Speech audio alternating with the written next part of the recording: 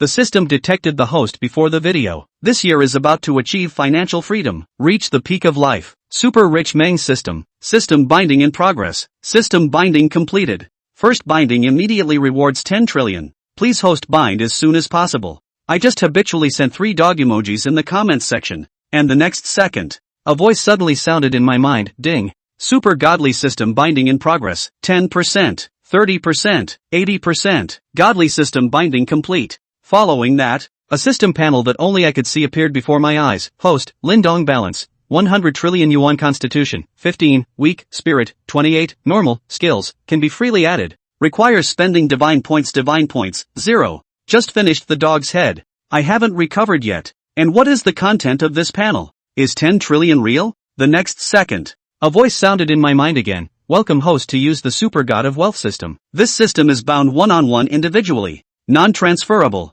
and once the host dies, the system disappears. The host balance has been linked to major banks in the world, allowing direct fingerprint, face recognition, or iris scan payments. Gameplay, after the host spends 1 billion, they will receive a godly rich point. Godly rich points can be used to improve physique, enhance comprehension, add skills, and increase skill levels. Rule, the system has only one rule. The host is not allowed to bargain for anything. Beggars who bargain do not deserve to own this system. I am still thinking about the authenticity of the so-called super godly system. And the door of the medical room where I am located was opened. A beautiful woman in her 30s, wearing a white medical uniform, walked in. She is the doctor of the school's medical room, named Chen Xian. Seeing that I woke up, she said, "This student, you can leave when you wake up. Remember to eat more blood-nourishing and qi-nourishing things after you go back. Your body is very weak. It's not good to continue like this. Be more open-minded in everything. Don't get angry easily." "Thank you, Dr. Chen.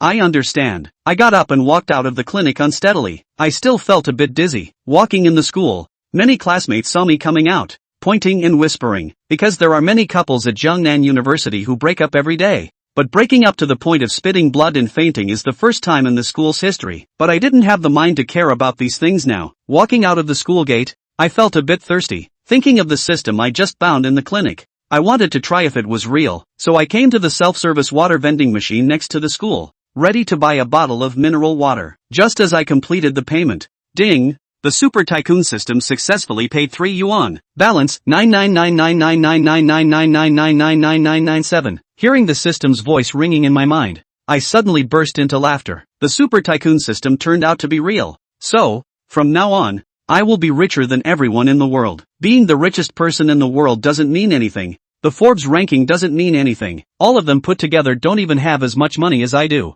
I never expected that just by moving my fingers and sending a dog head emoji, I have already achieved financial freedom in life. From now on, I will change my way of living. The first 20 years were too stifling. In the next few decades, I want to live brilliantly, live freely, and all those who look down on me will be severely slapped in the face by me. After calming down, my stomach suddenly felt a little hungry. I opened the Gouda Maps app on my phone and navigated directly to the most expensive hotel near the school, ready to go and enjoy myself. Not long after, I arrived at the entrance of the hotel. This is the most luxurious and expensive hotel in Jiangnan province. When I passed by with my ex-girlfriend Jiang Shan before, she once said she dreamed of having a meal inside. I never thought that her dream would actually come true in my reality. I just walked in, and a tall and fair-skinned waitress came towards me. She had a professional smile on her face and asked me, "Sir, may I help you with something?" "I'm here to eat. What else would I be doing here?" With the support of the system, I didn't need to be as timid as before. "How many people are in your party,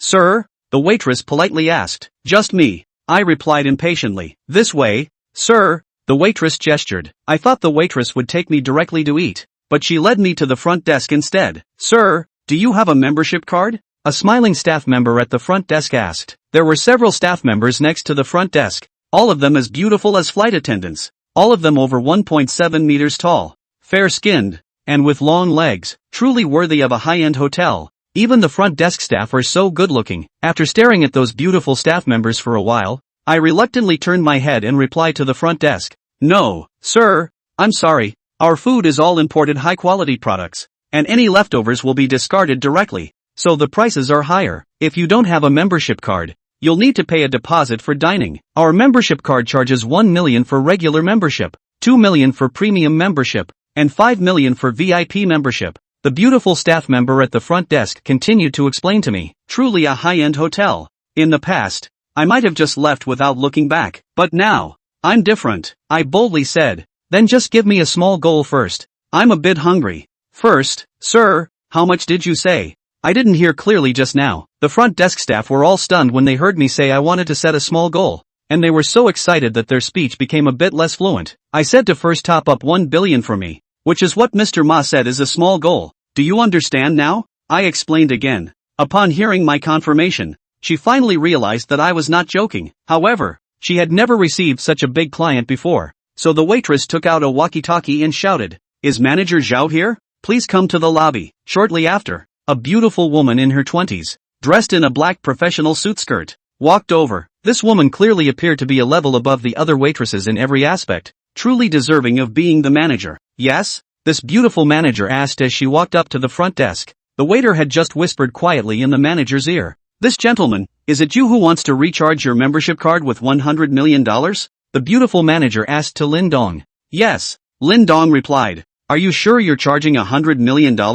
"Yes, sir." "Then may I ask which bank you are paying with?" the beautiful manager asked as she started to operate the computer at the front desk with her hand. "Both." "What about payment?" "Fingerprints." "Okay, sir, please check that the number is correct, then tap OK and put your finger on it." The beautiful manager turned the computer to Lin Dong and showed him the amount number. Lin Dong looked at it, and it was indeed $100 million, then tapped his finger to make sure, then put his finger on the place where he swiped his fingerprint. 3 seconds later, a mechanical voice rang out from the front desk. "Transfer successful." The transfer amount of $100 million was successfully received. This instant, the 6 or 7 tall waitresses at the front desk, everyone including that manager, all sucked in a breath of cool air. The eyes that looked at Lin Dong directly changed from the disdain that he had just shown to one that was full of adoration. It was as if he couldn't wait to eat Lin Dong. Chapter 3 Zhao Xian. Zhao Xian in this 8-star hotel as a lobby manager to do more than 3 years. Rich people have seen a lot, worth billions of tens of billions of dollars have also seen a lot. After all, can go in and out of here are a small price of people.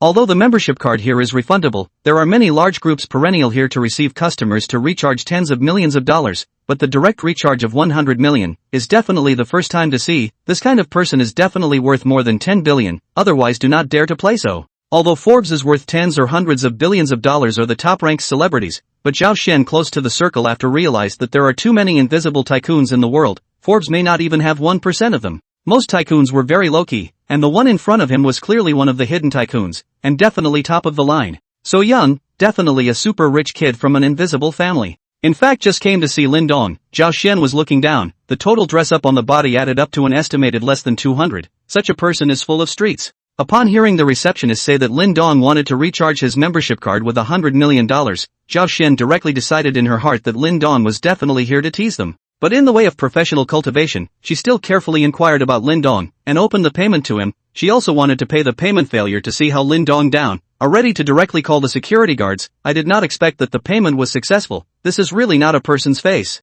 Zhao Xian, who had already been in contact with the upper class, was yearning for that level and dreamed of stepping into that circle. Although many tycoons had given her hints, Zhao Xian was actually not too keen on those fat-headed tycoons. Most of the other party just wanted to get her body, and according to her understanding, those who had given her hints, none of them were really rich, they were all half-assed pseudo-tycoons. What she hoped for was to gain the favor of those true nobles, who were basically very low-key, and this young man in front of her was clearly the king of them, spending 100 million to recharge his meal card without blinking an eye. This man fits her criteria, young, rich, low profile. She decides that she must lean on this tree. This is her best chance to change her destiny. She must not miss it. She has absolute confidence in her own conditions. And the front desk clerk who had just called the manager over the intercom was now gutted. If she handled it directly for Lin Dong, then the business volume would be hers, but after calling the manager here, she would only be able to have some soup. Zhao Xian turned back to Lin Dong and said, "Sir, please show your ID card and I will apply for your membership card." Lin Dong handed Zhao Xian his ID card. He had actually seen the other man's perfidy. What kind of membership card is it if you don't even ask for your ID card? The fact that he only asked for ID after the transfer was successful is obviously because he didn't believe he was really going to top up $100 million. However, Lin Dong did not care. He had received a lot of blank stares in the past 20 years, and the other party was still polite. If he were in other places, he would probably have been thrown out by the security guards. I'm a student from the nearby Jiangnan University. From today onwards, I'll eat here 3 times a day. Prepare the best ingredients for me according to the standard of breakfast, lunch and dinner. If I have something to do and don't come then I'll just pour it out, and still continue to prepare the next meal. Lin Dong's words had just finished. The people present were again shocked. If the best ingredients were used for 3 meals a day here, even a person's share of daily meals was estimated to cost hundreds of thousands of dollars. If you don't show up, you just dump it? This is too trenchant. This is no longer a word that can be described by the word tycoon. This is simply a godly tycoon. And the other party is still a student of Jiangnan University, so young and so luxurious. This is the legendary top high-flying handsome. All of them looked at Lin Dong with stars in their eyes. All of them wanted to lean on the big tree of Lin Dong. Even if they sacrificed a little bit, it was completely fine. They didn't have the luxury of being able to marry such a top gentry, but as long as they could get a little involved with each other, it would be beneficial.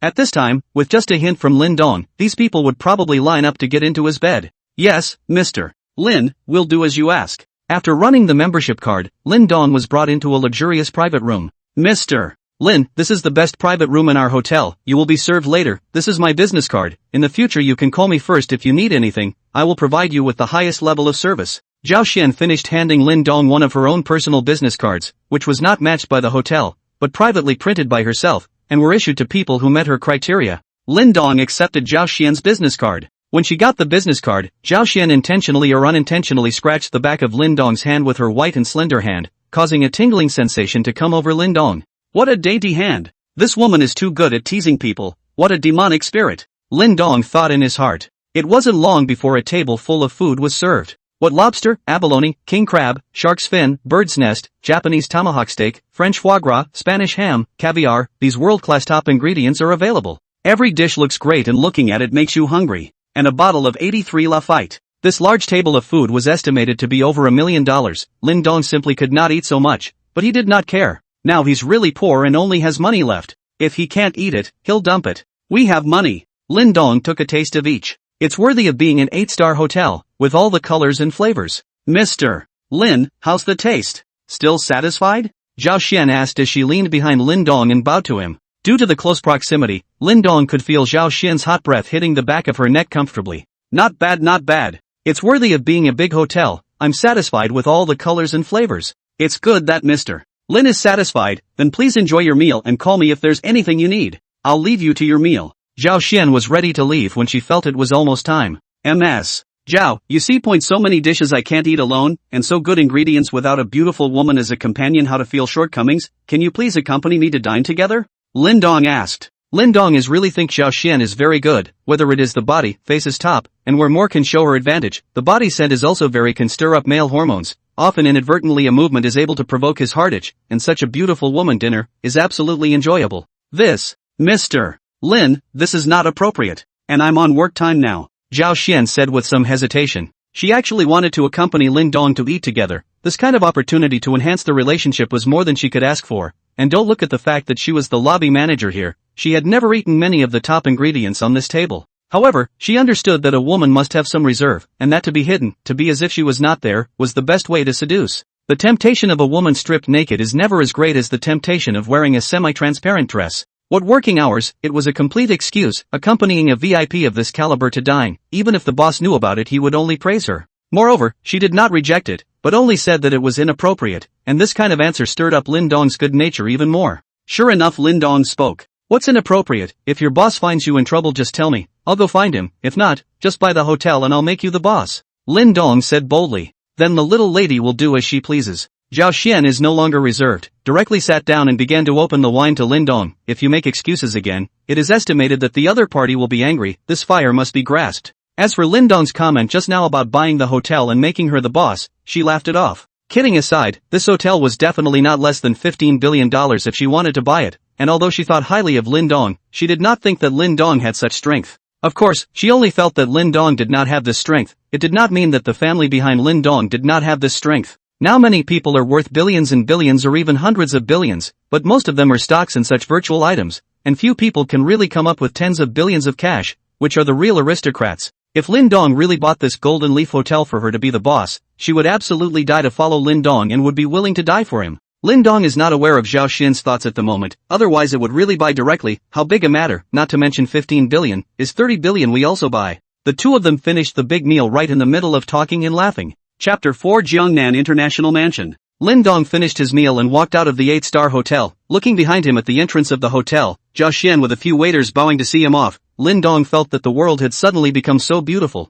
What is Jiangshan? If I wanted to, I could form a harem of 3,000 beauties. What's next? Buy a house, of course. School dormitory. Lin Dong has long not wanted to live. 4 people a dormitory, now only 2 people live. The other 2 have made a girlfriend outside to rent a room to go. And this remaining one I hear is also hitting it off with his girlfriend and plans to move out. Lin Dong had originally thought about renting a room outside to live with Jiang Shan, but Jiang Shan was dead set against it. When he thought that Jiang Shan had slept with Huang Junlang only a few days ago, Lin Dong's heart twinged. Grass, I should have known that I should have used force in the first place, but now it's good, it's cheap for that brat Huang Junlang. Lin Dong cursed in his heart. At this time, Lin Dong's shabby second-hand cell phone rang. Lin Dong picked it up and looked at the caller. It was his roommate Lu Peng calling. Although he's now moved out to live with his girlfriend without shame, after all, they used to live together for over a year and were still on good terms. And the school's accommodation fee is tied to the tuition fee. Even if you don't live in the school, the accommodation fee is still paid, so there is no one else to live in, and they occasionally return to the dormitory, and a few of them jack a few games.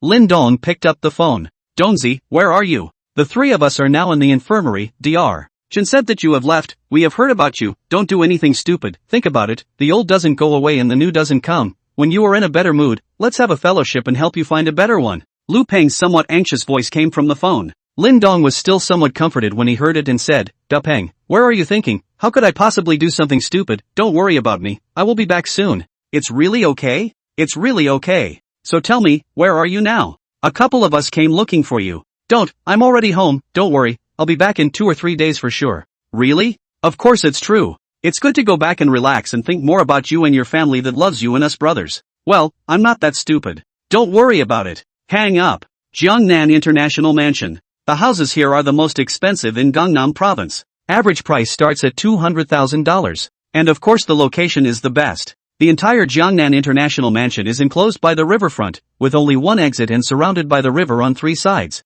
The scenery is beyond words. There are only 6 houses here, each with 38 floors, and the smallest units are more than 200 square feet, while the largest has more than 1,000 square feet. This is where the real rich and famous gather. The parking lot is littered with luxury cars, and cars under $1 million are embarrassed to drive in. Lin Dong arrived at the sales office of Jiangnan International Mansion. Entering the lobby of the sales office, it appeared to be somewhat empty, with only 5 or 6 sales ladies sitting in 2s and 3s chatting together, and after seeing Lin Dong come in, surprisingly none of them were willing to come. Jiangnan International Mansion has been open for 3 years, but the house has not been sold out. It is too expensive. Moving a set of small units are tens of millions of dollars. Not anyone can afford to buy. Just opened when the buyers and lookers are still quite a lot of people. 2 years down to be able to afford to buy, cannot afford to buy or cannot afford to buy. So those staff members at the sales office that just opened have basically left, and a lot of the ladies selling properties are leaving with millions. After all, a set of houses tens of millions of hundreds of millions of dollars. The light commission can earn a pot full of money. That time the commission is only 0.02%, and now recruited commission have risen to 100%, but it is difficult to sell 2 sets a year down. A lot of people hang out here for the bailout. After seeing Lin Dong come in, one look at Lin Dong's dress showed that he was not a home buyer, so everyone continued to talk to each other and did not pay attention to Lin Dong at all. Lin Dong was also a little embarrassed at this time. The people who were chatting obviously did not want to take care of him, and there was not even a person at the front desk, so if he wanted to ask, he did not know who to ask. However, after Lin Dong had stood for 2 to 3 minutes, a young woman of about 26 or 27 years old walked out from the sales office's restroom. Cui Jia is just last month into the Jiangnan International Mansion to sell the house, or her uncle entrusted someone to spend $10,000 to send gifts to come in. She was from a small place and had thought that entering such a high-class place to sell her house would surely earn her a lot of money, but she didn't realize that after coming for more than a month, she hadn't even received a single customer. More than a month to come to see a total of housepeople 2 hands can be counted over. A door these old employees will rush to receive. There is no opportunity for her, and she came to more than a month. The entire Jiangnan International Mansion did not sell a suite. Just after coming out of the restroom today she saw a young man about his age standing in the lobby, and the older employees didn't seem to be there to greet him, so she walked over to him. Sir, may I ask if you are here to see the house? Cui Jia asked as she walked up to Lin Dong. Yes, Lin Dong replied. Cui Jia's heart rejoiced that she finally had the opportunity to show her guests the house. And what type of home are you looking at, sir? What are some of the floor plans you have here? Cui Jia then crackled and introduced a whole lot to Lin Dong. There weren't really many remaining rooms here, so there weren't many choices supplied to Lin Dong. In the end, Lin Dong chose a 500 square foot large flat on the 22nd floor of the 3rd building. Trisha picked up the keys at the front desk and the 2 of them went to look at the house. No sooner had the 2 men left than the halls erupted in discussion. Just him, still come to see the house? Look at what he's wearing, our ground floor goods. At a glance he's a beggar. Does he know what this place is? That's right, 1 square meter is enough for him to struggle for the rest of his life. Only a novice like Trigga would take him to see it. Isn't it a waste of time? He's probably from the countryside and doesn't know the prices here. And when he does he'll still be scared less. Haha. Yeah, let's see him laugh when he picks. 2 hours later, Lin Dong and Cui Jia returned to the sales hall. The two of them sat on chairs at the edge of the hall and Cui Jia made a cup of tea for Lin Dong. Mr. Lin, are you still satisfied with what you see? Cui Jia asked as she sat across from Lin Dong. Not particularly happy with it, the location of building 3 is not particularly good. Are there any rooms left in building 1? Lin Dong thinks that the location of the first building is the best. Since we want to buy it, we are not poor, we definitely want to buy the best. Mr. Lin, wait a moment, I'll make an inquiry for you. Cui Jia picked up the tablet in her hand and began to inquire for Lin Dong. Mr. Lin, building 1 has only one remaining room because of its better location. This remaining room is on the topmost floor. It is a set of large duplex large flat, occupying the 37th and 38th floors of building 1. It is the king of building 1, with a total area of 1,300 square feet, and it is a bit on the pricey side, so I still don't recommend that you choose this place. Oh, can we go take a look? Lin Dong did not even ask about the price and directly wanted to see the house. It's okay, but that's fine, go check it out first. Lin Dong interrupted. Cui Jia thought about it but returned, okay, Mr. Lin, wait a moment, I'll get the key. When Cui Jia came back with the keys, and the two were about to go to see the room, an old employee in her 30s, who was not far away and had a great deal of charm, spoke up. Jia, you guys are going to see the king of building 1? She was close enough to just hear the two talking. Yes, Sister Lu. Sha Jia, not Sister Lu, said you. The house here is not just anyone can look at it, not to mention the king of the first floor. The inside is designed by foreign masters. In case of damage, who can afford to pay for it? Sister Lu, I'll be careful. Sha Jia, you just came here, you don't understand the depths of this business. You must have good eyesight to be in our line of work. Look at him, does he look like someone who can afford to buy a room here? This Sister Lu unapologetically pointed at Lin Dong and said, Sister Lu, I believe Mr. Lin is not that kind of person. Alas, since you don't listen to Sister Lu when she speaks, then let it be. But when you come out, make sure to wipe the floor clean and not leave a single footprint. Got it? Got it, Sister Lu. After Cui Jia finished speaking, she led Lin Dong straight to the king of the building on the top floor of building 1. Chapter 5, King of Building 1. As soon as he entered the door, Lin Dong was shocked. Worthy of being the king of the building, the decoration was luxurious to the extreme. Lin Dong walked to the 3-meter-high, more than 10-meter-long floor-to-ceiling window. Looking at the scenery in front of him,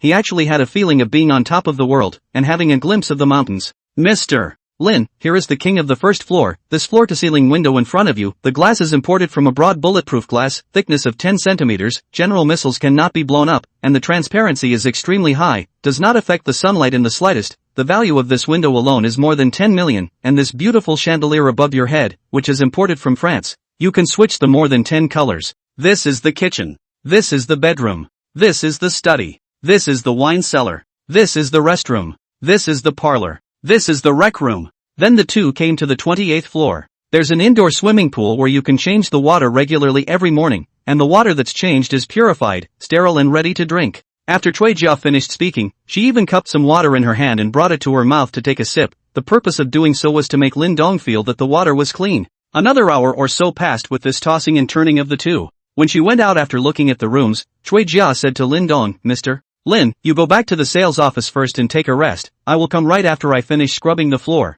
Then Trisha took a towel and prepared to wipe the floor. No need to rub it in. I'll take the house. Cui Jia's hands shivered when she heard Lin Dong's words. Mr. Lin, what did you just say? I said no need to rub it in. I'll take the house. Really? Of course. Lin Dong replied affirmatively. Thank you, Mr. Lin, then we'll go do the formalities right now? Cui Jia asked excitedly. Good. The two went back to the sales office. All the way there Trisha felt a little surreal. It was surprising that Lin Dong really wanted to buy this house. Just now she calculated, the total price of this house is $398 million. The commission she can get is $3,988 million. She grew up so big, she has never seen so much money. This money she can buy 10 sets of houses in her family's small county. In fact, this is also Cui Jia, such a small place to come and is new to the industry, will be Lin Dong's words convinced. If other people will not believe that Lin Dong will buy this house, looks like a beggar, like the existence of 400 million to buy a house? They don't believe it. Of course they won't bring Lin Dong to see it. Back at the sales office, Trisha was busy preparing the contract and calling the manager, who arrived again with the finances. By the time all the handovers were completed, it was already evening, but the employees at the sales office were the ones who hadn't left,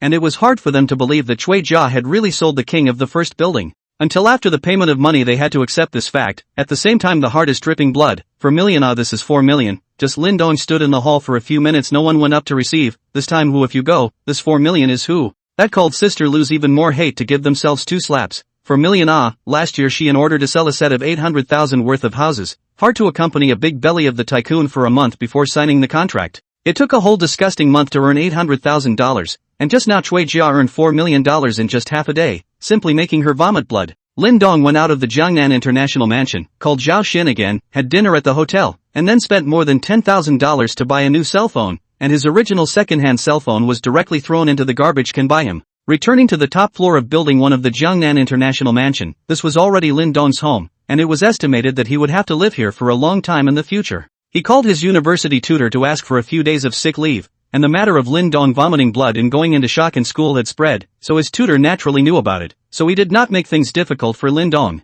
Lin Dong didn't want to go to school for the past 2 days either, and there would definitely be a lot of people laughing at him when he returned to school. When I go to buy a luxury car tomorrow, I will drive straight back to school and see who dares to laugh at me. You Jiangshan for a 10,000 yuan bag to give up our 3 years of affection, when I drove hundreds of millions of cars back to school, to see if you after the regret, grass. Lying on the imported leather sofa, Lin Dong felt that the rich man's stay was too comfortable. Lin Dong looked at the panel in front of him. Host, Lin Dong. Balance, $999999501986412. Physical fitness, 15, weak, plus. Spirit, 28, common, plus. Skills, can be added freely, need to consume Godhawk points plus. Shenandoah points, 4. Physique, spirit, and skills all had an extra plus sign after them, and there were already 4 godly points. Without hesitation, Lin Dong added all 4 divine hero points to his physique. It went from 15 to 19 on the physique column. In an instant, Lin Dong felt his body warming up, and the weakness and powerlessness that was originally caused by malnutrition over the years, surprisingly, he clearly felt that he was starting to get better. I feel stronger all over, and when I look at my body, I see that I've actually gotten stronger. It actually works like that? If you spend dozens of divine magnificence points on physique, wouldn't it be even better than the Olympic champion? Linden felt that life was brilliant. Taking out his cell phone, he opened WeChat and had 2 friends added. One is Zhao Xian. One is Trisha. Linden agreed to both. Not long after, Zhao Xian sent a message. Brother Linden, asleep? Not yet. Something wrong with Sister Xian? Can I text you if I'm not doing anything? How can? Not. Sister Xian sent a message looking for me. I couldn't be happier. Brother Lin Dong has such a sweet mouth. I'm off this Sunday. Is Brother Lin Dong free? I want to ask Brother Lin Dong to go swimming together. After Lin Dong read the message, the image of Zhao Xian wearing a bikini appeared in his mind, and his body tingled. Grass, this is naked seduction. How do you resist the temptation of this white-skinned, long-legged sister? In the end, Lin Dong realized that it was impossible to resist. So it came back with a message. Free, Sister Xian has an appointment, how could she not be free? Then we have a deal, I'll see you on Sunday. Okay, Sister Xian. Good night, Brother Linden. Good night, Sister Xian. Lin Dong was surprisingly somewhat looking forward to Sunday coming soon. Played WeChat for a while again, feeling not much fun. His circle was originally small. WeChat friends are basically some of the relationship over the classmates. Junior high school, college, a few classmates group is quite lively, but Lin Dong seldom bubble in the group, and then there are some of the relatives of the family. There were just a few roommates who sent messages of concern. Lin Dong's parents left in an accident when he was less than 10 years old, and he stayed with his second uncle until high school. In the beginning, in order to fight for his custody, 2 uncles and an uncle that is to grab a lot, that period of time his 2 uncles and 2 aunts to him so good. Lin Dong also thought that even if his parents are not in the past, follow his 2 uncles also have a good life, so finally chose his 2 uncles. As a result, after the custody arrived, Lin Dong had a hard time, no less beaten and scolded, and even ate the leftovers of other people's food, resulting in his body has always been malnourished. He realized after he got it that it wasn't his custody they were fighting over in the first place, but his parents' nearly $2 million in compensation. From the age of 16 in high school, but also did not give a penny to Lin Dong, if not his sister-in-law and great aunt to help, it is estimated that have dropped out of school. Originally, the original agreement that nearly $2 million of compensation to Lin Dong 18 years old to be handed over to him, but up to now he did not see a dime. His sister-in-law, great aunt and uncle have been looking for his second uncle and aunt for this matter, but what can be done? The money is in other people's hands, and the second aunt directly said that the money in these years all spent on Lin Dong. Lin Dong silently estimated, in the second uncle's family over the years may not have spent more than $5,000 on him, basically some necessary tuition fees for junior high school and 1 or 2 sets of floor clothes every year. Thinking about this, Lin Dong felt that this life was a real ing haystack. Chapter 6, Gifts. Leaving the WeChat interface, Lin Dong opened the Jitterbug app. When he's not doing anything, Lin Dong likes to brush his jitterbugs. Seeing that the anchor he was following, Shuiwei, was broadcasting live, Lin Dong clicked in. This Shuiwei is an anchor that Lin Dong has been following on Jitterbug for a long time, and has been following her for more than a year since she first started broadcasting. Lin Dong counted as one of her first fans, starting with a few followers until now she had 50,000 followers. The live stream has also gone from a few people, a dozen people, all the way up to 200 or 300 people now. However, Lin Dong had never swiped a gift for her, he just liked to listen to her voice and her songs. In fact, with Shuiwei's conditions can do better, but she plays live only sound, not show her face. Such a live broadcast in the Jitterbug is very difficult to catch the big brother. After all, how many people are specialized in listening to the song? Most of them come to see the girls. So despite having a great voice and singing well, she's still just a small, unimpressive anchor. During this period of time, because of Zhang Shan's matter, Lin Dong had not entered Shuiwei's live room for almost a month. As soon as he entered the live broadcast room, Lin Dong heard his familiar voice singing a song called Infatuation is Absolute. To give you the kind of heartbreak you'll never understand. And why should I force myself to fall in love with everything about you? You pushed back hard again, my defenses, and closed the door tightly to count my tears in silence. When Lin Dong heard this song, his eyes instantly became moist.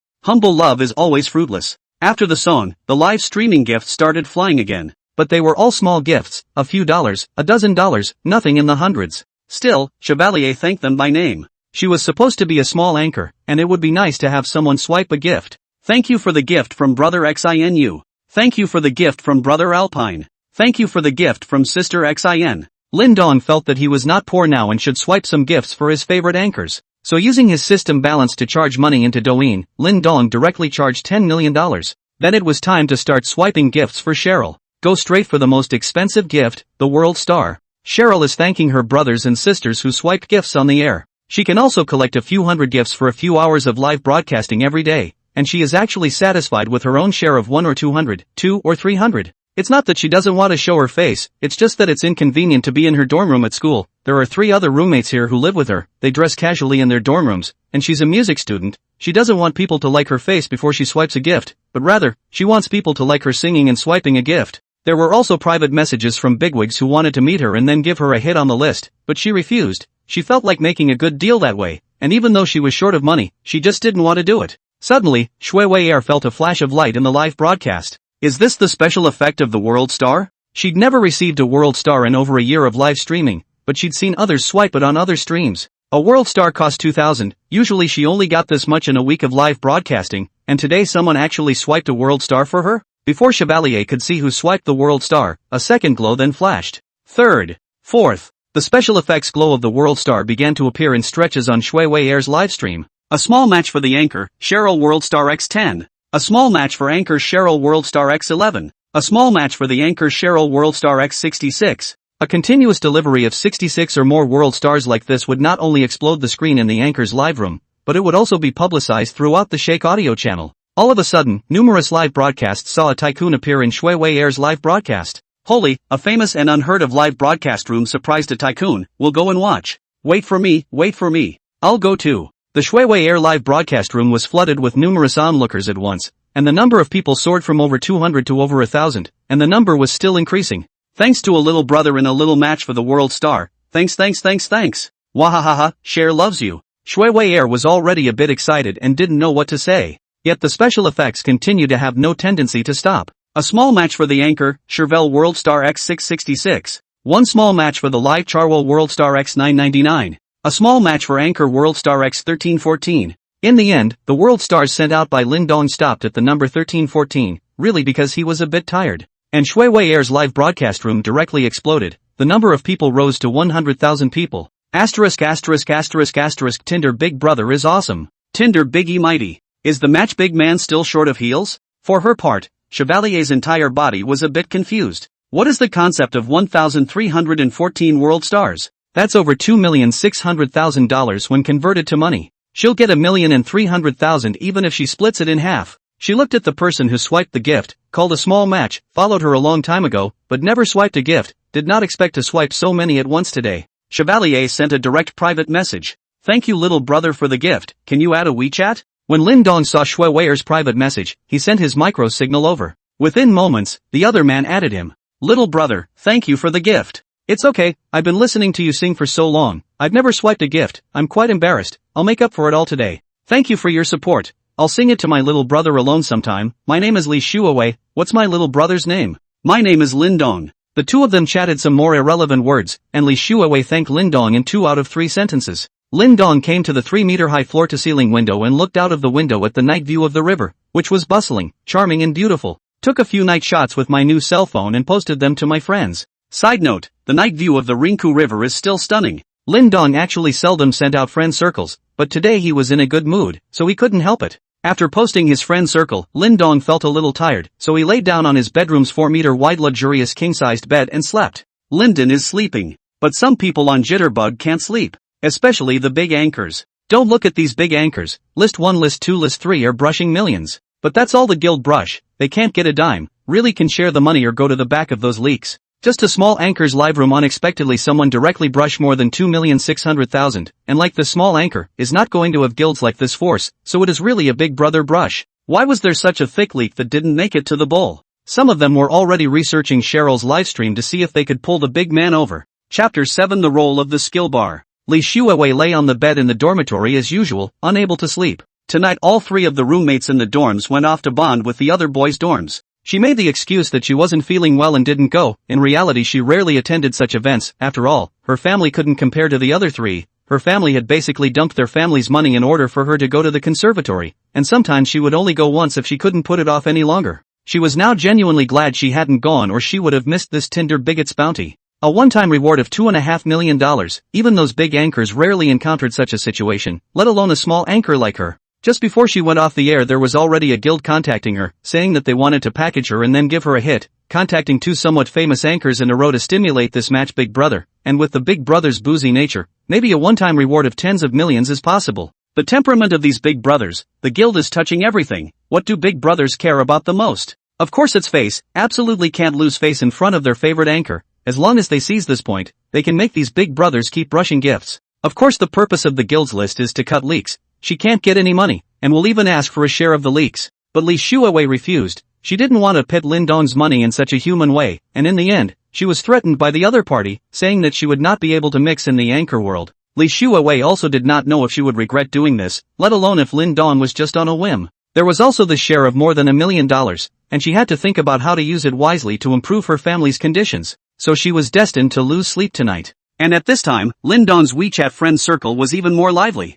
The comments on the Linjiang night scene that Lindong had posted had already reached hundreds of comments. It's really because he took this shot from such a great angle that basically at a glance, he could tell that it was taken in a house above the 30th floor of the Jiangnan International Mansion. Jiangnan International Mansion, what place? The most expensive property in the entire Jiangnan province, a square meter of 200,000 to start, any set of small homes are 50 million bottom. Linden actually posted pictures taken here. Comment 1, Linden, where did you steal that picture? It's a nice angle. Comment 2, Donzi, are you working part-time as a bellhop here? Can you introduce me here, maybe I can make friends with the landlords here? Comment 3, Donzi, have you been adopted by a rich woman here? Is there still a way out? Dude doesn't want to make an effort. The comments said everything, but just no one said if it was Linden who bought a house here. The next day when Lindong woke up it was already 3 o'clock in the morning. Getting up and washing up, then walking to the window and looking at the scenery of the neighboring river, Lindong still felt like he was dreaming. What are you doing today? Right, going car shopping.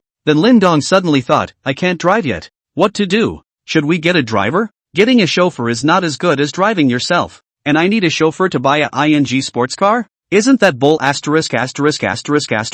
Signing up for lessons now will take at least a month or so. Lindong felt that he simply could not wait for more than a month. Then Lindong thought as if there was a skill bar in the system where skills could be added freely. So Lindong opened the panel. There's another God's whole point, and last night I charged $10 million on Douyin, which adds up to more than $500 million, so another God's whole point has gone up. Linden tapped the plus sign behind the skill point and then entered automobile driving. Immediately after that the system starts to load. A few seconds passed. Lindong felt that there was suddenly a lot more knowledge in his head, all of which was about automobile driving. Which is the brake? Which is the throttle? Which is the clutch? How to get started? How to put it in gear? How to turn? How to back up? It feels like you've driven it yourself, and with clarity. Lindong was excited. This system is amazing too. Can't wait to have a car in front of him to try his hand at it now. Out of the international house, Lindong arrived at the Golden Leaf Hotel again. Just as he reached the door, Zhao Xin came out to greet him. Mr. Lin, breakfast is ready, please follow me.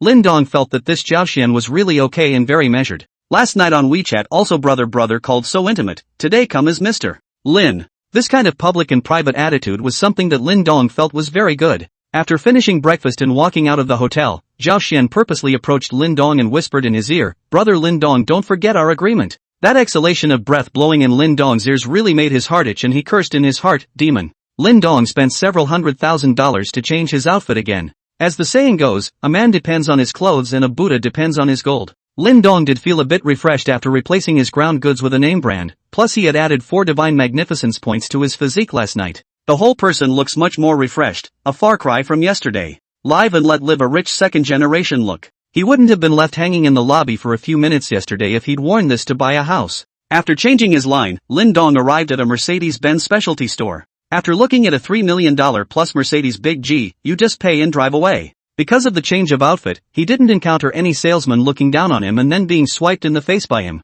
Driving the newly purchased Mercedes-Benz Big G, Lin Dong did not feel rusty at all, and immediately felt that the system was really powerful. Now there's another problem though, the car can be driven, but the driver's license isn't there yet. How do you get a driver's license? No one he knew seemed to have that kind of ability. Zhao Xian? Lin Dong felt that Zhao Xian should be able to do it. After all, as a lobby manager in an 8-star hotel, the people he knew should be more powerful. So he drove the car directly to the entrance of the Golden Leaf Hotel, and then he called Zhao Xian. "Brother Lin Dong, you miss your sister so soon?" Zhao Xian's magnetic voice came from the phone. "Sister Xian, I want to ask you for a favor." Lin Dong directly opened the door and said, "If there's anything you need from Sister Xian, just say it, and Sister Xian will never excuse herself if she can do it." "Then can Sister Xian come out for an interview?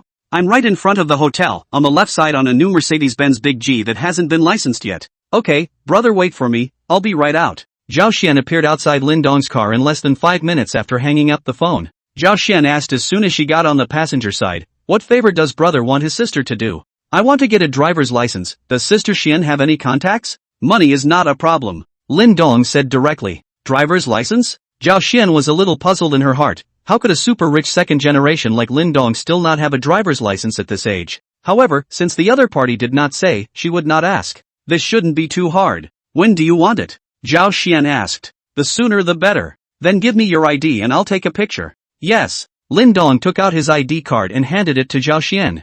Zhao Xian took it and then took a picture with her cell phone and sent it to someone else. Then dialed a phone number. "Hello? Sis, I sent you a photo ID. Ask my brother-in-law to get me a driver's license, the sooner the better." Okay, I got it, thanks sis, and thank your brother-in-law for me too." Zhao Xian hung up the phone and said to Lin Dong, "I can get it in the afternoon at the earliest." "Well, thanks Sister Xian, how much do you need? I'll transfer it to you." "What money or not, since you call me Sister Xian, then don't be so polite with me." "Alright then, is Sister Xian free? Accompany me to a place." Lin Dong was no longer polite. When your brother meets, you have to become available even if you're not. "Then Sister Xian, sit tight and let's go." Lin Dong started his car and left the Golden Leaf Hotel. Chapter 8, Delivery of the Car. Lin Dong brought Zhao Xian to a Porsche 4S store. As soon as the two entered, a pretty saleswoman greeted them. She watched as the two came down from a newly purchased Bentley Big G. Moreover, the clothes Lin Dong was wearing appeared to be a rich second generation. So very enthusiastically, he asked, "Sir, ma'am, may I ask if you're looking at a car?" "Right," Lin Dong replied. "And what model would you like to see, please? Is there a Porsche 911 in stock?" "Yes." "Then show us." "This way, sir." The beautiful saleswoman led the two to the Porsche 911. "Right now we have 2 other cars in stock, one red and one black. Which one would you like to see please sir?" Lin Dong casually swept a glance and said, "I want this red one, invoice me directly." "Ha?" The beautiful saleswoman was a bit baffled. Buying it directly before even looking at it? Simply trenchant. "Won't you look at it, sir? Didn't you look at it? It's this red one, it's quite nice." The beautiful sales in here for so long, the first time to see this kind of car buyers, just take a look at the exterior, do not even look at the interior directly invoice. "Then sir please follow me." Then he brought the two to the front desk and began to introduce the car's performance to Lin Dong. "Sir, this red Porsche 911 is the latest top-of-the-line sports car with a 6-cylinder, horizontally opposed, twin-turbocharged engine." Before he could finish his introduction, he was interrupted by Lin Dong. Alright, no need for an introduction, just directly report how much it costs." "May I ask what options you need?" "Go straight for the best." "Then please wait a moment while I do the math." 2 minutes later. "Sir, the total is 3,280,000. After paying the money the two sat on a couch in the lobby and waited for the staff to do the paperwork.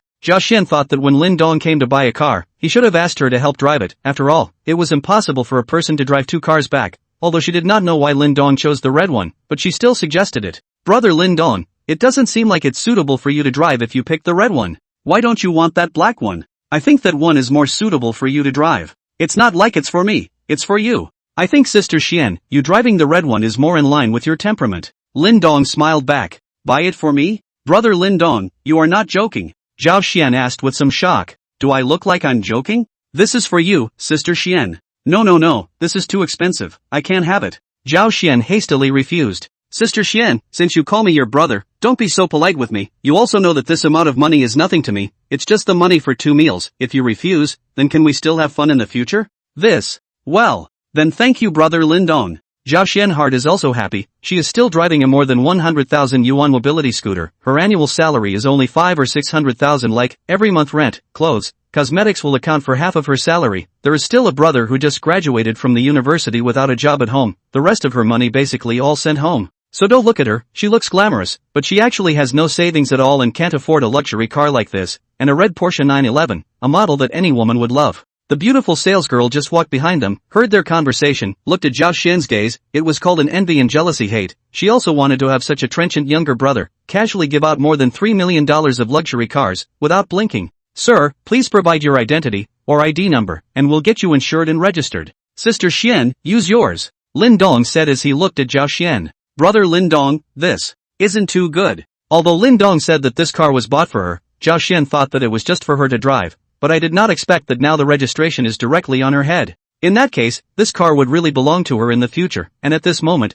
Zhao Xian was completely and somewhat dazed by this sudden egg. Didn't I just say it was for you? Did you think I was joking? That is fine. Brother Lin Dong, thank you so much. Zhao Xian still handed the ID card to the beautiful saleswoman. After about 10 minutes or so, the beautiful saleswoman came back over. Sir, the paperwork is done. Here are the keys as well as the information. You can take the car now. Sister Xian, take it. Go away. After Lin Dong finished speaking, he got up and left. Zhao Xian took the information and keys and went to drive. The two cars were traveling down the road one behind the other. Shortly after driving out, Lin Dong, who was walking in front, received a call from Zhao Xian. Brother Lin Dong, where are we going now? Dinner at a hotel, if now? I'm not really hungry yet, though. I'm not hungry either. Zhao Xian said. Then go sit at my house? Lin Dong asked. Yeah. The two of them arrived at the Jiangnan International Mansion together, and after parking their cars, they walked together towards the first building. Jiangnan International Mansion's big name, Zhao Xian, is naturally also heard,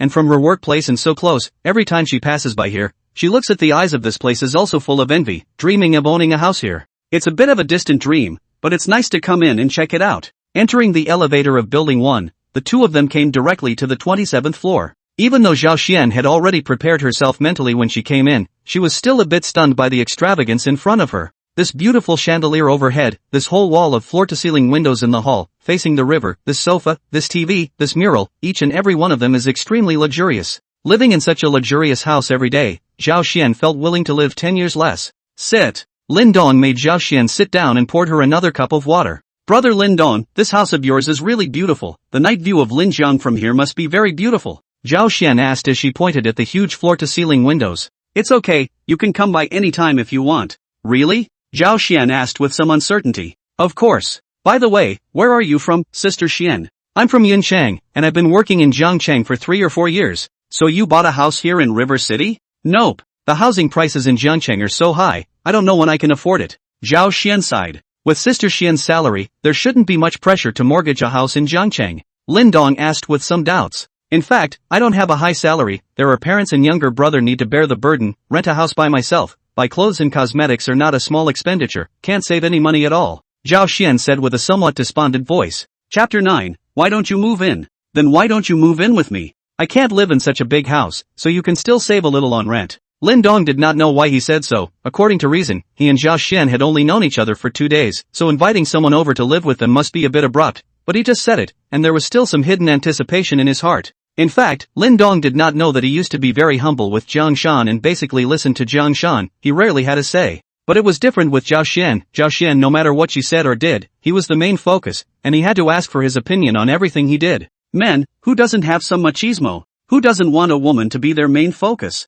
So Zhao Xian's way of doing things and talking instinctively let Lin Dong very comfortable, subconsciously like and Zhao Xian together. Is this good? Zhao Xian asked with some hesitation. Although she said this on her lips, she was excited in her heart. As long as she moved over, she would be considered to have hitched a ride on the big tree of Lindong. As for whether Lindong would do something out of the ordinary to her, she did not care at all and would even intentionally tempt Lindong. Women. Anyone can go through that day. Zhao Xian from childhood is a very thoughtful person. From high school to the university has been the school's school flower, chasing her a lot of people, including a number of school grass-level characters and some rich and powerful rich second generation, but all were rejected by her. That is to say, Zhao Xian has not been in love until now. She knows what she wants. If she only wants to find a mediocre man to spend her life in the future, she can fall in love and talk about 10 or 8 of them without any problem. But she didn't want to be like this. She wanted to realize her own value. She wanted to change her own destiny, change her family's destiny. For those who could realize the value of her life in the future, the difference between what others had used and what was original was completely the difference between heaven and earth. So she had not fallen in love, waiting for this day. Lindong was the goal to realize the value of her life. As long as she climbed the tree of Lindong, she did not need to climb to the top of the tree, but only to the first section of the branches was enough. She had also never thought of marrying a super rich second generation like Lindong. The family of such a person would find him a door-to-door marriage. She had put herself in the right place, and since she had decided to go down this path, she had never thought of getting married in her life. So when Lindong invited her to come over and live with him, she felt that the happiness had come too suddenly, somewhat making her unable to react. What's wrong with that? I can't live in such a big house anyway. It's good to have someone to talk to. Of course, if you have a boyfriend, just pretend I didn't say anything, so as not to cause unnecessary misunderstandings. Lindong Dao. No. Where do I have any boyfriend? In fact, I am not afraid of Lindong's younger brother laughing. I have never been in love since I grew up. I just think that this will not disturb you? Zhao Xian hurriedly said, fearing that Lindong would misunderstand. Never been in love? Impossible. Lindong thought in his heart, but said with his mouth. Don't bother, I'm a person who likes to have a good time. Living alone in such a big house seems a bit empty. If you don't come, I'll get 2 from school to come over and join in the fun. Since brother Lindong said so, I'll thank you, then I'll move over tomorrow? It's a deal. Do you need my help? No. I can do it myself, and besides I don't have much. Alright then. You can now take a tour, and by the way, see which room you want to stay in. Choose whatever you want on this floor. I'll stay on the upper floor. Of course, it's fine if you want to stay up there, Sister Xian, but remember to keep the door closed at night. Lindong said somewhat flirtatiously. Brother Lindong. I live down here, also left the door open for you. You can come in any time. Zhao Xian said with a slightly charming voice. Goblin, goblin. Lindong said in his heart. Sister Xian, didn't you want to ask me out for a swim? Anytime in the future. There's a pool right here upstairs. Great. Why don't we go now? Zhao Xian seduced. Ahem. Or forget it, some other time. Lindong felt that his speech was not Zhao Xian's opponent at all, and Zhao Xian's half-lying posture now, that charming attitude, this woman was simply born charming. Lindong felt that if he said it again, his own little brother was going to raise his head. Zhao Xian stood up, walked over to Lindong, bent down and blew a breath in his ear and said, then brother Lindong can ask me out anytime. Oh, I've already bought my swimsuit and I haven't had anyone to admire it yet. Lindong was so aroused by Zhao Xian that he really wanted to press this demon down on the ground, but he still restrained himself and stood up, saying, Sister Xian, feel free to take a look at. I'll go upstairs to get something, later we'll go back to the hotel. Lindong red-faced and found an excuse to go upstairs. He really couldn't take it anymore. He now felt that inviting Zhao Xian over to live with him was a complete mistake. If he was teased like this every day, who could stand it? This is not to kill him? Zhao Xian stayed where she was and laughed daintily as she thought Lindong was too cute. Moreover, she could be sure that Lindong was mostly a chick. A super rich second generation like Lindong was actually a chick? Who would dare to believe that? Does Lindong have problems in that area? It can't be. If that's the case, then what's my advantage? How can I climb up this tree? It won't. Zhao Xian could only comfort herself silently in her heart. If Lindong knew what Zhao Xian was thinking right now, he would probably directly put her on the spot. Actually suspecting that I have problems in that area? Simply too insulting. Brother, let you see what is called one night 9 times lang. Go up to the top floor. Come to the bedroom. Linden threw her on the big luxurious bed. He had come up here to avoid Zhao Xian. This woman was too good at teasing people. Lindong could not stand it a bit, but he was not offended at all. Take out your cell phone and open WeChat. I found out that the ones I posted yesterday of the night view of the Linjiang River had more than 100 comments. Lindong read a few of them, and they were basically all sarcastic. Just replied to a couple of the better connected ones, but didn't say they bought a house here. No one would believe me if they did. Returning to the chat interface, Lindong saw that several people had sent messages to him. Trisha sends good morning. There was another one sent by his cousin. This was his sister-in-law's eldest daughter, called Wangli, 2 years younger than him, attending her freshman year in another city. They were very close, all 3 years of high school, the first 2 at his sister-in-law's house and only his senior year at his great-aunt's house. Because the pressure of senior high school is relatively high, and his sister-in-law has a naughty little son, will affect his study, so he moved to live in his great-aunt's house. His great-aunt only has a daughter, 2 years older than Lin Dong, has now graduated and worked. Wang Li, brother Lin Dong, where did you take the picture? It's so beautiful. Lin Dong sent one back. Lin Dong, this Jiangqing shot, if you think you like it, when you come over to Jiangqing to play on vacation, brother will take you to see it. Soon the other party replied, really? Don't lie to me. Lin Dong, it's absolutely true. When has your brother Lin Dong ever lied to you? Wang Li, well then, it's a deal. I'll come over and look for you as soon as I'm on vacation. Linden, okay. Wang Li, brother Lin Dong, I'm now working as an anchor in Whale Live at Night. Remember to come and support me when you're not doing anything. Lin Dong, little girl, you still know how to broadcast live? Wang Li, brother Lin Dong, you're too low. The 4 of us in the dormitory are all playing live streaming. Not only is it fun, but we can also earn some living expenses. Lin Dong, then I'll come over tonight to check it out and add to your popularity. Wang Li, by the way, brother Lin Dong, are you still working part-time? I earned more than 3,000 last month from live streaming. My mom gave me another 15,000. I'll transfer 2,000 to you later. Take sister Jiang Shan to eat something delicious. Lin Dong was a little touched by what he saw. Although they rarely saw each other after moving away from his sister-in-law's house in their second year of high school, the feelings were still there. Lin Dong, no need, buy yourself more nice clothes to wear. When you come to Jiangqing on vacation, brother will give you a surprise. Wang Li, what surprise? Linden, confidential. Wang Li, nasty. Brother Lin Dong, I won't talk to you anymore. I'm going to class. Bye. Linden, bye. Not long after, Lin Dong saw Wang Li transfer 2,000 from WeChat. Lin Dong thought about it for a moment, but still took it. I'll give you 1,000 times 10,000 times more gifts when I swipe you tonight. Lin Dong felt that it was about time and went downstairs, throwing Zhao Xian a key. If we can't take it anymore, we can't live here anymore, can we? We'll buy another flat. We don't have much, but we have a lot of money. In his mind, the two people have not established a boyfriend-girlfriend relationship is not to mess around. We have to be a responsible man. Then the two were ready to go back to the Golden Leaf Hotel together. Chapter 10, Boss Yi. At this time, 33rd floor of the top floor of the Golden Leaf Hotel. Inside the chairman's office,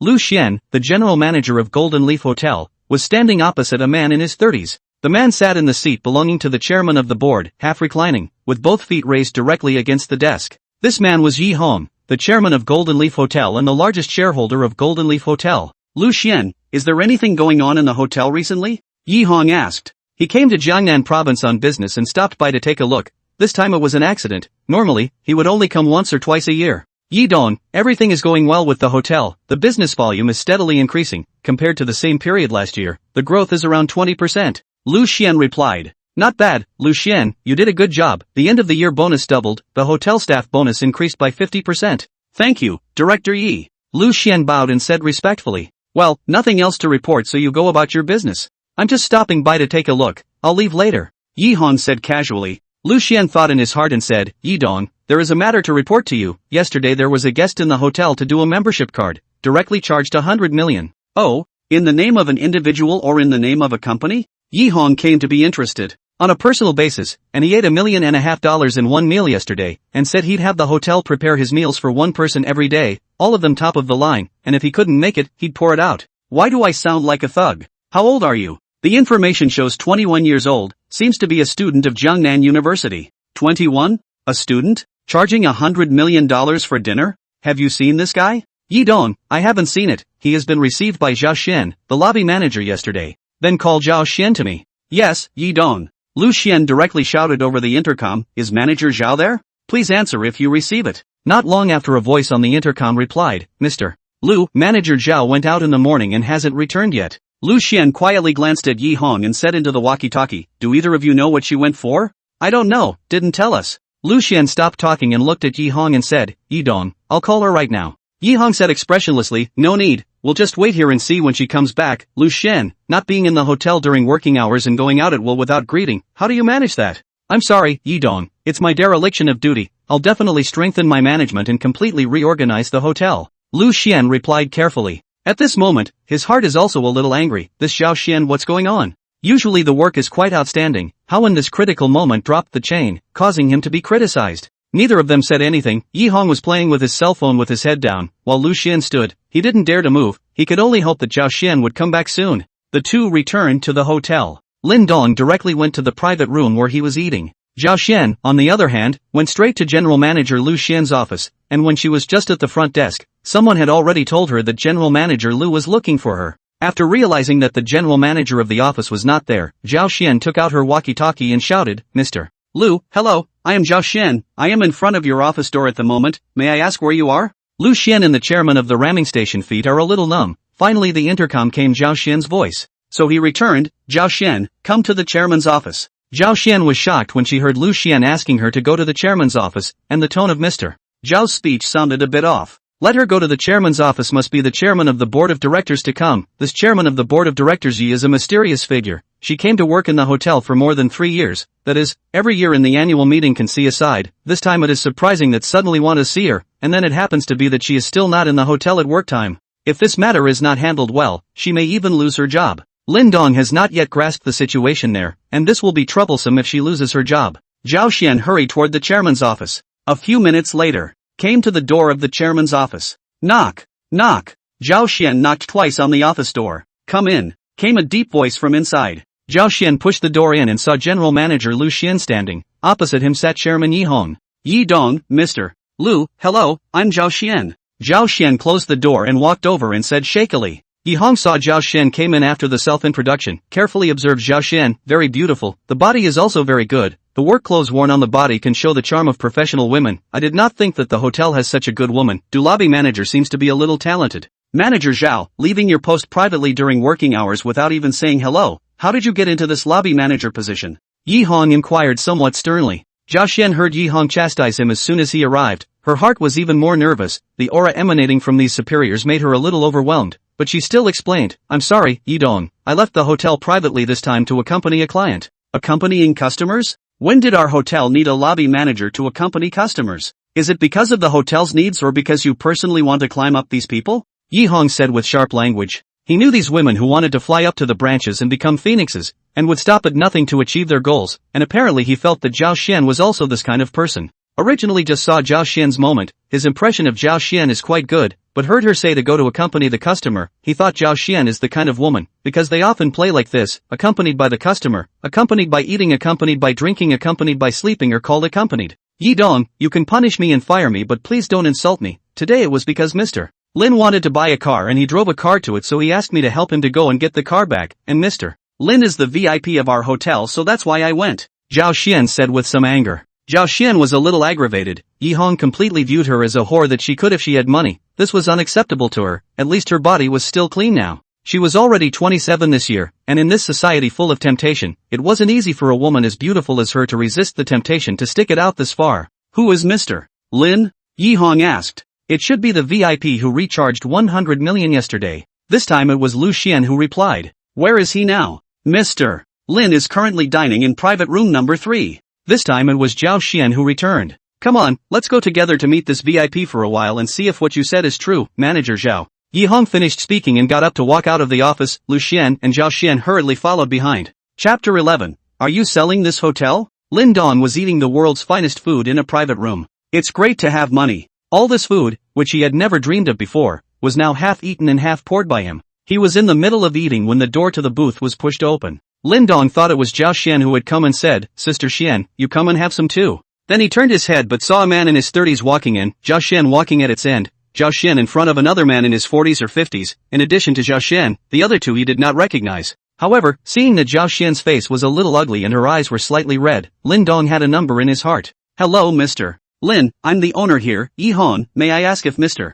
Lin is still satisfied with the ingredients and service here? If there are any needs, just ask and we will definitely satisfy Mr. Lin. Yi Hong came to Lin Dong and said politely. He was quite interested in Lin Dong, being able to take out $100 million to eat and drink, and being so young, he must be a rich second generation. There was no harm in getting to know him and making a friend. He was a businessman, more friends more ways. The Golden Leaf Hotel was only one of his industries. He also operated many other businesses at the same time, and in the future, he might be able to cooperate with Lin Dong, or the family behind Lin Dong. Hello Boss Yi, I'm still quite satisfied with this place. It's good to be satisfied. I heard that Mr. Lin is still a senior student at Jiangnan University? Really young and promising. Yi Hong said with some compliments. Yes, but young and talented even. I still know myself how many pounds I am. Mr. Lin is modest. Jiangnan University is one of the top 5 universities in the country. Those who can enter and study in it will all be elites in various industries in the future. This is my business card. If Mr. Lin needs me in any way, you can give me a call. Yi Hong handed a golden business card to Lin Dong. Boss Yi, I want to ask you something. Lin Dong said as he took the business card. Mr. Lin, please, are you selling this hotel? Ha? Yi Hong was a bit confused by the question. It wasn't just Yi Hong, Lu Xian and Zhao Xian behind him were also dumbfounded. Mr. Lin is joking. Yi Hong said with a smile. Do I look like I'm joking? If you sell this hotel, I will buy it. What's a joke about it? Lin Dong said in a serious manner. Does Mr. Lin know that this hotel cost over $10 billion just to build in the first place, not counting the land? Mr. Lin is sure you want to buy it? Sure. Name a price if you're selling, or forget it if you're not. Yi Hong stared at Lin Dong for a while. He felt a little unable to see through this kid who was more than 10 years younger than him. Charging $100 million to eat, drink and have fun was just a matter of course, and now he was directly asking him if the hotel was for sale? There are quite a few people who can take out a few $100 million in cash, but there are not many people who can take out tens of billions in cash, and even if the family behind Lin Dong had hundreds of billions in assets, they would not let him play like this.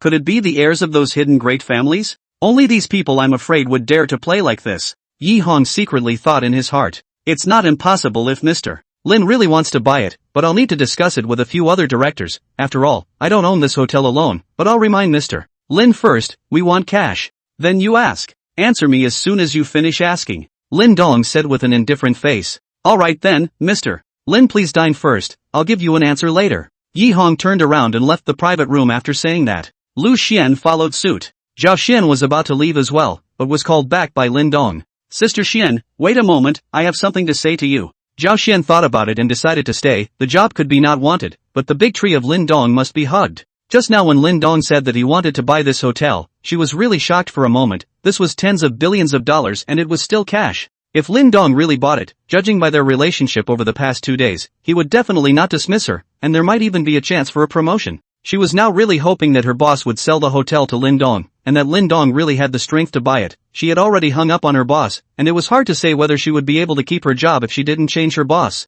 Yi Hong returned to the office, took out his cell phone and opened WeChat, sending a message in a small group of only 4 people. Brothers, someone wants to buy our Golden Leaf Hotel in Jiangcheng. Is it for sale? Soon a man named Chen Dongsheng responded. Chen Dongsheng, who is it? So luxurious. Yi Hong, a college student named Lin Dong is attending college in Jiangcheng. Liang Jia, college students? Old Ji, you're not being fooled. A college student can come up with tens of billions of dollars to buy our hotel? Chen Dongsheng, I feel the same way. Yi Hong, do I look like someone who can be fooled so easily? Li Bin, like. Yi Hong, I'm not joking with you guys, seriously, are you selling or not? Others are still waiting for me to write back. Chen Dongsheng, it depends on you, you are the biggest shareholder. Yi Hong, your shares add up to more than me. If I'm going to say sell and unite and say no, then I have no recourse. Liang Jia, he really wants to buy it? What's this guy's origin? Are you sure he has the strength? Yi Hong, shouldn't be wrong, only yesterday he filled up $100 million membership card in the hotel to eat and drink. Liang Jia, in that case it shouldn't be for fun. What do you guys think he is? So young to come up with so much cash. Chen Dongsheng, it's possible that it's the heirs of those hidden families. Li Bin, tell me, haven't you come into contact with those heirs? Li Bin, if he can really come up with tens of billions of cash to eat the Golden Leaf Hotel, basically can be sure that it is those people. They are all put out first to suffer and exercise, and after the time is up,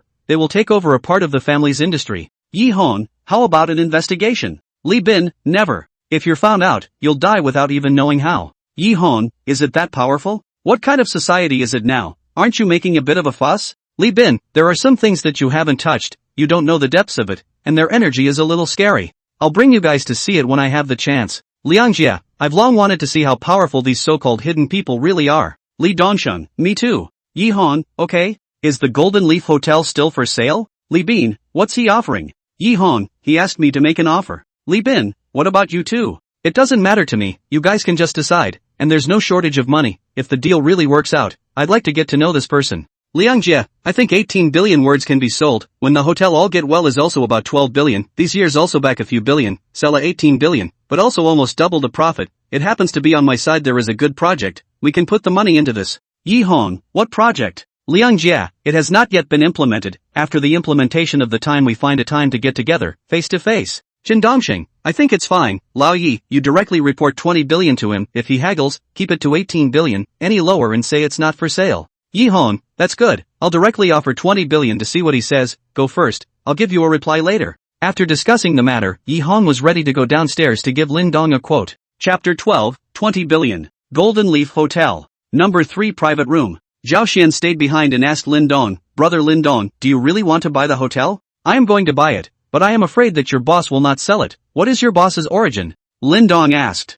I'm not sure. Yi Dong seldom comes to the hotel. In previous years it was the time of the annual meeting that he would show up. I heard that he has a lot of other companies, and the Golden Leaf Hotel is just one of his. So mysterious? That's probably a bit difficult. He shouldn't be that bad. Lin Dong said. That much? 20 to 30 billion dollars and that's all you're talking about? Is this the circle of the super rich? It's horrible. Zhao Xian was about to be numb. She had been working in this highest-class hotel in Jiangnan for 3 or 4 years, and with her own advantages, she had met a lot of customers and made a lot of friends, and several of them were worth billions of dollars and tens of billions of dollars, and she felt that she was about to get close to this circle. As a result, Lin Dong gave him a lesson in the past 2 days. It turned out that she was exposed to only the tip of the iceberg and the tip of the iceberg. In front of these real super rich people, maybe an interest, or a whim, tens of billions of dollars will be spent. Those so-called billionaires she knows who are worth billions of dollars, in front of Lin Dong and Yi Dong and these people, it is estimated that they cannot even be counted as a little brother, and the money that other people spend with a casual remark is several times your entire worth.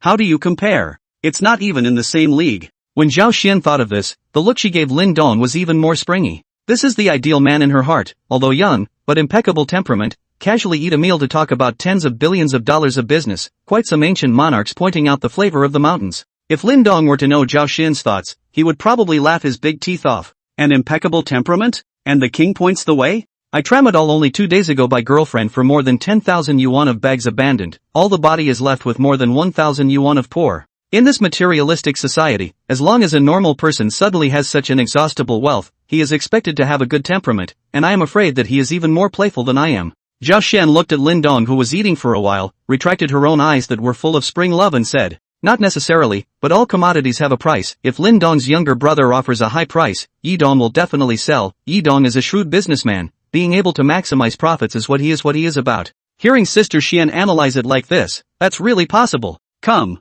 Sister Xian, don't stand, sit down and eat some. If this hotel is bought, let you manage it. Lin Dong said casually while eating. Zhao Xian heard Lin Dong's words. Her brain buzzed and shook, and she nearly fainted. What did Lin Dong just say? Buy this hotel and let her manage it? Make her the general manager? Don't look at her now as the lobby manager, and with the general manager is just one word difference, but the status and treatment is not a level at all, a difference of several grades. General Manager Lu Xian, but in addition to Yi Dong and several directors, in addition to the largest official, Yi Dong is not here. He is the emperor of the land. The annual salary plus bonuses is in the 10 million upwards. She is only how much money a year? Now Lin Dong was actually saying that he would buy the hotel and make her the general manager? Wouldn't that be a step up? Brother Lin Dong is joking with me, right? Zhao Xian said with some giddiness. What's the joke? How come everyone thinks I'm talking in jest? Didn't I say? If your boss gives you a hard time, I'll buy the hotel and make you the boss. And seeing as how your eyes were red when you just walked in the door, you must have been caught by your boss going out with me in the morning. When Zhao Xian heard this, her eyes instantly reddened again, and her tears began to flow uncontrollably, but this time it was different from just now. Just now it was aggrieved, now it was touched and happy. Brother Lin Dong, we've only known each other for 2 days. Why are you treating me so well? Giving me a car, letting me live in such a luxurious house for free, and now you even bought the hotel to promote me. Zhao Xian said with a slightly choked voice. Lin Dong turned his head as he heard Zhao Xian's voice was not right. Sister Xian, why are you crying? Just as Lin Dong was about to say something, the door of the private room was pushed open. Zhao Xian hastily adjusted her state and stood to the side. Yi Hong walked in, Lu Xian still following him. Just now, Lu Xian had followed Yi Hong to the door of the chairman's office, and now he was following him down. There is no way. Now is the moment to decide his fate. The hotel may be about to change the boss. The boss changed, he can still sit in the position of general manager? With Zhao Xian and this Lin Dong's relationship, it is estimated to be difficult enough. He is now in the position of the annual salary of 6 million, plus bonuses of 10 million or so, and Yi Dong long years are not in the hotel. Here is his world, covertly fishing for a little oil and water, and a few million. Such a good job nowhere to find? These years he used the power in his hands, not less subterfuge those who want to climb up the waitress, and even gave Zhao Xian several times hints, but were Zhao Xian ignored. If not, Zhao Xian workability is really strong, as early as to get rid of her. At this point he could only pray that this deal wouldn't go through, or else the good times would really be over. Lu Xian, you and manager Zhao go out for a while, I'll talk to Mr. Lin about something. Yi Hong said to Lu Xian, who followed him in after entering. Yes, Yi Dong. Yes, Yi Dong. Lu Xian and Zhao Xian replied at the same time. Then he left the booth. Mr. Lin, do you really want to buy this hotel? Yi Hong asked after sitting down.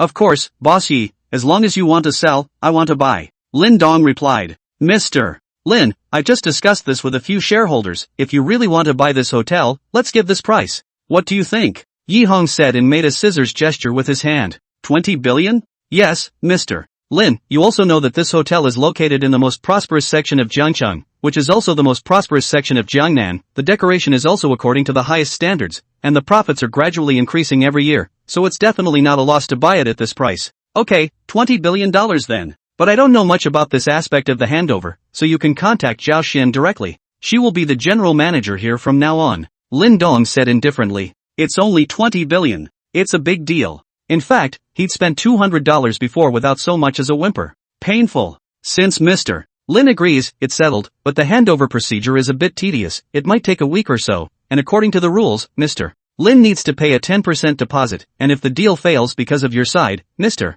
Lin, we won't refund the deposit. Yes. Yi Hong took out his cell phone and made a call. Soon a voice came on the phone. Hello, Yi Dong, I'm Zhou Wenhua. What are your instructions? The person who answered the phone was Wenhua Zhou, the finance director of the Golden Leaf Hotel. Director Zhou, come to the third private room. Yi Hong said into the phone. Okay, Yi Dong, wait a moment. I'll be right there. Zhou Wenhua said back. Chapter 13, you'll be in charge here from now on. 10 minutes later. There was a knock at the door. Come in. Lu Xian, you guys also come in together. Yi Hong said. The door to the private room opened and Zhou Wenhua, Lu Xian, and Zhao Xian entered the private room together. Let's announce one thing first, Mr. Lin and I have reached an intention. Golden Leaf Hotel will be transferred to Mr. Lin for $20 billion. Director Zhou is ready to receive the deposit and open a receipt. The transaction will be completed within a week. Yi Hong said as he looked at the three people. The three men, on the other hand, had different expressions when they heard the news. Zhou Wenhua face indifferent. He is an old man beside Yi Hong, not only is the financial director of the Golden Leaf Hotel, but also has a position in other places.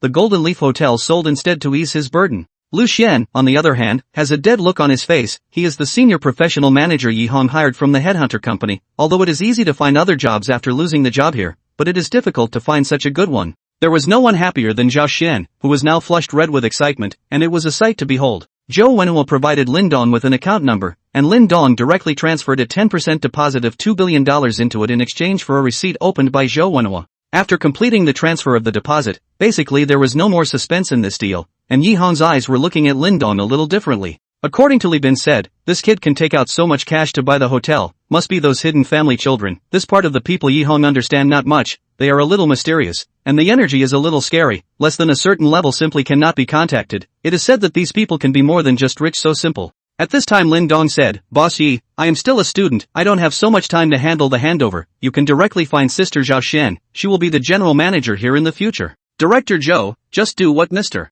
Lin said. Yi Hong said to Zhou Wenhua. Yes, Yi Dong. Then Yi Hong said to Lin Dong. Mr. Lin, the deal has been reached, then we are also considered friends. Calling Boss Yi is too formal. My name is Yi Hong, I'm a few years older than you, so I'll take advantage of you. How about calling me Brother Yi? Since Brother Yi said so, then you shouldn't address me as Mr. Lin, call me Elder Brother Lin. Ha ha. Good, Lin old brother is really a pain in the ass. In the future if you arrive in Lake City, be sure to contact Brother Yi me, or let me do a little landlord friendship. Brother Yi, don't worry, I will definitely look for you when I arrive in Lake City. Lin Dong said. When he thought of his sister-in-law's cousin Wan Li, wasn't she attending college in Lake City? In the future, there might really be something he needs to help. Then Brother Yi won't bother you. I have to rush back to Hucheng in the afternoon. Old Brother Lin, remember, when you arrive in Hucheng, be sure to look for me. Brother Yi, I've got 3 thin faces in Hucheng. Definitely. Yi Hong left, followed by Zhou Wenhua as well as Lu Xian. Zhao Xian, on the other hand, stayed behind, knowing that in the future she would have to serve the young, unlikable boss in front of her. Sister Xian, I will leave this hotel to you in the future. Lin Dong said to Zhao Xian, who stayed behind. Don't worry Lin Dong, I will definitely not fail your expectations and manage the hotel well. The office of the chairman of the Golden Leaf Hotel. Yi Hong and Lu Xian are inside. Lu Xian, the hotel is about to change its owner. If you want to continue to stay and work, I can talk to old brother Lin. Even if you can't be the general manager, it's still possible to be a department manager. Lu Xian heard Yi Hong even want to let him stay as department manager. He cannot afford to lose this person. And then again, the department manager and general manager status is extremely different, not to mention, the treatment is even more different, and hastened to say, Yi Dong, I don't want to work here when you leave, I want to follow you. Lu Xian, I don't have a suitable position for you here for the time being, so why don't I send you your annual salary for this year, and you can find another job.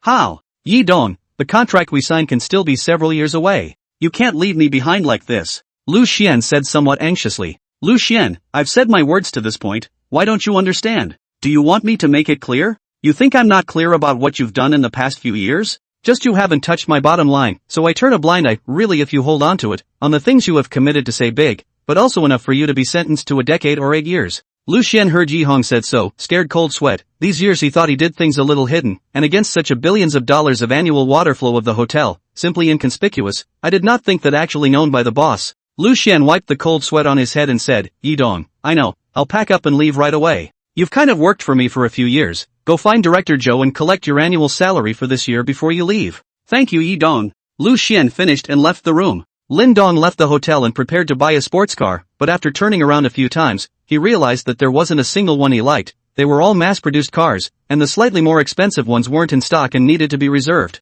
After buying a laptop and some changes of designer clothes, Lin Dong returned to the international mansion. Laying on the leather couch, he checked his system and had 20 more divine magnificence points. Host, Lin Dong. Balance, 99999978925989996.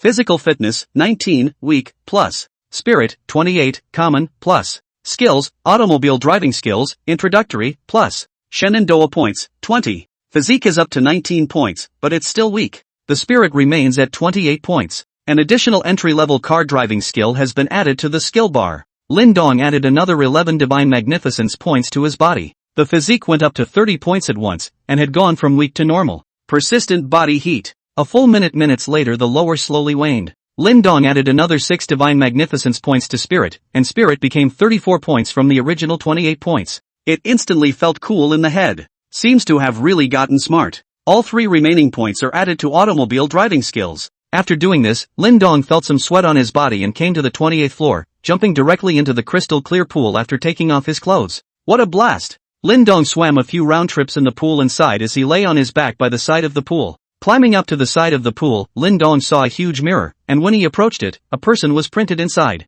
This is me? Lin Dong was a bit in disbelief. It was really that although the character in this mirror still had his face, his body could be said to be a completely different person. Although the previous Lin Dong was handsome, his body was thin and weak and could not support his height of close to 1 meter 8. But the person in the mirror has got a body line, where there is still a sense of thinness. This is full of strength. After freezing for a while, Lin Dong came back to his senses and said, the system is truly invincible. After changing into a newly purchased designer outfit, Lin Dong came back to this huge mirror, in which the Lin Dong that was reflected in it was completely a top-notch high-flying handsome man with good looks, a well-proportioned body, and a mind at home. With that look, it's more than enough to be a gigolo. Lin Dong said in a very pretentious manner, all male friends, please keep an eye on your girlfriends, sisters, and sister-in-laws because brother is going out. Ha ha. Chapter 14 Bugatti Flying Dragon. Evening. Lin Dong walked into the Golden Leaf Hotel with a high and handsome stride. Hello, Mr. Lin. Hello, Mr. Lin. The 4 beautiful welcome guests at the entrance greeted Lin Dong with eyes full of adoration. Now the hotel has basically spread the word that Lin Dong is going to be the owner of the hotel. Zhao Xian has already started to take over the affairs of the general manager, and the former general manager Lu Xian has already rolled away. After Lin Dong walked into the hall, the 4 welcoming sisters began to talk. Lin Dong is so young and handsome. Yeah, handsome and rich. It's simply a dream lover for me and others. You Taihoof, Lin Dong doesn't look at you. How do you know? Just in case Lin Dong likes me just like that. Che, Lin Dong likes the likes of manager Zhao. Don't you know that you'll get tired of always eating the same dishes? If one day Lin Dong wants a change of flavor, our sister's chance will come. Lin Dong did not hear the murmurs behind him, and after arriving at the hall, Zhao Xian greeted him. Sister Xian, why are you still here? Didn't they make you the general manager? Didn't go to handover? Lin Dong asked with some doubts. Lin Dong, I've taken over the general manager's affairs. I've come all the way here to greet you. Here's your driver's license. Zhao Xian handed Lin Dong a small book. Thanks, Sister Xian, you go about your business. I'll leave after I finish eating. By the way, ask your sister and your brother-in-law when they're free. I'd like to treat them to a meal to thank them. Okay. I'll ask them then. I'm really busy right now, and I don't know a lot of things very well, so I won't accompany you, Dong Lin. Zhao Xian called a receptionist to lead Lin Dong to dinner and left herself. Lin Dong, please. The little sister at the front desk respectfully said to him. I can find it. You don't have to go. Lin Dong, we've already changed the private room for you today, or let me take you there. The little sister at the front desk said. Change the booth? Why change? Lin Dong asked. Dong Lin, you were the hotel's VIP yesterday, so you used private room number 3, but today you're the hotel's chairman now, and the chairman's special private room is number 1. The little sister at the front desk explained. Alright then, lead the way in front. Lin Dong also no longer dwelled on it. After dinner Lin Dong made a few more rounds in Jiangcheng. Although it was almost dark, Jiangcheng is a city that never sleeps, and many stores don't close until 12 o'clock at night, but Lin Dong still didn't find his favorite sports car, and only learned about it after inquiring. Limited edition sports cars are basically gone as soon as they are released, they don't trickle down to 4S stores at all, and are only available at some of the top dealerships for a lot more than the release price. Lin Dong thought about it. It seemed that the only person he knew who had a way-in was Yi Hong, the former owner of the Golden Leaf Hotel. So he made a call to Yi Hong. Soon the call was answered. Elder brother Lin, you came to Huqing so soon? Yi Hong's voice rang out over the phone. Brother Yi, I'm still in Jiangcheng, but I have something I want to ask you to do me a favor. I want to buy a global limited edition sports car. Do you have any contacts? Lin Dong asked. Elder brother Lin also likes to collect limited edition sports cars? Yi, what man doesn't like cars? Ha ha. Also right, Lin old brother, you are asking the right person. I happen to open a car dealership with a friend, specializing in selling some used cars. Yi Hong did partner with friends to open a car dealership, but his car dealership sells some of the top models, below 10 million simply do not see. That dares to be good. Yi help me to see some suitable for me to use. Lin old brother, I have here a Bugatti Flying Dragon limited edition supercar released 3 years ago, only 8 units in the world. At that time the release price was $60 million, but because it is a limited edition, the price is a little bit upward, at about $80 million. What do you think? Yes, Yi have any pictures, send me too. I'll take a look. Okay, I'll send it to you later. I think this car is quite suitable for you. If you want to drive this car into Jiangnan University, it's definitely pushy. Ha ha. Still Yi understands me, so I'll just transfer the money directly to you. Is elder brother Lin coming to Lake City to drive or should I ship it over for you? I'll come over and drive it on May 1st. It just so happens that I have some business in Lake City on May 1st. Lin Dong said. He is ready to go to see his cousin Wangli on May 1st, and in the meantime, he will give her a higher grade of life. Some things are not good to explain on the phone. Lin Dong directly transferred $80 million to Yi Hong. Now money was completely just a number to him. After the sports car was in place, Lin Dong returned to the international mansion. Open the newly bought laptop, download the Whale Live, register account a small match. Lin Dong has not seen the Whale Live before, mainly because there is no money to buy a computer. Whale Live is the largest live streaming platform on the computer side, and Douyin is the largest live streaming platform on the mobile side, with the two basically occupying 80% of their respective territories. Entering his cousin Wang Li's live room number, Lin Dong saw that the time was already almost 11 o'clock, and this little ninny was getting high on live broadcasting. Entering the live broadcast room, Wang Li is thanking the people who send gifts in the live broadcast room, but these people are sending very little, just $10 or $8. Lin Dong looked at the list of the first, just more than 10,000, the list of the second directly dropped to a few hundred.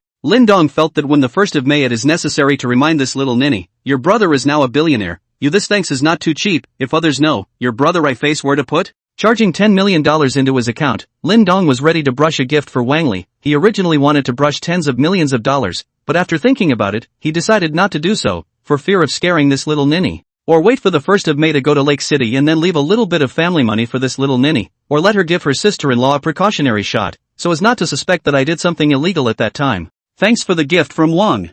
Thank you Starlet for the gift. Thanks for the supercar from Sifu. Thanks. Lin Dong watched for a while and found that a called Shifu had swiped a supercar for Wang Li. Supercars cost 200 apiece, and this called Shifu was the top of the list. Linden sent a pop-up. Little sister, call out brother to listen, I'll give you the list for a second. Lake City. Dormitory at the University of Cloud Lake. Wang Li is live streaming to thank the people who swiped gifts. A pop-up caught her attention. Then there was no hesitation in calling it out. A little match little brother, is it true that you said you're going to give me a second top one? Of course. Lin Dong continued to brush off. Then I'll thank little brother match in advance. At this time, list 1, who was called Shifu, swiped a line out. Dude, who are you? Want to rob me of the first place on the list? Have to see if you have the strength. Lin Dong didn't bother returning. Go straight for the most expensive super rocket. Take off. A small match for the live Doughboy Super Rocket X1. Linden brushed it off. Follow? Brother Shifu, presenting Super Rocket X1 to Anchor Shaoduanzi. A small match for Anchor Dumplings Super Rocket X2. A small match for Anchor Dumplings Super Rocket X3. A small match for the Anchor, Doughboy Super Rocket X66. Super Rocket 2001, 66 already have more than 100,000, called the master of the list 1 followed more than 10 did not dare to follow. The popularity of the live room began to skyrocket, as Brush 66 Ultra Fire was advertised channel-wide. Pop-ups also began to fill the screen. Big brother. Why does this one little match feel a little familiar to me? My Nima, this is a super big brother on Douyin. He swiped $2.6 million in gifts for the anchor in 1 hour last night. Isn't that true? It's definitely him. I didn't expect to run here. A big brother is a big brother. Once he strikes, it's Super Fire 66. So awesome? Why haven't I heard of it before? The ones that just rose to prominence are brushing up on some of the smaller livestreams. So that's it. Chapter 15, Han Shiryun. Lake City. Women's dormitory at the University of Cloud Lake. Wow. Lily, who is this? So posh? It's not another one of those seniors with a crush on you, is it? That's right, then Joe Sudong generous much, that Joe Sudong also said like you, we put your live room number to him, but also to you brush more than 10,000 yuan, just followed more than 10 super fire on did not follow, this is called a small match of the senior quite generous Wang Li was also confused at this time, this called a small match she did not know at all, the result is that the other party came in and directly brushed more than 100,000 gifts. She also just opened a live broadcast not long ago. The support are alumni in the school, most of them are her classmates. Joe Sudong is her senior, that is, the top one of her live broadcast, is one age higher than her, is pursuing her. Sisters, do you think I should friend him?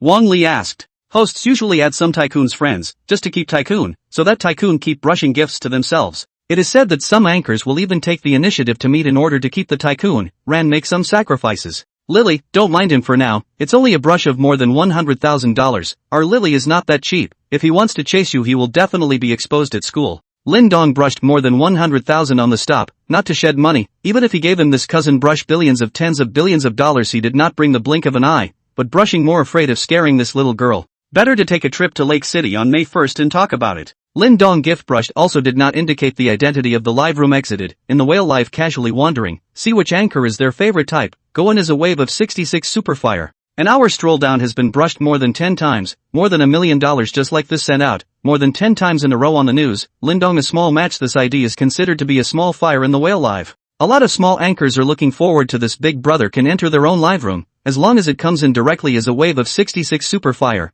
but also can drive traffic. After wandering around for more than an hour, just as Lin Dong was about to go downstairs, he realized that there were the words area in the upper right corner of the computer. Lin Dong clicked, and the computer interface jumped around for a moment. Display locating, please wait. In less than 10 seconds, a new batch of live rooms appeared, and these live rooms should all be relatively close to Lin Dong, and many of them could possibly still be in Jiangcheng. Lin Dong shows a popularity is relatively high. Click in, enter the live broadcast. Lin Dong found that this anchor is actually Jiangnan University's one of the three major school flowers Han Shiryun. Han Shiryun is a popular figure in Jiangnan University. Not only is she beautiful, but she is also multi-talented, and at the freshman party, her sexy and enchanting dance directly conquered more than 80% of the school's male creatures. Going forward it was even more of a topic of conversation, reportedly having flings with several of the school's high rollers. But again, no one was able to catch up, and Huang Junlang was one of them. In order to compete for favor, these high flyers send imported food from abroad, brand name clothes, brand name bags, and even a super rich second generation man sent hundreds of thousands of dollars of BMW sports cars. This Nima is the master, wandering between the many rich and famous people, not letting anyone get it easily. More can provoke this rich and famous people's sense of climbing as well as the desire to conquer. Versatile and super beautiful, in Jiangnan University by so many people sought after, the popularity of the live broadcast room is naturally not bad. There are already several thousand people watching. Lin Dong's appearance naturally caused quite a stir in the live broadcast room. After all, he had just swiped more than $1 million, advertised more than 10 times, and his account level had already reached more than 100 levels. Whale Live can be upgraded as long as you send gifts, send 10,000 ascending one level, and there is no upper limit. The higher the level of the appearance of the more dazzling way. Lin Dong had just swiped 1,720,000, or 172 levels, which was already the highest level in this live broadcast room, and was ranked first as soon as he entered the live broadcast room, with the second being only 120 or so levels. Welcome a little match brother to the air. Lin Dong just came in and heard Han Shiryun's voice ringing, lazy nonsense, directly a wave of 66 super fire go up. A small match for Anchor Han Tiny Super Rocket X1. A small match for Anchor Han's Little Super Rocket X66. Thanks to a little match brother for the super fire, mwahaha. Does brother match want to hear a song or see a dance? Han Shiryun said, trying to keep the big man. The Tinder big guy is here. Tinder big brother is awesome. Regardless of the live feed, if you click in, 66 Ultra Fire standard matches to go. Worship match big brother. I've been chasing you for half a day and I finally see you. Is Mr. Chai still short of bag carrying boys? Countless pop-ups appeared on the screen. At this time, another big brother came in the live broadcast room, and his level was even higher than Lin Dong's, reaching 298 levels, instantly squeezing Lin Dong into the second position. This big brother named Lang Lang came in and sent a pop-up directly, and because of his high rank, he sent a pop-up with a golden font that easily attracted everyone's attention. Cheyenne, are you really going to go out with me tonight when I second the list? Yes. Toshiro, you get the list 1 second down tonight and I'll go on a date with you tomorrow. Han Shuryun returned with a soft and melodious voice. The crowd of onlookers instantly exploded. Holy, who is this? The goddess is getting picked up? This is our school's high roller, Huang Junlang. His family is rich. It looks like Huang Junlang has put his blood on the line to take down Han Shuryun tonight. Tomorrow there will be big news. I've thought of the name. It's called High Fortune Handsome Huang Junlang angrily smashing millions to take schoolgirl Han Shuryun. This is a good one. It's definitely going to top the campus headlines. Lin Dong had been preparing to leave. This look. Nima. How dare Huang Junlang come here to chase after Han Shuryun when he has Jiang Shan and wants to date Han Shuryun in the second list one. Think beautiful. Must spoil your damned good deed, charge you some interest tonight, then slowly collect the cost later. Huang Junlang is also ready to completely take down Han Shuryun tonight. After chasing her for so long and spending a lot of money, he just didn't succeed, but he wasn't rejected either, and every time, it made him itchy. Han Shuryun is indeed a woman who can cause an overproduction of testosterone. His parents are doing business, in this Jiangcheng is also considered to be a little famous, worth more than $1 billion, so usually spend a lot of money. In the school is also famous for high wealth handsome. Go to college these 3 years, as long as it is a woman he looks at, he will directly take the money to smash, there is no miss. Not only that, he also played a lot of female anchor, but to Han Shuryun here actually failed. A few months before and after spending hundreds of thousands of dollars without even touching a small hand, and of course, a few other suitors as well. However, this was more able to stir up the desire to conquer in Huang Junlang's heart. No matter how much money he spent today, he must take down Han Shuryun, which would not only satisfy his desires, but also slap the face of several other suitors. As for Jiang Shan, it had all been that, and was almost tired of playing, so if Jiang Shan didn't care, she could still be fine with playing for a few more days. If you want to compete with Han Shuryun for favor, get out while you can. Chapter 16, The Ranking 1 Controversy. Han Shuryun had been in a bad mood for a while, and although her family was average, her parents had done their best to cultivate her because she had grown up cute. Plus she was talented in singing and dancing, and from the beginning of middle school to high school, she was basically the one in the limelight at school. Even when he arrived in Jiangcheng to go to college, he was no exception and soon became the object of everyone's pursuit.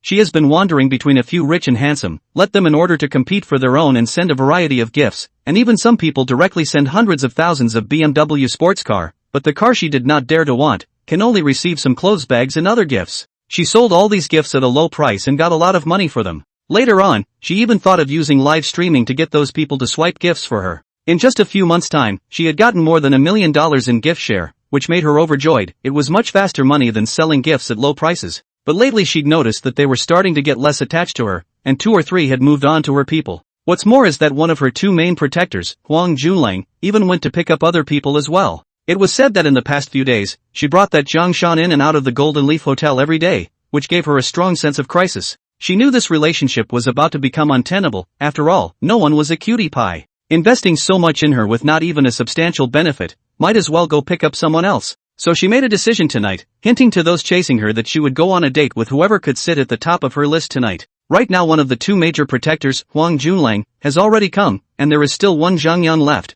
As long as the 2 of them are there, they will definitely make a lot of money tonight. After hearing Han Shuryun's answer, Huang Junlang began to prepare for second list 1. Looked at the total amount of gifts swiped by the first one on the list, 78 million, swiped by that kid Zheng Yong. He had swiped nearly 400,000 at the second position on the list, which meant that he could take the first place on the list if he swiped another 400,000. Of course, that's if Young Young doesn't show up. He had also swiped more than $2 million in gifts over the past 2 years, but he had screwed several small anchors by swiping those $2 million.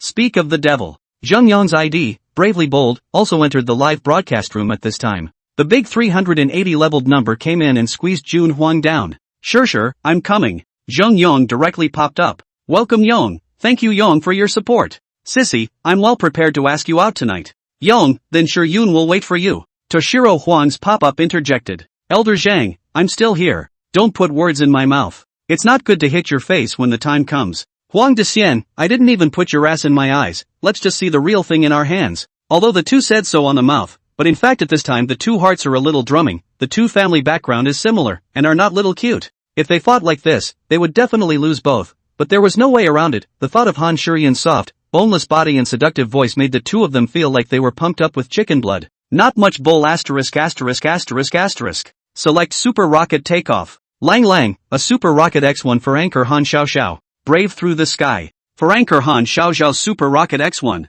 Lang Lang, for Anchor Han Xiao Xiao Super Rocket X66. Brave Through the Sky. To Anchor Han Xiao Xiao Super Rocket X66. Half an hour later. Lang Lang, for Anchor Han Xiao Xiao Super Rocket X1314. Bravely Through the Sky, for Anchor Han Xiao Xiao Super Rocket X1314. The live feed is going crazy. The number of people has exceeded 100,000. Countless awesome pop-ups from the big man appeared on the screen. Han Shiyun was also going crazy, but she was happy and going crazy. She didn't expect the two to be so generous. One person had swiped more than $2 million in gifts. With this wave, her gift share is estimated to be over 3 million, which is unimaginable. At this time, Huang Junlang and Zhang Yang also started to come to their senses. If the two of them kept brushing like this, it would be fine if they ended up taking down Han Shiyun, but if they couldn't, they would probably die of anger. This is not like an auction, although it is also the highest bidder, but you can't get back the gifts you swiped out. So Huang Junlang called Zhang Yang. The phone was picked up, and Huang Junlang said directly without any nonsense, "Elder Zhang, I'm prepared to take Han Shiyun for $5 million. If you go over that, then I'll quit, and how about you refund me the gift I just swiped?" Zhang Yang on the other end of the phone was silent for a moment and said, "Huang Dexian, you now transfer 3 million to me. I will not fight with you for Han Shiyun. If you think it is not possible, let's continue to die." Huang Junlang thought for a moment and said, "Good. I'll transfer $3 million to you, and you're not even allowed to touch Han Shiyun in the future. Deal." Zhang Yang's voice came from the phone. Huang Junlang directly transferred $3 million to Zhang Yang, people at their level, although a little bit of an asshole, but the words are still counted. Huang Junlang counted, he wants to climb up the list of the first, still have to brush nearly 400,000, a total of add up, has spent more than 6 million on Han Shiyun. Even though his family was worth billions of dollars, he felt a little heartbroken to spend more than $6 million at once, but as long as he took Han Shiyun, everything was worth it. The reason why she was willing to spend so much money on Han Shiyun was because Han Shiyun had once said that she had never had a boyfriend yet. Have not had a boyfriend, that means the first blood is still there. This kind of extreme woman's first blood is more able to stimulate the man's hormones, more than Jiang Shan, and so on, can be more than one level higher. Straight from the booth. After Zhang Yang received $3 million from Huang Junlang, he directly exited to the live broadcast room, and the rocket stayed on 1314. The onlookers in the live room were confused for a moment. How is it that just a moment ago you were fighting to the death, and then all of a sudden a guy just straight up quits? Huang Junlang directly swiped another 200 rockets, just surpassing Zhang Yang in the number 1 spot on the list. "Shiyun, I'm already ranked number 1, Elder Zhang has already conceded defeat and left. I'll be waiting for you tomorrow night." The live feeds were again in disarray. Asterisk asterisk asterisk asterisk, a night out on a date, and the devil knows what it'll be. It's over, my heart is breaking. Don't. My goddess, don't go. It's impossible not to go. The big man is spending money, and it looks like another goddess is going to fall tonight. In an instant, the live stream said anything. This was the effect that Huang Junlang wanted. He was declaring his sovereignty. Han Shiyun was at her wit's end now. She didn't understand why Zhang Yang suddenly left straight away. She had understood the background of these two men, and they were both pretty much the same. Originally, her original plan had been to let the two argue and end up with their gifts lined up in the same place, and then accompany them both on a date. The three of them were dating together. They definitely wouldn't do anything out of the ordinary to themselves, but now Zhang Yang's sudden withdrawal had disrupted her plans. Even though he received a gift of over $5 million, accompanying Jun Lo Wang on a date alone would definitely be a problem. Thinking of this, Han Shiyun silently sighed in her heart. The originally flawless plan was disrupted. She could only admit it. Good thing there are still more than 2 million gift share to comfort her. Chapter 17, Breaking Records. Toshiro, I'll wait for your call tomorrow. Han Shiyun's voice rang out on the air. The live feed blew up again. It's over, my goddess. The heart aches so much it can't breathe. Another goddess is leaving us. Toshiro Huang's huge golden pop-up appeared on the screen again. Ha ha, well, Shiyun, I'll make sure you have a great night tomorrow. However, at this time, Huang Junlang was thinking in his heart, after spending more than $6 million, I will make sure that you cannot get out of bed for 3 days. Feeling that the time was almost right, Lin Dong swiped a pop-up, which was also conspicuous since he was also a large number with over 100 levels. I heard that you can get a date with the anchor when you second the top one? Lin Dong said. Tinder Biggie, save our goddess. That's right, Tinder Biggie, save the goddess from the devil. Save my ass. Match Big Brother secured the top one, and the goddess is Match Big Brothers. Then I'd like Tinder Big Brother to take the list down for a second too. Regular pop-ups blowing up all over the place. I just want to ask Anchor, is it possible to ask you out after a second of being ranked one? Lin Dong continued to ask. Yes. Han Shiyun returned. Yes. Lin Dong stopped talking and directly rocketed off. A small match for Anchor Han Tiny Super Rocket X1. 10 minutes later. A small match for Anchor Han Tiny Super Rocket X666. Half an hour later. A small match for Anchor Han Tiny Super Rocket X1314. 1 hour later. A small match for Anchor Han Tiny Super Rocket X2520. 2 hours later. A small match for Anchor Han Tiny Super Rocket X5200. Onlookers and eaters are confused. Toshiro Huang is confused. Han Shiyun is also confused. The popularity of the live broadcast room had risen to 300,000 plus. What's the concept of 5,200 super rockets? That's over $10 million. The biggest one-off swipe since the inception of Whale Live has emerged. Mr. Chai is awesome. Mr. Chai is mighty. Mr. Chai is domineering. Mr. Chai, you are my idol. Mr. Chai, I want to give you a monkey. Countless such pop-ups appeared on the screen. Huang Junlang at this time is like eating a fly is difficult. More than $6 million just hit the water. Hair did not get. He was killing people now. Taking out his phone, he called Zhang Shan. He needed to vent now. Phone call connected. Hello, Junlang, what's up? Calling me at this late hour. Zhang Shan's voice came from the phone. Shan, come out right now. I'll be waiting for you in front of the school. Huang Junlang said into the phone. Toshiro, it's after 2 o'clock in the middle of the night. Can we talk about what's going on tomorrow? I told you to come out to me now.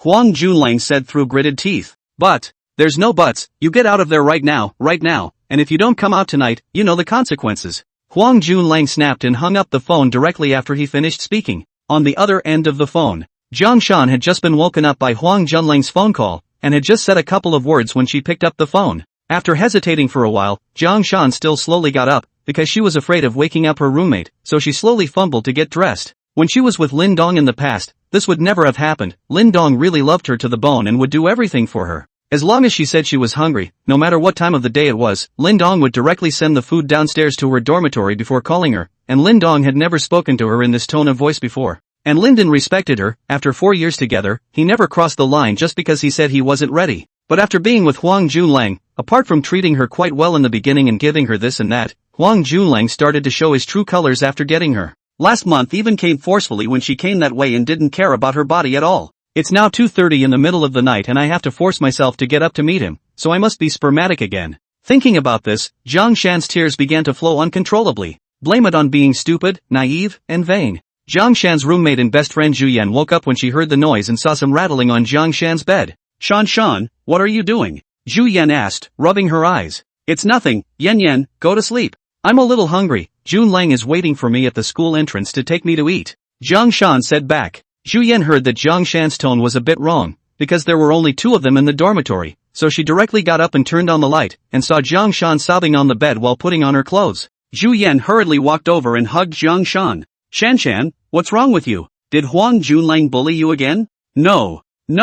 What no? I think it must be. Shan, I told you a long time ago that Huang Junlang is not a good person and told you to stay away from him. You didn't listen and now it's okay. Yan, I'm fine. Still trying to lie to me. I've caught you secretly crying several times in the night. Shan, I really can't figure out why you chose Huang Junlang when Lin Dong loves you so much. Just because he's rich? Yan, stop it. Shan, leave Huang Junlang. Chase Lin Dong back. Lin Dong is the one who really loves you, and the one who can really give you happiness. Huang Junlang is just playing around. He's had at least 10 girlfriends in the past few years, all of which he threw away after a few days of fun. Yan, there's no going back. Nothing is going back. Zhang Shan could no longer control herself and cried out in Zhu Yan's arms. A few minutes later, Zhang Shan had cried enough and broke away from Zhu Yan's embrace and began to continue dressing. Zhu Yan stopped Zhang Shan from continuing to dress and said, Shan, it's so late, don't go out. Let's talk about anything tomorrow. Yan, I can't. Jun Lang is still waiting for me in front of the school. If I don't go out, he won't want me. Just don't. What's the big deal? But I'm already pregnant with Jun Lang's child. If he doesn't want me anymore, what should I do? Zhang Shan cried. Shannon, you. Ugh. Zhu Yan didn't know what to say at this time, and could only turn it into a sigh, but she withdrew her hand that was preventing Zhang Shan from getting dressed. After Zhang Shan got dressed, she hurried towards the school entrance. Han Shiyun was now flushed with excitement. Thank you Mr. Chai for the 5,200 super rockets. Mr. Chai, I love you. Wahahaha. Then he directly sent a friend request to Lin Dong. After the two added their friends, Han Shiyun sent a message. Mr. Chai, add a WeChat, here's my phone number, I'll wait for your notice tomorrow. The two successfully added WeChat. Chapter 18. Are you Lin Dong? The next day Lin Dong slept straight through until noon. After washing up, Lin Dong arrived at the Golden Leaf Hotel. Hello Lin Dong. Hello Lin Dong. Greetings abound all the way into the hotel. After having lunch, Lin Dong directly went into the chairman's office to rest. It wasn't long before there was a knock on the door. Knock. Knock. Come in. Zhao Xian pushed the door in. Lin Dong, the handover of the hotel has already begun. When do you think you'll have time? Sister Xian, I said I'm not going to ask about the handover, just make the call, and let me know when you need to make a payment. Okay. Then I won't disturb Lin Dong's rest. By the way, I'll move in tonight. Oh. Leave the door open for you at night. Zhao Xian left the office without waiting for Lin Dong's response. This nifty. Teased again. Lin Dong sat in his chair and flipped through his cell phone. Open WeChat. Lu Peng sent a message. Tonko, when are you going back to school? Tomorrow. Lin Dong returned. Donzi, I'll tell you something, you must hold back. Say, that bastard Huang Junlang posted a picture of you vomiting blood and passing out on the campus website with some of your deeds. You're famous now. Asterisk asterisk asterisk asterisk, send it to me. Not long after, Lin Dong received a picture from Lu Peng. Sure enough, it was a picture of himself passed out in the grove at the time. This asshole, last night was just a little bit of interest collected, let's see how I will play you to death in the future. Lin Dong cursed in his heart. Lin Dong played with his cell phone for a while longer, then sent a message to Han Shiyun. Meet me at the Golden Leaf Hotel at 6 o'clock in the evening. Just announce your name directly when you come. Yes, Mr. Chai, I'm looking forward to meeting you. Han Shiyun returned. Han Shiyun was currently in class, but she had been keeping a constant eye on her cell phone since the morning, fearing that she would miss a call or message from Lin Dong, the big brother. Compared to a half-assed philandering rich second generation like Huang Junlang Zhengyong, Han Shiyun preferred to deal with a big shot like Lin Dong. She was also really looking forward to meeting the big man who had casually swiped over $10 million. So after seeing Lin Dong's message, she immediately replied back. Although there was some worry in his heart, what if he met a fat-headed pervert? But there was also some hidden expectation that Lin Dong was a really powerful and rich man. Golden Leaf Hotel Han Shiyun is aware of, because of the proximity of the school, and is the only 8-star hotel in Jiangnan province. In Jiangnan University is renowned. I heard that casually eat a meal or tens of thousands of start. She hadn't eaten here yet, but of course she was sure many rich kids would invite her if she wanted to. The afternoon passed quickly. At 5:30, Han Shiyun arrived at the Golden Leaf Hotel wearing a pair of tight jeans and a fitted shirt. It had to be said that Han Shiyun did have the capital to be proud. No wonder so many rich second-generation people surrounded her and were played by her. Because of dancing since childhood, all the places that should develop have developed, completely an angelic face, the devil's body. Entering the lobby of the Golden Leaf Hotel, a waiter greeted him. May I ask the young lady if you are staying or eating? Hello, my name is Han Shiyun, someone asked me to come over. Han Shiyun politely replied back. Hello MS.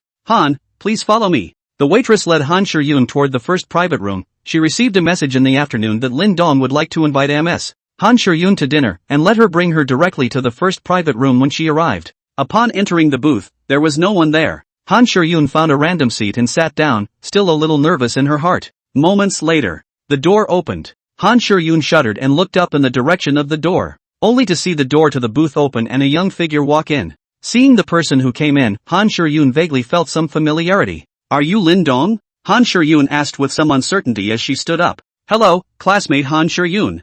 I'm Lin Dong. I didn't expect Miss Han to recognize me, looks like I'm really famous in school. Lin Dong replied with a bitter smile. Are you really Lin Dong? Han Shiyun asked once more. As in fake. You're the one little match that swiped over 10 million gifts for me last night? What? Doesn't it look like it? How is this possible? If you were Lin Dong, how could? Han Shiyun was a little too shocked to speak at this point. Lin Dong had indeed become famous in Jiangnan University in the past 2 days, but it was not a good name. WeChat circles, campus networks are circulating his deeds. Talked about for 4 years of girlfriend by someone else tapped, cannot stand the blow, directly vomit blood coma, even the picture is attached. If this person in front of him was Lin Dong, how could he be tapped? It's more like he's digging up someone else's wall. Who would break up with a big shot like this? You're out of your mind. Mr. Han, alas, it's hard to explain. Sit down first, let's eat and talk. Han Shiyun sat down, but her eyes kept staring at Lin Dong. How could she not believe that this person was the Lin Dong that had been rumored in the school for the past 2 days?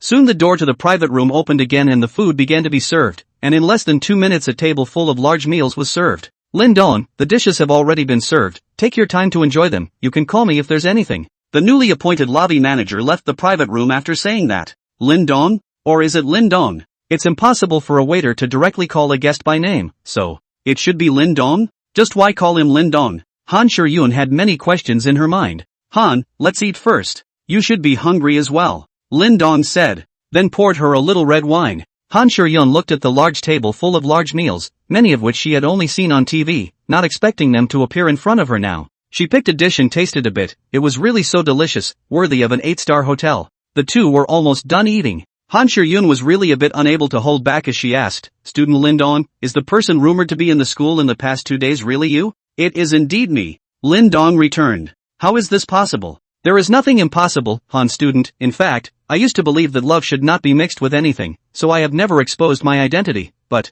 the results you have seen. So it is." Han Shuryun finally understood, so he had been pretending to be poor, I said. Who in their right mind would break up with such a bigot? Actually, I just wanted to discuss Jun Huang last night because he's the one who stole my girlfriend. Just wanting to nauseate someone and directly dropping over $10 million, this Lin Dong's true identity is a bit scary. Your girlfriend is Jiang Shan? Yes. There is no need to be sad, Mr. Lin Dong, give up a tree and there is a whole forest waiting for you. Han Shuryun comforted. It's okay. There's nothing to be sad about. After I was dumped I figured it out. Why not take advantage of such a condition? Don't you think so? Han. Mr. Lin Dong is right. But please Han students to today's things confidential, I'm a low-key habit, as a return, in the future, Han students come here to eat all free how? Free? By the way, I forgot to mention that I'm the owner of this Golden Leaf Hotel. Han Shuryun. Chapter 19, Back to School. Han Shuryun had been in a state of confusion since she came out of the Golden Leaf Hotel. Who would dare to believe that Lin Dong, the beggar rumored in school these days, was a hidden superstar?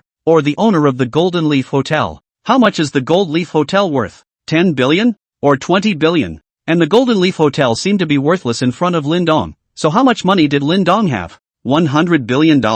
Or 200 billion? What's even more ridiculous is that such a bigot was dumped by Jiang Shan. Jiang Shan she knew, the two were both members of the school's dance club, although they were not very familiar, but they did know each other. If Jiang Shan knows Lin Dong's background, it is estimated that his intestines are going to regret. This is really picking up a sesame seed, lost a big plane. Since Lin Dong wanted her to keep it a secret and still wanted to continue to keep a low profile, she would just keep it a secret. It just so happened that there was no one to compete with herself for Lin Dong, and she had already decided to lean on Lin Dong. The live broadcast is estimated to be unable to do. As long as they are on the air, they will certainly be scolded, and everything will be said in the live broadcast room. In most people's minds, they were afraid that they were already Lin Dong's people, but in reality, nothing had happened to them except for dinner. Han Shuryun didn't want to go and be insulted by others, and anyway, she already had more than $7 million in gift share, so she could get a bigger house for her family. As long as you rely on Lin Dong, are you afraid of running out of money in the future? Lin Dong drove around Jiangcheng after dinner and bought some ordinary clothes. He was ready to go back to school tomorrow. It was better to keep a low profile. Back to the international house. Zhao Xian had already moved in and was packing up the house. Lin Dong did not bother her and went straight up the stairs. Day 2. Lin Dong got up early. Wash up and go downstairs. After going downstairs, he found Zhao Xian already packed up and ready to go to work. Good morning, Sister Xian. Lin Dong, why did you get up so early today? Sister Xian, I'm still a student. It's been 3 days since I went to class, and I'm ready to go back to school today. Then let's go together. A red and a black car exited the international mansion and arrived at the Golden Leaf Hotel. After breakfast, Lin Dong walked to school. He didn't drive to the school in his Big Ben. For one thing, the Golden Leaf Hotel was close to the school. It was only about a 10-minute walk. The second is that the Big Ben forced him not enough. There are many rich second generation in the school. $3 or $4 million of the car is also a lot. He has seen the Big Ben, there are 2 or 3, and there are some more than the Big Ben, also good luxury car. Lin Dong is ready to wait until May 1st to drive the limited edition Bugatti back to the school. First lay low for a few days. He wants to be completely crushed. Entering the school, there were a lot of students coming and going, as the Lin Dong incident had fermented over 3 days, and now was the time period when the heat was at its peak. So most of the students would be very curious when they saw Lin Dong. The female students were better. They would purse their lips when they saw Lin Dong and wait until they walked away before whispering about it.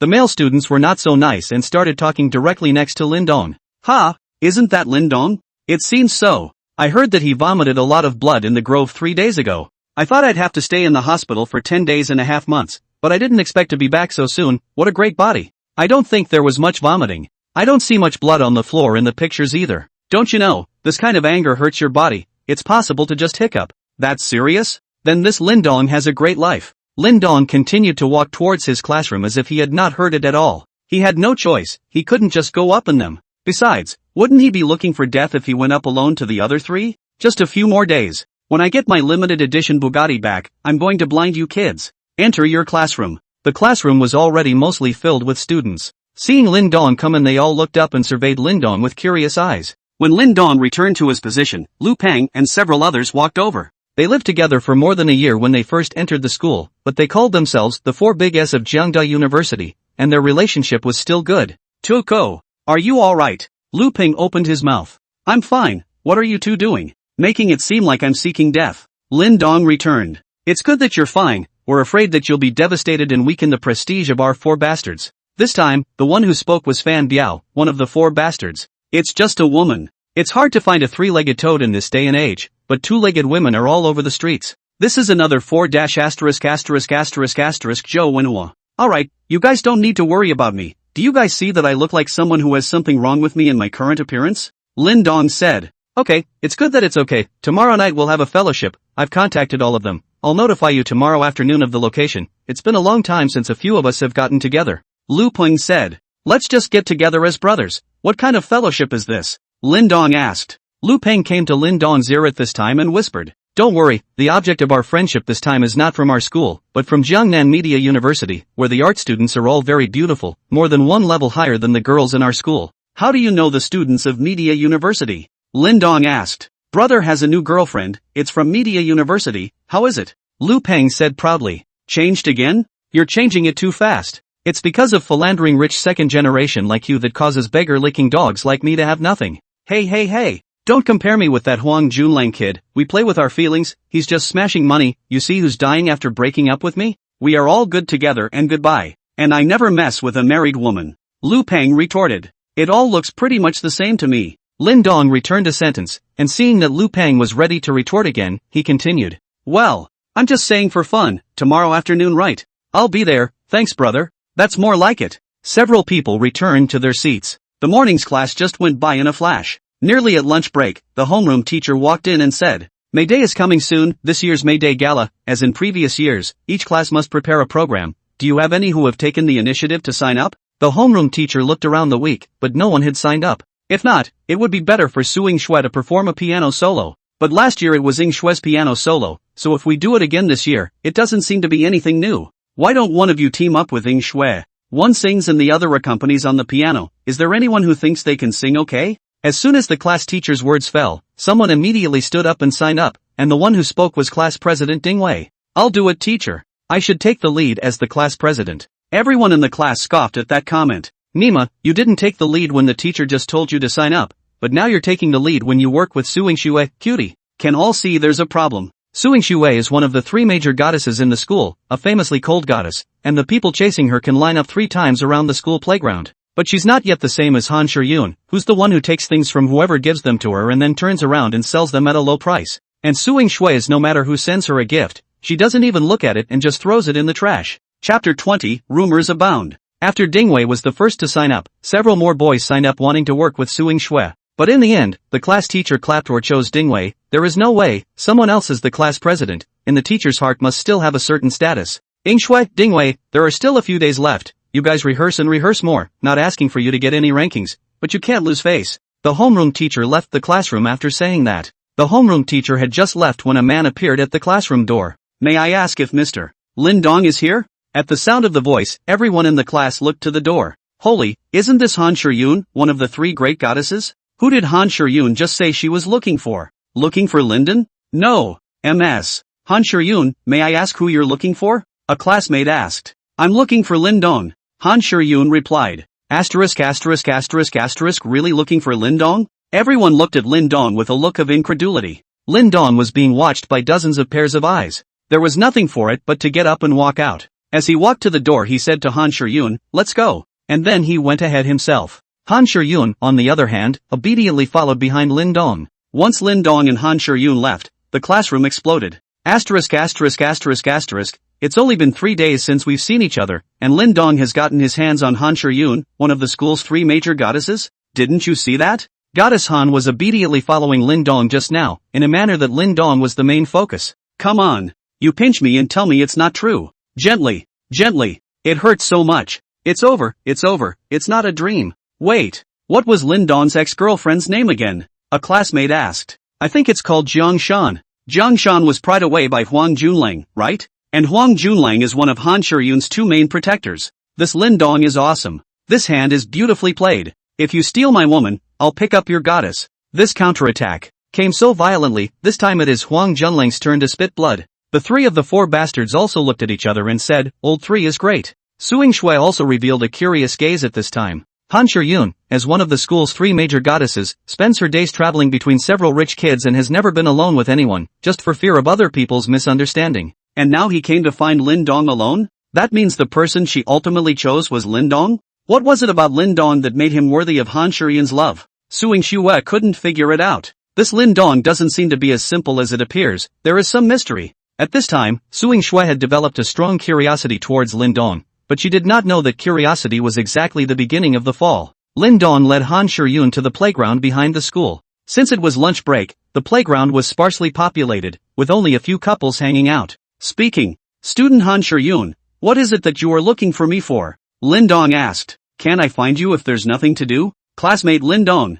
Han Shiyun asked back. Then you could have texted or called me too. Why did you have to come straight to the classroom to find out? Student Lin Dong, I am helping you now. Don't treat your good intentions as a donkey's liver and lungs. Oh, help me? Help me with what? Lin Dong asked. Han Shiyun said thoughtfully. Think about it, student Lin Dong. Because of the scandalous incident 2 days ago, as soon as you show up now, there will immediately be people saying, look, that's Lin Dong, whose girlfriend was broken into 2 days ago, and he himself was so angry that he vomited blood and went into a coma. But now after I've come to see you, when you show up, the talk isn't about you being pissed off and vomiting blood and passing out. It's about whether or not the two of us are really together. Which of these two voices talking about you do you think is better? When Lin Dong thought about it, it was true. Then I have to thank you, Ms. Han Shiyun. Thanks are not necessary. I haven't thanked you for swiping so many gifts for me, preventing me from dating Jun Huang, and treating me to free meals every day. But Ms. Han Shiyun, aren't you afraid of spoiling your reputation like this? It's okay. Who made me owe you? Han Shiyun said indifferently. Lin Dong and Han Shiyun continued to walk around the playground, chatting about some irrelevant topics. But the matter of Han Shiyun coming to the class to look for Lin Dong and being immediately taken away by Lin Dong was getting more and more intense. The school is that big and involves one of the 3 goddesses. That's not a very fast spread. Of course, this is not without the credit of the other 3 big. Now communication is so convenient, as long as the WeChat group, everyone will know. One of the fastest and most widely circulated versions is that 3 days ago Huang Lang pried away Lin Dong's girlfriend Jiang Shan, and was so angry that Lin Dong vomited blood and passed out. 3 days later, Lin Dong had gotten his hands on Han Shiyun, the goddess that Huang Junlang had been chasing for months. Huang Junlang's face was slapped. There were a lot of people who didn't believe it. Han Shiyun was chased by so many rich and handsome, have not seen with whom, Lin Dong this beggar why can pick up Han Shiyun? However, upon seeing Lin Dong and Han Shiyun walking out of the playground together outside the school, everyone had to accept this reality. Lin Dong had originally thought of strolling around the playground with Han Shiyun before leaving separately, but suddenly remembering that it was the lunch break's mealtime, he naturally invited Han Shiyun to go eat with him. Of course Han Shiyun wouldn't refuse, so the two of them walked out of the school gates together. This scene however was seen by many people, including Jun Huang and Jiang Shan. As Huang Junlang watched Lin Dong and Han Shiyun walk out of the school gates together, he almost directly rushed up in a rage, but finally suppressed it. He knew rushing up would only embarrass him more. The thought that the goddess Han Shiyun, whom he had spent $6 or $7 million without being able to take, was now so easily picked up by Lin Dong, a beggar. Huang Junlang's mood at the moment was predictable, even comparable to Lin Dong's mood when he was broken up 3 days ago. Huang Junlang shook his hand and went straight back to the dormitory, not even in the mood to eat, leaving Jiang Shan alone to stand in place, somewhat miserable. Jiang Shan was saddened to see Lin Dong and Han Shiyun leaving the school together with a smile on their faces. Originally, the position beside Lin Dong had always been hers, but she had pushed Lin Dong towards someone else. There were some things that one really had to lose before one would know how to cherish them. She had always needed to be careful with Huang Junlang for fear of upsetting him,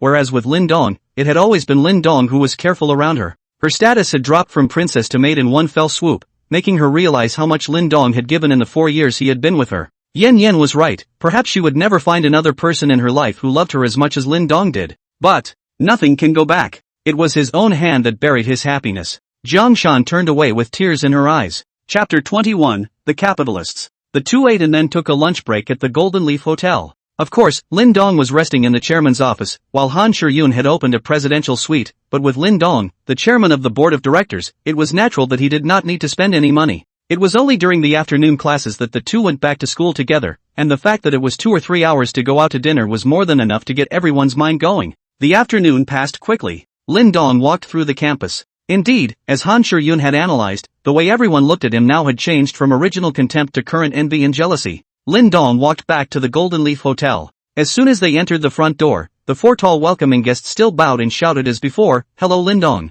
Walking into the lobby, the newly appointed lobby manager also hurriedly walked over and bowed. "Good day, Lin Dong. Don't be so courteous in the future, we are all on our own, you go about your business, I'll just go up myself," Lin Dong said to the new lobby manager. "Yes, Lin Dong." Lin Dong walked into the elevator and disappeared into the lobby. However, Lin Dong did not notice. There was a beautiful woman sitting in a seat in the lobby reserved for guests who had been watching him. Sun Si had been sitting in the place in the lobby of the Golden Leaf Hotel reserved for guests to rest for more than an hour. She is a junior in the acting department of JNCCU. Acting students like them usually start using their resources once they enter their junior year and try to get some roles in some movies. In this way, she is laying the foundation for her acting career after graduation. One by one, her classmates around her started to act in some movies, 2 of them even played the second female role directly, and had already made a small name for themselves. But she didn't get a single role this junior year, and it wasn't because she wasn't pretty enough. Quite the contrary, her looks and body are top-notch even in a place like the acting department of Media University.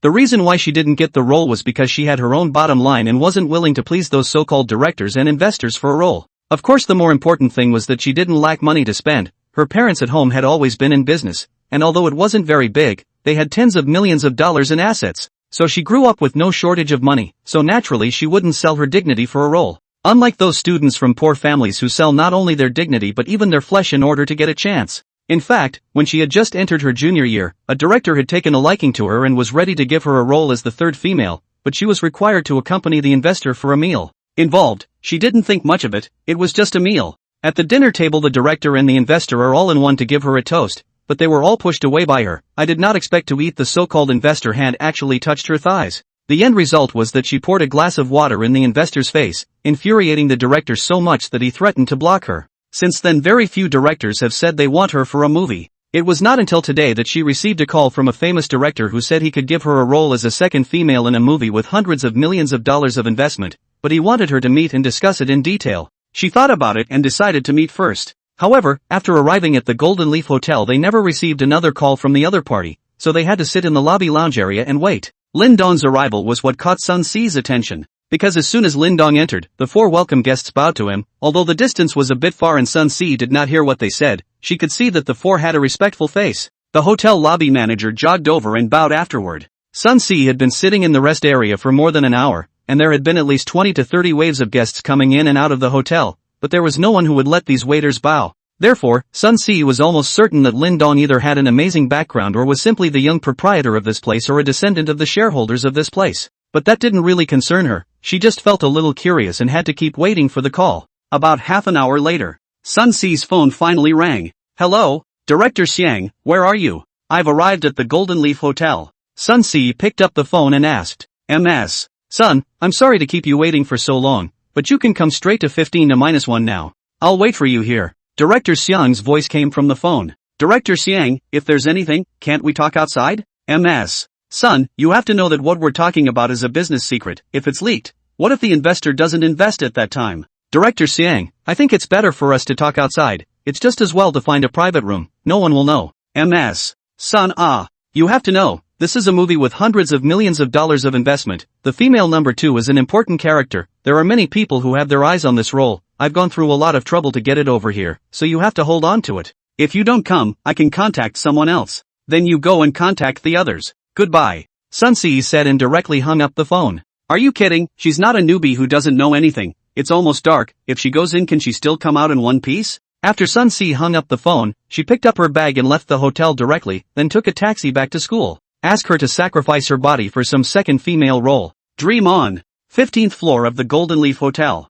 Room 1. This is the highest specification presidential suite at the Golden Leaf Hotel. The price for a one-night stay is 66,666. Inside the room at this time, in addition to Chen Xiang, who was in his 30s, there was a middle-aged man in his 40s and a woman in her 20s, dressed as a secretary. Chen Xiang was also furious with a burst of green and red in his face after Sun Si hung up the phone. "Director Xiang, with your reputation in the industry, how dare anyone refuse you? I'm afraid he doesn't want to be in the show business." The short and fat middle-aged man full of richness said, "Mr.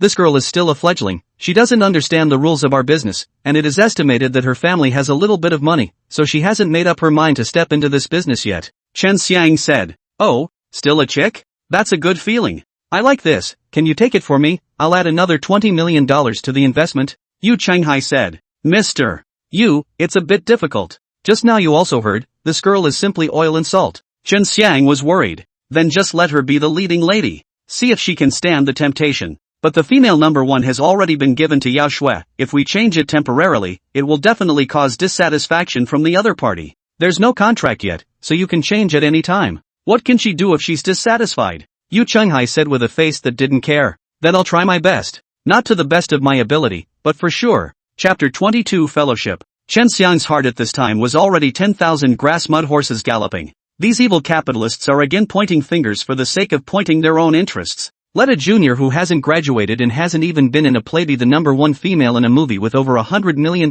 invested in it. Also letting a first-tier top actress to be the second female, this nymphette would not be spewed out by Yao Shui's fans if the news was released. If only this actress had better acting skills online, she'd basically be a hit. If the acting wasn't online, the play would have been ruined. When the time comes, the investor can't recover the cost, and the outside world is full of curses, it's still not him who takes the blame. Although in his heart he cursed this Yu Chenghai to death, his face still had to show a pandering smile and said, "Don't worry, Mr. Yu, I will definitely find a way to accomplish it. There's no way around it. Money is money in this day and age." Although he was a minor celebrity in the industry, he wasn't at the point where he could ignore the capitalists. That's the kind of appeal that only a top big director has, a director at that level who just puts out the word that he wants to make a movie. Countless first-tier actors and actresses, even divas, will flock to the show. Countless capitalists come to your door with money in their arms begging you to spend his money. Because whoever a director of this caliber chooses to use means whoever can make more money. Not only will you make money, but the company's stock will go all the way to the red. That's how a capitalist is, he'll go easy on whoever creates a profit for him. Chen Xiang is also working towards this. He dreamed of becoming a director of this caliber. The next day at noon, Lu Peng told Lin Dong that the evening fellowship would take place at the Golden Leaf Hotel and told him to go early and not to be late. Lin Dong sent another message to Zhao Xian, telling her to tell the people below that he treated himself as an ordinary guest when he entered the hotel. He didn't want to make a scene just yet. After finishing his classes in the afternoon, Lin Dong arrived at the Golden Leaf Hotel early and sat in the chairman's office waiting. The other three ES had to go shower and change. Sun Si came back to the Golden Leaf Hotel. But this time it wasn't to meet some director, it was a treat from her roommate Zhang Min's new boyfriend. The four of them stood at the entrance of the Golden Leaf Hotel, waiting for Lu Peng and the others to arrive. "Minmin, is your boyfriend really going to treat us here? We were just joking yesterday, should we change the place?" Roommate Chen-lan asked. They heard yesterday that Zhang Min's new boyfriend was going to treat them to dinner and told them to pick any place they wanted, so they casually said the Golden Leaf Hotel. I didn't realize that the other party was really prepared to invite here. Lan, it's fine, trust my vision, if you can't even afford a meal, how do you deserve to be my Zhang Min's boyfriend? Minmin, it looks like your boyfriend can. He must be a rich second generation, I envy you. Ask your boyfriend if he has any second-generation rich friends who are still single, introduce one to us. At this time another roommate Zhang Yun said. Although he is treating you guys to dinner this time, he will also bring a few roommates over, so when the time comes, you can see if there are any you like, and I'll help you set up a match. Zhang Min replied. So are any of his roommates as rich as he is? Don't all be some poor. I'm not so sure about that. Yun, don't think about finding a rich second generation all day long. It's not bad to find a potential stock. Sun Si interjected. See, we're not like you, your family is so rich, if you really can't do it, you'll have to go back and inherit your family's billions of dollars, can we be compared to you? You have to know that the best ending for people in our category is to find a loving rich second generation to marry. If you really want to be a star, you don't know how much hard work you'll have to put in. In the end it might still be nothing. And don't be so pessimistic. It's not that I'm pessimistic, but for us students with no background, which time do we want roles that we can't get by accompanying food and drinks or even sleeping with them? In the end the sacrifice doesn't necessarily make us popular. That's why I don't want to be a star either, I just want to find a rich second generation to live a peaceful life. Sun Si was also powerless to refute it this time because it was now what Zhang Yun said. She's probably no better than they would be if she didn't have her parents at home to support her. A few people didn't chat for long before Lu Peng arrived in his car with the other two ES. Lu Peng drives a BMW X7 car. They're all here already, it's the four in front, see? Lu Peng said. Holy, it can be. Obviously more than a notch above our school. That is, worthy of the acting department, the future is to be a big star, a dormitory 4 people randomly placed in our class, also Suing Shui can be steadily suppressed. Especially the tallest one, not much worse than Suing Shui. Absolute goddess level. Do.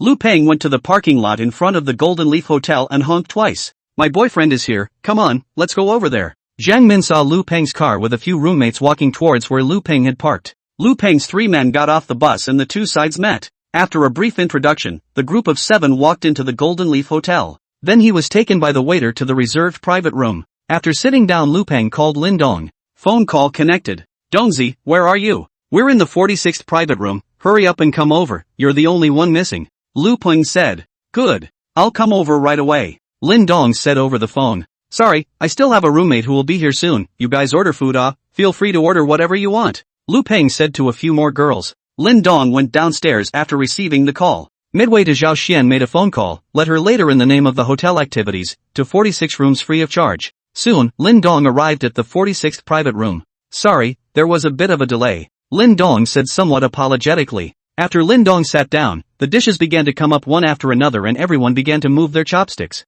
Other than Lu Peng and Lindong who had eaten here before, the remaining 6 people present were all dining here for the first time. Naturally, I can't say enough about the food here. What everyone ordered was still average food, unlike Lindong who ate the top of the line at every meal. When Sun Si saw Lindong, she felt that there was something familiar about this person. Suddenly it occurred to me, wasn't this the same man who had entered the Golden Leaf Hotel yesterday and had been greeted by the waiter with a bow? It's quite a coincidence that only yesterday I didn't think I'd cross paths with such a character, and today I'm sitting down to dinner. Although she was curious about Lindong's identity, she did not have the heart to ask. After all, she was not very familiar with him either. After dinner, Lu Peng proposed to go upstairs and sing, and the vote was unanimous. The Golden Leaf Hotel, as an 8-star hotel, naturally has everything to eat, drink and play. However, when they were checking out they were actually told that the hotel was having an event and their table happened to be lucky enough to be drawn for a free bill. And all their purchases today will be free. Everyone is overjoyed, after all, this is tens of thousands of dollars, and if you go to sing again we'll have to run 100,000. He also said that this time does not count,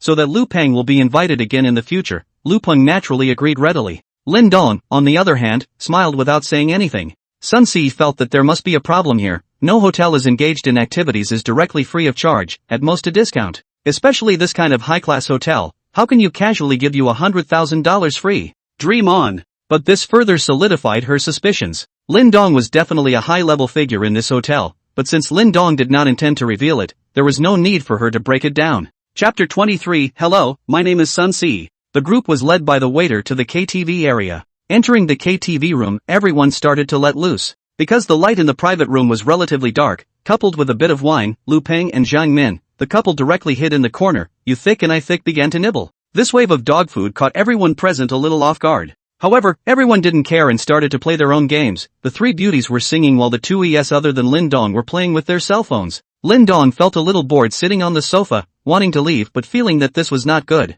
You can only enjoy the singing of a few beautiful women. I have to say, even though they are studying acting, their singing is not bad at all. Time passes slowly. While a couple of beauties took a break from singing, Lu Peng picked up the microphone and said, "Thank you to the 3 beauties for your appreciation today." Then pointed to Lindong and continued, "This is my brother Lindong. He is still single. You several beauties who do not have a boyfriend, you can exchange contact information, to understand each other, maybe again can be put together a pair, not to mention, this brother of mine on the feelings of the absolute monogamy." When Lindong heard this, he was also crying and laughing in his heart. Is this nuisance complimenting me? Or is it an insult to me? One is indeed quite dedicated, so dedicated that one gets so angry that one vomits blood and passes out directly after being broken up with. Those who don't know may think it's a compliment to him, but those who do will definitely take it as a laugh. This rock is probably really a bit drunk. Lu Peng finished his speech and waited for the reaction of the several beauties. He had learned from Zhang Min that these 3 beauties did not have boyfriends yet, that's why he made this whole thing up. The highest that Sun Si Lindong should not have a chance. This level of goddesses, not to mention Lindong, that is, he is a veteran of the bush, also have to return in defeat.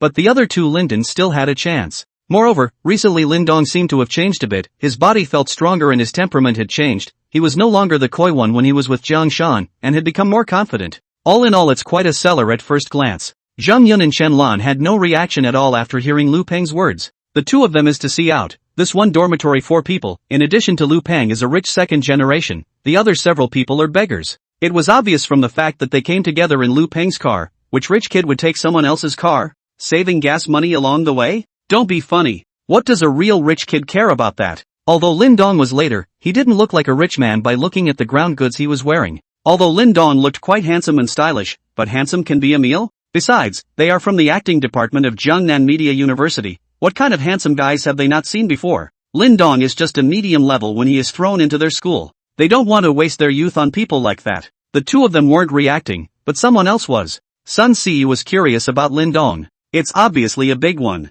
And yet, you have to pretend to be a little beggar. And it was hidden pretty deep, even a few of his roommates didn't notice. Sun Si wanted to remind her two roommates that the rich second generation you aspire to is right in front of your eyes, and not even generally rich, and you treat it as if you don't see it? There was once a mountain of gold before you, but you treated it like dirt. She wondered what the expressions of these two roommates would be if they knew Lin Dong's identity. Chagrin? Remorse? For people like them, whose ultimate goal is to be rich, they can probably piss themselves off. Alright, if you don't, I will. So Sun Si stood up and walked over to Lin Dong and extended her right hand and said, Lin Dong student, how are you? My name is Sun Si, a junior student of the acting department of Jiangnan Media University. I'm very pleased to meet you. I hope we can be friends and get to know each other. The scene instantly quieted down at those words. Lu Peng could barely even hold the microphone in his hand. A goddess like Sun Si would actually be interested in Lin Dong? Who believes it? The three ES thought at the same time again. Yesterday noon the goddess Han Shiyun also came to see Lin Dong.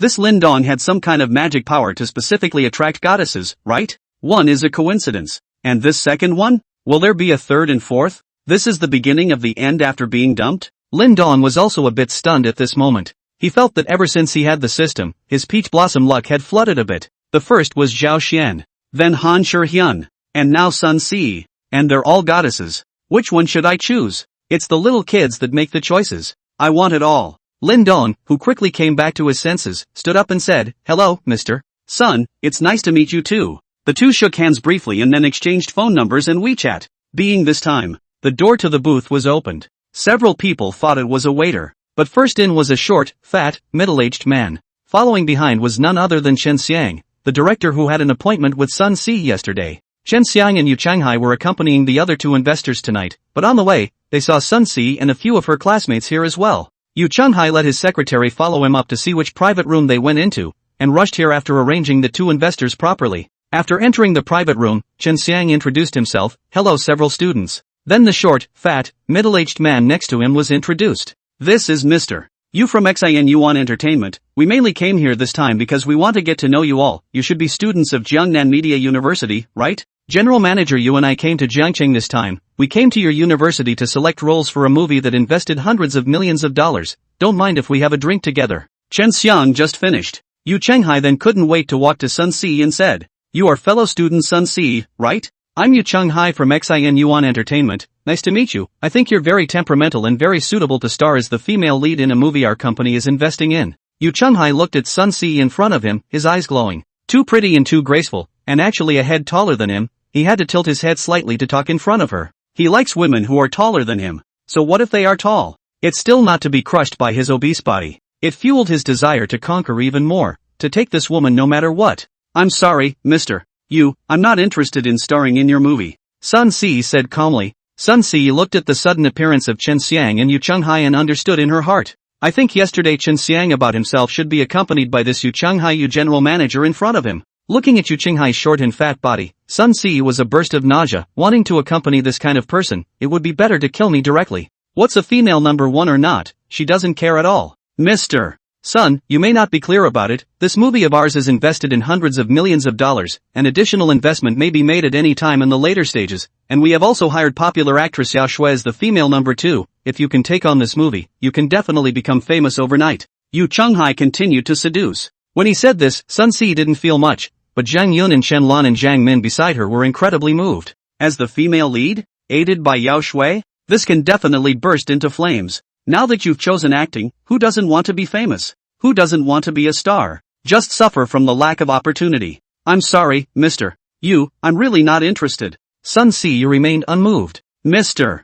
Yu, I'm interested. Mr. Yu, I'm also interested. Zhang Yun and Chen Lan hurriedly came up and said. And Zhang Min, because of his boyfriend Lu Peng and the reason, did not dare to get up. It is not easy to find a rich second-generation boyfriend. Don't get a chicken and egg at that time. Yu Changhai is not much interested in Zhang Yun and Chen Lan. He does not know how many women of this color he has played with. Yu Changhai gave Chen Xiang a wink and told him to come up and persuade him. However, Sun Si didn't give them a chance and directly said to Zhang Min, I still have something to do, so I'll leave first, you guys have fun. Then he turned to Lin Dong and said, Student Lin Dong, can you give me a ride? Oh, good. Lin Dong said hurriedly, he had wanted to leave for a long time and had just the right excuse. After saying hello the two left together. Chapter 24, Great Luck, Chicken Tonight. Lin Dong and Sun Si left. Yu Chunghai, who remained in the private room, had a somewhat ugly face. Since becoming the general manager of Xin Yuan Entertainment, he hadn't encountered a woman who gave so little face for a long time. For this kind of woman who doesn't want to enter the entertainment industry and is greasy, Yu Chunghai doesn't have any good solutions. Zheng Yun and Chen Lan embraced Yu Chunghai left and right and sat down, then started toasting. They really wanted the role. In addition to Lu Peng, the other two began to ingratiate themselves with Chen Xiang, who after all, is also considered a little-known director, and is already considered very important to Fan Biao and the others. The gang just drank in their own way. Lin Dong and Sun Si rode the elevator downstairs. In the elevator, Sun Si suddenly opened her mouth and asked, "Lin Dong, this hotel is owned by your family?" "Ha?" Lin Dong did not react for a moment. "There's no need to find excuses to hide it. I know you must have a deep relationship with this hotel." Sun Si added, "I'm not hiding anything and I don't know what you're talking about." Lin Dong said, "Lin Dong, it's impossible for a hotel to get a free bill for an event, and a free bill is 100,000 or so. You've gone a bit overboard. A discount is more like it. What does it matter to me if this hotel is free or not? Lin Dong, it's fine if you don't admit it, but you should know that a woman's sixth sense is usually very accurate. The free bill was definitely something you ordered the hotel to do, and the one who can do that must be an important person in the hotel, so when Minmin and the girls come back, we'll analyze it together and find out who has so much power." Lin Dong felt that this woman was a bit powerful. IQ is a little too high. Free a single can analyze who did it, do not go as a detective, some pity. He didn't realize that Sun Si was only able to determine this by seeing the waiter groveling to him when he entered the hotel yesterday. "Alright, student Sun, you win, the freebie was indeed my doing." Seeing that he could not hide anymore, Lin Dong could only admit it. "So what's your connection to this hotel?" Seeing that Lin Dong had admitted it, Sun Si asked with some curiosity. "Like you said, I own this hotel." "Young proprietor?" "Sort of. Not bad." "Student Lin Dong, I didn't realize that you're still a super rich second generation." "Mr. Sun, you're not so bad. Directors and investors came to you to play the female lead and you turned them down. It's a little less than a super rich kid like you." The two walked out of the hotel chatting like this. "Sun, why don't I take you back?" Lin Dong asked as he stood in front of the hotel. "Sure. Do you still want me to take a taxi by myself?" Sun Si looked like she was taking it for granted.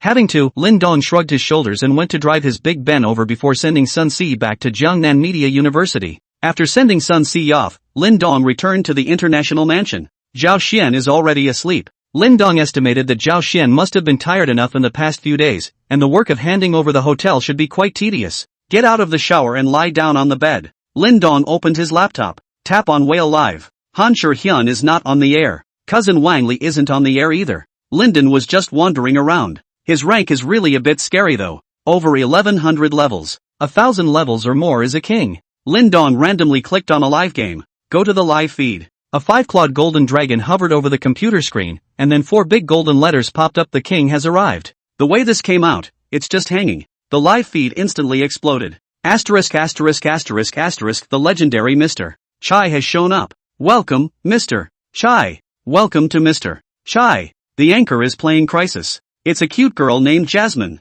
After seeing Lin Dong's 1000-leveled king's number come in, find a corner a cat. Then he stood up, pinched his hands on his orchid fingers, crouched his feet slightly, and whispered, "Welcome Mr. Chai to my live studio. My little sister is here to greet you. It's a superstar. It has to be served." The anchor cute girl's behavior made Lin Dong feel a little funny. It's true that money talks. Lin Dong directly swiped a pop-up. "Jasmine, play the game properly, and I'll give you 666 ultra fire swipes to celebrate when you eat the chicken." Jasmine was pleasantly surprised when she saw Lin Dong's pop-up. If she succeeded in eating chicken in this round, it would be worth more than 100 or 1000 rounds normally. Hurrying to sit in his seat, he began to continue the game, saying as he played, "Thank you, Mr. Chai, for your support. I will definitely try my best to eat chicken." The pop-ups of the onlookers and eaters swiped again. "Mr. Chai is awesome. Mr. Chai is mighty. Mr. Chai is Mr. Chai, and he really did make an extraordinary move." Jasmine carefully maneuvered her game character. She was usually skilled enough to play 10 games and could usually eat chicken for 8.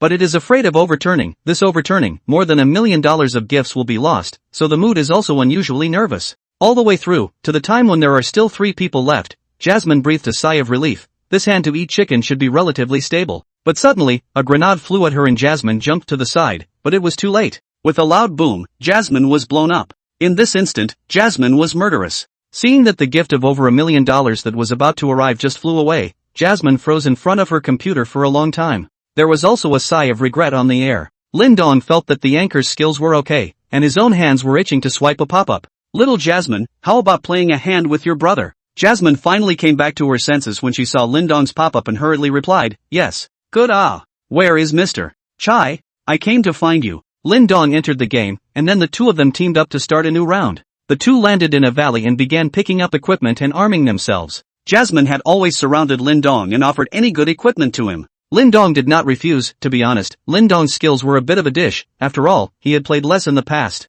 But the two were lucky that there didn't seem to be any great opponents in this round. In the end, Jasmine took Lindong to the top of the chicken successfully. This was also the first time that Lindong had eaten chicken. Although Lindong's skills were very rookie, it was strange that no one in the live broadcast room scolded him, and they all said that he was playing well. Who dares to scold this kind of big brother? Those who can brush tens of millions of dollars in the live broadcasting room, can they be worse in reality? If you make a big brother angry, you'll be found even if you dig 3 feet into the ground. Lindong was in a good mood. Direct hyperfire takeoff. A small match for Anchor Jasmine Super Rocket X1. A small match for Anchor Jasmine Super Rocket X666. When everyone thought it was over. A small match for Anchor Jasmine Super Rocket X888. A small match for Anchor Jasmine Super Rocket X1314. Eventually, the superfire stopped at a count of 1,314. It's worth over $2 million.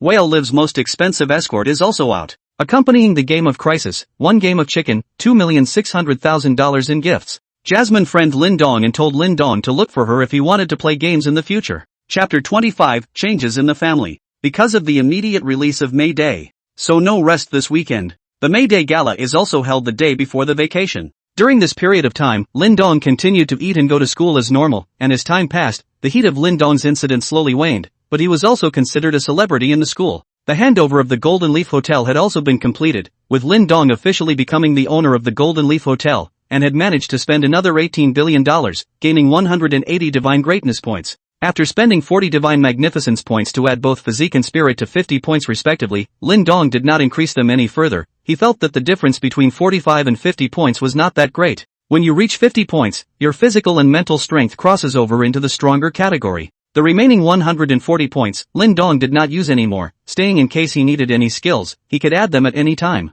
The day before the May Day vacation, Lindong no longer had classes in the afternoon, so he rested in the dormitory and prepared for the school's May Day Cultural Gala in the evening. Jiangnan Media University has been on vacation. Close to home have begun to leave school one after another. Sun Si was packing up her things in the dormitory and preparing to go home. Suddenly the phone rings. Sun Si picked up the phone to see that it was her mom calling and hurriedly connected. But after picking up the phone, Sun Si's entire body was confused. Her mom told her not to come home for a while, and then gave her $100,000 to save for a little while. Sun Si instinctively felt that something seemed to be wrong at home, and it was only after she repeatedly pressed her that her mother told her in tears. The family's business had failed and owed a lot of money, and now the house was under surveillance by the debtors, and as soon as she went back, she would surely be blocked by those debtors, and they could only temporarily hide in their grandparents' house now. Her father has not eaten or drank for 2 days now. The whole person has lost a big circle, and cannot be persuaded. In Sun Si's heart, her father was the sky, but now that the sky had collapsed, she couldn't figure out why her family had gone bankrupt all of a sudden after so many years of doing business. She had to hurry back and get things straightened out. If she didn't go back now, she was afraid that she would never see her parents again. After simply packing up a little something, Sun Si rushed towards home. Her family is in Yangcheng, not far from Jiangcheng, more than half an hour by train, and even by car, just 2 or 3 hours. By the time she got to her grandparents' house it was almost evening. Knock knock. Sun Si calmed down a bit and started knocking on the door. No one is answering. Knock knock. Sun Si knocked again. Still no answer. Cood. It's not possible. It's not possible. Sun Si's heart trembled. Quickly, he took out his phone and dialed his mom's number. Phone call connected. Mom, I'm already back. Just outside the door of Grandma's house, open the door. Sun Si said with some anxiety. Si, you're back? Didn't I tell you not to come back? Sun Si heard her mother's voice coming from the phone. Her heart was finally relieved, although her voice was a little tired, but at least she was still alive. Soon, the door finally opened. The moment I saw my mom, Sun Si couldn't help but hug her mom and cry out anymore. Mother and daughter went inside after crying for a while. Seeing no one in the house, Sun Si asked, Mom, what's going on? Where's Dad? Where are grandparents? Where's little sister? Your grandparents and little sister have been picked up by your uncle. Your father has locked himself in his room and refuses to come out. See, go and persuade your father. He hasn't eaten for 2 days. If he continues like this his body will collapse. Sun Si entered the room after seeing the man sitting in the room smoking a cigarette. She was completely unable to connect the man, whose hair had gone mostly gray, with her father. Once he was how-spirited, from the countryside out, in the city to make a world, in the whole family is the most productive, no matter who talked about him or thumbs up. But the man in front of him, the whole man looked dead. A man in his 40s looked like he was 60. Dad! Sun Si shouted with tears in her eyes. The man didn't respond to her and continued to smoke, one after the other. Mom! What the hell is going on? Why did Dad turn out like this? Sun Si turned her head to her mom. Alas! Your father was cheated, that partner rolled away all the company's money out of the country, and your father is the company's legal person, all the loans and debentures are signed your father's name, in addition to the bank in addition to a number of loan sharks. Your father, because he could not stand the blow overnight, his hair was white for most of the time, sitting here for 2 days already. Why? Why is it like this? How could a good home suddenly become like this? Sun Si sat paralyzed on the ground, unable to stop her tears. When she left home a few months ago, the house was peaceful and cozy, and her dad was still the man who stood tall in her heart. Her mother is still the same middle-aged woman who likes to nag them in front of their sisters. What a lucky family. Why would it suddenly become a dying family? Chen Suilian squatted down and hugged her own daughter. Her eyes were astringent, but no tears flowed down, because she had already shed too much in the past few days. She didn't blame her husband, she knew he had endured more. She blamed it on the fact that these crooks were too good at disguising themselves, too intentional. See, this hurdle Mom and Dad can't cross. If Mom and Dad are gone, you must take care of your sister. You're already an adult. It's time to take up the responsibility of taking care of your sister, got it? Chen Suilian hugged Sun Si and said. Hearing her mother's words, Sun Si's heart trembled and she hurriedly said, Mom, you guys mustn't do anything stupid, okay? Please. Chen Suilian continued as if she hadn't heard her daughter's plea. But don't worry too much. Your father and I have saved a little money for you at your uncle's place. It's not much, but it's enough to clothe and feed you. Mom, you mustn't do anything stupid. There must be another way. There must be another way. Chen Suilian continued, but you need to move to a place where they can't find you, because many of these debtors are loan sharks, and Mom is afraid that they will threaten your sister's safety. Mom, isn't it settled when you pay the money back? It suddenly occurred to Sun Si that Lin Dong was the young proprietor of the Golden Leaf Hotel. His family must be very rich. As long as he was willing to lend money to help himself, then he could definitely solve the crisis at home. I'll pay him back later, and if I can't, I'll be his lover and his second wife. At this time Sun Si, not to mention a handsome young man like Lin Dong, even if it is a short, fat, and ugly man like Yu Chunghai, as long as she can help her family to solve the crisis of her family's destruction, she will absolutely not hesitate to follow him. Because nothing is more important in her mind than her loved ones at home. Silly girl, paying back the money is a solution to the problem, but we can't pay back this money. Mom and Dad have already thought of a lot of ways to do it. Everything that can be sold has been sold, and everything that can be borrowed has been borrowed, and in the end it's just a drop in the bucket. Chapter 26, Is 100 million enough? JNU. Tens of thousands of students were already sitting neatly in the playground. The May Day Gala will begin soon. First, there was a speech from the school leader. Then the students began to perform their programs. Singers, dancers, skits, comedians and magicians began to present themselves on stage. However, at this time, Lin Dong was not sitting down to watch the program. Instead, he was called back to the classroom by the homeroom teacher, and of course he wasn't the only one. Everyone in the class was called back. Everyone was a bit baffled. The homeroom teacher spoke at this time. There are special circumstances today, because Ying Shui is a little unwell, so she can't go on stage. Whoever of you knows how to play the piano, go up and take over. You don't need to play as well as you can, just cope with it. Everyone's eyes went to Su Ying Shui. Sure enough, Su Ying Shui's originally flushed face turned a little white. The homeroom teacher waited for a while before anyone signed up and continued. Whoever takes this assignment next, I'll give the green light all the way from now on, no matter if it's a leave of absence or whatever. When this was said, many people were a bit impressed, but playing the piano is a delicate job. Not just anyone who learns for a few days dares to perform on stage. Lin Dong was also a bit impressed and wanted to take this matter on, so that it would be easier for him to take a vacation in the future. So he added piano to the skill bar with God's Magnificence points, and directly added another 10 God's Magnificence points, and the piano skill directly changed from introductory to proficient. Soon, Lin Dong felt a large amount of knowledge pouring into his mind. After having a bottom in his heart, Lin Dong stood up and said, "Teacher, I'll give it a try." All the students looked at Lin Dong with disbelief on their faces, including the other three ES as well as Su Ying Shui and the class teacher as well. Lindo plays the piano? Don't be funny. He's been in college for a few years now, and when he's on vacation he's either working a part-time job or on his way to a part-time job, so how does he have time to learn the piano? Would you? The homeroom teacher asked hesitantly. Yes, I learned that when I was working part-time. Can you play a full song? The homeroom teacher asked again. Yes. Alright then. Since there's no one else signed up, go ahead and give it a try, and remember, no credit, no blame. At this time, Ding Wei stood up and said with a pained expression, "Teacher, I'm not feeling well either, let Lin Dong go up alone." He was not going to go up with Lin Dong to disgrace himself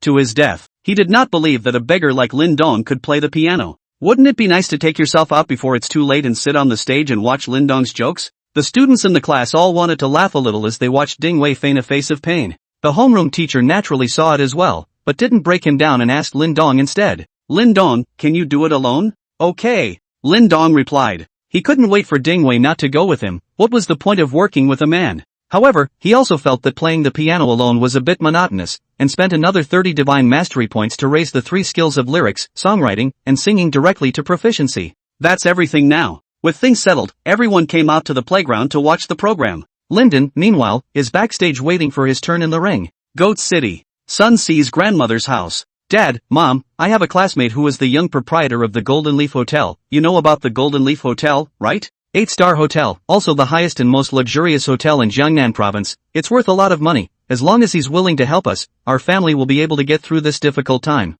Sun Si tried to think of a way to stabilize her parents. As long as there was hope, they definitely wouldn't give up. After hearing his daughter's words, Sun Weicheng finally turned his head to look at Sun Si's mother and daughter, and his eyes were no longer dead in the air. As a native of Jiangnan province and once a big boss worth hundreds of millions of dollars, he naturally knew the great name of the Golden Leaf Hotel and had once received an important client there. The market value of that hotel could reach at least $15 billion, and if it was really like what his daughter said, it might really help him get through the hard times. As long as the money owed to loan sharks and banks is paid off and the company is unblocked, you can definitely make a comeback with your own abilities. How would he want to give up this one happy family if it were possible? Really? Sun Weicheng asked in an almost hoarse voice. It was the first thing he'd said in 2 days. Really? Really? Sun Si said happily as she wiped away her tears when she saw her father finally speak. Chen Suilian was relieved to see her husband finally speak. But even if he has the ability, why would he help us? You and him are only classmates. Our family has a funding gap of nearly $100 million. Can you really borrow it? Sun Weicheng asked. $100 million? Sun Si was even more shocked in her heart when she heard this number. She had originally thought that her family might just owe a few $1,000,000, and with Lin Dong's status as a super rich second generation, he should not care about this amount of money. But I didn't expect to owe $100 million. $100 million? Even though Lin Dong was a super rich second generation, could he really take out that much cash? Maybe his family could take it out, but he was just a student, and there was no way his family would let him use so much money to lend to someone he'd only known for a few days. What do we do? What do we do? No, it was hard to get some hope in my parents. I couldn't let them see it. Dad, Lin Dong will lend it to me. Because he is my boyfriend. I've been with him for half a year already. It's just that I was afraid that you guys would say I'm still young, so I didn't dare to tell you. Sun Weicheng and Chen Suilian froze. The last bit of doubt in his mind disappeared. It didn't surprise them at all that their daughter had found such a wonderful boyfriend. They have absolute confidence in their daughters. Just one more doubt appeared in Sun Weicheng's heart. Could the daughter just be trying to comfort herself? And make up a lie? Quite possibly. So Sun Weicheng said, then call him now and see if you can borrow it. Sun Si's heart tightened and she said, Dad, let's call tomorrow. You should eat something first, and I'm hungry too. As a businessman who had been working in the mall for many years, how could Sun Weicheng not see the subtle changes in his daughter? As expected, Sun Weicheng sighed in his heart. This is just a reprieve for my daughter. Chen Suilian spoke at this time. CE, just call. If we can borrow the money, your father can also make preparations. If we can't, we still need to get your sisters settled, otherwise your father and I won't die in peace. Sun Si had no choice but to take out her phone and find Lin Dong's number and dialed it. Despite the despair in his heart, he hoped that there would be a miracle. JNU. Lyndon is still backstage waiting to go on. The phone suddenly rang. Take out the phone and look at it. It's Sun Si. What does this chick want with herself? Although there was doubt in his mind, Lin Dong nevertheless answered the phone. Hello, Mr. Sun, what can I do for you? On the other end of the phone. When Sun Weicheng heard Lin Dong call his daughter's son classmate, his last bit of hope was dashed. No man calls his girlfriend that. Sun Si, however, didn't care about these details. Lin Dong, are you free now? I want to talk to you about something. Lin Dong looked at his program. There were still several groups in front of him, so he walked to a quieter place. Say what you have to say. Lin Dong, I want to borrow some money from you. Lin Dong froze. Borrowing money? Isn't this girl's family rich? How can you borrow money from yourself? How much to borrow? Lin Dong asked. Borrow $1 billion. How much to borrow? Lin Dong thought he had misheard and asked again. Borrow $100 million. What are you borrowing so much money for? Lin Dong asked. Lin Dong, my family failed in business and owes a lot of loan sharks. If we don't pay them back, our family will be finished. Please help me, okay? I will definitely pay you back slowly. Sun Si's choked voice came from the phone. Loan sharks? This stuff is the stuff that kills people. The image of this chick rejecting the subterfuge of that what's his name Mr. You came to Lin Dong's mind. If he refused now, it wouldn't be long before this girl should become the plaything of those people for money. Come on, think of it as rescuing a teenage girl who's about to lose her way. Is $100 million enough? Lin Dong asked. Chapter 27 The Boys. Is $100 million enough? This was definitely one of the most moving words Sun Si had ever heard in her life, as it pulled her family back from the abyss she was about to fall into. Sun Weicheng and Chen Suilian both looked at each other with wide eyes as well, faces full of astonishment. This boyfriend of my daughter's is a bit unpredictable. $100 million seems to be completely out of the question for him. It's $100 million. Even at the height of their family, they couldn't get $100 million. But the other side just takes it as it comes. Such a character was actually their daughter's boyfriend? They were all happy for their daughters. And to be able to come up with $100 million to help your daughter, you definitely genuinely like your daughter. Enough. That's enough. Thank you, Lin Dong. Sun Si wanted to cry out at this time. From the afternoon until now, she had been tightening her spirit. Finally she could relax and wanted to vent so badly. Then send me the card number and I'll transfer it to you later. Lin Dong's voice came from the phone. Good. Thank you really, Lin Dong. Hanging up the phone, Sun Si sent her card number to Lin Dong. Then realized her parents were staring at her. Dad, Mom, what's wrong with you guys? CE, is this Lin Dong really your boyfriend? Yeah. Otherwise he wouldn't just lend out $100 million even if he was rich. That's right too. So when are you going to bring him home and we'll thank him properly? Wait until he's free. He's usually busy. Then when he has time, you must bring him back for us to see. Alright. Mom, you go and make dinner. I've been hungry already for a long time. A mechanical voice rang out from Sun Si's cell phone at this time. Your account with the tail number XXXX has received a transfer of $100 million. All three froze at the same time, and all breathed a sigh of relief at the same time. Although Lin Dong promised to borrow. But as long as the money doesn't arrive, the stone in your heart won't drop. Now that the money has arrived, the family's crisis is over. Chen Suilian happily went to cook. Sun Weicheng also walked out of the room where he stayed for 2 days, drank some milk and went to take a shower. Sun Si sat on the sofa in the living room, thinking back on everything that happened on this day. She shuddered to think, without Lin Dong's help, what an ending for her family. Her parents might as well carry all this on their backs and leave the world. And himself and his sister will go to a place where they have no family and live alone. It was Lin Dong who had saved her parents, the sisters, and even more so, the family that was about to be broken. So she had decided in her mind. From today onwards, she only belonged to Lin Dong alone in her entire life. She would appear whenever Lin Dong needed her. When Lin Dong did not need her, she disappeared. Whether a lover or a maid. It doesn't matter if you're a cow or a horse. She's all set with Lin Dong. JNU. Lyndon is still waiting to get on the field right now. He's next. If he knew what Sun Si was thinking right now he would definitely be baffled. How can you lend out $100 million and still get reneged on? At this time, the loud voice of the host on stage rang out. Since the next performer, Suing Xue, is a bit under the weather, we have student Lin Dong performing a piano solo for us next. The host just finished. There was a cacophony on stage. How did it change to Lin Dong? Where is my goddess? Surprisingly, she's changed? Lin Dong can play the piano? Playing cotton is more like it. Hey, Lin Dong, show us how you vomited blood that day. I'll learn, my girlfriend is about to break up with me too. Ha ha ha. Right, let Lin Dong perform spitting blood. Ha ha ha. The scene is starting to get a little chaotic. After Lin Dong went on stage, he heard the laughter of the students on stage. He ignored them. Walking directly to the piano, he picked up the microphone and said, Teachers, students, good evening, I'm Lin Dong, and tonight I'm bringing you an original song of mine called Boys, I hope you'll like it. Sitting down in front of the piano and placing his hands on the keys,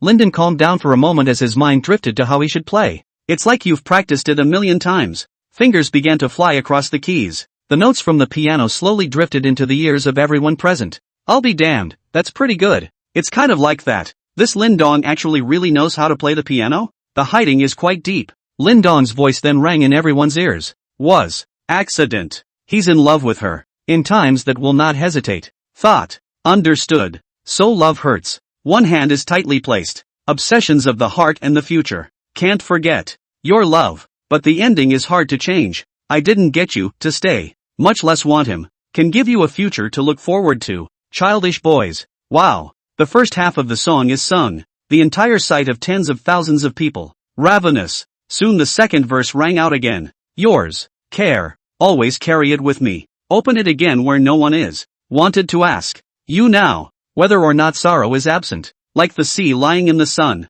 Like colors painted with care. To make you smile and be brave. Can't forget. Your love. But the ending is hard to change. I didn't get to keep you. Much less like him. can give you a future to look forward to. Childish boys. Wow. Thinking of you. Right now. Thinking of you. Whenever I wander again. All regrettable. Neither is the future. All love. It's all inevitable in the end. There is no escape from harm. No need to start over. Wow. La. Now me. Just hope for pain. It's more painful to come. Not able to start over anyway. Wow. P.S. People think of this book as a parallel world. The song is Boys by the voice winner Liang Bo, if you're interested. The song is finished, but the scene remains silent. Shocked? Indeed. Everyone did not expect Lin Dong to sing such a heartfelt song. The lyrics, songwriting, singing and playing the piano are so insightful. Many of those who have experienced it have had their eyes moistened.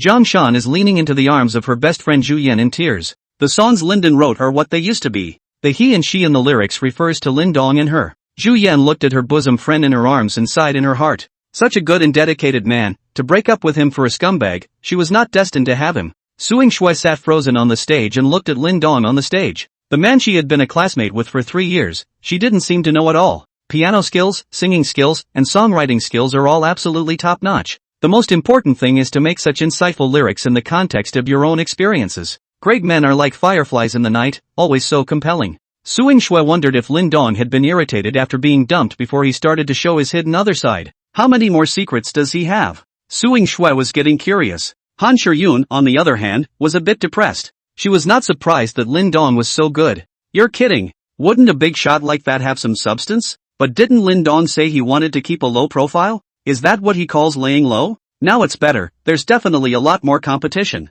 Other people Han Shiyun did not put much in her eyes, but Suing Shui, who was in the same class as Lin Dong, Han Shiyun had some sense of crisis. No, while everyone was still half aware of Lin Dong, he had to speed up and take Lin Dong down himself. Otherwise you'll miss the village and you won't be able to find the store. The several music teachers in the school were looking at Lin Dong as if he was looking at a rare treasure. It's amazing that such a musically gifted student went unnoticed by them. I don't know who rang the first applause. Then one after another, in a flash tens of thousands of people rang out in thunderous applause. Lin Dong stood up and bowed to the stage before leaving the stage. Tonight, he was destined to be the man who shone the brightest. Chapter 28, Lake City. Lake City. It's a city by the sea. It's a bit more developed in every way than the inland city of Jiangcheng. Lin Dong was currently sitting on the airplane from Jiangcheng to Hucheng with his eyes closed. Behind him, a pretty-faced, tall flight attendant was rubbing his shoulders. He sat in the super-luxury first-class cabin. Not only is a single-person single room, all kinds of top food supply, moreover, there is a beautiful flight attendant one-on-one service.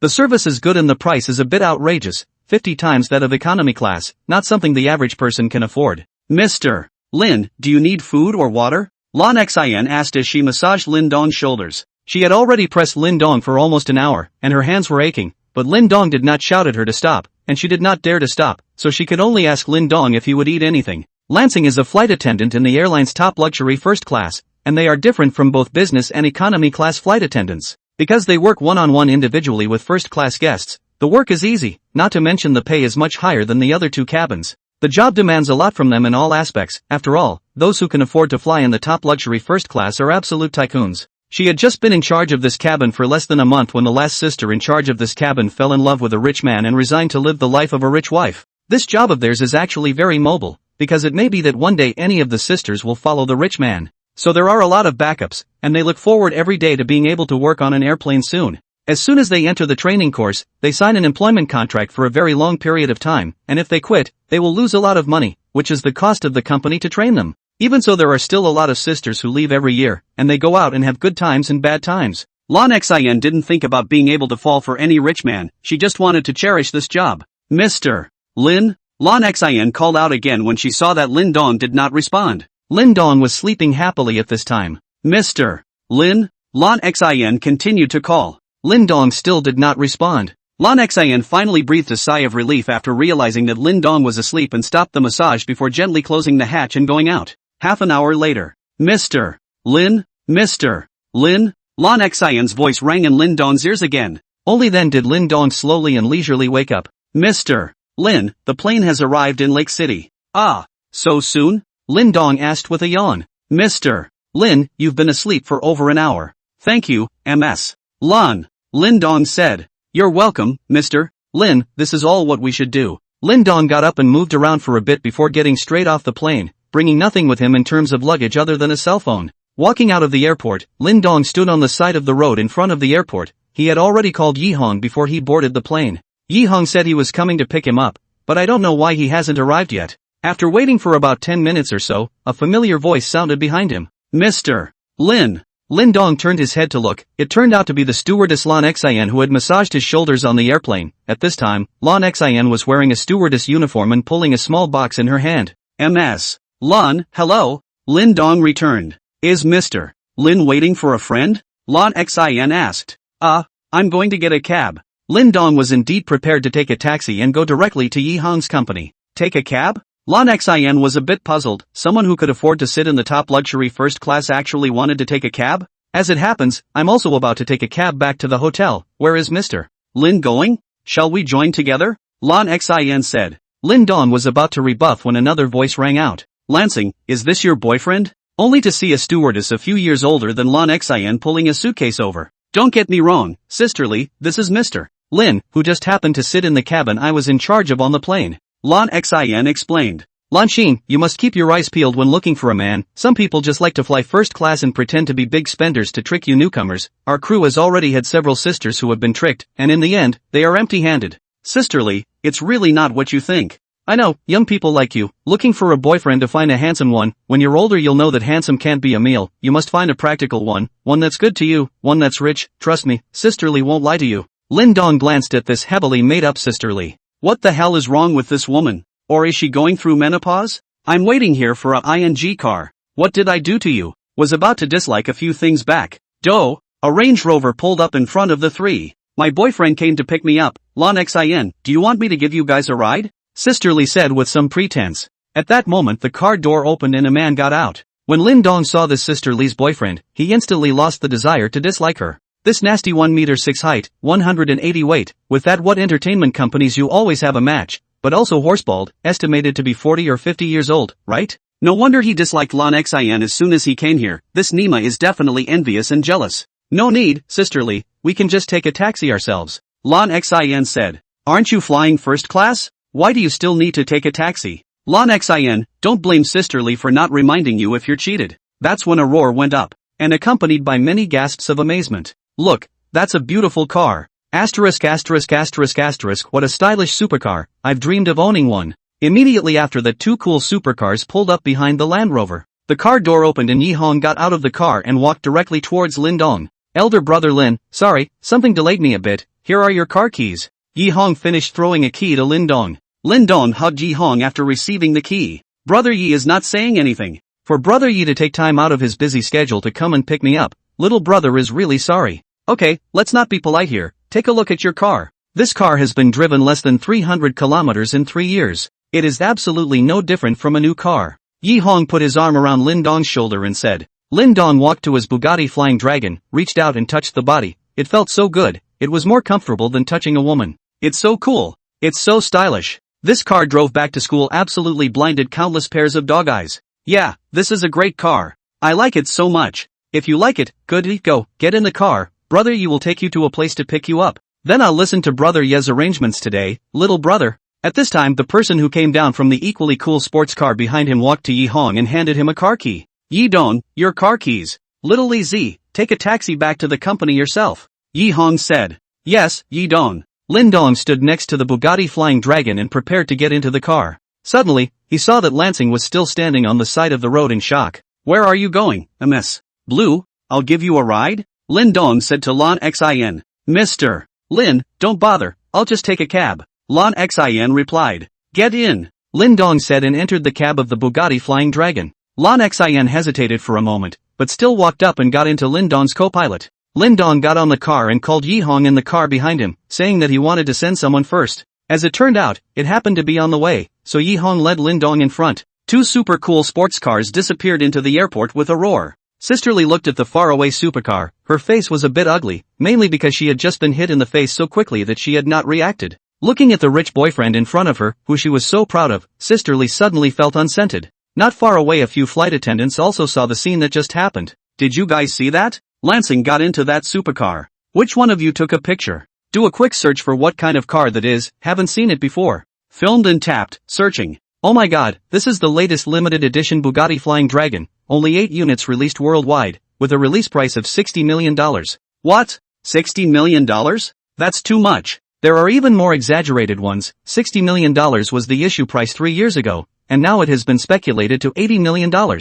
My God. Lon Xin has only been here for a month. How did she meet such a young, handsome, and rich tycoon? How come I can't meet one? Chapter 29. Welcome to the SCC. Lin Dong sent Lon Xin to the hotel where she was staying and then followed Yihong to the Lake Center Clubhouse. The heart of the Lake Clubhouse is the most exclusive clubhouse in Lake City, built in the center of a man-made lake. In addition to the beautiful scenery, there are golf courses, racetracks, and all these games for the rich and famous. Yihong brought Lin Dong to the golf course. There were 7 or 8 men and women gossiping together in the lounge area, all around 20 or 30 years old. Outside, another man and woman were playing golf, the man holding the woman from behind, his hands in hers, seemingly teaching her. Let me introduce you all, this is my brother, Lin Dong, who is currently attending university in Jiangcheng. Yihong introduced to the few people in the rest area. Immediately afterward, he turned to Lin Dong and said, Elder brother Lin, these are all members of our SCC. The few people present looked at Lin Dong and did not take him seriously. After all, Lin Dong was too young. Old Ji, you called us over today just to recognize this Lin Dong? One of the lightweights, who was about 24 or 25 years old, asked. His name was Wang Chang, and he was an intermediate member of the SCC like Yihong. Within the SCC, there is still a gap in membership levels, because the higher the membership level, the more powerful you are side by side. That's why generally low-level members don't dare to talk back to high-level members. However, he and Yihong were both at the same level, so naturally there was nothing to be polite about, and he said whatever came to mind. For another, Yihong is an 8-sided businessman with an easygoing personality. Wang Chang, I have called you here today mainly as a witness. I will exercise my privilege as an intermediate member and invite Lin Dong to join our SCC. The few people sitting there were a little surprised to hear Yihong's words and looked squarely at Lin Dong for a few moments. It was not easy to allow Yihong to directly exercise the privileges of an intermediate member. You should know that an intermediate member can only invite one person to join. This quota is precious. Even some people directly bid tens of millions of dollars to buy a quota cannot be bought. Yihong actually gave the only spot to this young kid in front of him? What's this kid's story? That's when a man in his 30s said. Since Old Yi is directly exercising the privileges of an intermediate member, then Brother Lin Dong will be a member of our SCC from now on. Come on, Brother Lin Dong, add me. Send me your ID number for a moment, I'll report it to the headquarters, and in 3 days' time the member badge belonging to you will come down, and I'll also send you a copy of our SCC's profile. After saying that, he took his cell phone out and asked Lin Dong to add him as a friend. Lin Dong was a bit confused. He was completely confused as to what the SCC meant, and what could he do by joining in. But since Yihong had asked him to join, then he should. After the two of them friend each other for a bit, Lin Dong sent his ID number to the other party and then also received a document. Lin Dong opened it and took a closer look. Turns out SCC is just an acronym. The full name is Magic City Supercar Club. Headquartered in Magic City. There are branches in many first-tier cities. Lin Dong looked at the cities. Jiangcheng was also among them, but they all seemed to be from the south, and none from the north. When SCC was first established, it was just convenient for some car enthusiasts to race and party. It has slowly grown to be a very tightly knit organization. This is a top circle of high society. Not only can we get together to eat, drink, race, horse race and play golf, but we can also sit together to talk about business and promote each other to achieve a win-win situation of resource sharing. A lot of thugs and tycoons squeeze their heads to enter this circle and get acquainted with these elite talents, but there is no doorway, which is not something you can enter just because you have money. The conditions for joining are also very demanding, and 3 conditions must be met. First, owning a multi-million-dollar sports car. This shouldn't be too hard. Second, the individual has more than $1 billion in assets or the family behind him has more than $10 billion in assets. This one isn't too hard. Third, there must be a member referral at the intermediate level or higher. This one is the hardest, and if someone wanted to release a spot it would absolutely drive the riffraff crazy. Of course, this quota is not tradable on the surface, but privately, it is not known. There are 4 levels of SCC membership: regular, intermediate, premium and core members. Regular members do not have the right to recommend. There is a referral slot for intermediate members. There are 3 referrals for senior members. There is no limit to the number of core members. Those who are able to enter the SCC as core members are all superstars and the management of the SCC. To upgrade your membership level you need to contribute to SCC to be able to do so. SCC also holds a lot of racing events and various parties every year to promote cohesion. Lin Dong felt that Yihong was quite on the ball after reading it and could make a good friendship. This kind of circle, if not Yihong brought him to the words, he simply do not know there is such a place. Have more money, also have no place to make. However, Lin Dong was unaware that the reason why Yihong had expended the only quota to bring him in was because Li Bin had said that if Lin Dong could take out $20 billion to purchase the Golden Leaf Hotel, then he was definitely a direct descendant of one of those hidden families. Hidden family of people Yihong has not seen, or seen but do not know. That gang is very mysterious, are hidden behind the scenes. To be able to befriend such a person, Yi Hong naturally would not be stingy. Brother Lin, you are also required to show a proof of assets. Proof of assets is not necessary. I just sold the Golden Leaf Hotel in Jiangcheng to elder brother Lin a few days ago, and elder brother Lin owns 100% of the equity, Yi Hong said. A few people in the room were a little surprised to hear that. The 8-star Golden Leaf Hotel was still relatively famous, and it would take at least around $20 billion to be able to buy it. To be able to afford to spend $20 billion on a hotel, the assets should be at least $50 billion or more. It seems that the family behind this Lin Dong is not weak. Elder brother Lin's family is in the hotel business? Wang Chang asked. He felt that Lin Dong's family bought the Golden Leaf Hotel, must be doing business in this aspect of the hotel, and bought it only for the purpose of achieving monopoly in Jiangcheng, otherwise who would spend $20 billion to buy a hotel? He no longer despised Lin Dong at this time, and even had the intention of befriending him. No, it's just that I thought the meals there were more appetizing and it's closer to where I go to school, so I bought it. Lin Dong said back. This, Nima. Everyone present except Yi Hong looked at Lin Dong with shocked gazes. Spending $20 billion on an 8-star hotel just because the food is to your liking? That's $20 billion. Not $2 million. These people sitting here were all old members of the SCC, and although most of them were just ordinary members, this was not comparable to those thugs out there. But to spend $20 billion just to satisfy their appetite, they have never really seen such a game. He. Brother Lin really knows how to joke, Wang Chang said with a smile. Lin Dong, on the other hand, shrugged his shoulders and did not explain further. No one believes me when I tell you the truth. Chapter 30 Yao Shui. Soon, the formalities for Lin Dong to join the SCC were then completed, and he was already an ordinary member of the SCC. In fact, any internal recommendation to join the SCC is basically just a walk in the park, as no one would waste a spot to recommend someone who doesn't fulfill the requirements. It takes 3 days for SCC's members-only badges to arrive here from HQ. Lin Dong felt that the level of ordinary member was a bit low, but then again the profile only said that he needed to contribute to SCC in order to upgrade. As for what the contribution is, it doesn't say. So Lin Dong asked, Brother Yi, what contribution do I have to make to the SCC before I can be promoted to an intermediate member? What? Elder brother Lin just joined and wants to upgrade? Just asking, and it doesn't say on the profile what to do to be considered contributing to SCC. Actually, the normal promotion to intermediate is still a good promotion. Every time there is an event you try your best to do what you can, and after a few years of simmering you can be promoted to intermediate. Is there any other way? The easiest, quickest way is for you to just donate $1 billion and you'll be automatically upgraded to an intermediate member. You can upgrade by donating $1 billion?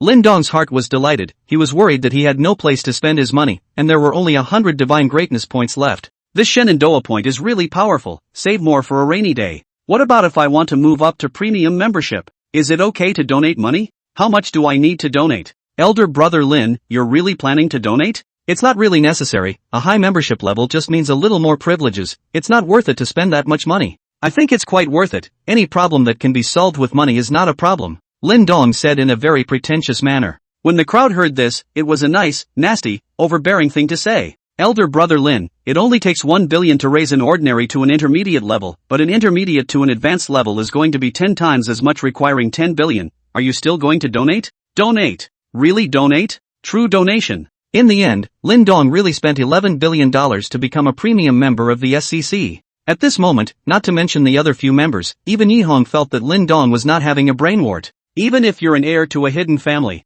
that's $11 billion. Not many public companies are worth that much. Not more than half of the people on the scene can take out $10 billion, and even if they can take it out, they are about to empty their family's bottom. Yi Hong was considered to be the richest here, and $11 billion was almost a fifth of his assets. But his money is either an investment project or a fixed asset. Really, if he takes out $10 billion now, it is estimated to be enough. How many other people in this world are still running around on a couple $1,000 paychecks? $11 billion to keep for himself to spend. Doesn't he smell good? Incomprehensible. Everyone thought that Lin Dong was crazy. Only Lin Dong was secretly happy as he looked at his newly increased 110 divine greatness points. The group was trying to figure out how to approach Lin Dong and get on good terms with him. Not far away, a man's exasperated voice came from the golf practice area. Pop, bitch, I'm gonna give you face, aren't I? Immediately afterward came the voice of a woman suppressing a sob. Several people rushed to yank the man back. The man who was yanked back was still cursing as he walked away. Believe it or not, I'll make you lose your reputation tomorrow.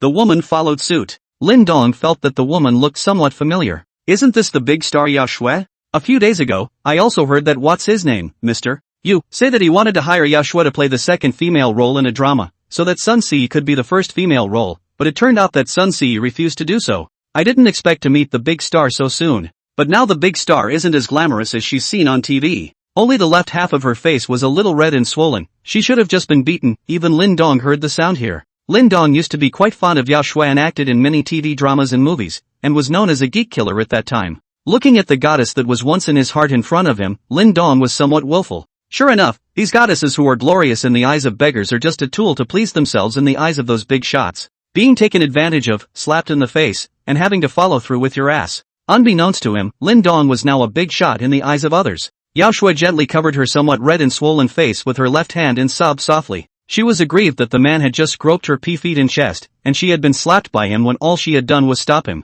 But she didn't dare to leave because the agent told her that if she made these lords angry, her future would be over. Not only is she finished, but so is the company behind her. So all she could do was stay here and see if she could take the edge off. Yen Yong, will you stop? Yi Hong said with a frown. Old Ji, you don't care about this matter, isn't it just touching a few times? Also give me to pretend innocence, I tell you, Yao Shui, you do not give me to clean up tonight. Wait, I want you to lose your reputation tomorrow. I'm sorry, Mr. Yen. Yao Shui whispered. I'm sorry for nothing, just wash up and wait for me tonight, you hear me? I'm sorry, Mr. Yen. I'm asking you if you heard me or not. Mr.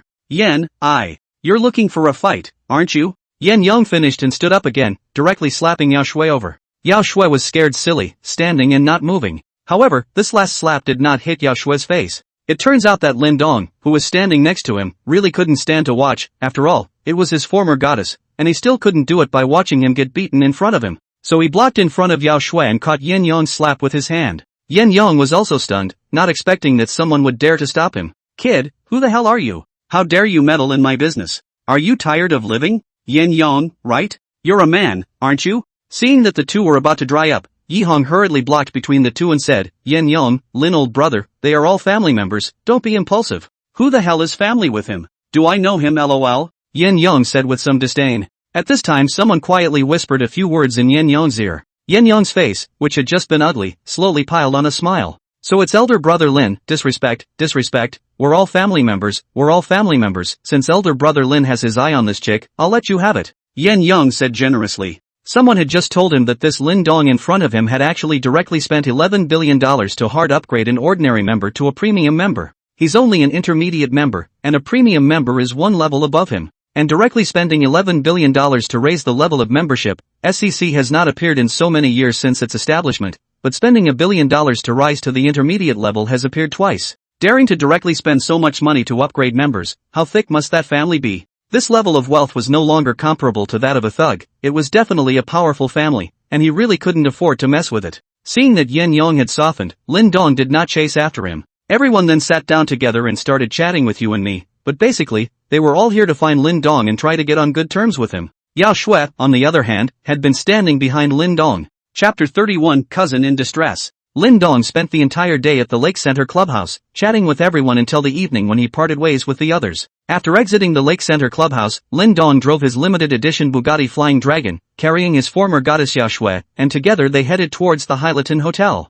Yao Shui was staying at the Hylaton Hotel, and Lin Dong was prepared to send Yao Shui back to the hotel before going to find his cousin Wangley. Car. Mr. Lin, thank you. Yao Shui said gratefully. If it wasn't for Lin Dong today, she would have been finished. Either commit to Yen Yong or wait for tomorrow to be ruined. She didn't doubt for a second that Yen Yong had the strength. Even her boss is afraid of this guy. Slightly inclining her head to look at Lin Dong's side face, Yao Shui was a bit obsessed. Whether it's the face, body or character, they all belong to the superb level, not to mention the background that makes even Yen Yong afraid. This kind of man is like a star in the night sky, wherever you go to see is beyond dazzling. And I wonder what kind of woman it takes to deserve such a wonderful man. Maybe it could only be a woman on his level. Yao Shui could only hide this infatuation in her heart. It's fine, just a show of hands, Miss Yao, I actually quite like the movie you acted in. Lin Dong said. Really? Mr. Lin, you really like my movie? Yao Shui said in surprise. She did not expect a big shot like Lin Dong to actually pay attention to her. It really flattered her a bit. Lin Dong froze. Is there a need to be so surprised? You're the new geek killer. One of the 4 little flower girls. Is it weird that I like watching your movies? There are plenty of people at school who like you. Not only do I love your movies, but I have 2 of your swimsuit posters in my dorm room. But that can't be told. Quite like it indeed. So which of my movies did Mr. Lin like? Yao Shui asked. I like The phone rang when Lin Dong was in the middle of his sentence. Lin Dong parked his car on the side of the road, took out his phone and looked at it. It was his cousin Wang Li calling. Answering the phone, Lin Dong said, "Hey, little sister Wang, I've arrived in Hucheng. I'll come over to you right away. Brother, I'm at Infinity KTV, come save me, I seem to have been drugged, my head is so dizzy." Wang Li's weak voice came from the phone. Lin Dong was startled and sensed the seriousness of the matter. "Just send me the location, I'll be right over, hold on." After Lin Dong finished speaking, he turned his head to Yao Shui and said, "Miss Yao, I am sorry, I have a temporary emergency, look at you." Yao Shui could see that Lin Dong was a bit anxious and said, "Mr.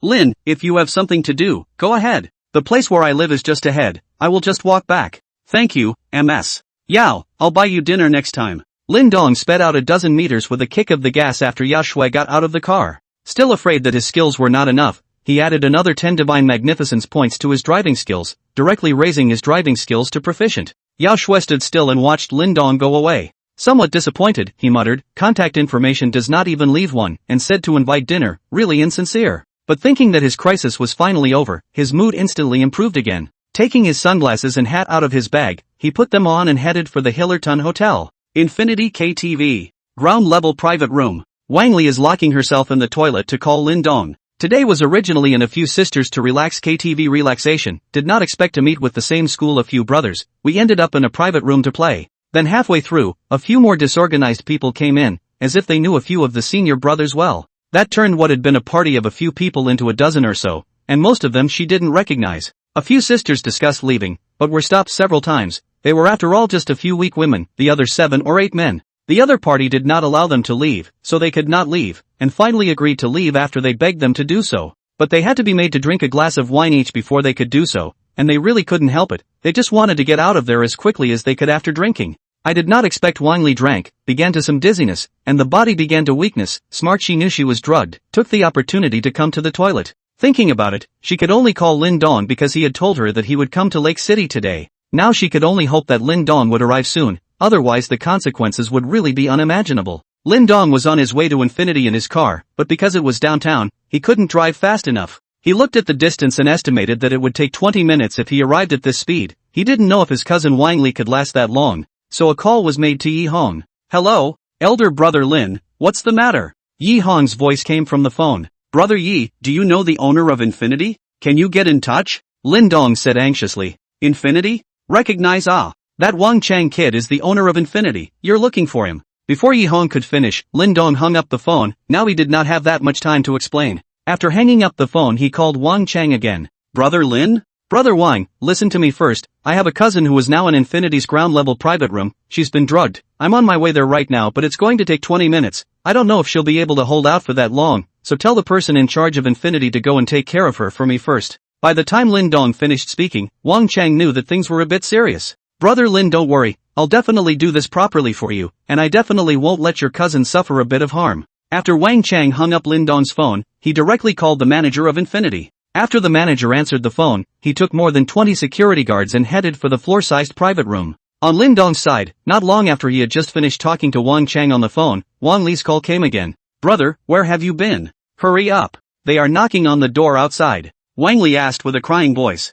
"Little sister, don't be afraid, someone will come to save you soon, hold on for 5 more minutes, no, 2 minutes, just 2 minutes and someone will come to save you." "Brother, I'm scared. You hurry up. Boo." Before Wang Li could finish her words, the toilet door was forced open. "What's taking so long? Your sisters are waiting for you." A strange man's voice rang out. I don't know you. You go away." The phone went silent for a moment. "Grr." Lin Dong cursed. Now he was also furious. Wang Li, he really treats her as his own sister. After living in her house for 2 years, the family treated him well and didn't treat him like an outsider at all. Even with a younger cousin, his sister-in-law and brother-in-law continue to treat him like their own son. If something really happened to this Wang Li in front of him, how could he explain to his sister-in-law and uncle? How do you account for yourself? But there was nothing he could do about it now. One can only hope that Wang Chang does what he says he will do. Chapter 32, Rescue. After hearing his sister Wang Li's screams on the phone, Lin Dong could not care less. Even if there were a lot of cars on the road, he was just on overtaking mode.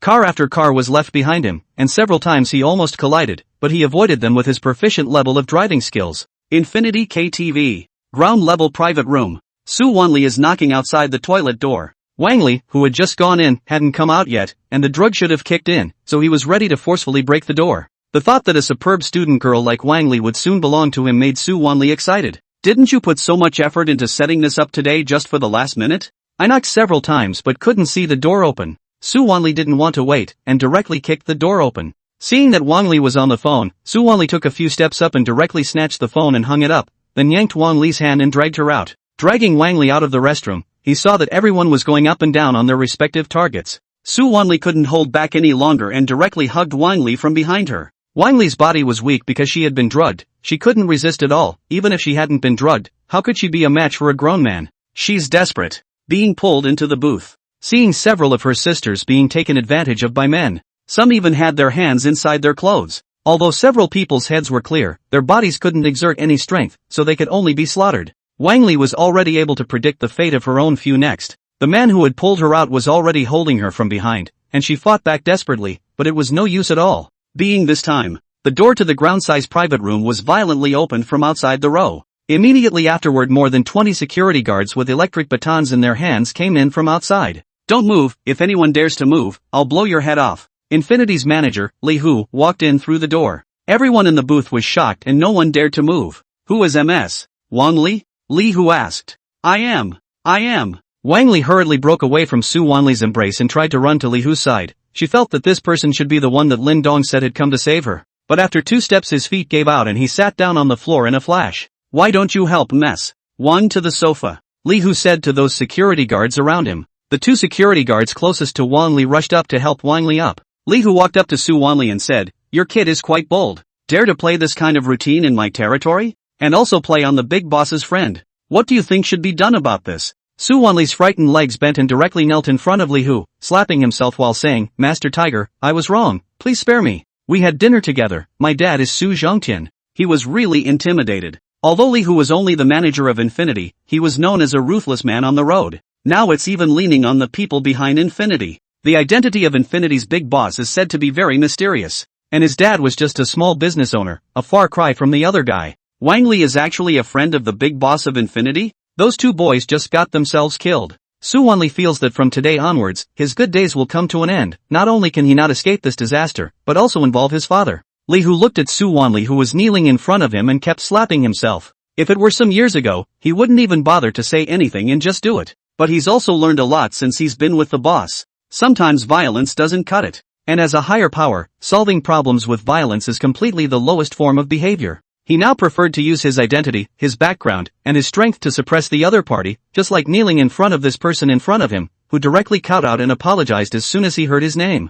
You guys come over here too, Li Hu said to a few others. A few people tremblingly walked over and knelt in a row with Su Wanli, then began to slap themselves as well. Even Su Wanli didn't dare to call this Tiger Master's bluff, let alone them. A few minutes later, the faces of the several people kneeling on the ground had been slapped and swollen, and there was still blood flowing out of the corners of their mouths. But they didn't dare to stop. If this Tiger Master were to do it himself, it wouldn't be as simple as a slap in the face. Okay, first things first, Li Hu said. Thank you Master Tiger. Thank you, Master Tiger. Several people were relieved. Lin Dong arrived at this time. As soon as he came in, he saw 20 to 30 security guards standing in the booth with electric batons in their hands, and a few others kneeling in the center, their faces a little puffy and bleeding from the corners of their mouths, while his little sister was sitting on the sofa. Little sister. Brother. Wang Li wanted to cry a little again after seeing Lin Dong arrive. Lin Dong hurriedly went over to hold Wang Li in his arms. It's okay. It's alright. Lin Dong comforted. You are Mr. Lin, right? Li Hu also saw Lin Dong.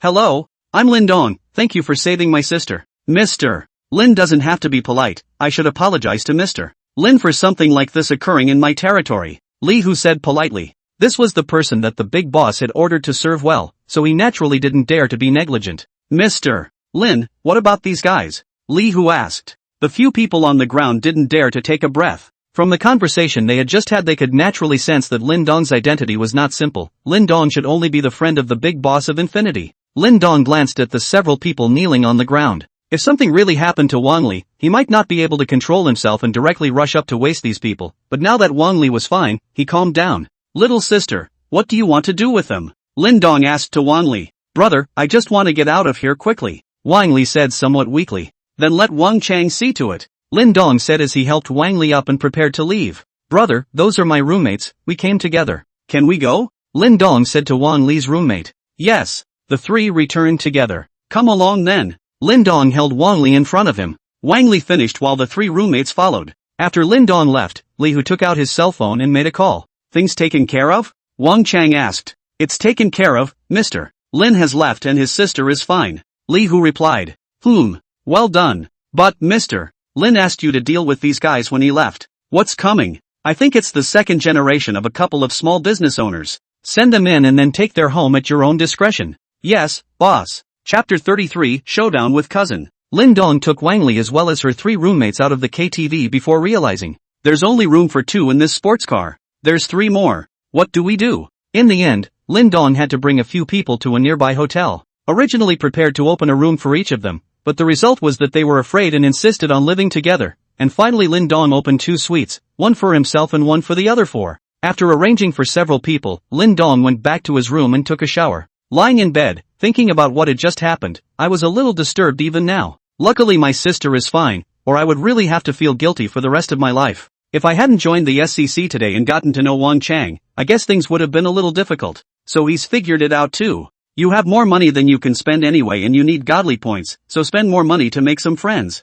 Many friends make a difference, and there may be times when you need each other's help, like today. After Lin Dong figured it out, he called Wang Chang. Brother Lin, is your cousin alright? Wang Chang asked over the phone. There's nothing wrong with her, thanks to Brother Wang for today. If there's anything you need from me in the future, just ask. Brother Lin is polite. I'm also responsible for what happened today. After all, it's my place, letting your sister suffer. This can have nothing to do with Brother Wang, it's all because her vigilance is too low. By the way, Brother Wang, in the future, if there are any projects that need money you can look for me, I'll invest in them, and I promise not to participate in the management, only to be a shareholder. Wang Chang's heart rejoiced when he heard Lin Dong say this. This was the purpose of him befriending Lin Dong. Since Lin Dong dared to directly donate $11 billion to the SCC to raise the membership level, his wealth could be imagined. This is no longer an ordinary gentry, this is definitely the strength only found in top gentry and those large consortia. Befriending such a person naturally has all the advantages and none of the disadvantages. Since Brother Lin thinks so highly of me, then I really do have a project on my hands. How about this? Tomorrow night the Lake Heart Club will be hosting a charity dinner.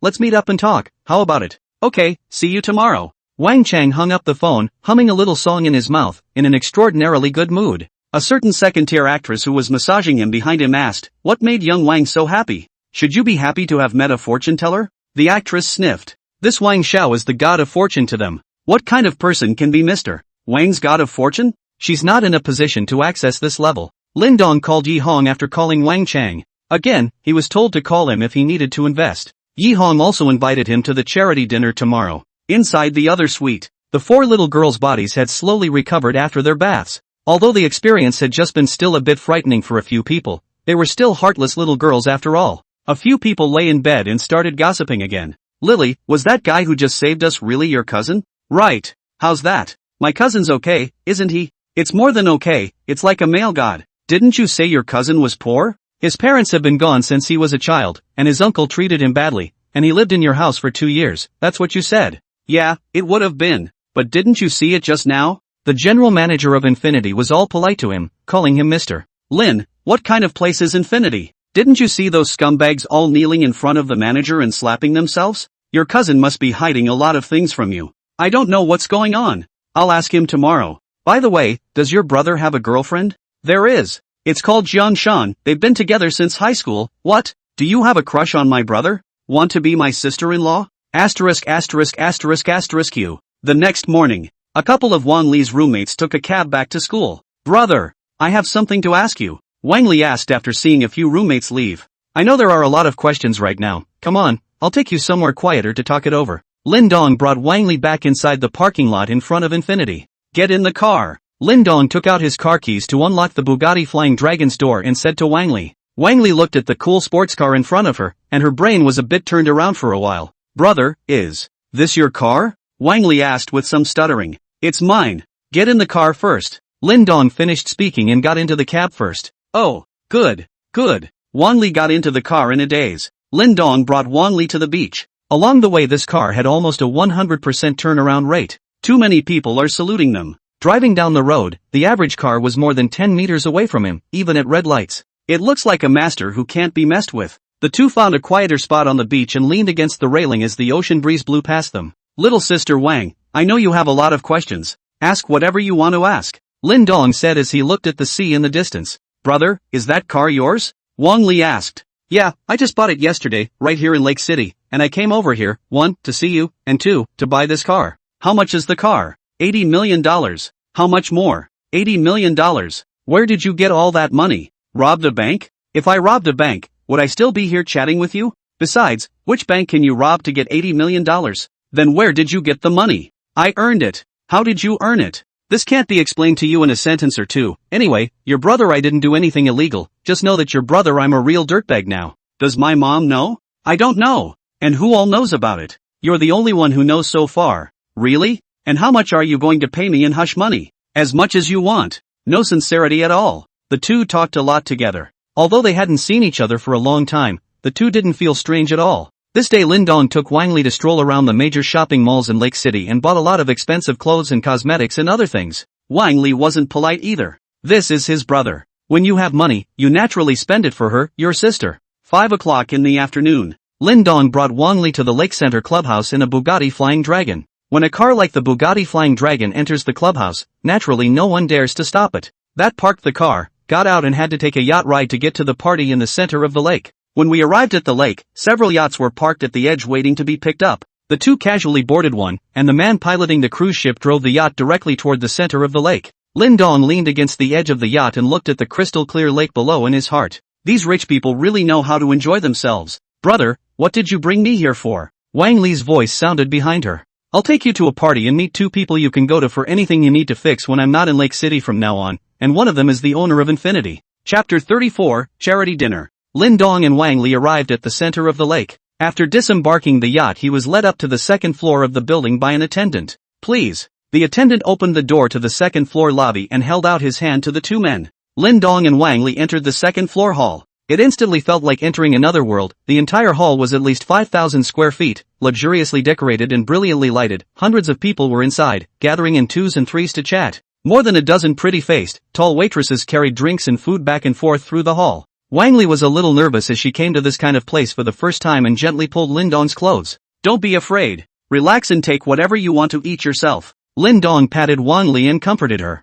He hadn't actually seen this kind of scene before and had been a bit nervous. But when I think about it, I'm the richest man in the world, so I shouldn't be the one to be nervous. The two walked down the hall together. Linden passed a waiter with a glass of wine in his hand. Tasted it and it wasn't bad. Wang Li was much more restrained. Brother Lin, you're here. Wang Chang walked over with a glass of wine in his hand. Brother Wang, I've kept you waiting. Let me introduce you, this is my cousin Wang Li, attending university in Hucheng. Please take care of Brother Wang in the future. Brother Lin is not saying anything. Isn't your cousin my cousin? If your cousin needs anything in the future, just feel free to contact me. In this Lake City, I, Wang Chang, still have 3 thin faces. Wang Chang finished handing Wang Li a gold-plated business card. Thank you, Brother Chang. Wang Li whispered. Cousin, you are free to go ahead and take whatever you want to eat as if you were in your own home. I'm going to go talk to your brother about something. 2 brothers, go about your business. Wang Chang led Lin Dong to a private room on the 3rd floor. When Lin Dong and the others entered, there were already 2 people sitting in the private room. A man and a woman. The man was probably in his 40s and looked somewhat gentle. The woman must have been in her 30s, wearing light makeup and some of the charm of a mature woman. Brother Lin, let me introduce you. This is Mr. Xiao Jie Xiao, and this is Mr. Tang Ling Tang. This is my brother, Lin Dong, and the 4th shareholder I pulled in. Wang Chang gave both sides a brief introduction. Lin Dong sat down after shaking hands with the 2 men respectively. That's when Wang Chang started to introduce this project. Simply put, Wang Chang has a way to get a diamond mine in the African country. He personally went to the scene to see. The quality is very good. The total investment is about 15 billion to 20 billion between. Wang Chang is ready to own out 5 billion to account for 40%, the other 60% together with 10 billion put out. Because he also has to go through all the formalities as well as make connections between various parties, he has to take up a few more points. In other words, Lin Dong's 3 men offered $10 billion for 60% of the shares. Xiao Jie and Tang Hong both contributed only $2.5 billion, with one person taking up 15% of the shares. There's still 30% of the shares left combined for $5 billion. Brother Lin, if you think you can't eat it, we'll pull in another shareholder. I've personally inspected this mine. It's definitely a new discovery. Wang Chang said to Lin Dong. Can't eat? Lin Dong was thinking it was too little. It's only $5 billion. Okay, I'll offer $5 billion for 30% of the shares. Well then, it's decided. I'll pass you the information later. Come on, let's do one first. Wang Li started to wander around the hall after Lin Dong left and slowly relaxed. Basically no one came to take care of her and she was happy to relax. Turning to the place where food was served, Wang Li couldn't move a step. Every dessert here looks so delicious. This is so sweet. This is so crunchy. This smells so good. This is so soft. Wang Li went from one to another to try the food. As long as she liked it, she put it on her plate. Ha! Wang Li spotted a man and rushed over to him. You're Yao Shui? Yao Shui was chatting with a senior in the movie industry when a voice interrupted her. Yao Shui looked over and it was a young girl in her 20s. Hello, I'm Yao Shui. Wow, you're really Yao Shui. I love your movie so much, can I take a picture with you? Several sisters in our dormitory love you, Wang Li said in surprise. Thank you for your support. I will definitely make more good movies. Yao Shui left after the two took a picture. Wang Li sent a circle of friends with the picture in her hand. And with text, guess who this is? Then put away the phone and start looking for a new target again. Huh, isn't that popular actor Wang Kaixian? Huh, isn't that diva Ling Qingqiu? A man with a snack in one hand and a cell phone in the other suddenly appeared in the hall specifically looking for pictures with those stars. Basically every celebrity took a picture with her, because all the people who could get in here today were some of the biggest names in Lake City. Although this young girl looked a bit silly and sweet, who could guarantee that she wasn't brought in by one of the bigwigs? Wang Li went around looking for celebrities to take pictures with, excited. There are already 7 or 8 photos in the cell phone, all of them are just red stars. You'll be the envy of your classmates if you take it back to school. Wang Li? While Wang Li was looking down and flipping through her cell phone, a voice rang out. Wang Li looked up to see a heavily made-up young woman holding the arm of a big-bellied old man. Wang Minjun? Wang Li asked. The person in front of her looked a lot like Wang Minjun from their class, but because the makeup was a bit thick, she wasn't quite sure. It's really you. How did you blend in? This is the highest level party in Lake City. I know, you must be here to work part-time as a waitress, right? Wang Minjun said with some sarcasm. Not at all. I came with my brother. Wang Li said back. Your brother? Your brother is the security guard here? He doesn't want to do his job, does he? How dare he bring in just anyone? Wang Minjun, you're not allowed to say anything bad about my brother. Wang Li said angrily. Minmin, why don't you introduce this beauty? The old man beside Wang Minjun opened his mouth and asked. This is Wang Li from our class. Wang Minjun reluctantly introduced. How could she not see the meaning of the man beside her? Hello fellow student Wang Li. The old man stretched out his hand wanting to shake Wang Li's hand. Wang Minjun, this is your father? Minjun Wang. Old man. One sentence managed to ignite the two men's anger. Wang Li, if you talk any more nonsense, I will tear your mouth. This is my boyfriend. Wang Minjun said furiously. The old man also spoke. Fellow student Wang Li, if you apologize to me now, give me your contact information and promise that you'll come out when I ask you out. I'll let you off the hook today, or else not only will you be expelled, but you won't even be able to keep your brother's job.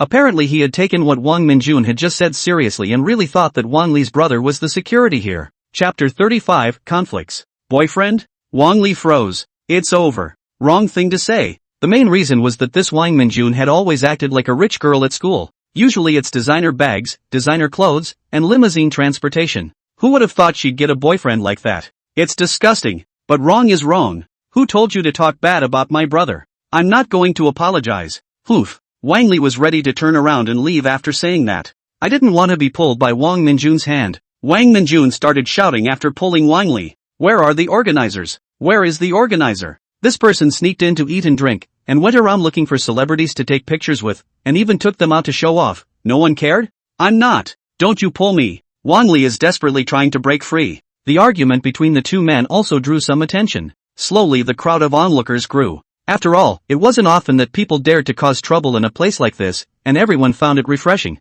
That's when the organizer's staff came over. What's going on? The staff member asked. Wang Lijun pointed at Wang Li and said, it's just her, sneaking in to mix food and drink, and going around looking for celebrities to take pictures with. This young lady, please show your invitation. The staff said to Wang Li. Because today the organizers have chartered the Lake Center Club to hold this charity dinner. Basically the bosses with some strength in Lake City will receive invitations. And the invitation should have been presented when entering the clubhouse, but because Lin Dong drove a car that was really awesome, no one dared to stop it. I don't have an invitation. Wang Li was so anxious that she was on the verge of crying. So many people were watching. Look, I told you she came in to mingle. You organizers too, anyone can sneak in. Wang Minjun said with incomparable arrogance. Security! Security! The staff shouted. Soon, a couple of security guards came over. Get this young lady out of here, the staff said to the security guard. A couple of security guards were about to come forward. Wait, wait. Two voices sounded at the same time. One is Diva Ling Qingqiu.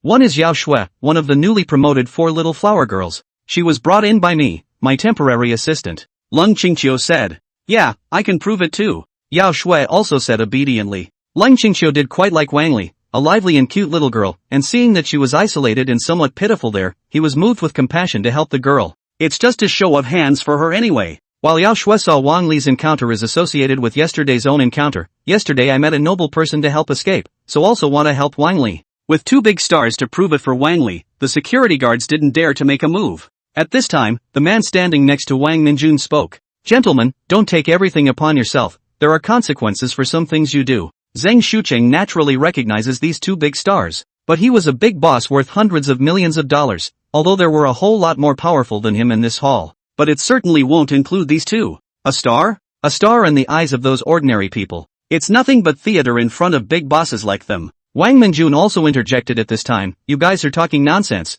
Wang Li is my classmate, she is still a college student, how can she be your assistant? Also, she just clearly said that his brother brought him here, his brother must be the security guard here. Miss, may I ask what your brother's name is? The staff asked. My brother's name is Lindong. Wang Li whispered with some aggravation. Lindong? Is there anyone named Lindong amongst you? The staff member asked to the several security guards. Several security guards looked at each other and said, no. Yao Shui's heart shook when she heard Wang Li say that his brother's name was Lindong. Could it be that Lindong who saved me yesterday? Just as she was about to open her mouth to speak, Wang Li spoke again. My brother was just taken away by a brother named Wang Chang. Said he went to talk business, seems to have gone up to the 3rd floor. Wang Chang? All the onlookers present were shocked in their hearts. It seems that the only person named Wang Chang in Lake City is the Wang family's youngest, right? This is the top level of Lake City. Her brother can talk business with Wang Chang, how bad can it be? The staff and Zhang Shucheng also panicked a bit. Mr. Wang is not someone they can afford to mess with.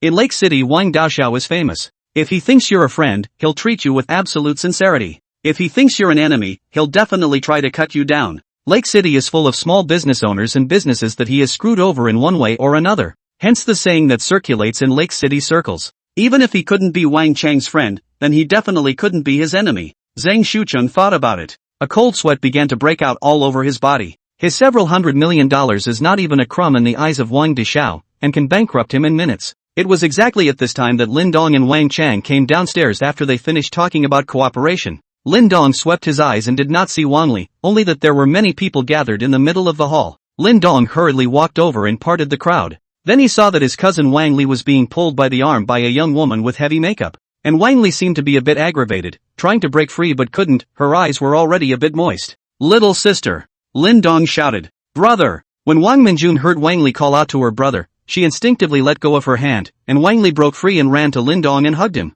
All right, it's fine. Lindong comforted. What's going on? At this time Wang Chang also walked in and asked. Done. The moment he saw Wang Chang, Zhang Shucheng's brain was so dizzy that he almost couldn't stand and fell to the ground. The staff member also wiped the cold sweat on his forehead and whispered in front of Wang Chang about what had just happened. Who is he? Wang Chang asked, pointing at Zhang Shucheng after hearing this. Mr. Wang, his name is Zhang Shucheng, he's the owner of Shangyun Real Estate. Someone from the nearby onlookers spoke up. Boss Zhang, is it? You're limited to 3 days to roll up and get out of Lake City completely, or I'll do it myself after 3 days. Mr. Wang, I was wrong, please let me go. It's all because of this woman. She victimized me. After Zhang Shucheng finished speaking, he slapped Wang Minjun in the face, and Wang Minjun was directly slapped to the ground. She was already dumbfounded by the slap. Zhang Shucheng, on the other hand, hastened to kneel on the ground and beg for forgiveness. Asking him to get out of Lake City completely within 3 days was worse than taking his life. He is a few $100 million worth, not a few $100 million in cash. If you really have a few $100 million in cash, then roll on the roll, this money to get wherever you can mix the wind and water. But his several $100 million is a fixed asset, and if he has to dispose of it in 3 days, I don't know how much it will drop in value. Besides, with Mr. Wang giving the word here tonight, it's hard to say if anyone dares to buy it. And I've already invested a lot of money in a project I've been working on lately, so if I leave now, I'm going to lose money. At the end of the day, he might go from being a big boss worth hundreds of millions of dollars to a broke man with nothing and a bunch of debts, and he still has a couple of lovers and 2 illegitimate children waiting for him to support them. Chapter 36, Stalking. I don't want to say my words a second time. Wang Chang said expressionlessly. Zhang Shucheng was already as good as dead, but a voice rang in the ears of the crowd. Wang Chang, is your kid bullying here again? Yi Hong walked in. Mr.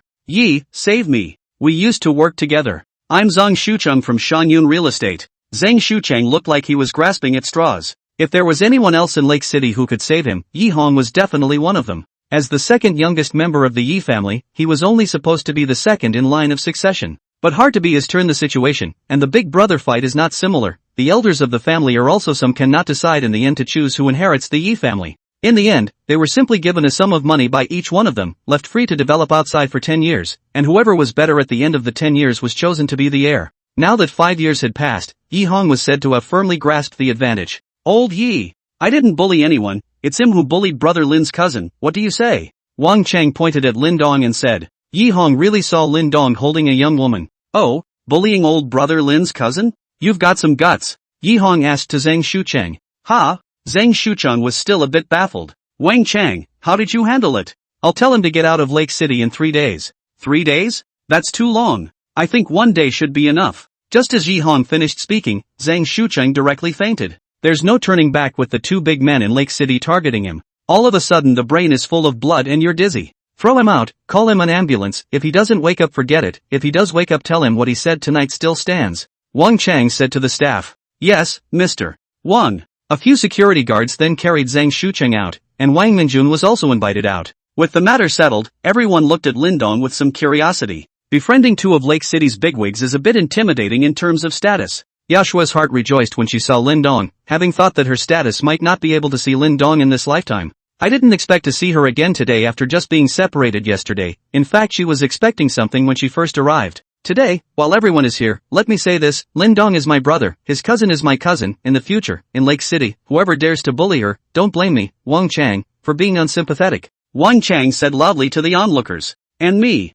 Yi Hong added. Thanks, two brothers. Lin Dong said. Yi Hong, needless to say, was already over 30, and Wang Chang was at least 26 or 27, so Lin Dong felt that calling them his brother was not a disadvantage. You're welcome, elder brother Lin. Okay, everyone disperse. The crowd gradually dispersed. Yao walked up to Lin Dong and said, Mr. Lin, we meet again. MS. Yao, hello. Wang Li also slowed down at this time and looked at Lin Dong and then Yao and asked, Brother, you know Sister Yao? Aha! Recognize. Sister Yao, thank you for helping me just now, and Sister Qingqiu. Leng Qingqiu was ready to leave, but when she heard Wang Li call herself she walked over again. You're welcome, little sister. Thank you both. Lin Dong thanked as well. You're welcome, Mr. Lin. The two stars replied at the same time.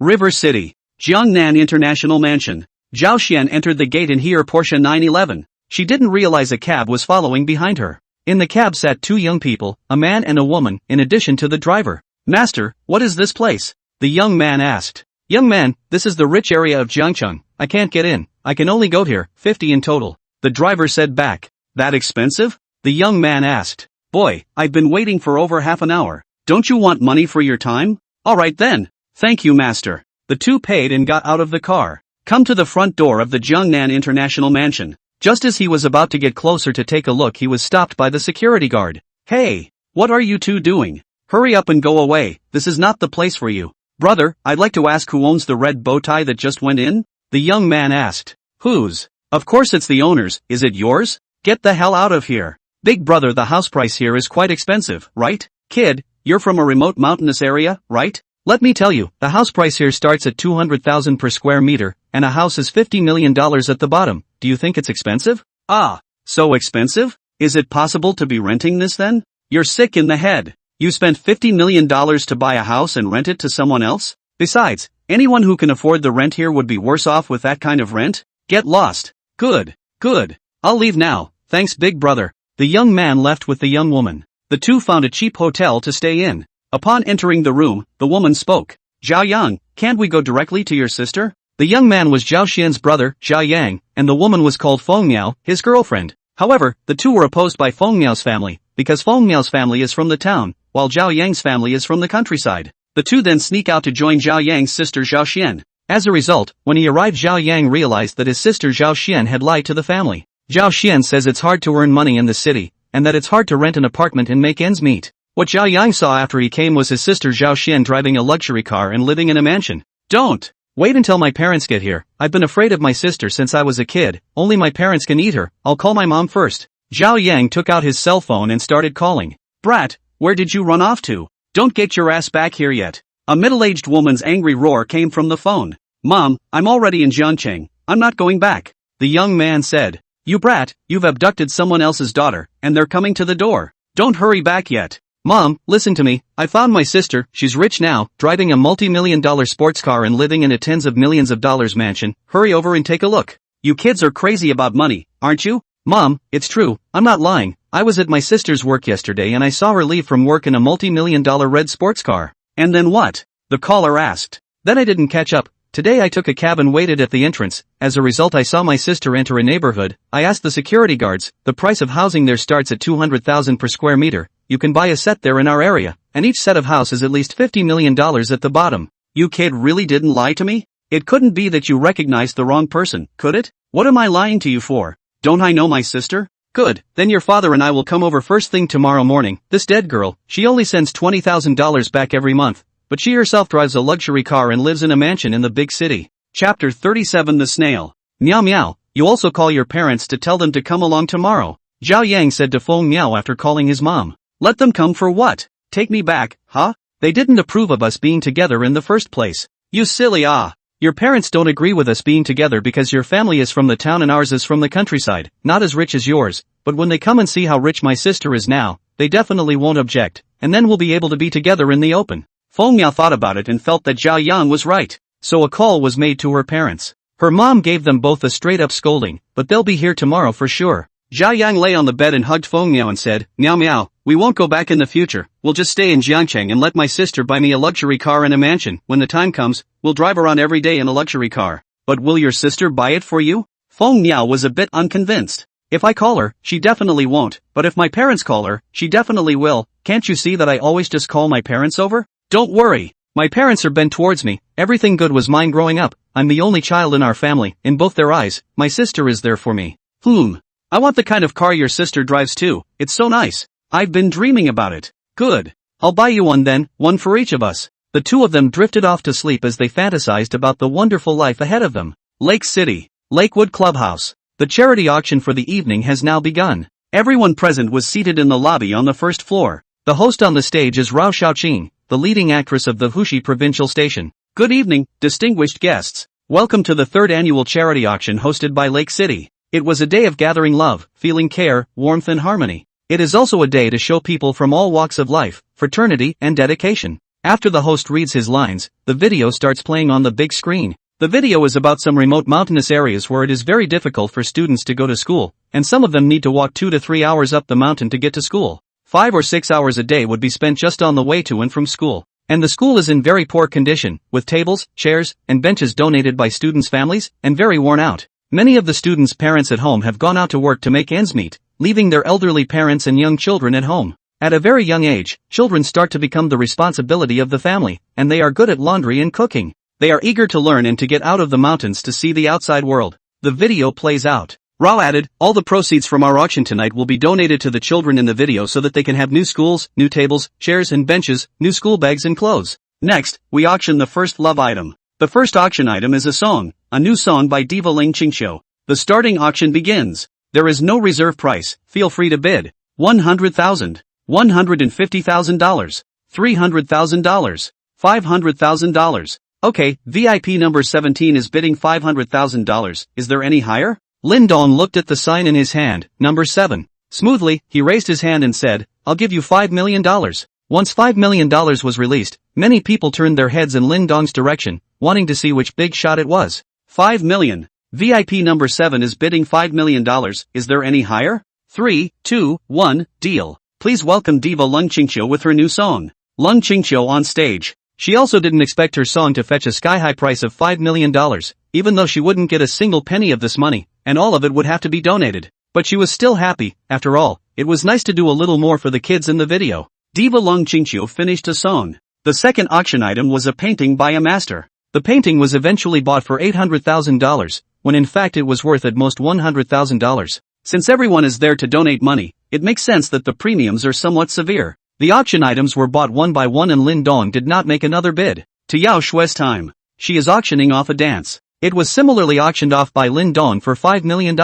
Lin Dong's character was like this, a drop of kindness should be repaid by the spring. The two of them should give each other long face since they helped their cousin Wang Li tonight. Soon, the auction came to a close. When the last love item was auctioned off, the whole party was coming to an end. That's when Lin Dong raised his card and spoke. Host, I'd like to donate a song. Rao Xiaoqing on stage was about to read the closing remarks when she saw Lin Dong raising a sign saying he would donate a song. Lin Dong spent $10 million today, this face still has to be given. Rao Xiaoqing invited Lin Dong to the stage. Mr. Lin is going to donate a song, does everyone have any bids? Rao Xiaoqing asked. Is that okay if I want to buy it back myself? Lin Dong asked. Buy yourself back? Right. That's fine, since Mr. Lin bought his own song back, let's all listen to Mr. Lin sing one last time. How much is Mr. Lin prepared to offer to buy his song back? 100 million. How much? Rao Xiaoqing stuttered. I'll pay $100 million to buy my own song back. When these words came out, not only Rao Xiaoqing on the stage was shocked, but the hundreds of VIPs on the stage, other than Yi Hong and Wang Chang, everyone else was shocked beyond belief.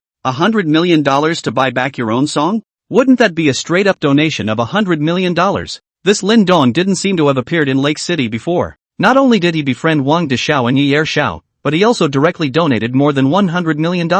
It's just ho-hum. Lyndon walked over to the piano and sat down. Tonight I bring this song called Snail in the hope that the child in the video will one day have a day of his own. Lin Dong finished and started his song. A slow melody floats out from the piano. Should I shelve the heavy shell? Looking for exactly where the blue sky is. Floating gently with the gentle wind. None of the injuries experienced felt pain. I'm going to move up one step at a time. Waiting for the sun to look quietly into its face. Little days have big dreams. A heavy shell wrapped in a gentle look up. I'm going to move up one step at a time. Ride the blades forward at the highest point. Tiny days shed tears and sweat. One day I'll have my own heaven. P.S. Again, this is a parallel world. Parallel world. Parallel world. Say the important things 3 times. A song of Snail was sung. There was thunderous applause from the stage. The children in the video are like the snails in Lin Dong's song, wanting to get out of the mountains and find a piece of heaven of their own. Mr. Lin, did you create this one yourself? An audience member on stage asked. Yes. Lin Dong replied.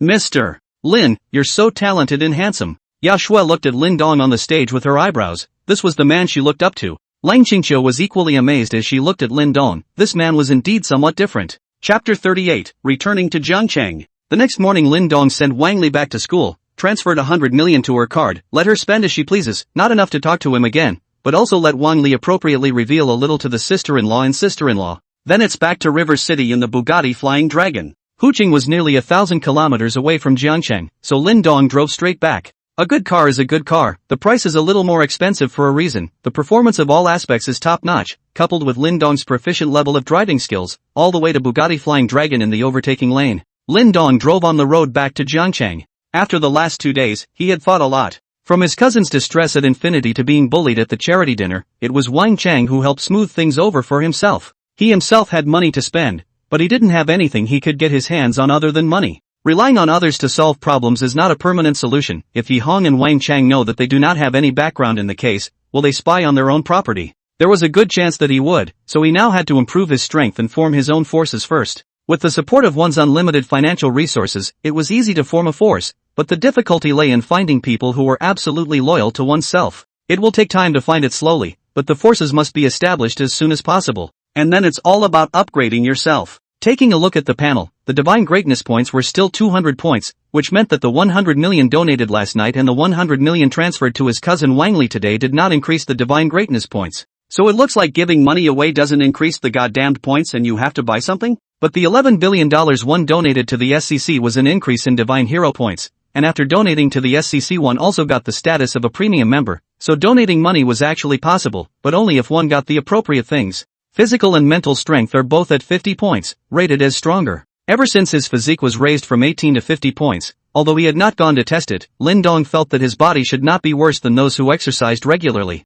Then would one increase one's physique to 100, 200, 500 or even 1000 points like Superman? This still needed to be explored slowly by oneself. Mental strength enhancement will sharpen one's senses and sharpen one's mind, and is also a must. Finally, there's the skill bar. Himself now possesses 5 skills. Car driving, songwriting, lyrics, singing, piano, and all 10 points rated as proficient. Since I can add as many skills as I want to the skill bar, can I add Dragonfall poem? Try it? So Lin Dong looked for a service area to stop the car and try to see if he could increase the Dragonfall 18 poems. If it really can, that would be awesome. So excited, I want to be the best in the world. Fill in the skill field to add the Dragonfall poem. Panel display under test. I don't think this has happened before when I added a skill bar, has it? At this time a voice sounded in Lin Dong's mind. After system detection, the host's world doesn't have the skill dragon subduing 18 palms, the increase fails, deducting 10 divine magnificence points. Grass. I knew it wouldn't work. Novels are just novels. Lin Dong helplessly accepted the reality.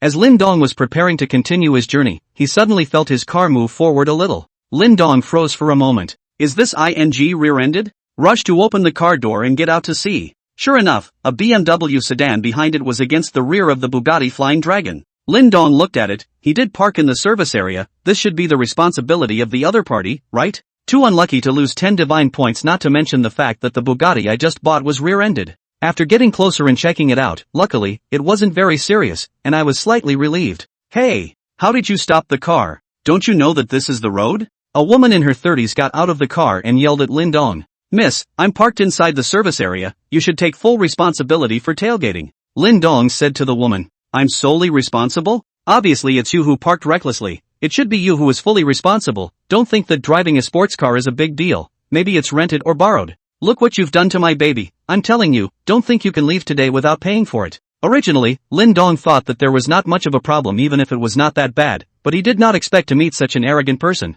Come on, he didn't bother to argue with the other party, just report it to Jay to deal with it. The woman's high voice drew a crowd of onlookers. It was during the May Day vacation. The road is also a lot of cars. See, Bugatti Flying Dragon supercar was rear-ended. Many people directly parked in the service area to come over to watch. I go, this car is Bugatti Flying Dragon, right? It's a $30 million car, and a random paint job would cost hundreds of thousands of dollars, right? So expensive? Then this BMW code is tailgating should be fully responsible for it. I don't think I can afford to pay even if I sold my BMW. Alas, luxury cars cannot afford to hurt. In the future, it's better to avoid it. Hey, what are you guys talking about? 1 by 1, 2 by 2, you've got nothing better to do, right? When Lin Dong heard it, this woman disliked the sky and the air. Soon after, Traffic J came to the scene. After an on-site investigation and viewing of the service area video, it was determined that the BMW was solely responsible for the rear-end collision. Now the woman in the BMW wasn't talking. Miss, since the judgment is your full responsibility, then I have to explain to you, my car is a limited edition Bugatti Flying Dragon, the world only 8 units, the official price of 60 million, now has been speculated to 80 million, on the tail of this damage, I estimate that it has to be $1 million to start, how are you prepared to pay? The moment Lin Dong's words left his mouth, the surrounding melon eaters all sucked in a breath of cool air. $80 million? A random scratch is $1 million starting repair price. It simply refreshed their worldview. The world of the rich, they really can't understand. What? $1 million to start? No way. Are you trying to blackmail me? I blackmailed you. Search yourself on your cell phone to see if I blackmailed you. The Bowie Code woman searched on her cell phone and was not impressed when she saw the price. I have no money. If you want money, you don't have any, but if you want a life, you have one. This Nimrod is back to being a scoundrel. That's superb. Miss, it's fine if you don't have any money, but I will apply for enforcement. By then your house and car will be auctioned off, and then you will be arrested and detained for 10 days and half a month. What do you think? You. The POC woman was too frightened to speak. The woman with the treasure code was scared and her face was green for a while. Everyone around us felt great joy.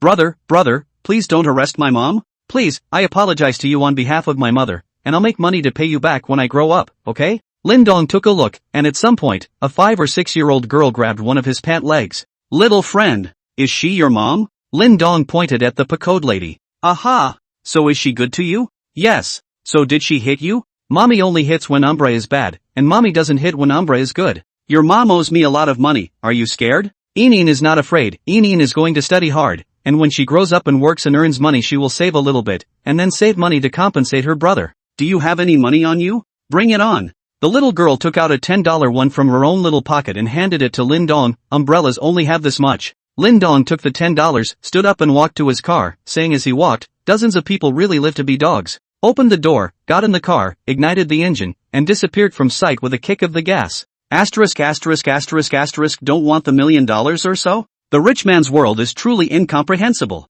Go, hurry back and have a daughter. You don't even have to pay for crashing into a luxury car. Chapter 39. River City. Zhao Xian returned to Jiangnan International Mansion from work in her Porsche 911. When he had just arrived in front of the main gate of the Jiangnan International Mansion, he was suddenly stopped by someone. Zhao Xian took a closer look. Isn't that mom, dad, and brother Zhao Yan? And who are the other three? How did they get here? Zhao Xian got out of the car in a hurry. Dad, mom, Zhao Yang, what brings you here? How would we know if we don't come that you're in the big city with luxury cars and mansions while we're exhausted at home? Zhao Xian's mom, Li Chunying, said. Mom, it's not what you think, this car belongs to my boss. Zhao Xian explained. Your boss? You drive your boss's car every day? Why doesn't he drive it for someone else? Mom, can we find a place to talk? Do you guys have a place to stay? I'll take you guys to a hotel and get 2 rooms. I'm not going anywhere, I'm going to live in this. Don't think I don't know, your brother has been observing you for a few days now, and you've been living in this every day. Li Chunying said as she pointed at the Jiangnan International Mansion. Mom, my boss owns this house, I can't take you in. Bull asterisk asterisk asterisk asterisk. What boss? I think it's your boyfriend, otherwise what boss would give you a car and a room? You really forget your family when you have a boyfriend. Do you believe that I'm going to punish you right now? Zhao Xian's father, Zhao Taizhu, said and picked up the wooden stick in his hand to hit Zhao Xian. Zhao Xian didn't expect her dad to make a move all of a sudden, and she received a blow on her arm that hurt so much that she had tears in her eyes. She was aggrieved that she had saved money for her family over the years, and that she had paid for her brother's college tuition and living expenses. Now every month to send home 20,000, out of these years to earn money basically all to the family, and now have to be beaten and scolded. What could she do though? It was her parents and her own brother. In the end, there was no choice but to take their group of 6 into the international house. Zhao Xian thought that Lin Dong had gone home for the May Day vacation and shouldn't come back for a while. Entering the room, several people were stunned. Such a luxurious house, which they had never seen on TV, appeared hard and fast. Feng Miao's family was also shocked beyond words. They thought they were in a good condition and couldn't see that Zhao Yang's family was from the countryside, but it turned out that when they got here, they realized that they were nothing more than frogs in the bottom of a well. Looking at Zhao Yang, he didn't feel annoyed anymore, even the more he looked at her, the more he liked her. With such a sister, how bad could he be in the future? Sis, your place is too luxurious, isn't it? This decoration, this scenery, it's simply more luxurious than on TV. Zhao Yang said as he walked to the huge floor-to-ceiling windows. He wondered what it would be like if he lived here every day in the future. This place was so big that it was completely fine for him and Feng Miao to live here. A few people came back to their senses and were still a bit formal, but once they thought that this was their daughter Zhao Xian's home, wasn't that their own home? At this time, Zhao Xian said, Dad, Mom, what did you guys come to see me about? Say it. Zhao Taizhu pointed to Feng Miao and her parents and said, her name is Feng Miao, is your brother's girlfriend, they are Feng Miao's parents, our 2 families discussed to help your brother to get the marriage done, you take out $5 million to them to buy a house and car on the line. Zhao Xian was simply so infuriated that she wanted to laugh. A father who's been a farmer all his life asking for $5 million? Does he know how much 5 million is? It must have been Zhao Yang's asshole idea. I don't have that much money. Zhao Xian said. Then how much are you prepared to offer? Zhao Taizhu asked. He also felt that mentioning 5 million said it was just too much, and it was all because Zhao Yang told him to mention it. I won't pay a dime. What? You want to get beaten again, don't you? Zhao Taizhu said loudly. I wouldn't pay a dime even if you beat me to death. You dead girl, you want to be angry with me, don't you? I'm telling you, you have to pay this money. Zhao Taizhu pointed at Zhao Xian and cursed. Zhao Xian was also exasperated and cried loudly, since childhood, you guys have been toward him, just because he is the son, what's good to eat is for him to eat, the money I went to college is all earned by my own part-time job, have you guys contributed a single penny? He had to go to college and his family didn't have any money, well, I went and borrowed. Then I saved and paid it back slowly. Do you know how I lived during that time? I fainted at work from malnutrition. Then my job slowly got better, and I sent everything home to you except for a little bit of living expenses every month, so what more do you want? And you, this asshole, you went to college all the way to the dog? Not to mention the lack of gratitude, now you want $5 million, what do you think I am? What do you think I am, an ATM? I'm clearly telling you now, from today onwards I won't give you a single penny. Zhao Xian had also been held back for too long. Just because she was a daughter, she was not recognized by her family growing up, and no matter how well she behaved, it didn't work. Even if you come first in every exam, you don't get the slightest recognition from your parents. And no matter how naughty Zhao Yang was, they would always turn toward him, and as soon as Zhao Yang complained, she was bound to get a beating. When I got to college, I almost dropped out because my family wouldn't pay for it. She said, what's the point of having a daughter who reads so much? Sooner or later, she'll have to get married off, so she might as well go out and work to supplement the family's income. Luckily, her teachers at the time supported her and she was able to finish her studies by working while attending school. Now she's even coming straight to the door to ask for $5 million for her brother's wedding. Where did she get $5 million? Although she's been promoted, Lin Dong hasn't said she'll get a raise. Zhao Xian's outburst also subdued the few people present, especially Li Chunhua and Zhao Taizhu. The sons and daughters who had always been very obedient in their eyes actually dared to contradict them all of a sudden. That didn't slow them down for a while. Anyway, no matter what, if you don't pay, we'll stay here and not leave, Li Chunhua said in a roguish manner. In that case I'll tell you honestly too. This house is only letting me live here because my boss sees me as poor. Do you know how much this house is worth? Zhao Xian asked and then continued, $400 million. $400 million? Jesus. They couldn't fathom how much money $400 million really was. It could probably buy a street in their town. When Zhao Yang said that the house his sister lived in was $50 million at the bottom, they didn't believe it at all. Where could there be such an expensive house? But I didn't realize that $50 million was all the way down. Do you guys know how much $400 million is? Just about anything in here could buy a house back home. If you guys don't leave, I'll leave. Don't blame me if the security guards arrest you guys for burglary at that time. Entering this kind of high-class neighborhood and stealing, at the very least, you'll be sentenced to 10 or 8 years. Zhao Xian got up and prepared to leave after he finished speaking. Stand still. You dead girl is going to turn over a new leaf, aren't you? Zhao Taizhu stood up and wanted to go over to hit Zhao Xian, but was pulled back by Li Chunhua. Dad, ever since I was little you've been calling me a dead girl. I'm your daughter. Not even as good as the beggars outside, Zhao Xian said with tears in her eyes. Zhao Yang was also stunned. Originally he thought that as long as he called his parents here, Zhao Xian would give him whatever he wanted because it had always been like this in the past, but the way things were going now was a bit out of his expectation. Sister, don't you say a word. I know how you think, thinking you can get a steady diet of me by calling mom and dad over. How old are you? Won't you earn your own money if you want to get married? Zhao Xian no longer paid attention to a few people and walked straight out. Several people in the houses also immediately stood up and followed Zhao Xian. They are after all a small place to come. Really, if they are arrested and locked up for 10 years on where to say? When Zhao Xian came to the entrance hall, the door opened from the outside all of a sudden. Chapter 40, 10 Million Gifts. It was already dark when Lin Dong arrived at Jiangcheng. If it hadn't been for a delay on the road, it would have been here long ago. Dragging his tired body back to the Jiangnan International Mansion, he opened the front door. Lin Dong saw Zhao Xian with slightly red eyes and was preparing to go out. Sister Xian, what's wrong with you? Going out? Then he saw the few people behind Zhao Xian. They are? Zhao Xian's heart tightened when she saw Lin Dong. Didn't Lin Dong go home on May 1st? How come he's back so soon? And just in time for this. Lin Dong, I'm sorry, they're my family. They came over from their hometown to visit me, so I'll bring them up for a rest. I'll take them away right away. Zhao Xian said somewhat nervously. She was afraid that Lin Dong would be unhappy. This was a house worth $400 million. Letting random people in while he was away would definitely not be comfortable in his heart. So where are you guys going this late? Isn't there quite a lot of room here? It's not like you can't live here, Lin Dong asked. It was actually Zhao Xian who was overly concerned. A house. It's meant for people to live in. There are several other rooms downstairs here, perfectly adequate for them to stay. Lin Dong didn't feel anything either. No, I gave them a room outside, Lin Dong, I will. First, Zhao Xian was interrupted by Zhao Taizhu before she could finish. You are the boyfriend of this dead girl, right? Since you all have been living together, then get things done before it's too late. You're a big boss, our family is a small family, but the etiquette should be the same, cannot be less. Our requirements are not too high. You prepare a bride price of 10 million, and then buy a suite of cars and buy a car for your younger brother in this Jiangcheng on the line. It does not need to be too expensive, since you can afford to buy such an expensive house. This point of the request should not be too much, right? Lin Dong froze. Dead girl? Are you talking about Zhao Xian? What kind of father calls his daughter that? This is treating herself as Zhao Xian's boyfriend.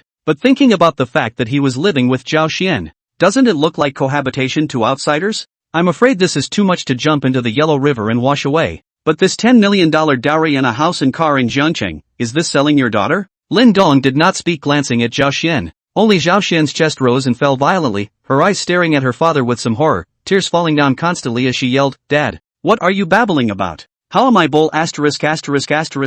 ting you? You're already living together, isn't that clear enough? If he doesn't marry you, how will you get married in the future? How will you let us hold our heads up in front of the township people? Zhao Taizhu said back. That, uncle, I am just Sister Xian's boss, not a boyfriend. Lin Dong could not help but say. Boss? Is there a boss who lives with his subordinates? Do you not want to be responsible? Zhao Taizhu asked. Lin Dong was speechless. That's quite a mess to steal and get into. How to explain it was estimated that the other party could not listen to it, and Lin Dong did not speak. Dad, I'm begging you to stop, okay? Do you really want to force me to die? Zhao Xian cried and said loudly to Zhao Taizhu. Sis, Dad is doing you a favor. Zhao Yang interjected. He's happy now. Since Dad asked his sister and brother-in-law to buy him a house and a car in Jiangcheng, it must be a no-brainer. There's also the $10 million dowry, which will surely fall into his hands by then. In this way he can be a person with a car, a house, and a deposit. What else to work? What to work? Every day driving around in a car is not good. Feng Miao's family of 3 is also very excited, really want to do it according to Zhao Tizhu's meaning. Then the daughter of this marriage, they absolutely raise their hands.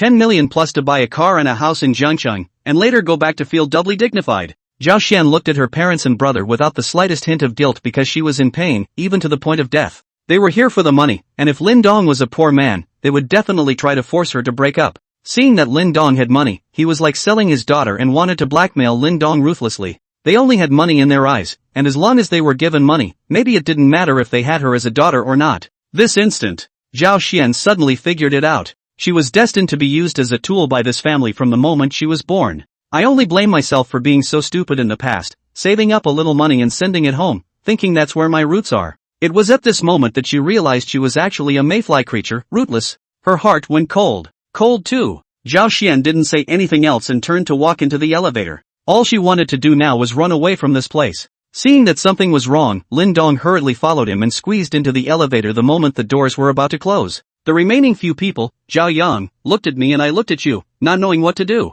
In the end, they decided to leave. This was someone else's house after all, and they were still really intimidated by Zhao Xian, afraid that they would be arrested as thieves. Chapter 41, Limits. In a park in Jiangcheng, Lin Dong and Zhao Xian sat next to a river. Zhao Xian told Lin Dong about her experiences over the past 20 years. Lin Dong quietly listened and did not say anything. Dong Lin, am I stupid? Whatever they want, I'll give it. If I don't have it, I'll borrow it and then make my own efforts to save and slowly pay it back. Zhao Xian asked after speaking. Sister Xian, you're not stupid, you're just too sentimental. The more you give, the more they feel that it is deserved. Lin Dong thought about it and said back. Maybe, but I've decided that I lived for them for the first 20 years or so, but these next few decades, I want to live for myself. Sister Xian, tomorrow please ask uncle and aunt to come to the hotel to have a meal together. Coming from so far away, I should mean it anyways. If you need money, Sister Xian, just go to the finance and get it. I will support you no matter what decision you make. Lin Dong said. Thank you, Lin Dong. Zhao Xian cried as she leaned into Lin Dong's arms.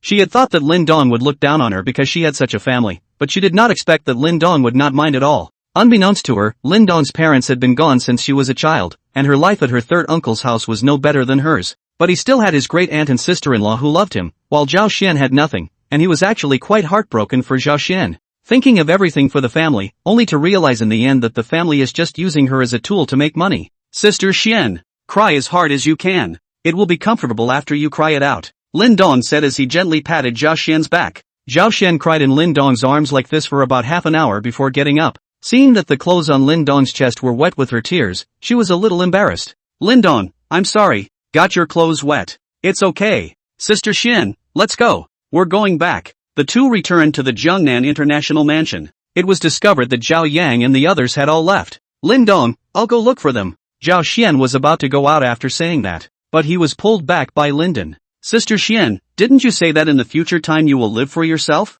You should learn to refuse. If you go to them now, it will make them even more unscrupulous, and they are all adults, nothing will happen to them. Then, well, good night, Lin Dong. Zhao Xian finished and went into her room. She felt that Lin Dong was right, since she had to live for herself, she had to learn to refuse. Lin Dong was lying on the bed, looking at the system panel in front of him. Host, Lin Dong. Balance, 99999686546254665. Physical, 50, stronger, plus. Mental, 50, stronger, plus. Skills, automobile driving, 10 proficiency, plus. Piano technique, 10 proficiency, plus. Singing, 10 proficiency, plus. Songwriting, 10 proficiency, plus. Composition, 10 proficiency, plus. Shenandoah points, 190. 190 God's pride points remain. Thinking about improving his strength quickly. With a ruthless heart, he directly added 50 divine magnificence points to his physique. The original 50 points in the physique column turned into 100 points at once. Instantly, Lin Dong felt that his body was hot and dry, and his muscles felt as if there were countless ants crawling in them.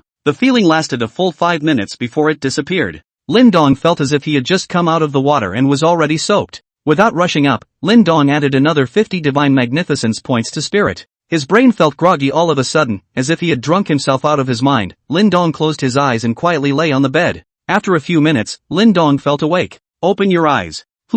Eyesight seems to be much enhanced. He used to be a bit slightly nearsighted. But now there is a mosquito on the 3-meter-high ceiling surprisingly can see, not only can see, and can even see the mosquito which foot is moving. So amazing. Lin Dong hurriedly looked at the panel. Host, Lin Dong. Balance, 99999686546254665. Physical fitness, 100, limit. Spirit, 100, limit. Skills, automobile driving, 10 proficiency, plus. Piano technique, 10 proficiency, plus singing, 10 proficiency, plus songwriting, 10 proficiency, plus composition, 10 proficiency, plus Shenandoah points, 90. Physique and spirit had reached 100 points, but seemed to have reached their limits, and even the plus sign disappeared after them. Does that mean it can't be boosted? It can't be. Can't get promoted so soon? So there's still so much money left to spend on what to do with all the godly points you'll get later on? Increase skills? Can't even add the descending dragon's palm, so what's the point of adding it? Never mind, let's just leave it for now and work on it later.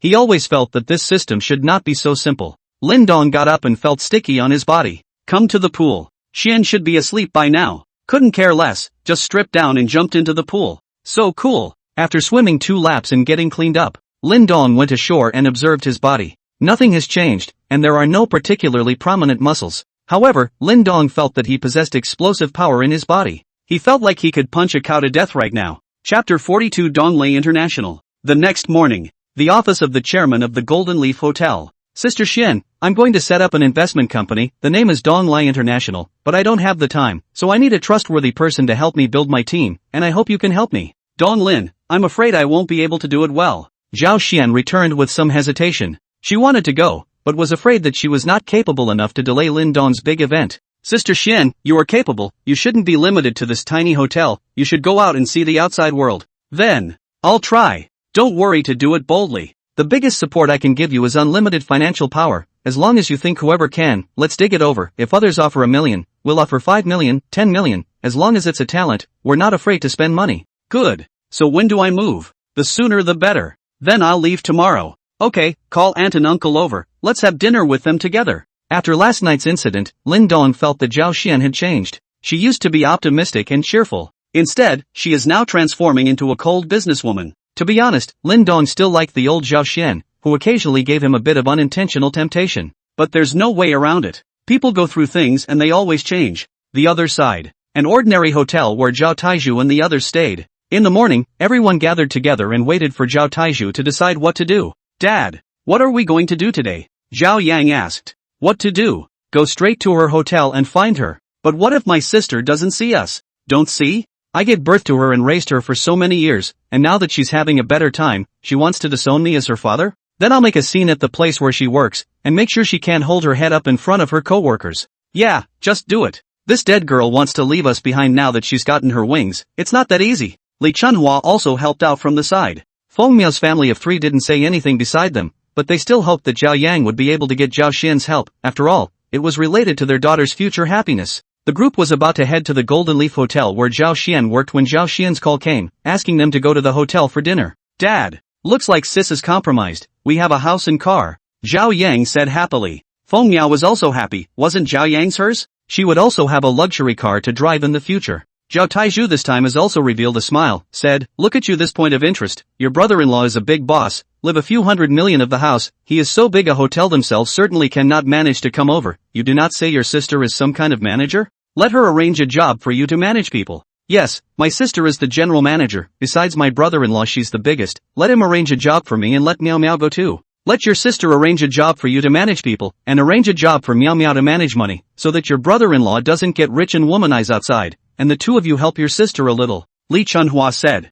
The group of people just headed towards the Golden Leaf Hotel in high spirits. When we arrived at the hotel, we were led by the waiter to the number 1 private room. Lin Dong and Zhao Xian were already sitting inside and the dishes had already been served. Looking at the table full of delicacies, several people gulped a little. It's only on TV that the emperor can eat such good food, right? I never thought I'd have to eat it one day. Aunts and uncles, you have traveled a long way, so I will do my best to be the host today, so everyone eat openly and let the kitchen make more if there is not enough. Lin Dong said. Thank you, brother-in-law. Zhao Yang sat down and began to eat, and several people then followed suit. This big lobster is so delicious, meow meow, eat some of this. Dad, Mom, you guys have some of this jumbo lobster too. Why is this crab so big? Mom, this is king crab. It's expensive, thousands of dollars a piece. What's this one? It's black and melts in your mouth, it's so good. This one is caviar. This is more expensive. This one is abalone. I don't recognize this one either. This one is even better. Several people were eating vigorously when Lin Dong stood up and said, Auntie and Uncle, you guys take your time to eat, I have to go beforehand. If it is not enough, let Sister Xian inform the kitchen to make it again. Brother-in-law, you go and get busy. Zhao Yang returned with food in his mouth. Lin Dong walked away. He knew that Zhao Xian had something to say to her family. He didn't want to be there to interfere with her decision. No matter what she did, he supported it. After Lin Dong left for another moment, Zhao Xian spoke. Pack up your things and go back when you're done eating. I'll call back on time every month. Sis, I don't want to go back, so you can arrange a job for me here. Zhao Yang said. Zhao Xian thought about it. If Zhao Yang could work here properly, it would be a good thing. So she said, then give me your university graduation certificate. I'll see which position is suitable for you. Zhao Yang stopped talking all of a sudden, and the scene became quiet. Zhao Xian kept staring at Zhao Yang. Zhao Yang felt a little cautious, although he used to be afraid of Zhao Xian. It wasn't like today. Zhao Xian's gaze made him feel chilled. Finally, there was no way out before I said that. Sis, actually I didn't go to college. Oh, you didn't go to college? Then what about the money I saved to send you to college? Zhao Xian asked with a deep breath. That. I lost some money because of gambling at that time, and in the end, I was forced to really have no choice, so I lied to you and said that I got into college. Zhao Yang trembled and said, so your family combined to cheat me? The money I saved up so frugally, even physically, causing me to pass out at work, was taken by you to pay off my gambling debts? Sis, there's nothing we can do. Those debtors said they'd take my hand if I didn't pay them back. Mom and Dad had no choice but to lie to you. Sis, I know it was all my fault, but I changed, and I haven't gambled since then. Zhao Yang explained. I can testify. Yang has indeed changed. Li Chunhua interjected. Zhao Xian took a few deep breaths and tried to calm the anger in her heart. Chapter 43 Managing People, Managing Money. Zhao Xian took a few deep breaths and tried to calm down the anger in her heart. Alright then. You'll start at the bottom as a waitress. Sis, I don't want to be a waitress. You arrange a job for me to manage people, and arrange a job for Meow Meow to manage money, so as to prevent my brother-in-law from having money and womanizing outside. And I promise to truthfully report every move he makes to you. That's what Mom said, so that the two of us can help you a bit. Zhao Yang boldly said. Zhao Xian was really exasperated and laughed. People?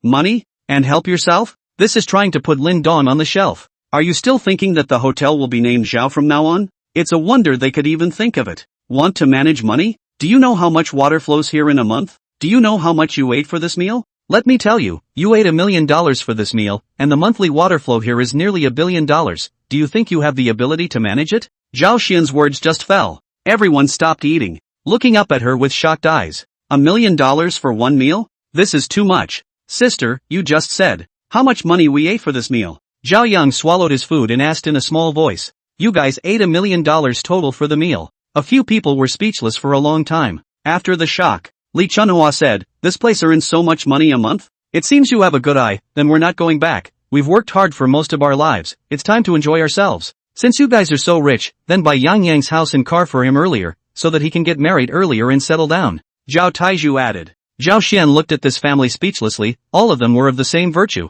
She really felt sad that she was born into such a family. I was thinking that it was always my own family, so I would try to help if I could. But right now, she just wanted to leave early and didn't want to see the gang for a moment. You guys eat first. I'm going out for a while. Zhao Xian got up and left after saying that. She was already disheartened. The family actually worked together to lie to her. It's amazing that the money they saved was taken by them to pay off their gambling debts. Today one has the ability to grant them what they ask for. Tomorrow they will ask for more, never be satisfied, never know gratitude, and only ask for what they want. She really didn't want to see these guys again. Several people continued to start eating again. This millions of a table of food. Do not eat is simply a waste. Zhao Xian came to the chairman's office. Lin Dong was playing with his cell phone in boredom. Ha! Sister Xian, how did you get up here so quickly? Lin Dong, I want to leave now. I don't want to see them anymore. Zhao Xian said. Leave now? What about them? Do you want me to give them some money? Lin Dong asked. He felt that it should be because Zhao Xian's family had said something else to hurt her that made her react so badly. Since Zhao Xian had already decided, let's support her. Don't ever, when you give that it's really endless, they're never satisfied. So just leave them alone? Don't worry about it. If they make trouble at the hotel, just report it to Jay. Arrest them and put them in jail for 2 days and they'll be honest. Alright then, where is Sister Xian planning to go first? Go to Mordor. It's a world-class metropolis with a relative concentration of talent, and I have a college roommate in Mordor, so I can ask her for help. Okay. Then I wish Sister Xian a safe journey, and I'll give you a celebration banquet when you return. Thank you, Mr. Lin. Zhao Tieju's few people still didn't know that Zhao Xian had already directly left to fly to the Magic City. They were already too full to eat, but just couldn't let go of the $1 million table of delicacies, a meal hard to eat for 3 whole hours. Chapter 44, A Silent Departure. After several people finished eating and exited the private room, they were brought to the chairman's office by the waiter. Brother-in-law, where's my sister? Zhao Yang asked. Don't. Don't call me brother-in-law. I told you guys, Sister Xian and I are just in a superior/subordinate relationship. Definitely haven't done anything that crosses the line, and I'm still a college student. How can I be your brother-in-law? Lin Dong said. A few people looked at each other and felt something was wrong. It was fine to scream just now during dinner, but not now? That. Lin Dong boss, where is my sister? Zhao Yang opened his mouth again and asked. Your sister has already left, so you guys should also go home after eating. Lin Dong returned. Left? Then let's go find her. What I mean by leaving, is not leaving the hotel, but leaving Jiangcheng. This is Sister Xian's resignation letter, read it yourselves. Lin Dong finished handing Zhao Yang a page of paper. Resigned? A few people were shocked in their hearts, feeling that things were a bit bad. Zhao Yang took a look, it was really a resignation letter written by Zhao Xian. Boss Lin, why did my sister quit? How can I put it? Sister Xian felt that if she worked here, you guys would definitely keep pestering her and she couldn't fulfill your demands, so she had no choice but to leave. Lin Dong replied. So where did my sister go? I'm not sure, I think she went to join one of her college roommates. At this time, Li Chunhua hurriedly took out her cell phone and flipped out Zhao Xian's phone number and called it. Sorry, the number you have dialed is off. Sorry, it's over. It's all over. Li Chunhua sat on her butt. Humph, you kid is joining forces with that dead girl to cheat us, right? I'm telling you, if she doesn't come out, we'll stay here and not leave. Zhao Taizhu said to Lin Dong with an angry face. Senior, don't get angry here. I didn't force your daughter to leave, she was forced to leave by you guys, what's it got to do with me? It's your fault if you're throwing a fit here. I don't care. If she doesn't come out, I'll stay here all the time, and I'll eat and drink well every day anyway. Zhao Taizhu remained unmoved. Old master, when Sister Xian didn't leave, I look at her face, I invite you to eat the best food in the hotel, this table is $1 million, but now Sister Xian has left, there is no need for me to be polite to you anymore. If you were here to make a splash, then I can directly report it to the J. When the time comes to arrest you and to be locked up for 1.5 years, you can't blame me if you can't save the day later on. Lin Dong said slowly and leisurely. As expected, several people were shocked when Lin Dong said this. Lin Dong was a big shot in their eyes after all. Don't you bluff me. Let me tell you, I've lived a long life, I'm not scared, Zhao Taizhu said. Although his mouth said so, his trembling tone revealed his inner turmoil. Old master, how am I just bluffing you? I know a little bit about Sister Xian's matter, you say they are all born, how can the gap be so big? But were you too a little care about Xian's sister, she will not leave like this today. I see Xian's sister cried a lot when she left, and she said when she left, your birth and rearing grace, she has finished these years, she does not want to see you again, it is estimated that you are very difficult to find her in this life. When Zhao Taizhu heard Lin Dong's words, he couldn't take a breath and almost fainted. Li Chunhua hurriedly went forward to support Zhao Taizhu. Zhao Yang's brain similarly buzzed. All his fantasies of a better future were shattered. Feng Miao's parents pulled Feng Miao ready to leave. They don't want to accompany Zhao Taizhu to go crazy. What if they really get caught and then? Miao Miao, Zhao Yang shouted. Feng Miao, on the other hand, turned her head to look at Zhao Yang pitifully. Why are you still looking at this useless thing? Originally such a good opportunity, have to force Zhao Xin away, now well, nothing to gain, with his ability when can he afford to buy a house? When will he be able to afford a house or a car? Go, hurry back with me, in the future not allowed to interact with him, mom will introduce you to a better one. Feng mother pulled Feng Miao and said fiercely to Zhao Yang. Zhao Yang felt like he had fallen from heaven to hell in an instant. As for Zhao Taizhu and Li Chunhua, their blood was also surging with anger at this time. If Zhao Xian really changed her contact info, where can they find her? And over the years Zhao Xian had sent money back every month, and they had gotten into the habit of not laboring for a long time. In the village their family was the envy of everyone, having raised a good daughter and having money to spend without labor. What if the source is suddenly cut off? Do we have to go back to the old days of going out early and working hard? What would the village think of the family? Thinking about it, the old couple really regretted it. How nice to just stay home. The day passes with a game of cards and a sneak. It's all because of this asshole Zhao Yang. If it wasn't for him, they'd still be living it up at home. Well, now there's nothing. The old couple didn't even review their harshness towards Zhao Xian since they were young, they just regretted that they shouldn't have listened to Zhao Yang and ran here from their old home. Of course, they were right in thinking that if they remained at home, the money Zhao Xian sent every month would not be a penny less. Lin Dong quietly sat on the sofa and watched the family's performance. He could actually give money to send Zhao Yang and the others away. Even if they asked for a lot of money, Lin Dong could afford to give it. But this is money Linden doesn't want to give. Under such a family background, Zhao Xian did not fall. Lin Dong really felt that it was a miracle, and he also quite admired Zhao Xian. Someone like Zhao Xian, to have a body with a body, to have a face with a face, absolutely no worse than what Jiang University's 3 goddesses, and even an extra breath of a mature woman, for men to be more tempting, this he was well aware of. And working in such a high-class place like the Golden Leaf Hotel, she was in contact with some big bosses, so as long as she really wanted to earn money despite everything, it was simply not too easy. Elder, if you still don't believe it, then you can come to the hotel entrance every morning to keep watch and see if Sister Shin will come to work. Of course, the premise is that it can't affect the normal work of the hotel, or else don't blame me for not giving face to you. That's all I have to say, you guys can leave now.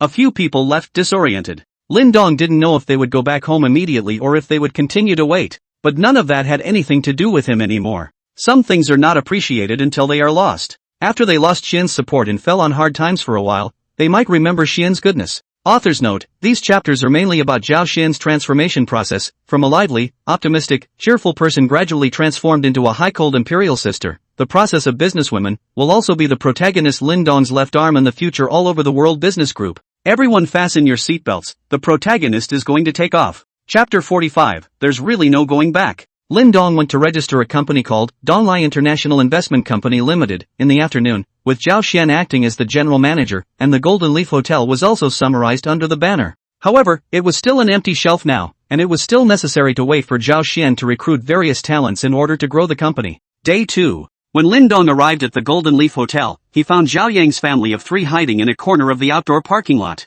Sure enough, they still won't die. Lin Dong also ignored them and directly entered the hotel. The morning just wobbled by. In the middle of the day, Lin Dong received a courier, a senior member badge from the SCC headquarters. Said badge is actually a ring with the SCC logo engraved on it. Just as Lin Dong was about to leave, he received an unexpected call. The call was from Jiang Shan's best friend Zhu Yan. She told Lin Dong that Jiang Shan had suddenly fainted and was now in the hospital. Lin Dong froze when he received the call. What do I have to do with Jiang Shan fainting? I'd been dumped by her alright. Shouldn't we call Toshiro Huang? Lin Dong had the intention to ignore it. But when I think about it, I still can't get over that hurdle in my heart. Better go. After all, it carries 4 years of your own memories. Consider yourself accounted for. Drove to the hospital that Zhu Yan told him about, stopping to buy some fruit on the way. Driving a limited edition Bugatti Flying Dragon to buy fruit naturally caused a buzz. Fruit stalls are almost surrounded, the boss is naturally overjoyed, a moment to sell the usual amount of a day. That's why the portion of fruit that Lin Dong bought today was particularly large.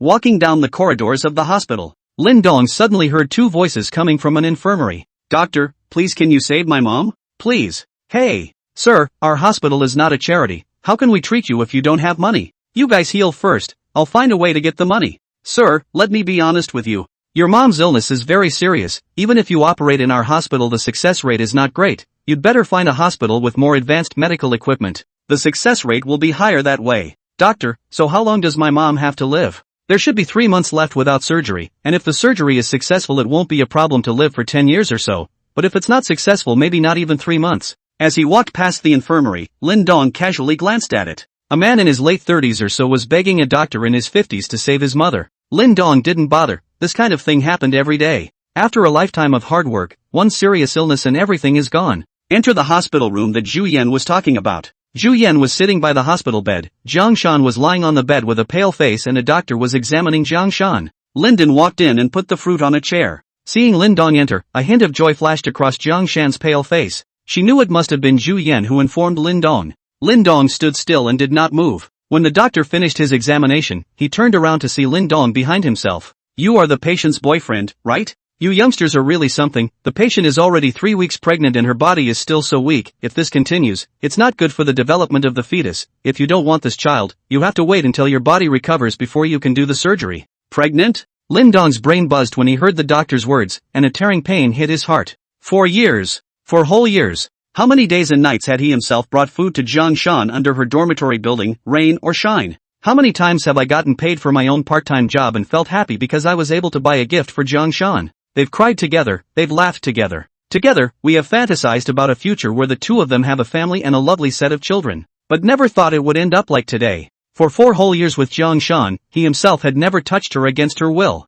I didn't realize she just got pregnant with someone else. That's pretty much the greatest irony. Is a 4-year relationship really that cheap? Not even compared to a new donkey bag. Lin Dong took a deep breath and said, "Thank you, doctor." Jiang Shan heard the doctor tell Lin Dong that she was pregnant, and the little bit of hope that was left inside her heart was dashed. The already pale face became even paler. Opened his mouth to say something, only to realize that he couldn't make a sound at all. Zhu Yan also didn't expect things to turn out like this. Watching her best friend in tears every day, she wanted to help her get Linden back. She knew that Lin Dong still loved Jiang Shan. She witnessed all the sweetness of their time together. But this was a scene she didn't see coming. The doctor left. The ward was silent. Eventually, Jiang Shan broke the silence and said, Lin Dong, I'm sorry. There's nothing to be sorry for, everyone has a choice, and since you've chosen this path, I'll give you my blessing. Lin Dong, I'm really sorry. If I hadn't been greedy and accepted all sorts of gifts from Huang Junling, I wouldn't have been unable to refuse his invitation to his party, and even more so, I wouldn't have been taken advantage of by him because I was drunk,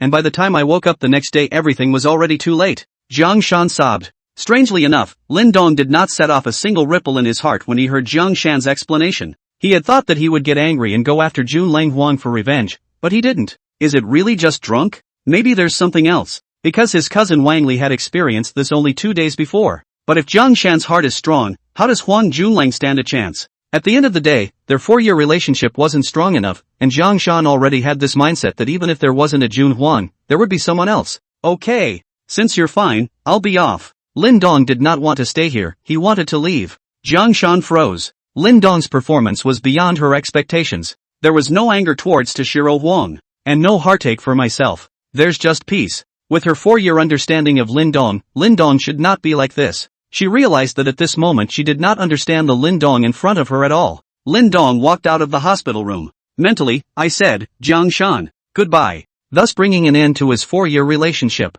From now on, Jiang Shan will be completely in his past. From the room came a painful cry that Jiang Shan could no longer suppress. But none of that mattered to him anymore. Chapter 46, Xiao Baojun. Coming out of the hospital, Lin Dong took a few deep breaths. It's all over. When fully letting go of this moment, Lin Dong felt more relaxed than ever. Just pulled out of the front door of the hospital. Thief! Catch the thief! A voice rang in Lin Dong's ears. Linden hurriedly pulled over. Getting out of the car he saw himself not far from a young man running his way, a wallet in his hand. Followed far behind by an older sister in her 30s. Go away! Get away! Wanna die! The young man shouted as he ran, gesturing to the dagger he held in his other hand. Lin Dong was just about to test the power of raising his physique to its limit. Just as he was about to make his move, he suddenly felt a dark shadow pass by with great speed. When Lin Dong looked at the thief, he realized that he had been pinned to the ground by a hand. The thief lay on the ground and kept struggling, but still couldn't get rid of the big hand that was like an iron clamp. Masters!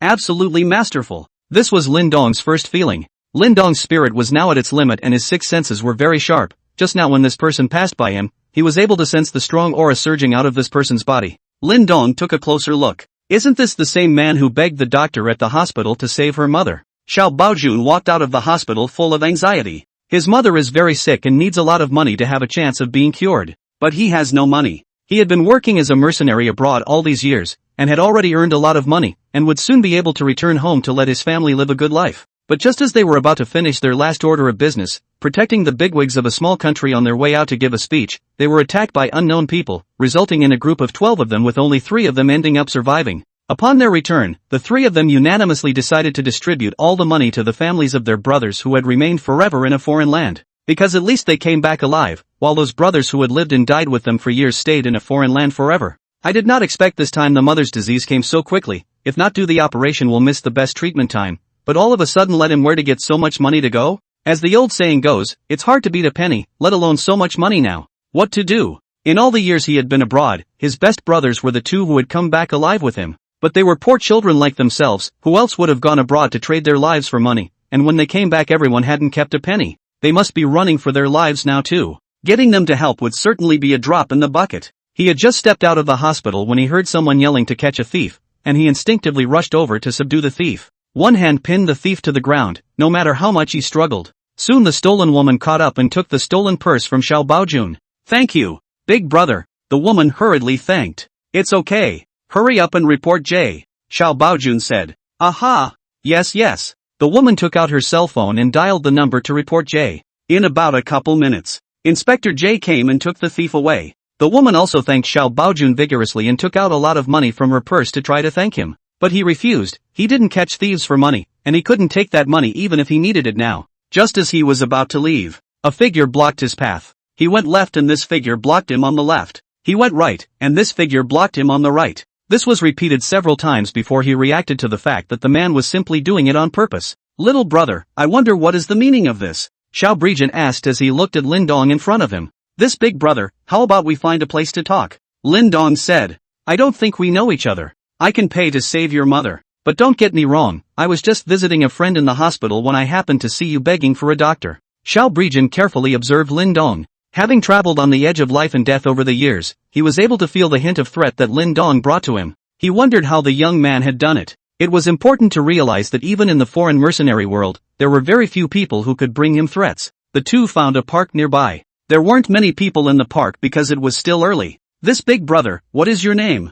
Lin Dong asked. "My name is Xiao Baojun. Brother Xiao, I know that you are in dire need of money to save your mother. I can arrange the best hospital for auntie, use the best equipment, and take the best medicine, but no matter what the outcome is, you have to serve me for 10 years, how about that?" Xiao Baojun looked at Lin Dong. Lin Dong also looked at Xiao Baojun unwillingly. After a moment, Xiao Baojun said, "Good. But I'm only responsible for protecting your safety. I won't help you do anything illegal. Deal." Lin Dong extended his hand. Xiao Baojun also extended his hand. The two men's hands were clasped together. A legend will also be created. Chapter 47. Brother Xiao, my name is Lin Dong. You can call me Lin Xiao from now on. Lin Xiao, don't call me Brother Xiao, just call me Broken Army. Okay, Breaker, I want to spar with you. Lin Dong had long wanted to test his strength. Ever since his physique and spirit had reached their limits, not only had Lin Dong's six senses enhanced a lot, even his body felt like it had an inexhaustible power. "Young Lin, please," Xiao Baojun said. He also wanted to see what the strength of this young man who could give him a hint of threat was.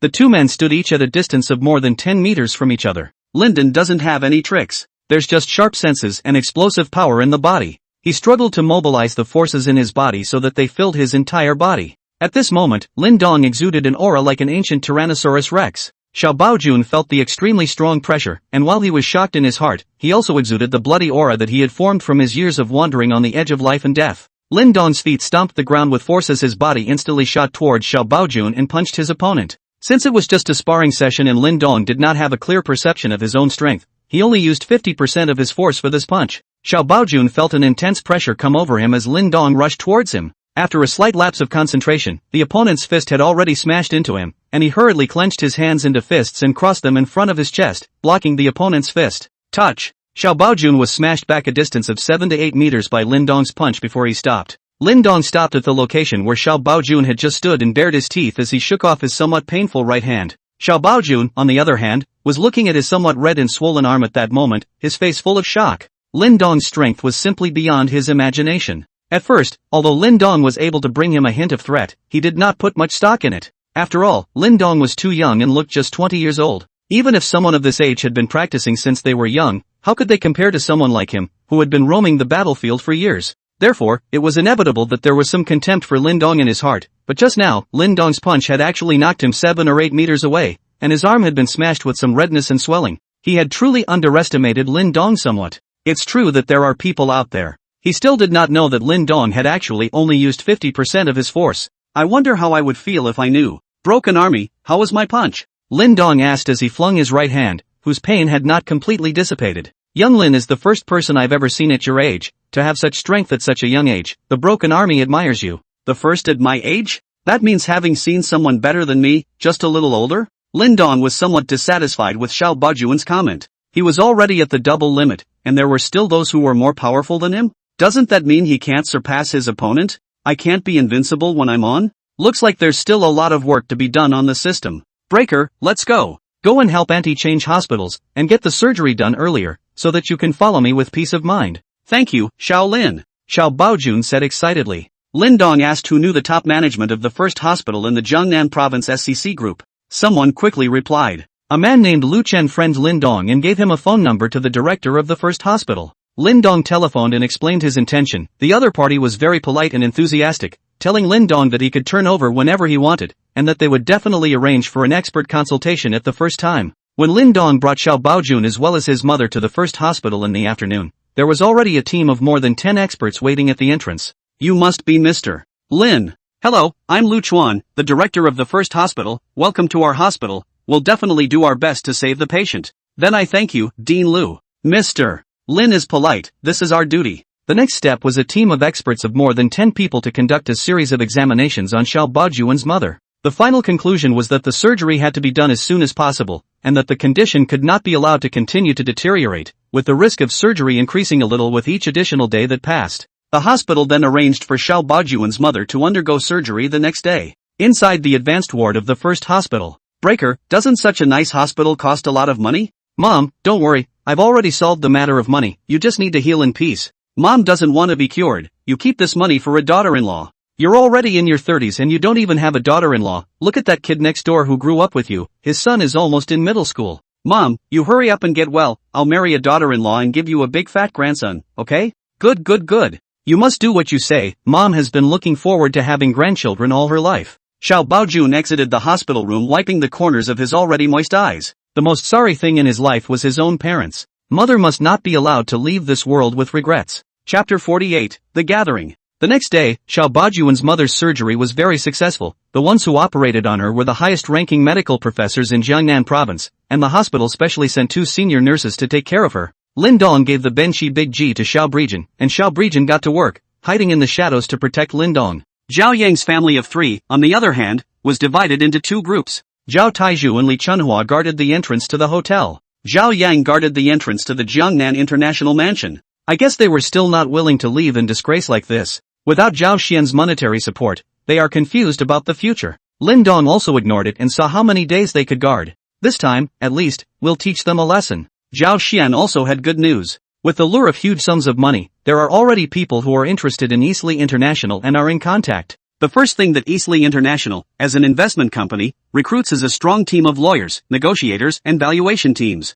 Lin Dong told Zhao Xian to get a grip. It's fine to spend more money, he will soon have to carry out cooperation with Wang Chang. Lin Dong hopes that the new recruits will come in handy. Late afternoon. River City Fortune Sands Casino. Zhang Min brought Lu Peng here for the class party. Today's party was organized by those who stayed at school on vacation and didn't go home. Some who came back early also attended, but Sun Si didn't come. Something happened to her family and she was expected to take a few days off. The reason why bring Lu Peng? That is because Lu Peng, how to say, is also a rich second generation, and the long is not bad. The typical high rich handsome, Zhang Min more or less have some show-off mentality. Entering an oversized private room, there were already about 20 or 30 young people in there, both male and female. These young men and women are quite high in face value. After all, they are from the Media University acting department, who would come to study acting without some face value. Zhang Min and Lu Peng's arrival also caught everyone's attention. Zhang Min was, after all, considered to be one of the more outstanding ones in the class. Zhang Min, who is this? No introduction? A classmate asked. Zhang Min said smoothly, this is my boyfriend Lu Peng, studying at Jiangnan University. His family does some small business, just a few tens of millions of assets. Wow! Zhang Min, you actually found a handsome man. I envy you. Min, I didn't expect you to go ahead of us without a word. You're so nice to graduate and be your rich wife in peace, but we still have to work hard to get in. There were envious voices all around. Zhang Min felt her body float a bit as she listened. She loved this feeling of being envied and hated. Hello everyone. My name is Lu Peng. I'm Minmin's boyfriend. Thank you all for taking care of Minmin in general. I'll toast everyone. Lu Peng said and picked up the beer on the counter table and directly poured a large glass. Lu Peng's performance won another round of praise from the girls present. Boys look at Lu Peng as a little uncomfortable. The flowers of the class was actually picked by another school. A heart can feel good is strange. After brief introductions, everyone went back to singing and dancing. What's it like to go into a karaoke bar with students from Media University? Lu Peng now had a deep understanding. It's almost like a mini-party scene. Everyone was extremely expressive, singing and dancing. There was no chance for Lu Peng to perform. Want to go up to roar 2 voices, and afraid of shame, with these professional then simply not a level, Lu Peng had to sit on the sofa as an audience. It's a good thing that Zhang Min is always by his side. After a while, Zhang Min got up and went to the restroom. Lu Peng was still sitting on the sofa giving this future big star an audience and applauding. About 10 minutes later, Zhang Min entered the private room in a panic, and as she pulled up Lu Peng, she said, "Da Peng, let's go." "What's wrong?" Min, Lu Peng asked. He could also see that something was wrong with Zhang Min. "Quickly go out and talk about it," Zhang Min said anxiously. "Okay." The two were about to walk out of the booth. The door of the private room was suddenly opened and a group of black-clothed men poured in. Pop! The lights in the booth were then turned on. Everyone stopped what they were doing and looked at the group of uninvited guests. "Damn, who just hit me?" a bald man asked as he walked in. The man was in his mid-30s, full-faced, bare-chested, and covered in a number of odd tattoos. The booth was quiet and no one spoke. Everyone was shocked. They were still students after all, and the man who came in was not to be messed with at first glance. The bald man quickly spotted Zhang Min and Lu Peng who were preparing to leave. Taking a few steps forward, he walked in front of the two men and grabbed Zhang Min's long hair and pulled hard. Zhang Min screamed and was directly pulled into the bald man's arms. "You're the one who just slapped me, right? Mard, it's the first time I've been slapped in my entire life, so tell me what to do," the bald man said in Zhang Min's ear. Lu Peng was also startled when he saw the bald man pulling Zhang Min's hair, but quickly reacted and said, "What are you doing? Let go of Minmin, or I'll report J." Lu Peng said and took out his cell phone and prepared to make a call. But before the call could be dialed out, it was kicked into the couch by one of the men in black, covering his stomach and sucking in cool air as his cell phone flew into the pile of students. A few timid girls in the room let out screams. The others were dumbfounded. Chapter 49, Brothers in Distress. The bald man yanked Jiang Min's hair and looked at the others in the booth and asked, "You guys are together, right? Just now this chick slapped me in the face. What do you guys think we should do?" "You touched me first," Jiang Min cried. "I'm ing touching you because I'm looking up to you. Just ask, how many women want to let you, black, touch me? I'm not interested yet." Not a single person in the booth dared to speak. But this time a female student hiding behind the crowd quietly finished picking up Lu Peng's cell phone, then compiled a few words, "Fortune Sans, room 47 in distress," and sent it out to a randomly selected person. Then the cell phone was quietly tossed back into its original position. Lu Peng slowed down a little at this point. Looking at the bald man, he said, "Brother Black, right? I apologize to you for Minmin. How much do I have to pay to let her go? Name your price." He also saw the current situation clearly. Don't look at their side of the crowd, but most of them are women, really want to move. Their side is expected to only get beaten. And besides him, it was hard to say whether anyone dared to make a move, seeing that they were all scared and their faces were white. "Are you this chick's boyfriend?" the bald man asked. "Yes," Lu Peng replied. "Okay. I see that you are quite on the road. Casually take $1 million out. I will let you guys go. Otherwise, see, this girl is also a superb. A little bit of fun is also possible." "Ha ha," the bald man said and laughed. "Rock! Save me!" Jiang Min cried out. She couldn't move at all as she was being dragged by her hair by the bald man, who kept taking advantage of her. "Brother Black, 1 million is too much. We are still just students. We can't get that much money. If you let Minmin go, I am willing to compensate 100,000. $100,000? What the hell are you doing to send out a beggar?" The bald man narrowed his eyes at Lu Peng and asked. "I only have this much money. I hope Brother Black is generous enough to spare us." Lu Peng is indeed only 100,000, although he is a rich second generation, but his parents' business is not too big, and he spends more, so he cannot save money at all. This $100,000 is the next month's living expenses, but there is no way. We have to save the people first to see. "Okay, 100,000 is 100,000.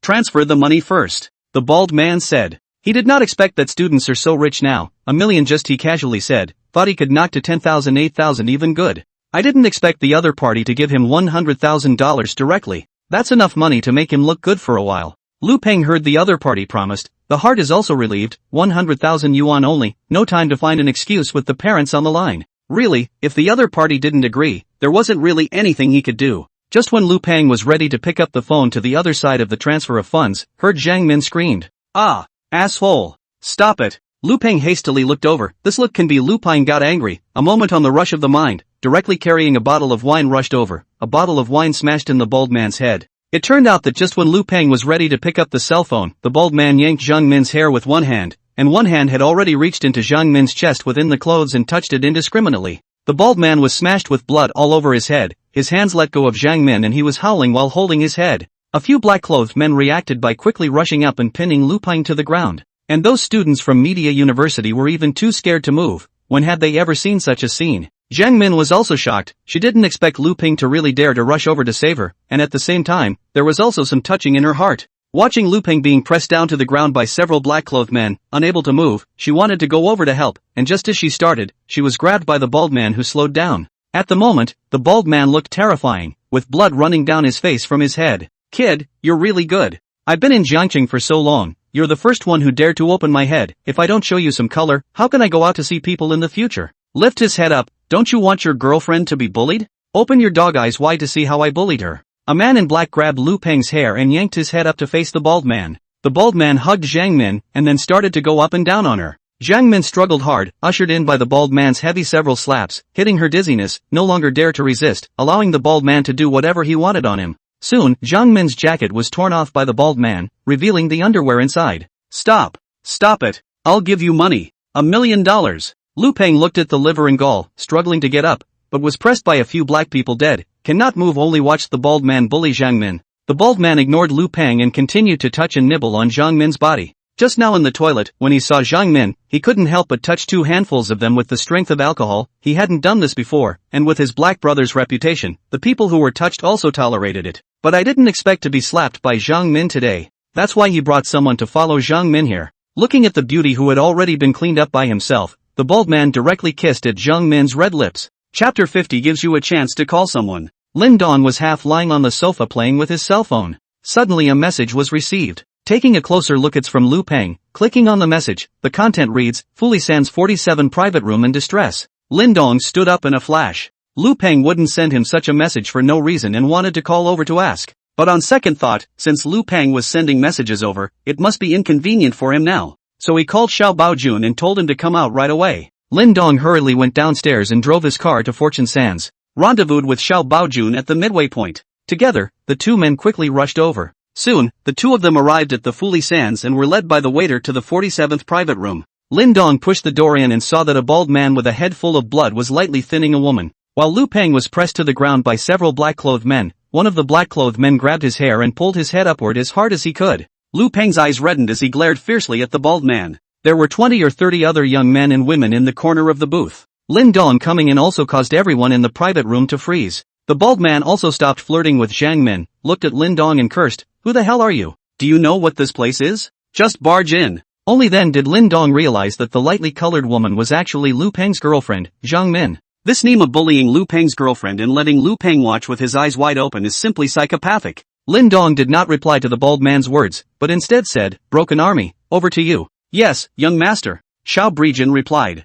Walked up immediately afterward. "Mud, looking for death. All of you." The bald man shouted directly and rushed up with a bottle in his hand. Boom! As soon as the bald man touched Xiao Baojun, before he had the chance to smash the bottle in his hand out, his body had already flown back several meters, lying on the ground constantly rolling and wailing. In just less than half a minute's time, all 7 or 8 black-clothed men and the bald man in the private room were lying on the ground, their mouths emitting pig-killing screams. Without the black-clothed man's suppression, Lu Peng hurriedly climbed up and took off his own clothes to put them on Zhang Min. Lin Dong walked forward, patted Lu Peng's shoulder and said, "Is everything alright?" "Da Peng. I'm fine, thank you, Tonko. It's good to be okay." After Lin Dong finished speaking, he walked over to the bald man, stepped on his face, crouched down and said, "Hitting my brother. Molesting my brother's girlfriend, bald man, what do you say about this?" The bald man was stepped on Lin Dong's face, spitting out words, "Little kid, you are finished. Finished, I tell. You, I am Chun. Chen 6th Master's people, you move me, Jiang. Zheng City no longer have you. Your place to stay. Oh, what a big mouth. That I really want to meet who the 6th Master Chen is. Get up and call your 6th Master Chen to come." Lin Dong finished speaking and let go of the bald guy. The bald man hurriedly climbed up and looked at Xiao Baojun behind Lin Dong, a little afraid, this man was too strong. "Fight," Lin Dong said. Shivering, Baldy took out his phone and called. The bald guy told the person on the phone that there was a disturbance at the Fully Sands, and he had already been beaten up, so he asked the other party to bring people over, and the people making trouble over here were very strong. Lin Dong did not bother to care that the bald guy lied, as long as the person came. "Kid, Master 6 will be here soon, you're dead." The bald guy was sure that the 6th Master would be here soon, and his guts started to grow again. "It's not certain who will die. Let's go to the hall and wait." Lin Dong finished speaking and took the lead to leave for the downstairs hall. Xiao Baojun dragged the bald guy all the way downstairs. Lin Dong was sitting in the middle of the lobby of the Fortune Sands Casino, his feet stepping on the bald guy. Behind him stood Xiao Baojun, and more than a dozen security guards had already laid down around him. The manager of the Fortune Sands was also standing in the crowd, shocked and looking at Xiao Baojun standing behind Lin Dong, too strong. More than 10 security guards were almost one at a time, falling down and not being able to get up.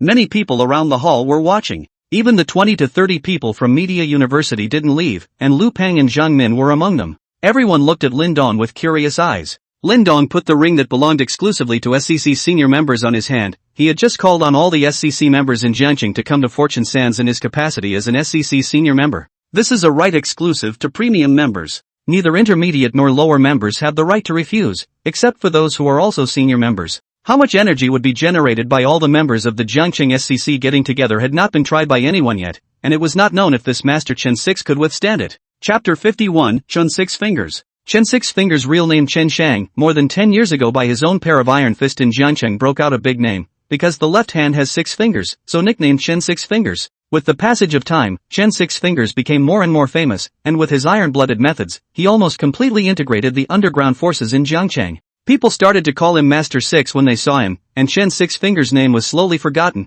and not many people in Jiangqing dared to address Chen 6 Fingers directly anymore. Today, Chen 6 Fingers received a call from his little brother, Blackie, asking him to bring people over. Someone was causing trouble at the Fully Sands. Now there's actually someone who dares to cause trouble in his territory? And beat up Blackie. This man must be new to Jiangqing. Although Black Skin was not considered his right-hand man, there were so many people under his hand, and he was able to take him down, so his strength was indeed not weak. Chen Six Fingers rushed to Fortune Sands with more than 100 people. He hadn't been out in person for a long time, and his body was going to rust if he didn't get moving. To the entrance of the Folly Sands, Chen Six Fingers took the lead and walked to the front, followed by over 100 people. Enter the lobby of the Folly Sands. Chen Liuji froze. Only a young man sat in the center of the hall. Behind the young man stood a middle-aged man. And at the young man's feet, he was stepping on Blackie, the little brother who had called him. There were a dozen security guards lying on the ground. Hundreds of other Folly Sands guests were watching from around the room. How many years? Chen Six Fingers couldn't remember how many years it had been since he had been insulted like this.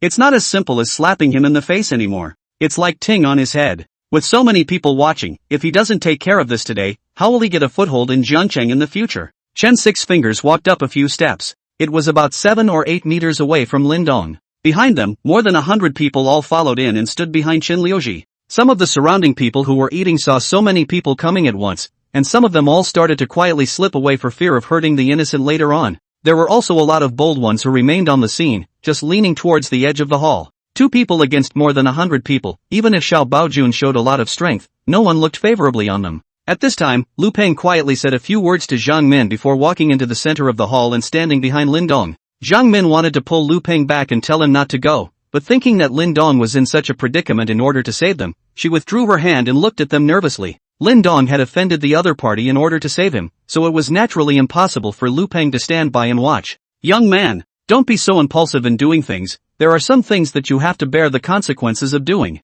Chen Six Fingers said as he looked at Lindong. Sixth Master, save me. The black skin that was stepped on by Lindong shouted. You're his owner? Do you know that your dog goes around biting people? Lindong did not respond to Chen Liuji's words, but instead stepped on the black skin under his feet and asked. Even if my dog bites indiscriminately, then I have to do it myself. If someone else dares to do it, I'll break his hand. Master Six is really Master Six, so domineering. Not even asking for reasons. But I didn't just move my hands today, I also moved my feet. What can you do to me? It doesn't matter what the reason is, what's important is that since you moved my people, you won't be able to walk out of this hall. See what I can do to you. Chen Six Fingers directly rushed towards Lindong after he finished speaking. His pair of iron fists were not a waste of time, although he hadn't done anything for a long time. He practiced diligently every day, and although it had slipped from his peak, it wasn't too far off. He had to take down Lindong and the others with a thunderous force today, or else how could he still have the face to hang around in this Jiangcheng? When Chen Liuji moved, Xiao Baojun, who was standing behind Lindong, also moved.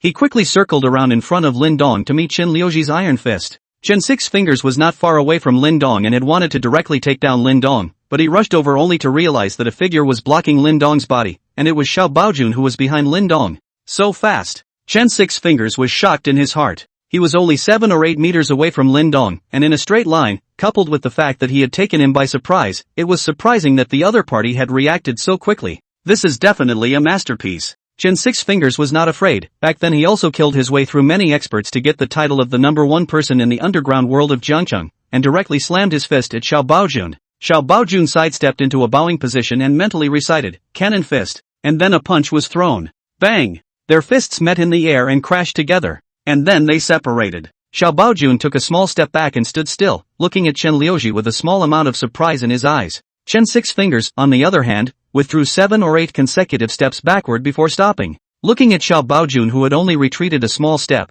his heart was even more shocked. This man is so strong. He, Chen Six Fingers, thought that in this Jiang city, except for a few families and mansions that had hidden experts that could defeat him, he didn't give a damn about anyone else in the open. But this man was able to block his iron fist, not to mention blowing him back 6 or 7 meters. And now he felt like he had broken at least 3 fingers on his right hand. These two are definitely not ordinary people. It's likely to be the son of some worldly family. But again, it's not a local force in Jiangcheng. Because as the #1 person in Jiangcheng's explicit underground world, he had some knowledge of Jiangcheng's local families and magnates, and he had come into contact with several family heirs, and there was definitely no such person in front of him. Then it should be an overgrown dragon. But since we're in my territory, even a dragon has to be coiled for me. So what if it's the son of a family? It wasn't as if he didn't have support behind him, or he wouldn't have been able to reach such heights. Chen Six Fingers did not continue to charge up, because just now with this collision, he knew that he was not Xiao Baojun's opponent. You are very powerful. But as the saying goes, it's hard to beat 4 hands with 2 fists, not to mention that you have to protect your master, so I'll see how you can cope next.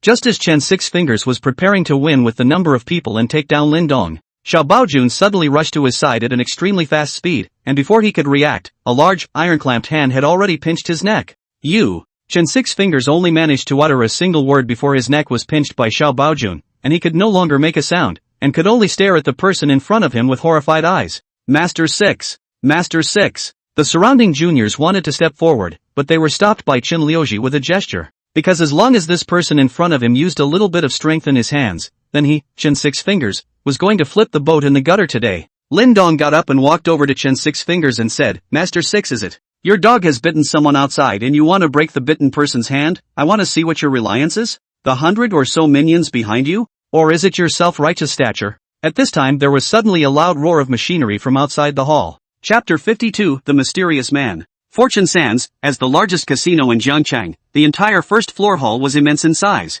The loud roar of the machine resonated throughout the hall. Immediately after a customized Aston Martin drove right in. And then the second one. Third car. In the end, the whole lot drove in 12 limited edition sports cars, each of which was at least tens of millions of dollars or more. The arrival of 12 limited edition sports cars also caused the onlookers to marvel. Usually one is hard to see, but today there are 12 of them. Lu Chen got down from the first sports car, as the eldest young master of the Lu family, a local powerful family in Jiangchang. He is also a leader of the River City SCC and is also a senior member of the SCC. With his status, he didn't need to be there, but he had received a notification from the headquarters 2 days ago that a second senior member of the SCC had appeared in Jiangchang. As the leader of the SCC in Jiangchang, he is definitely the one to meet. It just so happened that today, Lin Dong had issued another call for premium members, so he came over. 12 cars, 12 people, 10 men and 2 women, basically all in their 20s and 30s. These few people almost represented half of the Jiangchang power. Ordinary people might not know who they were, and only those who had reached a certain level would know how much terrifying power these people contained behind them.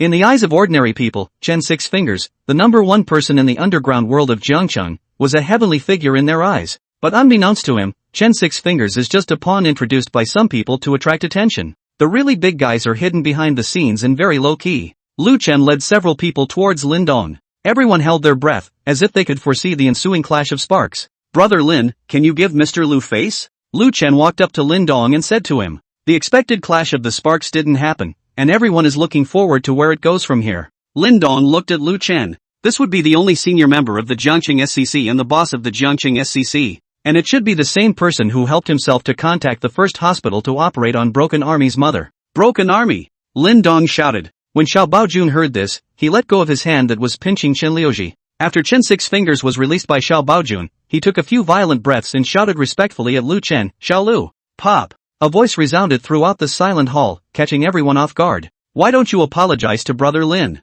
Lu Chen gave Chen Six Fingers a slap on the face and said, Lu Xiao.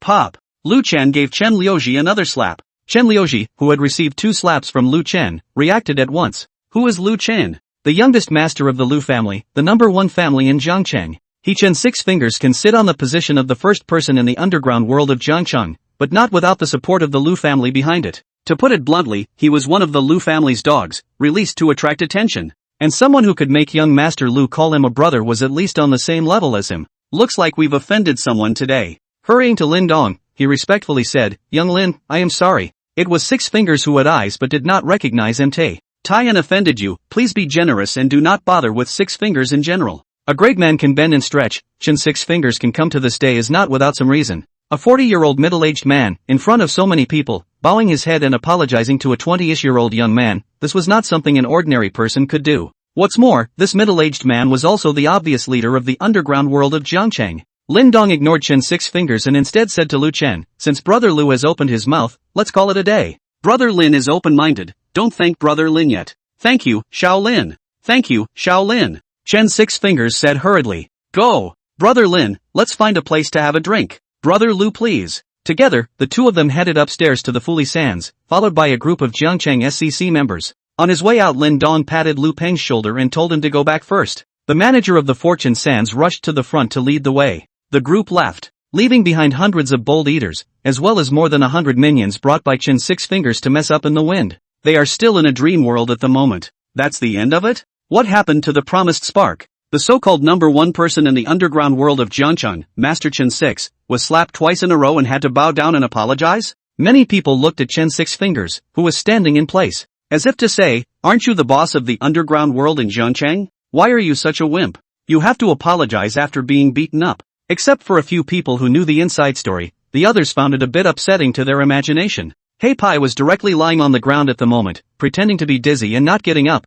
He was afraid that Chen Six Fingers would directly dismantle him. If it wasn't for him, how could Chen Six Fingers lose so much face today? And it is estimated that it won't take long for today's incident to spread in Jiangcheng. Chen Six Fingers, the #1 person in the underground world of Jiangcheng, would also become the object of people's jokes before and after tea. Of course, this can only be said behind the scenes. Jiang Min and other people from one class also felt unreal when they looked at Lin Dong's departing back, and they wanted to ask Lu Peng what Lin Dong was like, but they did not know how to open their mouths. In fact, Lu Peng was also in a state of confusion. He and Lin Dong were roommates in their freshman year, and out of the 4 roommates, the 2 of them had the best relationship. I did not expect Lin Dong to hide such a terrifying identity. It seemed that he had to find a chance to ask him properly. While in the crowd, Zhang Yun and Chen Lan glanced at each other. Both could see the remorse in each other's eyes. If Zhang Min had slightly made good relations with Lin Dong when she dragged them to associate with Lu Peng's dormitory, wouldn't she be able to walk horizontally in Jiangcheng now? This kind of big shot that only appeared in dreams was even looked down upon by them in the first place. That's the way life is sometimes. Some things you miss won't come back. Inside one of the top private rooms at the Folly Sands, there were 2 young men talking. Wiley, it's been hard on you these past few years. Young Qin is polite. It's Wiley's honor to work for Young Qin. When you return to Kyoto, I'll take care of you. Thank you, Young Qin. The man known as Wiley said excitedly. There weren't many people who could let Young Qin personally receive him, and this was a great honor for him. By the way, how's Akatsuki doing these days? Back to Young Qin. MS. Mingyue has been quite well lately. Knock knock. The 2 were talking when a knock sounded at the door. Enter. A middle-aged man in his 40s walked in. Young master, more than a dozen members of the SCC have just gathered downstairs. Oh, any idea what it's about? I heard it was a senior member who used the summoning order. Lu Chen? No. River City has another senior member. Don't bother, the SCC is supposed to be a ragtag bunch, other than a few core as well as individual senior members. Everyone else is not enough to worry about. Yes, young master. The middle-aged man exited the room. Wiley, you investigate this newly promoted senior member of the SCC in Jiangcheng. Yes, Young Qin. Chapter 53, Qin Zheng of the Qin family. Lin Dong and Lu Chen's group were led by the manager of Fortune Sands to the luxurious private room on the topmost floor. As the largest casino in Jiangcheng, there were not only places for guests to be entertained, but also places for guests to talk about business quietly. Come on, Brother Lin, let me introduce you. These are the members of our Jiangcheng SCC. This is my sister Lu Xiaoxiao. This is Hu Yu, and this is. Lu Chen introduced the members of the Jiangcheng SCC to Lin Dong one by one, and with Lin Dong's extreme mental power, he only needed to go through it once and memorized it all. The 12 people here were not all the members of the Jiangcheng SCC. There were 3 more who naturally couldn't make it because they weren't in Jiangcheng. Lin Dong swept through the people present. Lu Xiaoxiao was a little too young girl dressed up, aged around 17 or 18. Hu Yu should be about the same age as herself, but she was also heavily made up. Don't these big families go to school? Otherwise, what school would want this outfit? But he doesn't know that even the school is owned by their Lu family. Who dares to care? I wonder what Brother Lin is doing in Jiangcheng now. I don't seem to have seen Brother Lin before.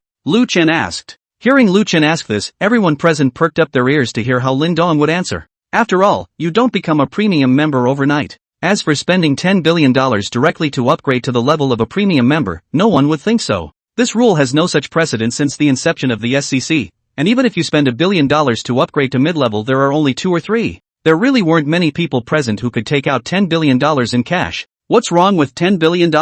Invest in some projects or buy a plot of land and a building it doesn't smell good? What's the point of buying a premium membership other than to pretend? No one would do that unless they had so much money that they couldn't spend it. If Lin Dong had suddenly arrived in Jiangcheng, then with his status as a senior member, the forces behind him were definitely not bad. In that case Jiangcheng said not Jiangcheng's various forces are going to reshuffle the cards, so they can't afford not to listen carefully. Jiangcheng's cake is so big, suddenly a person wants to take a bite, then it's bound to shrink the share of others. Even Lu Chen would have thought so. Before Lin Dong had appeared, he was the only senior member of the SCC in Jiangcheng, and the youngest son of the Lu family, the #1 powerful family in Jiangcheng, and was almost a one-word presence in Jiangcheng. If Lin Dong really came to Jiangcheng all of a sudden and had the idea of trying to enter Jiangcheng, without knowing Lin Dong's background, he had to pay attention. None of the SCCs who have made it to senior member status are provincial. And it's the unknown that's scary. Brother Lu, I am currently attending university in Jiangcheng. However, I have an investment company. If you all need funds you can look for me. I only invest in shares and never participate in management.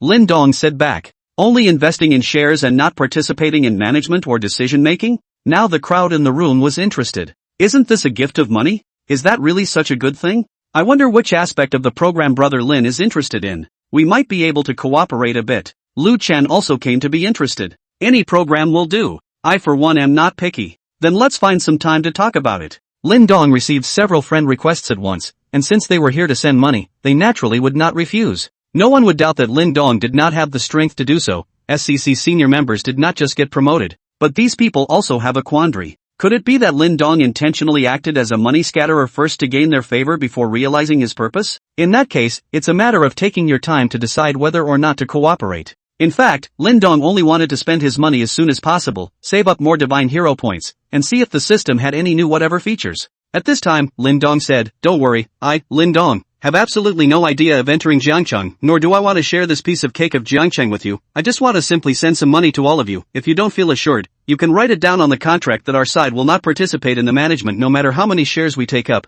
Brother Lin is joking, Lu Chen said with some embarrassment. And he did have that in mind. Lin Dong smiled without answering. Ever since he had reached the limit of his mental power, not only had his senses been enhanced, even his IQ had increased, so he was naturally able to sense the scorn of these people. So he simply picked up the words directly, so as to allay their concerns. He didn't believe that sending money to these people didn't want it. Since Brother Lin said so, we won't be pretentious. Jiangcheng has been stable for many years. We don't want to start another trouble. I hope Brother Lin will forgive us. Understood. I still say that. Only investing, not participating in management. Nor will I enter Jiangcheng, you all can rest assured. If you need funds, you can find me at any time. Good. Since Lin Dong is so painstaking, I welcome you on behalf of all the members of the Jiangcheng SCC. I hope we will have more opportunities to cooperate in the future. Naturally, all are happy next. Many people who had projects in their hands and lacked money began to introduce them to Lin Dong. Just like Lin Dong said, since it was a gift of money to them, naturally no one would refuse. And Lin Dong just wanted to spend money in exchange for divine magnificence points. It was in the middle of everyone's talk. Xiao Breijin knocked on the door and came in, whispering a few words in Lin Dong's ear. Lin Dong frowned as he listened. Turning to Lu Chen, he said, "Brother Lu, Broken Army said that there are experts coming in and out of the next private room." "A master? What kind of expert?" Lu Chen asked. "An expert that even the Broken Army isn't sure of taking down. At least not weaker than him." Lin Dong replied. "Oh?" Lu Chen froze and looked at Xiao Baojun behind Lin Dong. The first time he saw this person, he could feel a powerful oppressive force from this person. And being able to easily take down Chen's 6 fingers, his strength should not be below the 2 uncles of the family. Therefore, his first thought was that Lin Dong might be the advance guard sent by the big families to open up the situation in Jiangcheng. But now that Lin Dong had made it clear, he should not really want to enter Jiangcheng. And now another such master has appeared? When did Jiangcheng become flooded with experts of this level? Lu Chen still felt that he should go and take a look. An expert of this level hiding in Jiangcheng was still very intimidating. He had to figure out the other party's origin before he could do so. After all, Jiangcheng was the land of the Lu family. "Go! Brother Lin, let's go over and get acquainted together." Lu Chen got up and took the lead, giving Lu Xiaoxiao a wink on his way out. The group came to the door of the next private room and was blocked by a middle-aged man. Xiao Baojun, on the other hand, stood directly in front and confronted the middle-aged man. Both of their auras radiated out, giving the crowd of SCC members the feeling of suffocation. Of course, Lu Chen and Lin Dong were excluded. Lu Chen directly shouted from the doorway, "Which brother is visiting Jiangcheng? Please let Mr. Lu do his duty as a landlord." Soon a voice came from inside. "Uncle Sean, let them in." The man named Uncle Sean pushed the door and walked in, and Lu Chen and the others followed. Only 2 young men were seen sitting inside the booth. Lin Dong looked at it. It was discovered that one of them was actually the president of the student union of Jiangnan University, and also the first male god of Jiangnan University, Zhou Huili. The other person, whom Lin Dong did not recognize, looked like he should be a few years older than Zhou Huili. Uncle Sean walked to stand behind the man. "I don't know what your name is, and what is your business in Jiangcheng?" Lu Chen asked. "Who am I and where am I going that I need to report to Mr. Lu?" The man did not answer Lu Chen's words, but instead asked a rhetorical question. "Brother and sister go to other places, Lu doesn't care, but come to Jiangcheng, Lu really has to take care of it." "Young mister, Lu is so powerful, so listen up." This young man stood up and walked across to Lu Chen and said word for word, "Kyoto Qin family? Qin Zhang. Qin Zhang from the Qin family in Kyoto? Qin Zhang of the Qin family?" The pupils of Lu Chen's eyes shrank, and he asked out of breath, "The Kyoto Tsi Party's 8 heavenly kings, Qin Zhang?" Chapter 54, Tiger List Master. As soon as the group of SCC members behind Lu Chen heard about the Kyoto Tsi Party's 8 heavenly kings, Qin Zhang, they all looked at the youth opposite Lu Chen in shock. The Kyoto T-subs and the Magic City SCC are old rivals. When the Mordor SCC was first established, it was to resist the southward expansion of power by the Kyoto T-subs. The two forces are on a collision course. An old power with deep roots occupies the north, an emerging power front to take over the south. The 8 heavenly kings of the Kyoto Tea Sub-Party were even more legendary, and they didn't expect to appear in front of them.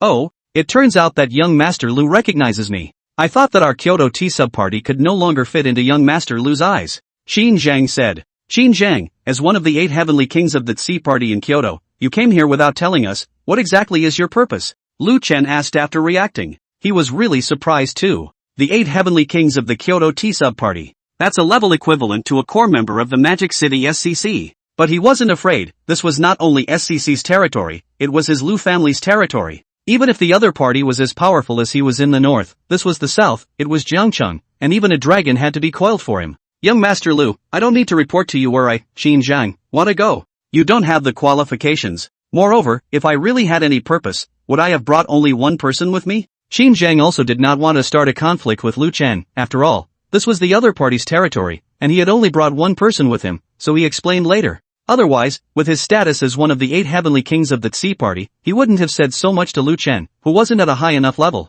He came here because he was in Jiangbei province on business and stopped by to find Zhou Huili to ask about Shangguan Mingyue, but he didn't expect to be bumped into by the other party. If he hadn't come across it, he might have even left. Shangguan Mingyue was the third young miss of the hidden family, the Shangguan family. And both the Shangguan family and the Qin family were interested in keeping them together, forming a marriage between the two families. While Shangguan Mingyue came to Jiangnan province to attend university, Zhou Huili was sent by Qin Zhang to help him monitor Shangguan Mingyue, and at the same time help him drive away the suitors around Shangguan Mingyue. His Qin Zhang's woman would not allow anyone to pry into her. Qin Zhang, I don't care what purpose you have, I hope you can leave Jiangcheng as soon as possible, or else even if you are the 8 heavenly kings of the Tea Party, Lu, will have to probe your bottom today. Lu Chen said. Qin Zhang laughed. It had been a long time since he had been threatened like this, and by a senior member of the SCC at that. If he leaves now, and this gets out, how can he stand in the Tea Sub-Party? How can he have the face to continue to serve as one of the 8 heavenly kings of the Tea Sub-Party? He had thought to give Lu Chen a face and both sides would have a step down, but he hadn't expected that the other party would give him so little face. In that case, there's nothing more to say. Young Lu, I have already given you enough face. If you continue to pester me like this, don't blame me for bullying you. So what about the Lu family? It's only a small family that condescends to a city. Qin Zhang, don't put it in my eyes at all. Good. It's true that my Lu family is no match for your Qin family, but today I'm going to try to find out how strong you, the legendary Kyoto Tea Party's 8 heavenly kings, really are. Lu Chen said 3 good words in a row as a way to express his inner anger. Qin Zhang even disregarded his Lu family, so what if he was the Tea Party's 8 heavenly kings? Today, he had to leave a deep lesson for the other party, or else others would really think that the Lu family was a soft touch. At this time, Lu Xiaoxiao arrived with 2 of the Lu family's offerings. Brother! Lu Xiaoxiao shouted. Lu Xiao! The 2 confessors shouted back. 2 uncles, please also make a move to write the name of the Lu family, lest some people look down on my Lu family and think that there is no one in my Lu family. Yes, young Lu. The 2 confessors replied at the same time. Uncle Shan, go play with them. Qin Zhang said to the middle-aged man behind him. Yes, young master. Uncle Shan finished walking in front of Qin Zhang. 2 of the Lu family's confessors also walked forward. Everyone else backed off to the side to give them a large enough space. Boom! The 3 of them struck out at the same time, their fists and feet connected. Even the air produced a hint of air explosion sound, which could be seen in the strength of the 3 of them. Uncle Shan 1 resisted the attacks of the 2 people from the 2 offerings of the Lu family, but instead, he seemed to be able to do so with ease. Boo! Boo! The 3 men exchanged punches, making 2 loud noises. Uncle Shan stayed put. Instead, the 2 Lu family confessors retreated a few meters. The highs and lows are immediately apparent. Lu Chen was watching from the side and was extremely shocked that the 2 uncles were not opponents when they struck at the same time. Uncle Shan! Quick battle! Qin Zhang said from behind. Yes, young master! Uncle Shan returned. The 2 Lu family confessors glanced at each other and both saw the other's shock as well. The 2 nodded their heads and simultaneously attacked Uncle Shan from both the left and right directions. One throws a punch to attack the upper disc, while the other sweeps the legs to attack the lower disc. The 2 of them had been working together for many years, and the attacks that the 2 of them sent out together were definitely 1+1. Uncle Shan remained where he stood, waiting for the 2 to attack to his side. Suddenly, his feet powered up to block the leg sweep attack, while his right hand clenched his fist and blasted out with full force to collide with the other man's fist. Touch! Only to see that the person who was fighting Uncle Shan was directly sent flying and crashing into the wall of the private room, a mouthful of blood spurting out. This? A wave of horror went through the onlookers. Both took just a few steps back against the punch. How do you just get knocked off your feet now? Is the other party hiding their strength? The remaining one didn't expect his opponent to block his leg sweep and injure the other at the same time, and it was too late when he tried to back away. After Uncle Sean blasted one of them away, he turned back and kicked his other foot directly at his opponent. Boo! There was another loud bang, and the remaining one was kicked straight into the corner. If he hadn't just blocked his chest with his hands in time, this kick would have at least seriously injured him, and his hands would have been broken by now. Uncle Lu! Uncle Li! Lu Chen and Lu Xiaoxiao simultaneously ran to both sides over and helped the two men up. You're a tiger list expert? Uncle Lu, who was helped up by Lu Chen, asked. Uncle Sean didn't answer. Instead, they directly retreated back to Qin Zhang's side. Chapter 55, A Showdown of the High Rollers. Tiger list master? Lin Dong froze. It was the first time he had ever heard that word. The SCC members present, other than Lin Dong, were all shaken when they heard it. This is a level that is inaccessible to ordinary people. Maybe some people have watched too many novels or TV dramas and think that all the heavenly lists and earthly lists are just made up, things that don't exist. But there's really only one list for the global underground. Anyone who can be ranked on this list is one of the top masters in the world. And the Tiger list is one of those lists. How? Young Master Lu. Your Lu family's only expert, Elder Lu, is over 70 years old this year. If he were to pass away one day, would your Lu family still be as prosperous as it is now? Xin Zheng teased with a smirk. Xin Zhang, it's not your turn to worry about what will happen to our Lu family. If I don't let you leave something behind today, I still really think that I, Lu Chen, am someone who can be taken by anyone. Lu Chen pulled out a gun and pointed it at the other party when he finished speaking. However, he was pointing his gun at Uncle Sean behind Qin Zhang, not Qin Zhang. He really didn't dare to do anything to Qin Zhang. The Qin family was an old family in Kyoto, with a deep heritage that was not comparable to the Lu family at all. If Qin Zhang was really seriously injured or even died in this Jiang city, then the Lu family might be annihilated in a matter of moments. He had stopped Qin Zhang only to teach the other party a lesson, not to do anything to the other party. If he didn't do anything today, and this got out, and the Kyoto T-Sub party executives were hanging back and forth in front of his Lu Chen's house, and he, Lu Chen, as a senior member of the Magic City SCC, didn't even dare to let out a single fart, then he would become the laughingstock of the entire SCC, and he would lose the chance to be promoted to a core member of the SCC for all eternity. Qin Zhang was right. His grandfather was in his 70s. The body had begun a gradual slide. And he, the Lu family, had not yet had a single person who could hold up the entire family so far. The only way he can redeem his family's declining disadvantage is to become a core member of the SCC. That's why he would still stiffen up knowing that the other party was the 8 kings of the Kyoto Tsi party, all of which was done to the core members of the SCC. Failure at least proves that he has the courage to fight hard against the 8 kings of the T-Sub party and is not a softie who dares not do anything. Success could even add to his promotion to SCC core member. So win or lose, he had to do it. As long as he left Uncle Sean behind Qin Zhang here, then he had won. Watching Lu Chen aim his gun at Uncle Sean behind him, Qin Zhang's face instantly changed. What had been a smiling face was now full of seriousness. There was a tacit agreement between both the Kyoto T-Subs and the Magic City SCC that hot weapons could not be used in the conflict. Now Lu Chen dared to point his gun at them. Young Mr. Lu, do you know the consequences of what you're doing? Lu Chen didn't answer. Lu Xiao, don't. Uncle Lu, who was standing beside Lu Chen, also spoke out to stop him. He wanted to tell Lu Chen that Tiger rank experts were no longer afraid of low-end thermal weapons like pistols. But it's late. For the sake of the family, Lu Chen no longer hesitated and pulled the trigger. Touch. A gunshot silenced the entire booth. Uncle Sean, who should have been shot and fallen to the ground, was nowhere to be seen. Broken army. Lin Dong suddenly shouted. His mental power had been raised to the limit, and his 6 senses were extremely strong. He saw Uncle Sean easily dodging Lu Chen's bullets and then quickly rushing towards Lu Chen, and he saw the killing intent in the other party's eyes. He's trying to kill Lu Chen. Xiao Baojun stood in front of Lin Dong and was closest to Lu Chen, so Lin Dong shouted out to Baojun, allowing Xiao Baojun to step in and save Lu Chen. Xiao Baojun, on the other hand, also reacted quickly after hearing Lin Dong's voice and instantly shifted to Lu Chen's body and rushed towards Uncle Sean. After Uncle Sean dodged Lu Chen's bullets, he didn't hesitate to rush towards Lu Chen with his eyes full of killing energy. If you dare to point a gun at the young master, you will be killed. Boo! Another loud sound resonated throughout the booth, not knowing how many decibels higher than the gunshots that had just been fired. The sound of is because of the vibration generated, the two people against the bombardment generated by the intensity of the vibration, but also in this closed package room. As a result, this loud bang caused all the ordinary people to cover their ears with agonized expressions except for a few people with a base.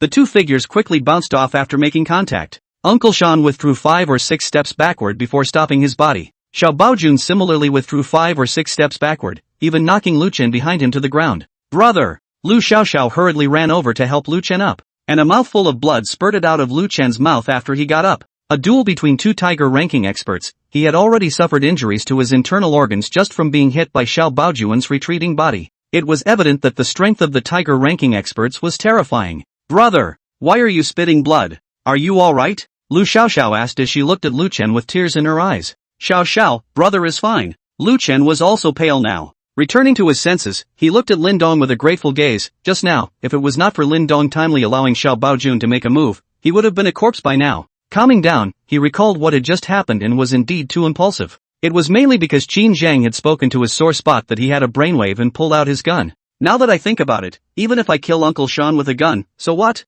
He still broke the rules for both sides. Moreover, he did not dare to kill Qin Zhang, but Qin Zhang dared to kill him, and this was the gap between the two sides' identities. Qin Zhang was a little surprised when he watched Uncle Sean withdraw several steps, while the other party, what with the broken army, also withdrew a few steps. Starting to look squarely at Lin Dong, the person who had not lost a fight against Uncle Sean seemed to have been following this person around. "Your Excellency?" Qin Zhang asked as he looked at Lin Dong. "Senior SCC member Lin Dong." Lin Dong replied. "You're the newest senior member of the SCC in Zhongcheng? It's me. Are you going to stop me too? If young Master Qin leaves now, I won't stop you." Joke. Lu Chen just violated the rules of the T-subs and the SCC and dared to point a gun at me. Since I was a kid, he's the first one who dared to do that. I'll kill him. Qin Zhang was indeed angry. As the youngest son of the Qin family in Kyoto, and one of the 8 kings of the T-sub party, he was actually being held at gunpoint by a high-ranking member of the SCC, and if Lu Chen didn't die, where would this make his face go? Then there's nothing more to say, I'll guarantee Lu Chen. "Uncle Sean, go all out,"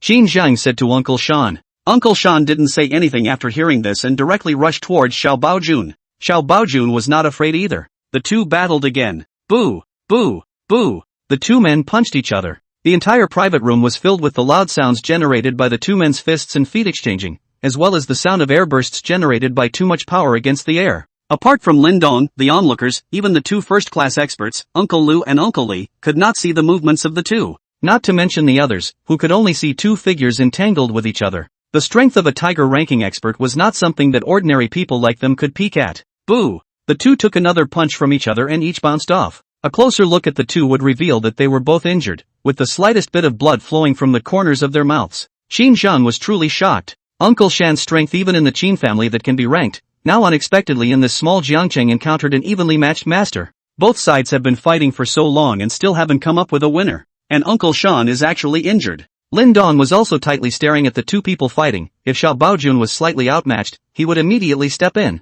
The last time he sparred with Xiao Baojun, he only used 5% of his force and knocked Xiao Baojun back several steps, and he didn't know how powerful he would be if he used 10% of his force. Watching the two tiger rank experts fighting so fiercely, at this moment, he was also a bit eager to try. The two tiger rank experts just stood quietly at a distance of a dozen meters or so, seemingly brewing a final blow. Chapter 56. Xiao Breijin and Uncle Sean both stood more than 10 meters apart. Both of them were shocked at the strength of the other, but both could also see the other's wariness. It's not easy to find an evenly matched opponent, and they're all such undefensive offensive types. Uncle Sean grew up in the Shaolin Temple and received the true Shaolin teachings. He later joined the military, but because of his withdrawn personality, he offended the big shots and was finally saved by the old man of the Qin family and joined the Qin family. Now that he was sent to protect the Qin family's youngest, the Qin family was naturally very cognizant of Uncle Shan's strength. And Xiao Baojun had been traveling on the edge of life and death for many years, and to be able to survive for many years in a foreign country under fire and come back alive was more than just luck.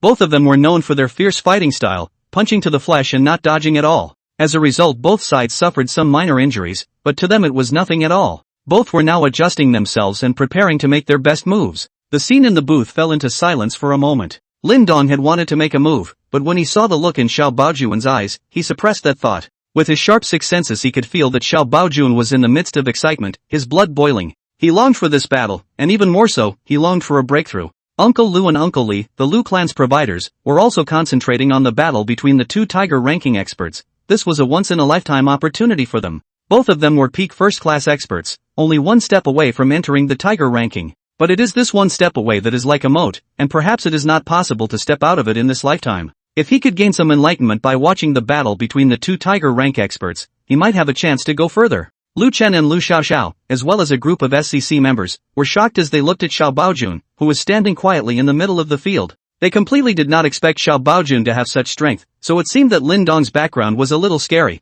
and even the way they looked at Lin Dong changed a little. Suddenly, the two who had been standing quietly moved at the same time. Only two residual shadows were seen rushing towards each other at an extremely fast speed, instantly converging in the center. As the two men converged, Uncle Shan sank his chi into his dantian and launched a palm violently along with his whole body's impulse, shouting out loud in his heart, "Vigorous Vajra palm." Xiao Baojun, on the other hand, clenched his right hand and hit it in front of his chest, and in the split second of contact, he gathered the strength of his entire body and punched out, silently reciting, "Tiger Cannon Fist," in his heart. Boom! The fists and palms connected, and the loud sound was like heavenly thunder ringing in the ears of the crowd, shaking their minds. Not only was there a loud noise, this sparring session between the two men using all their strength also produced a huge wave of air. Even the tables and chairs that Qin Zhang and Zhou Huili had just sat against each other were overturned out of the way, making the crowd feel as if they were in the midst of a raging storm. Two muffled grunts came immediately afterward. Xiao Baojun and Uncle Shan were simultaneously pushed out directly by the force of the recoil from both sides. Lin Dong hurriedly stepped forward and placed his hand against Xiao Baojun's back,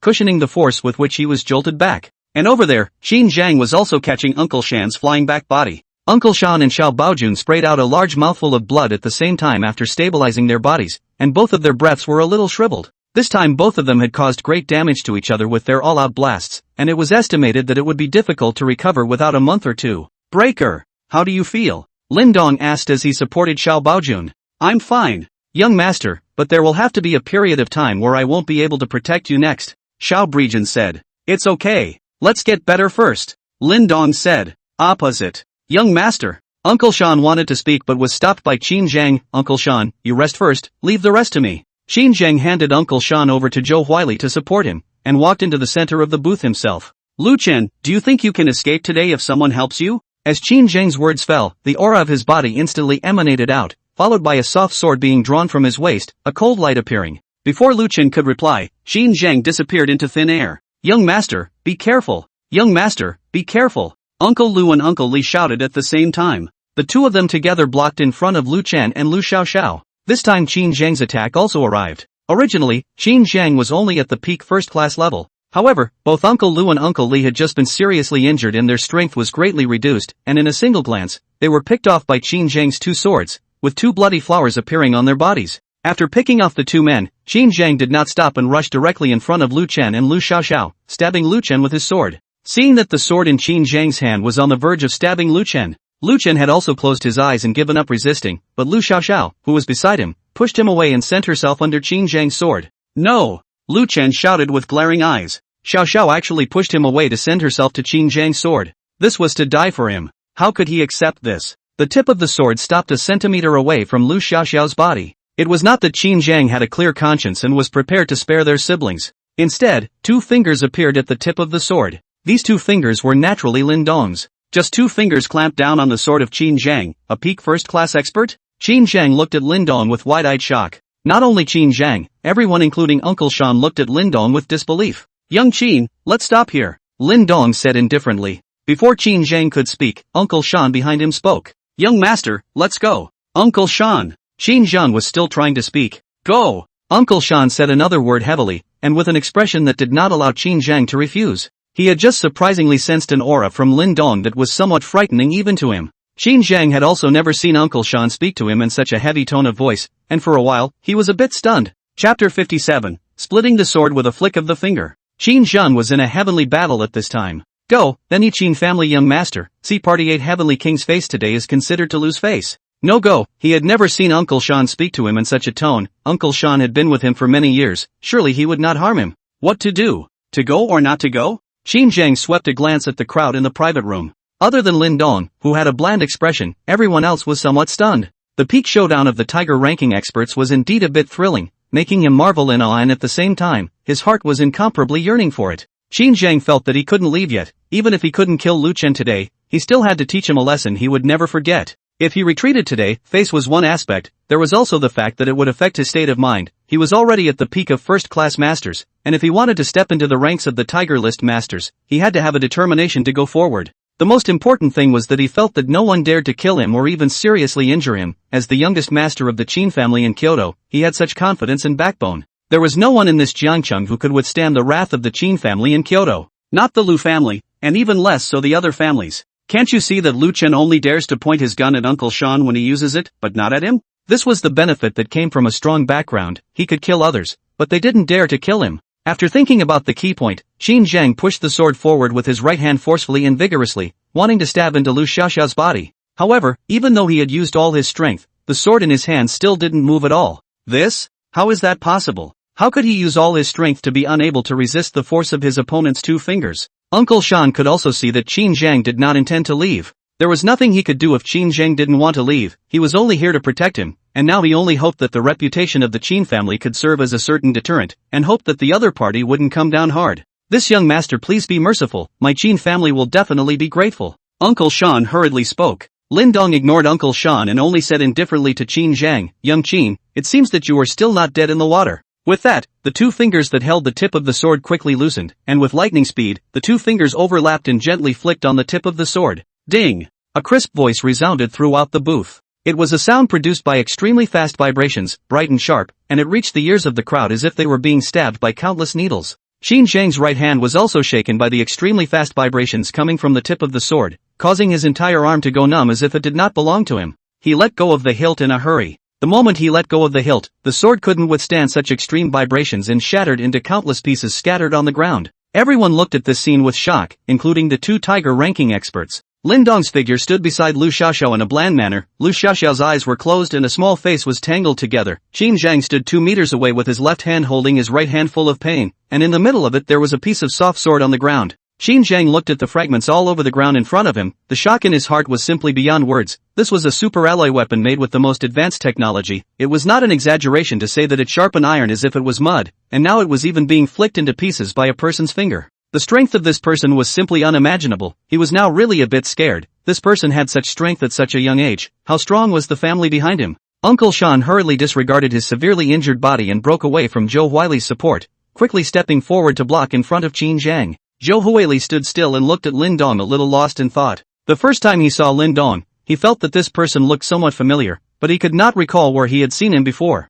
It was not until the other party introduced himself as Lin Dong that Zhou Huili remembered. Wasn't this the same Lin Dong who was rumored in the school a few days ago to have been dumped by his girlfriend and vomited blood and fell into a coma in the grove by the playground of Jiang University? He could still find some pictures and deeds of Lin Dong in all of his cell phones. Although they looked the same, had the same name, and were about the same age, the temperamental quality of their bodies was worlds apart. He suspected that there were simply 2 people, but where could there be such a coincidence? With the same age, looks, and name, it just wasn't possible. Then the man is his alumnus, Lin Dong, who was dumped by his girlfriend and was so angry that he spat blood. But now that he was standing here, with this bland aura about him, he didn't even put Qin Xiao in his eyes. He found it a little hard to believe. Young Master Qin, do you still want to continue? Lin Dong asked. He didn't continue with his hands. His purpose was just to save Lu Chen. After all, Lu Chen had sort of helped him, and the 2 of them were in the same organization, so he couldn't do it by watching the other person being killed. He also didn't want to offend Qin Zhang to death, although right now he felt that his strength should be quite strong, but his underlying strength was still far from it.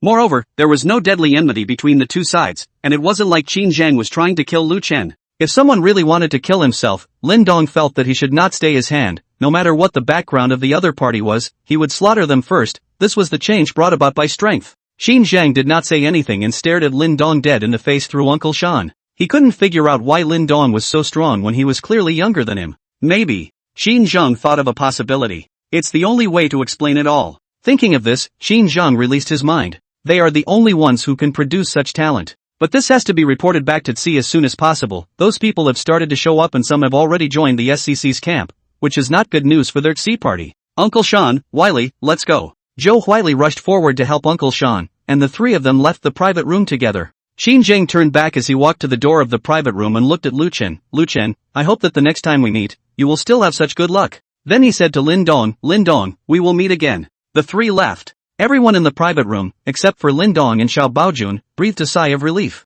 Such a legendary figure of the Kyoto Tsi party's 8 heavenly kings was still a great pressure for them. Then everyone's eyes changed as they looked at Lin Dong, from disdain when they first met to being filled with awe now. Stiffly rigid Tsi party, one of the 8 heavenly kings of Qin Zhang, but also battle and win, hard to save Lu Dishao from his hands. This kind of performance spread out, the entire Magic City SCC will be vibrating. Strong people are admired wherever they go. Brother Lin, the favor of saving my life today, my brother and sister will never forget it in this life, in the future, but whenever Brother Lin has something to do, just greet him and Lu Chen will definitely not excuse himself. There's still me. I won't push back either. If there's anything in Jiangcheng in the future, directly report my name, Lu Xiaoxiao. Lu Xiaoxiao instantly reverted back to her little sister nature. Brother Lu is polite. Chapter 58 Above the Tiger List? The three of them sat in the car, with Zhou Huili driving in the front and Qin Zheng and Uncle Shan sitting in the back. It was usually Uncle Shan who drove, but now that Uncle Shan was seriously injured, he could only let Zhou Huili drive. Zhou Huili needs to send them back to Zhongbei province.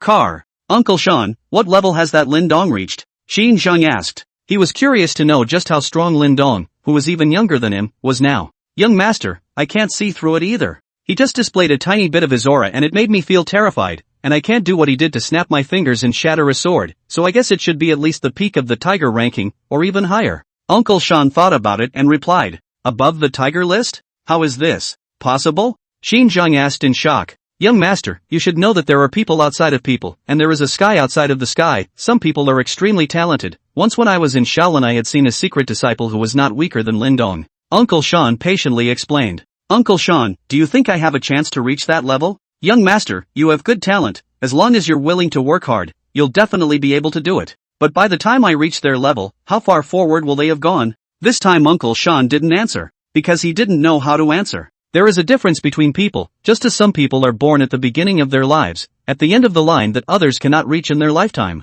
Some people are born extremely talented and can reach extremely high levels with just a little effort. Some people simply don't have the talent for it, and even if they try harder, they still languish in the same place. So he didn't know how to answer this question. Qin Zheng was somewhat talented, but there was still a gap compared to those true geniuses. Young Qin, I recognize this Lin Dong. Zhou Huili, who was driving, spoke up. Oh, you recognize? Qin Zheng asked. Yes, he's a student from our Jiangnan University. A student from Gangnam University? Right. Zhou Huili then told Qin Zheng about some of the rumors about Lin Dong, and also showed Qin Zheng the pictures that he had kept in his cell phone. So he's deliberately keeping a low profile in school. Qin Zheng asked. It should be. Zhou Huili returned. Interesting.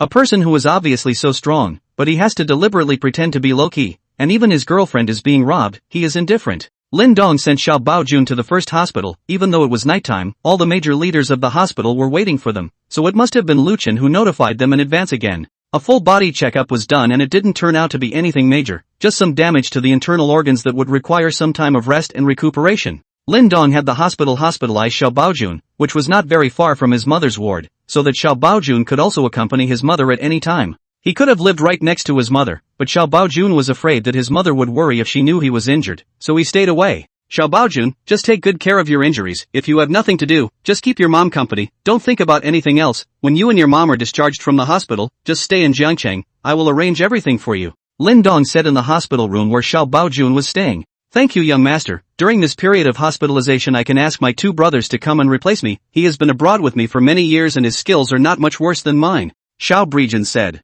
The other two were brothers who had experienced life and death with him, and Xiao Baojun also wanted to help them. When the three came back together to give all the money to the families of the brothers who stayed abroad forever, they must be having a hard time now. It was naturally the best to be able to follow a worldly young man like Lin Dong together and continue to fight together side by side. Oh, you still have such brothers? Hurry up and call me over, call as many as you can, I will give them the best treatment. Lin Dong hurriedly asked. The more experts like Xiao Baojun, the better naturally, it's not like it's bad anyway. The brothers we went out with back then, we are the only three who came back, and the others stayed abroad forever. Xiao Breijun said in a low voice. Condolences, Lin Dong said as he patted Xiao Baojun's shoulder. Young master, I'm fine, those of us who have crawled back from the gates of hell, what else can we not think about? That's fine. Let's get them over here tomorrow. Yes, young master. It was already 11 o'clock in the evening when Lin Dong returned to the Jiangnan International Mansion. After simply taking a shower, Lin Dong laid down and flipped through his cell phone. Lots of people have sent messages.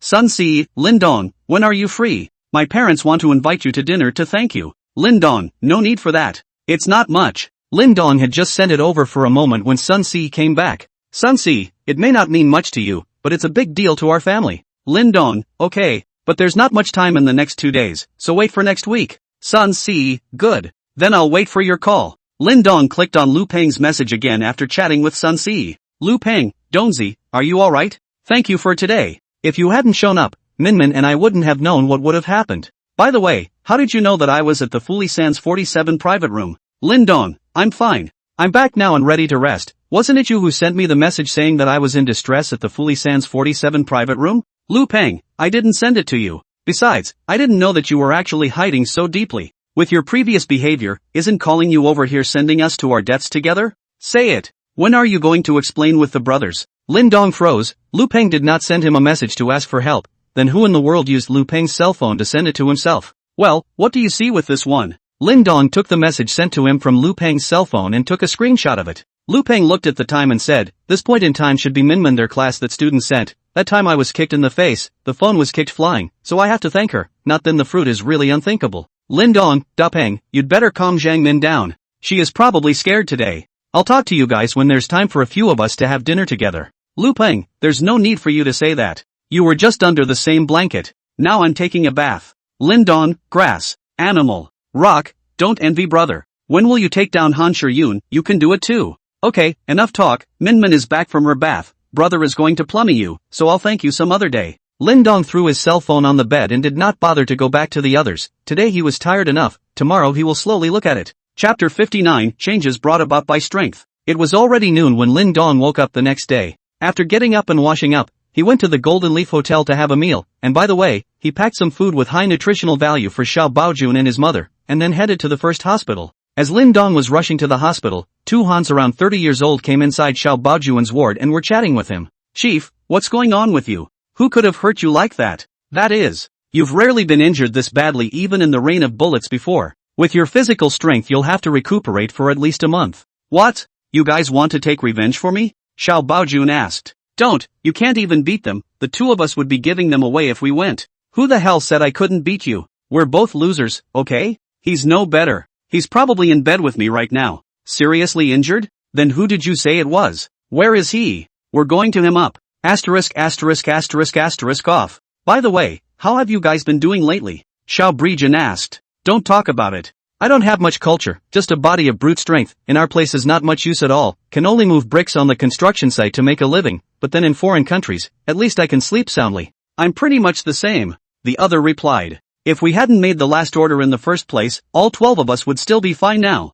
Xiao Baojun spoke in a somewhat low voice. Chief, this is all a unanimous decision by all of us. We all want to go home to be able to afford a car, a house, and a daughter-in-law, and we blame God for being unfair to our brothers. All three were a bit silent when it came to this top. It was kind of a piece of their mind. On the eve of what was to be a return home, 9 of the 12 brothers were all of a sudden missing. Only the 3 of them came back alive, so when they came back they gave all the money they had earned over the years to the families. Only after a while did Xiao Baojun say, don't go back when you're here, all your skills will be wasted. Then what can we do? The country is not like foreign countries, all aspects are checked very strictly. If we don't pay attention a little, we'll get in. One of them asked. I'm following Yan Lin now, he's attending university in Jiangcheng. I'm mainly secretly protecting his safety. You guys can replace me during the time I'm recuperating from my injuries. Young Lin also said that if you guys come, he'll give you the highest treatment. Really? Protecting our employer's safety is our old job, and the situation at home is much safer than abroad. It must be easier. How much can that Lin Xiao offer us a month? I can earn 8,000 a month moving bricks at a construction site. I won't work for less than that.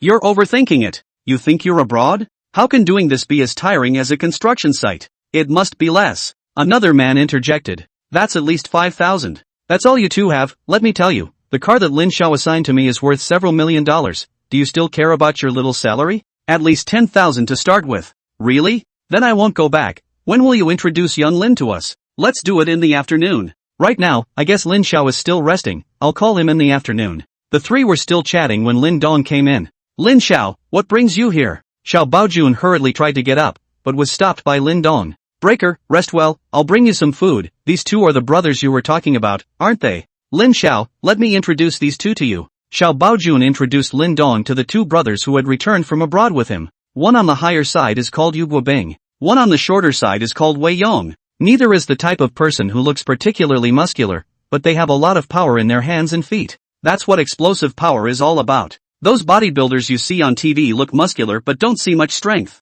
Broken army, you rest first, I will take them to dinner as a sort of pick-me-up for them. Lin Dong said. Young Lin, we can just take care of it ourselves, we don't need to trouble you. Yu Guobing said. Now that we're here, listen to me. The 2 of you should just follow young Lin. Xiao Baojun also said. Lin Dong drove the 2 of them to Fortune Sands in his Mercedes-Benz Big G. Then he gave the Big G to the 2 of them to drive, and Lin Dong drove the Bugatti Flying Dragon in the front. Last night, because Xiao Baojun was injured and couldn't drive, he left the Bugatti Flying Dragon here. In the Mercedes, Wei Yong drove the car steadily behind Lin Dong's car. For them, mercenaries who had worked abroad for many years, driving was the most basic, not to mention cars, even tanks could be driven. Whooping, it seems that this time the chief is with the right person. Lin Xiao is definitely a rich master, he drives that car which is estimated to be tens of millions of dollars, and he's also nice to people, and he even personally sends food to the chief. Wei Yong, who was driving, said, "Aha! Let's perform well too, we can't disgrace the chief." Yu Guobing said back, "That's for sure."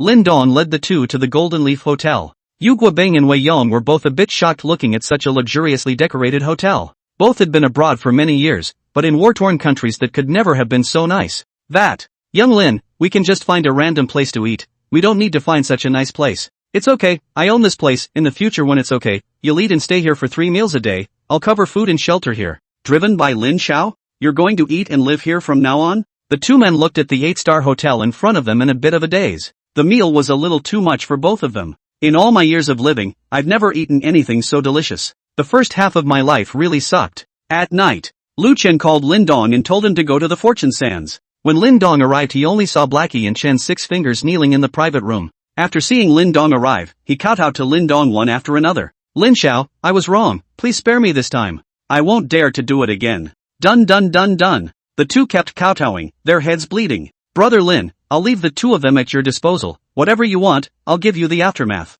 Lu Chen stood up and said to Lin Dong. After that he exited the booth. Lin Dong looked at the two without saying anything. That's the difference strength makes. If he was still an average college student, what will be the end of Lu Pang and his girlfriend? Lin Dong called the rightful owners, Lu Pang and Zhang Min, over. Zhang Min's first reaction upon arrival was still a little scared. Lu Pang, on the other hand, rushed straight to Blackie's side up to give him a popping hammer. The entire booth was filled with Blackie's screams. He was really suffocating, watching his girlfriend being bullied by others. If not for Lin Dong's arrival, he would have been left with a shadow for the rest of his life. In the end, Blackie was beaten by Lu Pang and sent to the hospital with multiple fractures all over his body before he stopped. No one touched Chin's 6 fingers, although he was Blackie's backstage, he had no direct relationship with this matter. Coming is also cleaned up by Xiao Baojun. Chapter 60, Huang Junlang's Provocation. So much for the May Day vacation. First day of school. Lin Dong was walking on the campus of Zhengde University. Wow! Isn't that the piano prince Lin Dong? I'll be his girlfriend if he sings Boy to Me Alone once. You're pulling it down. It's no wonder that Mr. Lin Dong would fall for someone like you. Just in case he likes me just the way I am. He must like the likes of me. Lin Dong glanced at the two people who had just spoken, and his body could not help but shiver coldly. One weighs 118. A face full of pimples. Lin Dong hurriedly accelerated his pace towards his class. There were quite a lot of people talking about him along the way, but most of them were from that class just now. It's true that the girls at this school are not comparable to the ones at Media University, they're a few notches below. Back in the class was already mostly seated. The students all looked at Lin Dong a little differently when they saw him. It was really because of the May Day party. Lin Dong's performance was too amazing. He not only wrote the lyrics and composed the music himself, but also played and sang it himself. The key song is still so good. Lin Dong glanced at the class and felt slightly better when he saw Suing Shui. Finally saw one that wasn't scary. Take your seat. The morning went by. In the afternoon, it was an elective class, and Lin Dong was dragged by a few of Lu Peng's roommates to the indoor basketball court to play basketball. Lin Dong used to be dragged around a lot. He also loved playing basketball and hearing his classmates cheering on the court, and of course the most important thing was that Zhang Shan liked to watch at that time, but that was just his fantasy. With his skills in addition to a few with Lu Peng to play wild ball, even class-based games cannot be on the field, because it is really a dish. Although his height is close to 1 meter 8, his body is too thin, there is not much strength at all, and he has to take several steps back when he is casually toppled, plus there is no time to practice his technique. However, that was in the past. Now that Lin Dong's physique had reached its limit, standing there it was estimated that no one would be able to move on top of him. The four men started grouping together on the field. 2 against 2. Lu Peng and Lin Dong in a group. Zhou Wenhua and Fan Biao in a group. Lu Peng is on the school's basketball team. It's only the nth replacement, but it's no ordinary comparison. Therefore, he could only bring Lin Dong, a rookie, for both sides to fight. Linden basically just serves the ball. After fighting for a while, it was simply Lu Peng picking 2. It was while the 4 were fighting. Toshiro Huang brought a few people over here. Because there are a limited number of indoor basketball courts, everyone is scrambling to take up space. There were a decent number of outdoor basketball courts, but it was afternoon time and the sun was directly overhead, so no one was going to go looking for a good time. Generally speaking, as long as someone else occupies the field, no one will take it, or they will have to fight together in a partnership and have to leave if others don't agree. Of course, this is just the general case. There are so many great young men in the school that whenever they come, someone will give way. For example, the president of the student union is the first male god of Jiangnan University, Zhou Huili Zhou de Shao. As long as he comes, no one dares not allow. Toshiro Huang isn't up to that level yet. Lyndon had been standing outside the three-point line to serve the ball. When Huang Junlang led a few people to a place not far from him, one of them asked loudly, "Young Huang, I heard that you impregnated Jiang Shanji? Is that true?" "That's not true. Who made her so unforgiving that she got ing pregnant after only a few times?" "Ugh. Really?" Huang Junlang replied with a sigh. "Then what is Mr. Huang going to do? It can't be that he's going to marry her. I'm tying the knot. What should I do? Give her $10,000 to get rid of the baby. What else can I do? It's still Huang Deshao who's great. That Lin Dong didn't get pregnant even after being with Jiang Shan for so long, and only after a few days with you, he got pregnant. I'll be honest with you guys, Jiang Shan was still a fledgling when she was with me, and I don't like picking up other people's broken shoes." "What? Still a chick? Is that Lin Dong not good enough?" "That I don't know, but I guess so. Ha ha ha." Then there was a burst of laughter from several people. The loud conversation of Huang Junlang's few people also caused some of the surrounding people to talk, again evoking the scene of Lin Dong vomiting blood and passing out not long ago. And Jiang Shan was walking with Zhu Yan not far away. Hearing their conversation, Jiang Shan's face turned white and tears rolled in her eyes. Lin Dong turned his head to glance at Huang Junlang's few people. Huang Junlang naturally stared at Lin Dong unwillingly. Lu Peng's few people also walked over. "Huang Junlang, I don't care what you say,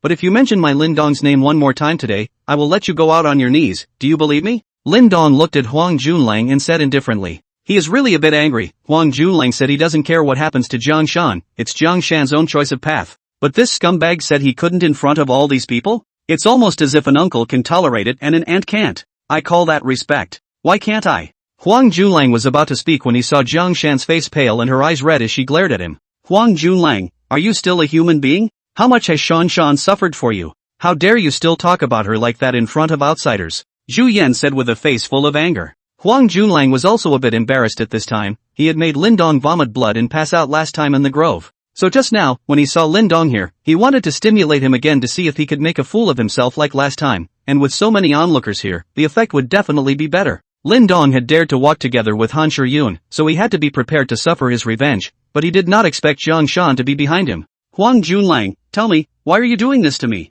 What did you say when we were together? What about a long time in heaven? What about getting married right after graduation, and it's only been a few days?" Jiang Shan asked with a sob. Huang Junlang was now in a dilemma, but it would be impossible for him to apologize to Jiang Shan in front of so many people. How will he be able to make a living in Jiangnan University? So he said stiffly, "Jiang Shan, I'm already tired of playing with you, don't you just want more money? Say it, how much do you want? I'll give it to you." In front of so many people, face cannot be lost. The big deal is that after a little more money to Jiang Shan to buy some clothes and bags and so on to coax a little. Jiang Shan did not expect Huang Junlang to say this in front of so many people. For a moment she did not know how to answer, so she turned around and ran away in tears. "Huang Junlang, you are simply..." After Zhu Yan finished speaking, she rushed off to chase after Jiang Shan. Chapter 61, Bullfighting. Jiang Shan and Zhu Yan are gone, but the scene is still a bit arrogant and domineering. There were 4 people on Lin Dong's side. There were 5 people on Huang Junlang's side, and one of them was also the starting center of the varsity basketball team. A big guy at 6'9" or so, weighing at least 250 or more. On the bright side, it appeared that Lin Dong's side was naturally at a disadvantage. The surrounding gourd eaters were also constantly egging the two on, and it was true that the bystanders did not mind. However, group assault was a big deal on a university campus, and had already violated the bottom line of Jiang University, so except for Lin Dong who didn't care, no one else dared to touch this red line. Even a rich kid like Huang Junlang wouldn't dare. If he got kicked out of school, his dad would not only cut off his financial resources, but would probably break his legs. The two sides just stood there. At this time someone suggested a basketball 3v3 bullfight between the two sides, which is the best way to resolve conflicts on the basketball court. Huang Junlang immediately agreed, which was just what he wanted. On Lin Dong's side, just one Lu Peng is okay, the varsity substitute, the rest of the two are of average level, and Lin Dong, not to mention, is a dishwasher, not counting him in at all. His own side can be a varsity starting center, starting and replacement is not a level at all, and his own strength is not weaker than Lu Peng, so he is absolutely sure to win. "Lin Dong, how about it? Do you dare to come? If you are a man, don't be a wimp. If you really don't dare, we'll go for 3, and the 4 of you can go together." Huang Junlang arrogantly said to Lin Dong. "Donzi, don't fall for it. He's provoking you. With the gorilla around, we don't stand a chance." Lu Peng quietly said to Lin Dong from the side. Lu Peng thought he wasn't someone who could easily admit defeat, but he had to admit defeat when he met the varsity's starting center, Gorilla Yang Shu. Since they were both members of the varsity team and they often practiced together, he knew Yang Shu's strength too well. Playing a half-court pit bull is almost unbeatable, and the full court might still have something to play for. After all, the blocks are big and stamina is limited. When Huang Junlang saw Lu Peng advising Lin Dong from the side, he directly said to him, "Lu Peng, don't chirp there, gutless goon. Huang Junlang, if you're capable, don't let Yang Shu on, let's do it." "You won't let Yang Shu on? Then why don't I just fight you without using my hands? A wimp is a wimp. Get lost if you don't have the guts." Lu Peng was about to dislike him when Lin Dong spoke. "Alright, then let's do it. Tuko." Lu Peng, who was next to him, hurriedly shouted, "Rock, I know what I'm doing." Just because Lin Dong wasn't good at basketball in the past doesn't mean he's not good at it now. Silently, he added the basketball technique to the skill bar, spending 10 divine hero points to raise it to the proficient level. Coupled with an extreme physique to back it up, it was no exaggeration to say that Lin Dong was now a bug-level existence when it came to playing basketball. Huang Junlang hurriedly picked up, "Lin Dong, this is what you said, a gentleman's word is a promise." "I'm the one who said it, Junlang Huang, how do you want to compare?" Lin Dong asked. "Since it's a competition, how can we do it without some colorful prizes? How about this? Whoever of us loses will go to the school's broadcasting room during lunch break tomorrow and yell 3 times to the entire school, 'I'm a vegetable pussy.' Then we'll have a reparation banquet at the Golden Leaf Hotel. How about that?" "Okay, just do as you say," Lin Dong replied indifferently. "Tuko, we." Lu Peng wanted to speak but was interrupted by Lin Dong. "It's alright, Da Peng, just do your best." "That's fine. The rules are 3v3 bullfighting. Whoever gets to 10 first, wins. 3-pointers count as 2, no problem, right?"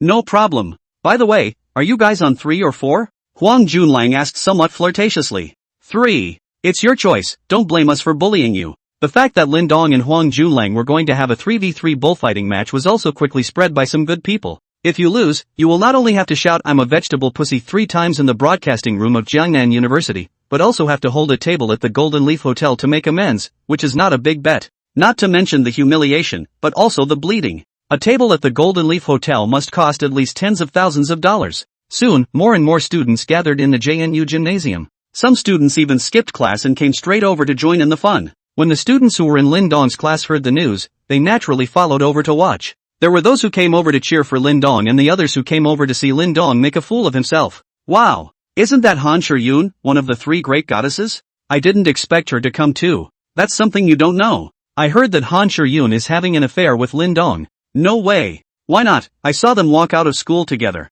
Hasn't Huang Junlang been chasing after Han Shiyun?" I didn't realize that Lin Dong had gotten the jump on him, so it's no wonder that the two of them looked like sparks hitting the earth when they met. I heard that it was Huang Junlang who first pried Lin Dong's girlfriend Jiang Shan, and Lin Dong then took down Huang Junlang's hard-pressed goddess. Asterisk asterisk asterisk asterisk, this is awesome. Quick look, isn't that Su Yingxue? Another person shouted. I'll be damned. Now the 3 major goddesses of Jiang University are just one short of Shangguan Mingyue. Do you guys think that she will come? I don't think so. Shangguan Mingyue isn't someone who likes to have a good time. Both sides on the field are ready to go. On Lin Dong's side were Lu Peng, Fan Biao, and Zhou Wenhua. Lin Dong didn't go on, he wanted to see what kind of fight they could have first. On the side of Toshiro Wang were Toshiro Wang, Gorilla Yang Shu, and a heel minion of Toshiro Wang. The referee was another varsity player. With a whistle from the referee. Game on. The first to kick off was Lu Peng. Lu Peng skillfully dribbled the ball and catapulted his body. The basketball weaved back and forth in his hips, and the one who was opposite him was none other than Huang Junlang.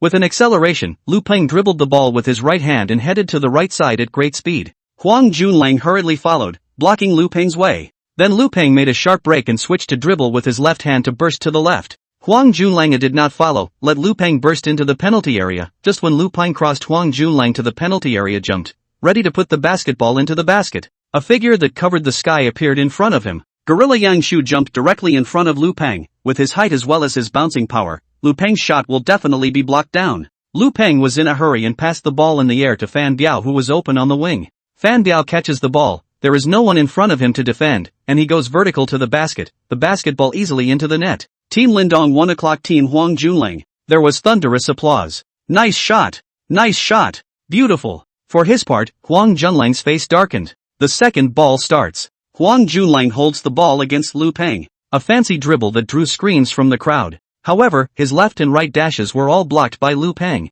Huang Junlang stepped in and jumped directly at Lu Peng to hit a center shot. Bam! The basketball hit the top of the basket and rebounded. Just as everyone was getting ready to grab a rebound, one hand pressed the freshly bounced basketball directly into the basket. Gorilla Poplar's starting varsity center is no slouch. Straight to a mulligan. Asterisk asterisk asterisk asterisk awesome. Go Gorillas. One more deduction. There was all sorts of screaming. Lindong 1:1 to Shiro Huang. Chapter 62, Basketball Masters. The next gorilla, Yang Shu, learned his lesson from the first time and was no longer moved by Lu Peng. It's basically in the box and doesn't get up easily. This time, Lu Peng's trio couldn't do anything about him and didn't dare to enter the restricted area at all. Can only throw from the outside. It's just that all three had poor outside hands today. Took several separate shots, none of which went in. With the gorilla guarding the box, Huang Junlang can say that he has unlimited fire, even though his shooting percentage is very low, but there are people grabbing rebounds off. Whether it was offensive or defensive rebounds, it was basically taken by Gorilla Poplar alone. So Toshiro Huang is pitching with no pressure at all. The score soon came to 2-8. Linden's team has only scored 2 points, and Wang Chunlang's team has scored 8, so if he scores 2 more, he'll win. This is the time for Linden to come on. If we don't get on the court again, if Toshiro Huang gets a 3 the game is over. Lindong signaled the referee to call a timeout. During the timeout, Lu Peng's trio returned to the rest area. Sorry about that, Dongzi. I had a bad hand today, and I couldn't get many outside shots in. Lu Peng said somewhat apologetically. We don't have much of a hand in it either. Fan Biao and Zhou Wenhua also said. It's okay. I'm the one who took this on, so just do your best. I'll go on first next, and any of you who are tired should take a break first. I'll get off. Zhou Wenhua said. That's good. Wenhua, you take a rest first. Time out. Lindong led Lu Peng and Fan Biao into the venue. Holy, a change? Isn't that the guy who sang Boys at the May 1st party? Called something like Lindong, I think. Does he play basketball? He can play a gross basketball, a rookie. Next to him, Mr. Ding replied in a loud voice. Since the May 1st party, Ding Wei is how to look at how Lindong is not happy, a class of obscure beggars, but all of a sudden became some kind of piano prince. It was supposed to be him and Suing Xue who should be in the limelight, but it turned out to be an achievement for Lindong. Ding Wei's answer also aroused the discontent of many students in the class. Ding Wei, even if you don't help cheer for your own classmates, you're still throwing cold water here, you're still the class president. It is. You're just envious and jealous. Lindong is much more talented than you. He not only composes his own lyrics and music, but also plays and sings by himself. How can you compare with him? Several female students in the class disliked Ding Wei. Now Lindong was the idol of many female students in the class. They hadn't noticed it before, but since the May 1st party they were the ones who realized that Lindong was getting more and more handsome. Nowadays, Lindong had a certain number of fans in Jiangde. Suing Xue also stared at Lindong, who walked into the stadium with some curiosity. She wanted to see what else Lindong would do. Han Shiyun was also looking at Lindong with an amorous brow. Huang Junlang watched as Lindong came up. Lindong, tomorrow at 12 noon, don't forget. I'll be listening to Lin de Cuisine's self-evaluation. It's not even a fight yet. We don't know who's listening to whose self-evaluation yet. What? You think you still have a chance to win? You don't think you can come up here and turn the tide, do you? Aren't you too out of your depth? Lin big vegetable pussy. Huang Junlang said sarcastically. We won't know until after the fight. Alright, let's get started. Lindong did not retort. He generally liked to use strength to hit his face. There was no point in talking with his mouth. The more you say, the more your face gets slapped. The game continues. The ball is on Linden's side. Lindong stood outside the 3-point line and sent the ball to Lu Peng, then signaled Lu Peng to pass the ball back. Lu Peng was about to attack with the ball, saw Lindong's gesture, thought about it and gave the ball back to Lindong. Lindong received the ball and held it above his head with one hand on his right hand, and opposite him was that follower of Huang Junlang, who obviously didn't put Lindong in their eyes. The hundreds of people present were staring at Lindong with unblinking eyes to see how he was going to attack. Only to see Lindong's right hand pushing the ball in a smooth manner, he actually pushed the ball out directly. What the hell? Can you play ball? That's a vote? That's what's on everyone's mind, including a couple of guys on the court who are already sprinting to the basket ready to grab a rebound. But 3 seconds passed. Everyone was confused, only to see the basketball empty into the net. Team Linden 4:18 to Shiro Huang. It actually went in? How dare you believe that? Asterisk asterisk asterisk asterisk montage it. Although many people are a little disbelieving, in is in. Lindong, go for it. Lindong, so handsome. One more. Some of Lindong's fans began to shout for Lindong. Moving on to the next ball. Toshiro Huang holds the ball. Lindong took the initiative to go up on defense, while Lu Peng ran to the penalty area to face off with Gorilla Yang Shu. Lindong, don't think you can change the ending just because you scored a lucky goal. Brother will show you what real basketball is. Huang Junlang said and started to show his fancy dribbling, all kinds of fancy moves in unison. Lindong remained standing casually in front of Huang Junlang and did not make a defensive stance. Lindong, you are provoking me, I will let you know the consequences. Huang Junlang suddenly made an acceleration and drove past Lin Dong's right side without Lin Dong having the slightest reaction. Huang Junlang was so happy that he came to the penalty area and was about to make a jumping layup. Where's the ball? Where's my ball? Why is the ball gone? Huang Junlang turned around and saw Lin Dong standing outside the three-point line with the ball in his right hand, still pushing the basketball in the same position he had just used. Another hollow into the net. Team Linden 6:8 Team Toshiro Huang. The first time was luck. What about this second time? The whole place was abuzz with this one. Expert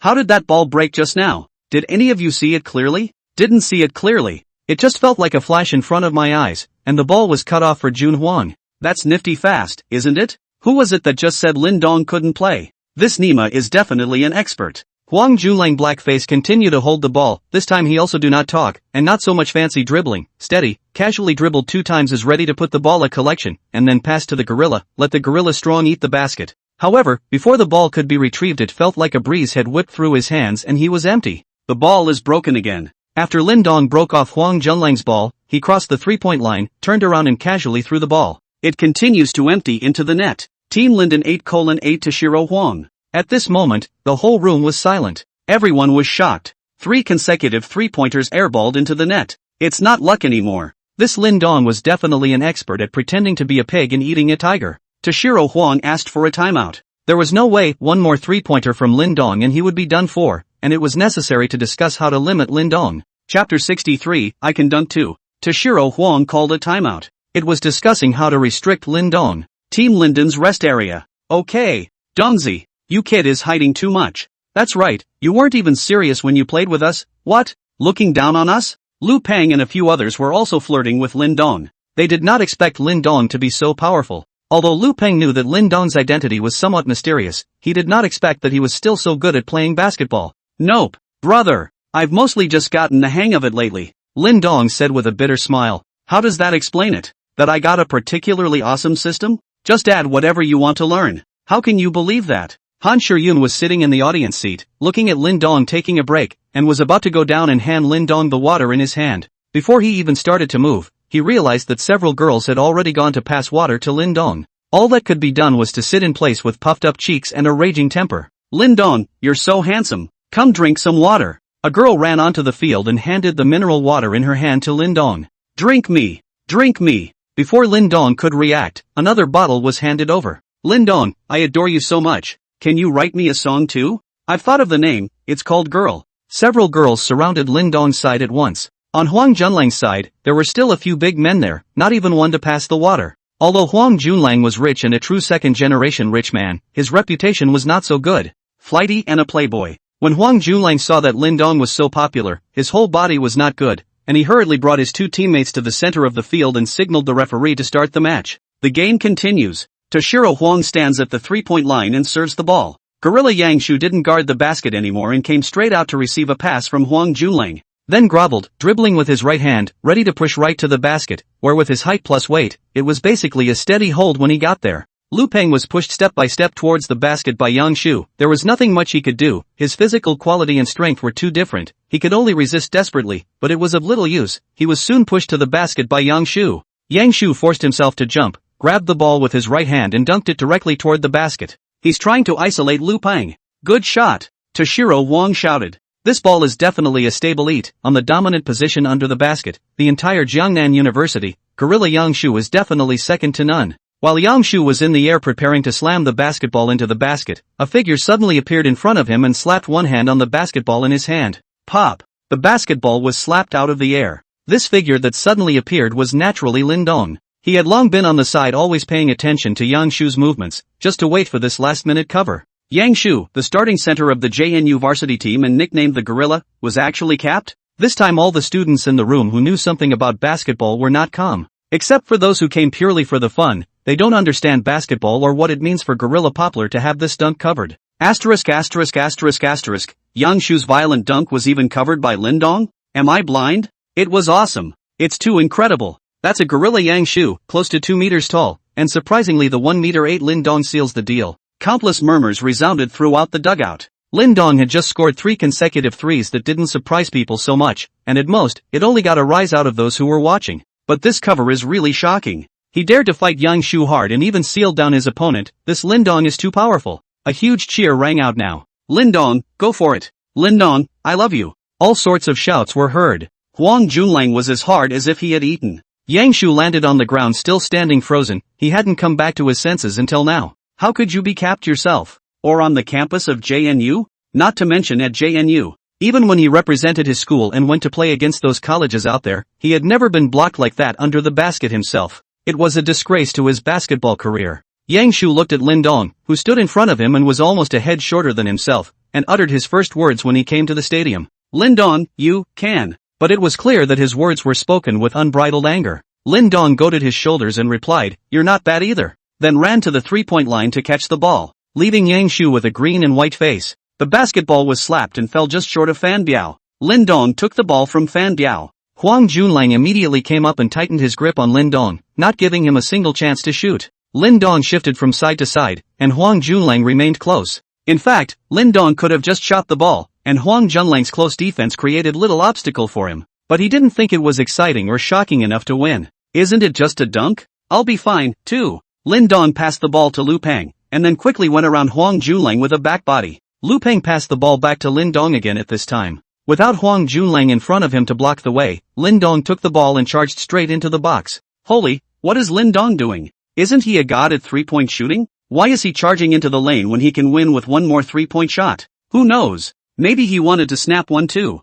Just kidding. Yang Shu is still in the penalty box. Who can dunk on his head? Just now, Yang Shu was even capped by Lindong. What's not to like about that? That was just an accident. The murmurs from the audience did not affect Lindong. He was seen sprinting into the 3-second zone, then leaping high like an eagle, holding the ball in his right hand and swinging it desperately behind him from above his head. That's a nifty axe chop. Everyone in the entire dugout was staring at Lindong with unblinking eyes. Yang Shu watched as Lindong rushed in and jumped straight up, trying to finish the splits above his head. How can he be as Lindong's wish? Just be Lindong cover once, already let him lose face, and now let him in his head to complete this axe cleave, then he Jiangda first center's face still want. When Lindong leaped up to slash over, Yang Shu directly jumped in place, and just like when Lindong just blocked him, he slapped one hand to the basketball in Lindong's hand. Pop! The basketball wasn't tapped out like it had just been. Instead, two hands are in the air holding the basketball between them. The scene was captured on cell phones by many of those present. It's simply the pinnacle of the game. Lindong looked at the poplar tree in front of him. He actually did not exert much force at all, otherwise 10 more poplars would not be enough for him to hit. The right hand that holds the ball adds slightly more force. The poplar is just a little too much to hold up. Lindong's right hand carried the basketball, which in turn carried Yang Shu's right hand toward the basket. Boo! The basketball slammed hard into the basket. Yang Shu retracted the back of his hand as it was about to touch the basket. He knew that he could no longer stop this slash by Lindong with his own strength, and if he didn't retract his hand, he would definitely break it with Lindong's force slamming his hand on the basket. He did not expect Lindong's power to be so great. At this time, Lindong's body also came into contact with his. Yang Shu only felt a huge force coming from him, and his body involuntarily flew backward, and after landing, he was unsteady on his feet and fell directly to the ground. Lindong landed firmly on the ground. The whole room rocked. Chapter 64, Birthday Banquet. The whole room rocked. Yang Shu was actually snapped off by Lindong? Everyone was in disbelief. Just Lindong's 1 meter 8 height and more than 100 pounds of weight, he actually snapped the close to 2 meters tall and 260 to 70 pounds of Yang Shu directly flying? This is literally turning everyone's imagination upside down. Yang Shu was also a bit confused as he lay on the ground. Not to mention getting capped, but getting snapped flying. He had no face left to crawl up. Huang Junlang's eyes also widened with dismay beside him. Deafening cheers rang out across the room. After Prince of Piano, Lindong has a new title, the Prince of Basketball. The next goal was no longer in doubt. Lindong broke the ball and then made a dashing back to the basket back throw. The basketball was airborne and went into the net. Team Linden 11:18 Wang Chunlang. Does Linden shoot without even looking in the basket? This is just some really over-the-top. Total 4 3-pointers and a tomahawk slam in the last game, all of which went in. What's hardest to understand is that shooting a 3 on the last shot doesn't look at the basket? The game is over. Once again, Lindong's great name resounded through Jiangdi. In the evening, Huang Junlang set up a table at the Golden Leaf Hotel at the lowest price as promised. Lindong's few people didn't bother with it, as long as they had something to eat. The next day at noon in the radio room shouted 3 times, "I am a vegetable," but also caused the whole school to laugh. Huang Junlang's face is considered to be lost, of course, also more hate Lindong, all the time thinking about how to get back at Lindong. The rest of the day was uneventful, and 2 more days passed before I knew it. This weekend Lindong promised Sun Si that he would accompany her back. Since he had promised something, Lin Dong would not go back on his word. Thursday. Lyndon is taking classes. Received a text message from Han Shuryun. Han Shuryun, Lin Dong, do you have time tomorrow? I'd like to treat you to a meal. Lin Dong thought about it, there was nothing going on around him, so he went. The goddess's invitation was too embarrassing to refuse. So back came, good. Tell me what location and I'll be there tomorrow. Han Shuryun, it's a deal. No backing out. I'll give you the location tomorrow. Lyndon, okay. The next day Lin Dong received a call from Han Shuryun asking him to go to a restaurant next to Fuli Sands. Fortune Sands, as the largest entertainment venue in Jiangcheng, has a handful of restaurants surrounding it. How nice to be able to go straight to entertainment after dinner. Lin Dong drove his Bugatti to Fuli Sands and parked the car in front of Fuli Sands. I realized when I got to the eating place that it was a bit crowded. 3 whole big tables. At least 2 dozen of them. Even Huang Junlang, a couple of flamboyant young men, were there. Lin Dong, I only treated you to a nice meal 2 days ago. Why are you here to dally again today? Huang Junlang would not let go of any opportunity to dislike Lin Dong. Huang Junlang, did you damn well lose 2 days ago and not accept it? Why don't you take some time and let's fight again? Lin Dong, this isn't a school, who else is going to compete with you in basketball? Besides, today is Shuryun's birthday. You didn't even bring a gift. What are you doing here if not dawdling? Lin Dong had not really thought that today was actually Han Shuryun's birthday. If he had known ahead of time, he really wouldn't have come, mainly because he didn't like getting together with people like Huang Junlang. And he basically didn't know any of these people. Okay, you two stop talking. It's my birthday and you should listen to me. I'll sit down and eat properly. Han Shuryun had spoken, and Huang Junlang did not continue to dislike Lin Dong. Thank you all for coming to my birthday banquet today. All of you sitting here are my Han Shuryun's best friends. Thank you for taking care of me all these days in Jiangda University. I'll drink to that first. After Han Shuryun finished speaking, she picked up her glass and drank all of a glass of beer. Those present also each took a drink from their glasses. Everyone, eat your food, eat your fill and we'll have a program tonight. But the meal was one that made Huang Junlang on fire. Lin Dong, as the recently popular rising male god of Jiang University, naturally had a lot of girls taking care of him. Frequently, girls came over to give him a toast, and naturally, Lin Dong was too embarrassed to refuse and accepted it as it was. But it was strange, in the past, Lin Dong's alcohol consumption was very poor, 2 bottles of beer were poured out, not to mention liquor, which was almost impossible to dip. But today he drank so much surprisingly did not feel anything at all. Could it be the benefits of an improved physique? Already alcohol immunity? After dinner, Huang Junlang and Zhang Yong, the 2 major Han Shuryun's protectors, led the crowd to a private room at the Fuli Sands. It's something they ordered in advance. Lin Dong had wanted to slip away, but he had been specially cared for by Han Shuryun, so he did not have a chance at all. Entering the private room, what caught his eye was a large cake more than 1 person high, with 20 whole layers. Because today happens to be Han Shuryun's 21st birthday. Wow! This is the first time I've seen such a big birthday cake. So romantic. Numerous girls let out a gasp. Well, Shuryun, I went and customized this cake myself. Huang Junlang asked. Thank you, Junlang. Han Shuryun said gratefully. And me, this private room is something I went through a lot of trouble to book. Fuli Sands is the best entertainment center in Jiangcheng. You can't book such a large private room without some connections. The other protector, Zhang Yong, claimed credit. Thank you too, Brother Yong. Han Shuryun also thanked him in a hurry. Hurry up and make a wish. Han Shuryun closed her eyes and began to make a wish. Because everyone had just eaten. After making a wish, the cake was pushed aside until everyone was hungry from playing. At this time, Huang Junlang took out a box from his body and handed it to Han Shuryun and said, Shuryun, today is your birthday, I prepared a simple gift for you, I hope you can accept it. Han Shuryun took the box. Shuryun, open it up and see what kind of gift from Mr. Huang? Yes, open it and take a look. We also want to be very curious as to what we would be giving away given Huang Dishao's status. Encouraged by a few girls, Han Shuryun opened the box. Only a string of crystal necklaces lay quietly in the box. Shuryun, I carefully selected this crystal necklace, see if you like it? Huang Junlang said. Han Shuryun took the crystal necklace out and an invoice fell out of the box. This was deliberate on Huang Junlang's part. He just wanted everyone to see the value of this crystal necklace and make them envious and jealous. Wow! This crystal necklace actually costs $280,000? That's too expensive, isn't it? Let's see. Let's see. Wow, really yeah. Mr. Huang is too generous. Most of the people in the room were stunned when a random necklace was given away for over $200,000. Chapter 65, Tearing Up. Toshiro Huang was a bit smug. This time he is a blood money. The past 2 days Zhang Shan ignored him, but a lot of things cannot be coaxed. In the end, Huang Junlang was also a bit angry, directly threw 50,000 yuan to Zhang Shan, let her go to get rid of the child by herself, and the 2 of them bye-bye. Anyway, I've had almost enough fun, and once the novelty has worn off it's time to find a new target. No, he turned his eyes to Han Shuryun again. Han Shuryun, a flower that anyone could smell but no one could pick, making him a little itchy. Moreover, he had spent millions on Han Shuryun before and after. It was definitely not willing to give up just like that. How could he take Han Shuryun down for once? A few million was not a small amount for a rich second generation like him, so much so that he was a bit strapped for cash during this period of time, and it took him several excuses to ask for money from his parents' side. At this time Zhang Yang said, Huang de Xian, are you Lotus and a necklace? Shuryun, come, look at the gift I gave you. Zhang Yang also handed Han Shuryun an exquisite box after he finished speaking. Han Shuryun opened the box, only to see a BMW key lying inside. This? Straight to the car? Han Shuryun's roommate as well as her classmates were simply going crazy with envy. If I gave them this car, I guess they could all just roll in bed at night. Shuryun, you didn't like the one I gave you last time, but now I've replaced it with a much better one, a convertible BMW Z4, which is definitely much better looking than the last one. Huang Junlang, who was covered by Zhang Yang, said angrily, Zhang Laoer,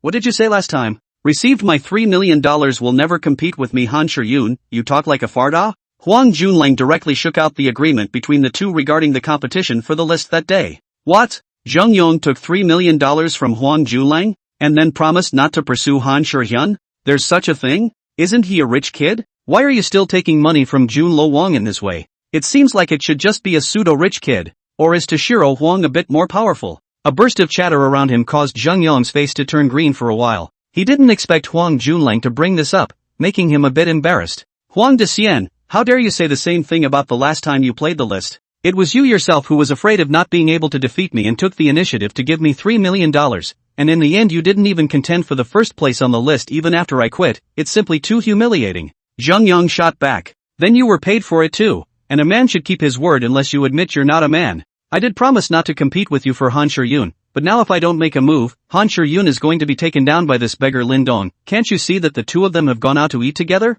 This can only be blamed on your own lack of competitiveness. I am competing with Lin Dong, not with you. I don't consider you as a rival at all. You. Huang Junlang was choked for a moment and couldn't speak. Lin Dong was a bit confused. What's it got to do with me? Isn't this a lie? He sort of saw it. Both of these two doppelgangers are a deus ex machina. Alright, you guys stop arguing. Today is my birthday, can you give me some face? Han Shuryun said. Han Shuryun snapped. And the two stopped arguing. Then Han Shuryun added, first of all, I'll thank you guys first, but the gifts you both gave are too expensive for me to take. You guys take them back. I'm sorry. Shuryun, I gave it to you from the bottom of my heart, so don't be burdened. Shuryun, me too. The two replied in a hurry. You two listen to me, I didn't invite you here today to receive gifts, I just want to thank you for taking care of me, and at the same time, I also want to make it clear to you that I actually already have someone I like. So please don't send me any more things in the future and let's just be normal friends, okay? Han Shuryun gathered her courage and said. It was the result of her deep thought. The last time she hit the charts, Lin Dong and Huang Junlang together had swiped over 10 million gifts for her.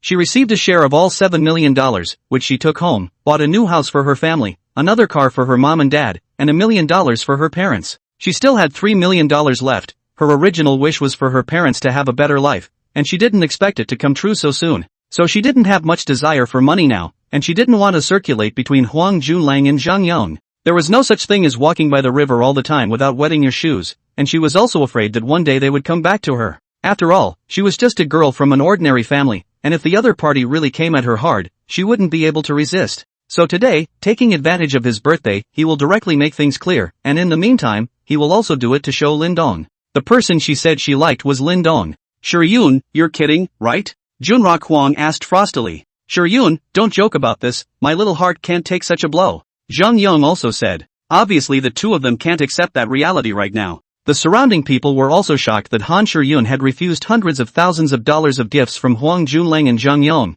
and had to draw a line in the sand with them. Is this Han Shuryun out of her mind? With such two big protectors by their side, the school didn't know how many girls were envious. I'm not kidding you guys. What I said is true. Let's just be normal friends, okay? Han Shuryun said softly. Huang Junlang and Zhang Yang glanced at each other, both seeing resignation in the other's eyes. Since Han Shuryun said it in front of so many people, it was definitely not a joke. Now they kind of get it. They're just two spare tires, two licking dogs who licked Han Shuryun for so long that they were shortchanged by someone else. Zhang Yang was a little better. After all, he had been the underdog in the competition with Huang Junlang and hadn't spent much money. Huang Junlang was different. He had spent millions of dollars, and the money was about to go down the drain. Huang Junlang was a bit enraged for a while, and even his face was a bit twisted. Han Shuryun, say, who is that man? I'm going to kill him. Huang Junlang asked angrily. Toshiro, will you stop it? We can be good friends. Han Shiyun said pleadingly. She was afraid that Huang Junlang would pester her like this, and she also knew that she was at a disadvantage. Someone else had spent so much money for her,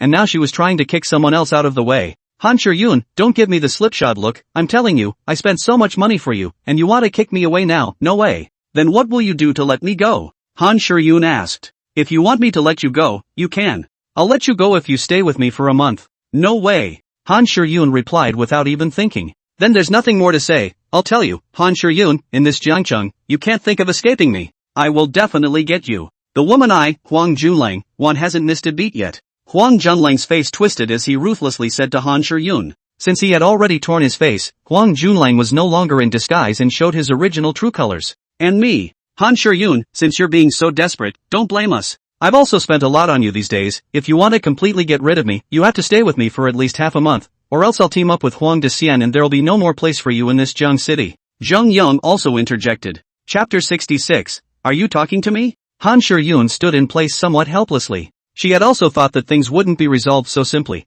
but she hadn't expected Huang Junlang and Zheng Yang to say something like this. The people around them were starting to feel like something was wrong. They were all Han Shiyun's close friends, so naturally they were still toward Han Shiyun. Huang Junlang, Zheng Yang, what do you want? I'm telling you guys, don't mess around, or else we'll report you to J. One of Han Shiyun's roommates said. Yeah, you guys don't mess around. We'll also report it to the school and expel you then. Someone from the side helped. Roll. It's none of your business, or else I'll clean up even you guys. Huang Junlang yelled at the girl who had just spoken. That girl was also taken aback, not expecting Huang Junlang to suddenly act like a different person. She was also a little afraid to speak again. Huang Junlang and Zheng Yang were the local rich second generation of Jiangcheng. Han Shiyun began to sob at this time. She was a girl after all, and when she was threatened like this, she couldn't stop her tears from falling. Han Shiyun, it's useless for you to cry. If you want to settle this matter, you must stay with us for a month and a half, and in the future, the two of us will promise not to pester you anymore, or else you won't be able to move an inch in this Jiangcheng. Think about it. Huang Junlang continued to threaten. Han Shiyun looked at Lin Dong with tearful eyes. Only Lin Dong could save her now. She knew something about Lin Dong. The boss behind the Golden Leaf Hotel was no ordinary person. At least the families behind Huang Junlang and Zheng Yang definitely don't compare. Lin Dong was also really a bit unable to look at it. Both of you, isn't it a bit too much for you to threaten a woman like this? Lin Dong said indifferently from the side. What these two rich kids did made him think of what happened to his cousin Wanli in Lake City. If no one had helped Han Shiyun today, it would have been hard to say where she would have ended up. Lin Dong, it's none of your business here, you'd better keep quiet. Wanting to heroically save a beauty, you don't have the ability to do so yet. Huang Junlang said to Lin Dong. I can't talk about a hero saving the day, but I do look at it a little bit. What can you do if you can't see past it? Huang Junlang said sarcastically. Lin Dong was about to speak. The door to the booth was pushed open a crack. A small head poked in and looked at the situation in the private room, and only after seeing Lin Dong did he push open the door and walk in. Brother Lin Dong, so you're here.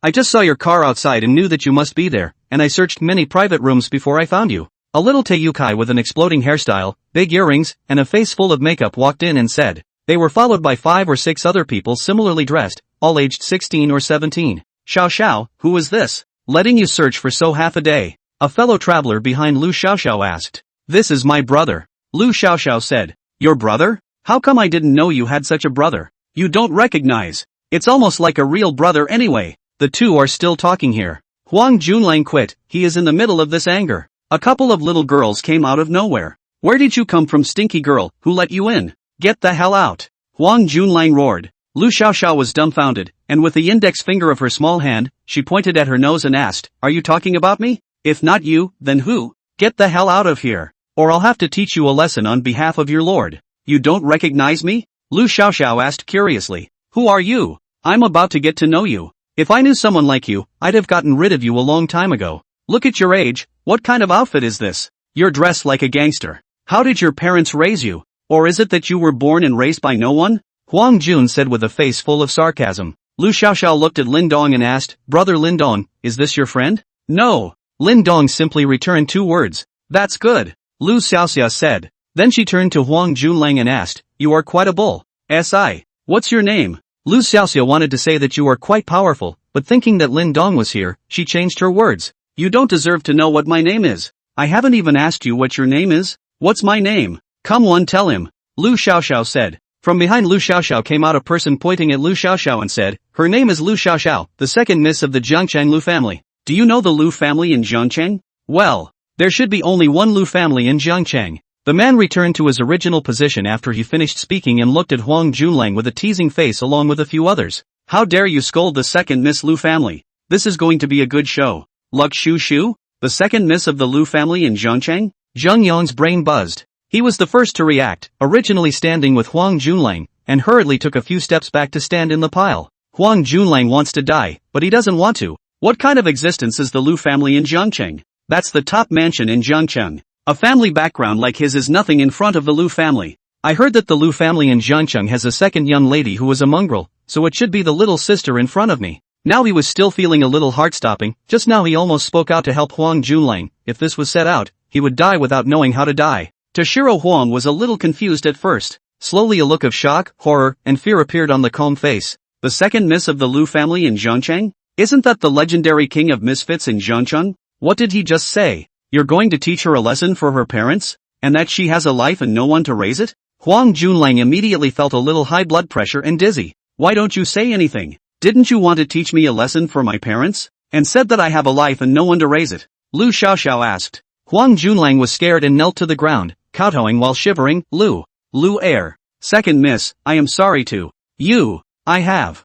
eyes and don't recognize MT. Tai, risking offending you adults don't. Count the small person over, just spare me this. This time. Wasn't he pretty good just now? Why can't you speak clearly now? This scene left all the uninformed people in the room a little confused. Just now Huang Junlang was imposing. How come he fell to his knees in fear in the twinkling of an eye? Who is this little girl in front of me? A name that scares Junko Huang like that? The key just now this little girl actually called Lin Dong brother? Chapter 67 Huang Junlang has been planted. The people present were all a bit shocked when they looked at Lu Xiaoxiao, the strangely dressed little sister. The person who scared Huang Junlang like this with just a name was definitely not a simple character. Brother Lin Dong, what is his name? Lu Xiaoxiao asked Lin Dong. His name is Huang Junlang. His family seems to be from this Jiangcheng. It should be quite powerful, a veritable rich second generation. Lin Dong replied with a smile. If he offended Lu Xiaoxiao, there was no need for him to make a move. Huang Junlang was absolutely finished. Richie rich? Lu Xiaoxiao asked suspiciously.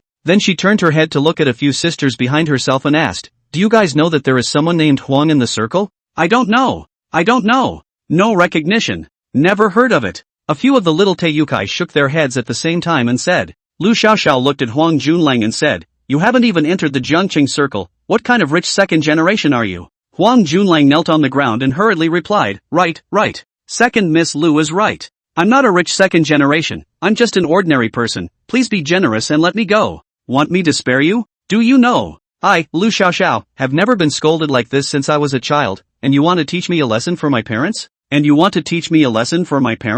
And you want me to leave? My grandfather, my parents, and my brother have never said this to me. Lu Xiaoxiao said furiously. It's my fault, I was mouthy. I apologize to you. Huang Junlang said and started slapping himself on the mouth. He was really scared at this time. If the Lu family targeted him in this Jiang city, his good days would come to an end. Definitely bankrupt his family in minutes, and then everything he was so proud of would go up in smoke. Han Shiyun also stopped crying and looked at the scene in amazement, looking at Lu Xiaoxiao and Lin Dong in passing. She knows that today's crisis is considered to be lifted. Huang Junlang has messed with the big man, is already a clay bodhisattva, difficult to protect himself, where there is still time to pay attention to her, but there is some regret that Zhang Yong escaped. Zhang Yong, on the other hand, quietly wiped a few cold sweats on his forehead. It was too thrilling. He almost followed Huang Junlang and planted himself together. Fortunately he reacted quickly. Although Huang Junlang knelt on the ground and slapped himself on the mouth, his doing so did not alleviate Lu Xiaoxiao's anger. Sisters, give it to me, hit him. Lu Xiaoxiao rushed up with a few of her little sisters and punched and kicked Huang Junlang.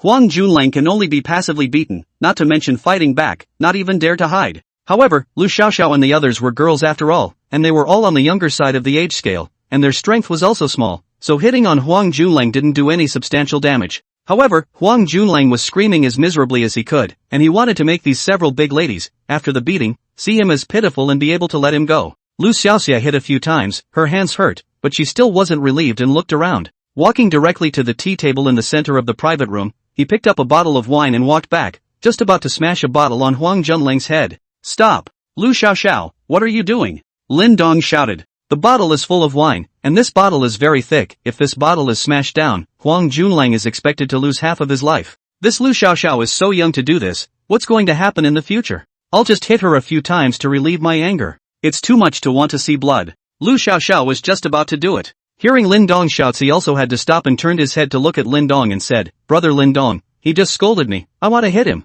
I scolded you twice, and you just threw a bottle at his head? Do you know what the consequences of your bottle will be? There are times when you can't just use violence to solve a problem, so quickly put the bottle down." Oh, Lu Xiaoxiao reluctantly put the bottle down. And no more coming to places like this during reading time. Look at you. What kind of student are you? Next time I see you like this, I'm going to teach you a lesson for your brother. Lin Dong was uncomfortable looking at Lu Xiaoxiao's outfit, a good student, dressed up like this every day, simply spicy eyes. If his sister was like this every day, she would have already been cleaned up by him, and I don't know why Lu Chen didn't care. The moment Lin Dong's words came out, everyone present looked at him in shock. Just now, Huang Junlang said that he would teach Lu Xiaoxiao's parents a lesson for him, and now he was still kneeling on the ground. Lin Dong had just said that he would teach Lu Xiaoxiao's brother a lesson for her again? Even Lu Xiaoxiao's several little sisters teasingly looked at Lin Dong. Why do so many people want to teach Lu Xiaoxiao a lesson today? They're waiting for Lu Xiaoxiao's raging storm. However, Lu Xiaoxiao just lowered her head and said in a somewhat aggrieved tone, "Oh,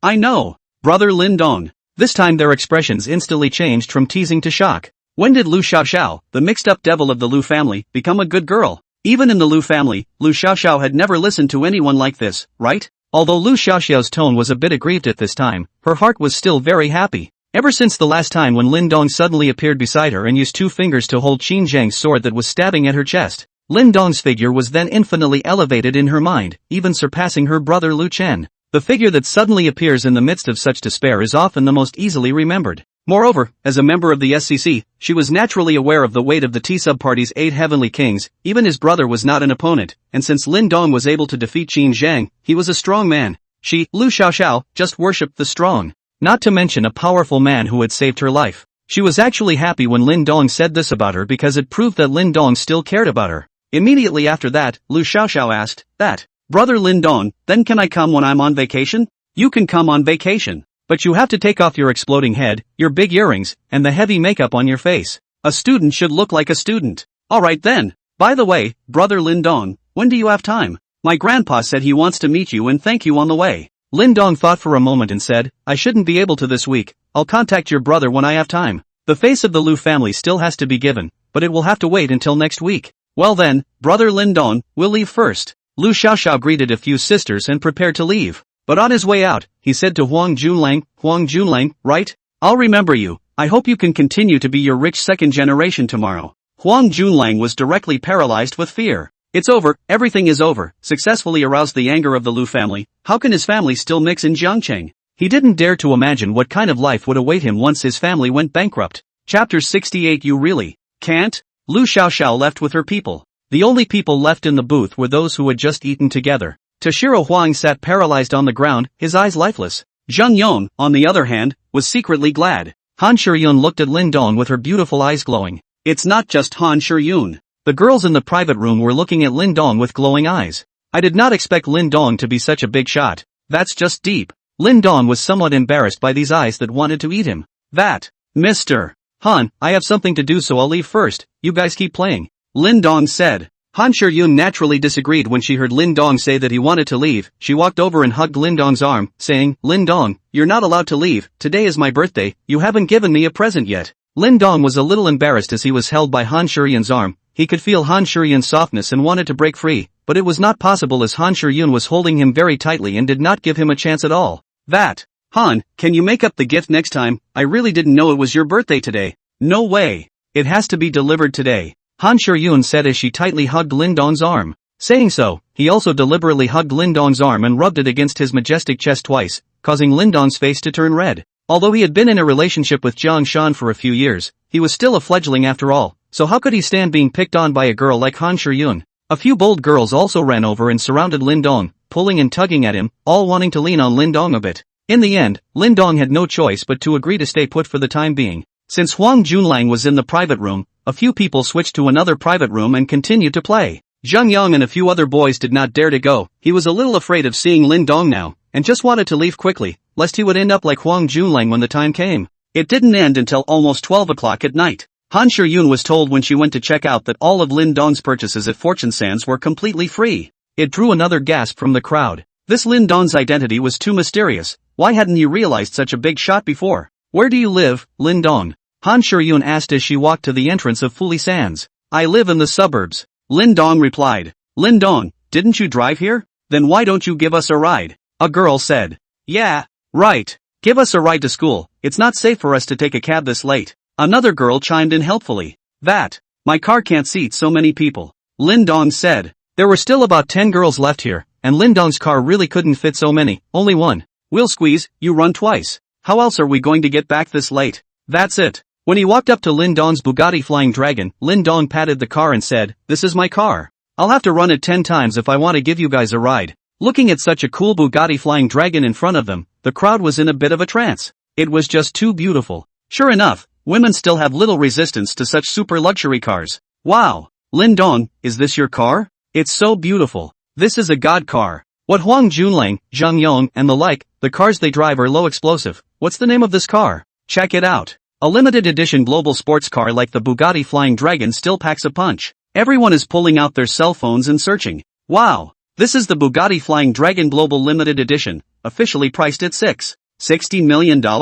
A girl who searched said with some stuttering. $60 million is an astronomical amount for them students. Even Zhang Yong and Huang Junlang such rich second generation, for $60 million of sports car they can only hope and sigh. Sorry. I won't be able to take you guys today, take a taxi back by yourselves. I can reimburse the fare, bye. Lin Dong finished unlocking the car, opened the door and got into the car, ready to leave this place. This night was surrounded by a group of warbling beauties. He had long been a bit overwhelmed. After all, he was a normal guy, and being rubbed against by these girls on their own accord once in a while messed him up. He had just sat down when the passenger door opened and Han Shuryun sat in. Now was not the time to be polite. If they wanted to take down Lin Dong, they had to fight for every minute they could get alone. Looking at Han Shuryun getting directly into the passenger side, the girls outside were furious for a moment. Why didn't they think of getting into the passenger side themselves? What a great opportunity to not only ride in such a nice car, but also to be alone with Lin Dong. Lin Dong froze and said, Han, I'm not going back to school. Lin Dong, you can take me anywhere you want.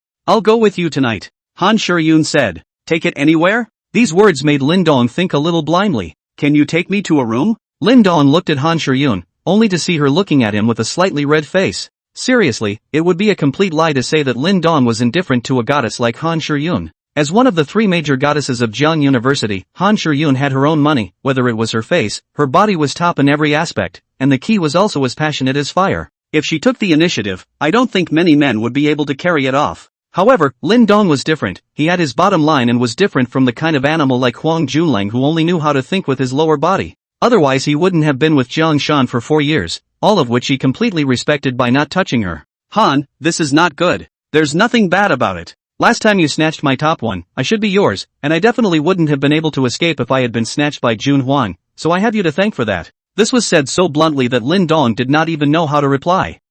Han students, in fact, I think that if 2 people are like that, they still need to cultivate their feelings first, otherwise what's the difference with animals? Don't you think so? Aren't men just animals? You men are animals that think from the bottom. Mr. Han, I don't agree with you, I'm not the same as those men alright. Lin Dong said with righteousness. Han Shuryun looked at Lin Dong with a smirk and said, is it different? Or is it really not working? This Nima. It's simply intolerable. MS. Han Shuryun. You are insulting my character. Take back what you just said and I will pretend that nothing has happened, otherwise I will definitely make you regret tonight. Lin Dong's tone of voice changed. This was simply too insulting. Lin Dong student, I just want to see if you really can't. Or are you being wrongly accused? I'm using my body to write you. Han Shuryun still insisted. Her purpose tonight was to irritate Lin Dong, so she naturally would not back down. That's what you said. Don't regret it. After Lin Dong finished speaking, he ignited the fire and disappeared in front of the crowd with a kick of the gas. The $60 million sports car soundproofing was also surprisingly good, and the people outside didn't hear a word of their conversation just now. Chapter 69, Sister-in-law's Injury. Lin Dong drove the Bugatti Flying Dragon and drove Han Shuryun to the Jiangnan International Mansion. Lin Dong parked his car at the gate, turned his head to Han Shuryun, and said, Miss Han, it's not too late for you to regret. I'll send you back to school. Who regrets it? Han Shuryun said stiffly. She did have no regrets. But the heart is nervous. After all, it's kind of a first-class life event for a girl. She grew up as a clean girl, and although she used some means to change her family's living conditions with her own ingenuity, she was still very self-loving when it came to her body. She also often has teenage dreams of finding her Prince Charming and giving herself to him in full. Now Lin Dong was the Prince Charming in her heart. The first time I knew the name Lin Dong was when he, Jiang Shan, broke up with him and was so angry that he vomited blood, which was sent by Huang Junlang to various groups in Jiang University as well as on social networking sites. Then he steals his own top one in order to discuss Jun Lo Huang, and they meet together at the Golden Leaf Hotel. It was only then that she realized that Lin Dong was actually a super rich second generation, not knowing how many times more advanced than Huang Junlang's stream. But what really attracted her was not entirely Lin Dong's status as a super-rich second generation, and although she yearned for money, she merely wanted to change her family's life only, and was not that kind of pure gold-digging woman. Rather, it was the fact that Lin Dong was surprisingly enough to be able to stay with Jiang Shan for 4 years without touching her, to be able to use his heartfelt love to write such an excellent song as Boys, and his bland demeanor that he showed whenever he was together that attracted her the most. She often traveled among the rich kids and had her own understanding of men. Men like Huang Junlang pursued her solely because of the novelty, as well as conquering her, one of the 3 major goddesses of Jiangda University, to manifest their own sense of accomplishment and make themselves the envy of everyone. Maybe after getting his hands on them, when time passes and the novelty passes, he will want to conquer Suing Shui and Shangguan Mingyu. This kind of man will never be satisfied. But a man like Lin Dong would not. As long as there was a substantial relationship with him, he would definitely be responsible to the end. Moreover, as Lin Dong's identity and talent began to slowly come to light, there would definitely be more and more girls pursuing him, so she had to get her hands on him as soon as possible. Hence the scene where she fell on her face tonight. Lin Dong stopped talking and drove the car slowly into the neighborhood. He was nervous, too, and his hands were getting a little sweaty as he gripped the steering wheel. The two parked the car and went upstairs together. Neither side spoke on the way. You can tell both sides are actually nervous. Entering the room, Han Shiyun wasn't even in the mood to appreciate the room's luxury. If it were normal, she would be absolutely shocked beyond words. Of course, now she couldn't say anything, but she was too nervous to say anything. Han Shiyun froze on the couch. Lin Dong stood by the side and didn't know what to say. Mr. Han, why don't you take a shower first? Lin Dong asked cautiously. Oh, good. Han Shiyun nervously stood up and prepared to take a shower, but it was her first time here and she didn't know where the shower was, and she was even more embarrassed to ask, so she could only stand where she was. The bathroom is over there. Lin Dong finished pointing a direction with his finger. With a red face, Han Shiyun rushed over and opened the bathroom door before deadbolting it from the inside. Lin Dong sat on the sofa after Han Shiyun went to take a shower, his nervousness still unrelieved.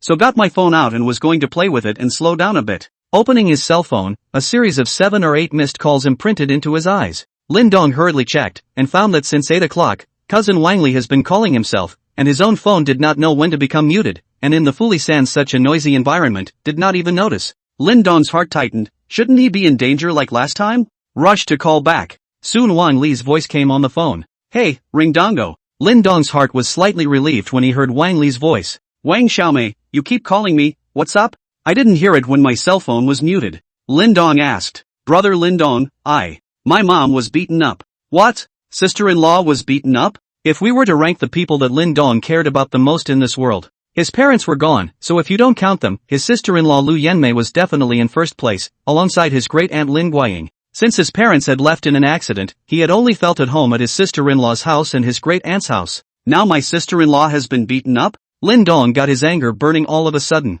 With his knowledge of his sister-in-law, she would never take the initiative to mess with others. Beaten by who? Are the injuries serious? Lin Dong hurriedly asked. It was just beaten by that cousin of yours, Lin Quan. The injury isn't very serious. The doctor said it should be fine after a few days of rest. Wang Li replied. How could Lin Quan hit sister-in-law? Did auntie go to ask for that compensation payment for me again? Oops. Brother Lin Dong, I can't say it all in one sentence over the phone, so come back and take a look. My brother is preparing to take revenge tomorrow. Lin Dong was furious. Although Wang Li didn't say anything on the phone, he could guess what happened. It must be that his sister-in-law went to help himself ask for his parents' casualty compensation money again. The second aunt did not give it to him. The two sides got into an argument, and Lin Quan must have helped his own mother to beat up his sister-in-law. That little brat, let's see how I'll clean you up when I get back. Even if you don't pay, how dare you hit someone? This family, what kind of people are they? He wasn't going to ask for this money anymore. He couldn't spend all his own money. But now he still has to have it. That is, throwing to the roadside beggars is also better than giving them.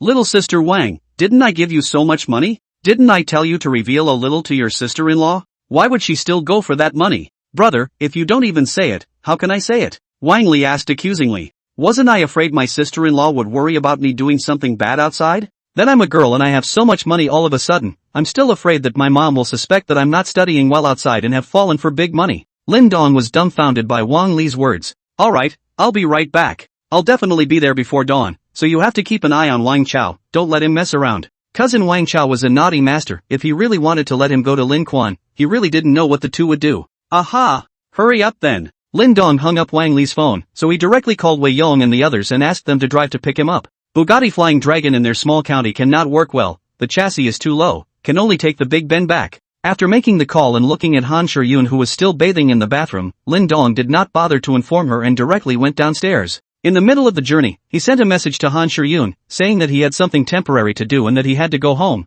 so he asked her to stay here by herself for the night. After sending the message, Lin Dong thought about adding another one. Mr. Han, I really have something. It's definitely not on the verge of running away, and it's definitely not a no-no. I'll prove it to you when I come back. If this was really misunderstood by Han Shiyun to mean that she couldn't work in that area, it would simply be the greatest insult to her personality. But can she believe it? Guess that's bad enough. If I were myself, I wouldn't believe it myself. It's over. This life is ruined. But now is not the time to think about that. It's better to go back and take care of things first. Chapter 70, Desperate Escape? Lin Dong did not wait long at the entrance of Jiangnan International Mansion before Wei Yong and Li Guobing came in their Big Ben. After getting into the car, Lin Dong gave Wei Yong a coordinate and told Wei Yong to navigate directly there. Lin Dong's family was also in Jiangnan province, but it was a remote county, about 500 or 600 kilometers away from Jiangnan. If we leave now, we should be there in the morning. Han Shiyun had been in the bathroom for more than half an hour before she wriggled out, knowing that she was about to face the #1 event in her life.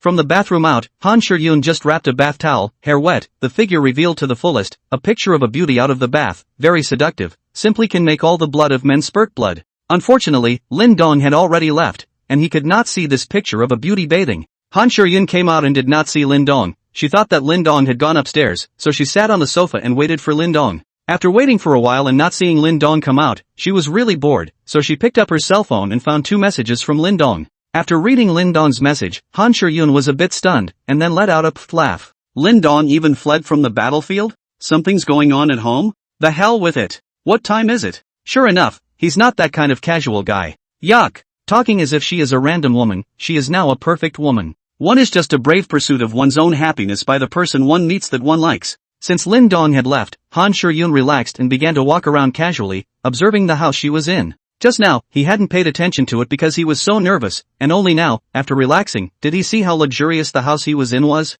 She had never seen such a luxurious house, even on the internet. Standing in front of the huge floor-to-ceiling windows, looking at the night view of the entire Linjiang, Han Shiyun simply felt like she was in a dream. After looking at the night view for a while, Han Shiyun took several pictures of the view with her cell phone, then went upstairs to the 28th floor. There's even a private pool here? Above the pool is clear glass, and you can see the starry sky overhead. Imagine yourself lying in the pool, looking at the stars. What a treat. Think it and do it. Han Shiyun picked up an air mattress by the side of the pool and put it into the water, then lay herself down in it, letting the air mattress slowly float into the center of the pool and laying herself down on it to look at the stars in the sky. It would be perfect if Lin Dong was around to hug himself, and he could even have 2 glasses of red wine. Han Shiyun looked down at her body wrapped in a bath towel and simply removed it straight away. With such a tantalizing body, how could Lin Dong be willing to leave? What an unemotional guy. On this side, Lin Dong was rushing towards his sister-in-law's house in a hurry. Auntie's injury is a big deal, even though it's not that serious, he feels bad about it, not to mention the fact that it's for his own compensation money. By the time Lin Dong arrived at Syracuse, it was already past 6 in the morning. He slept a little during the second half of the night while Wei Yong and Li Guobing switched driving. When he arrived in Syracuse, Lin Dong drove himself. Wei Yong and Li Guobing were unfamiliar with the road, and it was much faster for him to drive by himself. When he arrived downstairs at his sister-in-law's house, Lin Dong asked Wei Yong and Li Guobing to wait in the car, and he went up himself. The person who opened the door was his cousin Wang Li. Lin Dong had called Wang Li when he arrived in Syracuse. "Brother, come on in. How's it going? Where's Auntie? Where is Wang Chao?" Lin Dong asked. "It's all at home. My dad is watching Xiao Chao at home. Just afraid he'll go to that Lin Quan thing." When Lin Dong entered the door, he saw his sister-in-law Wang Yongfu sitting on the sofa watching TV. "Little Auntie!" Lin Dong shouted. "Xiao Dong is here. Go and see your sister-in-law quickly. Such a big person, still going to mess with others. Now it's a good thing that you've made yourself unable to get out of bed," Wang Yongfu said. Lindong's sister-in-law Wang Yongfu was a small section, is also considered to be a public meal, things are quite reliable, in case of trouble is also very calm. Although it was not much good to Lindong, at least Lindong did not have a cold eye during the 2 years he lived here. Can't get out of bed? Didn't cousin Wang Li say a few days rest would be enough? That's a little serious about not coming out of bed. Lindong hurried to his sister-in-law's room, only to see that she was lying on the bed sleeping. Without disturbing his sister-in-law's sleep, Lindong gently closed the door and retreated again. He came to the living room and sat down with his sister-in-law and his cousin Wang Li. Junior auntie's husband, what's going on? Lindong asked. Wang Yongfu gave Lindong a rundown of the matter. It was basically close to what Lindong wanted. Lindong had almost $2 million in compensation for his parents' accident back then. At that time, Lindong was still under 10 years old, so this money definitely needed to be given to Lindong's new guardian to watch over. In the end, Lindong chose to follow his second uncle, Lingua Bang, but there was a disagreement on this compensation. Lingua Bang repeatedly emphasized that this money would be given to Lindong when he became an adult at the age of 18. However, Lindong's sister-in-law and great-aunt didn't really believe in it, so they finally wrote an agreement, which has been kept here in the sister-in-law.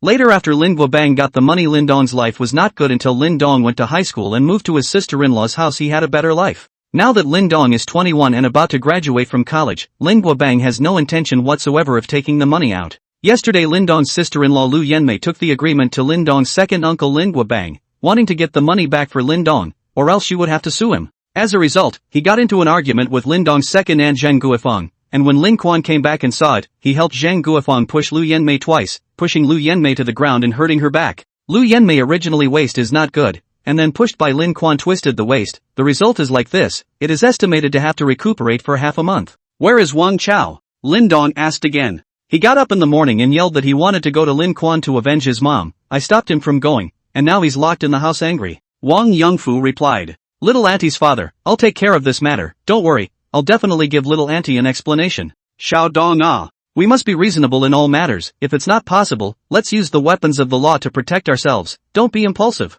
I know, sister-in-law. I'll go check on Chao. Lindong walked to Wang Chao's bedroom. This used to be his bedroom too. Because the sister-in-law's house is a 3-room house, he has been here for 2 years and has been living in a room with Wang Chao, and his relationship is still very good. Chapter 71, Bringing Sister-in-Law Back to Jiangcheng. Lindong came to his cousin Wang Chao's bedroom, pushed the door hard, no response, and unlocked it from the inside. Knock knock. Knocking twice on the door, he said, Chao, it's me. Open the door. Within moments the unlocked door was heard to be unlocked, but the door did not open. Lindong pushed the door into the house and was seeing Wang Chao sitting on the bed furiously. Wang Chao is 16 years old this year, in Syracuse on the first year of high school. In order for him to go to a better high school, his father Wang Yongfu did not run a lot of road. At his age, he was a rebel, and when he learned that his mom had been beaten, he must have been hell-bent on revenge. Now that he's been stopped at home by his dad, he's naturally in a foul mood. Chao, what's wrong? Talk to brother. Lindong asked as he walked over and patted Wang Chao's shoulder. Brother Lindong, that ex-boy Lin Quan dared to beat up my mom. I'm going to him up, but my dad won't let me. He's a wimp himself and wants me to follow him. Wang Chao said furiously. Lindong slapped the back of Wang Chao's head and said, What are you talking about this kid? Have you ever talked about your own father like that? It was meant to be. Wang Chao said gamely. Your father is not called a coward, that's sensible. If something happens to him and he goes in, what about you and your sister and your mom? Auntie's back is not good, she can't do heavy work. This family has always been supported by your father, he is already tired enough, and you still talk about him like this. So he can't go, I can go, right? He won't let me go either. You kid don't die this day, die that day. If something happens to you, your mom must be more difficult than death. How to say that this matter is also because of my thing to get like this, just leave it to me. Guaranteed to let you out of anger. Really? Wang Chao asked. Of course it's true. You brats just watch. After curing Auntie's back, we'll go together to help Auntie out with this. Good. Brother Lindong. I'll listen to you then. Lindong brought Wang Chao over and sat together in the living room while Wang Li went to get breakfast.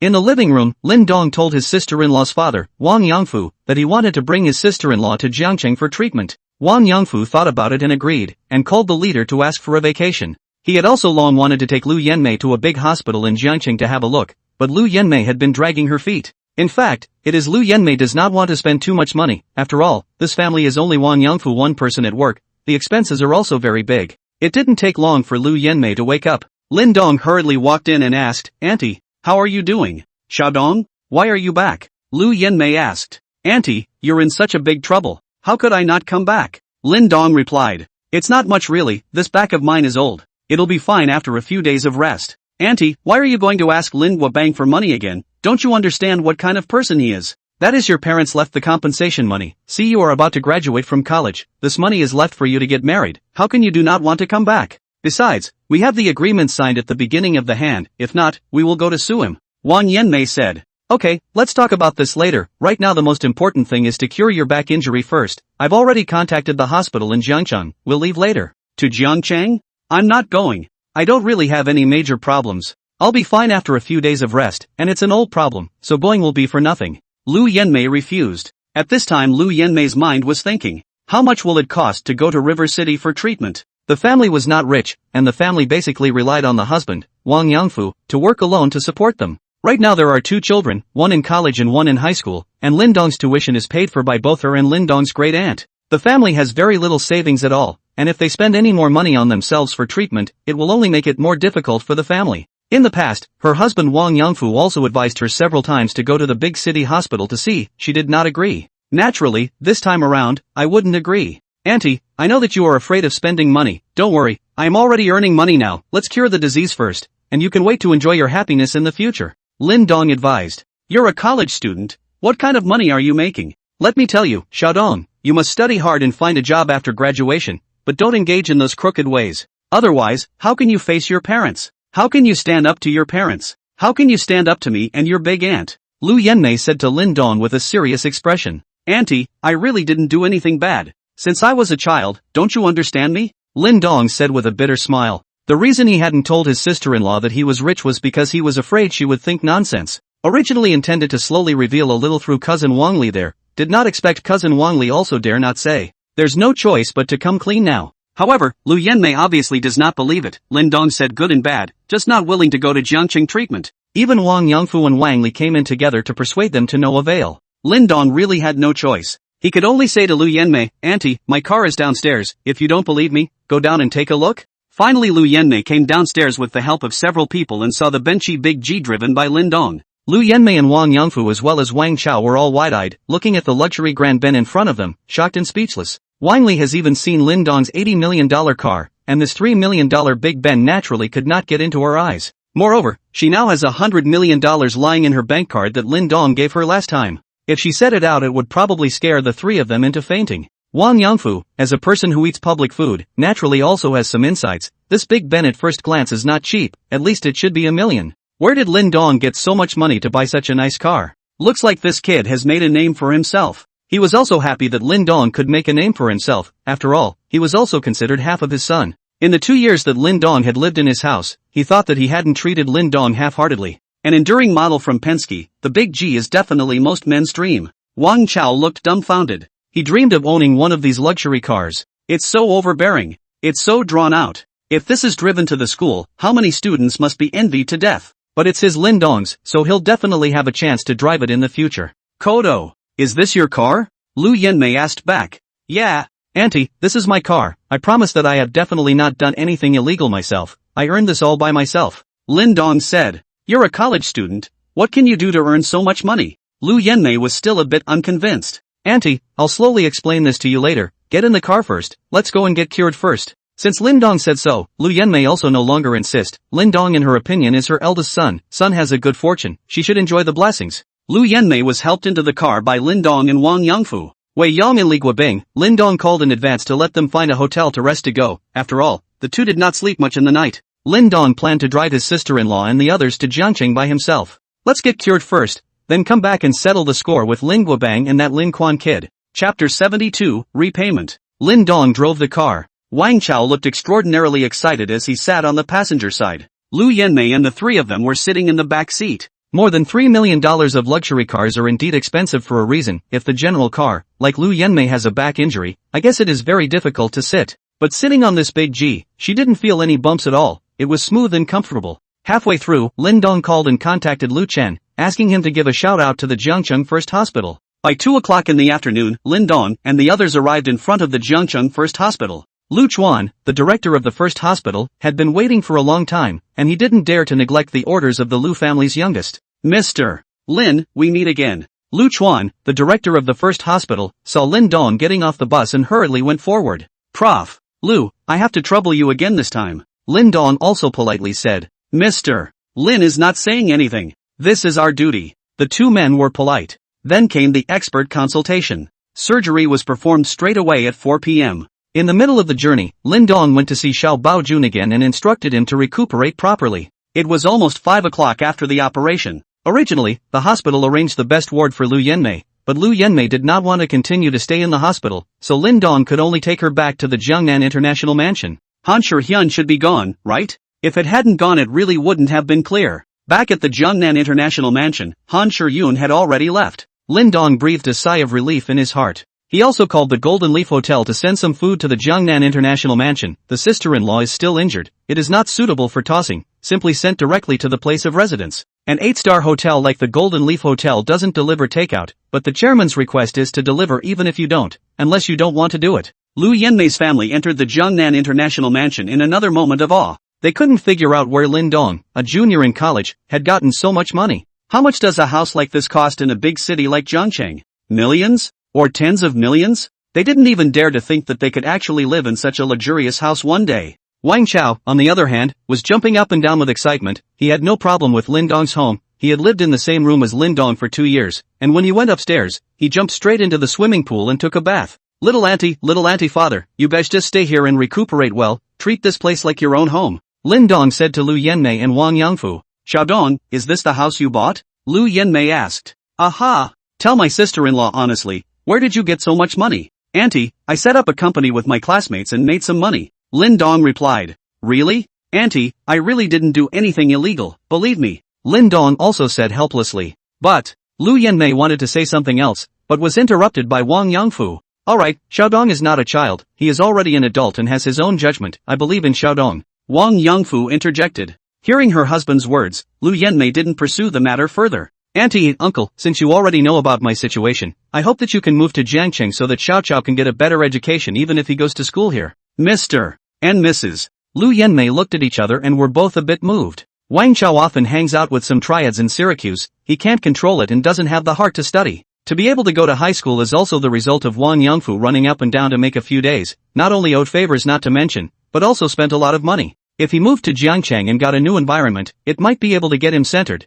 and the educational environment here is not comparable to a small place like Syracuse. It was this youngest son they were most worried about now. Xiaodong, Auntie knows that you've made a name for yourself now, but after all, we've lived in Syracuse for decades, and your aunt's job is there, so we won't be able to do anything by moving here. Auntie, you guys can just come over, you don't have to do anything. If you really can't be idle, I can arrange a little bit of easy work for you, so that you can conveniently take care of Xiao Chao. What do you think? Lin Dong asked. Mom, Dad, you guys just listen to brother Lin Dong. If Xiao Chao continues to stay at home like this, he's going to be completely brought down by those people. Even if you guys don't think about yourselves, you should think about Xiao Chao. Wang Li helped out on the side. Let us discuss this. Again, Lu Yanmei said hesitantly. That's fine, but I really want you guys to come over, you've done so much for me. It's about time I repaid you, and I have a hotel right now that I don't have anyone I trust yet, and I'd like you guys to go and keep an eye on it for me. And you have a hotel?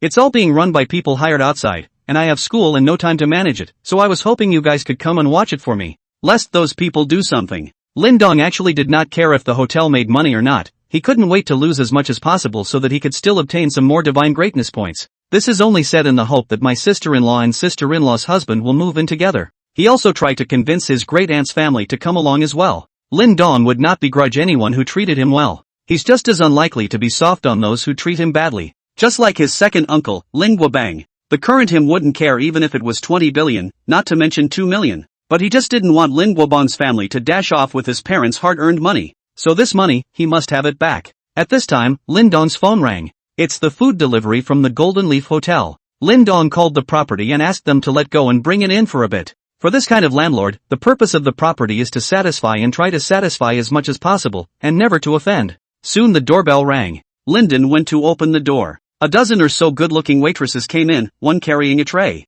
Lu Yanmei and Wang Yangfu were both a bit confused when they saw such a scene. The excitement given to them today was too great. This is how rich people turn out to enjoy life. A large table full of top-notch food was placed in front of them, stimulating their senses of sight and smell. Lin Dong went upstairs to call Wang Chao to come down for dinner, and the kid was still playing in the pool. Brother Lin Dong, can I come here to swim more often from now on? Wang Chao asked as he climbed up from the pool. If you can convince your parents to move to Jiangcheng, you can even live here. Lin Dong said with a smile. Really? Wang Chao said in surprise. When have I ever lied to you? Okay, I'll convince them. Then I can swim here every day. A meal is eaten by Lu Yanmei's family is not yet finished. It's so good. In half a lifetime, I've never eaten anything so delicious. Auntie, this is the food made by my hotel. From now on, you guys can eat these every day if you keep an eye on it for me there. Lin Dong seduced. Mom, let's move over here. I want to go to school over here. Wang Chao also said. The thought of being able to eat such delicious food and swim every day made him really not want to go back. Lu Yanmei and Wang Yangfu looked at each other. Alright then, we'll move in. Good. I'll go and contact a school for Xiao Chao tomorrow. Brother, can you be a few days late? Wang Chao asked. No. Lu Yanmei, Wang Yangfu as well as Wang Li replied at the same time. Chapter 73, Lu Xiaoxiao's change. The next day Lin Dong called Lu Xiaoxiao and asked her to arrange for Wang Chao's enrollment in the same high school she attended. It couldn't be helped, right now, although Lin Dong was rich, his power had yet to be established, and his name was only being circulated within the SEC as well as the T-subs. The average person doesn't even know him, so naturally they won't buy him. As the second miss of the Lu family, this little matter was still easy. In just a few minutes, Lin Dong was informed that he could take Wang Chao to enroll in school. Lin Dong drove Wang Chao straight to Jiangcheng First High School. Jiangcheng First High School is a famous aristocratic college in Jiangnan province, although it is a private school, but the teachers are strong, and behind the back of the Lu family, the support of this powerful family, in the whole Jiangnan province is famous. Students who are able to attend here are either top achievers, with tuition, housing, and living expenses waived, or even a substantial scholarship.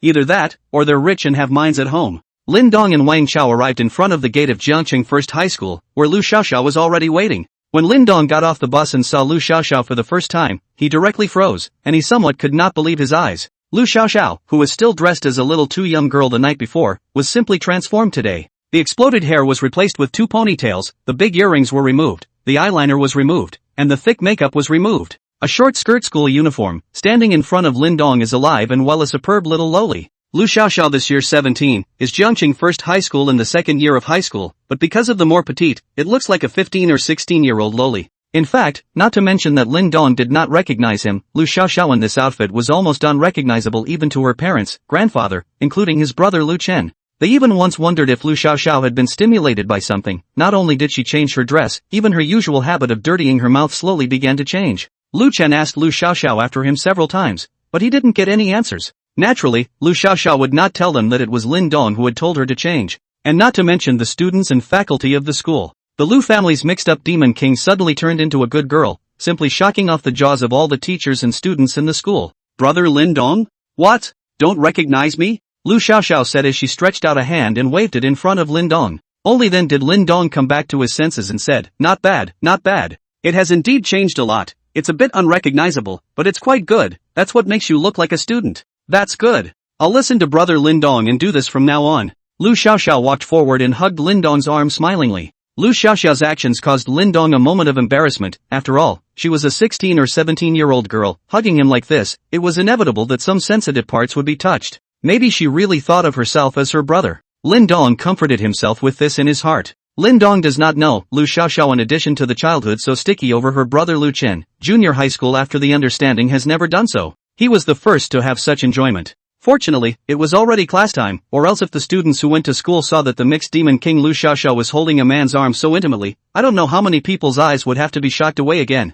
And the moment Wang Chao, who was on the side, saw Lu Xiaoxiao, it was as if his entire soul was struck. Heartbeat accelerated. Blood acceleration. Every organ in the body felt like it was speeding up. It was something he had never encountered in his 16 years of career. Being in a state of ignorance, he was suddenly shocked to see a girl like Lu Xiaoxiao who was about the same age and so outstanding. In this mere moment, he was captured by Lu Xiaoxiao. However, when he saw Lu Xiaoxiao acting in such an intimate manner with Lin Dong, he hurriedly hid such thoughts. Xiaoxiao, let me introduce you, this is my cousin Wang Chao. Wang Chao, this is Lu Xiaoxiao, well, is the sister of a good friend of mine. Lin Dong introduced both parties. Hello, my name is Lu Xiaoxiao. Lu Xiaoxiao hugged Lin Dong's arm with one hand, while the other hand reached out to Wang Chao. Ah, how are you doing? My name is Wang Chao. Wang Chao stumbled a bit. Then he hastily stretched out his hand and shook Lu Xiaoxiao's hand. Just the touch of the palm of his hand also made Wang Chao redden his face. Lu Xiaoxia did not notice anything wrong with Wang Chao. She just shook hands with him and let go. Her mind was basically on Lin Dong.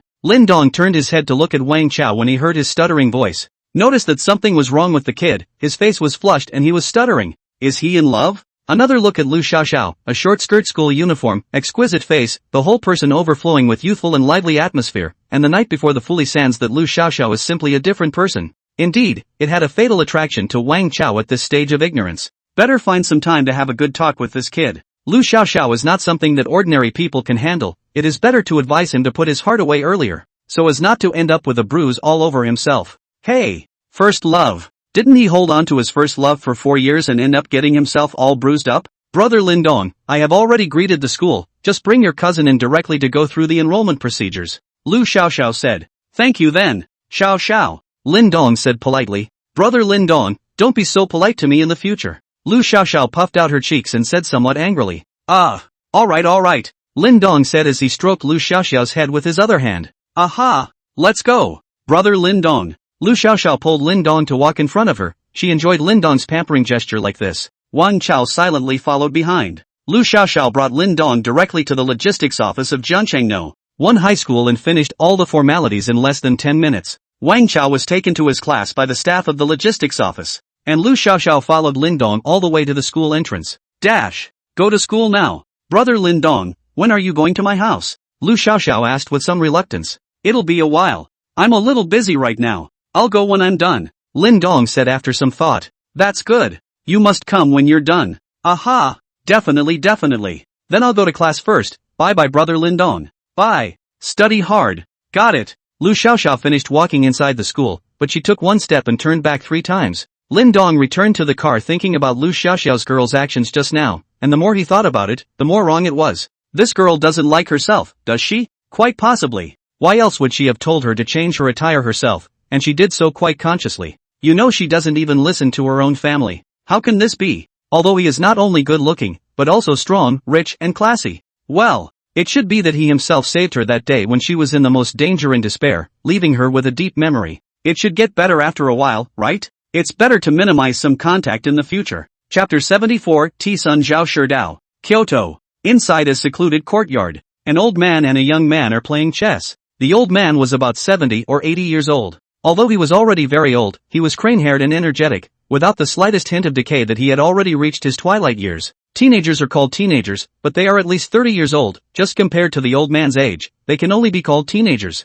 Shidao, your chess skills are getting better and better, the old man said smilingly. Grandpa Zhou, this bit of chess skill of Shidao is not even close to yours. Zhao Shidao replied modestly. The young man was none other than Zhao Shidao, the Tsi of the Kyoto Tsi party. The name of Zhao Shidao, not to mention that it was like a thunderclap in the younger generation, even in the eyes of the older generation, it was an outstanding existence. Shidao, this chess game is just like life, it needs to enter and retreat properly, when it's time to enter, when it's time to retreat. Lately I see that you seem to be a bit hesitant, the old man said. Grandpa Zhou's understanding, recently, Shidao has indeed been a bit confused. I know, the 10-year contract between the 3 of you back then seems to be coming to an end, doesn't it? That little girl from the Morone family has been away for 10 years, and she's also coming back soon. Grandpa Zhou, back in the day, we brothers were like brothers, but for a woman to the present day incompatibility, the division of the road also do not know whether it is right or wrong. My fair lady, gentlemen good martial arts, the ancients still have a spring night a short day high rise, from the king does not early morning, and Morone family that girl really worthy of the 4 words of the magnificent,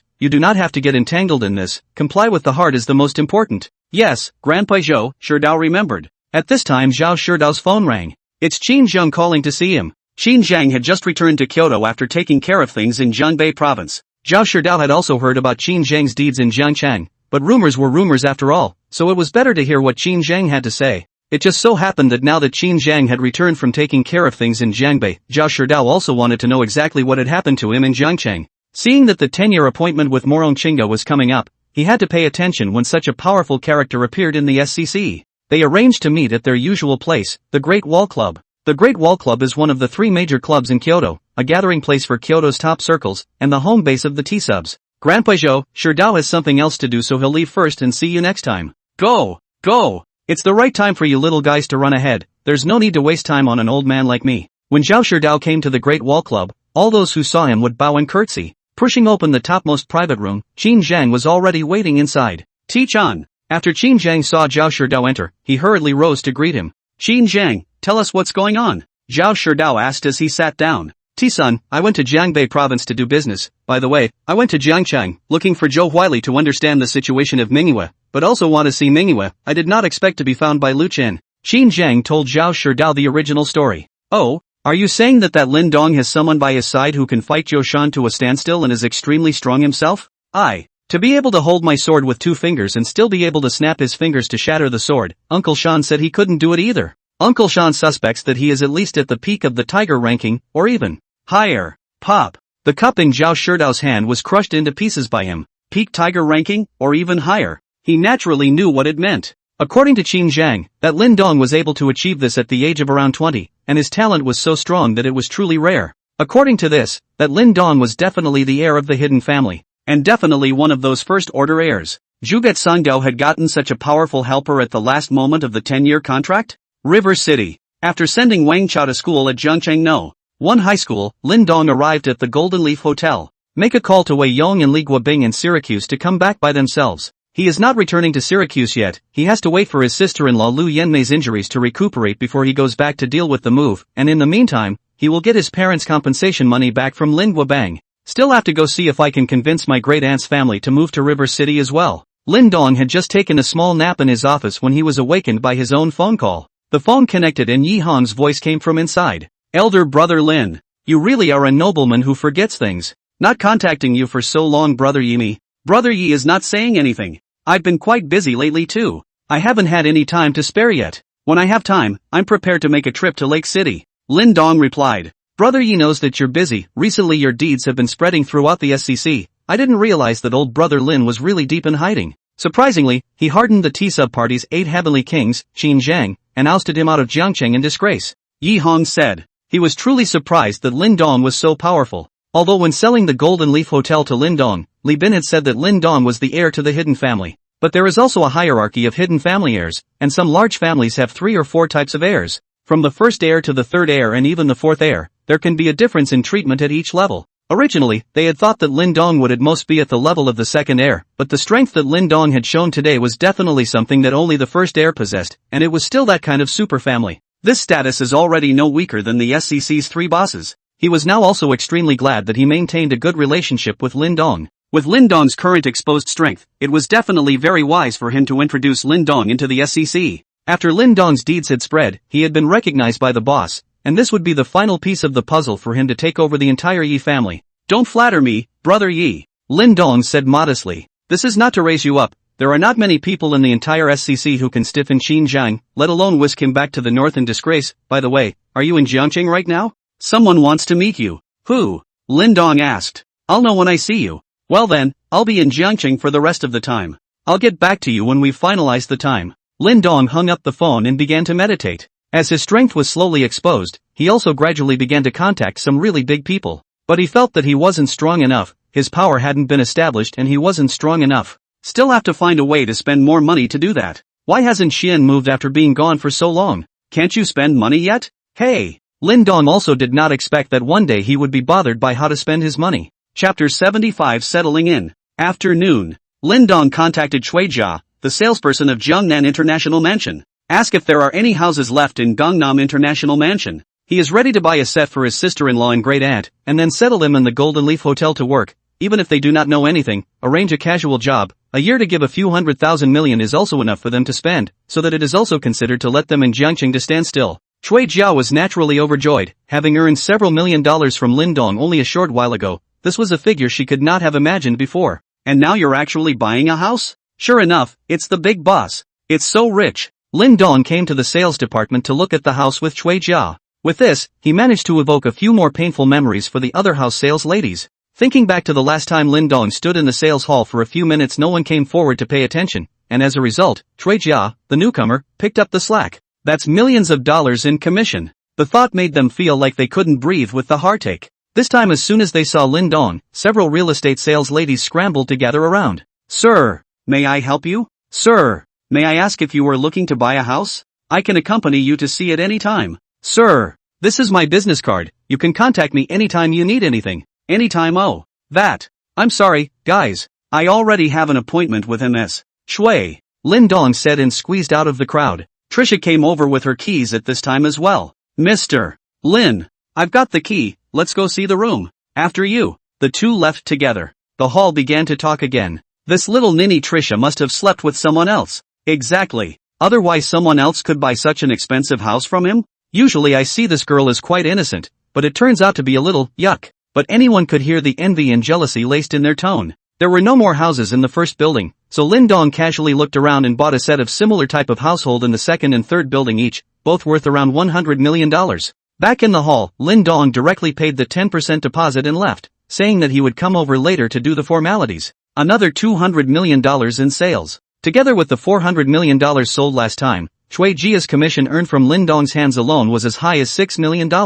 This record, not to mention the other few house sales ladies, even the manager was red in the eyes. A couple of sales were even more chest-thumping and regretful. Lin Dong returned to building No. 1 and took his sister-in-law and father-in-law as well as his cousin Wang Li to look at the house. Although my sister-in-law just had surgery yesterday, it's not a big deal. The doctor said to walk around a lot and she'll be almost fine in a week. Lin Dong brought the three of them together to the second building. Although this house was not as good as Lin Dong's King of House, the decoration was also extremely luxurious. Xiaodong, what did you bring us here for? After casually looking around, Lu Yanmei asked. Auntie, uncle, what do you think of this house? Lin Dong did not answer Lu Yanmei's question, but instead asked a rhetorical question. Xiaodong, this house is good, but we can't afford one like this. Lu Yanmei said. I don't know the price of the house, but at first glance it wasn't cheap, and their family had just barely lived all these years, so where did they get the money to buy a house? Auntie, I've already bought this house, but it hasn't done the formalities yet. Later on you guys take your ID cards to do the formalities, and this house will be yours.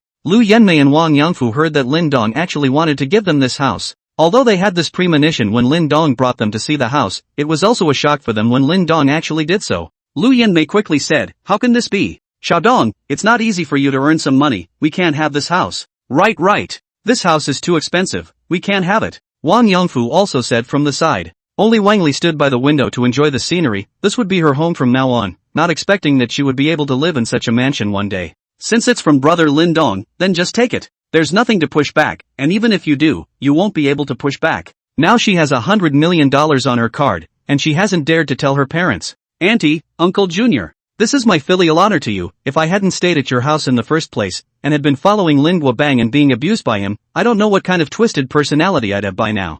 I remember when I first arrived at your house, I was still the kind of silent and extremely cold character inside. It was you guys who made me feel the warmth of a home, and only then did you slowly make me into what I am now. Now that I have the ability, I want to repay you. If you don't accept this house, I will never be able to get over it in my heart. Lin Dong said in a low voice. Indeed, if not to sister-in-law Lu Yanmei's home to live for 2 years, so that he re-experienced the warmth of the family, perhaps he would have dropped out of school now on a path of no return. When Lu Yanmei heard Lin Dong say this, she actually started to sob in a small voice. Xiaodong, you've made a name for yourself now. It's a pity that sister, brother-in-law can't see it. If they were there, they would be happy for you. Wang Yangfu also felt some emotions in his heart as he looked at Lin Dong. When his wife Lu Yanmei first brought Lin Dong home, he was actually not very welcoming. After all, he has children and his family is not very rich, one more person to eat and drink even if, but also to afford his tuition living expenses. But his wife insisted, and he had no choice but to acquiesce. Although there was some dislike in his heart, since he was already living in the house, he did not look at Lin Dong differently. His thought was that since he was living in the house, why should he treat him like second uncle Lin Dong did, and wouldn't that be more than one enemy? Either he should not be allowed to enter the house, and now that he is in the house, he should be treated equally. I have to say that Wang Yangfu, this person is still very open-minded, or else in general, if you have your own children and daughters, and your family is not rich, it is simply impossible to let Lin Dong such a foreign nephew to live in. Since Lin Dong had spoken to this point, Lu Yanmei and her husband and wife could no longer refuse. Lin Dong took Wang Yangfu to the sales hall to complete the formalities. Lu Yanmei and Wang Li stayed in the newly purchased house, which is a luxury hardcover house. Everything is complete, belongs to the turnkey, hereafter is their home. After completing the formalities and successfully paying $100 million, the system God point was added by 1 point, coming to 81 points. After settling his sister-in-law Lu Yanmei's family, Lin Dong went to Jiangcheng No. 1 high school to pick up Wang Chao and send him to his new home before returning to his own home. Chapter 76, Shangwan Mingyue. The next day was Sunday. Lin Dong had thought that Yi Hong would contact him, but after waiting for a day, he did not. In the evening Lin Dong received a call from Sun Si, asking him why he had agreed to go to her house this week, but ended up waiting for his call for 2 days without waiting. Lin Dong then remembered that he had promised Sun Si to go to her house this week, but because of his sister-in-law's delay, he could only wait until the next time he had time to go. Linden received good news in the afternoon. Zhao Xian called to say that the team base had basically been built, and with the lure of money, Zhao Xian still scooped up a lot of talent. Lin Dong told her to invest in any good project she saw, not to care about the money, and also told her to contact Wang Chang. There is still $5 billion of investment there, well at least there are 50 divine magnitude points, so get them first. He was now in dire need of spending money to gain divine magnificence points, more divine magnificence points to see if he could upgrade his system. He always felt that his extreme physical and spiritual strength shouldn't have reached the top. The current him according to Xiao Baojun, there should still be some people hermit and high-ranking people who could defeat him. I'm all turned on, and I can't be invincible. How can I stand it? Hurry up and upgrade me. Otherwise, what's the point of having this system? Since God has given him such a great opportunity, then you can't live up to it, you have to take advantage of it. So much for 1 week, a new one is upon us. Monday. Linden morning classes. In the afternoon he arrived at the school's Budo club. He's here to steal a lesson. The current him relied on his physical and mental strength that he had boosted to the limit, which was what he understood as strength and reflexes, and had absolutely no moves to speak of. He wanted to learn a bit of power generation techniques, or various punches and such, to see if he could improve his combat power. Ever since he failed to add dragon falling palms haphazardly and was deducted 10 divine greatness points, Lin Dong no longer dared to add skills casually, especially this kind of martial arts skill. Does anyone know if there is such a name? If you didn't have it, you'd have to deduct another 10 divine mastery points, and there would have been only a couple dozen left. Hey, poor! Come to a building at the college that is dedicated to the college community. Of course it's for rent. It's basically where all the larger clubs of the college are. Lin Dong arrived at the floor belonging to the martial arts club and entered the club to find a huge hall filled with people, at least several hundred, both men and women. Although men were in the absolute majority, all of them were sitting on their knees. Lin Dong froze. Is this practicing? Doesn't the Budokai practice Kung Fu? Why are you practicing internal martial arts? However, when Lin Dong took a closer look, it should not be practicing, as most of the people were still chatting with each other. Lin Dong found the last seat and sat down. Nudging his buddy beside him, he asked, "Class, what are you guys doing?" The student glanced at Lin Dong and asked, "You are not from our martial arts club?" That, I just got here today and was just about to join." "Then you've caught a good time. Today is the day of the lecture by the president of our martial arts club, one of the academy's 3 great goddesses, Shangguan Mingyue." Shangguan Mingyue? Isn't that the most mysterious of the academy's 3 goddesses? She's actually the president of the Budo club? A woman, as president of the Budo club? You're kidding. What are all these men for? I can't believe I let a female ride over my head. That, classmate, Shangguan Mingyue is the president of the martial arts club? Is she very good? That's for sure. Anyway, no one in our Jiangda Budo club has been able to catch her in 3 moves yet. So fierce? Will she be able to marry in the future then?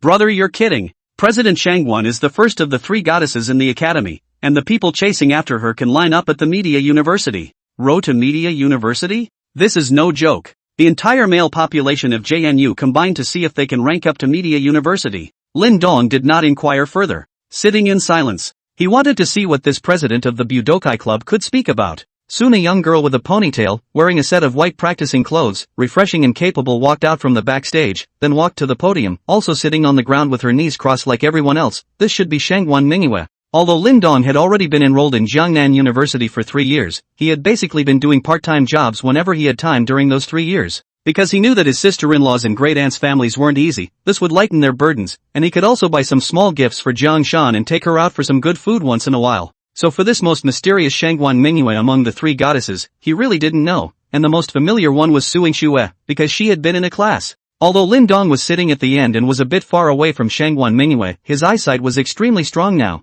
and he was able to see clearly as soon as Shangguan Mingyue appeared. Lin Dong visually estimated that this Shangguan Mingyue was at least 1.75 meters, almost catching up with him, which definitely belonged to the top level amongst the girls. A delicate melon face, a pair of big eyes, slender eyebrows, high nose, the 5 features also look like a perfect match, did not put on a little bit of makeup, absolutely pure natural beauty. The skin is also surprisingly good, almost glowing, worthy of being the first of the 3 goddesses, the most mysterious existence, as if there is an aura in her body. Lin Dong looked at the surrounding men whose harums were dripping out of their mouths. He suspected that these people were running to learn martial arts, or were they running to this beautiful woman, Shangguan Mingyue? At this time Shangguan Mingyue on the podium spoke. "Hello, students." The voice was clean and crisp. "Hello, President." Several hundred people shouted together. It startled Lin Dong. This caught up with the leader's speech. "Today I'm going to give you a lecture on what Budo is. Martial arts can strengthen your body and prolong your life. I've just seen a 100-year-old man who can still walk. This is the increased longevity that practicing martial arts adds to our physical bodies.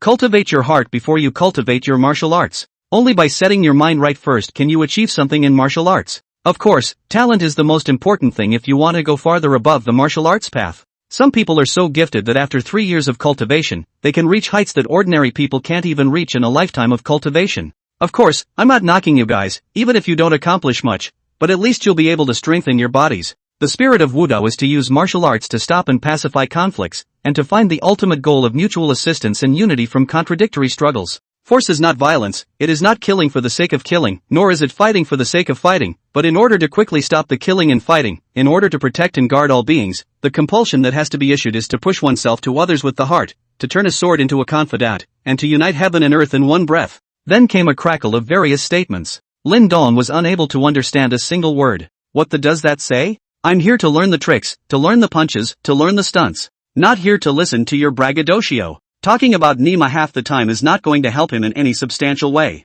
Chapter 77, Mr. Lin, I was wrong. Shangwan Mingyue spoke for close to half an hour before she finished. The audience under the stage was basically in a state of confusion just like Lin Dong. These human male livestock definitely came for the fame of being the head of the Academy's 3 goddesses. As for learning martial arts, it was still more reliable to earn money these days. Lin Dong was really somewhat admiring Shangwan Mingyue. It was obvious that he was talking to a cow, but he could still speak for so long and so seriously. This was not an ordinary person. Next is question time for everyone. If you have any questions you can raise them and I'll solve them on the spot. Shangwan Mingyue said as she sat cross-legged on the podium. President Shangwan, may I ask, are there still martial arts masters in this day and age? Isn't this all something that only appears on TV and in novels? A male student stood up and asked. There is still a difference between the martial arts masters in reality and the martial arts masters in novels or TV dramas. This can only be accessed after you have cultivated a certain level in martial arts. You won't be able to understand it even if I tell you now. Shangwan Mingyue replied. President Shangwan, can those of us still cultivate martial arts to a high level?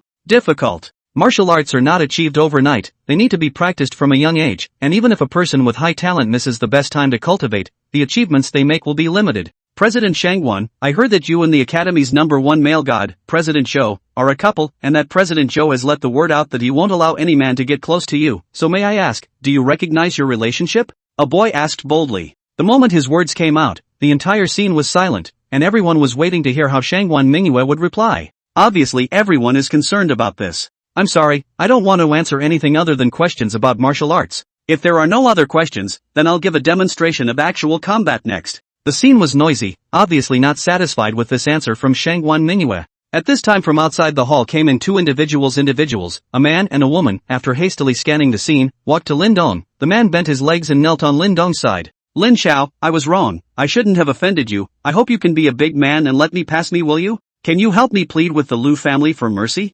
Huang Junlang knelt down on Lin Dong's side and said to Lin Dong in a pleading manner. Ever since he offended Lu Xiaoxiao that night on Friday, all of his parents' properties were severely hit by the Lu family the next day. With the strength of the Lu family in Jiangcheng, his family's little industry was almost instantly bankrupted by the Lu family. In the past 2 days, his parents had searched for many connections to no avail, and they still didn't know that it was because their son had offended the second young lady of the Lu family. He didn't dare tell his parents either, or he didn't know what they would do to him. But everything he had was gone. The parents went bankrupt, the bank called in the debt, and now almost everything of value in the family has been sold, even the house. Now his family's days are simply worse than the beggars on the street. His parents are even overnight whitehead, and even want to use death to solve the problem. When he thought about it, with Lu Xiaoxiao's respectful attitude towards Lin Dong that night, only Lin Dong could save his family. As long as Lin Dong helped him plead with the Lu family, then his family would be relieved of the crisis. So he dragged Zhang Shan along to find Lin Dong, and promised Zhang Shan that as long as he could get Lin Dong to intercede for his family and lift the crisis in his family, he would marry Zhang Shan right away. Now face is no longer important to him, as long as he can lift the crisis at home. The big deal is to change schools, he is still Huang Dishao. If the crisis is not resolved, then his family faces the possibility of a life that is worse than that of a beggar. The scene of Huang Junlang directly coming in and kneeling down to Lin Dong also aroused the curiosity of many people, and everyone gathered around to see what was going on. Ha! Isn't this young Master Huang? Someone in the hall recognized Jun Huang. Huang Junlang still has some fame in Zhengde University, the second generation of the rich. Not the most powerful, but definitely the most arrogant. Wow! It's really Huang Dishao. He actually knelt down to someone in front of so many people? Who is this person? All of them fell their eyes on Lin Dong again, wanting to see what kind of person was this person who could make Mr. Huang kneel down in public. Huang Junlang was recognized by everyone and also felt his face burning. He had never made such a fool of himself since he was a child. But there was no way, the fate of their family could be in Lin Dong's hands. Toshiro Huang. I didn't do anything to you, did I? What's the point of you kneeling down to me and pleading for mercy? Lin Dong stood up and said slowly. Now that everyone had gathered around, Lin Dong could only stand up. Lin Xiao, I hope you can help me plead with the Lu family to let my family off the hook, okay? Huang Junlang said. The Lu family is dealing with you because you offended Lu Xiaoxiao. What does it have to do with me? Besides, are we on good terms? Why should I plead for you? Lin Dong asked in return. Huang Junlang did not know how to answer for a moment when asked by Lin Dong. Are they close? He stole Lin Dong's girlfriend and humiliated Lin Dong, making him vomit blood, and even sent the photos to the school's internet in groups, making Lin Dong the joke of the academy. How can it be good? I guess it's close enough to say there's an unholy grudge. Zhang Shan looked at Lin Dong in front of her. Since she had broken up with him, Lin Dong seemed to have changed into a different person. If one were to say who knew Lin Dong the most in the past, that person was definitely her, but now, she realized that she actually did not understand Lin Dong at all. How can a person's personality change so quickly? And Lin Dong actually had the ability to help Huang Junlang's family? To make Huang Junlang go so far as to kneel down and apologize? Is he the one who's been hiding? Was he the one who had been testing their relationship? I've heard that some rich kids just like to disguise themselves as a poor kid to find true love. If that's true, so what the hell did she do? How can you miss out on a super rich kid who hides his true identity for a few designer clothes and bags? And this super rich kid still loves her so much, adores her, accommodates her and tolerates her. In this instant, Zhang Shan only felt her head spinning. I can't believe I gave up a whole forest in front of me for a small plant. Huang Junlang pulled Zhang Shan beside him with his hand to bring her back to her senses. Lin Dong. Zhang Shan was about to speak when she was interrupted by Lin Dong. Zhang Shan, you also want to plead for his family? Lin Dong looked at Zhang Shan and asked. Lin Dong, I hope you can help Junlang. Zhang Shan gathered her courage and said. There was nothing more she could do. The forest had left her. If she couldn't catch this little blade of grass, Huang Junlang, then she would really be left with nothing. You hope? In what capacity do you hope? An ex-girlfriend? High school classmate? Or Jun Huang's current girlfriend? Lin Dong sneered. That's when the onlookers reacted. Lin Dong turned out to be the one who was robbed of his girlfriend by Huang Junlang, then was so angry that he vomited blood, and had his picture posted to the group and on the school website by Huang Junlang. It's only been a few days? Now Huang Junlang was actually kneeling to Lin Dong? Ask him for a favor? This plot reversal is too fast, isn't it? TV shows don't even dare to act like that. Chapter 78, Mr. Lin, I'm sorry. Lin Dong, can't I just beg you? For the sake of our relationship over the past few years, can you help me one more time? Zhang Shan suddenly begged in a low voice. Now she could only beg for Lin Dong's help. As long as the crisis in Huang Junlang's family was lifted, she would be able to marry Huang Junlang and live the life of a rich wife, which had been her dream for a long time. Even when she was with Lin Dong, she had this dream. It was just that Lin Dong was just too good to her, making her a little reluctant to part with it. Otherwise, she wouldn't have kicked Lin Dong away as soon as Huang Junlang came to pursue her. Zhang Shan, you are not qualified to beg me. Everyone is qualified to beg me, but not you. All these years I've worked for nothing more than a few clothes and a few handbags? I counted me, Lin Dong, as the wrong person in these years. I can't help you guys with your favor. Goodbye. Lin Dong stepped away after he finished speaking. But Toshiro Huang has hold of a leg. Lin Xiao, it's my fault, everything is my fault. Please help me for once. Only you can help me now. If you don't help me, my family will really be finished. Huang Junlang hugged Lin Dong's feet and said with a sniffle and a tear. Lin Dong was already his last hope. Linden was about to kick off Huang Junlang. There was another commotion at the entrance to the hall. Immediately afterward a man walked in front, followed by a large wave of people into the hall. The person walking at the front was none other than the president of Jiangnan University's student union, Jiangnan University's #1 male god Zhou Huili, and also recognized by everyone, Shangguan Mingyue's boyfriend. Wow! President Zhou is here. He must be here to see President Shangguan, the golden couple of the academy. Move! Move it! Go check it out! The crowd that had surrounded Lin Dong and the others dispersed at once and ran over to surround Zhou Huili and Shangguan Mingyue. With a casual force, Lin Dong shook Huang Junlang away. Ignoring the two of them, Huang Junlang and Zhang Shan, Lin Dong followed suit and walked over, wanting to see how Shangguan Mingyue practiced combat. What just happened between Lin Dong and Huang Junlang did not affect Shangguan Mingyue. There were several hundred people in the hall, and those who gathered around Lin Dong Huang Junlang were estimated to be just a few dozen, and more people were still gathered around the podium to watch Shangguan Mingyue perform a real battle. On stage, Shangguan Mingyue was having a practical exercise with an old member of the martial arts club. In fact, that's what everyone is waiting for. Because you can get up close and personal with the goddess. But at this time, Zhou Huili went up to the podium and said to that member of the community, what did I say? Don't let any man get close to Mingyue. Do you take my words as fart? I'm sorry to. President Zhou. I'll be right down. The community member shivered. Just now, when Shangguan Mingyue wanted a rival, he was the first one to rush up, just to get up close and personal with the goddess. It's a real battle. Inevitably, there will be physical contact. His mind is not pure. In fact, in the past, it was always the female members of the society who were on the stage, but today, he didn't know what to think, but he wanted to go up and take advantage of the situation. It was really because Shangguan Mingyue was too beautiful, he couldn't control himself a little bit. Now that Zhou Huili was here, he was naturally a bit weak. Moreover, Zhou Huili was also the president of the student union, and I heard that his family was also very powerful, so he couldn't afford to mess with him. Stand still. Who told you to leave? The members of the community who were about to leave were called back by Zhou Huili. President Zhou. Pop. Before that member of the community could finish his sentence, he was interrupted by Zhou Huili's slap. Pop. Followed by another slap. Snap. Pop. Pop. Zhou Huili continuously slapped 4 or 5 times. He was going to continue hitting, but was stopped by Shangguan Mingyue. Zhou Huili, stop it. Shangguan Mingyue shouted. Ms. Mingyue. Young Qin told me to protect you and not let any man get close to you, and he actually dared to disobey my words. Deserves a beating, Zhou Huili said. With that said, he kicked the community member as hard as he could. That member of the community only felt a sharp pain in his stomach, and then his body flew towards the stage with a lightness. There was a height of more than a meter between the stage and the bottom, so if he fell, he would at least be seriously injured. When the people on the stage saw someone flying over, they immediately dispersed quickly, all afraid of hurting innocent people, leaving Lin Dong standing alone. Seeing that the club member was about to crash into Lin Dong reached out his hand to catch him before placing him firmly on the ground.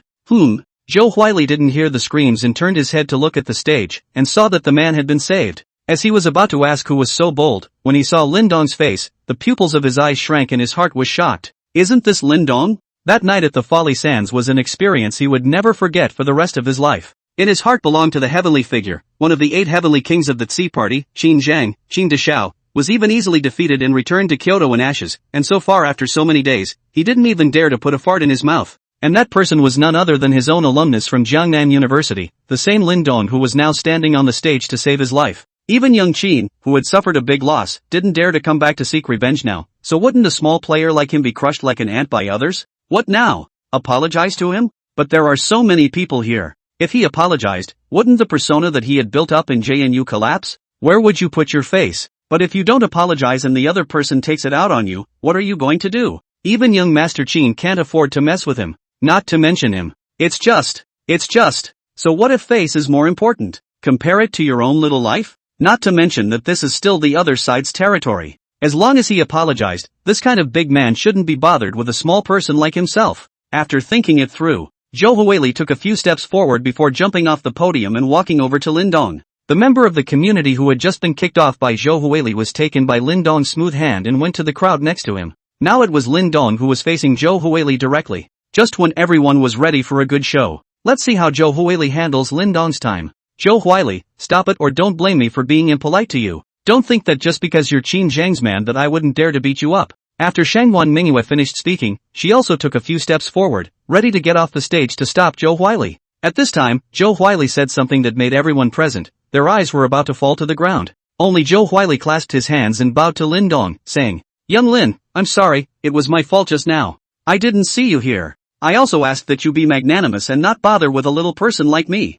Zhou Huili is here to apologize to you. I'm sorry. Chapter 79, the first person of Jiangda University. What? Nani? What? All the people around them who were waiting for a good show were confused, including Shangguan Mingyue who froze in place for a moment. Who's Chao Weilai? President of the JNU Student Union. The first male god of JNU. The family background is said to be even stronger and scary. Rich kids like Huang Junlang are not even worthy of lifting other people's shoes. In JNU, it could be said that his words were taken seriously even by the school. How could such a character meet Lin Dong and have to bow and apologize to him? What kind of identity did this Lin Dong have? It's just as well that Huang Junlang knelt to him. He can't even afford to mess with a big shot of Zhou Huili's caliber. It's almost a little scary. When did JNU produce such a big shot? Shangguan Mingyue was also a bit stunned. Zhou Huili was Qin Zhang's man. One of the 8 heavenly kings of the T sub-party, Qin Zhang, Qin Deshao, was a big shot even in the Crouching Tiger Hidden Dragon Kyoto. Zhou Huili was naturally not an ordinary person if he could be seen by him and taken under his command.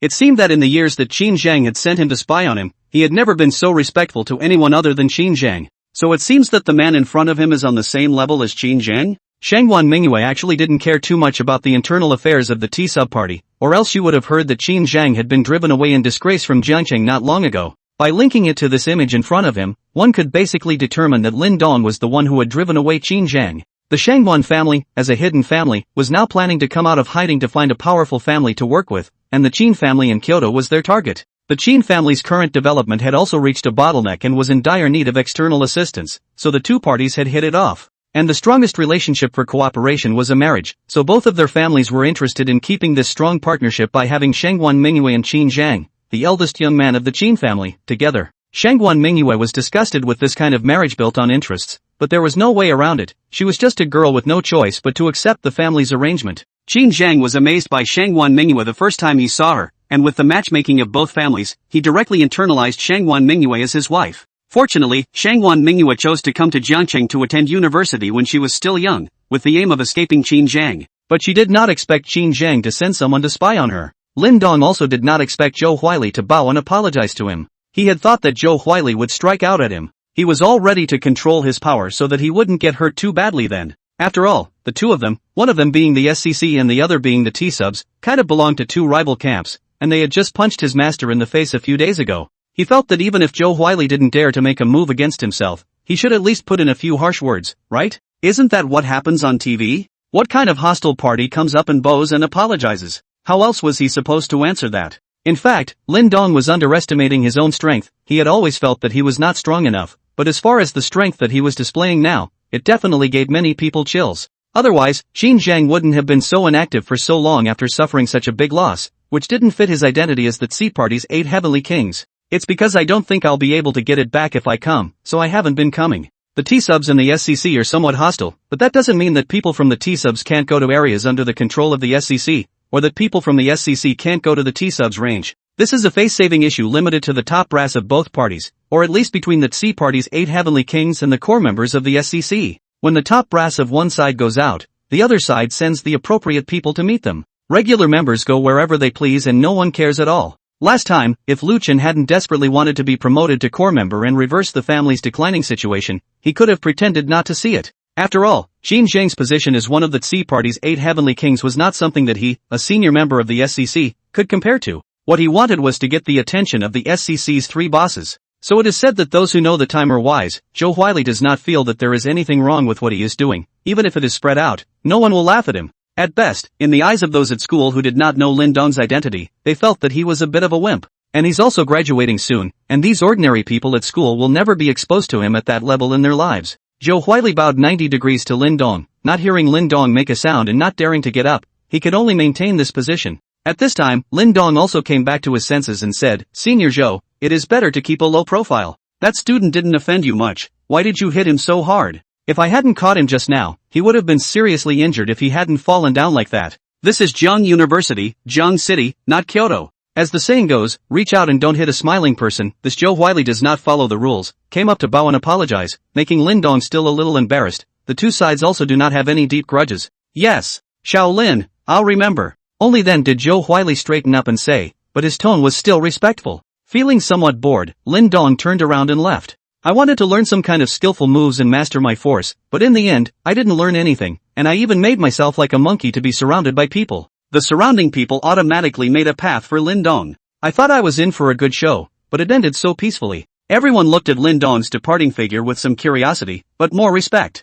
It seems that from today onwards, the position of the number 1 person in Jiangda University will change hands. Lin Dong, from a little person with no reputation, all of a sudden became the number 1 person in Jiangda University, only with more than half a month's time. The speed is so fast that it is simply unimaginable. Shangguan Mingyue looked at Lin Dong's departing back and did not know what she was thinking. As Lin Dong walked past Huang Junlang and Jiang Shan wanted to open her mouth to say something, but realized that she no longer had any relationship with Lin Dong, and it seemed that whatever she said was a bit pale. Zhou Huili finally felt relieved in his heart when he saw that Lin Dong left and did not make things difficult for him. Ever since that night when he had seen Lin Dong's strength, Zhou Huili's mental pressure to face Lin Dong directly was quite high. Those who did not have a little foundation in martial arts could not understand this kind of pressure, just like the pressure of an ordinary person facing a higher power, which made one's heart tremble. "Ms. Mingyu, Young Qin arranged for me to watch over you. I hope you can respect yourself, or else when Young Qin himself comes, he won't be as nice as I am." Zhou Huili also left the hall after saying that. "Zhou Huili,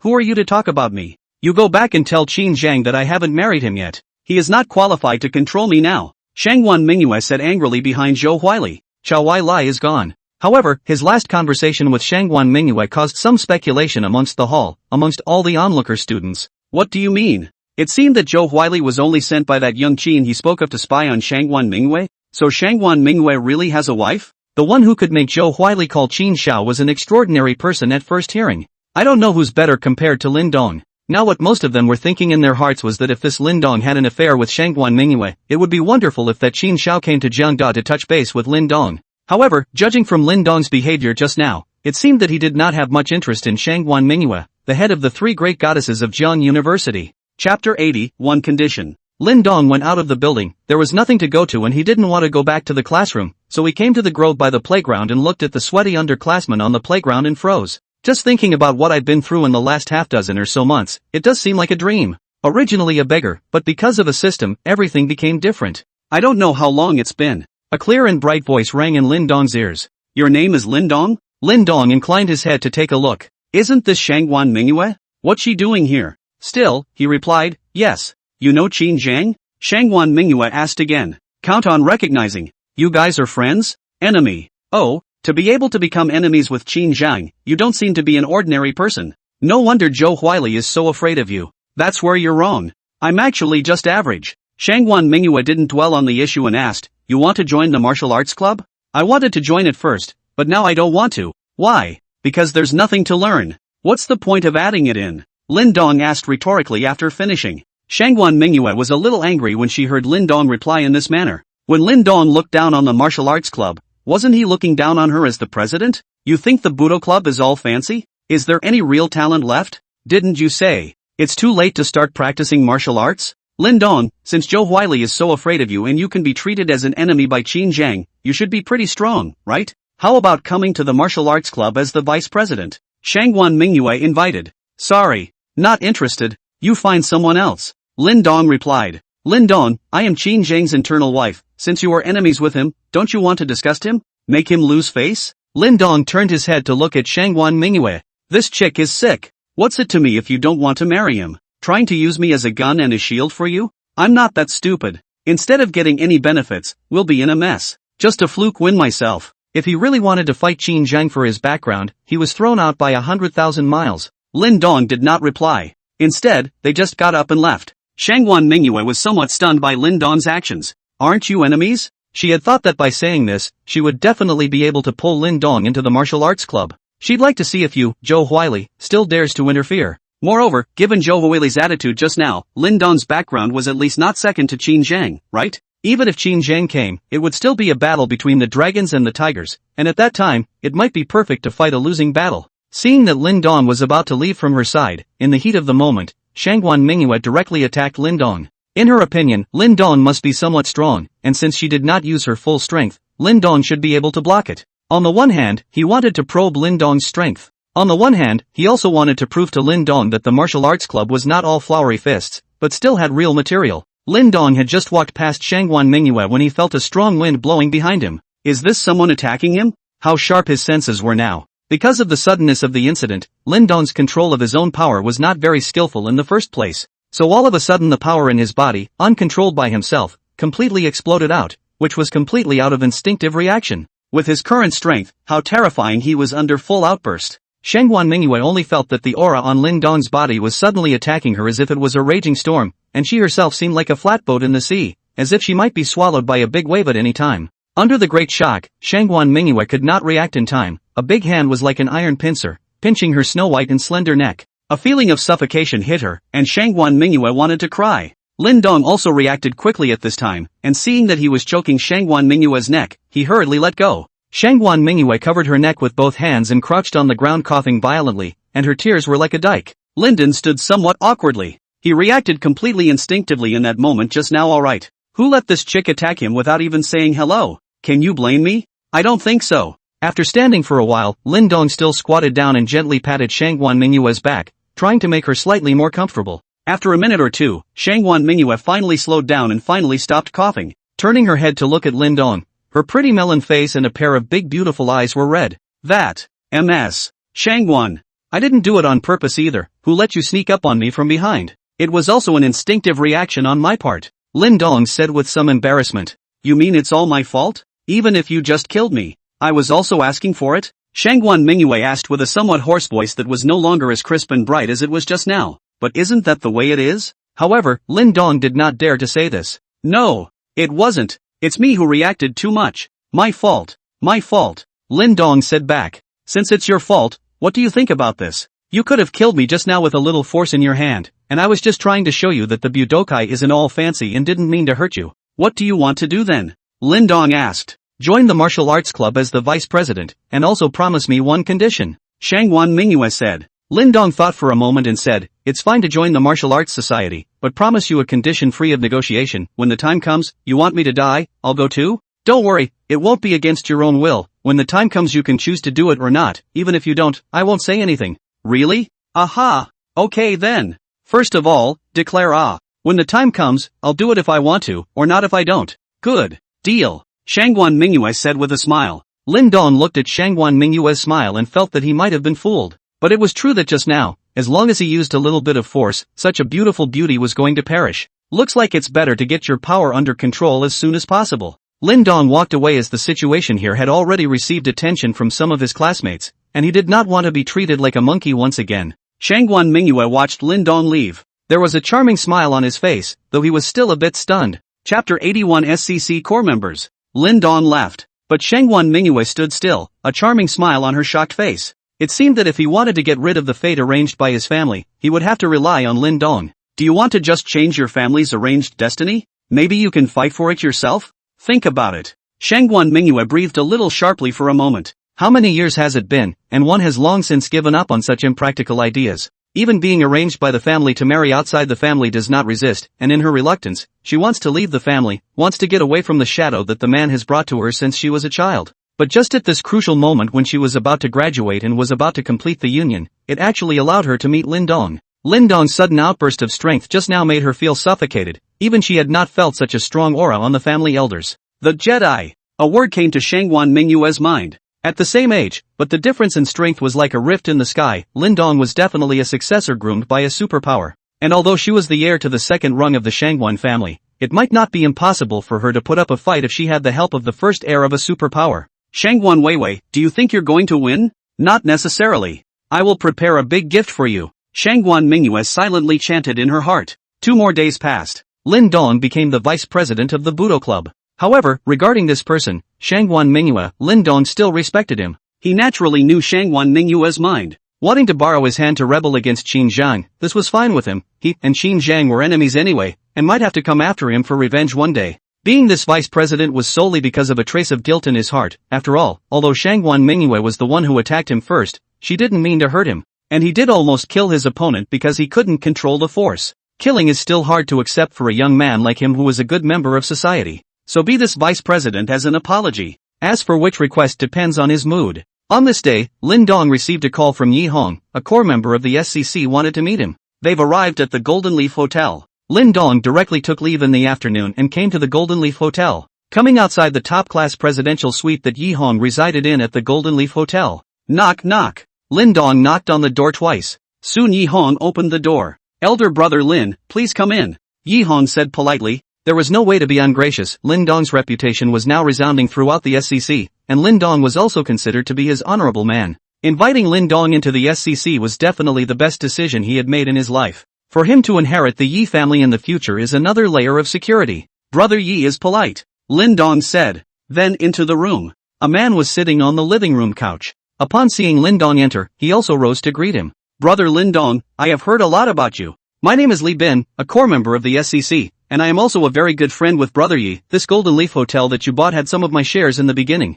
Li Bin said with a smile. At the same time, he was looking Lin Dong up and down. Young. Too young. It was completely unexpected that it was this young man in front of him who was able to whisk Qin Zhang out of Zhangcheng in disgrace. Moreover, the fact that Qin Zhang, who had suffered a great loss, had not moved until now was enough to see how terrifying this young man was. You're welcome, Brother Li, Lin Dong said as he also sized up Li Bin. About early 30s. Warmth and elegance. A look of humility. Definitely a young lady killer type of guy. Lin Dong did not feel the oppressive aura of a higher power from him, but rather it was like a fresh breeze on his face, a very comfortable feeling. The three were seated. Li Bin poured a cup of tea for Lin Dong and said, "Brother Lin Dong, how about savoring this tea?" Lin Dong was also embarrassed to refuse, end up gently sip, feel the tea in the mouth, some back to sweet, and some fragrance. Not bad, Lin Dong said in a pretentious manner. He can sip a load of tea. He learned it all on TV. He was a beggar who spent his vacations in part-time jobs, or had he ever drank such high-class tea? Black tea, green tea, such drinks are drunk, feel similar, not much difference. If this were to let those tea ceremony masters know what was in his heart, they would probably vomit blood in anger. This tea is not ordinary tea, the country's annual production is not much, can drink to the absolutely are big shots. Not bad, right? Speaking of which, it is also thanks to Brother Lin's favor that I can drink this tea today, otherwise I would rarely have the opportunity to drink it. This is something that Big Boss knew that I was coming to see Brother Lin Dong and specially asked me to bring for you to savor. Li Bin said with a smile. Big Boss? Who? The founders of SCC? Lin Dong had some questions in his heart. But he didn't ask, since the other party was able to bring such an expensive tea for him to taste, surely it wouldn't be as simple as just mentioning a sentence. Very nice indeed. Lin Dong pretended to take 2 more small sips. Elder Brother Lin, can you tell us about that day? We're all curious as to how Elder Brother Lin made Qin Zheng suffer. Yi Hong interjected from the side. Li Bin also stopped to sip his tea and looked at Lin Dong. He did want to hear about that day, too. There's really not much to say. Lin Dong then briefly talked about the events of that day, but omitted his final snap of his fingers to shatter the sword. He always felt a little embarrassed to praise himself like that. Brother Lin Dong didn't tell the truth. Why did you leave out the most exciting part? I did hear that you caught Qin Zheng's sword with just 2 fingers, and with a snap of your fingers, you disintegrated the alloy soft sword that he had been carrying around for years. That's something that no ordinary person can do. Li Bin said. What do I have to say when I know what's going on? Can't figure these big shots out. Brother Li misunderstood. The most exciting thing should be the battle between Broken Army and that Uncle Sean. Between the two of them, I'm just adding some color at the end. Lin Dong said modestly. Li Bin didn't say anything. Johann he knows. Tiger List veteran. However, he had not heard of the Tiger ranking expert Broken Army beside Lin Dong before. The battle between the 2 Tiger Lists was truly exciting. But if he wanted to snap his fingers and shatter Qin Zheng's alloy soft sword, could Xiao Shan do it? Probably not. That's a material developed by the most advanced technology. This was the reason why they valued Lin Dong. If it was merely the entourage of a Tiger ranking expert, they would not have been so vocal and had him, a core member, personally come over to meet Lin Dong. Qin Zheng wouldn't have made no moves until now. Being so young, but with a strength that was frighteningly powerful, the background would naturally not be bad. This world didn't have any miraculous encounters in martial arts novels and TV dramas, where one could suddenly get a gongfu and practice a supreme martial art. Or getting a transmission from some senior and instantly having decades of kung fu. That's all bull ********. Strength was practiced one step at a time, and to be able to cultivate a supreme pride like Lin Dong, it was not those superpowers. Chapter 82 The Woman Who Amazed an Era. The 3 of them chatted about many irrelevant topics together, all trying to strike a good relationship with Lin Dong. With the strength that Lin Dong was now displaying, even Li Bin, a core member of the SCC, was somewhat alarmed, and he thought to himself that he did not have much of a chance of winning if he hardened himself against Qin Zheng. And he's kind of at the front of the SCC core members, most of which can't compare to the T-Sub's 8 Heavenly Kings. Lin Dong felt a little bored. He wasn't very comfortable talking and laughing with these big shots. He didn't see himself as a big shot yet, though others had. Feeling that the time was almost up, Li Bin said to Lin Dong, Brother Lin Dong, this time I have come not only to meet you, but also with Big Boss's orders. Sure enough it came. Lin Dong knew that at the beginning, Li Bin must have had an intention when he mentioned Big Boss. Oh, I wonder who the Big Boss is. And what's the matter? You know, I just joined the SCC and I don't know much about this. Lin Dong asked. Big Boss's real name is Zhuget Sangdao, one of the 3 founders of the SCC, and the one with the greatest strength and prestige. Li Bin then slowly told Lin Dong about Zhuget Sangdao's meaning. Simply put, Zhuget Sangdao wanted Lin Dong to do him a favor, but the exact content of the favor was also undecided, and the time was also undecided. It should be right after half a year. Zhuget Sangdao used to be a brother who grew up in the same courtyard with Zhao Shidao, the Tsi party's Tsi. Both were top figures in their circles, like brothers, and together they founded the T-Sub party, which was an instant hit. But the appearance of a woman completely breaks the relationship between the two. Morong Chinga, a magnificent woman. A woman who stunned an era. A woman who could make Zhuget Sangdao and Zhao Shidao, the 2 pinnacle figures of the younger generation, both fall for her at the same time. Morong Chinga was the youngest daughter of the Morong family in Kyoto, but at birth, because of congenital deficiencies, it was concluded that she would not live to be 18 years old, and was later taken away by a high-ranking person. Returning to Kyoto at the age of 22, he aroused the admiration of the younger generation in Kyoto as soon as he appeared. Even Zhuget Sangdao and Zhao Shidao, who were as popular as ever at the time, were no exception.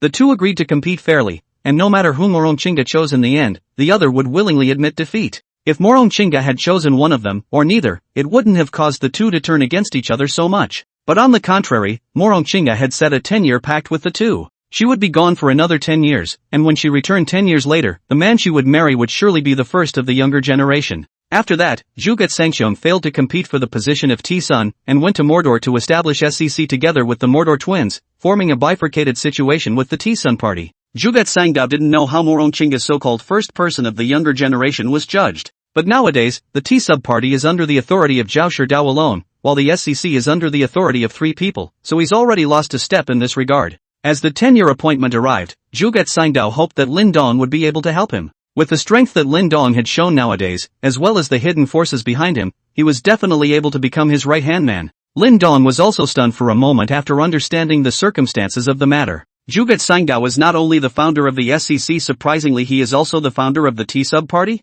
And the two big shots turned against each other over a woman? How can such a dogged plot actually exist in reality? He thought it was only in TV shows. What kind of woman can make two top bigwigs fight for her without turning against each other? Lin Dong was truly a little curious as to what this Morongchinga looked like. Is it really comparable to a heavenly fairy? Brother Li, have you seen Morongchinga? Just what kind of woman is she? Can she make the two peak figures of the younger generation fall for her and even go so far as to turn against each other? Lin Dong asked with some curiosity. Shame on me, back then I was in the Magic City. Morongchinga appeared in Kyoto, did not stay long in total, so it is a great pity that I have not seen it. Not to mention Lin Dong, even Li Bin was curious about what kind of woman Morongchinga was. Then how exactly do I help, and there is no statute out on what I should do? Lin Dong asked. Brother Lin Dong doesn't need to be nervous. Competing for the first person of the younger generation is nothing but comparing power and comparing one's own strength. Maybe at that time Morongchinga will ask for a fight between the two of them. At that time it will be the big boss's own businesses. There is no need for Brother Lin Dong to make a move,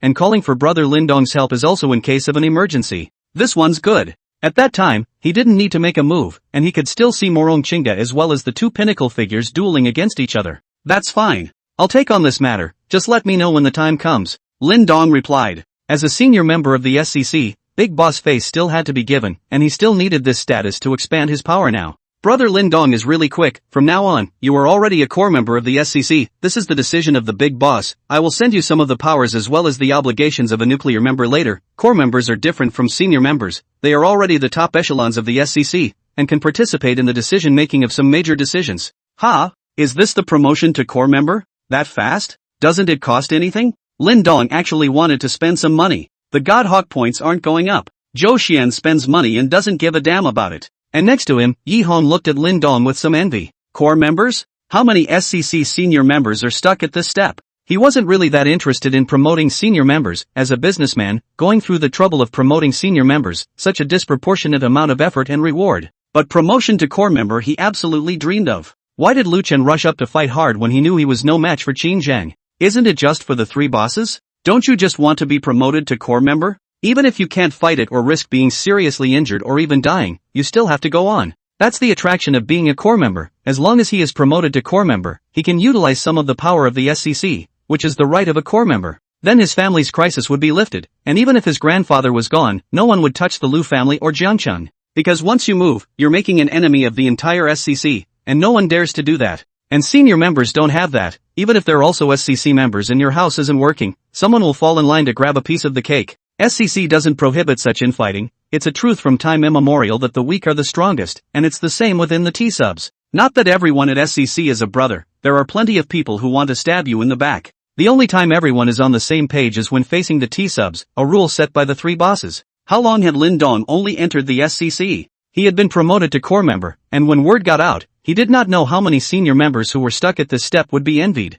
Chapter 83 Core Members. Before Li Bin left, he pulled Lin Dong into a group of only 15 people. That was the core member group of the SCC. There were 15 members in it, 3 of which were the founders of the SCC, 12 core members, and Lin Dong added in to make 13 core members. The core members are already at the absolute top of the SCC, and a lot of big things need to be voted on by the core members. The biggest difference between the SCC and the T-Sub party was that the T-Sub party was Zhao Shidao's word alone, and the 8 heavenly kings didn't dare to refute what he said. But the SCC, because it has 3 bosses, requires a core member vote when there are 2 voices for a decision. With this you can see the value of the core members. And it's not all harmony within the SCC. Lyndon just entered the group. Someone in the group just asked, Lu Mang, a native of Mordor, one of the 12 core members of SCC, and the right-hand man of the Mordor twins. Lu Mang, Li Bin, there's a new member? How come we haven't heard anything at all? Because it was Li Bin who pulled it in, Lu Mang asked Li Bin directly. Li Bin, this is the decision of the big boss, you still need to be notified in advance?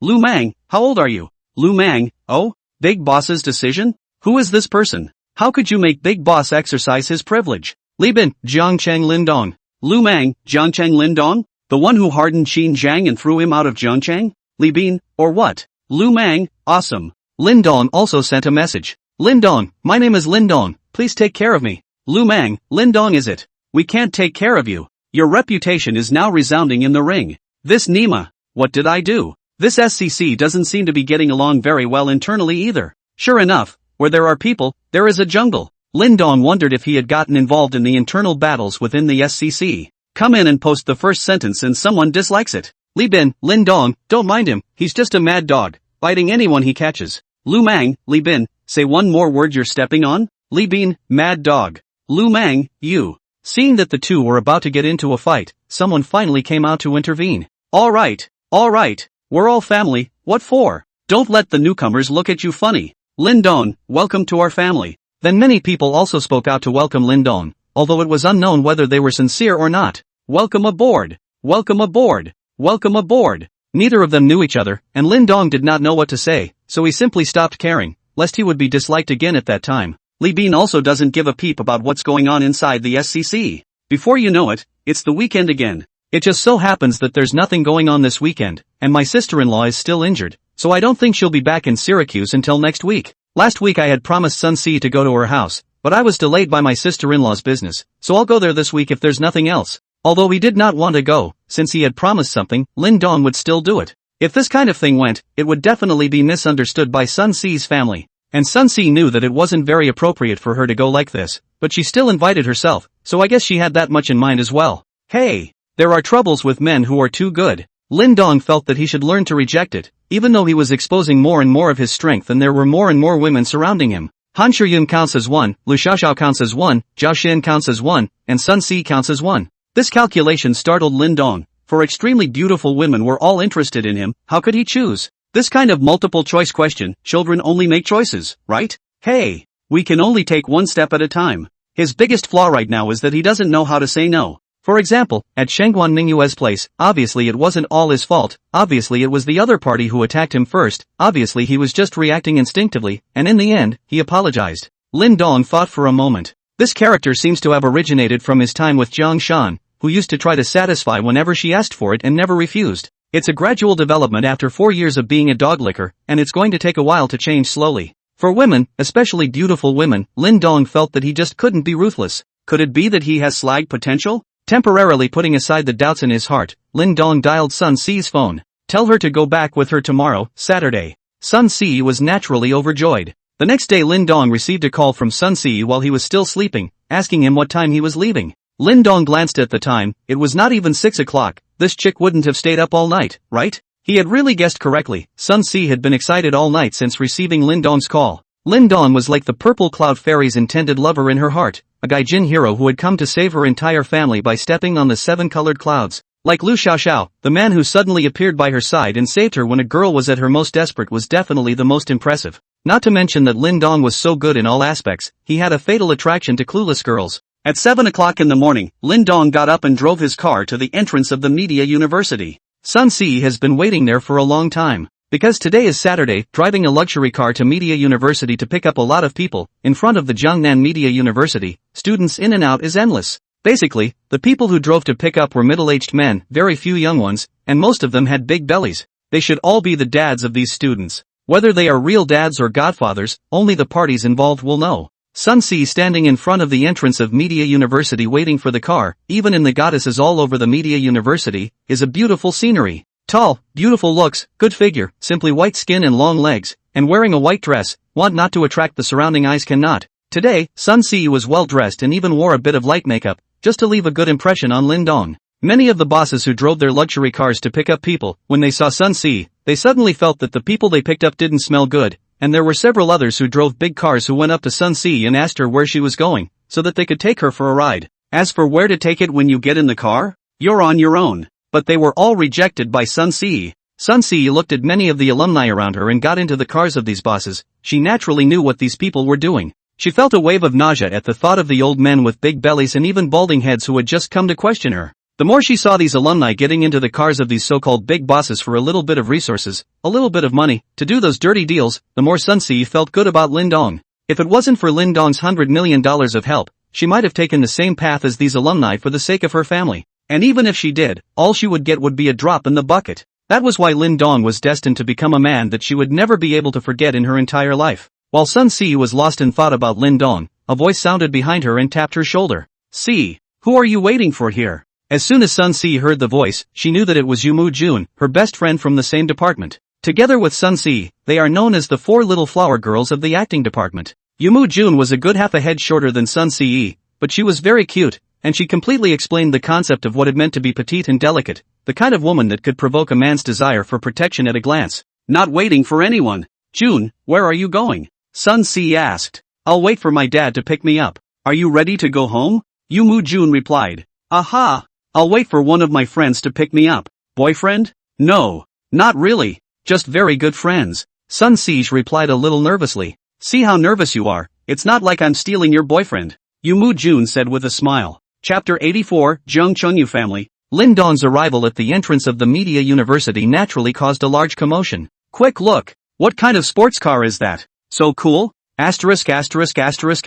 Bugatti Flying Dragon? My nigga, Jiangcheng actually has this kind of car? It's awesome. Who's this to pick up? So happy. I wish I was here to pick me up. I would love to sit in the passenger seat and be the one in the spotlight for once." "Did you come to pick up Sun Si and Yumu Jun?" "The two of them are waiting for someone there." "It's over. It's finished. My heart is going to break. Another goddess has been arched by a pig." "How do you know it's a pig?" "I think it's supposed to be a very handsome male god." Bugatti Flying Dragon's power is not ordinary. Compared with the Bugatti Flying Dragon, those gates parked in the Big Ben and so on, the car is similar to a bicycle. The difference between a multi-million-dollar car compared to a car worth nearly $1 billion is readily apparent. Lin Dong directly parked his car in front of Sun Si and Yumu Jun. The car window fell down. "Mr. Sun, let's go," Lin Dong shouted from the car. When Sun Si saw such a cool sports car parked in front of her, she thought that it was another one of the bosses who came to hit on her, and she did not react to the fact that it was Lin Dong until he called her. Lin Dong was able to casually take out $100 million to help her family through a difficult time, and driving a car like this was the right thing to do. "Oh, here comes." Sun Si was about to get into the car when she was pulled by Yumu Jun's hand, and then Yumu Jun herself plopped down in front of the passenger window. "What's your name? Are you CE's boyfriend? Why haven't I heard CE talk about you before? How long have you been together?" Yumu Jun asked curiously at Lin Dong. Lin Dong took a look at a cute-looking girl lying on the passenger window and asked him several questions in a row. "This student, I'm good friends with Sun, and I'm going home for the weekend, so I'll take her on the way." "A good friend? I know what you rich kids are thinking, let me tell you. CE is my Moonmu Jun's best friend. If you dare to bully her, I won't spare you," Yumu Jun said, and even took out her cat paw-sized fist and raised it. "Jun, we're really just very good friends," Sun Si said as she pulled Yumu Jun behind her. "Alright, I won't bother you guys anymore. But CE, as a girl you still need to learn to protect yourself. Before you get to know each other, you must hold the bottom line, okay?" Yumu Jun said to Sun Si. It was a little awkward how that came out of a petite, cute girl's mouth. Sun Si made a big red face at Yumu Jun's words.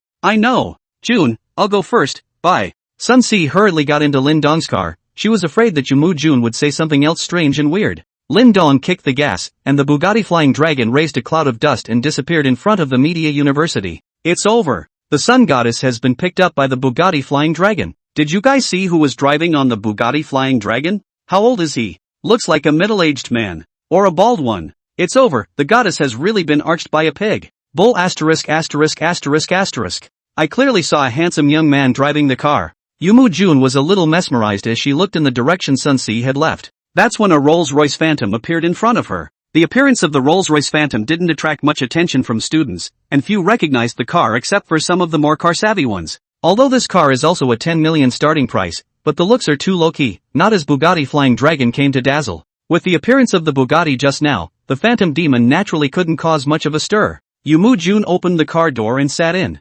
Inside the car sat a middle-aged man in his 40s. "Dad!" Yumu Jun shouted. "Aha! Jun, do you know the owner of the car just in front of you?" Yumu Jun's father, Yu Chuanxion, asked. "I don't know, but my bestie does. I think it's her new boyfriend." "What's going on, Dad? Do you know him? Is he a scumbag? If so, I can't let CE jump into the fire pit. Yumu Jun said. Not recognizable. But I would like to get acquainted. When will you invite your best friend and his boyfriend out for a meal together? Yu Chuanxiang said. What's the point of knowing him? Isn't he just a rich second generation? Yumu Jun asked with some doubt. Junjun, you can't just look at the surface of everything. That car is not simple. Limited edition Bugatti Flying Dragon. Only 8 units sold worldwide. And the price is now over $80 million.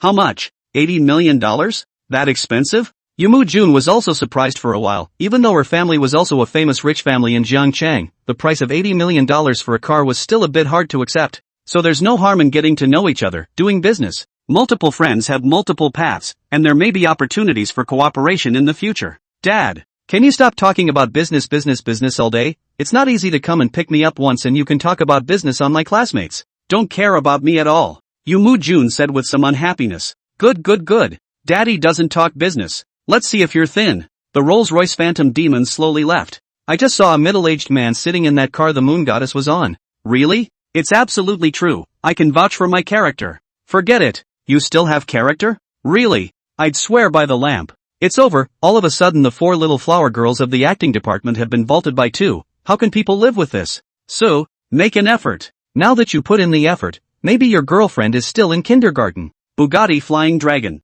Lin Dong, don't mind her, she's my best friend called Yumu Jun, she usually likes to joke around. What do I mean? Do I look like that kind of narrow-minded person? Lin Dong smiled back. Lin Dong, thank you for accompanying me home today. And thank you for lending me that $100 million.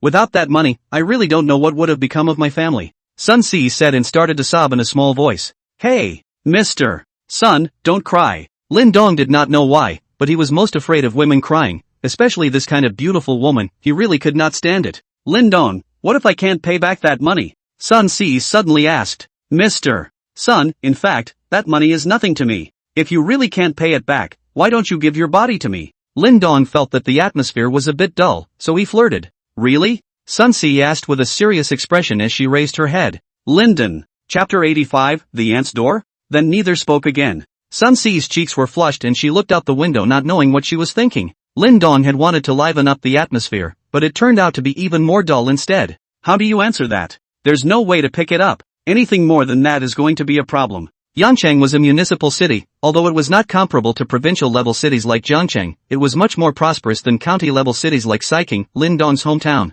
In a little more than 2 hours, Lin Dong arrived in Yangchang, but because it was the first time he had visited the door, he felt that it was really a little bad to be empty-handed. Lin Dong drove around and bought many more things in Yangcheng before he followed Sun Si's guidance to her neighborhood. Sun Si's family lived in an upscale neighborhood in Yangcheng, and because of Lin Dong's injection of $100 million, Sun Weicheng had paid back all the money he owed, so he lived back in his original house. Entering the neighborhood, Lin Dong's car also caught the attention of the 2 security guards in the security room. Although they had not seen Lin Dong's car before, they did not stop Lin Dong but simply let him pass. Brother Zhang, this car doesn't seem to be from our neighborhood, does it? Aren't we going to inquire and register it? A young security guard asked. Xiao Chun, you're new here, you need to have eyesight in this business. I'd also like to ask Brother Zhang for guidance. Come on, Brother Zhang, smoke. The young security guard was obviously new to the area. The older security guard took the cigarette, inhaled a mouthful and said, I'll tell you today, in order to do a good job of this job, Zhang, I have specially learned to recognize the car. We are a high-grade district. More than 500,000 of the car I am directly released, only 500,000 of the following car I will go up to register.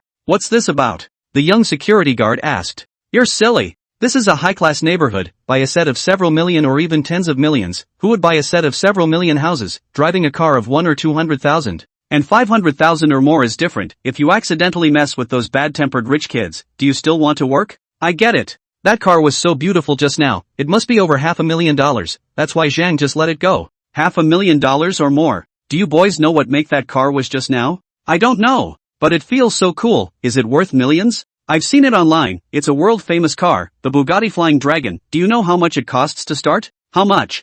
$30 million. The older security guard stretched out 3 fingers and gestured. How? Much more? The young security guard asked with his mouth wide open. He was obviously shocked by the price. $30 million for a car? It was beyond his imagination. $30 million. That's just the starting price. Some limited edition models are at least $50 million. How's that? Scared? Who dares to stop this kind of car? If you meet a good-tempered person, you'll be scolded lightly, and if you're given 2 slaps, you'll have to endure it, and you might even lose your job. Yes. Brother Zhang is right, little brother has been taught. I'll ask for more care from Brother Zhang in the future. Come on, Brother Zhang, smoke. The young security guard said and handed over the whole pack of cigarettes together. After parking the car, Sun Si led Lin Dong into one of the buildings and then took the elevator to the 22nd floor. Sun Si had called back yesterday after receiving Lin Dong's call, so her parents should be at home now. Walking to the door of her house, she took out her key and opened the door. After entering the door, Sun Si froze. What's going on here? What's with all the people? Lin Dong followed behind Sun Si and froze even as he entered the door. I only saw about 10 people sitting in the living room of Sun Si's house chatting, and there were also some in the kitchen that were also emanating voices. These people are the Sun family better relatives, what uncle aunts and uncles and so on all gathered today. Ce is back. Sun Weicheng, Sun Si's father, stood up from the sofa to welcome Sun Si and Lin Dong when he saw them, and the place where he was sitting happened to be facing the entrance hall. Dad, what are you doing? Sun Si asked. Sun Weicheng did not answer his daughter's question, but said, this is Lin Dong, right? Come in and have a seat. Just come. What's the point of buying so many things? There is no shortage at home. Hello uncle. Lin Dong shouted. Sun Weicheng casually sized up Lin Dong. Very nice chap. Polite, not bad looking, and his family's condition is even better, and he doesn't have the arrogance of those rich kids. Lin Dong carried the gifts and followed Sun Weicheng to the living room, leaving only Sun Si standing in the entrance hall, her thoughts a little messy. She probably guessed what her parents meant. Definitely thought that Lin Dong was his boyfriend, and of course he said so himself. Knowing that he had brought Lin Dong back today and called these close relatives over, on one hand, he wanted them to meet his daughter's boyfriend, and on the other hand, there was no lack of showing off. After all, for Lin Dong to be able to take out $100 million so readily to help their family was not something that an ordinary person could do. Sun Si walked into the hall in a mute manner. She was still wondering how to explain to Lin Dong. Originally, he had thought that it was just his parents and his sister having a meal with Lin Dong to show their appreciation, but now so many people had come. Will Lin Dong be upset? Will he get mad and leave?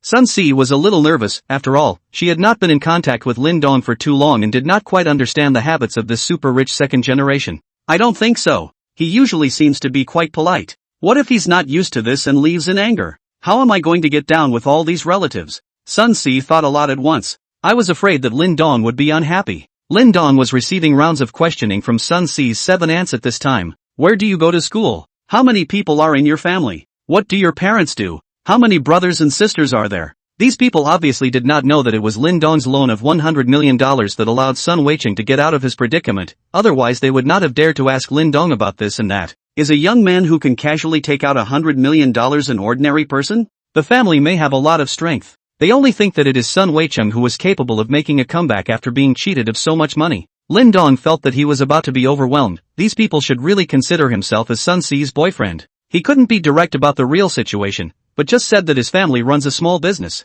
Hearing that Lin Dong's family is a small business, these people are a little bit lack of interest and somewhat look down on Lin Dong. Their Sun family is a big business. Small business in their view is just some fruit stall, a kiosk or something. There is no way to compare with their Sun family. Lin Dong was trying to climb the big tree of the Sun family. Lin Dong took the time to glance at Sun Si and realized that Sun Si was also looking at him, but her eyes were somewhat pleading. Lin Dong laughed bitterly in his heart for a moment, but continued to be interrogated. At this time Sun Si's younger sister Sun Si-ing's room door opened, and one after another, 5 or 6 young people came out from inside. The older ones were 17 or 18 years old, and the younger ones were only 12 or 13 years old. These are Sun Si's cousins, and cousins. Sis! Sun Si-ing shouted. Sister Si! Sister Si! Several others shouted back. Sun Si also responded to them one by one. These people came out and looked at Lin Dong with curious eyes. Fortunately, Sun Si's house was big enough. The living room was 50 to 60 square feet. Even if close to 20 people gathered in the living room, they didn't feel crowded. Chapter 86, Playing with Fire Again? Sun Weicheng nodded secretly as he watched Lin Dong face the inquiries of so many people without the slightest hint of impatience. Although Lin Dong had lent their family $100 million to tide their family over, if Lin Dong was an uneducated, arrogant and ignorant second-generation rich man, Sun Weicheng really did not want to give his daughter to him. After all, this is related to the happiness of his daughter's life, but he has no way to quickly return this $100 million to Lin Dong, and his heart is also very torn in case Lin Dong is really an uneducated rich second generation. What to do? Fortunately, seeing Lin Dong's performance now was still very satisfying. A super rich second generation being able to face so many people's inquiries and still be able to answer them one by one in such a modest and decent manner. It proved that Lin Dong's character was still very good, and he was relieved. Linden said he was tired. Very tired. If he had known it was going to be like this, he wouldn't have come at all. Those who had not been exposed to it did not know the power of these 7 great ants, and Lin Dong felt that he was not this tired even if he fought with Qin Zheng again. Each of them had one sentence for you and one for me, and Lin Dong only felt his head buzzing. The key, these people also worded some of them to look down on him, making him a bit helpless. I wish I could tell them. I'm actually the richest man in the world. But no one would believe it if they said that. After easily surviving the rounds of bombardment from these people in the living room, 4 or 5 middle-aged women came out from the kitchen and began to greet everyone in preparation for dinner, before starting a new round of bombardment at Lin Dong. A meal was eaten as if Lin Dong was sitting on pins and needles, and everyone was taking care of this grand aunt of the Sun family. A toast to the toast. Clip the dish for the clip. Sun Si could not help but be a little smitten as she watched Lin Dong smile in the face of her own relative Siege at the other table. How great would this scene be if it were real? She really wanted this to be true. Lin Dong is really her boyfriend. Then she would be the happiest woman in the world for the rest of her life. Finally finished a meal. Lin Dong did not feel drunk at all even though he had been toasted a lot because his physique had improved. On the contrary, the people on the table who had given Lin Dong a toast had been drunk by Lin Dong for the most part. In the afternoon, Lin Dong was originally ready to leave, but because of the wine, the Sun family was adamant that Lin Dong would not be allowed to leave. Having no choice but to pretend to be somewhat drunk again, Lin Dong was finally taken to Sun Si's room to sleep for the afternoon. He was genuinely afraid that these people would do it again in the afternoon, and then he was really going crazy. In the evening, Lin Dong was called up by Sun Si and said that it was time for dinner. Lin Dong got up and realized that there was no one left in the house except for him and Sun Si. I've booked dinner at the hotel tonight, they've already gone over, it's just the 2 of us left. Sun Si said. Then let's go as well. Lin Dong said as he was about to go out. Lin Dong. Sun Si suddenly called out. HM? Lin Dong turned his head to look at Sun Si. Thank you for today. Sun Si whispered. Thank me for what? I should be thanking you, your family is very warm, and it's a home-cooked meal that I rarely get. Lin Dong said with a smile. I know you are comforting me. A rich kid like you should be very unaccustomed to being surrounded by people asking questions like this, right? And they also look down on you. But you put up with it all for me. I really thank you. Hearing Sun Si say this, Lin Dong was also a little embarrassed. That is actually nothing, Mr. Sun, we are friends. Friends should help each other. Sun Si hugged Lin Dong from behind, as she was also 5 feet 2 inches. She leaned her head on Lin Dong's shoulder and sobbed, Lin Dong, why are you so nice to me? What if I really like you? Lin Dong felt Sun Si's softness and was a bit distracted. Sun students, don't be like this. Lin Dong hurriedly said, fearing that he would not be able to control it. Han Shuryun had ruffled his feathers last time, delayed by his sister-in-law's affairs, and now Sun Si? I'm not a willow, okay? Why do you all like to play with fire like that? Lin Dong, let me give you a good hug, okay? Don't say a word. Just let me hold you quietly like this. Hearing Sun Si say this, Lin Dong's fire also started to slowly drop. He did not say anything and just quietly felt the heat that Sun Si's body brought to him. After about 10 minutes, Sun Si let go of Lin Dong and wiped the marks on her face. Thank you, Linden. Let's go. My dad and the others should be waiting anxiously in a while. Sun Si walked to the front after saying that. Lin Dong, on the other hand, bitterly laughed as he followed behind. After getting downstairs, Lin Dong drove Sun Si to the hotel, which was the only 5-star hotel in Yangcheng.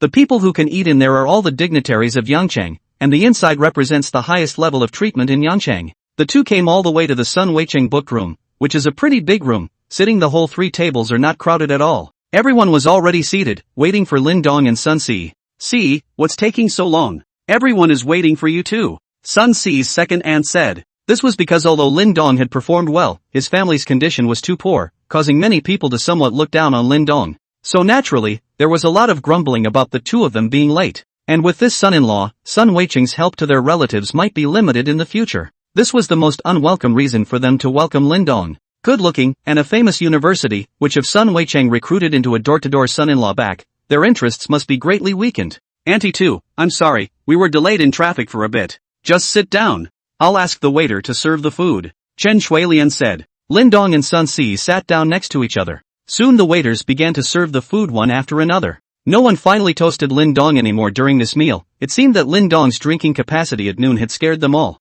And everyone had a great time eating. Halfway through the meal, Sun Weicheng stood up with his hold on the wine glass and said, this cup of wine today, I want to toast Lin Dong. Lin Dong also hurriedly stood up with his wine glass and said, Uncle is polite, I will toast you with this glass of wine. Lin Dong, sit down first and wait for me to finish my sentence. I think we all know about my son Weicheng being cheated some days ago, and I was able to rise again so quickly thanks to Lin Dong's help. If it wasn't for Lin Dong's $100 million, I don't think that I, Sun Weicheng, would have had the chance to get up again in my life, so I have to toast you with this glass of wine, Lin Dong. It was you who saved our family, thank you. Chapter 87 Unwelcome Visitors. As soon as Sun Weicheng's words fell out of his mouth, the room was silent. Everyone looked at Lin Dong in shock, their faces filled with disbelief. How could they not believe that it was Lin Dong who had offered money to help Sun Weicheng tide over his difficulties? And it's up to $100 million? These relatives of theirs, they have been relying on Sun Weicheng for a small amount of money over the years. The more resourceful ones already have 3 or 5 million, and even the worse ones have a couple million. But $100 million is astronomical to them. Does Sun Weicheng's entire fortune amount to $100 million? Guess that's bad enough. Some days ago Sun Weicheng was partners to cheat the matter. They also have some understanding, but also actively trying to find ways to help. After all, Sun Weicheng collapsed. Their days are not good. We are all glory, loss. And this handsome-looking, courteous college student Lin Dong in front of him was able to take out $100 million to help Sun Weicheng? How old is he? It looked like 21 or 22, I think. Being so young and having $100 million in your hand is basically impossible to earn on your own. It can only be from your family. The family can take out $100 million of funds to their own children at any time, without even asking for the use of it. Then this family, how thick is the family background in the end? Is this what Lin Dong's mouth says, that the family runs a small business? If you call this a small business, what are these people? Scavengers? A few of the people who had sneered at Lin Dong at noon had their faces reddened with embarrassment. They were even worried that if Lin Dong became the Sun family's son-in-law, their own interests would be cut. It's simply ridiculous. A rich kid with a family like that would come to be a son-in-law? Moreover, if the Sun family can marry with such a super family, their relatives will also be benefited, won't they? Maybe they might, one day, be worth millions of dollars by relying on Lin Dong and Sun Si. At this instant, everyone's gaze towards Lin Dong changed. It's gone from disdain and mockery to pandering. That's the power of money. Lin Dong had changed in their eyes from a beggar who wanted to lean on the big tree of the Sun family to a big tree that even the Sun family wanted to lean on. The status changed naturally. At this time, Lin Dong also said in a very pretentious manner, "Uncle, you don't have to be polite, CE and I are very good friends, and $100 million is actually nothing to me." The scene was a little numb. To be able to talk about the feeling of $100 million as $10,000, it was probably only a super rich second generation like Lin Dong. This 100 million, it may not mean much to you, but it means a lot to our Sun family. Without this 100 million, our Sun family would have fallen from a sinking ship, and everyone here should be grateful to you. Sun Weicheng swept a glance at some of the people sitting here and said, he had seen all of these people's attitudes towards Lin Dong today, and the reason why he had not spoken out to dissuade them was to see how these people would react when he told them the truth. How dare you look down on Lin Dong? They didn't even think about it. If it wasn't for Lin Dong's help, would they still be able to sit here and eat so happily? Go home and cry. Right.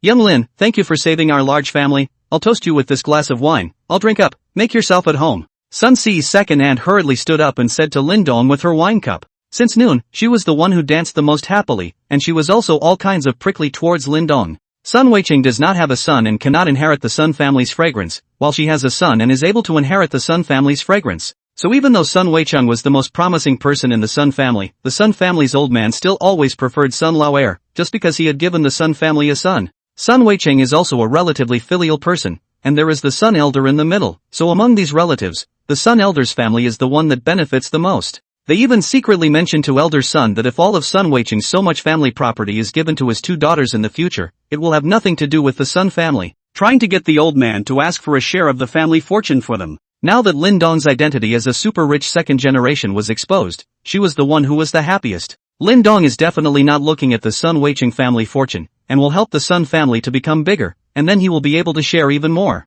Maybe one day her family could have hundreds of millions of dollars in assets, and then she wouldn't have to work so hard. How nice to be a rich wife. Thinking of this, she also looked at Lin Dong with a smile on her face, just like a mother-in-law looking at her son-in-law. The more she looked at him, the more delighted she became. Shaolin, thanks to your generosity, it's only possible for our Sun family to rise again. I'll toast you with this glass of wine as well. I'll drink. Make yourself at home. The adults at the 2 main tables basically toasted Lin Dong one by one. The most basic is the change of address. At noon, they were still calling Lin Dong or Shaolin, but now they were all called Lin Xiao. Moreover, at noon, each person toasted Lin Dong with a glass of wine, and Lin Dong all had to finish it before they would give up. But now, basically, they were all drying themselves, and they did not dare to say anything if Lin Dong casually drank a little or did not drink. This is a shift in status. The meal continues. Lin Dong had become the centerpiece of the meal. Everyone was respecting Lin Dong consciously or unconsciously, and as long as he liked to eat something, the dish would stay in front of Lin Dong for a long time. The meal was well received by the guests, and towards the end of the meal, the door was pushed open and everyone had thought it was the waiter. but a gruff voice rang out, clearly not in tune with the waiter. Mr. Sun, so you're here? I've really looked for you. When Sun Weicheng heard this voice, his face turned ugly for a while. The visitor had a fierce look and was followed by a few minions, obviously not a good person. After coming in, he slapped on Sun Weicheng's shoulder with such force that the chopsticks in Sun Weicheng's right hand fell to the ground. Lu Cheng, what are you doing? Today is our family gathering, don't make trouble here. Sun Weicheng said angrily. Me messing with you? You finished our business long ago, why would I still trouble you? You're rich now, you've risen again, and you're known far and wide as Mr. Sun again, what? Can you not put me in your eyes like this? Lu Cheng narrowed his small eyes and said. Lu Yon, this is between you and Yang Xiaoming, it has nothing to do with me or the company. Sun Weicheng said. Yang Xiaoming is Sun Weicheng's former partner, rolled up all the company's property, and even borrowed a lot of foreign debt in the name of the company. These money Sun Weicheng is already paid off, after all, is borrowed in the name of the company, he is now still the company's legal representative, so this money should be his return, only to blame him for not knowing people. But the dispute with Lu Cheng is a loan between Yang Xiaoming's private and him, which is not to be found on Sun Weicheng's head, according to reason. And Lu Cheng now cannot find Yang Xiaoming, can only find his former company, find Sun Weicheng, he is also a famous local snake. There are a lot of minions below. These days, every day, there are people in Sun Weicheng's company to make trouble, to Sun Weicheng to pay back the money. Sun Weicheng police, they left, the police left and came back. As the saying goes, it is better to offend a gentleman than a villain. This is what it means. Lu Cheng is not tired of pestering, and Sun Weicheng is helpless. He also thought about paying back the money, but Lu Cheng not only wanted $500,000 of principal, but also lionized $1 million of interest, totaling $1.5 million. Sun Weicheng then extinguished the mind to give money to the matter. Lu Yong, such a person, once he gets the benefits, will be like a cat that smells fishy, stick up and do not want to get rid of. Chapter 88. How about being your son-in-law? Mr. Sun, it's meaningless for you to talk like that. Yang Xiaoming and you are brothers, and also shareholders of your company, and now that you have risen again, who knows if the two of you are combining to pit me? Lu Cheng said. Lu Cheng is actually aware of the fact that Yang Xiaoming rolled away the company's money, which is basically impossible to be false. But he's got to find a scapegoat. What else would he do with his money? It just so happens that Sun Weicheng's company has suddenly made a comeback, so he aims at Sun Weicheng. Lu Cheng, don't be a scoundrel here. Yang Xiaoming rolled up all of the company's property. I've already called the police have already filed a case. You can go and ask to see if we're screwing you over. I don't care about this, I just want the money. If you don't pay, I'll go to your company every day and see if you have more time or I have more time. Lu Cheng said as his eyes swept the people present. The moment he saw Sun Si, Lu Cheng's tiny eyes could no longer stay away. Too beautiful, the body is also good to the explosion, although sitting, but also can see the height is definitely not less than 1 meter 7. He had played with many women over the years, but none of them could catch up with Sun Si, not even a third of them. His greatest passion in life was women, all kinds of women. The moment he saw Sun Si, Lu Cheng decided that he must have this woman. Lu Cheng, don't go too far. Lu Cheng didn't pay any more attention to Sun Weicheng, but left him behind and walked around the table to Sun Si's side. This young lady. I wonder what's your name? My name is Lu Cheng, and I would like to make friends with you. Sun Si didn't say anything, but it could be seen that she was still a bit nervous. The crowd present also dared to be angry. Lu Yong is a famous snake in Yangcheng. Anyone who offended him did not have a good ending. Sun Weicheng couldn't do anything with him, let alone the rest of them. Pop. Sun Weicheng shot up at this time, pointing at Lu Cheng and said, Lu Cheng, don't go too far. If you dare to touch my family, I will definitely die with you. Sun Weicheng was also furious. How did he not know Lu Cheng's habits? The other party actually tried to get their hands on his daughter. This was something he absolutely could not tolerate. If he can't even protect his own family, what's the point of him being a man? And future son-in-law Lin Dong is still watching. As for letting Lin Dong help, he hadn't thought about it. Even if Lin Dong was a son of a great family, that was still beyond his reach. This wasn't his family's territory, so his family's hand couldn't reach over, or this was a bad rule. Lu Cheng ignored Sun Weicheng's threat and narrowed his small eyes with a faint smile. Oh, family member? So she's your daughter? Mr. Sun, I didn't expect you to have such a beautiful daughter. Why didn't you say so earlier? Why would we have gotten to this point if we had said it earlier? As for the threat in Lu Cheng's mouth, he didn't take it to heart at all. A fish out of water? Who are you, Sun Weicheng, to fight me to the death? You're nothing more than a small business owner with a small fortune. There are a lot of people like that in Sheepshead. But how many people like him, Lu Cheng, are there in the whole of Yangcheng? Yangcheng underground world, Lu Cheng does not say a hand in the sky, but at least can be ranked in the top 5. Sun Weicheng such a person he is not even in the eyes. He had ways to put the other side in their place, unless they didn't want to hang out and go town anymore and moved their families. Sun Weicheng took 2 deep breaths and said, Lu Cheng, I'll give you the money, just the amount you said, please leave immediately. However, Lu Cheng was unmoved and said with a smile, Mr. Sun, now I don't want money, if you pledge your daughter to me, I guarantee that I will make your company run smoothly in Yangcheng and sing all the way up. How's that? You. Sun Weicheng was speechless with anger. You keep this up, we're going to call the police. Sun Si's mom, Chen Suelian, said. After that, he took out his cell phone and was ready to call the police. If you dare to call the police, I guarantee that your company will never be able to open in Yangcheng, do you believe me? And not only will your company not be able to continue, even your place of residence will be affected. I believe you don't want to wake up and open the door every day to find a pile of feces in front of your door, right? Walking on the road also by strangers throw? Lu Chong said in a morose tone. Now Chen Suelian was also shocked. The hand that was dialing the phone stopped moving. She was afraid that her decision would affect her husband's big event. The surrounding people were also stunned. For Lu Chong, such things were not done too often. Lu Chong is very smart, he will not put you people how, as much as to make these underhanded means, surprisingly, also let him stand firm in Yangcheng. That's right, Lu Chong said as his smile returned. Lu Chong, go ahead, how much money do you want? Sun Weicheng asked as he sat down disheveledly in his seat. Lu Chong threatening him with his family is what he fears the most, his family is his soft underbelly, and what Lu Chong just said, he is really doing this to start. Even if the police cannot do anything, and did not hurt, at most, just detain for a period of time, his little brother and more, one by one cycle to come, is not a person to stand. Today, Lu Chong picked too good a time, otherwise, even if Lu Chong put a knife on his neck, he wouldn't frown because he didn't believe that Lu Chong would dare to do so. But now he has no choice but to concede for the sake of his family. I just hope that Lu Chong will not ask for too much. Mr. Son, I just said, I don't want money now, how about you pledge your daughter to me and I'll be your son-in-law. Guarantee that you will have smooth sailing in the future. Tell me if there is any hostile company, I will help you get him. No way. Don't even think about it. It's absolutely impossible. Sun Weicheng roared loudly. Oh, impossible? Mr. Son, I hope you'll still be able to talk so tough 3 days later. Then Lu Chong reached out to touch Sun Si's face. MS. Son, if you wait for me for 2 days, I'm sure your father will change his mind. Just as his hand was about to touch Sun Si's face, a strong hand squeezed his hand so that he could no longer move an inch. Chapter 89, The Tough Guy. Lu Chong was about to try Sun Si's smooth face, but he didn't want to be pinched dead center by a hand. He tried as hard as he could to move, but the hand had a death grip on him so that he couldn't move even if he wanted to. When he inclined his head, he realized that it was a young man next to Sun Si who grabbed him. Kid, you'd better mind your own business, or I'll make you eat your words, Lu Chong said fiercely to Lin Dong. Lin Dong did not say anything, but his grip on Lu Chang's hand was getting harder and harder. Lu Chong also slowly sensed that something was wrong, the hand that was being pinched by Lin Dong was becoming more and more painful, and his forehead also began to gradually sweat. Ah! Stop! Stop! Stop! Lu Chong couldn't take it anymore, the pain made him scream out. Brother Chung! Brother Chung! Brother Chung! A few juniors at the doorway saw Lu Chong being pinched by Lin Dong and screamed out, wanting to go up and help, but was called back by Lu Chong. Don't! Stay away! Several people immediately stood still. Little brother, you are still young, 1,000 million don't do anything stupid, put your hand down, today I'll pretend that nothing has been sent to happen. How about it? Lu Chong stumbled and said. It was really too painful in his hand, so painful that he could not even speak clearly, he had to concede, he even felt that the bones in his hand were going to be pinched and fractured by Lin Dong. Lin Dong glanced at Lu Chong and remained silent. Do we need to be merciful to an evil person like Lu Chong? Naturally, it's not necessary. Hands continue to increase their efforts.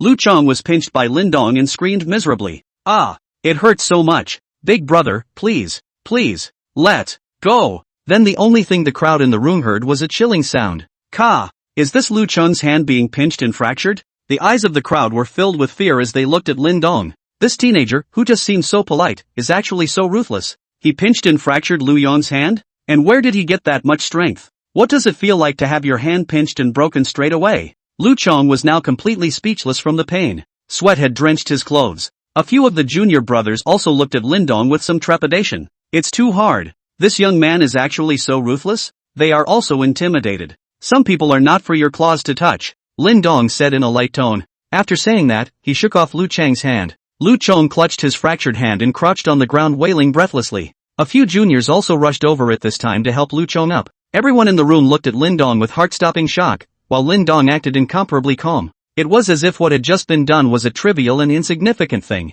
A few minutes later, Lu Chong slowed down. Hands still hurt though, but it's so much better than just now. He stared at Lin Dong with a morose expression on his face. Kid, I don't care who you are, but you're finished, in this goat city. From now on, none of your whole family will have a good time. Lu Chong, right? I'm sitting here right now, and I want to see how I'm finished. As for Uncle Sun's family, you can finish today before saying such harsh words. Lin Dong's tone was still incomparably bland, not taking Lu Chang's threat to heart in the slightest. Good. You wait for me, Lu Cheng said and took out the phone with his other hand and started dialing. He was going to call someone over, and from the way he had just acted, it was clear that the young man in front of him wasn't something that could be handled by just a few of them. But even if you're good, what can you do? As the saying goes, it's hard to beat 4 hands with 2 fists. Call 30 to 50 people, don't believe you can still beat it. Lin Dong also took out his cell phone at this time. A message was posted in the SCC group. Is there anyone in the group from Yangcheng, Jiangnan province? Because Lin Dong was already a core member of the SCC, the shift in status would be apparent in the groups as well.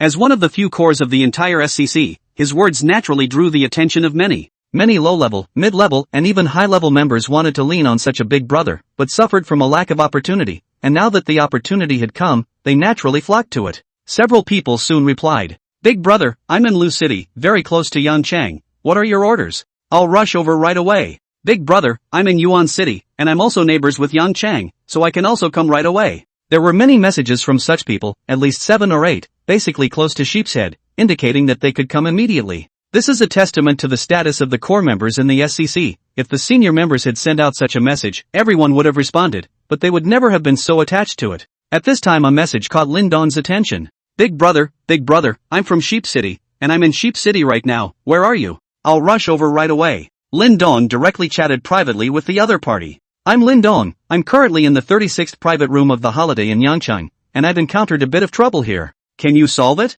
Can.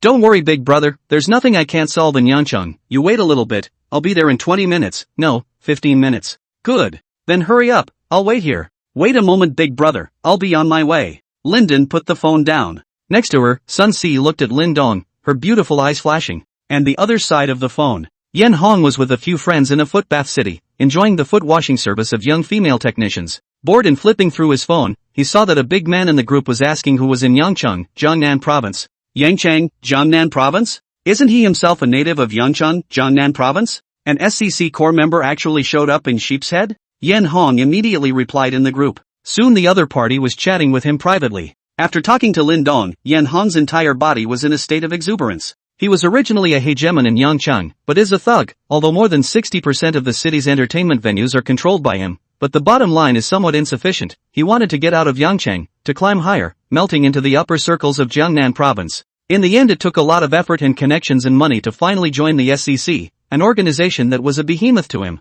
The lowest level members in here were people of his caliber, while the intermediate and high level members were even the bigwigs of provincial cities. He wanted to lean on these people, but basically no one gave a damn about him, and gradually he lost patience. It is better to come back to keep his own acreage faster. But just now there's actually a core bigwig of the SCC who needs his help in Sheep's Head? What is the level of the core bigwigs? There are only about a dozen in the entire SCC. He never expected to come into contact with such a great man. Now it was simply a chance given to him by the heavens, a chance for him to soar, and he had to make the most of it. As for Lin Dong's comment about trouble, he didn't give it a second thought. There really wasn't anything that Goat Town couldn't fix for him. He was already thinking now that after helping Lin Dong, a core member of the SCC, to solve his troubles, he should be considered an acquaintance. A little more exposure and contact and slowly you'll be able to lean on the tree. 90. Deterrent effect of core membership. Yen Hong hurriedly stood up and said to several friends who came together, "You several first play, I temporarily have some urgent matters, have to go out first." Hero. What's so urgent?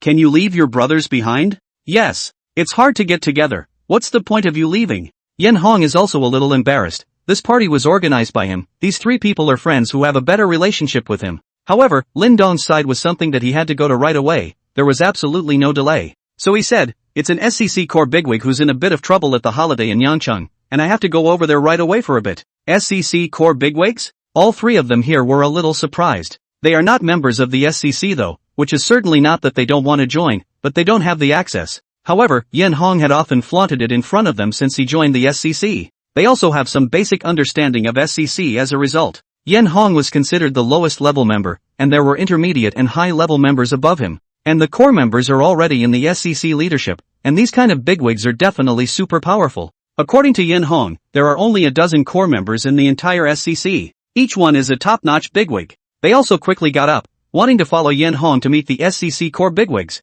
"Hero, how about we join you to meet the SCC core bigwigs?" one of them asked. Yen Hong thought about it and said, "That's fine. We have to set off quickly, we can't keep Big Brother waiting and anxious. The four of them changed together and quickly drove to the Holiday Inn. Holiday Inn, room 36. The people called by Lu Chong had already entered the room one after another. More than 20 people entered at once, and there were some people outside the door, and the whole family of the Sun family was squeezed into the corner of the private room. Two of the younger kids were so scared they were on the verge of crying. The others were also filled with worry. When had they ever seen such a battle? Sun Si's family looked at Lin Dong and were all worried about him. Right now, the entire private room was just Lin Dong sitting on the chair without moving. Lu Chong had a heartbeat after the person he had called in came in. Kid, weren't you great just now? Why don't you say anything now? Come on, show me how good you are. I'm telling you, you're finished, I'll kill you today. Lu Chong said while pointing his good one finger at Lin Dong's nose. That expression, as arrogant as it could be, the spittle from his mouth was about to spray onto Lin Dong's face. Lu Chong, how much money do you want? I'll give you the money and you take the people away immediately. Sun Weicheng stood in front of a large family and said to Lu Chong. Money? Sun Weicheng, you think that money can settle today's matter? I'm telling you, stay out of this, I'll settle the score with you later, right now I have to get this kid first. Lu Chong said with his index finger already touching Lin Dong's nose. Lin Dong did not say anything and directly reached out and grabbed Lu Chang's finger that was pointing at him and quickly wrenched it back with force. Ka! Another voice shook the room. Ah! Lu Chong screamed in pain instantly. Lin Dong was too fast. Before anyone could react, Lu Chang's index finger was broken again. It was at this time that more than 20 of Lu Chang's juniors around him reacted and were about to rush up to surround Lin Dong. A voice came in through the door. I'll see who dares to move. Hearing this voice, all those who were about to act stopped moving. Yen Hong walked in through the door with his three friends. Lu Chong was still wailing on the ground, both of his hands were now fractured, tears were coming out of his eyes from the pain, and because he was covered by the sound of his own wailing, he didn't seem to hear Yen Hong's voice. The surrounding Lu Chang's juniors consciously lowered their heads. They did not expect Yen Hong to suddenly appear here. Who is Yen Hong? Goat City 1. Nicknamed Master Hero. A person like Lu Chong is not worthy of Yen Hong's shoes, let alone these little brothers of theirs. Offend Yen Hong and Yangchang, die without knowing how to die. You are Mr. Lin, right? Yen Hong bowed and asked to Lin Dong. I am Lin Dong. You are Yen Hong? Lin Dong asked. Because the names in the SCC group are using their real names, he saw Yen Hong's name when he chatted privately. He looked up and surveyed Yen Hong, about 40 years old, quite imposing, in this Yangchang status should not be low. Yes. I am none other than Yen Hong. Yen Hong hurriedly replied. He did not dare to show the slightest disrespect to Lin Dong, the SCC core bigwig, even if Lin Dong looked young, he did not dare to take him lightly. To be able to enter the SCC core at such a young age, didn't it just show that Lin Dong had an extremely deep background? He dreamed of leaning on these super families. Look at the guy on the ground, do you recognize him? Just said he wanted to get me killed. Lin Dong said as he pointed at Lu Chong who was still wailing on the ground. Yen Hong looked at the person on the ground. Isn't that Lu Chong? Those who have gotten their start by underhanded means over the years are said to have dozens of people under their hands. Yen Hong walked over and kicked Lu Chong and said, don't scream, if you're not dead, hurry up. Or else you'll really be dead in a while. Yen Hong spoke in a flat voice, but it made all of Lu Chang's juniors present feel a chill. If you're not dead, get up quickly or you'll be really dead in a while. How does it feel so scary to say this from Yen Hong's mouth? Lu Chong endured the severe pain and looked up at Yen Hong. The glance almost didn't make him faint. Hero. Master Hero? Roll up. Yen Hong had said. I. The little one will get up at once. Lu Chong hurriedly endured the severe pain and got up from the ground. Kneel down and apologized to Lin Xiao. Lin Xiao? Lu Chong asked hesitantly as he looked at Lin Dong. Yen Hong kicked at the bend of Lu Chang's foot. Lu Chong was kicked directly to his knees in front of Lin Dong by Yen Hong's sudden kick. Apologize to Shaolin. If Shaolin forgives you, today's matter will be settled. If you don't get Shaolin's forgiveness, you know the consequences. Yen Hong said to Lu Chong who was kneeling in front of Lin Dong. Lu Chong heard Yen Hong said so, even if more stupid also know that he offended today, he cannot afford to offend people. Even Master Hong, the first bully of Yangchang, had to be called Lin Xiao, so how powerful was this Lin Xiao's background? Lin Xiao. I'm sorry, it's me, Lu Chong, who has no eyes and has offended you, please spare me. Lu Chong kowtowed to Lin Dong as he spoke. Dun. He didn't dare to knock gently, he knocked hard, and his head hit the floor with a thud. If he could not obtain Lin Dong's forgiveness today, it would be questionable if he could even walk out of Yangchang. Chapter 91, That Moment of Grace. Yen Hong watched as Lu Chong knelt in front of Lin Dong and kowtowed with a thud, casually glancing at the others in the room. This glance could scare those 20 or so of Lu Yong's juniors enough to hastily kneel down one after another and start kowtowing to Lin Dong. Knock.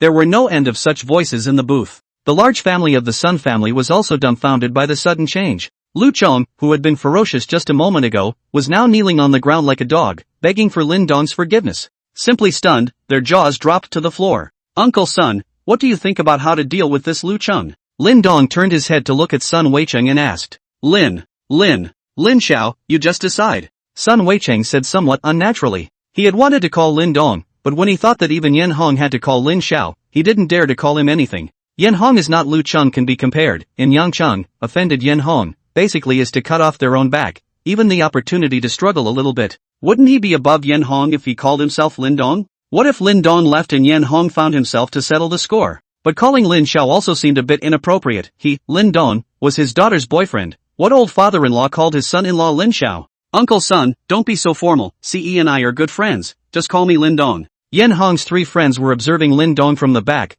They had originally come to see the top young man in his splendor, but now they felt that this top young man seemed to be just a so-so. It wasn't that different compared to them. Could it be that he hadn't seen such a character and had gone back to basics? Lin Dong casually stood up and stomped on Lu Chang's already fractured hand as his extreme spiritual power was instantly released. In that instant, everyone in the room felt a cool breeze blowing through their bodies, and their bodies involuntarily shivered. Lu Chong even fainted without even making a grunt under the double torture of body and spirit. Yen Hong and the three friends behind him also stiffened their bodies as they glanced at each other, all of them able to detect the horror in each other's eyes. In this instant, what Lin Dong displayed was the elegance possessed by a top-tier youngster, and without someone who had been in a high position for a long time, he could not release such pressure, as if a mountain was pressed on his body. Lin Dong withdrew his spiritual energy in just an instant. His main purpose was to deter. He was afraid that his position as a core member of the SCC would not be able to shock Yen Hong, so he came to this. After all, Sun Si's family still has to live in Yangcheng. Since they want to help, then help to the end. In fact,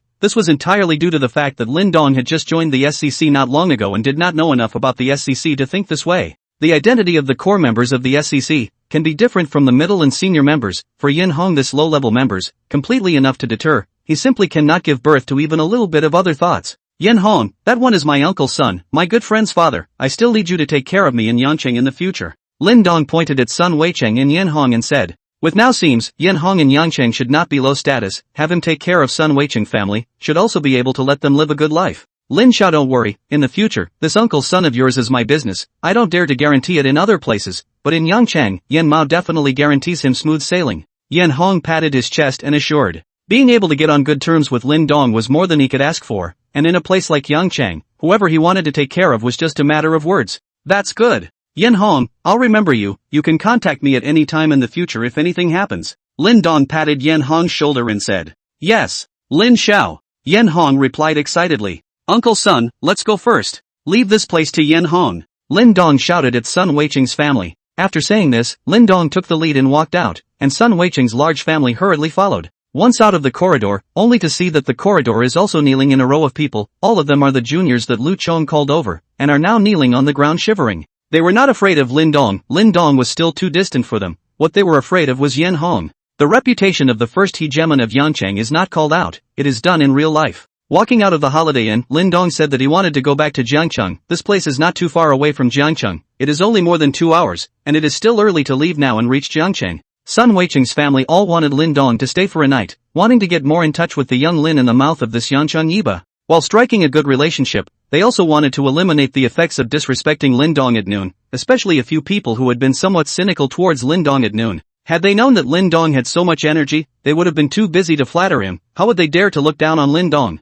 However, after what happened just now, the strength of Lin Dong's ruthlessness, they were all a little scared again, so they did not dare to go forward and pull, and could only turn their gaze towards Sun Si. Sun Weicheng also quietly pulled on Sun Si's clothes, signaling her to retain Lin Dong. Linden was ready to open the door and get in the car. Lin Dong! Sun Si shouted. HM? Lin Dong turned his head to look at Sun Si. Can you stay for a night? Sun Si said as she looked at Lin Dong with an expectant gaze. Lin Dong originally wanted to refuse, but looked at Sun Si's delicate expression and eyes full of expectation. His old habits are back. For this kind of beautiful woman who has a better relationship and treats him better, is really embarrassed to refuse. Of course this did not mean that he, Lin Dong, was a philandering, promiscuous person. On the contrary, up to now, although after breaking up with Jiang Shan, he had surrounded himself with so many extremely beautiful women, but up to now, not a single substantial relationship had taken place. The most recent one was with Han Shiyun, and if it hadn't been for his sister-in-law that night, I guess something really would have happened. But that was also because Han Shiyun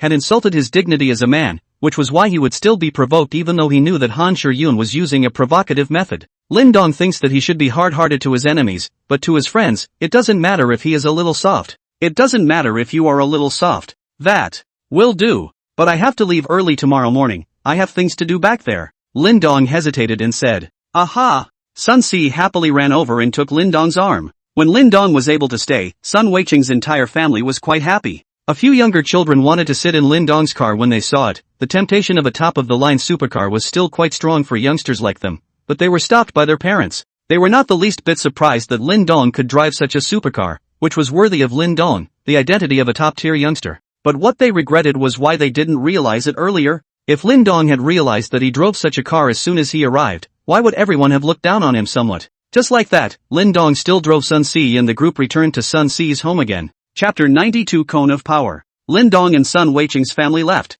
Holiday Inn's 36th private room is still left with Yin Hong and his 3 friends, as well as the unconscious Lu Chom on the ground and his dozens of kneeling minions. How does it feel? Yin Hong asked to the 3. I didn't feel much at first, but just now, the moment he got up, there was a feeling of facing a mountain. The pressure was intense. Me too, I just felt a cool wind blowing through me at that moment. This great young man seems to be very uncomplicated. No one who can become a core member of the SCC is a simple character. Let's not speculate, let's just clean up this mess. Brother hero. Don't forget about us brothers if you really get on this big guy's good side. Don't worry. If you really get hitched, you definitely won't be forgotten. Yin Hong said. Judging from the pressure that Lin Dong had just released all of a sudden, he had called himself in purely because he was afraid that people like Lu Chong would dirty his hands, right? The next day Lin Dong got up in the morning and ate breakfast and went back to Jiangcheng. Sun Si still had to rest at home for a day before going back, so he was alone on the way. There was no drama of a beautiful woman falling on her face last night, and other than the fact that some of Sun Si's relatives all complimented Lin Dong and did not leave until late at night, there was nothing else that happened.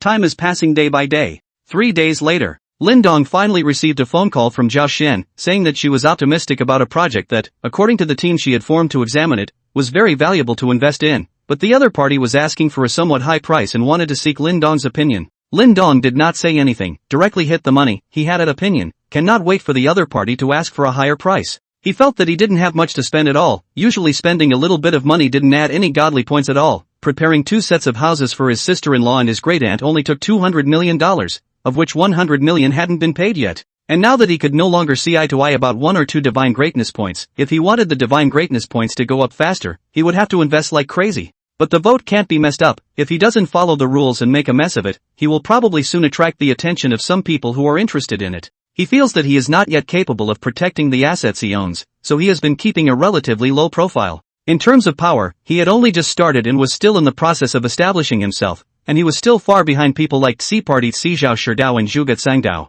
Even compared to Qin Zhang as well as Lu Chen, these people were no match at all. In terms of strength, Broken Army had said that he was only the most powerful person Broken Army had ever seen in the younger generation, which meant that there were still a lot of the older generation that could defeat him. That's why he wants to cultivate his own power. His ideal is when one day, the world's top 1,000 companies, there are 800 of them, he has not low shares on the line. When the time comes to throw up your arms, the global economy will shake 3 times. How awesome! How bossy! As for why Zhao Xian was chosen for such an important position, one is because he was originally a beggar. There is simply no one around who can have such an ability, and from the contact, Zhao Xian, he is still more valued. Competent. There's the bottom line again. Another reason was because after going through Zhou Xian's family to look for her, he learned something about Zhou Xian as a result. She is definitely a person who knows how to repay her. Even if her parents were so harsh to her since she was a child, she still thinks of her family after she earns money, and apart from sustaining her own life, she barely saved a penny after working for so many years. For Lin Dong, ability was secondary because it didn't matter to him if he made money or not. He already had an endless amount of money anyway.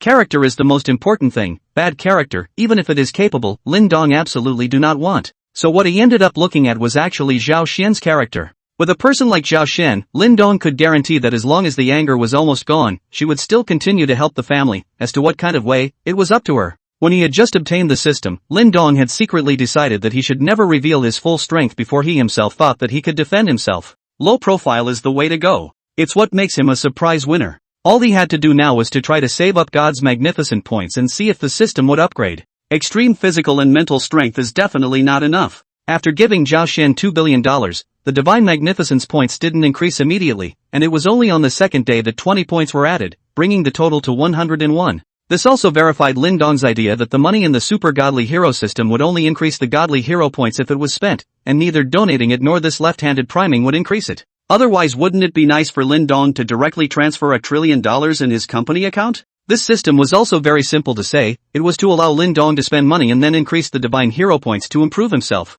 On this side, Lin Dong had set up another security department and asked Xiao Brejan to contact some mercenaries he used to know abroad. Whether domestic or foreign, as long as you are willing to come, everything is treated favorably, but the prerequisite is that the character must pass. Like the kind of people who were so evil that they were forced to flee to foreign countries to work as mercenaries, Lin Dong was determined not to have them. Wei Yong and Li Guobeng, Lin Dong also asked them to help Xiao Baojun get the security department up first. Anyway, with his current strength, there shouldn't be many people who could threaten him, and if he couldn't even with him, Wei Yong and Li Guobeng would be just sending food. In the past few days, because he was busy with things, Lin Dong didn't go to school, and his homeroom teacher called him to tell him to go back to class. Lin Dong also wondered, didn't he say that the last May 1st party, after going on stage, he could just take a vacation? As a result, when I asked, I realized that it was someone who directly approached the school leadership, saying that Lin Dong did not come to class for 3 days, did not look like a student at all, simply affecting the reputation of such a prestigious school as Jiangda, and finally even the class teacher was reprimanded by the school leadership. After Lin Dong received a call from the class teacher, he came directly to the school principal's office. Knock knock. Lin Dong knocked on the door twice. Come in. A dignified voice came from inside the door. Lin Dong pushed the door in and Principal Zhou Limin was sitting in his seat flipping through the information on his desk. After Lin Dong came in, Zhou Limin looked up at Lin Dong and said, "The student, what is it?" "Hello Principal Zhou, I am a junior student of the Department of Business Administration, my name is Lin Dong," Lin Dong said as he directly sat on the chair opposite Zhou Huimin. "Aha, got it. Then what?" Zhou Limin asked. He felt that there was something different about Lin Dong as a student. Which of those students in the past were not scared to death when they saw him? And Lin Dong acted too casually, making him feel some contrast. Communication code, 762141949. Pig foot strength slowly up, everyone patience, the next will slowly enter the big plot. Zhao Shidao and Zhuge Cinggao's peak showdown. Morong Qinggao appeared, the protagonist and how to continue to pretend? Chapter 93, Donating $100 million. Principal Zhou, I may take a leave of absence at any time because I have some business outside the school, so I hope you can grant me this privilege. Lin Dong said. Oh, you want the privilege of taking time off whenever you want? Can you tell me why? Zhou Limin asked with a smile. He was a little curious as to why Lin Dong dared to come to him, the principal, and make such a request. And it seemed like he looked like he would definitely agree? Because I've got some business outside of school, so I might be busy. Doing business? Mr. Lin Dong, our school supports college students' entrepreneurship, as long as you report the relevant materials to the school. After the school's inspection, if there is no problem, it can give you the green light. But I didn't want to declare it, so I came directly to you. Lin Dong said. Oh, then, Mr. Lin Dong, do you think I'll agree? I'm sure you won't refuse, Principal Zhou. Reason. Zhou Limin said. Because I am prepared to donate 100 million to Jiang University, 50 million of which will be used to set up an award fund for needy students, specifically for those children of the humble family who have good academic performance, and the other 50 million will be used to improve the various facilities of the school. What do you think about it, Principal Zhou? Lin Dong said with a smile. Zhou Limin was obviously taken aback when he heard Lin Dong's words. Donate $100 million to JNU? This is something that has never been done in all the years of JNU's existence. Not to mention JNU, there has never been a precedent for such a thing in any of the nation's leading universities. JNU is at least in the top 10 of the nation's leading universities. Established for so many years, it has also produced many celebrities from all walks of life, and donations are frequent, but most of them are in the amount ranging from a few $1,000,000. Jiangnan University was established so many years, the largest amount of donations or a student who graduated from Jiangnan University many years ago, is now a big shot in the business world, worth billions of dollars, but he only donated $20 million only. Now a current junior is talking about donating $100 million to the school? Who believes it? Honestly, Zhou Limin himself didn't feel convinced. In his opinion, Lin Dong was probably here to amuse him, the principal. Mr. Lin Dong, are you sure you want to donate $100 million to the school? Not to amuse me? Zhou Limin asked as he sat up straight. Of course. Why else would I come to see you, Mr. Principal? To chat? If you want to chat, you have to look for schoolmates to chat with, don't you? Lin Dong still said with a smile on his face. Zhou Limin carefully sized up Lin Dong. There wasn't a hint of the formality that the other students felt when they saw themselves, instead they were displaying a cynical attitude that proved that they certainly weren't afraid of themselves. Is it the son of a family? Quite possibly. A junior in college can start a business and earn $100 million? he definitely doesn't believe it. Moreover, Lin Dong was donating $100 million. If that was true, then how much money did he have in his hands? $1 billion? Or 10 billion? If Lin Dong was not here to amuse him, then Lin Dong must be some posh kid without a doubt. And the school can have an extra 100 million extra money, that can do a lot of things again, maybe can be heavy to grab a few provincial top students over. It would also be helpful for the promotion of their school, and his lifelong dream was to elevate JNU to one of the top 3 schools in the country. That's good. Student Lin Dong, if you really donate $100 million to the school as you said, then I'll grant you this privilege, and I'll also thank you for your contribution to Jiang University, but if you're here to amuse me, then don't blame me for being official. Yes, Principal Zhou, we have a deal, but I hope I'm donating anonymously. I don't want to be mobbed like a monkey everywhere I go in school. No problem. In this way, Lin Dong was taken to the school's finance by the principal Zhou Limin and called a group of leaders of Jiang University. Until the end of the donation, 100 million after the arrival of the account, a cadre of school leaders of Jiangda University still feel like a dream. Previously, which time to donate a few million shall not make a big fanfare to organize a conference, to publicize a bit, and now donate 100 million even so simple to complete? Lin Dong's name is also on the list of these school leaders of theirs. This is definitely a wealthy man. Try not to offend if you can. Mr. Lin Dong, thank you for your contribution to the construction of Jiangnan University. On behalf of all the teachers and students of the school, I sincerely thank you. Principal Zhou Limin said as he held Lin Dong's hand tightly with both hands. A donation of $100 million, this definitely breaks through history. Lin Dong is still a school student now and does not want to be famous and surrounded by people. When he graduates, he can publicize this, and then the school's reputation will rise again. How strong a sense of belonging does it take for a current junior to start a business out there, make money, and donate $100 million directly to the school? And the fact that you can make so much money in your junior year of college just shows that the school's educational philosophy is very good. Zhou Limin's heart was bursting with joy. Not only does this benefit the school, but it also raises a wave of awareness and attracts more students to the area, which is a double whammy. You are too kind, President Zhou. Jiangdi is also my alma mater. It is the place where I was educated to become a success, to be able to contribute my part to Jiangde. I believe it is what every student would do. Lin Dong also politely returned. Then there were handshakes and thanks from various school leaders, and Lin Dong responded politely one by one. Because Lin Dong did not want to publicize it, the school did not hold any donation ceremony. After donating the money, Lin Dong left the school and continued to take his vacation. School was not very important to him now. And with extreme mental power, learning anything was super fast. He felt like he shouldn't fail his classes, just go to the important ones. Even if he flunked, he was sure the school would let him pass. Before you know it, it's the weekend again. Lu Yanmei's body was almost well after half a month of conditioning. This weekend, they are going to take a trip back to Syracuse together to move some of the things they need. Lin Dong was also going to pick up his great-aunt's family to see how he could convince them to move to Jiangcheng, and by the way, he was also going to get his parents' compensation money back. After arranging his family first, Lin Dong felt that only then could he let go and do his own thing. Wang Li has already returned to school half a month ago. Lu Yanmei's family of 3 plus Lin Dong, plus Wei Yong and Li Guobing, 2 drivers, a line of 6 people Friday evening, rushed to Syracuse.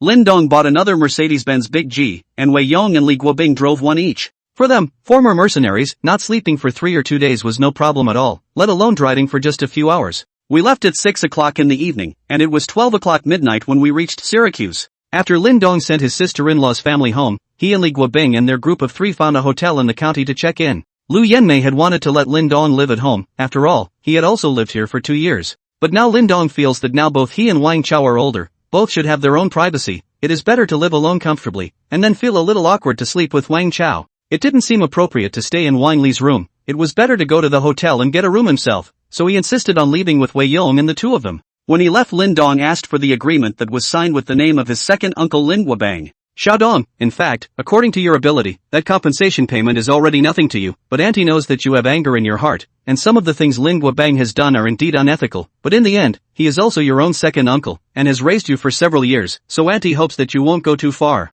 Lu Yanmei said in a serious tone as she gave the agreement to Lin Dong. I know, Auntie. I just want to get back what belongs to me. Lin Dong said. Aha! Auntie trusts you. Go on. Chapter 94, Second Uncle Lin Guobang. The next day, Lin Dong took Wei Yong and Li Guobing with him to the residence of his second uncle, Lin Guobang. With Lin Dong's understanding of his second uncle, Lin Guobang, as well as his second aunt, Zhang Guifang, there was no way they would obediently hand over the compensation money. So last night, Lin Dong had already contacted the best lawyer in Jiangcheng and sent the agreement to the other party. Because of the agreement in hand, the other side said that the lawsuit was hardly in doubt. The lawyer should be on his way to Syracuse by now. And through some connections, he got in touch with the people from the F hospital, and the other party said that as long as the evidence was solid, it would be dealt with as fast as possible. Second uncle Lin Guobang's residence is located in the suburbs of Syracuse, a self-built house with 3 floors, which was built by the joint efforts of Lin Dong's father and his second uncle Lin Guobang back then. This means that this house is actually half owned by Lin Dong, but after Lin Dong's custody was awarded to Lin Guobang in the first place, the house naturally belonged to Lin Guobang. Lin Dong and his group of 3 arrived at Lin Guobang's residence. When he entered the yard, his second aunt, Zhang Guifang, was watering the flowers in the yard, and when she saw Lin Dong coming, she grunted and turned around to go back inside. Obviously, Lin Dong's arrival was not welcome. Lin Dong brought Wei Yong and Li Guobing into the house with him. Since it happened to be Saturday, all 4 members of the Lim Kokpong family were there. Second uncle Lim Kokpong, second aunt Zhang Guifang, cousin Fei Lin, cousin Lin Quan. However, after seeing Lin Dong arrive, none of them were willing to pay attention to him, and they were all watching the television to themselves. Lin Dong smiled indifferently and walked to the middle of the living room, placing the agreement in his hand on the coffee table and said, "Lin Guobang, this is the agreement you signed back then. Hurry up and give me my parents' compensation. I won't make things difficult for you either.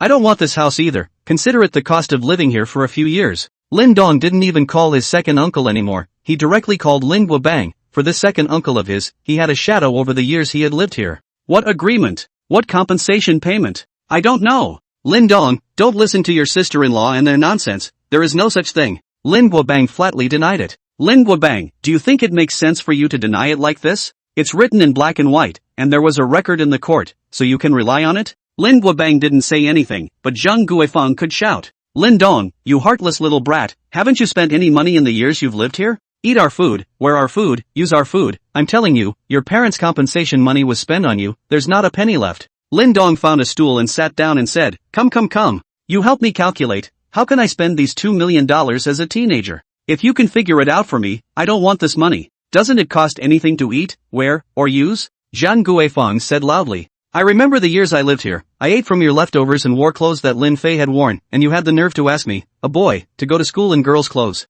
As for use? Did you give me any money while I was studying? It was all subsidized by my sister-in-law and great-aunt, okay? Zhang Guifang was dumbfounded, and said somewhat rascally, anyway, your parents' money had already been spent on you some years ago, and if you come to ask for it now, you won't get a single cent. Lin Dong picked up the agreement on the coffee table and said, the two of you can see clearly, this agreement is clearly written, and Lin Guobang is signed, F-court is also on record. If you do not fulfill it, I will go directly to the court to sue. Go ahead and sue if you want. We're not afraid, the money is already spent anyway. Zhang Guifang said as if she wasn't afraid at all. Then you should think carefully, with this evidence and the court filing, the result is basically not suspenseful. When the time comes, you will carry the reputation of being a scoundrel. Not only will you freeze the property in your name, but it will also affect Lin Fei's job. Lin Dong said with a smile. As far as Lin Dong knew, cousin Lin Fei was supposed to be working at a bank in Syracuse, and it was still Lin Guobang who had gone through a lot of trouble to get his connections in. If they both carry the reputation of being old scoundrels, for an organization like a bank, where both parents are old scoundrels, it will inevitably affect Lin Fei's job problems. That's why he said so.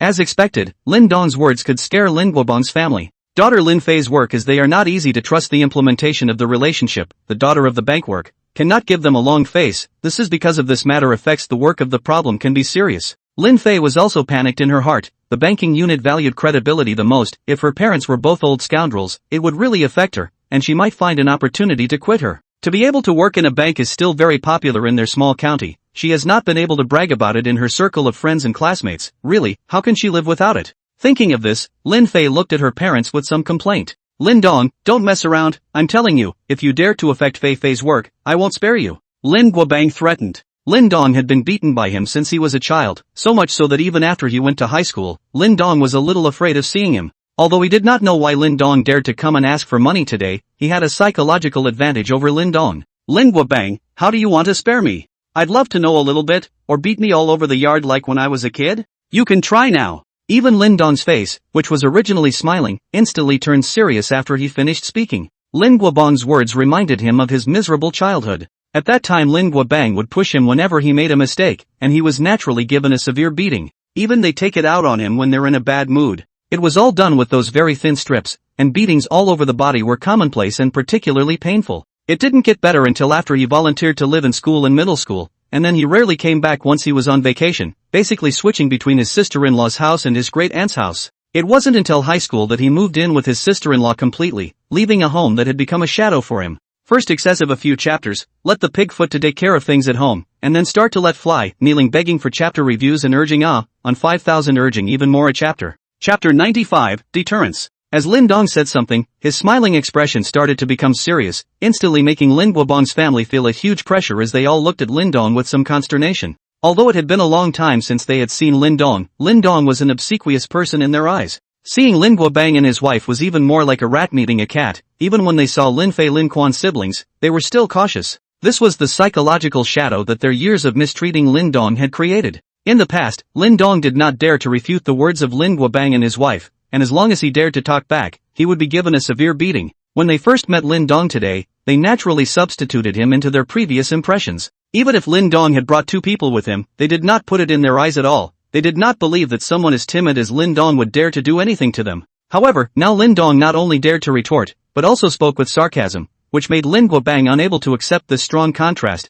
and his face was even more difficult to hang on to. So he forcefully slapped the coffee table in front of him and stood up, pointing at Lin Dong. Lin Dong, don't think that I won't dare to beat you up now that you have hardened your wings. Is Lin Guobang what you call yourself? I am your second uncle, your guardian. I dared to beat you all over the yard when you were a child, and it's the same now. Lin Quan also looked at Lin Dong at this time. His face was not good. He grew up with Lin Dong, only 1 year younger than Lin Dong, with the help of his parents. When he was young, he often bullied Lin Dong. No matter what happens, he pushes it onto Lin Dong. No matter how many times he lets Lin Dong make him a scapegoat and take a beating for him, he has a natural psychological advantage over Lin Dong. Now he was 20 years old. After graduating from high school and not going to college, he had been hanging around in society, coming into contact with some of the triads, which made him feel even more bullish. Now Lin Dong actually dared to come up to his house to ask for money, and also dared to sneer at them. That money, as his mother said, to give him the future to get a daughter-in-law to buy a house with, and Lin Dong did not have half a penny to do with. Lin Dong, if you ever disrespect my father again by calling Lin Guobang, don't blame me for being rude to you. Lin Quan also interjected. Lin Dong inclined his head to look at Lin Quan and said in a flat voice, Lin Quan, you brat, don't say anything first, I'll settle the score with you later. Asterisk.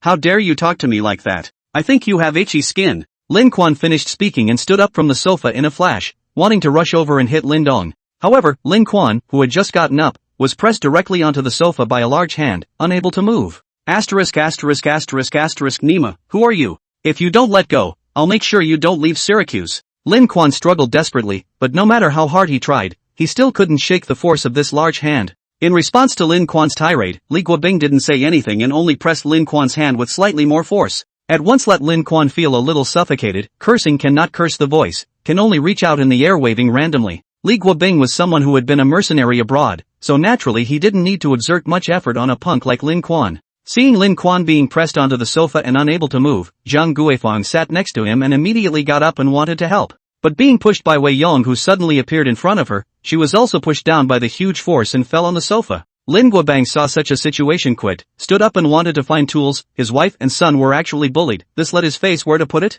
Lin Guobang, you'd better sit still. These two have been mercenaries abroad, people who have experienced the baptism of war, people whose hands have been truly stained with blood. Do you think that you alone can beat them? Lin Dong looked at Lin Guobang and said. Lin Guobang was about to go look for tools when he heard Lin Dong's voice. His body gave a start and turned his head to look at the two of them, Wei Yong and Li Guobing. Wei Yong and Li Guobing also appropriately released some of the bloodshed they had cultivated on the battlefield at this time. It instantly made Lin Guobang's family of four feel a chill all over their bodies, and their gazes towards the two were filled with fear. Lin Guobang's family of four were all ordinary people, and naturally, they were completely unable to resist the aura released by a battlefield-baptized expert like Wei Yong Li Guobing. Lin Guobang sat down disheveledly and said, Lin Dong, what exactly do you want? I just want to get back what belongs to me and take out my parents' compensation. As for this house, just consider it as a bit of thanks for the few years in your house that you guys didn't beat me to death. Otherwise, if you guys had been a little more ruthless back then, there might not be the current Lin Dong. Lin Dong said sarcastically. I don't have any money.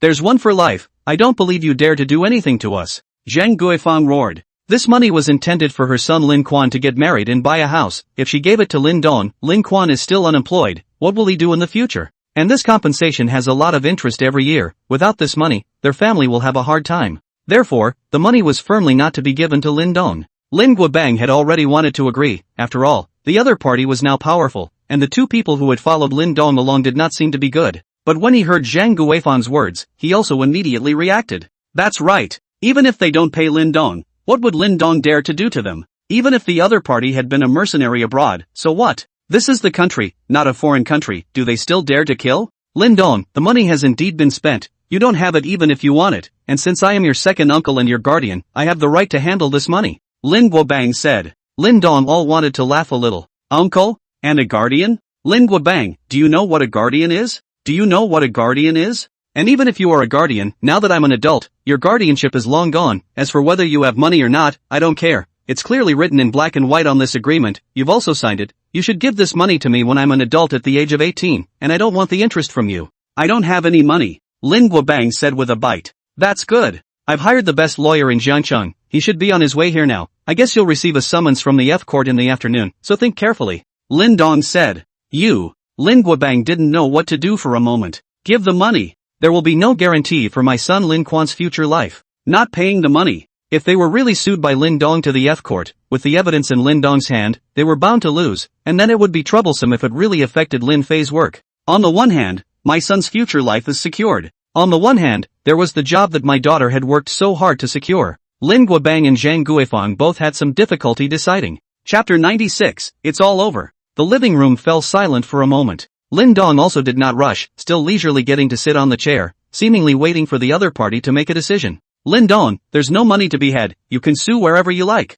We don't have any money even if we are sentenced. Or you can beat me to death. In the end, it was Zhang Guifang who made the decision. Saying this was basically like choosing money and giving up on his daughter Lin Fei's future. Lin Guobang breathed a sigh of relief, since Zhang Guifang had chosen to do so. Mom, how could you? Lin Fei shouted as she looked at Zhang Guifang with tearful eyes. But Zhang Guifang didn't respond to her. Daughters are daughters after all, and they will definitely be married off in the future, and their sons are the ones who will give the couple their old age. So definitely go with the money. Since you've decided not to pay this, wait for the summons from the F court this afternoon. I am also too lazy to bother with you, Lin Dong said indifferently. The fact that Lin Guobang and his wife had made such a decision was actually expected by Lin Dong, so he was not very surprised. He had already expected this to be the case before he contacted his lawyer first and told him to come over as soon as possible. The next thing is another matter, Lin Dong said as he stood up and walked over to Lin Quan and Li Guobing. Li Guobing's hand, which was originally pressing down on Lin Quan's chest, directly grabbed his clothes and lifted him up from the sofa. Lin Quan had been paralyzed with fear long ago, and most of Li Guobing's bloody breath had just been directed at him. A small punk in a small county-level city had fought some fights, but how could he withstand the aura of an expert like Li Guobing? Lin Quan, I don't want to get into it with you for what happened when I was a kid, but how dare you touch my sister-in-law? I'm going to settle this score with you. Lin Dong, if you have the ability, you let me call someone, I guarantee to let you walk out of Syracuse, Lin Quan said breathlessly. By this time, he was still threatening Lin Dong, thinking that he could do whatever he wanted just because he knew a few people from the 3 religions in Syracuse. Pop! Lin Dong slapped Lin Quan's face. Although he did not exert much force, Lin Dong's current physique was far too powerful compared to an ordinary person, and Lin Quan's face instantly swelled up. Even the corners of his mouth had the slightest trace of blood coming out of them. Lin Dong, don't mess around. What you're doing is against the law, Lin Guobang shouted from the side. Oh, you also know that it's against the law? Then aren't you breaking the law by withholding my parents' compensation? Lin Dong disliked back. Watching her son get half of his face swollen by Lin Dong's slap, Zhang Guifang took out her cell phone and was ready to report Jay. But it was snatched by Wei Yong and thrown to the ground. Pop! Lin Dong ignored the others and backhanded another slap on Lin Quan's face. This time both sides of his face swelled up like a pig's head. Lin Quan's eyes were tearing up from Lin Dong's 2 slaps. It hurt too much. Lin Guobang and Zhang Guifang both looked also heartbroken, but there was no way, now they were subjected to others. Come on, let out 2 more harsh words for me, Lin Dong said. Lin Quan looked at Lin Dong with tears in his eyes without saying anything. What? Don't dare anymore? Then tell me why you hit my sister-in-law? Lin Dong went on to ask. Lin Quan remained silent. Say, Lin Dong roared. The 4 members of Lin Guobang's family shivered in fear. I didn't hit her, only just gently pushed her twice, Lin Quan said with a trembling voice. He was now truly afraid. After not seeing him for 2 or 3 years, Lin Dong was like a different person. It became a little scary and intimidating to him. Just 2 gentle pushes? Then how did she injure her back to the point where she couldn't get out of bed for half a month? Lin Dong asked as he looked at Lin Quan with a cold light flashing in his eyes. I don't. No. Lin Dong reached out and cupped Lin Quan's chin. I really don't. No. Lin Dong, I am wrong. You let me go. Lin Quan cried. Lin Quan begged for mercy. He really had no choice. The current Lin Dong was giving him too much pressure. Lin Dong smiled and released Lin Quan. Li Guobing also put him down. Lin Quan sat back down on the couch in a flash, breathing heavily. Lin Dong turned his head to look at Lin Guobang and said, Lin Guobang, to be honest, I actually don't really see this amount of money for me. I was already not going to ask for it, but Lin Quan actually dared to injure my sister-in-law, so you guys can blame him if you want. Remember to transfer the money early, if you can. At the most, in the afternoon, the F-Court will freeze all the property in your family's name. I'll see you in the F-Court. After Lin Dong finished speaking, he turned around and left the living room. Li Guobang and Wei Yong also followed Lin Dong and left. The Lin Guobang family in the living room, you look at me, I look at you. Both saw the shock in the other's eyes. After not seeing him for more than 2 years, the previously obsequious Lin Dong had actually become so powerful and strong now. In the past, Lin Dong used to get up earlier than a chicken, sleep later than a dog, eat worse than a pig, do more than a cow, and take a severe beating from time to time in their house. Today's sudden shift in status made it a little difficult for them to accept for a while. What to do? Zhang Guifang asked. She was also frightened by Lin Dong. Quickly go to your parents to borrow a card, let's quickly transfer the money, otherwise it will really be frozen by then, Lin Guobang said in a hurry. The family rushed to Zhang Guifang's mother's house, and Lin Quan didn't even care about the injury on his face. As long as the money is still there, this injury is nothing. Over the years, Lin Guobang's family had been living quite dashingly because of Lin Dong's parents' $2 million in compensation. They also rented out the former house of Lin Dong's family. The annual interest plus rent would be perfectly adequate for their family, so they didn't work. That's all the family has right now, and if it does get frozen, it's going to be a tough time for their family. As a result, when they got the card and went to the bank to transfer the money, they realized that their bank card was abnormal and could not be used for the time being. This was naturally Lin Dong's trick to give Lin Guobang and the others a little bit of hope, which would then slowly turn into despair. Lin Guobang family made a scene at the bank to go, this is the last family of their family, naturally will not easily give up, although the original does not belong to them. However, is the bank not a place where they can spill their guts? Eventually the bank reported them to the J and the family was taken to the J Bureau.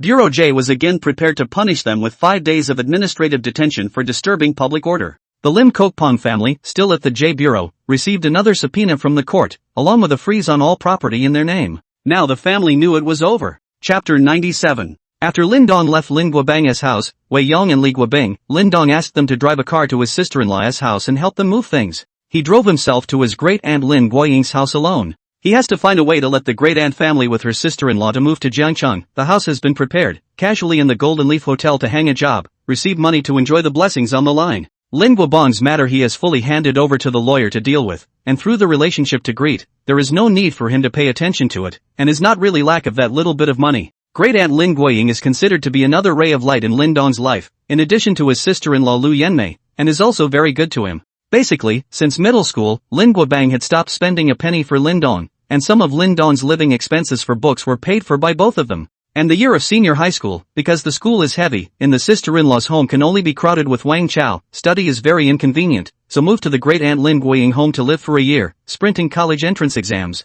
Since he was now capable of doing so, he definitely had to settle both of their families first to have some comfort in his heart. Great-aunt Lin Guoying's family is in an old neighborhood in Syracuse, and the couple are both employees of a nearby factory, with only one daughter, 4 years older than Lin Dong's cousin, named Zhu Zhu. Lin Dong directly drove the Big G to the familiar neighborhood, because it is already a very old neighborhood, now there is not even a gatekeeper, parked the car under the Big Aunt's house. Lin Dong went upstairs. Walking through the hallways of the building where he had once lived for a year, Lin Dong was a little emotional. He had rarely come here since he had gone to college. It's not that he's ungrateful, but he basically goes to work part-time during the summer and winter vacations. He also wanted to make more money himself and try to relieve some of the burden on his sister-in-law and great-aunt, so he came less often. The situation at my great-aunt's house is slightly different from my sister-in-law's. Something went wrong when her great-aunt gave birth to her cousin Juju, causing her to never conceive a child afterward. Because of this matter, the couple's relationship was not too good in those years, and they even had a divorce until later. Also because the couple did not have a son, after Lin Dong's parents left,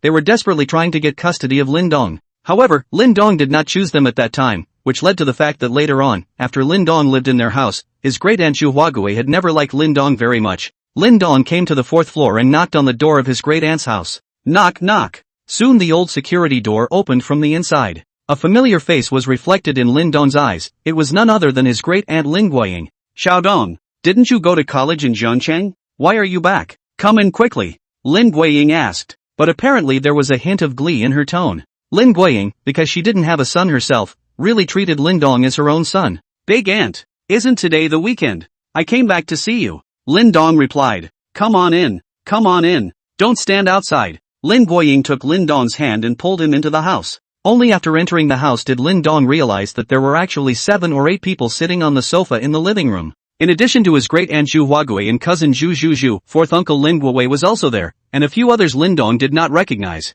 Great-aunt, fourth uncle, sister. Lin Dong walked over and greeted them one by one. The 3 of them also nodded in response to Lin Dong. Fourth uncle Lin Guowei had an average relationship with Lin Dong, and although he did not help him much, he did not have any grudges either. The relationship between the great-aunt's family and the fourth uncle's family was still very good. As for with the second uncle, Lin Guobang, because of Lin Dong's matter, they hadn't interacted with each other for many years. Xiaodong, come and let me introduce you, this is your sister's boyfriend, called Chen Hui, these are his parents, and this is Chen Hui's sister-in-law. This is his cousin. The eldest aunt came over and pointed at the 5 people that Lin Dong did not recognize and introduced them. Hello brother-in-law. Hello uncle, hello 2 aunts. Hello cousin. Lin Dong greeted a few people. However, several people did not pay attention to Lin Dong. Only then did Lin Dong realize that there was something wrong with the atmosphere of the scene. Cousin Zhu Zhu's eyes were slightly red, as if she had just cried. Great-aunt Zhu Huagui also sat there somewhat angrily. In-laws, this is my nephew, the son of my third brother's family.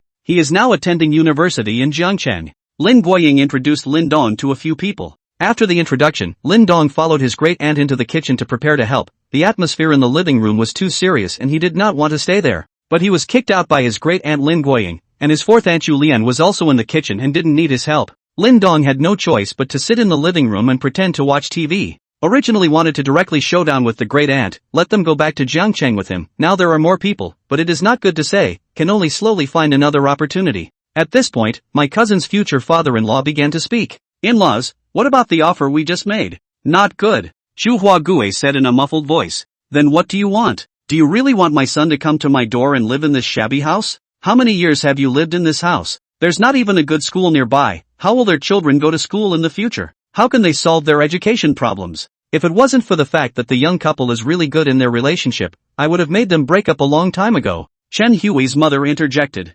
Mom, what are you talking about? Chen Hui shouted. Little Hui, don't say anything. Do you really want to live in a place like this for the rest of your life? We can only have one son like you, the door-to-door thing, absolutely impossible. Chen Hui's mother spoke firmly. Chen Hui stopped talking. He really didn't want to live here all the time. Zhu Huagui was infuriated and wanted to retort, but couldn't find the words to say. It's true that their family's conditions are much worse than Chen Hui's. It was indeed a bit of an imposition to ask Chen Hui to come and be a door-to-door son-in-law for their family, but he only had this one daughter. What could he do? Who doesn't want to be able to entertain little kids when they're old and retired? If their daughters get married off, how sad would it be if they were old and retired and alone in the future? Lin Guoying walked out at this time and said, In-laws, we've actually planned to buy a house and are recently looking at properties, so you don't have to worry about the children's education. Buy a house? Don't think I don't understand your family's situation. You and your wife are both ordinary workers. What kind of house can you afford? How expensive are the prices now? Don't buy a second-hand house again. How can a second-hand house be used for marriage? Now Lin Guoying didn't say anything either. They were really just going to buy a school district used house, or the very old kind. New homes they simply can't afford. Cousin Zhu Zhu started to sob in a small voice again at this time. The parents want their boyfriend Chen Hui to live in the house after they get married. And in-laws and firmly disagree. The key is their own family conditions are not as good as the other side. She also want to give the child a good educational environment in the future, but do not want to apologize to parents. And now that she was pregnant, marriage had to be on the agenda soon, no more delays. Chen Hui could only pat her shoulder silently from the side, and he didn't have any good ways to have the best of both worlds. Chapter 98, The Best of Both Worlds. Lin Dong sat in the living room and listened for half a day, finally hearing the whole story. It's the cousin who is now pregnant and needs a wedding right away. But the great-aunt wanted her cousin to move in with the family when they got married. The other family disagreed, saying that the conditions here were too poor and would affect the child's future education. Now the two sides have been at a standstill for almost a month, and seeing the baby in cousin Zhuzhu's belly growing day by day, the wedding can't be delayed any longer. But there is nothing that can be done to make both families happy. When Lin Dong thought about it, this was simply heavenly help. He was worried about how to convince his great-aunt's family to move to Jiangcheng. After all, they had lived here for decades. The sister-in-law's family would probably have a hard enough time agreeing to it if it wasn't for cousin Wang Chao. Isn't this a good time? The other family says a second-hand house can't be a wedding house? What about the first-hand house in Zhengnan International Mansion worth $100 million? It's good enough for a wedding house, right? The other party is afraid of a bad educational environment for the child? Just kidding, there are the best schools in all of Gangnam province right near the Gangnam International Mansion. From kindergarten to college. Let's see what they have to say now. Lin Dong's mood became beautiful all of a sudden. At lunch, he was basically the only one who ate a lot. In a good mood, coupled with the fact that it had been a long time since he had eaten the dishes made by his great aunt, and that his food intake had increased after his physique had improved, Lin Dong ate a little too much. His appearance made Chen Hui's family look at him and shake their heads. This kid has been starving for many days and has come to dabble in food and drink, right? Other than Lin Dong, no one else had eaten much. Because things haven't worked out yet. Who's in the mood to eat? The great aunt's family, in particular, had little appetite. Cousin Zhu didn't even take a bite. After lunch and cleaning up, everyone sat down again to discuss it. But the discussion went on, and no good result could be reached. Seeing that the time was almost up, Lin Dong stood up and said, I have a solution that will ensure that both of your families are satisfied.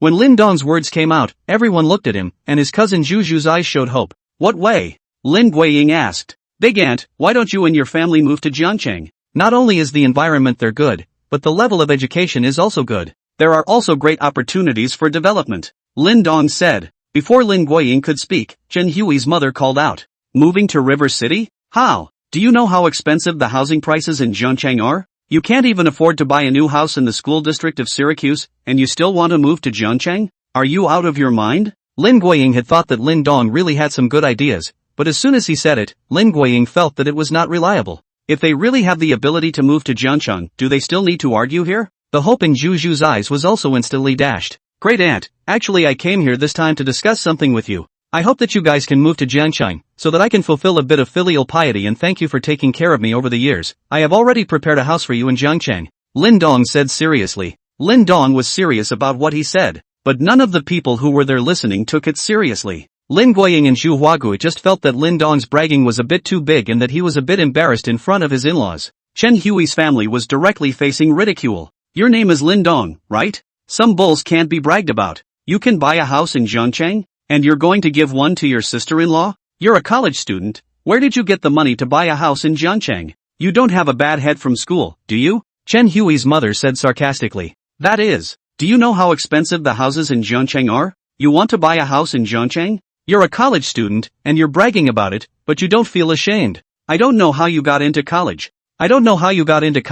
But you must have gone to a pheasant university. Chen Hui's sister-in-law also chimed in. Whether it's bragging or not, you guys don't care about it first. If a university like Jiangnan University, which is ranked in the top 10 in the country, is also considered a pheasant university, then you tell me, what can be considered a regular school? Lin Dong asked rhetorically. What? Gangnam University? As people from Jiangnan province, they were naturally aware of the status of Jiangnan University. It was just that he did not expect Lin Dong to go to Jiangnan University. None of the people from their extended family could get into Jiangnan University. So what if it's Jiangnan University? Can students from Jiangnan University brag about nonsense? Chen Hui's sister-in-law disliked back. Whether it is really bragging or not, let's put it aside first. If I really prepare a house for my great aunt and them in Jiangcheng, how about you guys let my sister and brother-in-law and the two of them follow my great aunt and them after they get married? And how about the first child follows their surname as well? Lin Dong returned. Okay. As long as you can really give them a home in Jiangcheng, I'll agree to your request.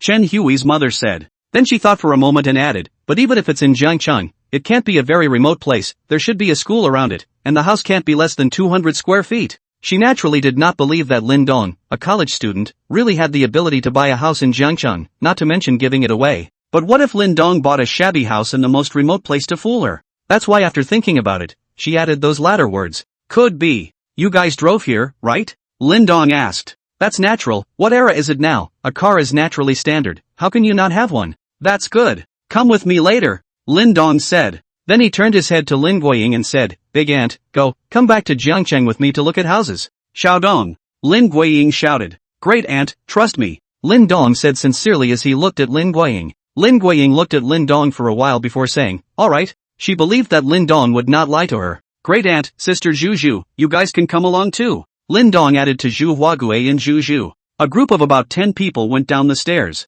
Chen Hui's family walked behind. They would like to see how Lin Dong could bring this lie back. After this time, I'm sure they won't ask their son to come to their door. However, when they finally exited the building and saw Lin Dong open the door of the Benchy Big G, the family was instantly petrified. Their family is also considered a well-off family in Syracuse, with a car and a house, but the car is just a 100,000 plus mobility scooter. A luxury car like a Mercedes-Benz is an unattainable dream for them. The Big G in front of you is the ultimate luxury car among Mercedes-Benz. Just now, he had laughed at Lin Dong for bragging, but now he was simply slapped in the face. The faces of the Chen clan's group all turned a little red. Chapter 99, $1 million meal. Not to mention Chen Hui's family feeling surprised, even Lin Dong's great-aunt's family and fourth uncle's family felt surprised. A car like the Bentley is in the luxury class in a small county like Syracuse. You want them to recognize what Porsche Ferrari, maybe they do not recognize, but Bentley BMW absolutely recognize. This is already deep into their bones of the luxury car brand. They did not expect Lin Dong to actually come back in such a car. In that case, Lin Dong's purchase of a house in Jiangcheng was not so unbelievable. Big auntie, come, get in the car. Lin Dong opened the passenger door for Lin Guiying. Kodo, is this your car? Lin Guiying asked. She still had some disbelief that Lin Dong had returned in such a luxury car. Aha! Lin Dong replied. Where did you get the money? Big aunt, don't worry about this for now. Get on the car first. I'll explain to you when the time comes. Little aunt and her family have also agreed to move to Jiangcheng, and the houses prepared for you are all in one neighborhood. Don't worry. I definitely did not do anything illegal. Lin Dong said. Lin Guiying didn't ask any more questions and got into the co-pilot of the Benji Big G. Since Lin Dong said that he would explain it to her later, then let's talk about it later. He did worry just now that Lin Dong was messing around outside. Zhu Huagui and his daughter Zhu Zhu as well as Chen Hui sat in the back, while Chen Hui and their parents drove the car themselves. Lin Dong's fourth uncle, Lin Guowei, and his fourth aunt, Yu Lian, stood by the side somewhat at a loss. They also wanted to take a ride in Lin Dong's limousine to see the house that Lin Dong had prepared for Lin Guiying, but Lin Dong had not called them and they were too embarrassed to go up and squeeze.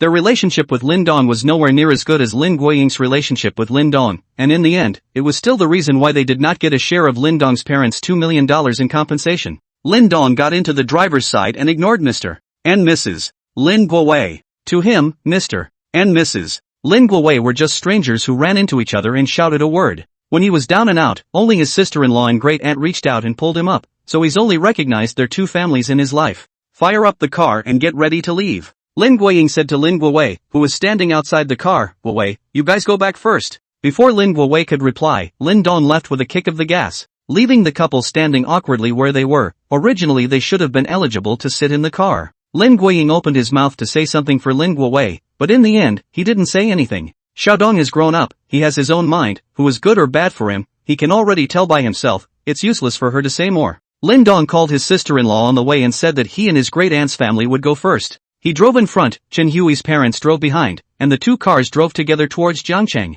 It was almost 1 o'clock in the afternoon when they departed from Syracuse, and it was after 7 when they arrived in Jiangcheng. Lin Dong directly brought them to the Golden Leaf Hotel, and on the way, he had already had a large meal prepared in advance waiting for them. After the crowd entered the hotel, the 4 beautiful and tall welcoming ladies at the entrance bowed in unison to welcome them, causing everyone except Lin Dong to feel uncomfortable. Upon entering the hotel, everyone was shocked by the gilded decoration. They were all from a small county. When had they ever been in such an 8-star hotel? In a small city like Syracuse, there wasn't even a 3-star one. Kodo, what are we doing here? Lin Guiying asked. The others also looked towards Lin Dong. Didn't you come to River City to look at houses? What's with the luxury hotel? Big aunt, we're all tired and hungry after a few hours of traveling, so let's eat first. We'll go look at the house after eating. Lin Dong said. It's expensive to eat here, isn't it? Why don't we go to another place? Lin Guiying suggested. Great aunt, don't worry, just listen to my arrangements. Lin Dong comforted. Lin Guiying also stopped talking when he heard Lin Dong say that.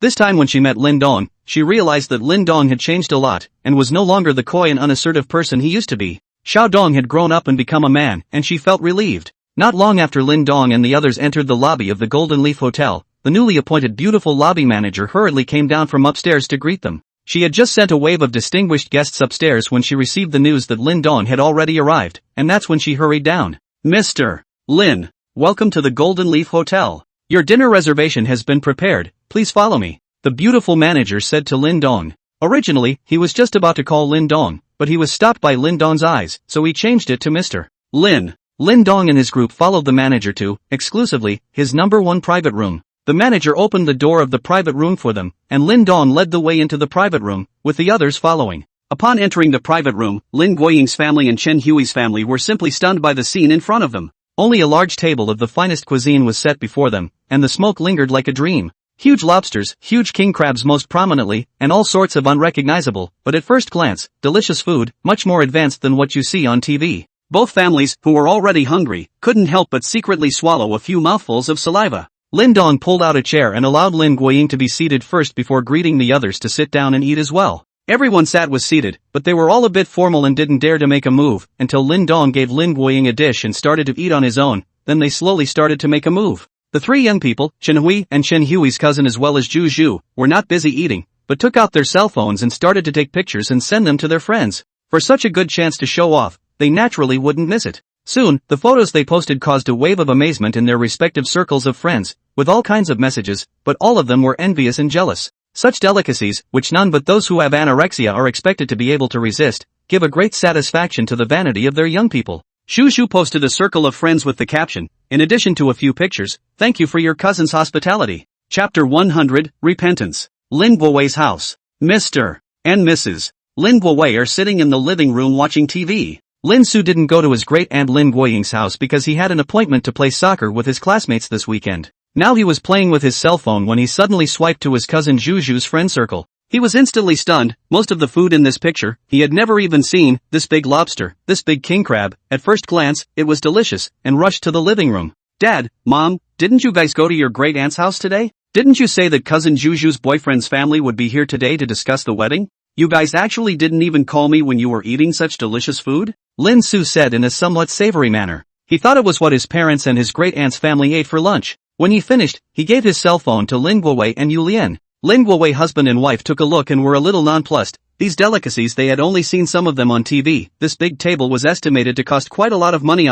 Coupled with the word sent by Zhu Zhu, it must have been Lin Dong who had invited them to eat when he arrived in Jiangcheng. It seemed that Lin Dong had really made something of himself, and according to him, he was also going to buy a house for Lin Guoying and his family in Jiangcheng, but unfortunately, none of this had anything to do with their family. Originally, as Lin Dong's fourth uncle, he could have been on good terms with Lin Dong as well as Lin Guoying, in which case, now that Lin Dong had developed, their family would also have a share. Unfortunately, after losing the fight for Lin Dong's custody, that is, the $2 million of compensation, Lin Guowei never cared about Lin Dong again. Lin Guowei threw his cell phone aside with some interest and said, "These aren't what we ate for lunch. We just ate some random home-cooked meals at your great-aunt's house at lunch. So this is what they eat at night? Aren't you guys very close to Big Aunt's family? Why don't you call us when you have good food? I've never eaten anything so good in my life.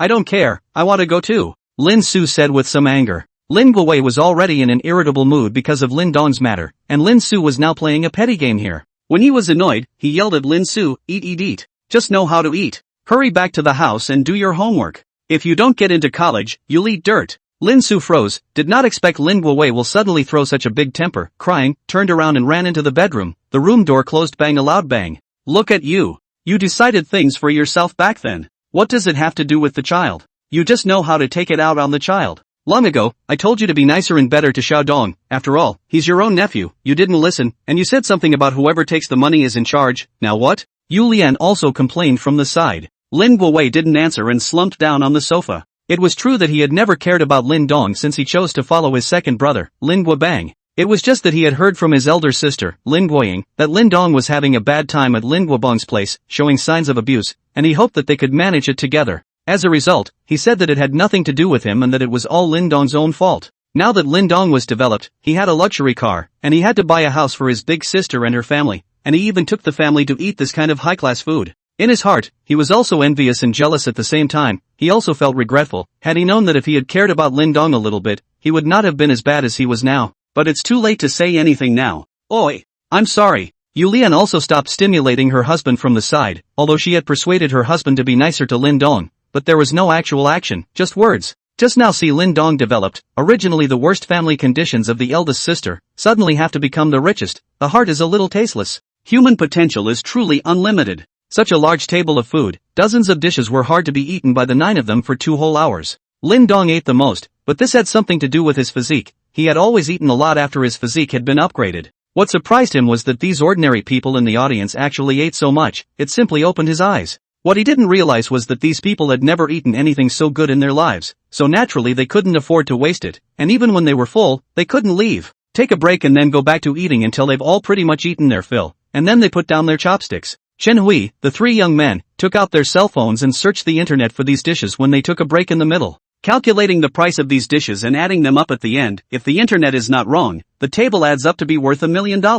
That's all the more reason they can't afford to waste it. Finished eating and rested for a few moments. Lin Dong asked the hotel manager to open a few top-class suites for them so that they could just rest here for the night. It's too late to see the house now, the sales department is already closed, and the procedure can't be done, so I can only go tomorrow. After having breakfast the next morning, Lin Dong brought the crowd together to the Jiangnan International Mansion. Lin Dong drove the big G in the front but went straight in. Chen Hui's family drove more than 100,000 yuan car, just to the door was stopped by the security guard. Because the security guard has been here for 2 or 3 years, never seen more than 100,000 garbage cars in and out of the international mansion, that is, Lin Dong drove the big G in this inside the owners, also belongs to the lowest level of the car, which is certainly to stop and ask, "Hey, what are you guys doing? Hurry up and leave, is this a place for you to come?" A security guard stepped forward and yelled at Chen Hui's parents. He didn't have to be polite at all about this 100,000 plus junker, even though he couldn't afford it. After a couple years of classes here, I haven't saved much money, but my vision has really improved.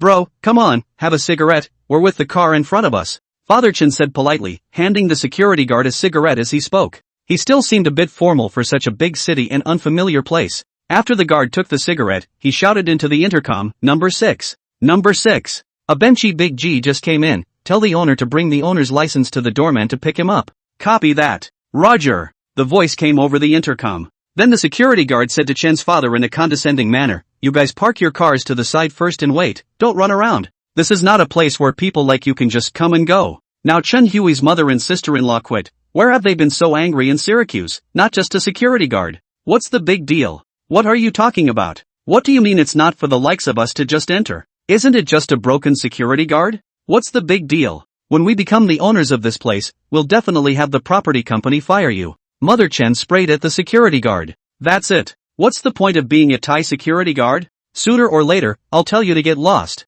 Chen Hui's sister-in-law also chimed in. Yo, you guys? Still want to be the owners of this place? You want me to get the outta here? Do you know what this place is? This is the most expensive neighborhood in Jiangnan province. Each house costs $50 million to start. The most expensive $400 million, and you still want to be the owners here? Dream on? The security guard sneered without mercy. His words startled a few people in the car. Starting at $50 million per house? The most expensive $400 million?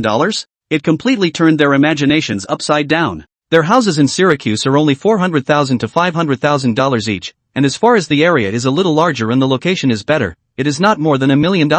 That's nothing compared to a house with a $50 million bottom line. The guard saw that his words had shocked them and thought to himself that they were really from the countryside, and said triumphantly, "Hurry up and drive the car to the side, don't block the doorway, those who can go in and out of here are all big shots. When it comes to delaying others, are you responsible for it?" Chen's father hurriedly drove the car to the side and waited for Lin Dong and the others to come out to pick him up. Sitting in the car they thought again at the same time, that in-law's nephew, Lin Dong, didn't he say he would bring them to see the house? Could it be here? This? A $50 million bottom line house for their in-laws? That is, for their son's wedding room? The three of them glanced at each other, all seeing shock as well as surprise in each other's eyes. It's like pie in the sky. Smashed them out of their minds. Chapter 101, $1 million a year. The Chen family did not wait long at the entrance before Lin Dong came out to receive them. Lin Dong also did not expect that they would actually be stopped outside. He had been in and out countless times without being stopped. After picking up a few people from the Chen family and meeting up with Lin Guiying and the others, Lin Dong took them along to the third building. Cui Jia was already waiting in front of the third building with her key, which Lin Dong had informed her in advance. "Mr. Lin, please," Cui Jia politely said to Lin Dong. Lin Dong was her big moneymaker, and by selling 3 suites to Lin Dong, she had made $6 million. The group was led by Cui Jia to the billion-dollar large flat mansion that Lin Dong had already paid a deposit on. Entering the room, both families were shocked. Such a luxurious house really deserves a starting price of $50 million. The decor, the furnishings, the view are all one of a kind. Although they don't understand the decorations, it doesn't stop them from appreciating the beauty. "I heard that this house is worth 100 million. Lin Guiying was dead set on not wanting this house, but Lin Dong said, "The deposit has been paid, don't want it can't be returned." And he already had a set in building one now, but Lin Guiying still didn't believe it. In the end, Lin Dong brought them to the house on the first floor, then Lin Dong did some more persuasion before Lin Guiying accepted. Next Lin Dong took them to follow Cui Jia to the sales department, paid the rest of the money, and then used Lin Guiying's ID card to apply for a real estate license,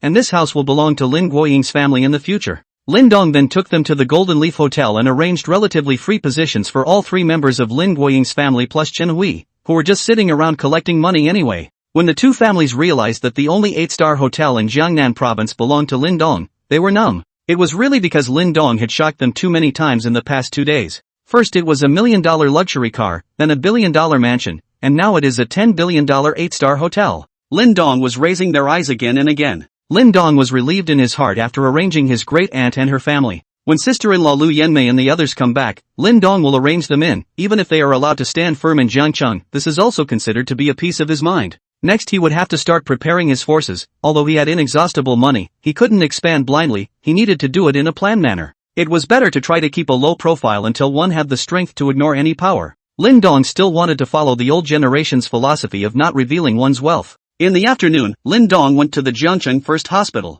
Xiao Baojun was almost ready to be discharged from the hospital, and Lin Dong wanted to ask how the preparations for the security department were going and how many people had been recruited now. Jiangcheng First Hospital, inside Xiao Baojun's ward. When Lin Dong arrived, Xiao Baojun and Li Guobing as well as Wei Yong were there. The three of them seemed to be studying something, presumably related to Lin Dong's newly established security department. "Young Lin, you're here." Xiao Baojun saw Lin Dong walk in as soon as he looked up. Li Guobing and Wei Yong also turned their heads to look at Lin Dong. "Lin Xiao! Lin Xiao!" both shouted at the same time. "Breaker, how's the injury? When will you be discharged from the hospital?" Lin Dong walked up and asked. "The doctor said that I can be discharged in 2 or 3 days. If there's anything that young Lin has to do, just order me. I can be discharged now. I'm already completely fine." Xiao Baojun said back. "No need. It's better to listen to the doctor. It's not that bad for 2 or 3 days. How's the security department I asked you to set up? How many people can you get?" "There are about a dozen who are sure they can come, and there are still some who are in the process of hesitating. It's probably because they don't believe in such a good deal, and if this group of people come first and can pass the situation back, there will definitely be a lot of people joining." "Okay, then let's recruit those 10 or so people first, but make sure to control the character barrier. I don't want some 10 evil people to appear in my security department in the future." "Don't worry Lin Xiao, the people I've found are all very reliable. Although these of us are mercenaries, we're all people who focus on protecting the safety of our employers. We're not the type of mercenaries that are killers. In the end, we're still sworn enemies with them, because the targets of their assassinations are often employers that we need to protect." "That's good. You must control this aspect of character. This is the country. When the time comes, in case we recruit some international wanted criminals to come, we can't be accountable. After they come they are all under your control. You are the head of the security department." "I know. Thank you, Xiao Lin. The initial treatment I have set for you is, you are the minister, annual salary of $10 million, bonuses for a good job will be counted separately, the others will start with an annual salary of $1 million, depending on their ability to raise their salary. What do you think?" Lin Dong asked. The moment Lin Dong's words came out, all three of Xiao Baojun's eyes widened in disbelief. "Starting at $1 million a year? Xiao Baojun, the minister, is even in the tens of millions. When they were 12 people together in foreign countries for so many years, it has almost earned more than $10 million, which is still many times risked life and death crisis to earn. Now Xiao Baojun alone can actually earn so much in a year? Moreover, this environment at home can be so much better than abroad. In foreign countries, sometimes on a mission, it is common to not sleep for 2 or 3 days, simply licking blood from the mouth of a knife, maybe when you have to say goodbye to the world. And the country is total heaven. Lin Xiao, isn't this too much?" Xiao Breaker asked. "The treatment does seem a little too good for them." "It's not much. As long as you guys follow me well, it will go up later. Then I'll thank Xiao Lin in advance for my brothers," Xiao Baojun said gratefully. Lin Dong then turned to Wei Yong and Li Guobing and said, "You two, I have a task for you. Please speak, young Lin." Wei Yong and Li Guobing said at the same time. "You two will give me the account number later. I will give you one person $5 million, counting it as this year's annual salary. You first go home to get your family settled, then go to Magic City to protect Zhao Xian, the general manager of our Donglai International. She will make a big move next. I'm worried that someone else is eyeing her again." "Yes, Lin Xiao, but $5 million is too much. Just give us a base salary of $1 million. Keep it if you're told to. When there are more people in the security department in the future, you two will be considered patriarchs, and you'll naturally be treated better." "Thank you, Xiao Lin." The two no longer excused themselves. Lin Dong left after transferring the money to Wei Yong and Li Guobing, and before he left, he asked Xiao Baojun to grab the people and pull them over first. With more and more investment from East Li International, there are bound to be some potential crises, so the security department must be established as soon as possible. After Lin Dong left, the three Xiao Baojun's looked at each other and could feel each other's emotions. How good it would have been if the 12 of them did not take the last mission and returned home together to encounter Lin Dong. That way they can fight and eat and drink together again. Chapter 102. Lin Guiying sighed. The two families sat together in the billion-dollar mansion that Lin Dong had just given away. Lin Guiying was telling the Chen family about some of Lin Dong's past, the misfortune of his parents leaving when he was a child, then working hard to get into Jiangnan University, one of the top 10 schools in the country, and now becoming an adult with countless riches. Lin Guiying was very proud that Lin Dong was able to achieve what he was doing now. Zhu Zhu and Chen Hui still can't believe that the house will belong to them in the future. Now not only was the wedding house in place, even the job had been arranged by Lin Dong. Chen Hui's parents were also very happy that their son could find such a dependable wife, and they naturally had the opportunity to shine as well. It's such a big house that it's no problem to come and stay whenever you want and for as long as you want. Of course, there are those who are not particularly happy. That would be Chen Hui's sister-in-law and cousin. The house belonged to her sister's in-laws, and her sister and her family were able to take advantage of it, but it didn't have anything to do with her. It was fine if she hadn't seen it before, but now that she had seen it, she also wanted to live in such a mansion every day and eat all that top-notch food every day. From what Lin Guoying had just told her about Lin Dong, she learned that Lin Dong's parents had died when he was very young, and that Lin Guoying had always been very good to Lin Dong, and had always contributed money to support his schooling. Judging from Lin Dong's behavior over the past 2 days, Lin Dong did respect Lin Guoying very much. Therefore, she had an idea in mind. His own daughter is also in college, about the same age as Lin Dong, although the school is not good, but good-looking. At least that's what she thought. Is it possible to set up his daughter with Lin Dong through Lin Guoying? If this came to fruition, she would become Lin Dong's mother-in-law, and then she would not be able to have all the wind and all the rain. Luxury cars, luxury houses, gourmet food, can have everything. By then she is definitely the premier tycoon in Syracuse. How scenic. When she thought of this, her heart also skipped a few beats extremely fast, and she quietly talked to her daughter on her cell phone. Ask your daughter what she thinks of Lyndon. Any interest in getting in touch with Lyndon more? If so, she'd find a way to get through to her sister and Lin Guoying, so that both parties could kiss each other. Looking at her daughter's buried low head and somewhat slightly red face, she knew for sure that her daughter would not refuse.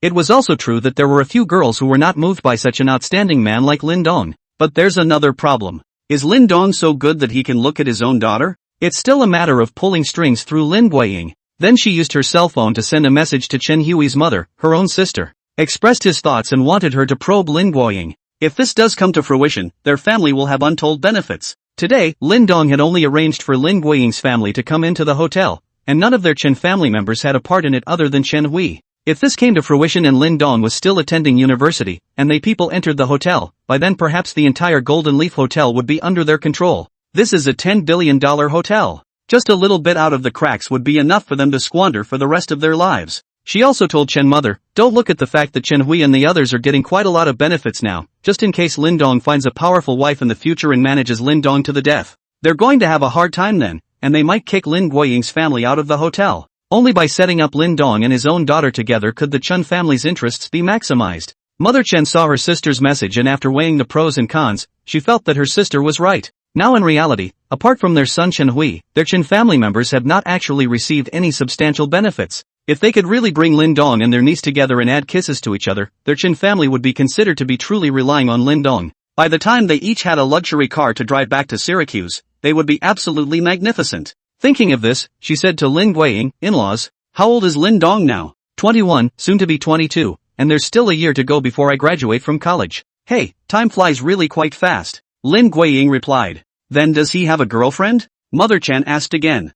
I'm not sure about this one. Since he went to college, he's been busy with his part-time job during the holidays and rarely comes back. He didn't tell us anything about this even when he called back occasionally. In-laws, look, this niece of mine is about the same age as Lin Dong, and she's also good-looking and well-read, and we know her well, so why don't we set them both up? Add to the marriage? Mother Chen pointed at her niece and said. Lin Guoying froze, looking at the somewhat shy girl across from him. For a moment, he was a little unsure of how to answer. In-laws, I think it's better to let the young people make their own decisions about things. We people shouldn't get involved. They've all already met, and if both sides have feelings for each other, there's definitely no need for us to step in. Lin Guoying hesitated and said, in-laws, how is this participation? We are just letting them try it out. Doesn't Lin Dong listen to you the most? You talk to him, let them get along and see for themselves. If it doesn't work, forget it, we won't force it. What do you think? Mother Chen added. Then, I'll find some time to talk to Xiao Dong about it. But it's up to them whether it'll work or not. When Lin Guoying heard his in-laws say this, he had to promise to talk to Lin Dong. After all, he is his own daughter's mother-in-law, and it is not good to give too little face.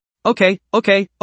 You just need to tell Lin Dong to let them add a friend to chat on their own. We won't say anything if it doesn't work out. Let the young people handle their own affairs. Mother Chen said happily. Next to Chen Hui's sister-in-law was also happy to see Lin Guoying agree, and secretly gave her daughter a wink, telling her to seize the opportunity. Zhu Zhu and Chen Hui's young couple were wandering around the house. The living room, the bedroom, the kitchen, the toilet, the view from the window, the luxurious decoration of the room, all kinds of photos to upload to the circle of friends. And with the text, this is going to be my home now, it feels like a dream. It ends with the address of the Jiangnan International Mansion. It shook both of their friend circles 3 times. The messages are full of envy and jealousy. There was no shortage of compliments, either, from those who wanted to come and see it. After Lin Guowei's family saw it, they asked Lin Su to search the internet to find out where Jiangnan International Mansion is. What are the prices? As a result, the family was speechless with shock when they didn't search. The most expensive mansion in the entire Jiangnan province. Designed by famous foreign teachers themselves. With luxury decoration. The average price per unit starts at $50 million. After Lin Guowei saw it, his heart felt like it had been hit hard and bloody by a hammer a few times. With a grimace on his face, he didn't say a word, shut himself up in his room, and didn't go out for 3 days. Probably couldn't take the fallout. Both were equally Lin Dong's own aunt and uncle, and to put it more finely, he was even closer to Lin Dong's bloodline. Now after Lin Dong is developed, they are treated very differently. It was all a thought back then. He's got it right now. Chapter 103, Sister Xian, spend money to give a little strength. Lin Dong returned to his residence a little tired, so he slept for a while, and when he woke up, it was already nighttime, and there was still no news from Zhao Xian's side. Lin Dong thought about it and directly dialed Zhao Xian's phone. Zhao Xian's side was too slow to spend money, it took so long to negotiate an investment. He needed to rush Zhao Xian's progress. The god's hope point is now only 102. Far from standard. Soon the phone was connected and Zhao Xian's delighted voice came from the phone. Hey, Lin Dong. Hello, Sister Xian. How is the situation recently? Lin Dong asked. Lin Dong, recently there are 2 companies that need financing being negotiated, the team is inspecting them, and as far as the current situation is concerned, it's not bad. I'll report back to you after the inspection. Zhao Xian replied. What about Wang Chang? No contact yet? Mr. Wang there has been contacted, these 2 companies will go there after the inspection. Sister Xian, the progress on your side is a bit slow. Since the team is pretty much established, finalize some investments as soon as possible, as long as it's suitable, a premium is fine, try to choose some companies that have already achieved results, and don't spend any more time on those small companies. Dong Lin, if you choose such a company, you might not be able to maximize your benefits, I think it's better to invest in some small companies with a promising future. Zhao Xian said. Lin Dong was a little depressed listening to Zhao Xian's reply. I don't want to maximize the profit in my horse, what I want is to maximize the money spent. If it were not for the fact that his power is not big enough, not strong enough, for fear of suddenly spending too much money, acquiring too many companies, causing the attention of some big forces, causing unnecessary trouble, he directly is to buy, no matter what the world's top 500 or 1000, directly buy, do not sell directly to acquire shares. Strength. Everything is based on strength. Without strength, even spending money is a bit too much. He still didn't know if the system could be upgraded or not. Currently, the physical and mental strength had reached their limits and could not be improved, but the strength was definitely still not enough. So it needs to be determined as soon as possible if there is any upside left in the system before we can determine where to go from here. Right now, his goal was to save up his divine magnificence points to 1000 points first, and then see if the system would react in any way, and if his physique and spiritual strength would continue to improve. If he couldn't, then he would have to change his plans and silently find a place to hide and develop his power. If you can't have strength, you have to have power. If there was still room for further advancement, there was nothing to say, let's make ourselves invincible first. When the time comes, you don't have to be afraid of this or that to do things. Sister Xian. What I need now is achievement, not saving money. If I invest in a small company, it will take too long to wait for him to grow. I don't have so much time to wait. This month, no matter what, you have to spend more than $50 billion for me, but it can't be too conspicuous. Lin Dong said. Ha? Dong Lin, what did you just say? I didn't hear you clearly, Zhao Xian asked with some hesitation. She actually heard it clearly, she just couldn't believe it a little bit, so she had to confirm it again. I said, spend out at least $50 billion for me to invest this month, but it's better if you can spend $100 billion. But keep a low profile, not too conspicuous, understand? Zhao Xian on the other side of the phone was directly confused. Lin Dong had actually told her that she had to spend more than $50 billion this month? Are you out of your mind? What boss doesn't want their employees to save them money? Minimum cost for maximum benefit. Doing the most and best with the least. Is this a case of too much money burning a hole in your pocket? Or do you have a grudge against money? It's pretty hard to understand what these super rich kids think. Or did Linden have other reasons? Lin Dong, are you sure you want to do this? It's spending $50 billion. Not $5 billion, not $500 million? Zhao Xian asked again. Sister Xian, I'm telling you clearly and unequivocally right now, it is indeed $50 billion. And it's not capped. But it's better to try to keep a low profile. Avoid some unnecessary trouble. Good. I've got it. But it's a little hard to invest so much money in such a short period of time and not draw attention to yourself. Try your best. Don't invest so much in one place, come to another place. Just these 2 days I'll send you 2 people to protect you. Too much money will inevitably be noticed by some ill-intentioned people. Money is trivial, safety is most important. Okay, thank you Lin Dong, then I'll go and get busy. The task is a bit heavy, I still have to go and rush them. That's good. I'll celebrate you when you come back. Also, there's no need to visit Wang Chang's place, I trust him, I'll contact him directly. Got it, Dong Lin. Hang up the phone. Lin Dong called Wang Chang another, casually chat a few sentences. Wang Chang urged Lin Dong to hurry to let people come over to complete the inspection, finalize the investment plan, after the implementation of the funds, so that he can continue to promote the implementation of the project. He had already received a call from the person in charge of this project at Lin Dong Company, that is, Jia Xian, but the other party said that there were still 2 other companies that had finished their inspection first before they could come over, probably trying to hang him out to dry so he could counteroffer, a tactic he'd seen plenty of. But hadn't he and Lin Dong already agreed? $5 billion, 30% of the shares, and he did not know why Lin Dong was doing this. How does he know that this is Zhao Xian's own decision, and has nothing to do with Lin Dong, who can't wait to spend more money? The price of returning the hair. Zhao Xian is now as the head of investment of Donglai International. Naturally, she can save as much as she can, and the smallest cost in exchange for the greatest benefit can reflect her value, in order to obtain the favor of the boss. It was just that she did not expect Lin Dong to be a master who did not lack money at all and did not need her to save money at all. Lin Dong immediately stated that there was no need for an inspection and then directly transferred $5 billion to Wang Chang. Wang Chang's side was also a bit confused, completely unable to understand what Lin Dong meant. A little while later it's time for an inspection, an assessment. A little while later it wasn't needed, saying something about trusting him and the funds coming straight to him. But now that the funding is in place, nothing else matters and he can move forward with the project. After Lin Dong transferred $5 billion to Wang Chang, the Divine Magnificence points came to 152 points, which was a small comfort to him. Chapter 104, Zhao Xian's Best Friend.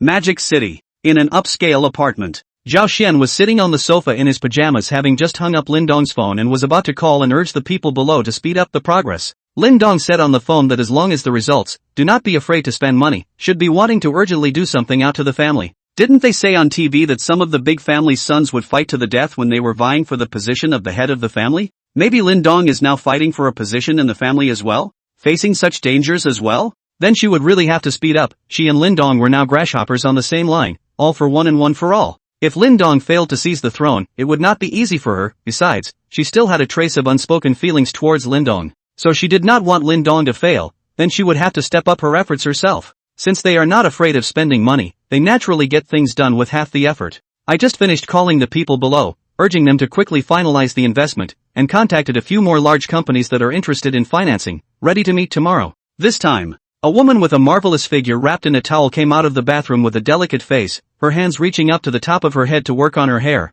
and her snow-white skin, as if she could pinch off the water. If a man saw the scene, he probably wouldn't have enough blood in his body to spray. Xian, calling your man? You can't stand it after only a few days? Did I not serve you well? The woman opened her mouth and said flirtatiously. After saying that, she walked over to Zhao Xian, hooked up Zhao Xian's chin with one hand, and stretched her head to kiss him. Zhao Xian's head tilted and she used her hand to knock away the other person's outstretched hand and said, Luo, can you be decent? The person that Zhao Xian called Luo was none other than Zhao Xian's college roommate and best friend, Luo Chanru. The two have been roommates since freshman year and are very close, and have remained completely unchanged until they graduated from college. Although they hadn't seen each other for a few years after graduation, the two of them still didn't feel the slightest bit rusty when they met. Zhao Xian looked at Luo Qianluo's peak and then looked down at her own with some envy. Although his own wasn't exactly small, it was clearly a smaller model compared to Luo Qianru. Both of them were school flower-level beauties back in college, but Luo Qianru was obviously much more popular. It was because her body was simply perfect, not a single flaw could be found,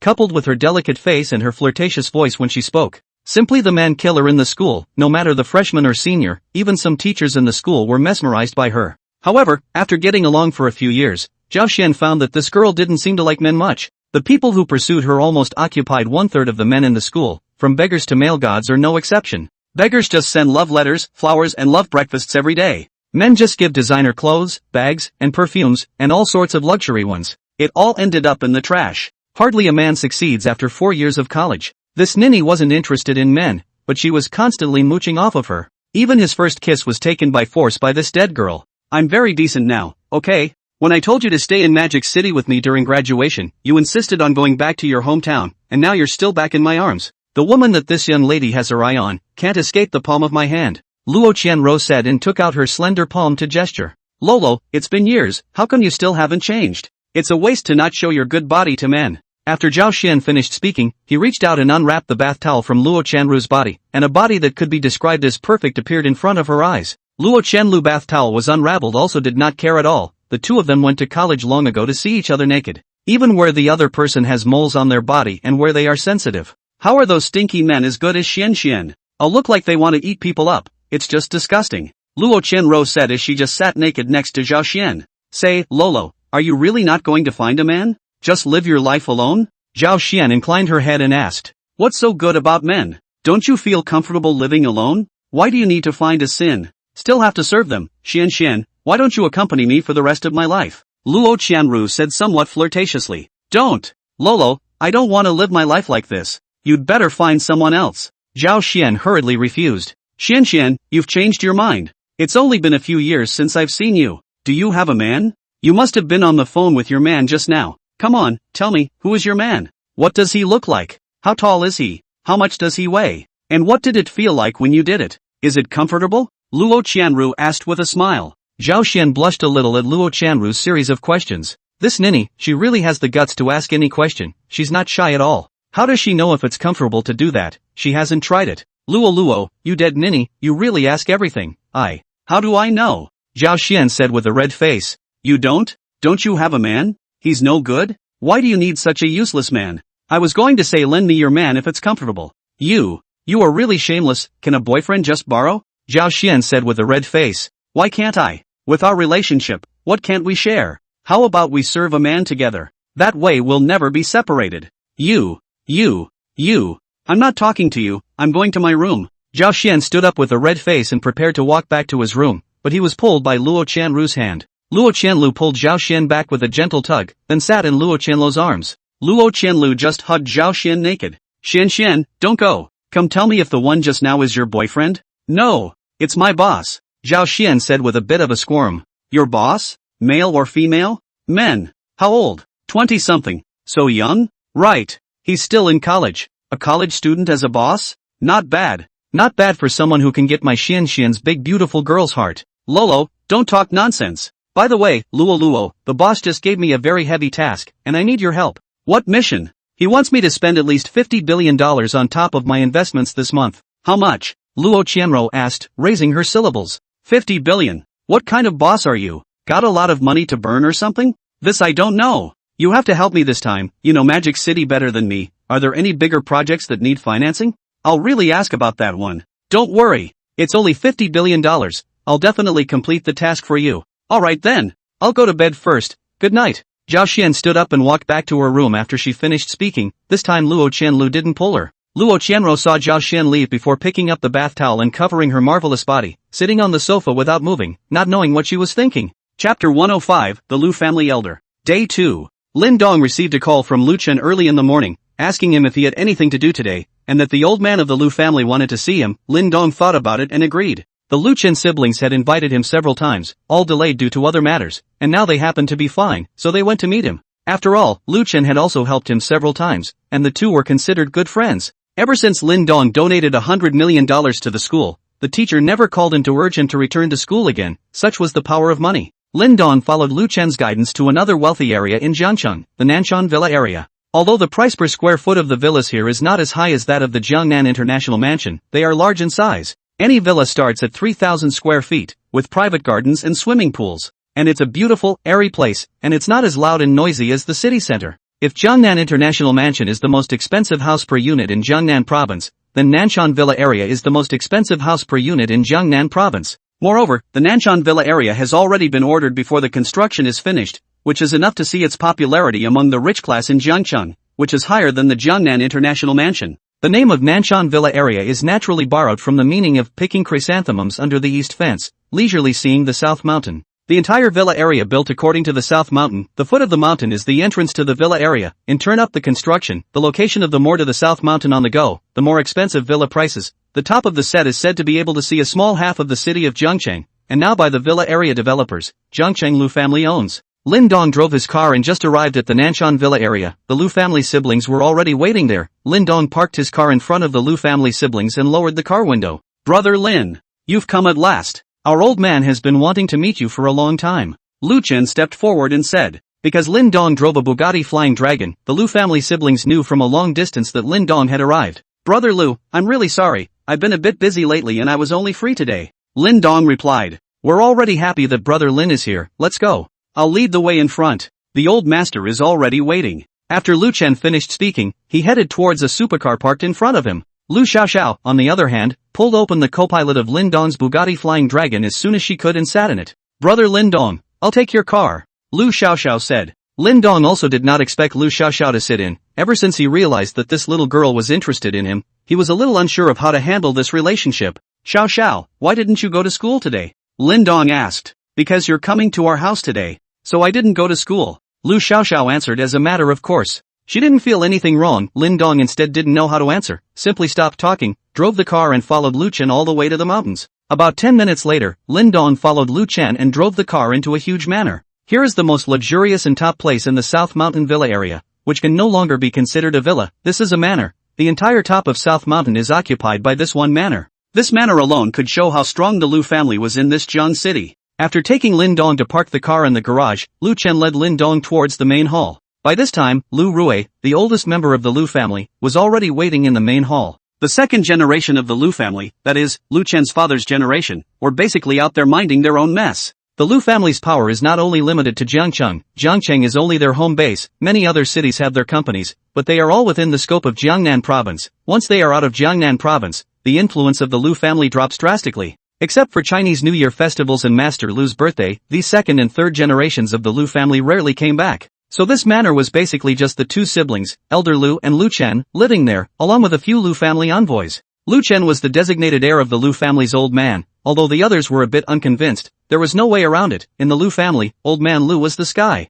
No one dared to object to what he said, and even if they were not convinced, they could not say it, but could only bury it in their hearts. Lin Dong followed the Lu Chen siblings into the main hall. He saw a gully-faced, aged old man sitting on a sofa with a steaming pot of tea on the coffee table in front of him, and behind him stood 4 middle-aged men, 2 of whom were the 2 men who had been seriously injured by Uncle Shan beside Xinjiang the last time they were at the Fuli Sands. "Grandpa! Grandpa!" Lu Chen's siblings shouted as they sat in front of the old man on the left and right. The old man smiled and nodded before looking at Lin Dong. "Good day, Elder Lu." Lin Dong greeted politely. Lu Rui did not say anything and was only sizing up Lin Dong carefully. This process lasted about a minute or two before Lu Rui spoke. "Not bad. Not bad. As expected of someone who can defeat Qin Zhang, he is indeed a handsome young man." Elder Lu was overpraising. "Lin Dong is a little sweaty," Lin Dong said modestly. "Little friend Lin, you don't have to be modest. Qin Zhang is considered a man of honor among the younger generation, and with the Qin family as a big tree behind him, you were able to drive him out of Jiang City in disgrace. This is not something an ordinary person can do. Just luck. Luck is also a form of strength. Please sit down, young friend Lin, come and taste how this tea tastes." Lu Rui invited Lin Dong to sit down before slowly picking up the purple sand teapot in front of him and pouring a cup for Lin Dong. Lin Dong picked up the teacup and took a sip, still not feeling much. Similar to the last time when he accompanied SCC core member Li Bin, there was no difference. He didn't know how all these big shots like tea. He was completely uninterested in this aspect of tea. For him it was just to quench his thirst. As for how to savor it, he really wasn't interested. But since the other party was so solemn, pretending still needed to be done. "Not bad." Lin Dong only replied with 2 words. Lu Rui could see Lin Dong's perfunctory behavior, but he did not say anything. Everyone had their own way of life, and since the other party did not like tea, he would not force it. Talking about tea ceremonies to people who don't know what they're talking about is a complete buzzkill. "Today I invited young friend Lin to come. Firstly I want to thank you. If it wasn't for you, it's hard to say whether Chen Chen and Xiaoxia would still be able to sit here or not, and secondly I also want to meet you," Lu Rui said. "Elder Lu doesn't have to be polite. Brother Lu and I are part of the same SCC and very good friends, and Brother Lu often helps me, so this is all what I should do." Lu Xiaoxiao watched the 2 men politely going back and forth with some impatience. Suddenly interjecting, he said, "Grandpa, Brother Lin Dong, can you not be so polite? In the future, maybe we'll all be family." At those words, all 3 of them froze. Lu Chen and Lu Rui both looked at Lu Xiaoxiao with inexplicable eyes. Lu Xiaoxiao also felt that there was something wrong with what she said, and wanted to explain, but didn't know what to say. He could only say with a red face, "I'll go back to the house and do my homework first, you guys take your time."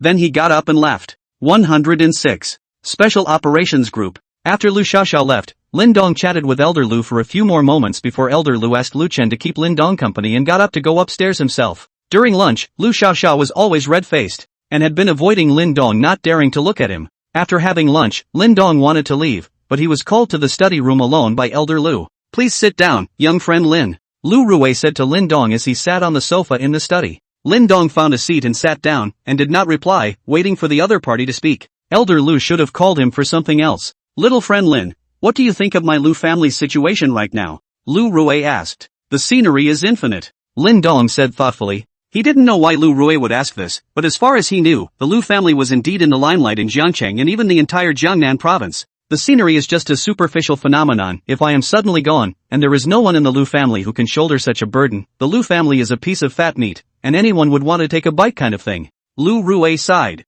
Lin Dong froze and said, that's impossible. I think brother Lu Chen should have such an ability. Chen is indeed outstanding among the 3 generations of the Lu family, but he's not enough to carry the burden of the entire Lu family, and needs to be honed and sharpened again. Lin Dong did not know what to say. He did not understand what Elder Lu was telling him about this. It was not like he was a member of the Lu family. Little friend Lin, I hope that you can shelter my Lu family until Chen can stand alone and pick up the burden of the Lu family. Lu Rui suddenly said solemnly. Ha, Elder Lu, aren't you overestimating me? The Lu family is in the midst of a boom right now. How could I possibly have the ability to shelter the Lu family? You are joking with me, right? Lin Dong said. Lu Rui even asked him to shelter the Lu family? Isn't this a joke? Where did he get the power? If he was capable of sheltering the Lu family now, would he still need to be so fearful? It's long since turned on the bye feature, so the godly points aren't rubbing off on you. Little friend Lin doesn't have to be busy refusing. I naturally won't let you shelter the Lu family for nothing. I'll give you a big gift next.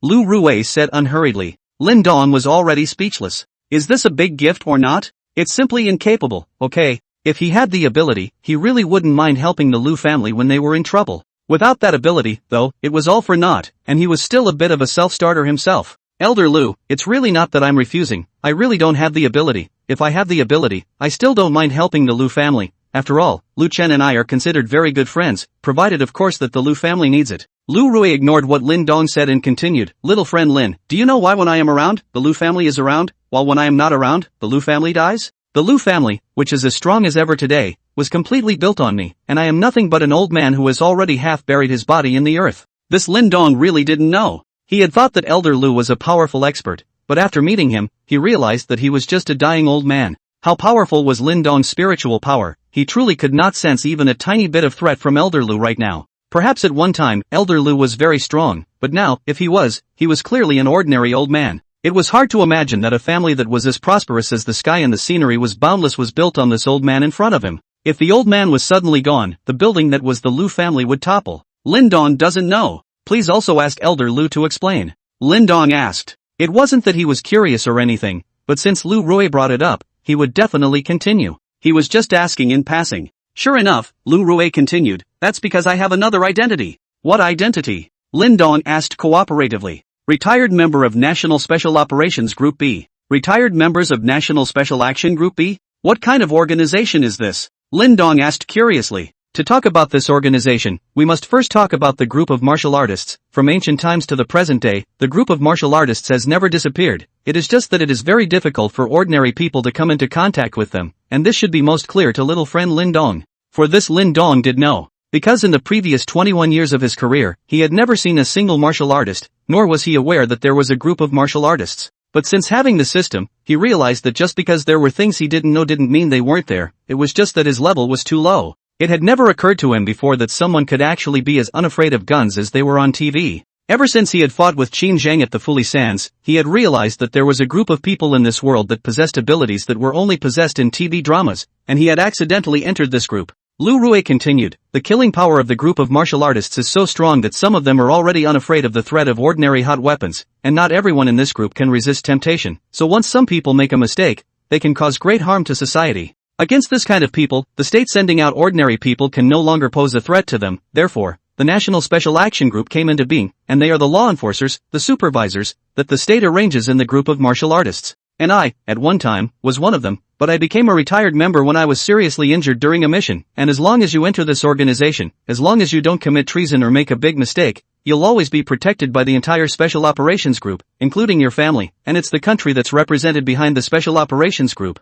Again, I retired because I was injured during the mission, so as long as I don't die, no one will dare to do anything to the Lu family, but if I die, without this thread of connection, the Lu family will become an incomparably tasty piece of fat meat. After listening to Lu Rui's words, Lin Dong had some more questions in his heart. Since Elder Lu was not dead, then it meant that the entire Lu family was protected. Then how did Qin Zheng dare to kill Lu Chen at that time? So he asked, Elder Lu, since you're still around, why did Qin Zheng dare to kill Lu Chen and Xiao Xiao? That's because it was Qin Chen who flashed his gun first, otherwise Lin Qin Zheng 10 guts, he wouldn't dare to kill Qin Chen and Xiaoxia. The special action group will only protect your family from harm, but if you are trying to harm someone else first, and then get killed by someone else in return, then they won't care. So it is. No wonder Qin Zheng, who had originally wanted to put the matter to rest, went straight for the kill after Lu Chen pulled out his gun. Turns out it was just a case of being afraid to start. Chapter 107, Exposure. After Lu Rui finished speaking, Lin Dong also understood. The National Task Force is supposed to be a very powerful organization. Elder Lu used to be a member of this organization, but he retired because of his injuries, but before he died, the organization would still keep his Lu family safe. However, there was a prerequisite for this, and that was that the Lu family had to be the reasonable party, and if the Lu family made a fool of themselves by trying to violate others, then this organization would not care. Simply put, you have a backer when you are justified, and you carry your own weight when you are not. Lu Chen took out a hot weapon to try to take out Qin Zheng's men. That was just irrational, dying for nothing. But why is this old man telling himself so much? And you said you were going to give yourself a big gift? Do you want me to join the National Task Force? It would be nice if we could join, then we would be considered as someone with status and support. At least we don't have to be afraid to spend money anymore, right? I didn't steal or rob, I spent my own money, so if people get jealous and come looking for trouble, I should be considered justified, right? Thinking about it this way, Lin Dong felt good. I just don't know if there are any constraints. Will you be working 9 to 5 every day? I'm not even out of college yet here. Elder Lu was trying to get me to join the National Special Operations Group? Lin Dong asked. Little friend Lin thinks this organization is good to join? Lu Rui asked rhetorically. It should be hard. Lin Dong replied. It's not hard. It's very difficult. You can only be recommended by insiders if you want to join the National Special Operations Group. They won't openly recruit either, and even if you're recommended in, the strictest of tests and audits will be waiting for you. And as a retired member of Special Action Group B, I'm allowed to recommend someone to go in. Originally I was going to leave this spot for Chen Chen, but unfortunately his talent isn't very high, so if he goes, he'll only be eliminated, so I'd like to recommend you to go in. I'm sure that with Lin's strength, he'll definitely be able to pass the test. Elder Lu wants to recommend me to shelter your Lu family after entering the Special Operations Group? Lin Dong asked. That's just one of the things, to be able to have such strength at such an age. I'm more optimistic about young friend Lin's future accomplishments, so I'd like to invest in you with this one recommendation slot. Lu Rui said. How can Elder Lu be sure that I'll definitely join the Special Operations Group? What if I don't want to? Because I know you need this identity right now. Little friend Lin was able to hold back for 20 years and never exposed his strength even after being humiliated. So I guess it's because your master didn't let you expose it, isn't it? Maybe he has some enemies, or maybe there are other reasons, but no matter why, you need such an identity. You investigated me? The aura of Lin Dong's body exploded out in this instant. It caused the various bookshelves and chairs in the study to give a shake. His greatest fear now was that someone would investigate his background and discover his secrets, and he wasn't strong enough to keep his secrets now. As the saying goes, a man can't commit a crime without a crime, and as long as the matter of owning a system was exposed, there would definitely be a large number of forces that would want to find out what was going on. Maybe just dissect yourself right out. Strength. Strength must be raised as soon as possible. Luckily, though, the other guy just thought he had a master. That's the best explanation. To be able to teach a disciple like himself, this Mojo master should be able to intimidate the other party. Just don't let anyone find out you have a system. A master is a master, right? Thinking of this, Lin Dong's newly tensed nerves loosened slightly as he pulled his breath back. He didn't dare to release his breath towards Lu Rui just now either. He was afraid of sending away the old man who was now unarmed. Lin Dong, however, did not know that what system was not a system. No one would even think in that direction. The strength of this world is practiced one step at a time. There is no quick fix, and there will be no talk of strange encounters. Even those who are gifted need to start practicing from a young age, and once they are past their optimal period, they can only live a mediocre life. So even if someone investigated his identity and background, it would only be similar to what Lu Rui guessed. Little friend Lin, there is no need to be alarmed. We are friends, not enemies. As for the matter of me investigating you, you should be even more thankful to me, because after I finished my investigation, I hid your identity, and the time that followed there were at least 3 waves of people who had investigated the background of your identity and nothing came out of it. Lu Rui explained. The aura that Lin Dong had just released was very strong.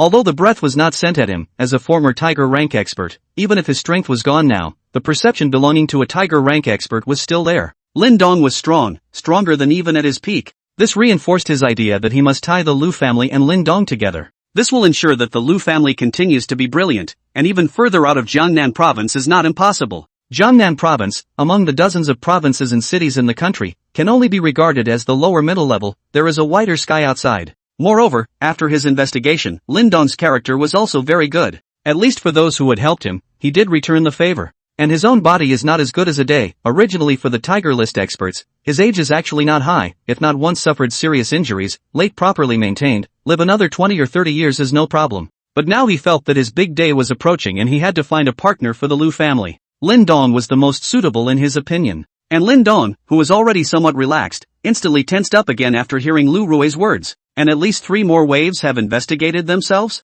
Who is it? Qin Zhang should be counted as one. Who are the others? Lin Dong couldn't have imagined it. It's the unknown that's scary. It seemed that he had attracted the attention of some forces. Elder Lu, I am sorry, I was a bit nervous just now. It is indeed a difficult order from my master. I do need such an identity. Lin Dong followed Lu Rui's words. Since the other party said he had a master, then he had a master. Just the thing to explain his sudden transformation. There's no need to be polite, young friend Lin. The reason I'm telling you so much is that I want the Lu family to establish a close partnership with you. Elder Lu, what do you mean by Special Operations Group B? Lin Dong asked. The Special Action Group is divided into a total of 4 groups, A, B, C, D, with Group C and D only being responsible for incidents triggered by first-rate martial artists, while Group B is the watershed, responsible for incidents triggered by Tiger ranking experts. Lu Rui explained. What about Group A? Isn't there another Group A? Lin Dong pursued. Group A is a bunch of gods and goddesses, and those guys only show up when Group B can't get it right, but that's rare, so I know very little about them.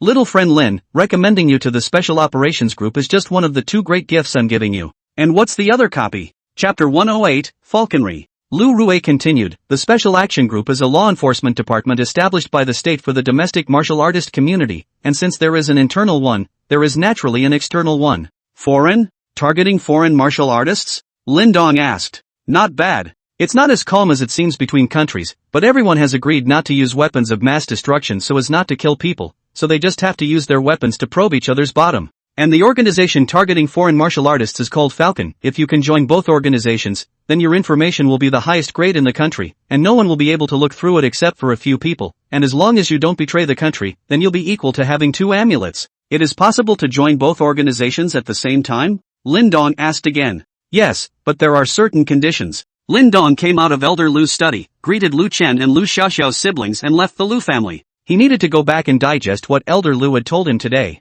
In addition to the National Special Action Group, there was also an organization called the Falcon, which was an organization that specialized in targeting foreign martial artists. Elder Lu told him that there were 2 options. One was to enter one of the organizations and become a full member after taking the exam, but in that case he would need to follow the organization and not have much free time. There is another option is to take the test at the same time the supernumerary staff of the 2 organizations, in which case it is also considered to enter the organization, and usually do not have to follow the organization, only when the organization needs to be notified to participate in the organization's mission. The supernumeraries sounded like they were a step below the regular members, but in reality, the supernumeraries were more difficult to enter than the regular members, and the assessment was more strict and required the members to be stronger. However, Lu Rui felt that with strength like Lin Dong's, there was no problem at all in passing the examination. At 20 years old, the peak of the Tiger ranking, even among the heirs of the great families and the heirs of the secret lands, they definitely belonged to outstanding figures. There's no way a character like that can't get in. Lin Dong also wanted to take the supernumerary exam because he didn't want to be tied down and he had his own things to do.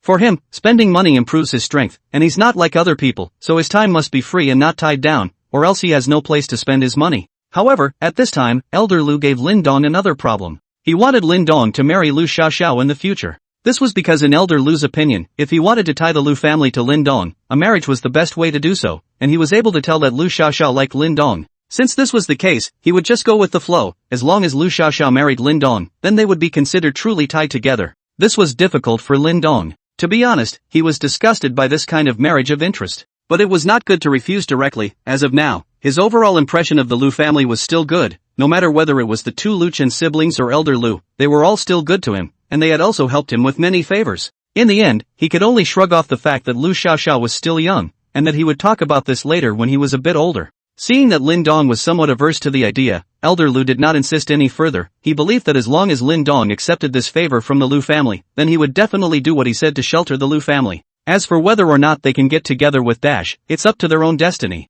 After all, it was now that he was begging the other party, and although he had leverage in his hands, he couldn't do too much. After Lin Dong left, Lu Rue dialed a phone number. Hey, old Lua. You finally thought to call me. I thought you would never contact me again in your life. A loud voice rang in Lu Rue's ears. Hearing his familiar voice again, Lu Rue was also a little emotional.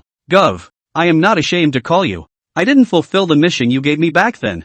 Lu Rue said. Bull asterisk asterisk asterisk asterisk. What happened back then? That was because the intelligence was wrong, that's why the mission failed, it wasn't your fault, and you paid a heavy price. In the end, it's still the organization that owes you. Gov. It's been so many years since then, so let's not bring it up again. I'm calling you this time because I want to recommend someone to you who wants to take the supernumerary exam. Who? A peak tiger ranking expert around 20 years old. What? Are you sure? What about the identity background? Which big family's son? Or which secret land heir? Not a family descendant. The body is clean, but there should be a master, who exactly is yet to be found out. I will send you the information later. Okay. Since you recommended me, I definitely trust you. When will you come to the capital? We haven't seen each other for many years. If we don't get together again, we'll all be in the ground. Gov. I'll come when I can. Okay. I'll wait for you then. Lu Rue hung up the phone and then made another call. The other party was also an old man, but instead of special ops, it was Falcons. He got a Falcon exam slot from the other side. Back then, the two organizations collaborated to complete a mission, but because of faulty intelligence, they were ambushed by the enemy, and Lu Rue was seriously injured as a result of saving the other party. And the other side is now very influential in the Falcon organization. Now he had used up his two most important favors for the Lu family to be able to rely on Lin Dong. A favor is owed to him by special ops. A favor is owed to him by the Falcon hierarchy. These two favors were originally prepared for the descendants of the Lu family, as long as one of the Lu family could be used, even if it could not allow the Lu family to move forward, but at least it would not go backward, and it would allow the Lu family to maintain its splendor for many more years. But over the past 30 years, the second generation of the Lu family was full of mediocre people, and the third generation managed to produce a Lu Chen, who had an outstanding mind but a mediocre talent. Lu Chen still needed to hone if he wanted to become the top pillar of the Lu family, but he didn't have the time to wait. Lately my body has been failing more and more, and the injuries from back then are starting to come back. Lu Rue felt that this time should be the last time, and his big day was coming. That's why he was in a hurry to find someone to trade the two favors in his hand for the stability of the Lu family. Lin Dong was the most suitable one he had searched for, so young, so strong, and with a mysterious master. The most important thing is to be a good person and to be grateful. If it was only strong, Lu Rue wouldn't dare to tell the whole story like this, lest he be beaten backwards at that time. He was able to predict that after he left, the Lu family would become fat meat in the eyes of the neighboring forces. Only Lin Dong could help their Lu family drive away the wolves and tigers. As long as another 10 years passed, Lu Chen should be able to hold his own, and only then would the Lu family be considered completely stable. Lu Rue in his dying days can think for the Lu family to do all the arrangements, and finally whether to continue the splendor or even further, depends on God's will. Chapter 109 Reserve Members of Group A. Kyoto. Inside an old courtyard. An old man was sitting in the courtyard, flipping through the information that Lu Rue had just passed over. The information was very thick. There were 7 or 8 pages of paper, basically recapitulating Lin Dong's previous 21 years of experience completely. The old man was reading very slowly. 2 imposing middle-aged men stood behind the old man. This old man didn't seem to be too young, at least it shouldn't be too far from Lu Rue. However, he was different from Lu Rue, who was full of grooves and depressed, and seemed to be at the end of his days. Instead, he was childlike and full of spirit, and even if he lived for another 20 or 30 years, he would have no problem at all. This old man was Tang Hai, the leader of the National Special Operations Group B. He had been in this position as the leader of Group B for more than 30 years, but he was still going strong. It's not that he's greedy for power and doesn't give young people a chance. In fact, he's already made several reports applying for retirement, but none of them have been approved. This is because so far Team B has not been able to find a character to replace him who can shock the whole group and coordinate the whole situation. As an important department of the country to maintain order in the domestic martial arts community, Group B has a heavy task that requires a strong and big-picture person to sit in. After 10 minutes or so, the old man finished flipping through it, smoothly handing the information to the 2 middle-aged men behind him, then somewhat out of breath. Tang Hai's heart was unsettled at this time.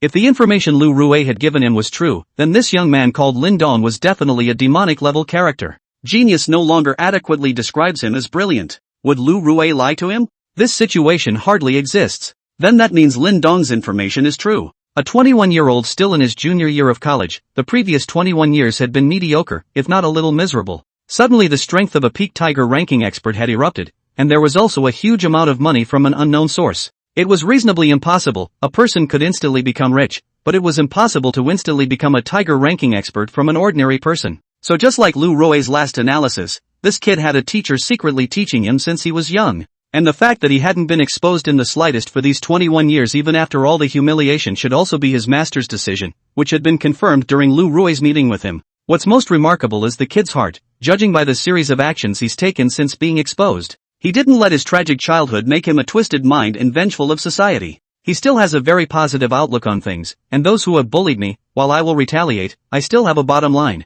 Those who have helped me, I will absolutely return the favor in dripping water. So it seemed that his master wouldn't be an evil person, perhaps there was some reason for him to hold back. For this kind of talent with extremely strong natural strength, a clean background and a positive outlook, the country is naturally very welcome. For Lin Dong to be able to secretly become a peak tiger ranking expert at the age of 21, joining Group B seemed a bit condescending. Such a talent joining Group B would only cause him to slack off, as he was a top-tier presence even in Group B. A bunch of dozens of people who weren't as strong as himself would slowly cause him to lose his motivation to move forward. At the age of 21, it was the time of youthfulness, and the only way to keep him improving was to let him join Group A, meet some people who were better than him, and stir up his competitive spirit. This is a good seedling that must be properly cultivated, and in the future it may be another weapon of the state. It wasn't for nothing that Tang Hai had been able to sit in the position of Group B leader for more than 30 years. After realizing that Lin Dong was a good seed, the first thing he thought of was not to hurry up and take in Group B, but the first thing he did was to put Lin Dong's growth as well as the country's interests first, and his strong sense of the big picture was admirable.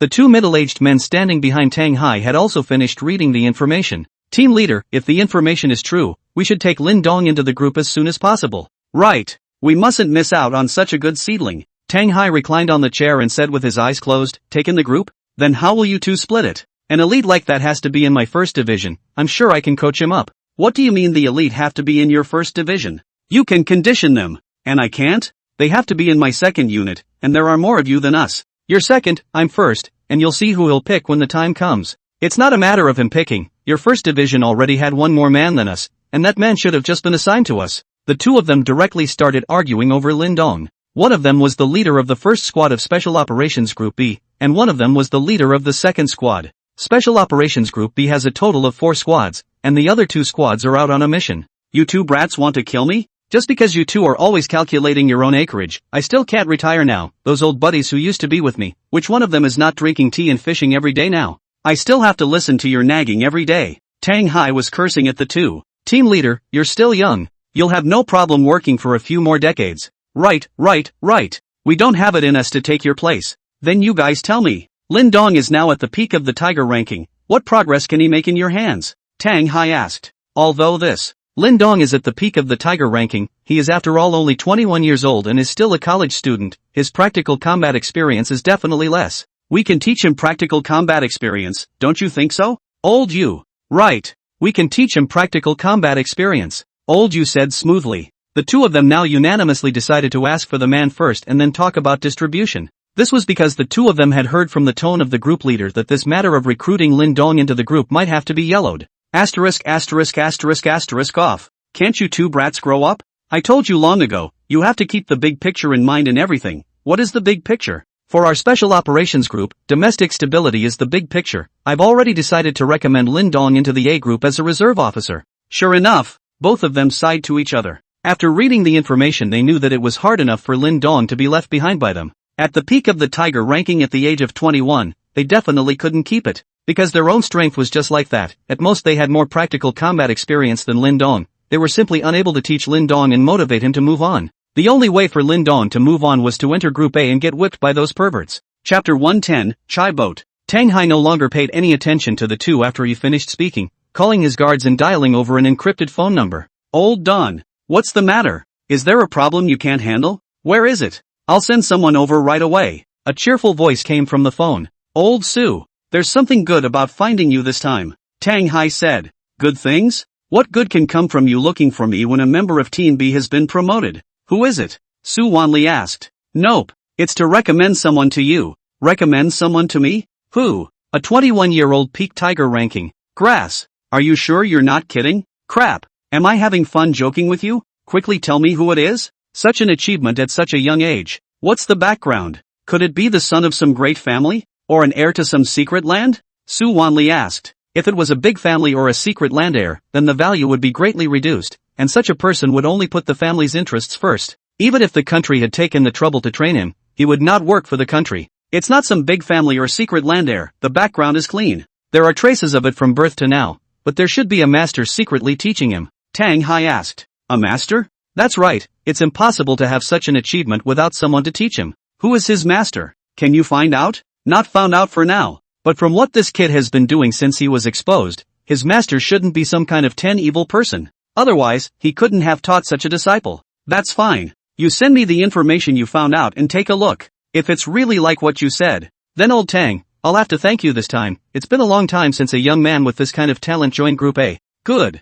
I'll send it to you later. Thank you is not necessary, we are all fighting for the same goal. After the two hung up, Tang Hai had someone send the information to Su Wanli. Su Wanli's entire body was agitated after reading the information Tang Hai had sent. Lin Dong has a clean background, a positive outlook, and a demonic talent, so he is simply the best seedling. He was confident that he would train Lin Dong to become a pillar of the country and another sharp sword. It just so happened that there was a member of Group A near Jiangnan province right now, so let him go directly to Jiangcheng and meet Lin Dong, and if what Tang Hai said was true, then he would be directly absorbed to become a Group A reserve member. A tiny town on the border of Jiangnan province. Chai Zhou was eating at a roadside stand. As a member of Team A of the National Special Action Group, he had come to track down the whereabouts of an S-class wanted criminal. This person was a peak tiger ranking expert. Because he couldn't stand the temptation of the world, he hid in the world and used his peak tiger ranking strength to break into a world. However, in the process of developing his power, all enemies who went against him would inexplicably die, gradually attracting the attention of the Special Operations Group.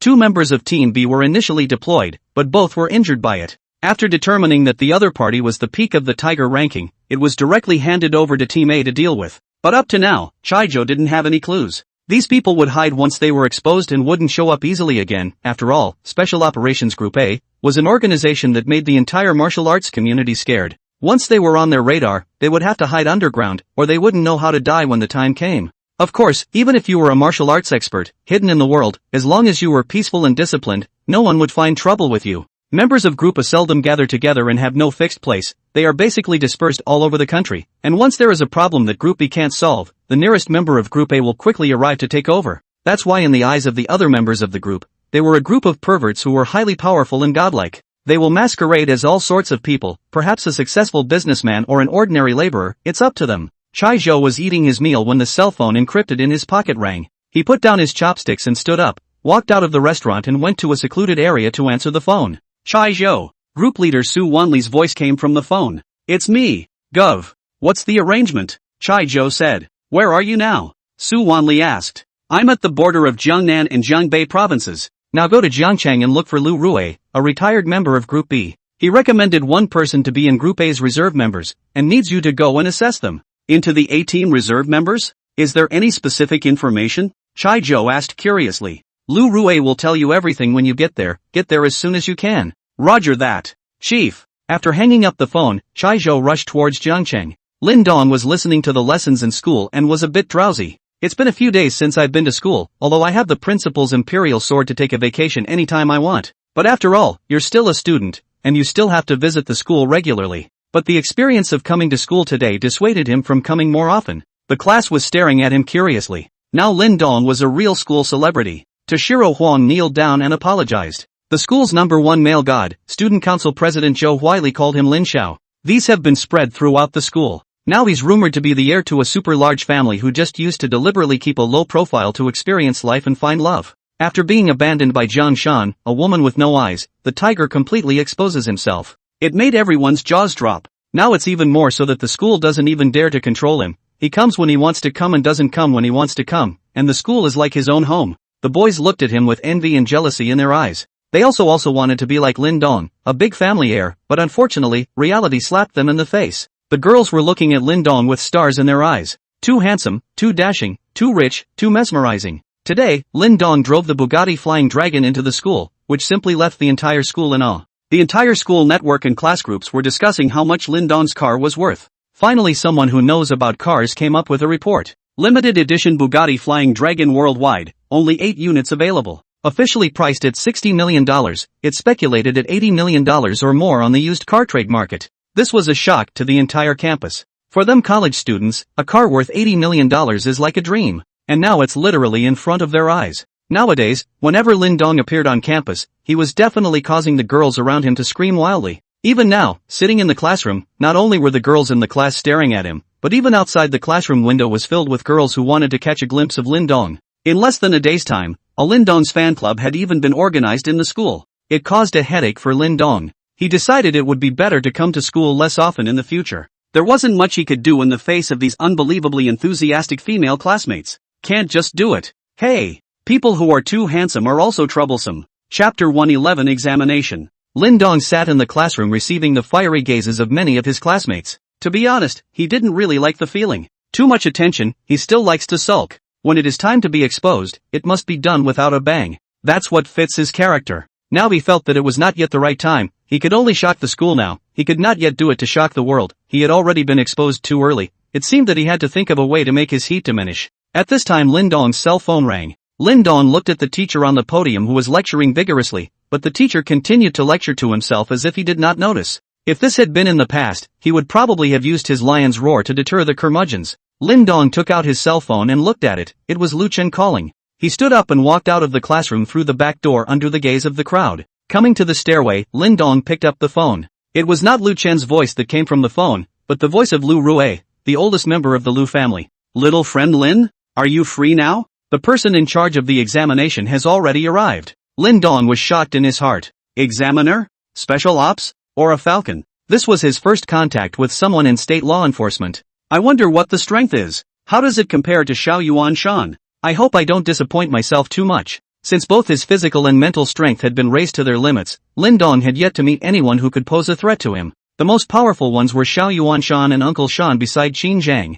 However, Lin Dong felt that if he exploded into full strength, these two together would probably not be enough for him to beat. Although he didn't have a concrete perception of his own strength yet, with his strong spiritual power, he was definitely able to sense those who could pose a threat to him. There were definitely people who were stronger than himself, but without having encountered them, Lin Dong did not know the gap between him and those people. He was looking forward to meeting with what Lu Rui said, the Special Operations Group and the Falcons. If the other party was stronger than them, then at least they could find the gap and then find a way to make up for it. It wasn't like they were enemies and they wouldn't be in danger. If you meet an enemy stronger than you later and then realize the gap, it will be too late by then. Elder Lu, I will be right there. Lin Dong said. Okay, as soon as you can. Don't let people wait for a long time. The people who came this time are somewhat out of my expectation. Lu Rui said with some hesitation. Out of your expectation? Lin Dong asked suspiciously. You'll know when you come. Lu Rui also didn't want to say more over the phone. Good. I'm leaving now. Although Lin Dong was a bit puzzled by Lu Rui's words, he did not ask any further questions. He would naturally know when he arrived. After hanging up the phone, Lin Dong did not return to the classroom and directly went downstairs, got into his Bugatti Flying Dragon and drove out of the school with one foot on the gas. Only the loud roar of the engine was left to resonate through most of the campus. Lin Dong did not notice that on a school building not far from him, a figure looked at the place where he had left and froze. Suddenly a hand tapped on the figure's shoulder. Shan Shan. Since you've chosen, don't look back. Someone as dazzling as him is not destined to belong to you. Zhu Yan said as she walked to Jiang Shan's side. At this time, Zhu Yan's heart was also very emotional. She was considered a witness to the love between Lin Dong and Jiang Shan. The years they spent together through thick and thin were poor, but full of joy and warmth. She also completely failed to see that Lin Dong was actually a hidden super-rich second generation. She, who thought she possessed fiery eyes, actually looked away. But a super-rich second generation like Lin Dong would actually work part-time jobs every vacation as well as on Saturdays and Sundays? And it was done for years. Who dares to believe that? Not to mention that she couldn't tell, but none of the students or teachers in the entire school could probably tell.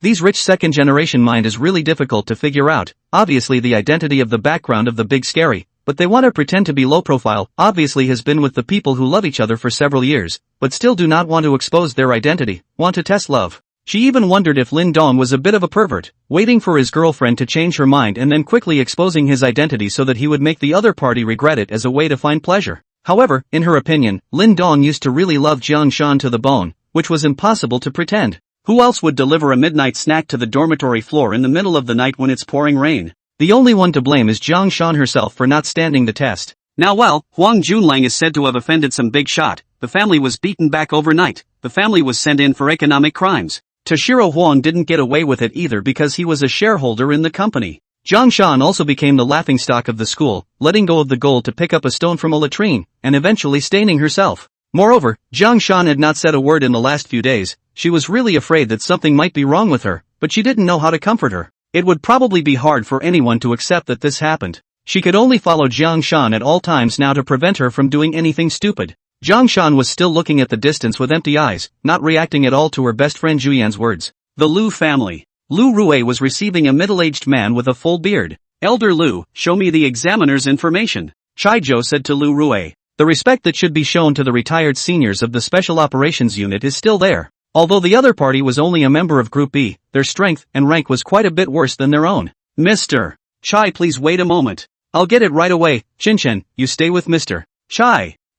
Grandpa. Lu Chen replied. He looked at the unkempt middle-aged man in front of him with some curiosity. It was the first time he had seen his grandfather, who was talking so respectfully to someone younger than him. This man's identity seems to be very uncomplicated. Mr. Chai, may I ask what you need? I'll go prepare it, Lu Chen said. Just have some random food and drink, just enough to fill your stomach. I'm not that particular, Chai Zhou said. Yes, Mr. Chai. Soon Lu Rui brought over Lin Dong's information. Chai Zhou took it and looked at it carefully. Lu Chen, on the other hand, went to order his subordinates to prepare food. Lu Rui looked at Chai Zhou. He did not expect that he originally wanted to recommend Lin Dong into the supernumerary Group B, but in the end, he attracted the official members of Group A. This is Group A. Back in the day, it was a place he dreamed of getting into. Everyone is freaking strong. A random person could have wiped out a squad from Team B. These people are truly the best of the country. If Lin Dong was able to grasp it well this time, his future achievements would be unlimited. The Lu family, which has a close relationship with him, will naturally rise.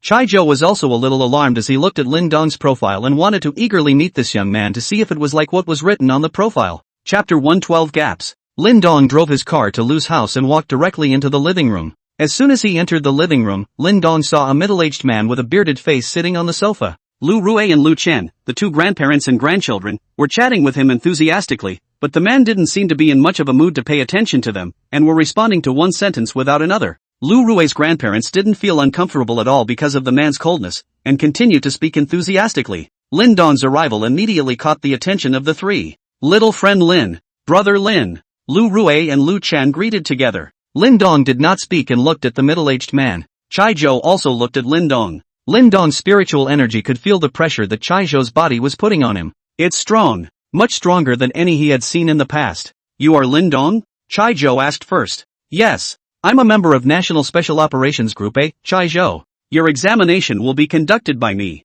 I hope you won't let me down, Chai Zhou said expressionlessly. Group A? Lin Dong asked suspiciously. At this time Lu Rui interjected, little friend Lin, I recommended you to our Group B leader, but our leader felt that you were a bit of a quitter to enter Group B, so he recommended you to Group A. This Mr. Chai was sent by the Group A leader to assess you, and as long as you pass the assessment, you'll be in the reserve members of Group A. Oh, is there any difference between Group A and Group B? Lin Dong asked. What's the difference? I'll tell you when you pass the test. If you can't pass, there's naturally no need to know. So what is the test, please? What do I need to do? Elder Lu, please give me an open field, Chai Zhou said to Lu Rui. Both of you, please follow me. Lu Rui said and walked ahead. Chai Zhou followed behind Lu Rui, Lin Dong also hurried up to follow, and Lu Chen walked at the end. Several people came down to the backyard of the manor under Lu Rui's guidance, which was empty and had a helicopter parked in the middle of the place. Mr. Chai, how is it here? Lu Rui asked. Yes. After Chai Zhou finished speaking, he took the lead and walked to a clearing. Then he said to Lin Dong, the test is simple, attack me to the best of your ability and prove to me that you are capable of joining the ranks of the reserve members of Group A. Lin Dong took a few steps forward and came face to face with Chai Zhou, with roughly 20 to 30 meters separating them. Feel free to attack me anytime you are ready, Chai Zhou said casually as he stood opposite Lin Dong. It did not seem to place Lin Dong in his eyes. In his eyes, Lin Dong truly did not deserve to be taken seriously. A 21-year-old young man was just that, so what if his strength reached the peak of the Tiger ranking? There had been several Tiger ranking peaks that had fallen into his hands over the years, and which of them were not more experienced than Lin Dong? One of them, a man of 10 evils, astonished him with his various means, but in the end, he was not killed by his own hand. In the face of absolute strength, any means are futile. Lin Dong did not say anything either and stared at Chai Zhou with a deadly stare. His body gradually tightened and the muscles of his entire body began to contract. Lin Dong utilized his physical strength to the limit, and his mental strength was always taut. Boom! The aura was steeply liberalized. A wave of air formed around his body spreading in all directions. Lu Rui and Lu Chen hurriedly withdrew more than 10 meters back. Both of them were shocked as they looked at the aura released by Lin Dong. What a strong aura! Even though Lu Rui already felt that he had overestimated Lin Dong, under Lin Dong's full force outburst, it still made him feel that his vision was a bit narrow. Lu Chen was even more so. His strength didn't even reach the level of a second-rate expert, and for the pressure unleashed by an expert of this level, it even felt like he was having some difficulty even breathing. Lin Dong was building up his strength. He needed to adjust himself to his best condition before he could strike. It was really because Chai Zhou was putting too much pressure on him. Only someone like Lin Dong, who had reached the limit of his mental power, could sense the power of his opponent. Normally, although experts could sense each other, they could not come as strong as Lin Dong, thanks to the benefits of his mental power in its extreme state. Therefore, Lin Dong had actually gained an advantage in the midst of an expert duel, as he was able to sense his opponent's general strength, but his opponent's sense of him was vague. Even under his deliberate concealment, it was basically difficult for his opponents to sense his strength as long as they weren't too much higher than him.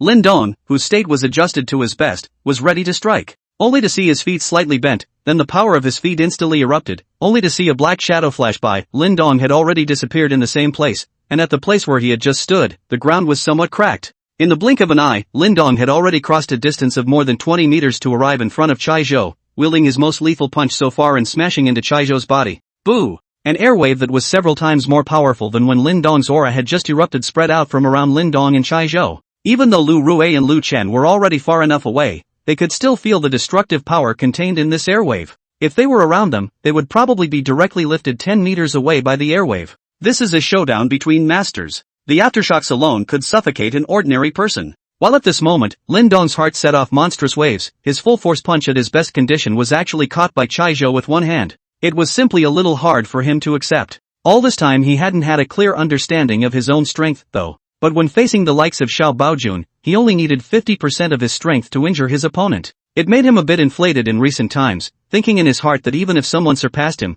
they shouldn't be too much stronger than him. You can't fight yourself, but you can still run without a problem. But this scene just now had taught him a vivid lesson that he himself might be as good or even worse in some people's eyes as Xiao Baojun was to him. If the opponent wanted to take himself down, it should be so easy that he wouldn't even have a chance to escape. This instantly caused a strong sense of urgency to rise in his heart. He must obtain more divine magnificence points as soon as possible. This was the only path for him to become stronger. Lin Dong's heart set off monstrous waves, giving him a strong sense of urgency, and Chai Zhou's heart was not as calm as the surface at this time. Who is he? Member of National Task Force A. A dragon ranking expert was actually smashed by a peak tiger ranking with a punch and took a step back. Yes. Although he caught Lin Dong's punch, he took a step back before dislodging Lin Dong's force. If the rest of the team found out, how could he lose face? The gap between the tiger ranking and the dragon ranking was like a rift in the sky, and to put it plainly, it was like the gap between a 10-year-old child and an adult. Can a 10-year-old knock back a normal adult? Obviously it's not possible. But Lin Dong did it. This showed that Lin Dong's talent was simply terrifyingly strong.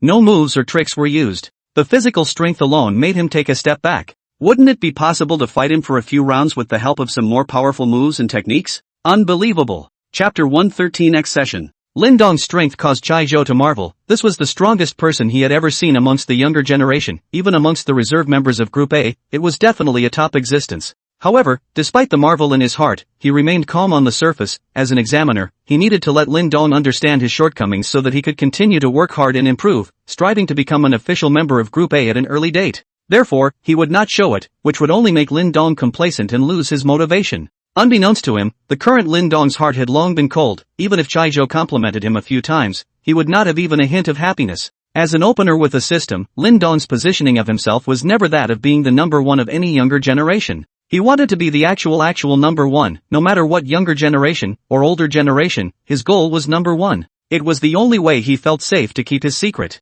Retract his fist that was blocked by Chai Boat. Lin Dong was a bit disinterested. It was surprising that the gap between himself and the true masters was so wide. It was a little hard for him to accept. It seems like I really need to work on my spending. Spending money to get stronger is probably unique in this world. Is Chai Boat the smallest wave of the most powerful? Negatives. There may be more than him. Since he was a member of Team A, the leader of Team A should at least be better than him. He was now in dire need of spending a lot of money to get divine magnificence points. Hey, this test is probably cool. He didn't expect this test to be so difficult. With his own strength he was surprisingly completely powerless to fight back. It's true that there are people out there. Chai Zhou also withdrew his hand. The exchange between the two came and went quickly, and was over in just a moment. No one has any intention of doing it again. Lin Dong was feeling that there was no need for it. Just now this punch was already a punch at his best. If he was allowed to throw another punch, he would not necessarily be able to do it again. Since Chai Zhou was able to receive his strongest punch, even if he threw another 10 or 8 punches, he would not be able to cause any damage to the other party, so it would be better to save his strength.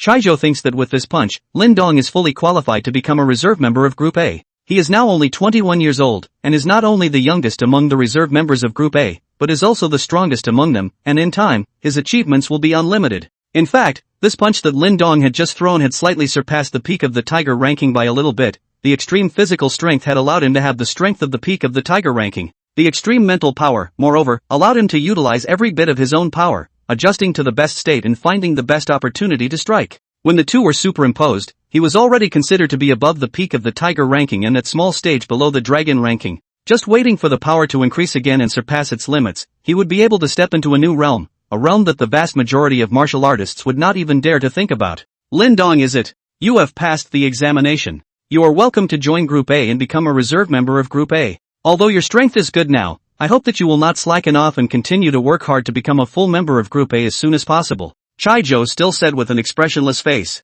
Lin Dong froze. What? Passed the test? His own full force strike didn't even hurt the other party's hair, and he even passed? Although the opponent's strength was so powerful that Lin Dong was deeply shocked, he was still very happy to pass the examination. After passing the test, he was considered to have his back against the wall. If he passes the Falcon's test again, he will be able to start the buying mode by himself with the double insurance. Only then could he rapidly increase his strength. Chaizhou's strength gave Lin Dong a strong sense of urgency. This world did not seem to be so simple. Only a strong strength could bring him a sense of security. Thank you, Mr. Chaizhou, Lin Dong said respectfully. Strong people were respected everywhere they went, not to mention that the other party had allowed themselves to pass the examination. Lin Dong, entering the ranks of the reserve members of Group A, can only be considered as half a member of Group A. You are very young and there is still a great deal of room for improvement. I hope that you won't be complacent just because of this achievement, and that you will cultivate hard to formally become a member of us at an early date. Thank you, Mr. Chaizhou, for your teachings. Lin Dong will definitely keep it in mind.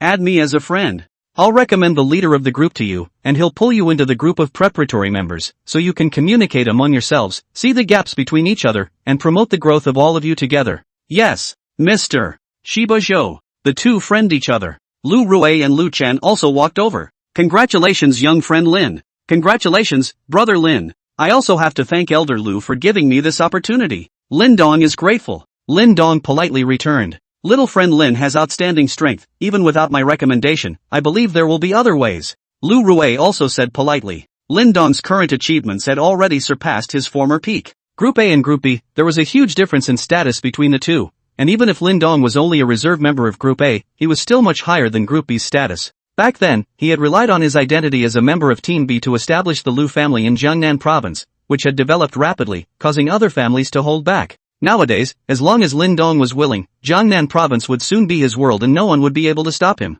Of course, the development can only be benign, and there can be no malicious competition. The Special Action Group will not allow any member to use the organization's flag to oppress others outside and compete maliciously. Otherwise there are serious consequences, and these will be clearly stated in the rights and obligations in the organization. After a few polite words, Lu Rui brought the two of them to the dining room, where a large table of top-quality food had already been prepared. The four of them chatted as they ate. Chaizhou sent a message to Su Wanli. The situation is true. Strength reaches half-step dragon ranking. Extremely strong talent. Highly malleable. Soon Su Wanli replied back, tell him to add me. Chaizhou recommended Su Wanli to Lin Dong, and after Lin Dong added it, the other party sent him a message. I'm Su Wanli, head of the National Special Operations Group A. Lin Dong was shocked in his heart. A team leader? That's a big one. Even group member Chai Boat is so strong.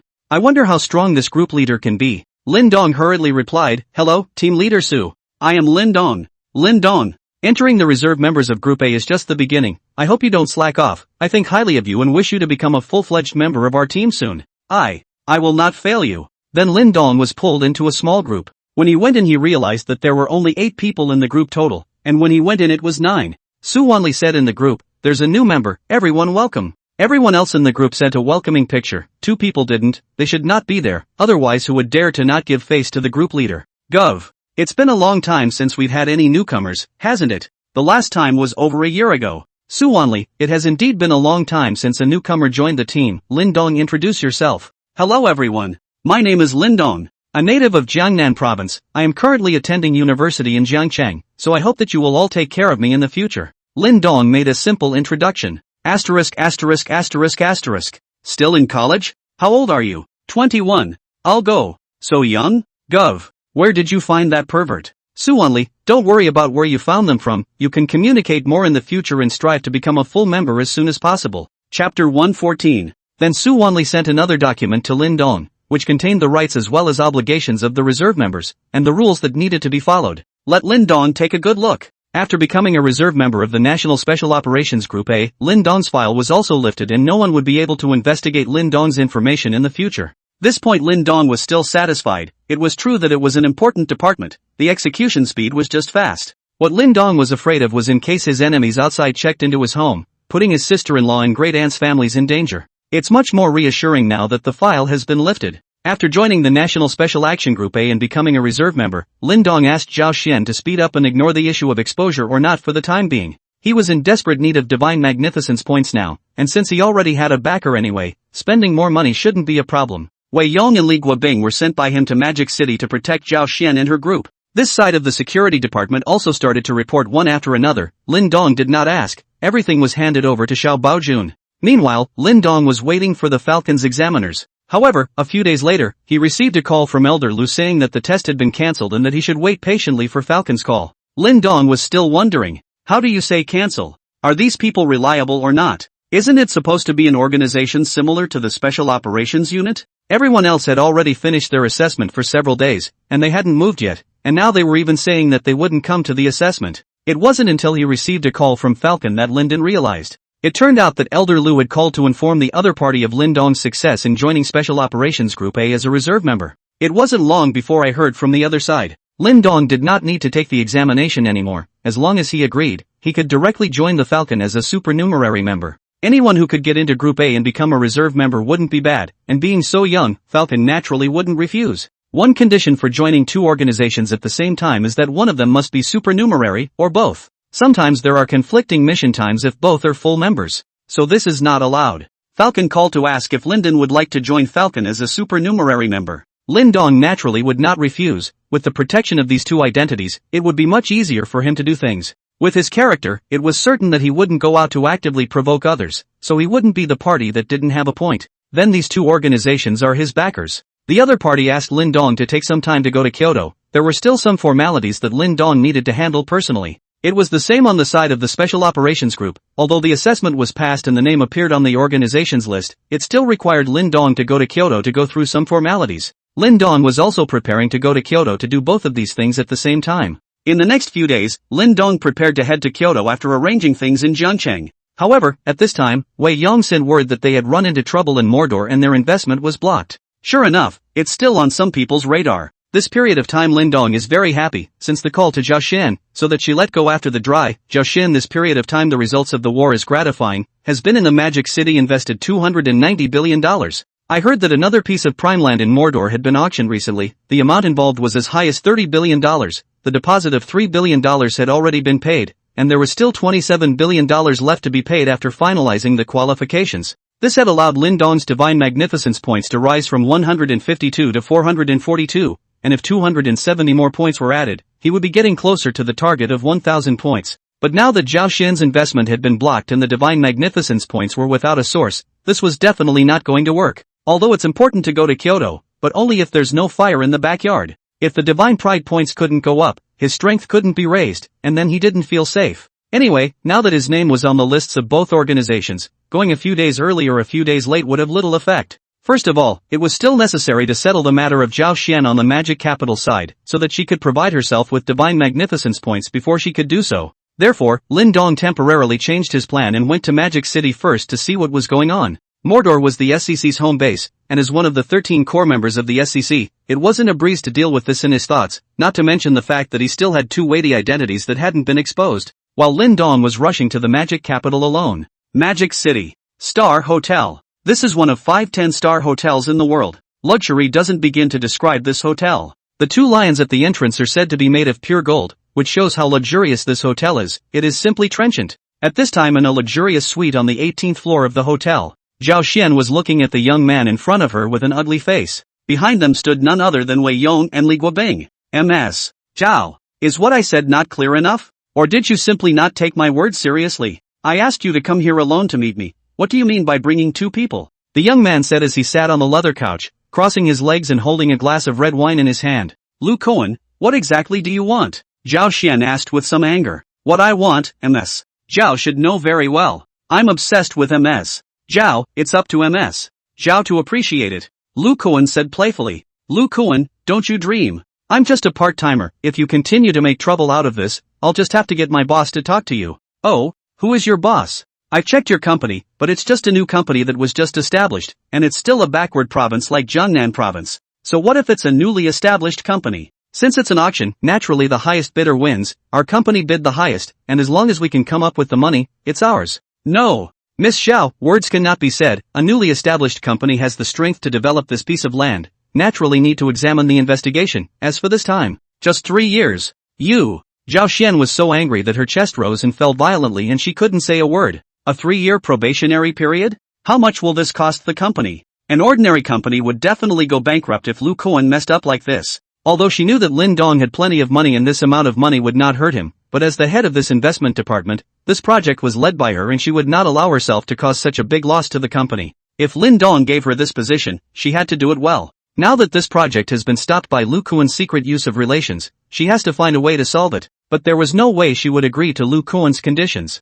Chapter 115 Difficulties. MS. Zhao. To tell you the truth, in this magic city, as long as I, Lu Kuan, put the word out, no one dares to cooperate with you. Even if they have already cooperated, they will find a way to squeeze you out. Do you believe me? Lu Kuan. You scoundrel. Zhao Xian's face was red with anger. She hadn't experienced such a big scene after all. In the past, when she was the lobby manager at the Golden Leaf Hotel, she had dealt with some moralistic thugs who had designs on her, but at least they wouldn't force her like this. Moreover, at that time, she was backed by the big tree of Golden Leaf Hotel, which was definitely the premier power in terms of Jiangnan province, and no one dared to do anything to her unless she volunteered. But came to the magic city to face Lu Kuan, such a big young man. She is a little out of her depth. Before to deal with those thugs of the tricks are not good. 2 or 3 meetings down, the other party has been impatient, directly using the relationship to suspend their investment program. Now the project has already put in a deposit of $3 billion, and if it stops for 3 years, who knows if the policy will change, and then maybe the $3 billion will go down the drain.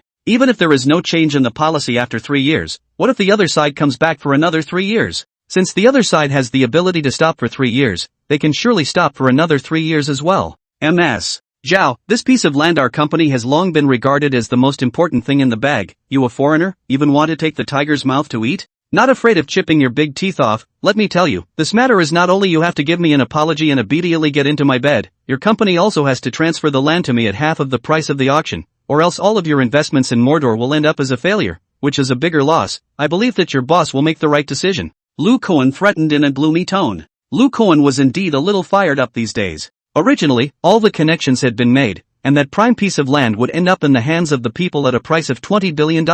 When the time comes to hype it up and resell it, it will definitely double the profit. I didn't expect that in the end, a Qingbian was actually killed and bought the land at a price of $30 billion. Where does that leave his face? It was originally thought that some people were deliberately trying to disgust him. At last check it was actually an outsider. It's simply audacious. An outsider dared to snatch away his Lu Kuan's fat meat in his hands. If he doesn't let the other party spit it out with interest, how will he be able to work in the magic city in the future? He was going to do it directly, but he changed his mind after seeing Zhao Xian. Not only did he want the other party to pay, he also wanted to get Zhao Xian into bed. Zhao Xian's entire temperament had begun to slowly transform, and since she had been arranged by Lin Dong in the magic city after the blow of the events at home, has gradually formed some businesswoman temperament, coupled with her own very good conditions, is indeed very attractive. No wonder even Lu Kuan, such a flower bush veterans, want to take possession. In that case, then there's no discussion. I'll inform our boss to come. Zhao Xian said and headed out. After hearing what Lu Kuan had just said, her heart actually relaxed much more. Originally thought it was Lu Kuan wanted to get himself to do so, then she would be the company's sinner, causing the company to lose so much money. But Lu Kuan's words clearly told her that it was the fact that they had taken someone else's cake that had arrived that caused the other party's series of actions.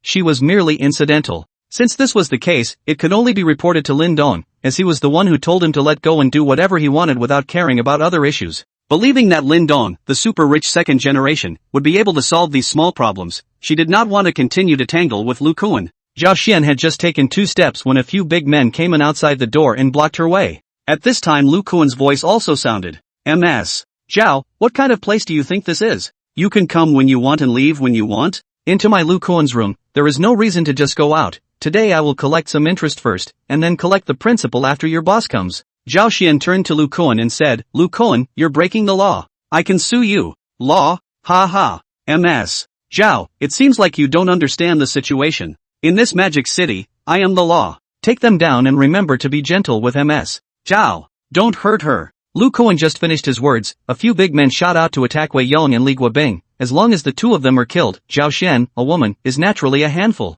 Lu Kuan also stared at Zhao Xian's perfectly proportioned body with some interest. This woman was about to become his plaything in bed. As the second youngest member of the Lu family, Lu Kuan had naturally played with countless women, but it was the first time he had seen such a temperamental businesswoman as Zhao Xian. In this magic city, Lu Kuan wants to get the woman has never missed. As long as he reveals a little information, others will automatically send to the door. However, it didn't work on Zhao Xian this time. He had revealed it several times explicitly and implicitly, but Zhao Xian still didn't pay attention to him. This more provoked Lu Kuan's desire to conquer Zhao Xian. He is bound to get, even if her boss came as not good, in this magic city, he said. Was thinking about what kind of a businesswoman like Zhao Xian would be in bed. Boo! Boo! Boo! A few loud bangs pulled Lu Kuan back to reality. Only to see a few of his fighters, before they even touched each other, they flew out backwards and crashed into the wall, and were lying on the ground wailing, basically having lost their fighting strength. What the hell? Lu Kuan was a bit confused. These guys weren't experts, but they were people he'd handpicked, each weighing more than 200 pounds and having practiced sparring. Against ordinary people, one would be able to fight at least 5, but now it was surprisingly settled by the other party without any effort. For a moment it took him back a bit. Zhao Xian had just been a bit nervous, and Lu Kuan had dared to come on hard, completely disregarding the rules. For these two bodyguards that Lin Dong had sent over to her by her side, Zhao Xian had not seen them put up a fight, but since they were sent by Lin Dong to protect her, she thought that they should not be too bad. So although she was a little nervous, she didn't have much to worry about, and she trusted Lin Dong. Sure enough, a few blows put the other guy down. The people in the way were solved. Zhao Xian ignored Lu Kuan and directly walked out of the room, with Wei Yong and Li Guobing following behind her. The only thing left in the room was Lu Kuan, who hadn't regained his senses, and a few big men lying on the ground. Chapter 116 Arrival in Magic City. Zhao Xian left, and although she had just gained the upper hand, she didn't do anything to Lu Kuan. It wasn't that she didn't want to, for someone as shameless and rogue as Lu Kuan, she couldn't wait to go up and give him 2 slaps and kick him twice. However, after the project was suspended, she understood Lu Kuan. This person has a very deep background in Mordor, not ordinary people cannot afford to mess with, is a famous snake in the ground. And as outsiders, they were already at a disadvantage compared to these local snakes, so she did not want to cause trouble for Lin Dong. In the middle of the room, Lu Kuan quickly came back to his senses. Smiling, he passed the glass in his hand to his mouth and took a sip, muttering to himself. Interesting. Interesting. It seems that this chick isn't as simple as imagined. It's really getting more and more fun. I'd like to see what kind of surprises this overgrown dragon can bring me. Zhao Xian returned to her apartment and called Lin Dong, giving him a brief explanation of the matter. She still did not know that Lin Dong was already on his way here. After making the call, Zhao Xian lay on the sofa somewhat depressed. Originally, he had thought that if the auction of this project was successful, he would be able to complete the task that Lin Dong had explained to him, but he had not expected that something would still go wrong. In the end, it was still necessary for Lin Dong to personally resolve the matter. At this time Luo Qianro walked out from the room and saw Zhao Xian lying on the sofa in a bad mood. What's wrong? Xian, I've seen you in a bad mood the last few days. Who messed with you? Come, tell me. Luo Qianlu said as she sat on the other side of the sofa.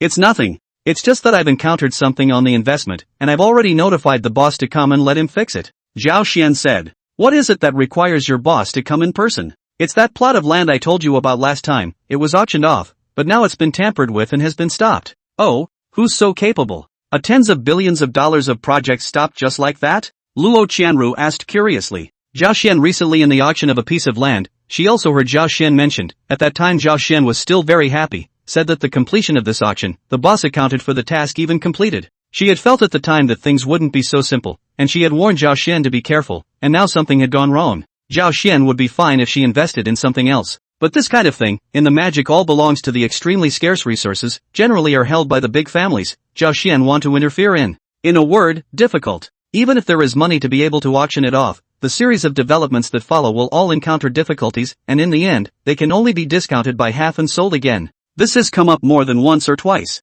Many of the tycoons who come to invest in Mordor with huge sums of money, as long as they touch this aspect of real estate, they basically lose their money before they leave. It's one called Lu Kuan. Lolo, you're from Magic City. Do you recognize this Lu Kuan? I can only inquire that he has a strong background. Zhao Xian said as she sat up from the sofa. Lu Kuan? Rongwar Real Estate's Lu Kuan? Luo Qianru asked in surprise. Right. It's Lu Kuan, the owner of Rongwar Real Estate. Luo, you know him? Zhao Xian asked with an expectant face. Don't recognize it. Just heard about it. Luo Qianru said. But in the heart added, Lu Kuan I do not know, but his brother Lu Meng I do know. Fine. Forget it if you don't recognize it, Zhao Xian said with some disappointment. Luo Qianlu stared at Zhao Xian looking left and right. Why are you looking at me like that? Zhao Xian asked. Xian. You were stared at by Lu Kuan, won't be what he did, right? I heard that Lu Kuan this person is extremely horny, as long as he looks on the woman, there is no runaway, you are so beautiful, he certainly will not let you go. Bah! How could I let him have his way? He did prepare to use force today, but the 2 bodyguards sent by my boss knocked out all the dog slaves around him. Zhao Xian said. It's good that it's okay. I was really afraid that you'd get that by him, then I'd definitely be disgusted when I slept with you, Luo Qianlu said with a sigh of relief. Scram! Zhao Xian said without a trace of anger. Luo Qianru smiled and didn't reply, but in her heart, she was thinking about how to give Lu Kunyi a lesson. How dare you touch my woman? You're really tired of living. Do you really think Mordor is the world of the Lu family? However, thinking that Xian said that she had already notified her boss, Luo Qianru was still prepared to wait first. She wanted to see what kind of person the boss who had been hung up on by Xian was. Could he hold down Lu Kuan, the snake in the ground? It wouldn't be too late for her to step in if she failed then. But it's probably good enough. Lu Kuan is not good though. But his brother Lu Meng is one of the 4 young men of Magic City. If you want to press Lu Kuan, you have to pass Lu Meng. Lu Meng is not a saving grace. This side. Lin Dong was somewhat speechless when he received Zhao Xian's call. He thought it was something big. Isn't it just that the program has been stopped and you're afraid you won't get your money back? Other people are afraid, but he's not. The money was never going to run out, so just stop. If he could, he'd like to shoot for 10 or 8 lots, and it's fine if they all stop, as long as the money is spent. But it's not something to talk about, so let's go check it out. Hurry up and get it over with, he's got a trip to Kyoto. After Lin Dong arrived in Magic City, he called Zhao Xian and asked her where she was. Zhao Xian did not expect Lin Dong to arrive so quickly, and after telling Lin Dong the address, she hurriedly notified the team she had recruited and told them that the big boss had come. She also hurriedly packed up and went to an office space she had rented in Mordor. When Luo Qianru heard the news, she naturally followed Zhao Xian. She had long wanted to meet the boss that Xian had been hanging on to. Lin Dong took a cab and followed Zhao Xian's coordinates to the company's rented office space. It's a 60-story office building. Zhao Xian rented the 36th floor, but only half of it. There hadn't been many people on their team, so renting half a floor was more than enough. When Lin Dong arrived, all the personnel assembled to welcome him. They were also curious as to what the big boss was, having not seen the big boss since entering the company. They were all elite personnel from various industries that Zhao Xian had spent a lot of money on and poached from other companies. For this newly established Donglai International Investment Group, they originally didn't bother to come, but the price Zhao Xian opened was too high, fully 3 times higher than the original company. Many people come in with the idea of earning a fortune, and as a result, just after forming a team, the company lets them examine and invest in several major projects. It's only been half a month, and it's already cost nearly $30 billion, and there's a $30 billion project that has already made a deposit. That worked out to be more than $50 billion they had spent on the company in the past half month. This kind of achievement was a bit staggering even to them, the elites who were used to seeing big scenes. There was only one thought in his mind, the boss was too rich. Following such a boss, in the future the company would grow bigger and bigger, and they would be the patriarchs of the company. This is so much better than being at the old company. Now they can be completely different from when they just arrived. Everyone is full of energy and vigor. Hearing manager Zhao say that the big boss was coming, everyone naturally tidied up properly and prepared to greet the boss in the best possible light. Chapter 117, The Legendary Big Boss. When Lin Dong arrived, Zhao Xian was already waiting in front of the office building's main door with all her employees. Eastleigh International now has 3 divisions in its temporary location in the Magic City. The legal department, which specializes in drafting contracts and dealing with law-related matters, consists of more than a dozen elites in the field of jurisprudence. The minister was a middle-aged man in his 40s, who had been practicing law for more than 20 years, and was little known in the Magic City legal community. The investment department, responsible for inspecting and evaluating companies in need of investment or financing, and finally giving conclusions based on all aspects, consists of an evaluation team of more than 20 people, with Zhao Xian as the minister. Finance department, there are 4 people, also from other companies to dig over the elite. The finance department minister is also by Zhao Xian concurrently. More than 40 people stood in full dress in front of the office building, waiting for the legendary big boss to appear. But when they saw a young man getting out of a cab, Zhao Xian greeted him and called Lin Dong. The 40 or so people present had their jaws about to drop to the ground. The legendary big boss made such an appearance that it simply stunned everyone. Is this the kind of card someone worth hundreds of billions of dollars should have? Unbelievable. In their opinion, the big boss could let them spend tens of billions of dollars for investment in more than half a month, and it was not impossible that he was worth at least $100 billion, or even hundreds of billions. Shouldn't someone like that be embraced left and right everywhere he goes? Not to mention the helicopter ride. But there should at least be a luxury motorcade escort. The appearance of Lin Dong, the big boss, had completely broken their perception of the top tycoons. Even they wondered for a moment if the people they had been in contact with were of too low a grade. The real top tycoons are supposed to be like Big Boss.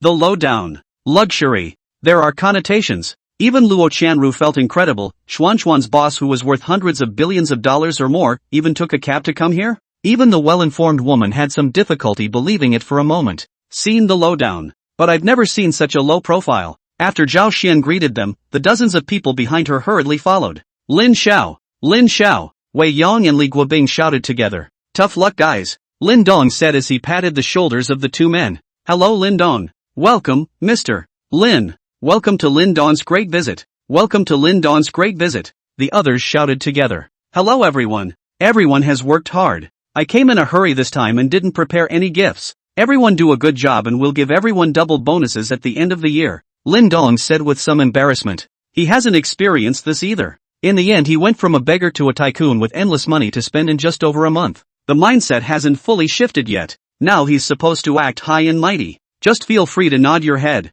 That's how a big boss should behave. What are you talking about, Mr. Lin? How can we ask for your gift? Right.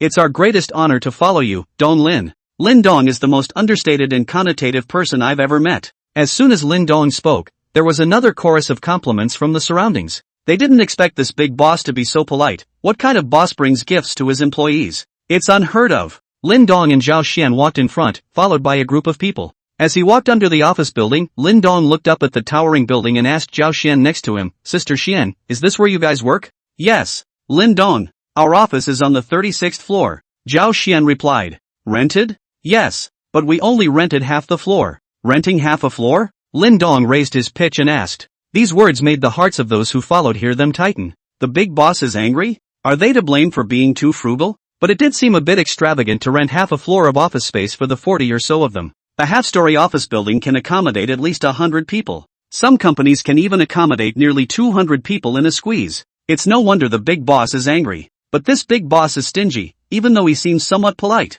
Don't look to get your hopes up for a double bonus at the end of this year. Sister Xian, looks like you didn't take my words to heart, Lin Dong said with some anger. Zhao Xian was a bit uncertain. He also thought at first that Lin Dong was blaming her for not knowing how to economize. But with her understanding of Lin Dong, he would definitely not chastise her in front of so many people for such a trivial matter. So for a moment, I didn't know how to answer. Not to mention the people in the back. One or two were gutted. This big boss has just arrived and he's going to give them a hard time. Sure enough, none of these big shots are nice to deal with. Luckily, they had just thought that Lin Dong was a very good boss and it was their honor to follow such a boss. Seems like all these big shots are smirks. Lin Dong saw Zhao Xian didn't say anything, then continued, Sister Xian, later go ask the landlord, is this office building for sale? If it is sold, then buy it. Dong Lai International is going to go global in the future, renting half a floor for office. Whose face are you trying to lose? Lin Dong's words came out. Everyone following behind was petrified, including Zhao Xian, who didn't come back to her senses for a while.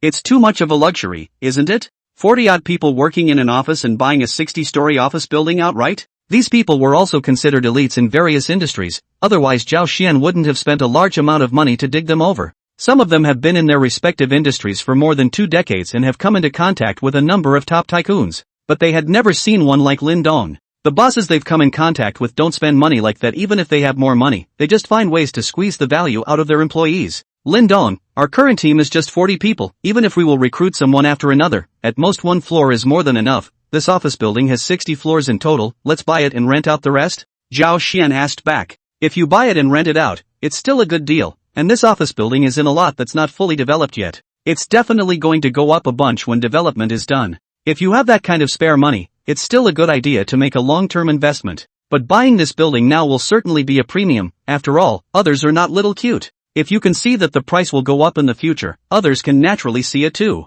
Renting isn't necessary, we're in the investment business, not the chartered business. After Lin Dong finished speaking, he thought for a moment and then added, later on, you will call and ask the landlord to come out, I will talk to him. I'll buy this place and prepare to make a big splash in Magic City. He was afraid of letting Zhao Xian go and stir things up. Let Zhao Xian go to talk, surely it is another inspection and evaluation, and finally press the price, the sale is almost yellow half. Yes, Lin Dong, Zhao Xian replied. Since Lin Dong had already decided, there was nothing she could say. With her understanding of Lin Dong, once Lin Dong decided on something, it would be useless even if she opposed it. And it's not like it's her money, she's just a part-timer after all. The two of them entered the office building heading for the 36th floor. The crowd following behind them looked at each other and could see the disbelief in each other's eyes. This big boss had just arrived and made their moods go up and down as if they were on a roller coaster. Chapter 118 Rage. Lin Dong came to the 36th floor of the office and sat in the general manager's office, listening to Zhao Xian tell him the matter in detail. However, Zhao Xian hid the fact that Lu Kuan wanted to get her into bed, and only said that the other party wanted them to sell the land to the other party at a half discount. Lin Dong actually felt that it didn't matter, just sell it at a half discount. It's not like he wants to make money anyway, it doesn't matter if he loses or makes money, he just wants the goddamned points. As long as you spend the money and get the Godhawk points, everything else is trivial. But doing so seemed to be a bit of a blow to Zhao Xian's confidence in them. And also gave himself an image of a goat. If this spreads, will not everyone want to bite him? Then Zhao Xian in the Magic City, how to carry out the work? How else can Eastleigh Capital continue to thrive? Since he already had the system and was still living in such a lousy way, there was no point in having the system. That's why this thing has to be a strong comeback for the other side. We need to teach each other a lesson, to kill the chicken and honor the weight. It also builds up some prestige for Donglai Capital in the Magic City, so that Zhao Xian's work will be much better next. Sister Xian, you call and ask the landlord out first, then ask that what's his name Ronghua Real Estate's Lu Kuan, I'll buy the building first before meeting him. Lin Dong said. Okay. Lin Dong, Zhao Xian said back. Then it was time to start calling and making appointments. But the owner of this office building is temporarily unavailable. Lin Dong had to meet that Ronghua Real Estate's Lu Kuan first. Zhao Xian called Lu Kuan's phone again. MS. Zhao, have you figured it out? If you had known, why would you have done it in the first place? Making everyone unhappy. Aren't you still going to obediently give in now? Lu Kuan said in a lazy voice. He felt that Zhao Xian took the initiative to call him and must have inquired about his identity and background and came to make amends. Lu Kuan, my boss is here, he wants to see you. Zhao Xian said bluntly. Oh, your boss is here? That's just right, I've long wanted to meet this mysterious boss of yours. By the time your boss has agreed, I'll see how you can escape me. Hurry up and wash up and wait for me. Lu Kuan said teasingly on the phone. Zhao Xian didn't respond to Lu Kuan's teasing. The two parties finally arranged to meet at a tea house. Zhao Xian had just hung up Lu Kuan's phone when Luo Qianro pushed the door and walked in. Lolo, what are you doing in here? Didn't I tell you to wait outside? I'm talking business with the boss. Zhao Xian said to Luo Qianlu who came in. She didn't expect Luo Qianro to suddenly push the door in. I came in to see what charm my Xuanxuan's long for man has to charm you to death. Luo Qianru said with a smile. Lolo, what are you babbling about? This is my boss. You hurry up and get out. We're talking business. Zhao Xian said and was about to push Luo Qianru out. Where am I talking nonsense? Xian, you often call his name in your dreams. AI, it's really chilling nah. Being with me, yet your mouth is calling out for another man. Luo. Zhao Xian called out with a red face and slightly red eyes. Luo had actually said such things in front of Lin Dong. It simply made her lose all her face. How could she face Lin Dong in the future? She couldn't wait to jump from these 36th floor now. Luo Qianru also felt that the joke was a bit too big, and hurriedly said, just kidding. Just kidding. That. You are called Lin Dong, right? I was just joking, don't take it seriously. Lin Dong was also crying and laughing a little at this time. This one, Lolo, he had noticed at first. There was something unique about this woman, as if she was exuding a magic that was attracting the male gaze. The body is even better than Zhao Xian. Sister Xian, this one is? Lin Dong asked, as if he had not even heard the conversation they had just had. Lin Dong, this is my college classmate and best friend Luo Qianru, my best friend. Zhao Xian also adjusted her state and replied. Hello, Miss Luo. Thank you for always taking care of Sister Xian in Magic City. Lin Dong graciously said to Luo Qianru. Count on you to still have a bit of conscience, but thanks are not necessary. Xian's relationship with me is more intimate than with you, and we've known each other longer than you, so it's only right for me to take care of her. Luo Qianru said. Anyway, thank you, Miss Luo. When do you have time? I'll treat you to a meal. There's no need for dinner, you'd better hurry up and solve Xian's problem. She's been so sad these past few days, if you don't come again, she's going to be forced into bed by that Lu Kuan. Lin Dong's eyes chilled when he heard Luo Qianru say this and looked at Zhao Xian and asked, Sister Xian, what's going on? No, it's nothing. Lin Dong, tell me about it. Sister Xian, Lin Dong said in a flat tone. This flat tone of Lin Dong's gave Zhao Xian a feeling that she could not refuse. Even Luo Qianlu had noticed Lin Dong's change. The moment she finished speaking just now, she clearly felt a cold light sweeping over. This Lin Dong seemed to be somewhat uncomplicated nah. It was only then that she began to seriously look at Lin Dong. Lin Dong's entire body was in a state of violent rage after hearing Zhao Xian's words. Originally thought that Lu Kuan was only seeking money, then we can still talk about it, not just money? He has more than enough. But now that the other party dared to hit Zhao Xian, they were simply looking for death. He was still somewhat glad that he had sent Wei Yong and Li Guobing to Zhao Xian to protect her, otherwise the consequences would really be unimaginable. Dong Lin, with Brother Wei and Brother Li protecting me, I actually didn't suffer any losses. On the contrary, several of Lu Kuan's bodyguards were even knocked to the ground by Brother Wei and the others. Zhao Xian whispered, Sister Xian, in the future when such a situation arises, I hope you can report to me in time. This time, if Wei Yong and the others were a few days late, can you imagine the consequences? At that time, what can I do even if I dismantle Lu Kuan? I know. Lin Dong. So are we still seeing Lu Kuan? See? How not to see? Since he dares to do this, be prepared to pay the price. Lin Dong said in a morose tone. Lin Dong, I really didn't suffer, and Lu Kuan has a very powerful background. We're not from Mordor after all, so let's forget about it. Lin Dong finished standing up and walked over to the window and said, Powerful? I would like to see just how powerful he is to dare to touch my people. At this instant, Zhao Xian was a little infatuated as she looked at Lin Dong's back. This was the man she looked up to, who dared to go against everyone for her. Luo Qianru froze at this time as well. When Lin Dong had just spoken, he had actually given her a feeling of looking out of the corner of her eye. How could someone so young make her feel this way? It's almost a little unbelievable. Chapter 119, People You Can't Afford to Mess With. Lu Kuan rushed to the agreed location with 2 bodyguards. A short stature, but can be seen to be extremely explosive, is the champion of the underground black boxing ring, has 27 consecutive victories, and all KO opponents. The other was tall, at least 2 meters tall and weighing over 300 pounds, a foreigner who was said to have been a mercenary at one time as well. Although Lu Kuan didn't believe that anyone would dare to do anything to him in Magic City, after experiencing the last time at the Star Hotel, a few bodyguards were casually taken out by the 2 people around Zhao Xian. He then calls his brother, Lu Mang, to go to his black boxing ring and pick 2 powerful men to keep him safe. As it turned out, these 2 were picked. He said that he was protecting his safety, but in fact, he wanted to be able to take out the 2 people around Zhao Xian the next time he used his strength. How else would he have a chance? He had seen these 2 strike in the black boxing ring. They were both very strong, ordinary people were basically one at a time, and he felt that they were at least no weaker than the 2 beside Zhao Xian. This time he was just going to bring it over to see how it worked, if he could take down the other side, and if not, he would change it again. Lu Kuan came to the agreed place and entered the private room. Lin Dong and Zhao Xian as well as Wei Yong and Li Guobing were already waiting. Luo Chenlu didn't come. It's not that she didn't want to come, but she was afraid that Lu Kuan would recognize her, and the current her didn't want to expose her identity. After all, she hadn't told Zhao Xian after knowing her for so many years, and now that it was suddenly exposed, she was afraid that it would affect the relationship between her and Zhao Xian. He only saw Lin Dong sitting on a chair. Zhao Xian was making tea for him, while Wei Yong and Li Guobing were standing behind Lin Dong. Lu Kuan walked in and sat opposite Lin Dong, picked up a cup of tea made by Zhao Xian and took a sip, smilingly looking at Zhao Xian's plump body, his eyes full of lecherous gaze, as if he wanted to see through Zhao Xian's clothes, not paying the slightest attention to Lin Dong who was sitting opposite him. The 2 bodyguards stood quietly behind him. Zhao Xian was a little uncomfortable being looked at by Lu Kuan, and after putting down the teapot, she stood behind Lin Dong and blocked herself with Lin Dong. Then she placed her hands on Lin Dong's shoulders and gently rubbed his shoulders with a red face. Lin Dong also did not expect Zhao Xian to do this. This was the first time they had been in such close contact, but he only froze slightly before easing his mind. Lu Kuan saw this scene but his eyes were on fire and jealousy filled his entire body. Zhao Xian was the woman he had his eye on. To actually act so intimately with another man in front of him was like not putting him in his eyes at all. Moreover, Zhao Xian had always shown the posture of a strong businesswoman in front of him, but now she was showing a small woman's posture in front of Lin Dong. How could Lu Kuan stand it? He hadn't been this angry in a long time.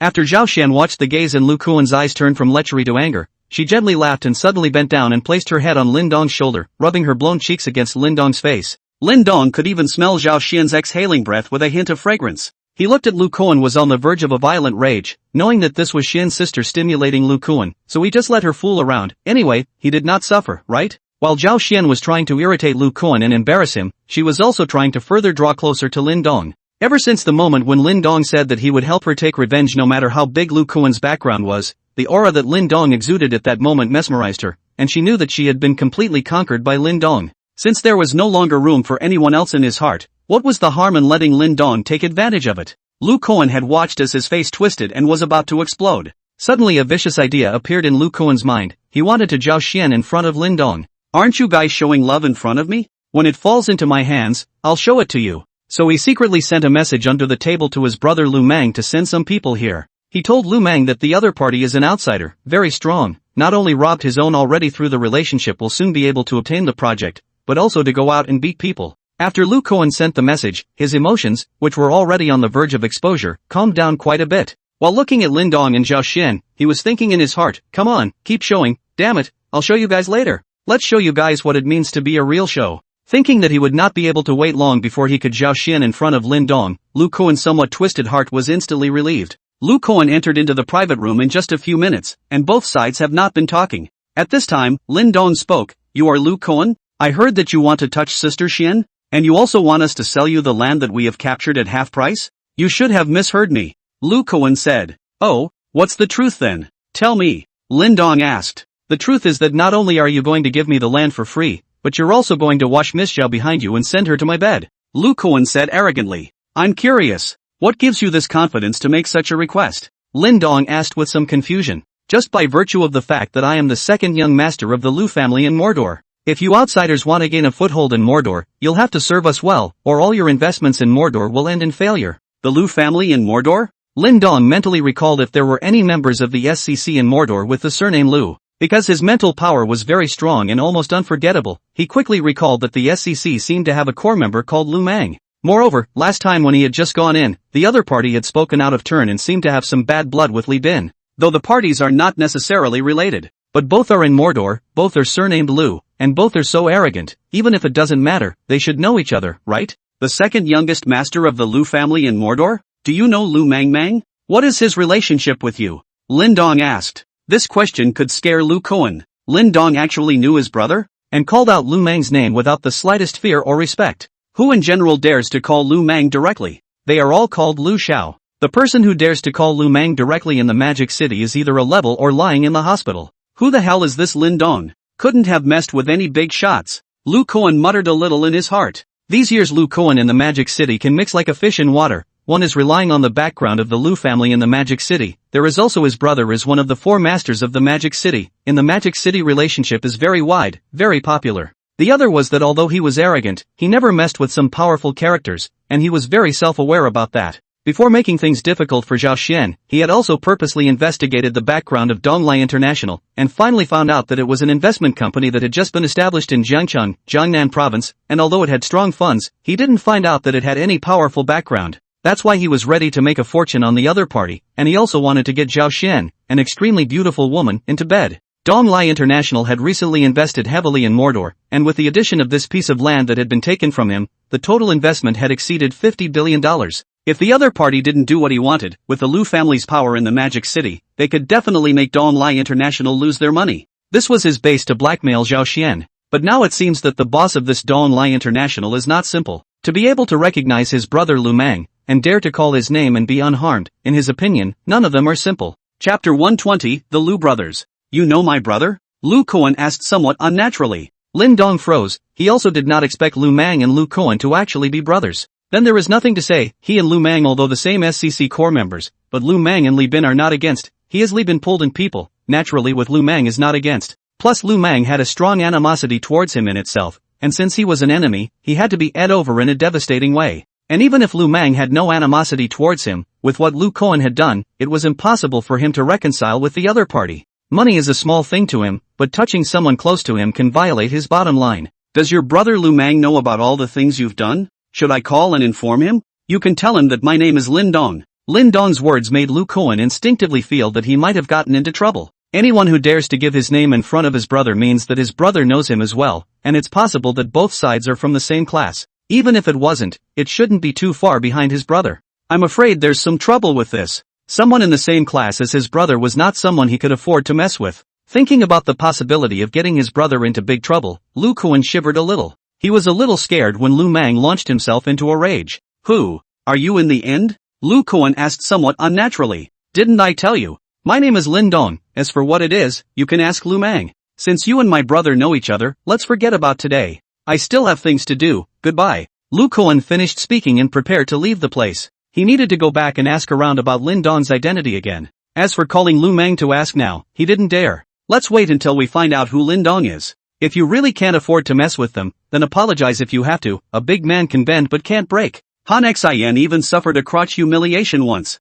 Not to mention him. In the end, he wimped out. However, just as he got up and took 2 steps out to leave, he was blocked by Wei Yong and Li Guobing. Lin Dong, What do you mean? Lu Kuan turned his head and asked. What do you mean? You stopped my project and tried to move my people. You didn't think this would just go away, did you? So what do you want? What do I want? Isn't there a square in front of here? Kneel down and apologize to my sister Xian there. This matter will be settled. Impossible. Lin Dong, don't give an inch. It won't do anyone any good if this matter becomes a big deal. Lu Kuan growled. Make him kneel and apologize in public? It's simply not possible. This is not only a loss of his own face, but also the face of the Magic City Lu family and the face of his elder brother Lu Mang. If this thing is done, the first one to find him trouble is Lu Mang. Lu Mang, however, valued face more than anything else. This kneeling of his was not just on behalf of himself, but the entire Lu family kneeling. Impossible? Then you can't go out today. Call Lu Mang and ask him to come and pick you up. Lin Dong said. Today he was ready to be arrogant for once and go through the motions with Lu Mang,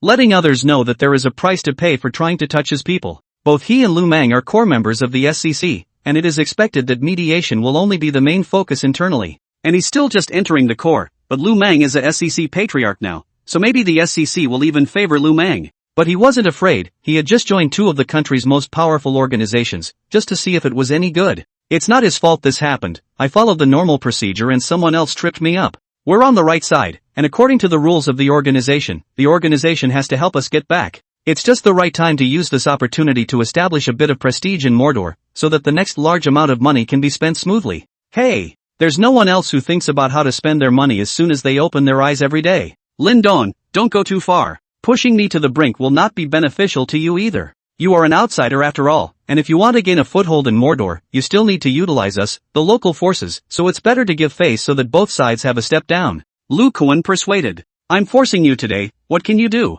Take down the three of them and have Lu Mang come over to pick them up, Lin Dong said casually. As soon as his words came out, Wei Yong and Li Guobing simultaneously struck out to attack the two people beside Lu Kuan. Soon the four people fought together, but although the two people beside Lu Kuan were also good in strength, they were still a bit different than Wei Yong and Li Guobing, who had experienced several years of life and death in a foreign country. Both of them were first-tier top-tier experts, and were just a step away from the tiger ranking, and after just a few dozen moves, they knocked the two men Lu Kuan had brought with him to the ground, losing their fighting strength. Lu Kuan also didn't expect his opponent to be so powerful. This was someone he had handpicked in Lu Mang's black boxing ring. Surprisingly, he was defeated so quickly, which further confirmed Lin Dong's status as somewhat not to be messed with. In the blink of an eye, only Lu Kuan was left standing alone. Only then did Lin Dong get up and walk over. Linden, what do you want? Let me tell you, if you really move me, then our Lu family and you will truly be immortal. I advise you to think about the consequences. Lu Kuan said with some nervousness. Right now, he was really afraid that Lin Dong would make a move against him regardless. Immortal or not? From the moment you hit Sister Xian, we've been immortal. Now it's just a matter of collecting some interest first. Lin Dong finished with a slap on Lu Kuan's face. Pop! Only Lu Kuan could be heard letting out a miserable scream, and his person had already flown several meters away. The air was accompanied by several teeth flying off. Lin Dong's slap could not be described as heavy. Half of Lu Kuan's face instantly swelled several times larger, and half of his teeth were almost completely dislodged. And this scene was just seen by Li Yuanhua, who had just pushed the door in. As Lu Mang's right-hand man beside him, Li Yuanhua was confident in his own strength. Received a call from Lu Mang to bring someone over to see Lu Kuan, and he came directly by himself. In his opinion, if even he couldn't solve it, then bringing more people would be in vain. The moment he saw Lu Kuan being slapped away, Li Yuanhua didn't need any more reasons and directly rushed to Lin Dong's side to throw a punch. The second youngest member of the Lu family was injured so badly under his eyes. How could he explain to Lu Mang if he didn't cripple the other party altogether? Chapter 121, Mars on Earth. How powerful Lin Dong's mental power was. The moment Li Yuanhua opened the door, he had already discovered the other party. The other party rushing over to attack him was also expected by him, but as he was about to make a move to directly waste the other party, the two of them, Wei Yong and Li Guobing, quickly blocked in front of him and simultaneously made a move to attack Li Yuanhua. The two of them had been working together for many years, and they naturally had a tacit understanding in this situation. Li Guobing is poised to block Li Yuanhua's strikes with a punch to the gut. Wei Yong then swept his opponent across the bottom with a whip kick. Li Yuanhua was prepared to cripple Lin Dong with a punch, but just as he reached Lin Dong, two people rushed over to attack him. In the face of Wei Yong and Li Guobing's unparalleled tacit understanding of their attacks, Li Yuanhua did not panic in the slightest, and while he was sparring with Li Guobing, his right foot was raised to block Wei Yong's sweeping leg. Boo! Boo! Wei Yong and Li Guobing took 2 steps back at the same time, and were caught by Lin Dong reaching out to remove the force. Li Yuanhua quickly slid back 5 or 6 meters, directly hit the wall, thud sound on the surface of the wall or knocked off a large piece of skin. A mouthful of blood gushed out of Li Yuanhua's chest and slowly flowed out from the corner of his mouth. Careless. Li Yuanhua looked at Wei Yong and Li Guobing, his heart shocked beyond measure. Each of these two were not weaker than him, let alone two people joining forces to take him by surprise. This exchange of hands just now had already caused him to suffer a considerable amount of injuries. I didn't expect the other side to be so strong. Wei Yong and Li Guobing were also a little surprised when they saw that Li Yuanhua was able to stand under the full force of the joint attack of the two of them. It had been a long time since they had encountered an opponent of this same level. With the cooperation of the two of them, as long as they didn't run into someone on the tiger list, they basically wouldn't be a match for them. It was already remarkable for Li Yuanhua to be able to stand between the full force of the two men's strikes in haste. I don't know who you are, brother. Why did you injure my Lu family's second young master? Li Yuanhua asked as he calmed the qi and blood that was churning in his chest. Who are you? Lin Dong asked as he looked at Li Yuanhua. My name is Li Yuanhua, and I am now working for the Lu family's young master. Li Yuanhua replied. Lu Mang? Exactly. Li brother, quickly. Save me. Lu Kuan struggled to stand up and shouted at Li Yuanhua. Li Yuanhua ignored him, he was now on his own. If the other two really did strike again, he would only be knocked down. Even before he was injured, he couldn't win against the other two, not to mention that now that he was injured, he was even less of an opponent. Now he only hoped that young Master Lu's name could subdue the other party. After all, Lu Mang can be ranked as one of the 4 masters of the Magic City, is not a name for nothing. In the territory of the Magic City, very few people dare not give him face. Who knew that Lin Dong laughed and simply ignored him as he turned towards Lu Kuan. Wei Yong and Li Guobing would understand. At the same time, they rushed towards Li Yuanhua. Li Yuanhua's heart instantly tightened, and before he could speak, the two men's attacks had already arrived. He could only defend passively. However, after 2 moves he was punched in the abdomen by Wei Yong, a mouthful of blood gushed out from his mouth and his body slowly slid to the ground, having completely lost his fighting ability. Lu Kuan was even more terrified as he watched Li Yuanhua spew out a large mouthful of blood and was directly put down on the ground. Frightened, he instantly knelt in front of Lin Dong and shivered. Lin Xiao, please, beg you, release, let me go. I was wrong. I shouldn't have offended you. He was really regretting it now. What was the point of messing with this bogeyman for nothing? Even Li Yuanhua, the great general beside Lu Mang, was put down. Call Lu Mang and tell him to come pick up the people. Lin Dong said expressionlessly. Lin Xiao, what me? If you're told to call you hurry up. You don't call him, then I'll just have to hit you. After Lin Dong finished speaking, he reached out and prepared to slap him over with another slap. Lu Kuan was so scared that he reached out and blocked it, and hurriedly said, Good. This will fight.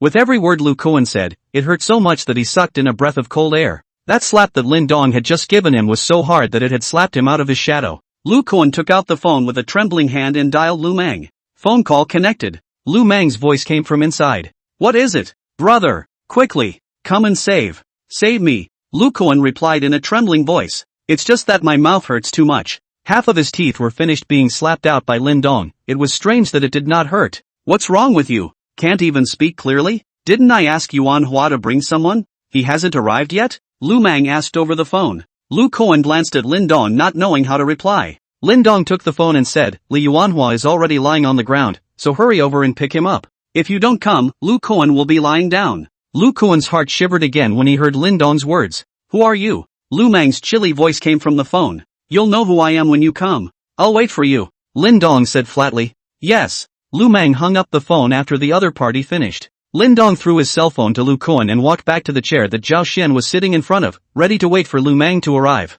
What just happened was done in a very quick time. Zhao Xian didn't come back to her senses until now. Looking at Lu Kuan's miserable appearance, as well as the breathless Li Yuanhua who was vomiting blood all over the wall, Zhao Xian was also a bit scared in her heart. She was a woman after all, and it was the first time she had seen these bloody scenes. Lin Dong, why don't we leave first? Zhao Xian said as she massaged Lin Dong's shoulders. Lin Dong reached out and patted Zhao Xian's hand on his shoulder and comforted. Don't be afraid, Sister Xian, I'm here. They can't make any waves. At the same time, Lin Dong also took out his cell phone and sent a message to Li Bin. Ask Li Bin about Lu Mang. Li Bin thought that Lin Dong wanted to end Lu Mang because he targeted him in the group last time. He told Lin Dong that the Lu family, which Lu Mang was a member of, was considered a good power in the Magic City, but it was still far from some of the truly powerful families. The backer behind Lu Mang is another SCC boss, who is somewhat at odds with the big boss Zhuge Sangdao, so it leads to Lu Mang not dealing with them either. And Lu Mang, this person is ruthless, all with his enemy, he will find a way to get dead and disabled before giving up.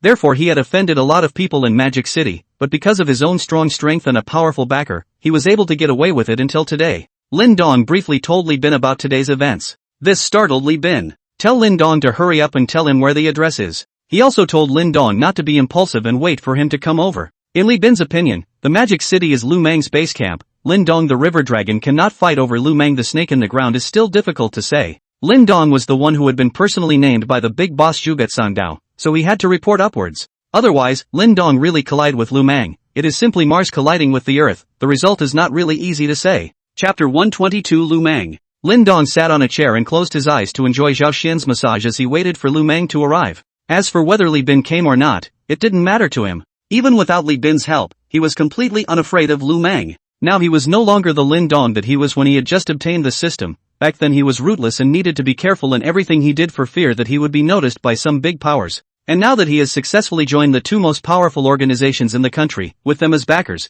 as long as he does not go against the rules and regulations of the organization, then he is completely unafraid of Lu Mang and these people, and even the backers behind Lu Mang. Lin Dong is completely unafraid as well. Don't look at Lu Mang as what the Magic City forge and is the SEC patriarch, but compared to the Special Operations Group and the Falcon members, he is still far from it, and the two sides are not great at all. It wasn't long before the door to the booth was pushed open again. The first one to come in this time was a big, tall, cross-faced man, followed by a few people who looked like experts. The leader is naturally Lu Mang, the youngest master of the Lu family in Mordor, one of the four masters of Mordor, and the core big brother of the SEC. At first glance Lu Mang thought he is the kind of limbs developed, simple-minded people, but can mix on the Magic City forge as well as the SEC core, and how can it be the kind of brainless people? After Lu Mang came in, he swept a glance at the situation in the private room. Li Yuanhua was lying in the corner and had fainted. Half of Lu Kuan's face was swollen like a pig's face, and he was kneeling on the ground not knowing what to do. And across the room, a young man was sitting in a chair with three people standing behind him, and one of them, a young woman, was pressing his shoulders.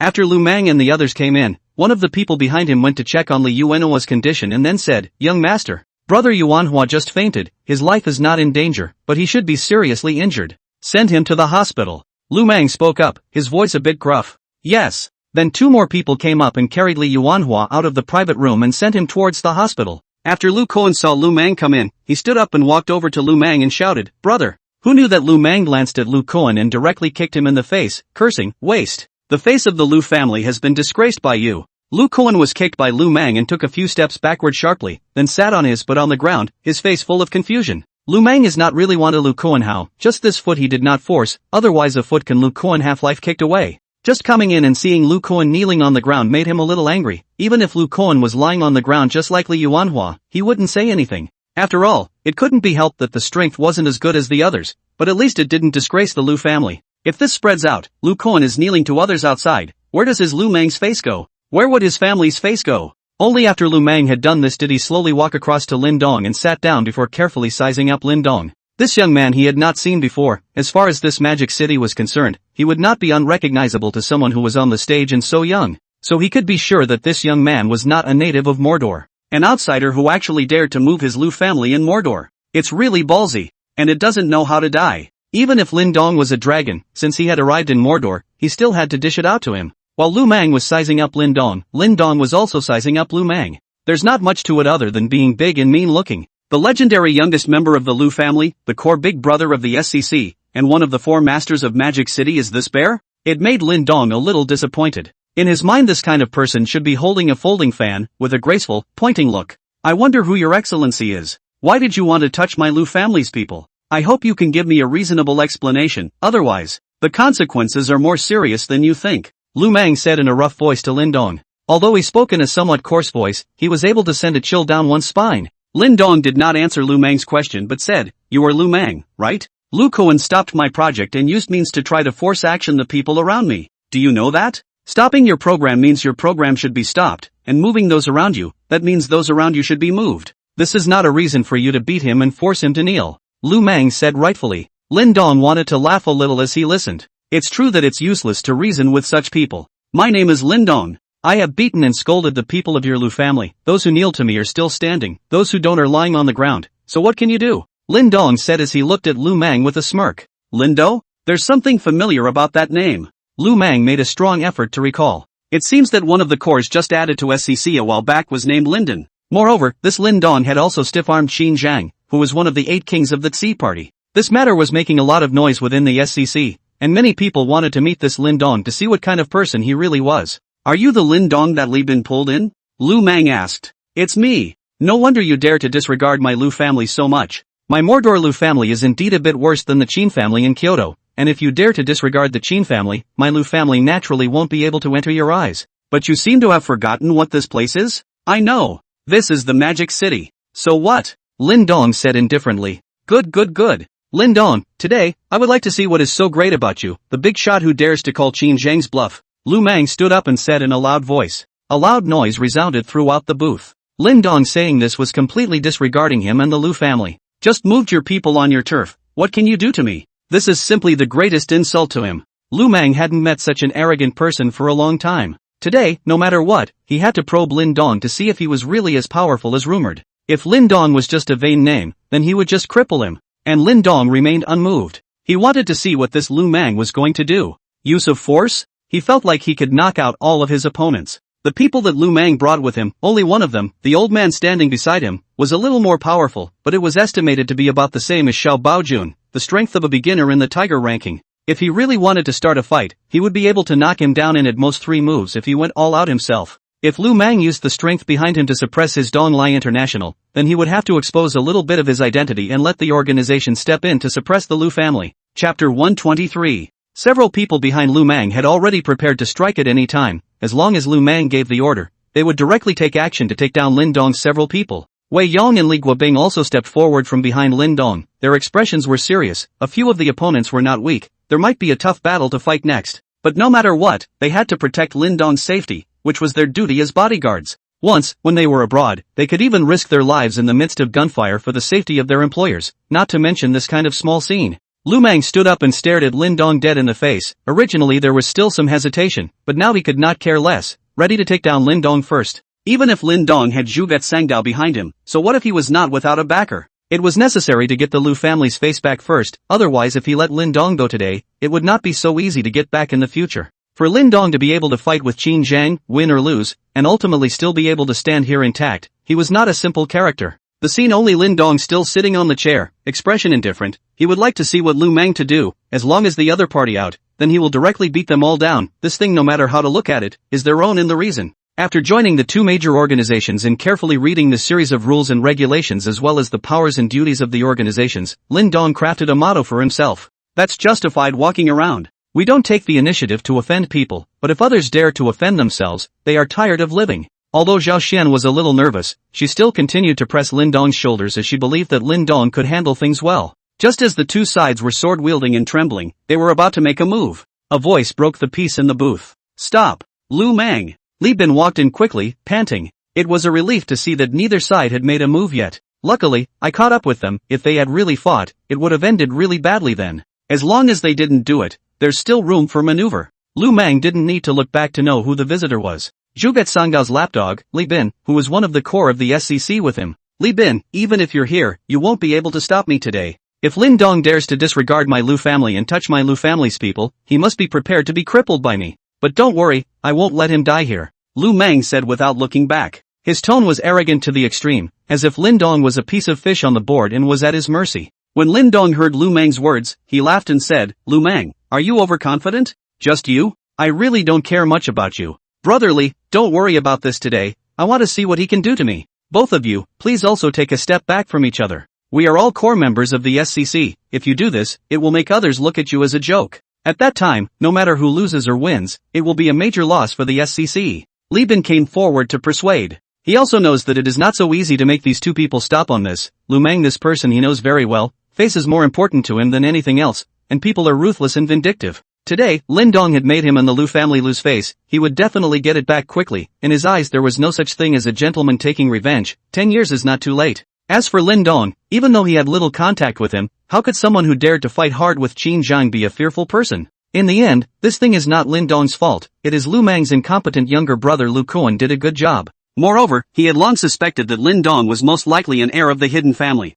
There's just nothing simple about any of these people. But there was nothing Li Bin could do. Big Boss had just sent word that he must stop these 2 and never let them make a move now. He had no choice but to tough it out. Big Boss's concerns are clear to Li Bin. Now it was immediately Big Boss's 10-year appointment with Morong Chinga and Zhao Shidao, the three of them, which was very important to him. Even this time he was all over this thing. If Lin Dong and Lu Mang clashed at this time, it would definitely trigger a series of reactions. Lin Dong was the person he had named to join into the core of the SCC, and was a great help to his 10-year contract, so he definitely would not sit back and do nothing. This would inevitably create a gap with the people behind Lu Mang, and he would still need to utilize all the power of the SCC to deal with the T-subs and to deal with Zhao Shidao. At this critical moment, Big Boss definitely didn't want to make any trouble and set his own backyard on fire. Li Bin, you've heard it too. Not only did he move my Lu family, he also completely disregarded me. Do you think you can stop this today? Lu Mang said in a jarred voice. He's on the verge of breaking out now. Seeing that the situation was somewhat out of control, Li Bin hurriedly said, Lu Mang,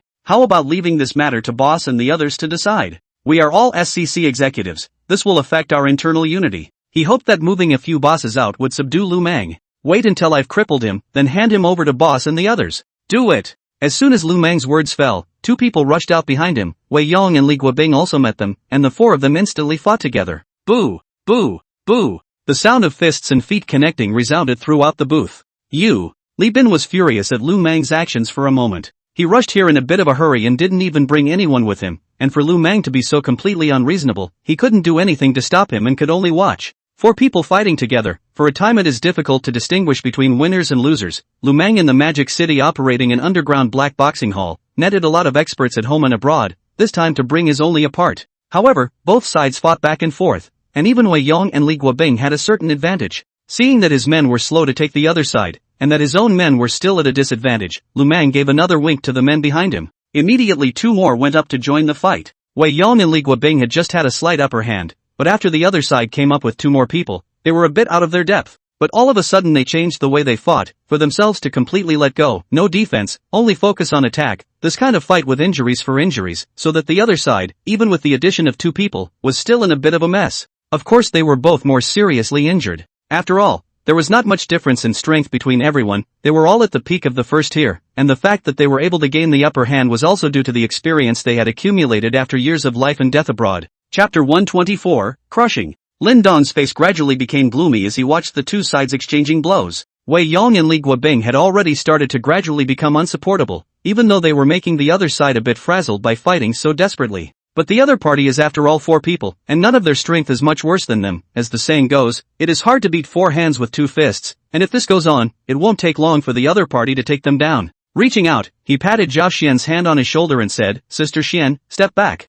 Zhao Xian understood and stopped the massage, taking a few steps back and looking at Lin Dong nervously. Lin Dong, as I said, this is the Magic City, it is not a place where you can be wild. Obediently kowtow to me and apologize, I will only take your two hands, not your life. Lu Mang said with a smile. It seems to have one. Lin Dong looked at Lu Mang who already had a smile on his face and said, I hope you can still smile later. As soon as the words fell, the aura on his body instantly erupted, and with an arrow step he crossed the table in front of him, grabbing at Lu Mang with one hand. Lu Mang has not even reacted to the face of Lin Dong's mountain-like aura, only to feel his chest is stuffy, indescribably difficult. By this time, Lin Dong had already arrived in front of him and grabbed at his neck with one hand. The old man standing beside Lu Mang pushed Lu Mang to the side at the first opportunity, then stood himself in the position Lu Mang had just been in, crossing his arms in front of his body, ready to parry this attack from Lin Dong. Lin Dong had wanted to grab Lu Mang first, but now that he was being destroyed by this old man, his direct power erupted once again, and he slammed his fist fiercely on the other party's arm that was crossed in front of his body. Boom! A loud noise rang in the ears of everyone in the booth. Even the four Wei Yong who were fighting next to him stopped fighting and turned their heads to look at Lin Dong's side. Lin Dong slammed his fist on the old man's arm, and the tremendous force brought two more arms down on the old man's chest. The opponent only felt a burst of vigorous force coming, and the strength of his tiger ranking expert couldn't resist it at all? He could only let this powerful force push his hands to smash on his chest again, and then his body involuntarily flew backward. The old man was directly smashed by Lin Dong's punch and flew out a dozen meters, hitting the wall, a mouthful of blood sprayed out, and his two hands hung down powerlessly. He stared across the table at Lin Dong, who was still lying on the table, with a horrified expression on his face. The force of the punch was so great that it not only broke his hands, but also broke a few ribs in his chest. This young man is too strong. He was a tiger ranking expert who had been famous for many years, and even though he was no longer at his peak over the years due to his age, he was still at the top of the tiger ranking. Like the four first-tier peak experts who were fighting next to him, he didn't even need to put out his full strength to easily knock them down. Don't look at the top-tier peak experts who were only one step away from the tiger ranking, but when facing a true tiger ranking expert, They didn't even have a chance to fight back. The boundary of a tiger-ranked expert is to be unafraid of normal hot weapons in a normal state. Whereas a first-tier peak expert couldn't, this was the gap. Lin Dong shook off his hand, jumped off the table, and sat back in his chair, regaining his composure again. It seemed like it wasn't even him who had just made the move. Zhao Xian came back up and continued to press his shoulders. This look of Lin Dong, who always had a bashful demeanor no matter what he encountered, caused Zhao Xian to become somewhat mesmerized. That's what a real big shot should look like, a Tarzan in front of him without changing color. The surrounding pairs of eyes were shocked as they looked at Lin Dong, who was sitting on the chair. And the most difficult to accept is naturally Lu Mang. Chen Lao was a character who had fought alongside his grandfather back then, and had long since crossed the ranks of first-tier martial artists and entered the tiger ranking. Ordinary guns have trouble hurting him. He had been beside him for so many years to protect him, and he didn't know how many troubles he had solved for him, and it could be said that Elder Chen had contributed a lot to him becoming one of the 4 masters of the Magic City. But just this old man, who was invincible in his mind, was actually seriously injured by Lin Dong's punch. How could this be acceptable to him? Li Bin was similarly shocked beyond belief. Although it was rumored that Lin Dong was so powerful that even Qin Zhang had been driven out of Jiang City by him in disgrace, but rumors were after all rumors, and without seeing it with his own eyes, he still held a trifle skeptical. Even when the big boss Zhuget Sangdao asked him to personally go to Jiangqing to meet Lin Dong and draw him in, he still felt that it was a bit trivial. For a character like Zhuget Sangxiong, as long as a single voice was sent out, Lin Dong would not be able to come to meet him with his ass. However, now that he had truly seen Lin Dong's strength, he had completely changed his mind. Worthy of the big boss, he really has a unique vision. Chen Lao, he knew. This was the protector that the Lu family had sent to protect Lu Mang, the first heir apparent. Every family with substance would give the first heir a protector to protect his growth. He didn't have a protector because he wasn't the first heir of the Li family. It's not a good idea, but there's nothing you can do about it. As for him being able to enter the SCC and become a core, it was solely because he followed the right Zhuget Sangdao. All of these Dao protectors were at least tiger rank or above. Tiger ranking experts were also top-notch fighters in their clans, and were already unafraid of the threat of ordinary firearms. However, now that the protector of the Dao beside Lu Mang was actually seriously injured by Lin Dong's punch and looked like he had completely lost his fighting strength, this had simply exceeded his imagination. How old is Lin Dong? Seems like he's still in college according to him. To be so young and already have more strength than the average Dao protector? Unbelievable. Among the younger generation, Lin Dong was definitely the strongest person he had ever seen. As for the 3 SCC bosses, Li Bin hadn't seen them strike, so he couldn't really comment. However, he was certain that Lin Dong definitely already possessed the capital to compete with them. Moreover, Lin Dong was younger than all of them and had more potential. At one time, he had suspected that Lin Dong was the heir of those hidden families. At such a young age, the money that has flowed out of his hands in recent times has amounted to nearly $100 billion, coupled with such great strength. It seemed that the family that Lin Dong was from was somewhat frighteningly strong. Moreover, with Lin Dong acting in such a high-profile manner, it seemed that his family was preparing to come out.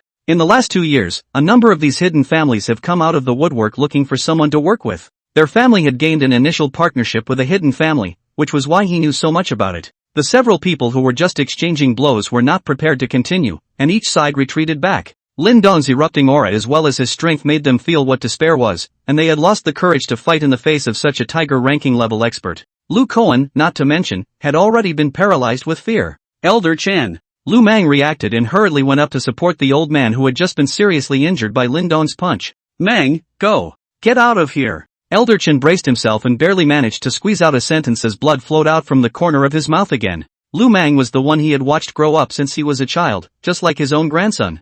Go? Things haven't been resolved yet. Where to go? Lin Dong said as he sat on a chair and crossed his legs. Chapter 125. Go? Things haven't been resolved yet. Where to go? Lin Dong said as he sat on a chair and crossed his legs. Lin Dong, what do you want? Lu Mang asked, holding his breath. He also did not expect Lin Dong to be so powerful. Since Elder Chen had been seriously injured by Lin Dong's punch, the people he had brought together would not be enough for Lin Dong to fight alone. Continuing to stay here would serve no purpose other than being humiliated by Lin Dong. So he's leaving now. Waiting to mobilize his strength, he would then come back to deal a fatal blow to Lin Dong. Moreover, Chen Lao's injuries were very serious and he had to be sent to the hospital as soon as possible. Didn't you just try to break both my hands? I'd like to return the favor now. It's not too much, is it? Brother Lin. Please also. Li Bin was interrupted by Lin Dong before he could finish his words. Brother Li, don't say anything for now. Lin Dong said expressionlessly. Li Bin could only smile helplessly. The current Lin Dong made him feel a great deal of pressure. I did not expect that Lin Dong had changed so much after only a short time from the last time they met. Maybe it's not that he's changed so much, but that he's hiding it so well. I just didn't see it myself the last time we met. Lin Dong already possessed the strength to compete with the three bosses, leaving all of them, the core, more than a notch down. Lu Mang has kicked the bucket this time. I just don't know if the one behind him will fight with Lin Dong for Lu Mang. Lin Dong, don't go too far. This is always the Magic City. It is my Lu family's base camp. Even if you are strong, you are ultimately just one person. Can you still fight against our entire family? And there are so many ordinary people around you. Lu Mang said meaningfully. If Lin Dong was only one person, perhaps their Lu family could not really do anything against him. After all, the strength was too strong, and with ordinary firearms no longer threatening him, the Lu family could not really find someone who could steadily defeat Lin Dong. But Lin Dong had his company, his team, and was going to continue to develop in Mordor. Then he had ways to make Lin Dong compromise. Are you threatening me? Lin Dong asked as he narrowed his eyes at Lu Mang. At this moment Lu Mang felt as if he was being stared at by a poisonous snake. He was uncomfortable and even broke out in a bit of cold sweat. He said with strong composure, I'm just stating a fact. Continuing to fight will not be beneficial to either of us. I'm the first heir of the Lu family. If you break my hands, you're breaking the future of the Lu family. Unless you can uproot the Lu family, otherwise, your company won't be able to develop in the Magic City. Lin Dong thought about it and thought it was right. Lu Mang's words reminded him. If he only took down the Lu brothers, although it could have some effect, he would definitely be subject to a series of retaliation from the Lu family afterward. He wasn't afraid, but Zhao Xian and the others had to stay in Magic City to develop the company and continue to help him spend money. Why don't you just directly waste the Lu brothers now and have an unending battle with the Lu family? The thing stood on its own anyway. Since we have to establish authority, then let's do a big one. The Divine Magnificence points were what guaranteed that he would continue to improve his strength. After this incident, he wanted his company to be unimpeded in Mordor, and even if he spent more money, no one would dare to pry halfway. Yeah, that's it. After thinking clearly, Lin Dong inclined his head to look at Li Bin and asked, Brotherly, how are these Lu brothers like in the Magic City? Li Bin froze, unable to understand why Lin Dong would suddenly ask this question, hesitated for a moment and replied, still, okay, brotherly. I hope you can answer truthfully. I'm going to do a big job today. Lin Dong stared at Li Bin and said word for word. Li Bin was staring a little uncomfortably by Lin Dong. He did not know what Lin Dong meant by doing a big job, and what it had to do with the Lu brothers' behavior. However, since Lin Dong wanted him to tell the truth, after considering it for a while, he decided to tell the truth. Lin Dong's strength was strong and his potential was even greater. He hadn't thought about it that way before, but since he had followed Zhuge Sangdao, he also wanted to use Zhuge Sangdao's power to fight for that position in the Li family. If he could befriend Lin Dong now, when it might be useful in the future, with Zhuge Sangdao plus Lin Dong supporting him, then his chances would greatly increase. And Lu Mang was not dealing with him in the first place, and the people behind him and Zhuge Sangdao were not dealing with each other very well, so since he had to choose, he definitely had to choose the one that was favorable to him. So he said, Lu Cohen, this person in the business competition above, often used some dishonorable means to force the opponent, by his improper means to screw up the company in the minority, and even someone with a family of children in his company's top floor jumped off the building. In addition, he is also extremely colorful. Where he looked at the woman, whether it is a young girl or young woman, he will first check the other side of the background information, as long as it is not much of a background, or the background is not as good as his, will be his various means to get to the bed to go. These people were insulted by him after some people have also committed suicide. He has also put out a sentence, Lu Cohen will never go to bed with a woman more than 3 times. Lu Cohen never went to bed with a woman more than 3 times. But all of these things were suppressed by him with the power of the Lu family. And the man never offended anyone who would cause him trouble, so he has been living free and clear. As for Lu Mang, compared to Lu Cohen can be said to be even more than ever, his favorite is wealth. Lu Mang used improper means to earn most of the money into his pocket. He also opened an underground black boxing gym in Mordor, as well as several casinos, and at the same time, he also lent money to loan sharks privately in the black boxing gym and casinos, and there are even more countless families that have been ruined by him. As soon as Lu Mang heard that Li Bin was actually counting his sins, he was instantly enraged. Pointing at Li Bin and cursing, Li Bin, if you talk any more nonsense, believe it or not, I'll get you killed. Don't think that just because you follow Zhuge Sangdao that you can leave me out of it. Li Bin ignored Lu Mang's yelling. In that case, these 2 brothers are considered scum and human scum in the Magic City, and it would not even be an exaggeration to say that they are unforgivable. Lin Dong nodded his head after hearing this and said, pretty much. Li Bin said, is that Lu Mang a martial artist? Lin Dong asked. It should be the peak of the 2nd tier. Li Bin replied. Lin Dong stopped talking. The plan in mind was almost perfect. As a reserve member of Group A of the National Special Action Group himself, he encountered the Lu brothers who were extremely affecting the stability of society and were so unforgiving. Plus the other party was a martial artist, he himself naturally had the right to waste the Lu brothers for the sake of domestic stability. That's the state's right to give a special ops team the right to act before they act. Of course the situation has to be truthful because the organization will certainly check it out afterwards. But the thing stands on its own any way you look at it. As long as what Li Bin said was true, then once he intervened on behalf of the organization, the Lu family would definitely be finished. Chapter 126, Destroying You on Behalf of Justice. Everyone has heard it clearly, right? The Lu brothers are unforgivable. I am now representing justice to destroy you. Lin Dong stood up and said in a serious tone. Lin Dong, don't mess around. You have already invested so much money in Magic City. Are you really prepared to give up? If you really move me, the Lu family won't let you go. And as an SCC core patriarch, I have another boss standing behind me. Lu Mang sensed that something was not right and hurriedly spoke out. However, since Lin Dong had already decided, how could he change his mind because of Lu Mang's 2 words? It was for the sake of being able to better develop in Magic City in the future that he wanted to take the Lu brothers and the Lu family to set an example this time. Plus, these 2 men also happened to be adulterers and unforgivable. And he just happened to have just joined the Special Operations Unit for the maintenance of social stability. Then it's not his fault. Lu Mang, what your status is and who is standing behind you has nothing to do with me. Since you have done so many bad things, I have the right to punish you. Lin Dong said seriously. Now he was saying this as a reserve member of Special Operations Group A, but of course others just didn't know. As soon as Lin Dong stood up, Lu Mang and the rest immediately tensed up. It was really Lin Dong's strength that made them feel a great deal of pressure. Lin Dong, this matter is all Lu Kuan's fault. You have something directly find him. It has nothing to do with me. Lu Mang was also a little afraid. The aura that Lin Dong exuded when he got serious was still somewhat frightening. The good man refused to be forced to do so, and simply pushed the responsibility directly to Lu Kuan. Brother! As soon as Lu Kuan heard that Lu Mang was trying to transfer Lin Dong's fire onto him, his body shivered even more. Even Lu Mang couldn't withstand Lin Dong's anger. How could he? Don't call me brother. You bastard. You've made such a big mess. Why don't you apologize to Lin Dong? Lu Mang shouted at Lu Kuan. All of this was the fault of this asshole Lu Kuan. If it wasn't for him, how could he have gotten himself into such a passive situation? Lin Dong. No, Lin Xiao. I was wrong. I shouldn't have offended you. Please let me go. Lu Kuan said as he kowtowed to Lin Dong on the ground. Lin Dong ignored them and instead looked at the gang of lapdogs that Lu Mang had brought with him and said, the Lu brothers are evil. I don't know how many people they have harmed. You accomplices are no better. All of you will accept my righteous judgment. Just after Lin Dong finished speaking, his figure had already disappeared into place and rushed into the group of doglegs brought by Lu Mang. These people were all experts from Lu Mang's black boxing gym, and there were several first-tier peaks. However, in front of Lin Dong, a peak tiger ranking and half-step dragon ranking expert, he was completely dirt cheap and unbeatable. Miserable screams rose and fell as Lin Dong directly seriously injured one person with every punch and kick. After a mere 10 seconds, a dozen or so experts who were at least first tier were all knocked to the ground by Lin Dong, completely losing their fighting strength. Such battle power even made the onlookers suck in a breath of cold air. Lin Dong had shown them what complete and utter crushing was. Only after settling these minions did Lin Dong slowly walk towards Lu Mang. At this time, Lu Mang has been scared legs and feet soft. These can be his boxing gym highly paid elite, but now it was Lin Dong 3 or 2 times to solve finished. Only after watching Lin Dong walk towards him did Lu Mang ask in a trembling voice, Lin Dong, what do you want?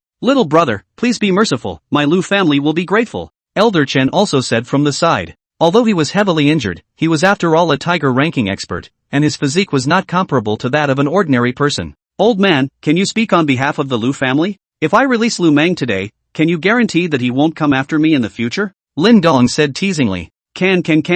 Lin Dong, as long as you release me today, I will definitely not look for trouble from you in the future. Lu Mang hurriedly interjected. All he was asking for now was to hurry up and get out of here, and as for what would happen later, he would talk about it later. As for whether or not to find trouble with Lin Dong, it would have to depend on whether or not he could over Lin Dong. As long as he had the opportunity to kill Lin Dong with a single blow, he would definitely not hesitate. Lin Dong did not respond to Lu Mang's words, but continued to look at Old Man Shen playfully. He wanted to see if this tiger list expert would speak with a clear conscience. Those who could become tiger ranking experts were extremely tough inside, and would not bow and grovel to the enemy in order to seek victory. Those who did so had lost their determination to move forward. But this is not absolute. The world is big. There are no strange things. There are also people who enter the tiger list and then lose the heart of progress, just want to enjoy themselves. These were all told to him by Xiao Baojun, except for the Linden Bug-Off course. Sure enough, Old Man Shen stopped speaking. With his understanding of the Lu family over the years, he indeed could not guarantee that the Lu family would not retaliate against Lin Dong. Lin Dong saw that Old Man Shen stop talking before he looked at Lu Mang next to him. Lu Mang, you've done all the bad things. It's your bad luck to fall into my hands today. Lin Dong, you. Before Lu Mang could finish his sentence, Lin Dong punched him in the stomach. Ah! Lu Mang let out a miserable scream and crouched on the ground with his hands holding his stomach, spitting blood mixed with food in his mouth, his eyes about to bulge out. He only felt as if his internal organs had been shattered by Lin Dong at the moment, causing him pain. After only lasting less than 10 seconds, Lu Mang was fainted by the pain and slumped to the ground. However, Lin Dong did not intend to let him off just like that. Just now that punch Lin Dong had not exerted much force yet. Lu Mang was lying right under the soles of Lin Dong's feet. Lin Dong smoothly lifted his right foot on Lu Mang's arm, gently exerted a force, and then quickly placed his foot on the other arm and stepped down. Ka! Ka! Two sounds of bones breaking resounded in the booth, giving everyone goosebumps from hearing them. Lu Mang, who had already fainted, was woken up again by the intense pain, and a howl came out of his mouth, resounding through the entire private room. Trying to move his hands, he realized that he couldn't move them at all, and that drilling pain was coming from both arms. It could only stay like that, face down on the ground, with howls coming out of his mouth. This one of the four heroes of the Magic City, the core patriarch of the SCC, was thus stomped on by Lin Dong and had both of his arms broken. After resolving Lu Mang, Lin Dong turned towards Lu Kuan, the instigator of the entire incident. I heard that you like to force women? Lin Dong asked with a grim expression on his face. When Lu Kuan saw Lu Mang's miserable appearance and looked at Lin Dong in front of him, his lower body was shocked with a puddle of liquid that emitted a foul odor. Lin Xiao, begs you to let me go. Lu Kuan shivered and pleaded. Lin Dong frowned as he smelled the stench emanating from Lu Kuan's lower body fluids and said to Wei Yong and Li Guobing, one of you come and waste his third leg, lest you go back to wreaking havoc on women in the future. He wanted to move his feet himself, but seeing Lu Kuan's bearish behavior, he was afraid of getting his shoes dirty. Lin Dong had just turned around and walked over to the chair when he heard another miserable scream. Wei Yong directly stomped Lu Kuan's lower body, and for the rest of his life, he could never be a man again. Because of the reason for work, we understand. I also want to more earn some money. The key is now not dare to resign, and so the book results again better. I resign every day to give you code 4 or 5 chapters are not a problem.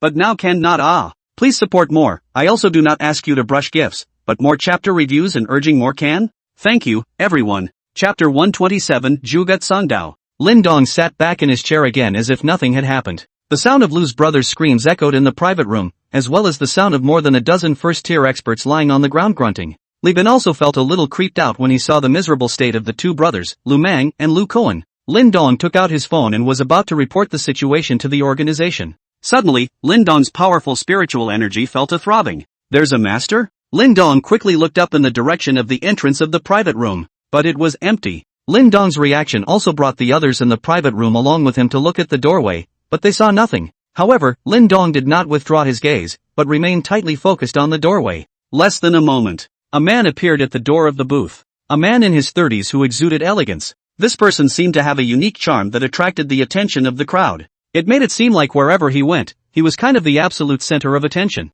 After Li Bin looked at the person who appeared in the doorway, his heart was greatly relieved, and at the same time, he quickly greeted him. Although Lin Dong did not have any hostile intent towards him, it still made him feel extraordinarily uncomfortable under the pressure of this aura of Lin Dong. Young Master Zhuge. Li Bin greeted the man who suddenly appeared in the doorway. Zhuge Sangdao nodded at Li Bin, then continued inside the booth. Behind them followed two middle-aged men who were about 40 or 50 years old with serious expressions. Zhuge Sangdao walked to the center of the room and frowned as he looked at the dozen or so people lying on the ground, as well as the Lu brothers who were still wailing loudly. Associating it with the situation that Li Bin had reported to himself, he was roughly able to guess what had happened here. However, he was still slightly surprised when he saw the severely injured Old Man Chen. Old Man Chen, as the protector of the Lu family sent to Lu Mang, although his strength wasn't much, he was after all a tiger ranking expert. Now, he was being seriously injured, while it seemed that no one on Lin Dong's side seemed to have been injured yet. That's interesting. To be able to seriously injure a tiger ranking expert unharmed, this person's strength was somewhat terrifying. It was just unknown whether it was Lin Dong who made the move or the two people beside him. He rather hoped that it was Lin Dong, as it would be more favorable to his upcoming 10-year contract. Zhuge Sangqian looked at Lin Dong, who was sitting on a chair with a bland demeanor, and asked, "You are Lin Dong?" His voice seemed to be laced with a magnetism that made it hard to resist. Lin Dong guessed the identity of the visitor when Li Bin went up to call the other party, young Master Zhuge. One of the three founders of the SCC, Zhuge Sangdao, known as the Big Boss. Lin Dong's powerful spiritual force could sense that Zhuge Sangdao was strong, but the two behind him were even stronger. Is this what the top giants are all about? It really wasn't comparable to a second-rate family like the Lu family. It's me, Lin Dong replied dryly. Lin Dong's simple reply, coupled with the fact that he remained seated in his chair and did not rise to greet him, caused Li Bin next to him to sweat for him. This is the SCC's big boss Zhuge Sangdao. Although Lin Dong was not weak, he was only a core member of the SCC after all. Zhuge Sangdao was one of the three founders of the SCC, and had a higher reputation than the other two, and was known as the Big Boss. Although the relationship between superior and subordinate is not as prominent within the SCC, and there is no rule that says subordinates have to greet or salute or anything when they see their superiors, but the respect and politeness that one should have for an existence higher than one's own should still be there. Lin Dong's current behavior was extremely disrespectful to Zhu Sangdao. Inside the entire SCC, including the other two founders, there was no one who dared to sit calmly and respond when facing Zhu Sangdao while standing and speaking. Li Bin even wondered if Lin Dong was not clear about the identity of the visitor. So he hurriedly explained, "Brother Lin, this is young Master Zhuge, one of the three founders of the SCC." Lin Dong naturally knew the identity of the person in front of him. If he had not joined the Special Operations Group in Falcon before, he would not have been able to treat Zhuge Sangxiong, a legendary figure, so calmly and freely. Even if he was strong enough on his own, his heritage was still far from good, and in the face of this kind of family power that had been passed down for a long time and had a deep heritage, it was better for him to keep a low profile when his personal strength wasn't strong enough to ignore all the rules. But it was different now, since joining the Special Operations Group and the Falcons, especially after seeing the strength of the official members of Group A such as Chai Zhou, as well as understanding the power of these two organizations. He didn't feel the need to keep a low profile or else anyone would try to bully him. I believe that after this incident, whoever still wants to touch his people in Mordor will need to weigh the situation. Lin Dong did not respond to Li Bin and remained seated in his chair. Zhu Sangdao did not care and walked forward to sit across from Lin Dong. Young people. Some arrogance and impulse is normal. When he was young, he was not afraid of the world. However, it had to be equipped with relative strength to do so, and Lin Dong clearly possessed such strength. What is brother Lin Dong going to do with the Lu family brothers? Zhu Sangdao opened his mouth and asked. Haven't thought about it yet. Let's see how the Lu family reacts first. Lin Dong replied. How about I help brother Lin Dong with this matter? Zhu Sangdao suddenly asked. Lin Dong froze. Zhu Sangdao actually said he would help him with the Lu family? Then it must be he who has asked for it. Thinking about what Li Bin had said the last time he came to Jiangcheng to see him, the place where Zhu Sangdao needed himself would be the 10-year contract with Tsi Party Zhao Shidao and that what's her name Murongqinga.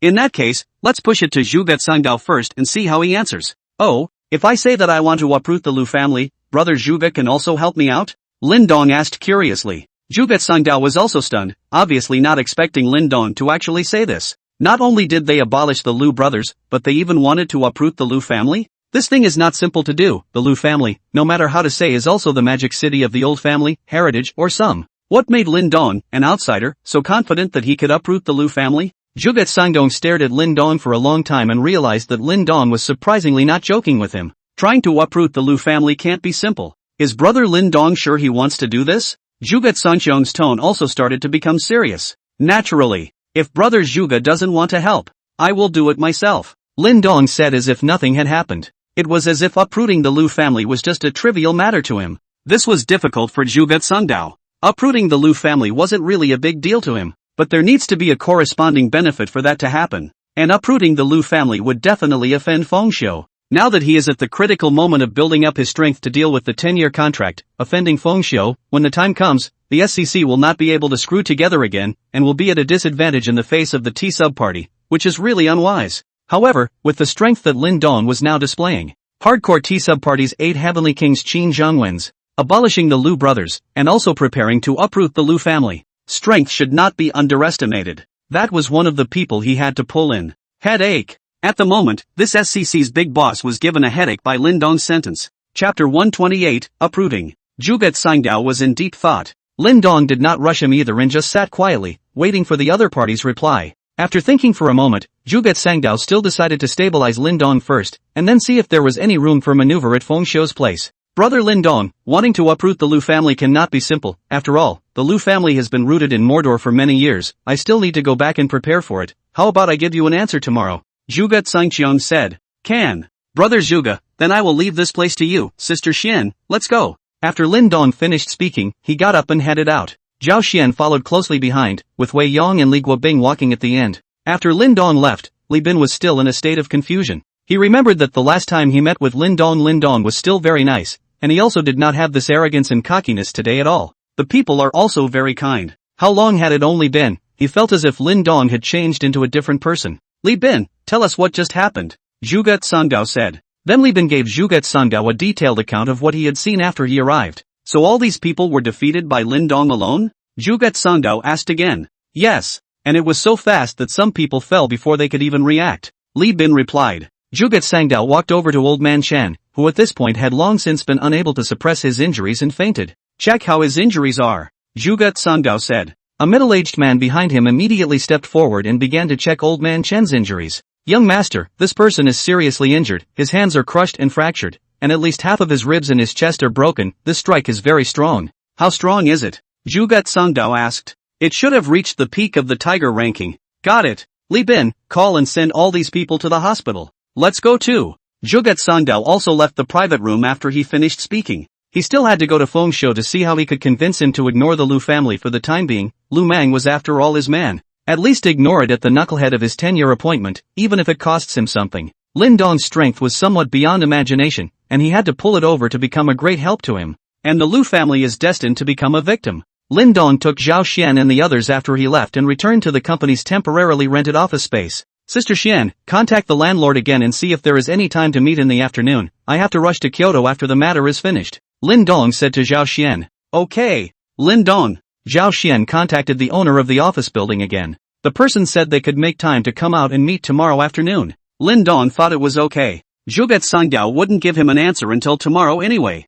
If Zhuge Sangdao wasn't prepared to intervene, he would also have to contact the organization and have it step in. This may be delayed for a few more days. The Lu family he's destroying for sure. On the one hand, it's a way to make a name for yourself. On the other hand, the sins of the Lu brothers, coming from Li Bin's mouth, were simply the scum of society. So much for condoning your own son's mess and wiping his ass behind him. So it seems that the Lu family is no good either. And at this time, the Lu family in Magic City, upon receiving the news that the two brothers, Lu Mang and Lu Koan, were seriously injured and being treated in the hospital, the entire Lu family was in chaos. Lu Mang was the first successor of the Lu family, one of the four masters of the Magic City, the future head of the Lu family, and now he was even having his hands broken. Although Lu Koan is quite a bit worse than Lu Mang, he is also a direct descendant of the Lu family, and now he is even being deprived of the ability to pass on the family name. This was simply a slap in the face of the Lu family. The current Lu family head, Lu Tong, was even more furious and furious. His two sons had been wasted under his nose. This was provoking the Lu family. What kind of person sent the message? Lu Tong asked, holding back his anger. Family master, it's a message from the hospital. And who took them to the hospital? Unclear. Not clear? If you're not clear, then go and investigate for me. I'd like to see who was so bold as to dare to touch my Lu family's people in Magic City. Simply don't know how to die. Yes. House master. After instructing his subordinates to investigate Lu Mang's abolition, then Lu Tong walked to a small house in the villa's backyard. This was the place where his father, Elder Lu, had retreated. Although his father had abdicated for many years, his residual power was still there, and any major decisions in the Lu family were made by Elder Lu. Elder Lu was even more enraged after hearing that his two grandsons had actually been wasted. Immediately using some of his former connections, he began to investigate the whole thing in Magic City. It was at this time that the various industries of the Lu family encountered various problems. There are projects that have been contracted and the other party starts looking for various issues to terminate the contract. Some of the work that had already been accepted and completed was also turned over and retested, and ended up with a direct fail. The projects under negotiation, not to mention, outright refused to cooperate. None of this was actually enough for the Lu family to break their bones. What scared them the most was the bank's debt collection and the fact that the Lu family's companies involved in the gray industry were suddenly seized. Those responsible were taken away directly. The break in the capital chain, the debt collection by the banks, the stoppage of various projects, and the closure of the gray industry. That's what they're most afraid of. Every item in here is drilled down when scrutinized. A discerning person can tell at a glance that this is someone trying to mess with the Lu family. And the amount of energy of the person who did it is frightening. Just for one night, the Lu family then fell from heaven to hell. From a large and honorable family, it has become a street rat. Anyone in Mordor who had cooperated with the Lu family was trembling with fear that they would be implicated. This all came so fast that it didn't even give the Lu family the slightest chance to react. Early the next morning, the Lu family's living room was filled with people. These were the heads of the Lu family's various companies or projects. They're all here to report on the Lu family.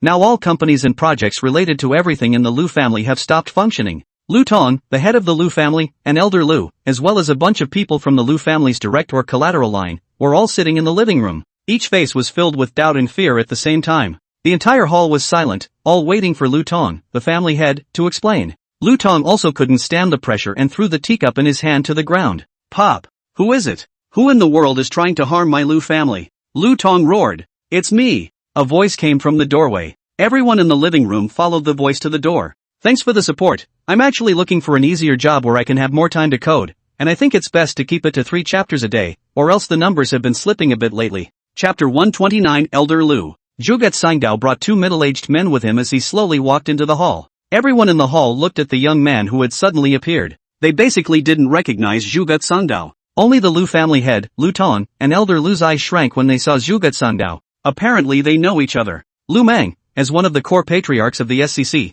was already at the absolute top of the SCC, while Zhuge Sangdao was one of the three founders of the SCC. Lu Mang's father, Lu Tong, as well as his grandfather, Elder Lu, definitely knew Zhuge Sangdao. Zhuge Sangqian, why did you waste my son? Why did you harm my Lu family? Isn't manga a core patriarch of your SCC? Even if your Zhuge family and the Feng family don't get along, you should go directly to the Feng family. Why are you targeting us? Lu Tong pointed at Zhuge Sangdong and questioned. Zhuge Sangdao? The Zhuge family? Everyone sitting inside the living room felt their heads buzzing. Blood pressure spiked instantly. The Zhuge family was the top luxury family in Magic City, and it was said that more than 10 years ago they were still the top powerhouse in Kyoto before they came to Magic City. As soon as he came to Magic City, he showed an unrivaled family heritage, hard-rooted in Magic City, and became one of the top luxury families in Magic City. A second-rate family like the Lu family, in front of the Zhuge family, was just like a dirt chicken or a dog. There was no room for resistance at all. Lu family master, I think you're mistaken. The person who wasted your sons wasn't me. As for targeting your Lu family, the blame is only on your two sons for offending someone they shouldn't have offended, and I was only entrusted with the task. Zhuge Sangdao faintly returned. Who is it? You tell me. Who did this? Lu Tong asked loudly. If it were usual, he wouldn't dare to talk to the Zhuge family's first heir like this, but at this moment, he was on the verge of collapse. Two sons were abolished, and the Lu family is now on the verge of collapsing at any time, so he couldn't care less about the Zhuge family or the Zhuge family. Master Lu, you don't need to care who it is, the Lu family should just disperse. You won't be able to keep it. If you demobilize the Lu family now, I'll leave a trace of flavor for your Lu family. If you are recalcitrant to the end and end up breaking your inheritance, don't blame me for being ruthless. Zhuge Sangdao spoke in a flat tone, seemingly not threatening at all. But Lu informed that since Zhuge Sangqian had said it, he would definitely do it. At this moment, Lu Tong was like a deflated leather ball, paralyzed on the sofa. What to do? Giving up still leaves a trace of incense to be passed on. If we continue to resist, perhaps the Lu family will really be broken here.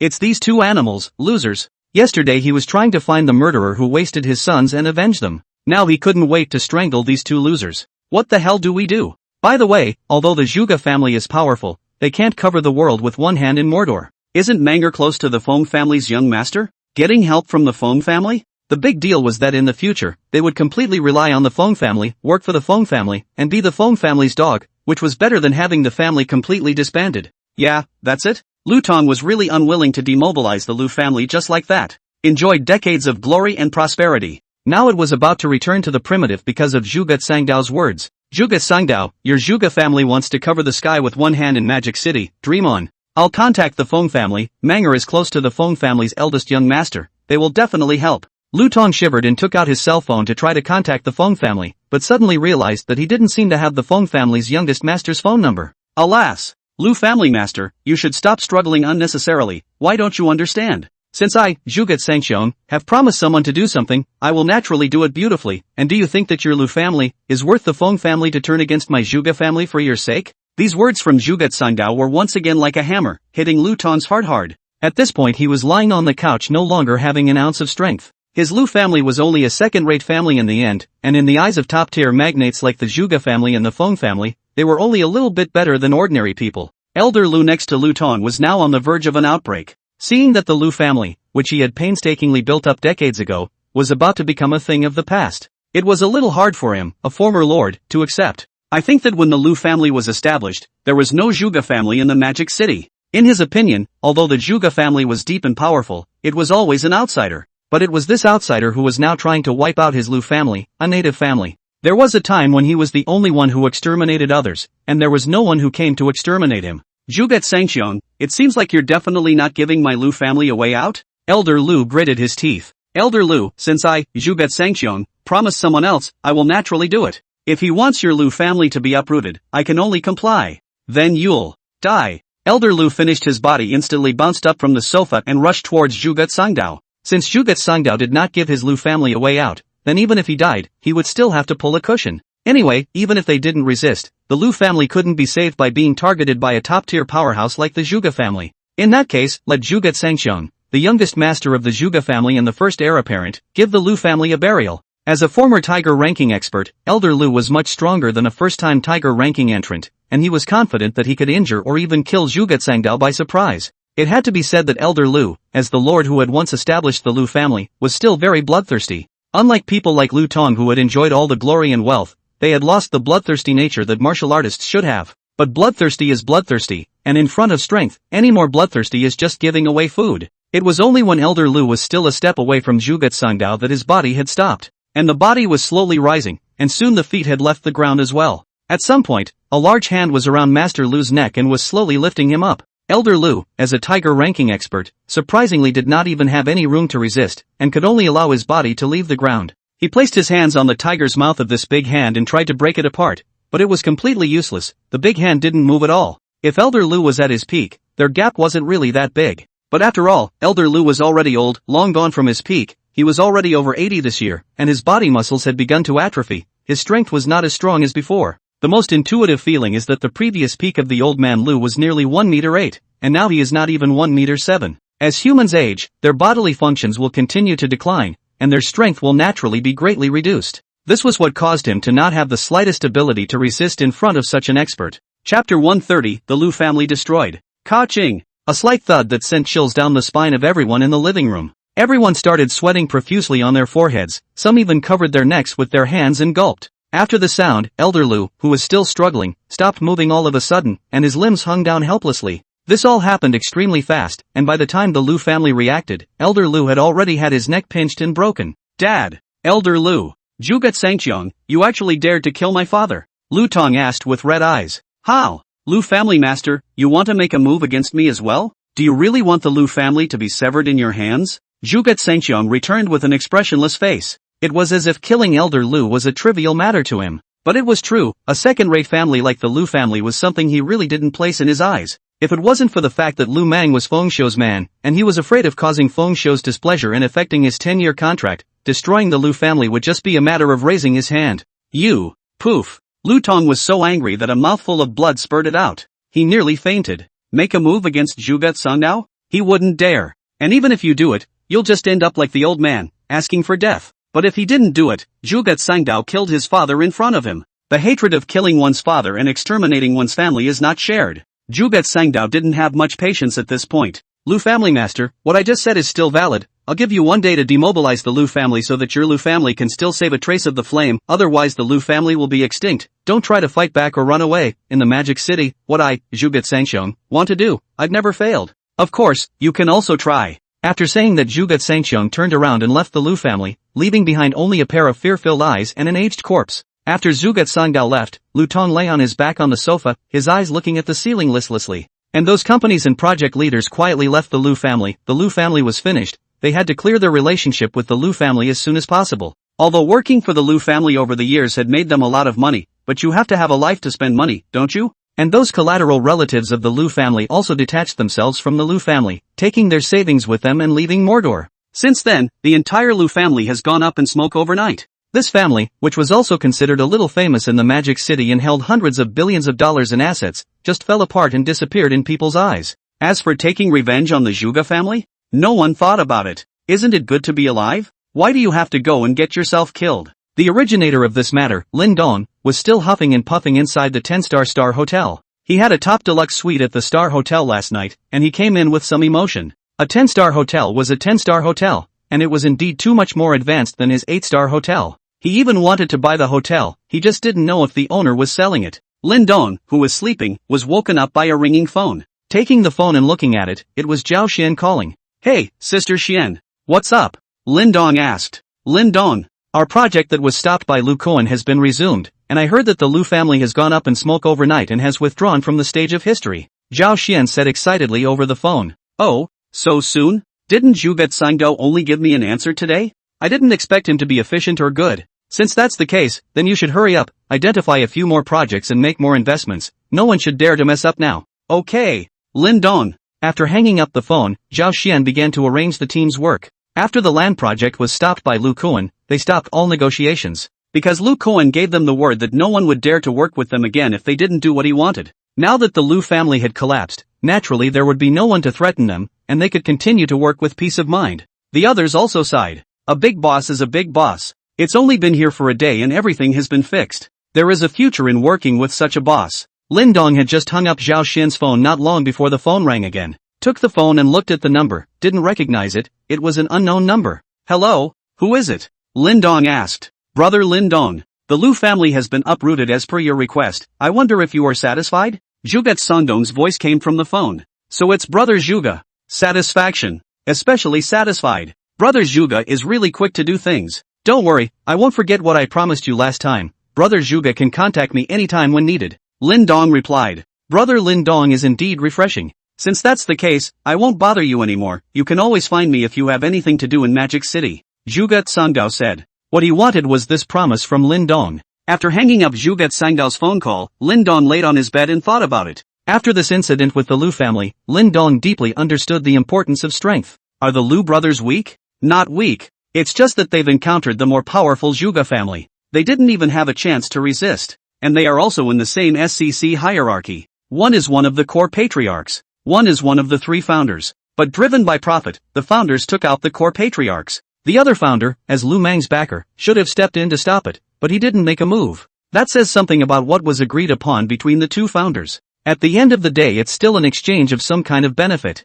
Would Zhuge Sangdao have helped himself if he hadn't shown such great strength? Definitely not. It was because Zhuge Sangdao needed the strength he had shown today that he would help himself to the Lu family. It's all about the changes that strength brings. That's why he needs to continue to improve his strength. That's what matters. The other side. Inside the high-class apartment where Zhao Xian and Luo Qianruo lived. Luo Qianruo was topping a body that would make a man spurt blood when he saw it, lying on the bed and answering the phone. After a few moments, she put the phone down a little out of breath. She had just learned of the news of the Lu family's destruction. It seemed that she had underestimated this young big boss of Xian's. It only took one day. Not only did it cripple the Lu brothers and kill Elder Lu, even the Lu family disappeared completely. And what was most unexpected to her was that the one who made the move was Zhuge Sangdao, the founder of the SCC. How on earth did Lin Dong make Zhuge Sangdao take out his anger even at the expense of taking out his organization's patriarch? Isn't Lu Mang Feng Xiu's lackey? Lu's family fell and Feng Xiu didn't even show up? Puzzling.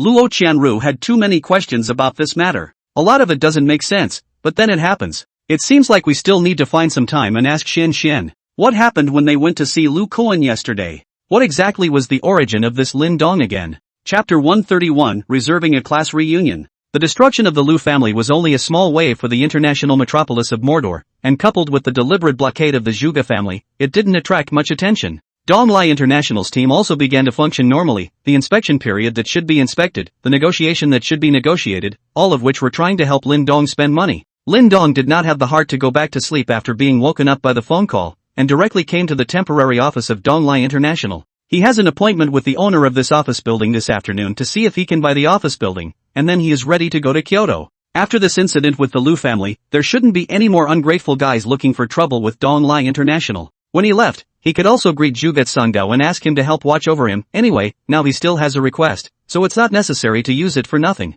But everyone in the company had gone out, leaving only a couple of finance engineering ladies busy. Lin Dong's arrival also caught the attention of several young ladies. For this big boss, they are worshipful, handsome, rich, no rack, and with a super powerful background. I've been here for only one day and I've solved all the problems that have been plaguing the company for a long time. This is simply a perfect man, the man of their hearts. Hello, Mr. Lin. Hello, Mr. Lin. Seeing Lin Dong enter, several young ladies immediately put down their hands and greeted Lin Dong. Both wanted to make a good impression on the young and handsome boss. Hello everyone. Everyone's been working hard. Where are the people in the company? Lin Dong asked as he saw the empty company. Lin Dong. They've all gone out to run errands. A few days ago because of the Ronghua real estate boss, many projects were at a standstill. Now that there's no more Ronghua real estate to get in the way, all the projects have already started, and it's definitely going to be busy for some days. Okay. You guys have worked hard. After you are busy for a while, let Sister Xian take you on a paid travel trip. Wherever you want to go is fine. The cost is all covered by the company.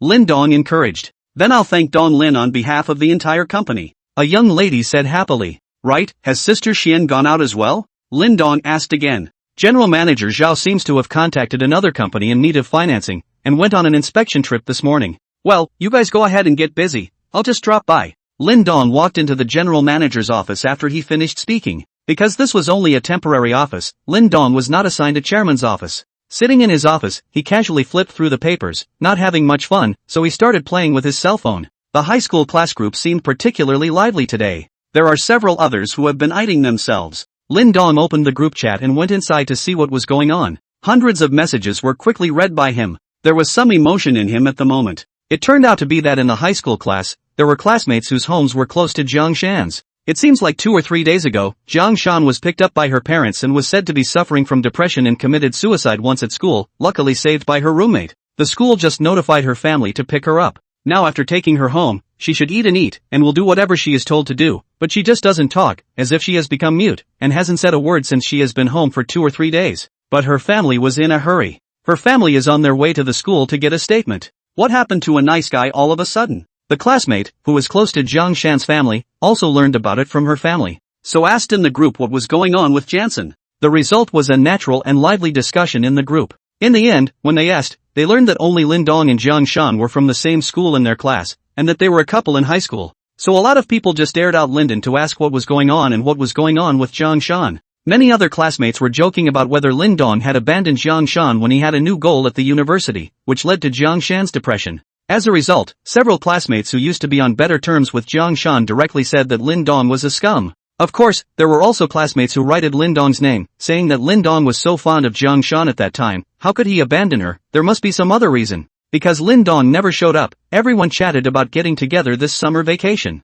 After graduating from high school, it seems like the class hasn't organized a reunion, and all of a sudden it's time to graduate from college. This suggestion was naturally supported by most of the students and they all started to agree on a time. Lin Dong thought about it or felt that he still needed to explain, otherwise he would really become a scum. It didn't really affect him, but it's always a bummer to be slapped with a big black pot for something you didn't do. In fact, I have already broken up with Jiang Shan, but not I dumped her, but she dumped me, because she and a rich second generation in our school good, but now I heard that the rich second generation family bankruptcy, that's the case. People do not believe if you can go to Jiangnan University to inquire. This matter in the school should be spread more widely. After Lin Dong posted this message, it quickly caused a hot debate. So, Jiang Shan had it coming? After dumping you, Donzi, she didn't expect her rich second-generation boyfriend to become poor again? So all of a sudden, she couldn't accept such a blow? It should be so. I still believe Donzi's words. I told you. Donzi liked Jiang Shan so much in high school, how could he abandon her? I originally thought that you, Donzi, were a scumbag, but I didn't realize that Jiang Shan was the scumbag. Hey, but she's quite pitiful now.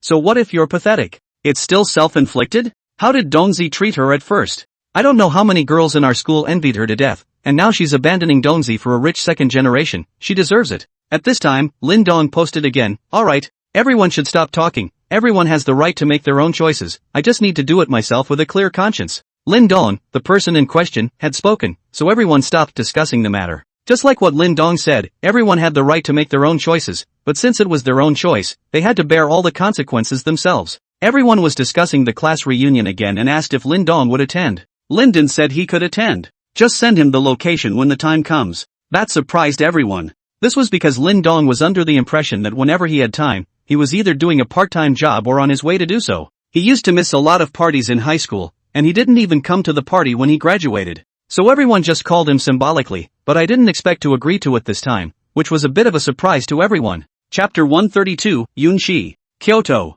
Inside a mountain-ringed villa. Junxi was resting in her boudoir. Since it's Saturday and I don't have to go to school, I can finally get a good night's sleep. But early in the morning the phone was ringing non-stop. Yunxi picked up his cell phone to take a look. It turned out to be a high school class group discussing a former female classmate. Yunxi was from Kyoto, but her high school was in the small county of Syracuse, and she should have transferred to Syracuse in her sophomore year. Because at that time his father was transferred to work in Syracuse, and his mother was a strong businesswoman, running around the country all year round, and even often going abroad, so she followed her father to Syracuse. But while her dad finished his gold plating a year later and was transferred back to Kyoto, she insisted on staying in Syracuse to finish high school. She says she's growing up and learning to be independent, and that changing schools frequently isn't good for her learning. Since then, she's been living alone in Syracuse as a 17-year-old flower girl. Going to school alone, learning to do your own laundry, cooking and cleaning by yourself, and enduring loneliness at night by yourself. Actually, it's all because of one person. Someone who gave her a second life. Someone who, even after several years had passed, was still buried deep in her heart, impossible to erase, perhaps impossible to forget in this lifetime.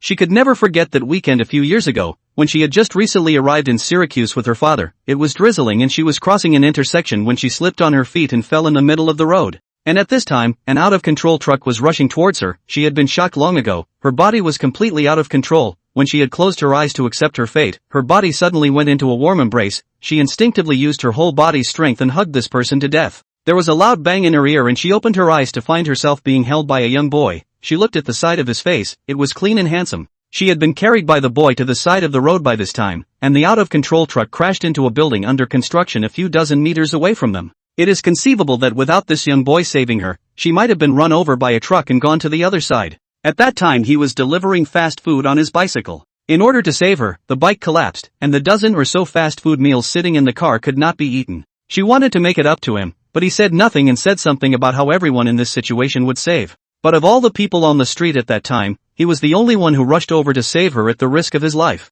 It was the next day when she realized that he was actually in the same class as herself. It excited her for a long time. From there, she began to follow him. Maybe he didn't realize that no matter what he did in school, there was a pair of eyes silently watching him. He is strong, motivated, optimistic and cheerful. Even though the family is in a bad situation, there is not the slightest complaint. Whenever I had time, I would take on part-time jobs as a way to ease the burden on my family. Although he had little time to study, he was a good student. Before he came to this school himself, he was always at the top of his grade. She also had several subsequent occasions where she intentionally took second place on the test and gave him first place. And so they became sympathetic best friends, alternating first and second place grades all the time. In fact, it's all a result of her keeping her grades suppressed. After 1 year of this, her father left Syracuse, but she insisted on continuing her schooling here because she didn't want to leave him. But not long after his father left, he had a girlfriend, another very pretty girl in his class, and they were so well matched that they were even called the golden couple by the class. She gave them her blessing as well, but when she got home, tears flowed out of her eyes uncontrollably.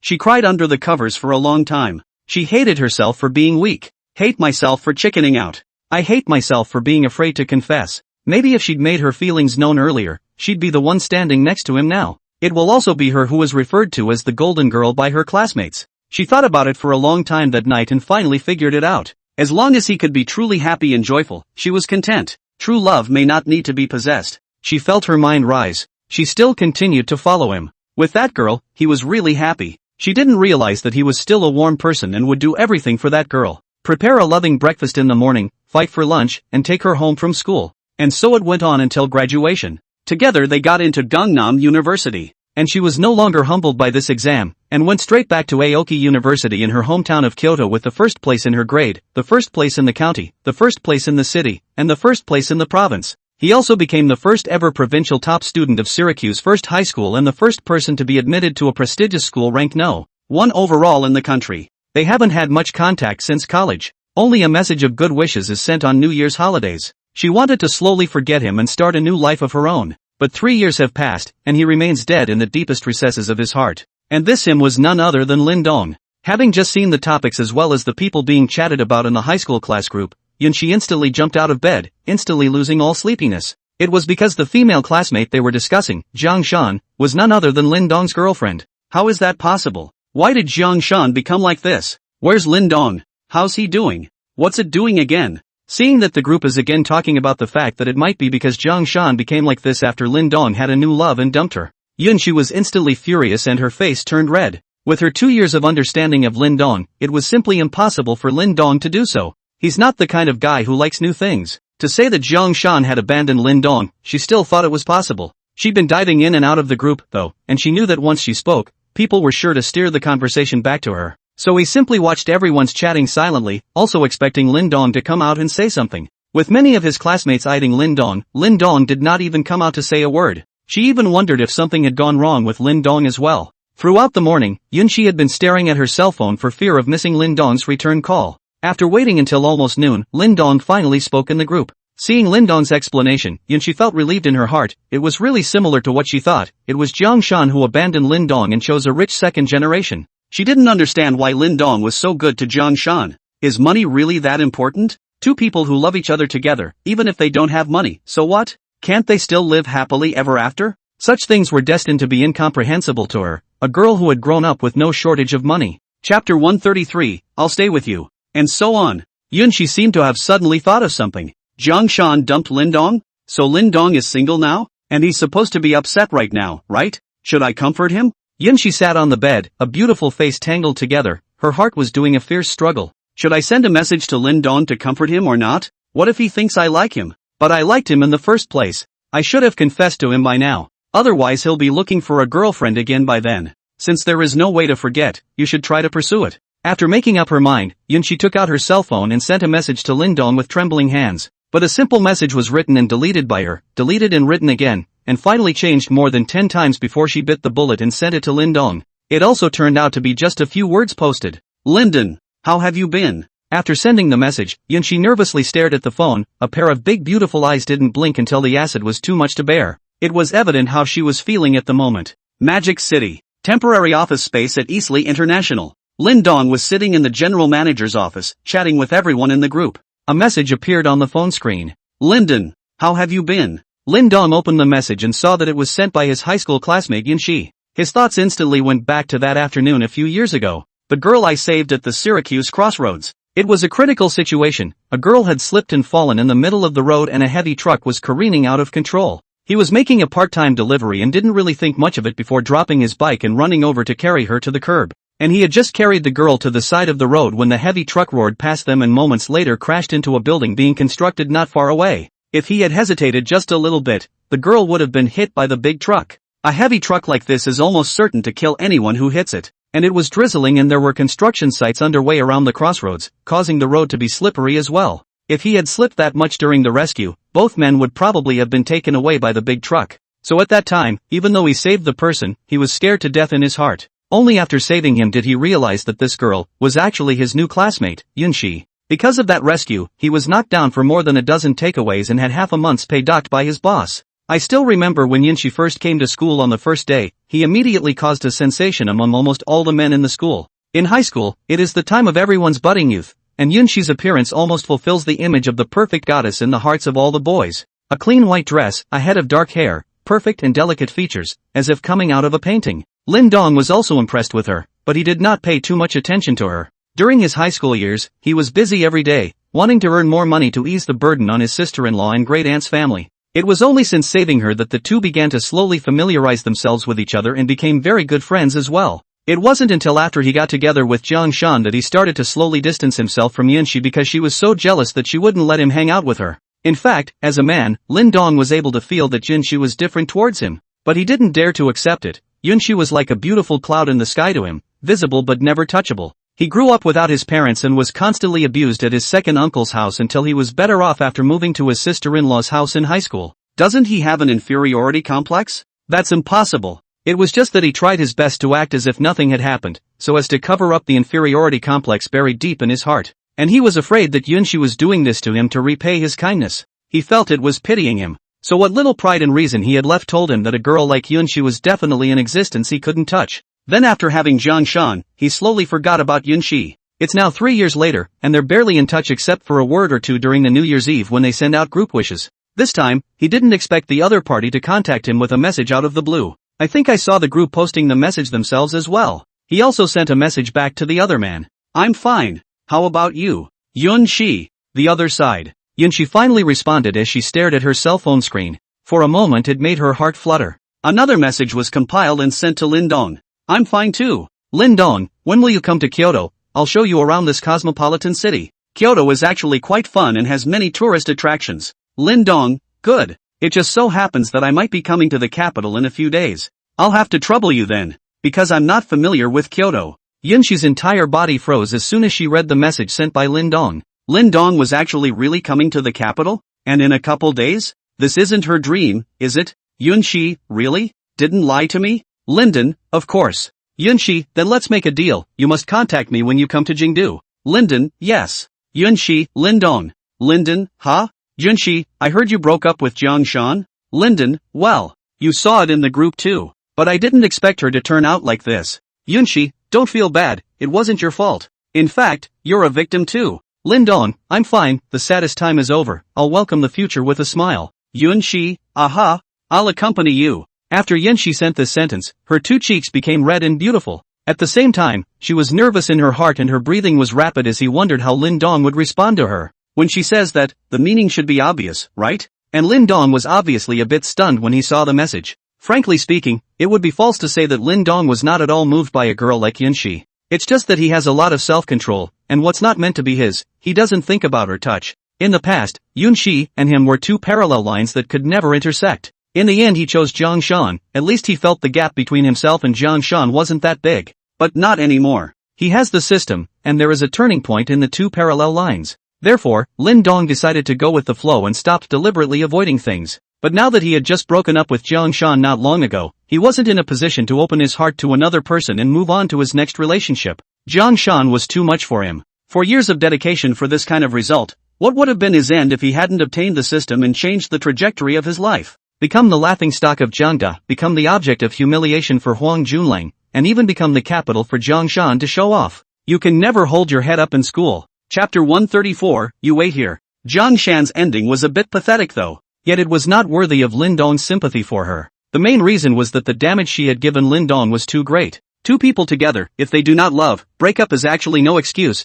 and Jiang Shan and the breakup at the same time, in order to please Huang Junlang, and even cooperate with Huang Junlang together to humiliate him, which makes Lin Dong feel too hurt. So when he hadn't adjusted back, he decided not to respond to Yunxi's hints for the time being, and waited for some time before saying anything. So he replied back, I'll contact you when I come to the capital. The other side. Yunxi was waiting anxiously when Lin Dong finally returned the message. The content of the message was a little hard for her to read though. What the hell does that mean? Did I not express myself clearly enough? Why are you acting like a log? Do I have to say, Lin Dong, I like you, I want to be with you, be your girlfriend before I can do that? It's hard enough for a girl to say that, okay? Hey. Oh, my god. What a pig. However, thinking that Lin Dong would be coming to the capital soon and that they would be able to meet each other then, Yunxi's mood, which had been a little low, had improved again.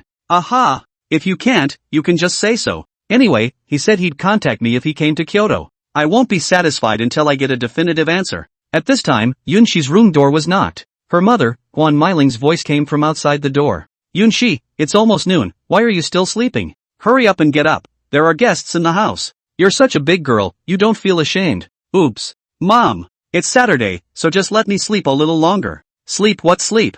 I told you there are guests in the house, hurry down to receive them. That's your guest, I don't know him, what's the point of going down there? How can you recognize it if you don't come down? Come on, get up and wash up and come down. Don't make me come and call you a second time. After Guan Meiling finished speaking, she turned around and went downstairs. Yunxi furiously got up from the bed and then started to wash up. There was no way around it. If she let her mom come up a second time, she'd probably have to just lift the covers off her. When Yunxi finished cleaning up and came down from upstairs, she saw a mother and son in the living room talking to her mom. Her dad, Yun Zhanghai, was sitting on the side reading the newspaper. Dad! Mom! Yunxi came into the living room and shouted. Yunxi, come over here, Mom will introduce you, this is Mom's partner, Auntie Chen, this is her son Hu Yuan. Hu Yuan is a high achiever who just came back from studying abroad, you guys communicate more. Guan Meiling said to Yunxi with a smile. Auntie Guan, what kind of high achiever am I? I heard that Sister Yunxi is studying at Qingmu University, which is a world-renowned university, and Sister Yunxi is the real high achiever. Hu Yuan said modestly. He looked at Yunxi and his eyes were about to fall out. Yunxi's face was still wet because she had just gotten up and washed up, and she was completely veiled for the camera, and she was still wearing loose pajamas. Hu Yuan is a top-rich second generation, its own conditions and very good, 1.8 or so big, long is not bad, these years have played a few women. But in terms of class, none of the women he played with, in terms of vegetarianism, could compare to Yunxi by a tenth, at least that's what he thought. Nowadays, any woman with a little bit of poise that can reach 60 or 70 points can be transformed into an 80 or 90 point top beauty after a cosmetic facelift. And like Yunxi, it's really rare to have more than 95 points just from a vegetarian face. Originally, he was quite repulsed when his mom brought him here today and said she was introducing him to a partner's daughter, or some senior at Aoki University. In his opinion, a girl who could attend a top institution like Aoki University must be a nerd with a pair of glasses. For this kind of woman, he didn't have the slightest interest. And he'd like to have a few more years of fun. But there's no way around it. His mom said she'd cut off his finances if he didn't come. This captures his weak point. How can you have fun without money? How do you go clubbing all night with your buddies? How do I trade in my latest sports car? How do you drive around in a sports car to pick up girls? So pressured financially, he came anyway. However, the moment he saw Yunxi, he fell. Once he had crossed the ocean with his brothers and would never give up an entire forest for a single blade of grass. But at this moment, if he could have Yunxi as a little grass, not to mention a piece of forest, 10 pieces of 100 pieces he would choose to give up without hesitation. You're all high achievers, that's why you young people have more to talk about. Guan Meiling said smilingly. Auntie Chen. Hello brother Hu Yuan.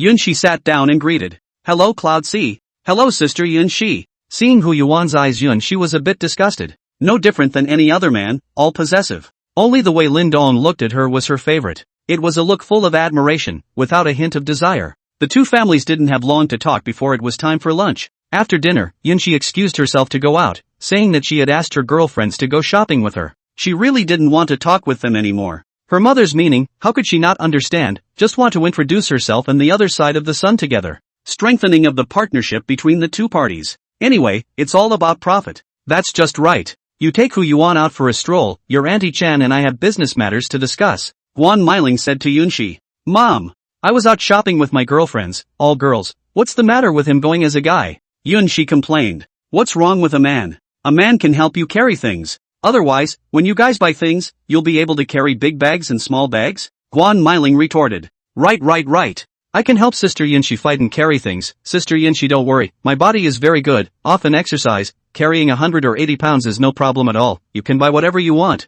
Hu Yuan immediately said. Being able to go out shopping with Yunxi, he naturally begged for it. It would be better if it was separate, but it's nice to have a few girlfriends along. A beauty of Yunxi's level, a best friend couldn't be any worse. The thought of being in a shopping mall, surrounded by a group of over 90% beautiful women, and looking at the envy and jealousy of the surrounding group of males, Hu Yuan felt energized. Yunxi also stopped talking and turned around. She knew that it was useless to say anything else. Hu Yuan hurriedly followed him out. When they arrived outside the villa, Yunxi said she was going to drive and asked Hu Yuan to wait. Hu Yuan naturally stood still and waited excitedly. He had thought that he would have to drive a car each, but he didn't realize that Yunxi had actually asked him to wait and take her car. For a girl to let a guy ride in her favorite car is the same as agreeing to enter her boudoir. It seems that Yunxi is already slowly accepting him. This instantly gave Hu Yuan some self-confidence. Secretly thinking, with my brother's charm, wouldn't a top beauty like Yunxi immediately come to the bull? Chapter 135, Who is he? It didn't take long before Yunxi drove over in her favorite car, a red Ferrari, and stopped in front of Hu Yuan.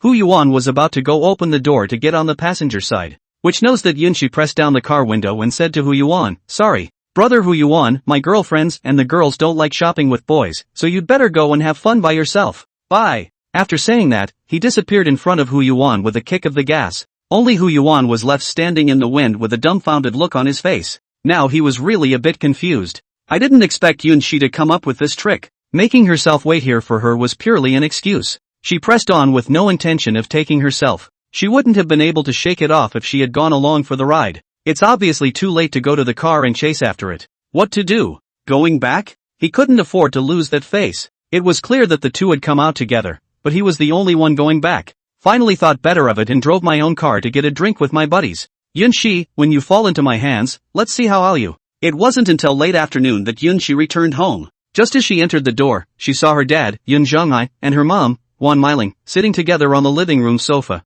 It was going to be quiet and go straight upstairs, but she was called back by Guan Meiling. One can only follow obediently and sit down with them. Yunxi, how is it? Guan Meiling asked. How about what? Yunxi asked, pretending not to understand. What are you pretending to be confused about, Hu Yuan? It's just like that. Yunxi replied casually. What do you mean it's just like that, right? He's a high achiever who returned from studying abroad. Mom, he doesn't even dare to report which school he graduated from, and he's still a senior? This kind of person just can't make it at home anymore and then spend some money to go abroad to get gold-plated. You don't want to be fooled. Then, even so, the person's parents are not bad, tall and big, the family condition is also very good, his father is. Mom, what does it matter to me what his father is? How is it okay? Mom was trying to set you guys up. Not interested. You, Yun Zhonghai. This is the good daughter you taught. Guan Meiling turned her head and yelled at Yun Zhonghai. What does this have to do with me? Yun Zhonghai said with an innocent face beside him.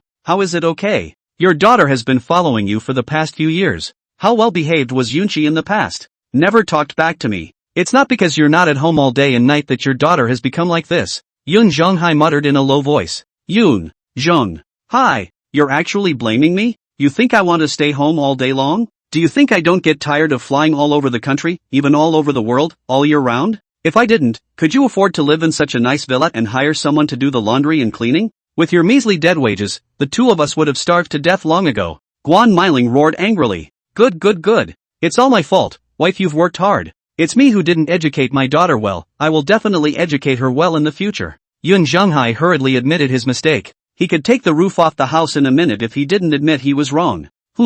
That. Mom, I'll go up first if it's okay. Slow down. Haven't finished asking yet. You really don't have feelings for that Huyuan? Guan Meiling asked seriously. It really doesn't feel like it. And I'm still in school. Are you in such a hurry to marry me off? Yunshi said with some aggravation. Yunshi, Mom isn't trying to rush you into marriage, but she's looking for some outstanding men for you, just that Huyuan, in terms of height, looks, status, and background is at least much better than those students who are still in school, right? Mom just doesn't want you to waste your time on those poor students. What makes him better than anyone else? Isn't he just a rich second generation who only relies on his parents? Yunshi retorted. What's wrong with rich kids? What's wrong with the second generation rich? As long as they have good character, know how to make progress, and have parents to help them, they may be better than the blue in the future. Okay.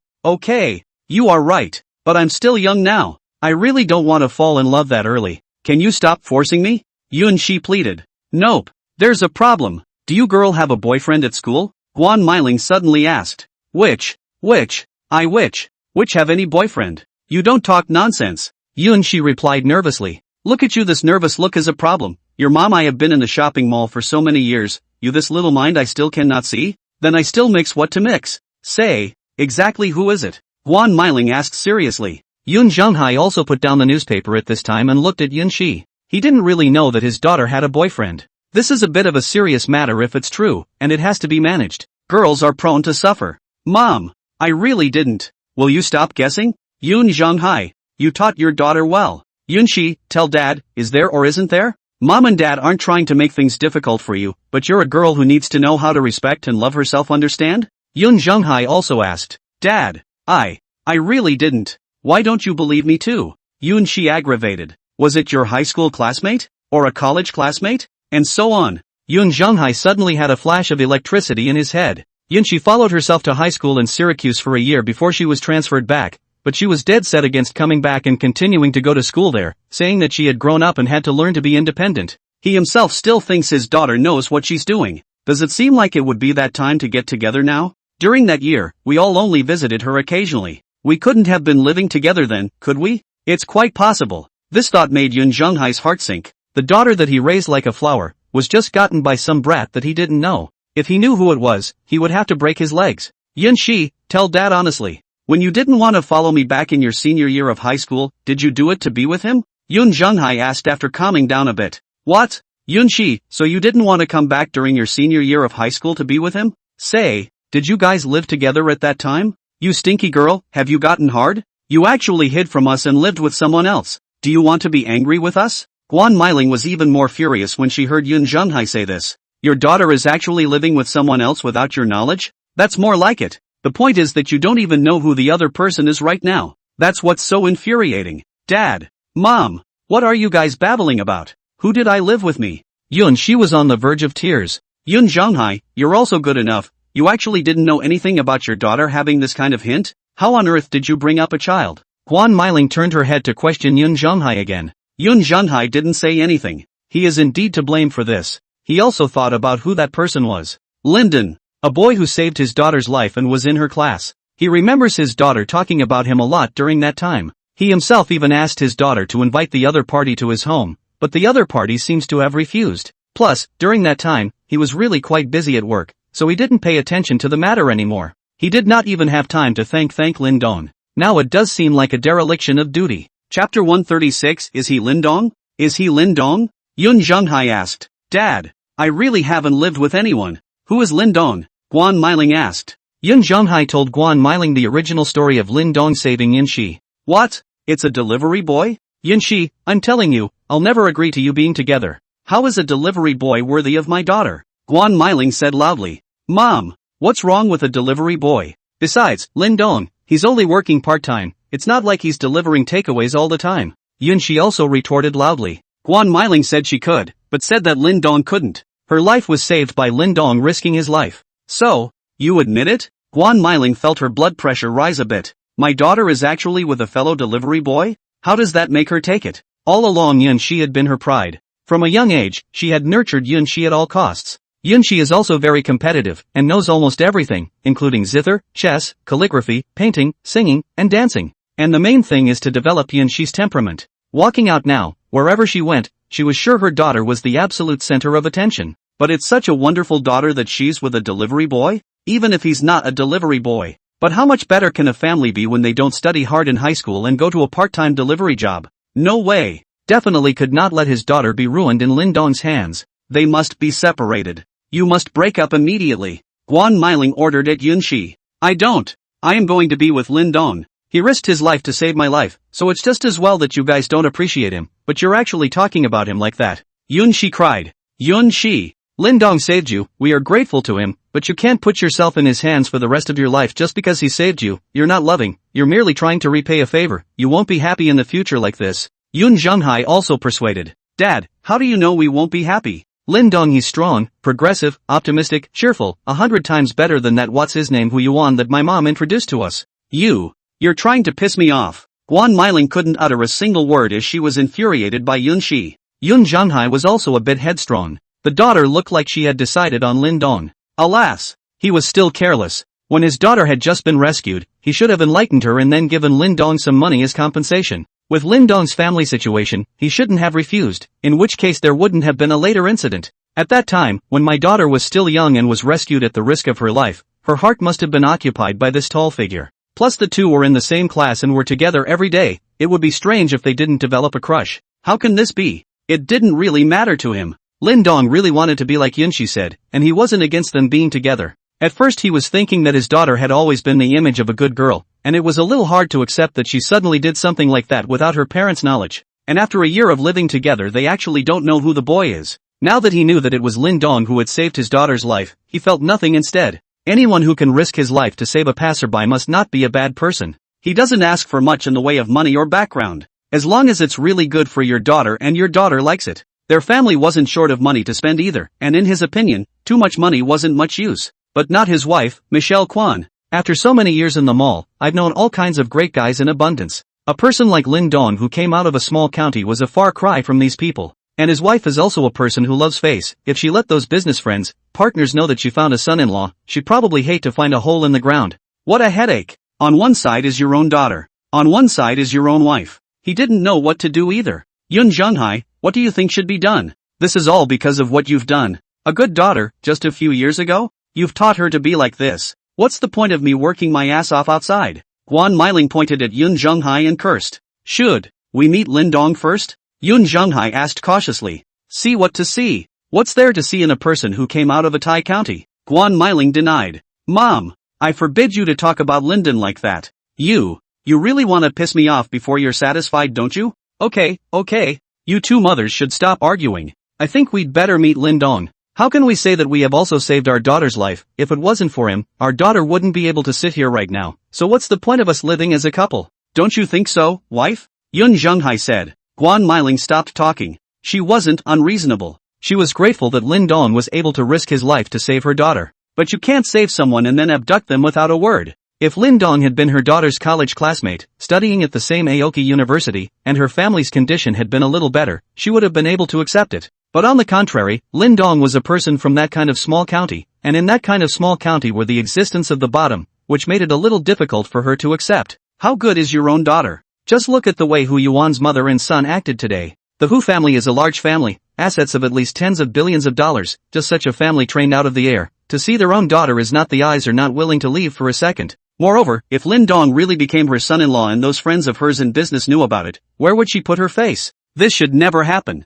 It's good to meet Lin Dong. Let him know the gap between him and Yunxi, then quietly give him some money to leave Yunxi. A character like Lin Dong, who belongs to the bottom of all small counties, probably hasn't even seen $100,000 in his life. Just do it. After thinking about it, Guan Meiling said to Yunxi, you don't blame mom. Mom as a person, also want to stay with you, in the home to raise children, but who let your father is not good, as a person to eat the country rice, relatives to find him to do some things have to be official, on his little dead salary, can only let us not starve, but mom wants to give you the best, only their own outside the hard work, or you think this big house, and you drive a car is how to get it? Trust mommy. Mommy won't hurt you. This period of time because of work is busy, so there is no time to communicate with you. Next month I will build a fan group, serious readers can come in to communicate, I will write according to your opinions, you like to see what I will write. Thank you for your support. Chapter 137 Poor Boy Lin Dong. Guan Meiling's words of being so understanding and reasonable instead made it even harder for Yunxi. She would rather Guan Meiling talk about her and scold her like she did in the beginning, she still felt better.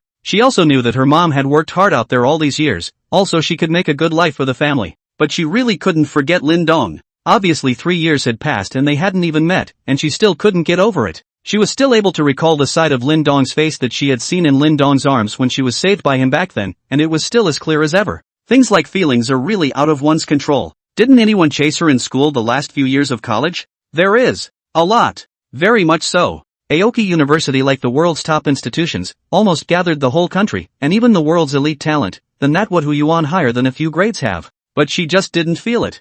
She had that feeling of her heart beating faster and her blood flowing faster in the morning when she knew that Lin Dong was coming to the capital. Mom, I know you've worked hard all these years. I also know that you're doing it for my own good. But I really can't forget Lin Dong.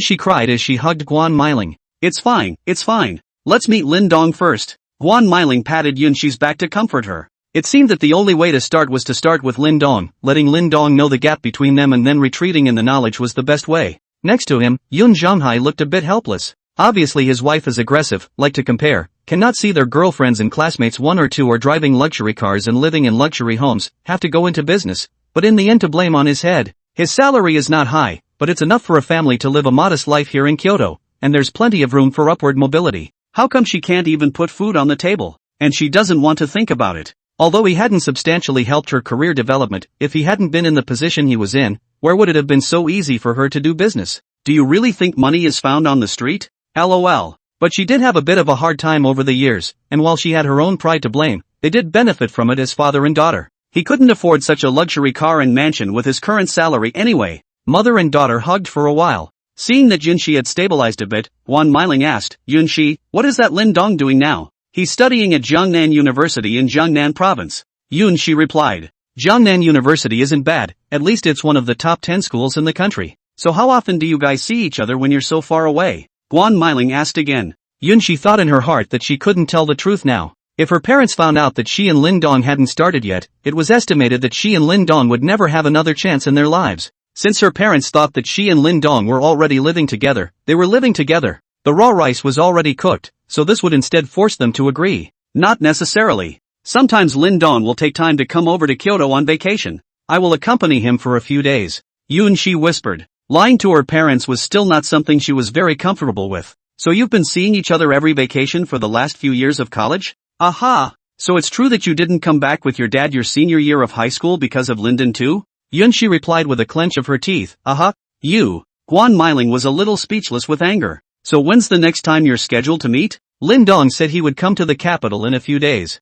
That's good. When he comes, call him to the house, we'll meet him and thank him. Guan Meiling said the word thank you very heavily. He said he had something to do in Kyoto this time. What could he possibly have to do with a college student? He just wants to see you. You have to call him over, you hear me? Oh, I hear you. Alright. There's nothing more for you to do, you go upstairs and rest. Good. Good night, Mom and Dad. Junshi went upstairs. She also had to think about how she could get Lin Dong to make a trip to her house to cope with her parents. The two couples, Yun Zhonghai, were left in the living room. Yun Zhonghai, tell me what to do about this? Guan Meiling asked, holding back her anger. Wife, don't get angry yet. Yun Zhonghai said peacefully. Can I not be angry? How good was Yunshi in the past? She never talked back to me, and now she dares to talk back to me over a delivery boy? I've taken great pains since she was a child to make her learn piano, chess, calligraphy, painting, singing, dancing, and social etiquette all for nothing. Guan Meiling said angrily. How it's a waste of learning. Didn't she learn quite well? Yun Zhonghai said. How can it not be in vain? If Yunshi marries that Lin Dong, she'll live in a small house, can't even afford a nanny, and will have to buy groceries, cook, wash clothes, clean, and take care of the kids every day, so won't she have learned all her talents for nothing? In a few years, she will become a middle-aged woman with a face full of frost. You say that this girl is so not competitive. Why can't she understand my good intentions? Aren't you still here? You're such a good earner, why don't you help them out a little? You, Yun Zhonghai, you still really want them to be together? That's what you just said. Why are you blaming me again? Yun Zhonghai innocently said. If Yunshi really marry Lin Dong, I will not give them a single point of this money even if I donate it, let them suffer on their own. The road you choose, walk by yourself. Guan Meiling gambled. So you're really going to stand by and watch your daughter live a life of misery? Buying groceries, cooking, washing clothes, cleaning, bringing up children every day, and then a few years later a big, blossoming girl looking older than you? Guan Meiling was practically exploding with anger. Alright, there might still be room for maneuver in this matter, think about it, how old was Yunshi back then? fell in the middle of the road. A big truck crashed towards her. In her most desperate time, Lin Dong happened to save her. At this time Lin Dong's image must be incomparably tall in her heart. Plus the two of them were classmates again, getting along every day. It would be strange if they didn't develop a love affair. What then? We can't let her continue to be so willful. Such an excellent daughter marrying a poor boy like Lin Dong would really be in vain. We must find a way to separate them. Meet Lin Dong first. Start from Lin Dong, see if you can make him know what to do. If not, you can only minimize the opportunity for them to meet. In the future, as long as a vacation, you will temporarily put down the work in hand, and take your daughter out on a trip tour, and so on for a long time not to see each other. The feelings naturally and slowly faded. By the time she graduates from the society, and meets more excellent talents, she will find that she is on Lin Dong, in fact, just wanting to repay the favor of saving her life, not love. Wan Meiling thought about it and said, good. Let's do it. Chapter 138 Luo Donglei, the third youngest member of the Luo family. Magic City. Lin Dong made an appointment with the owner of the office building for a meeting place and prepared to go.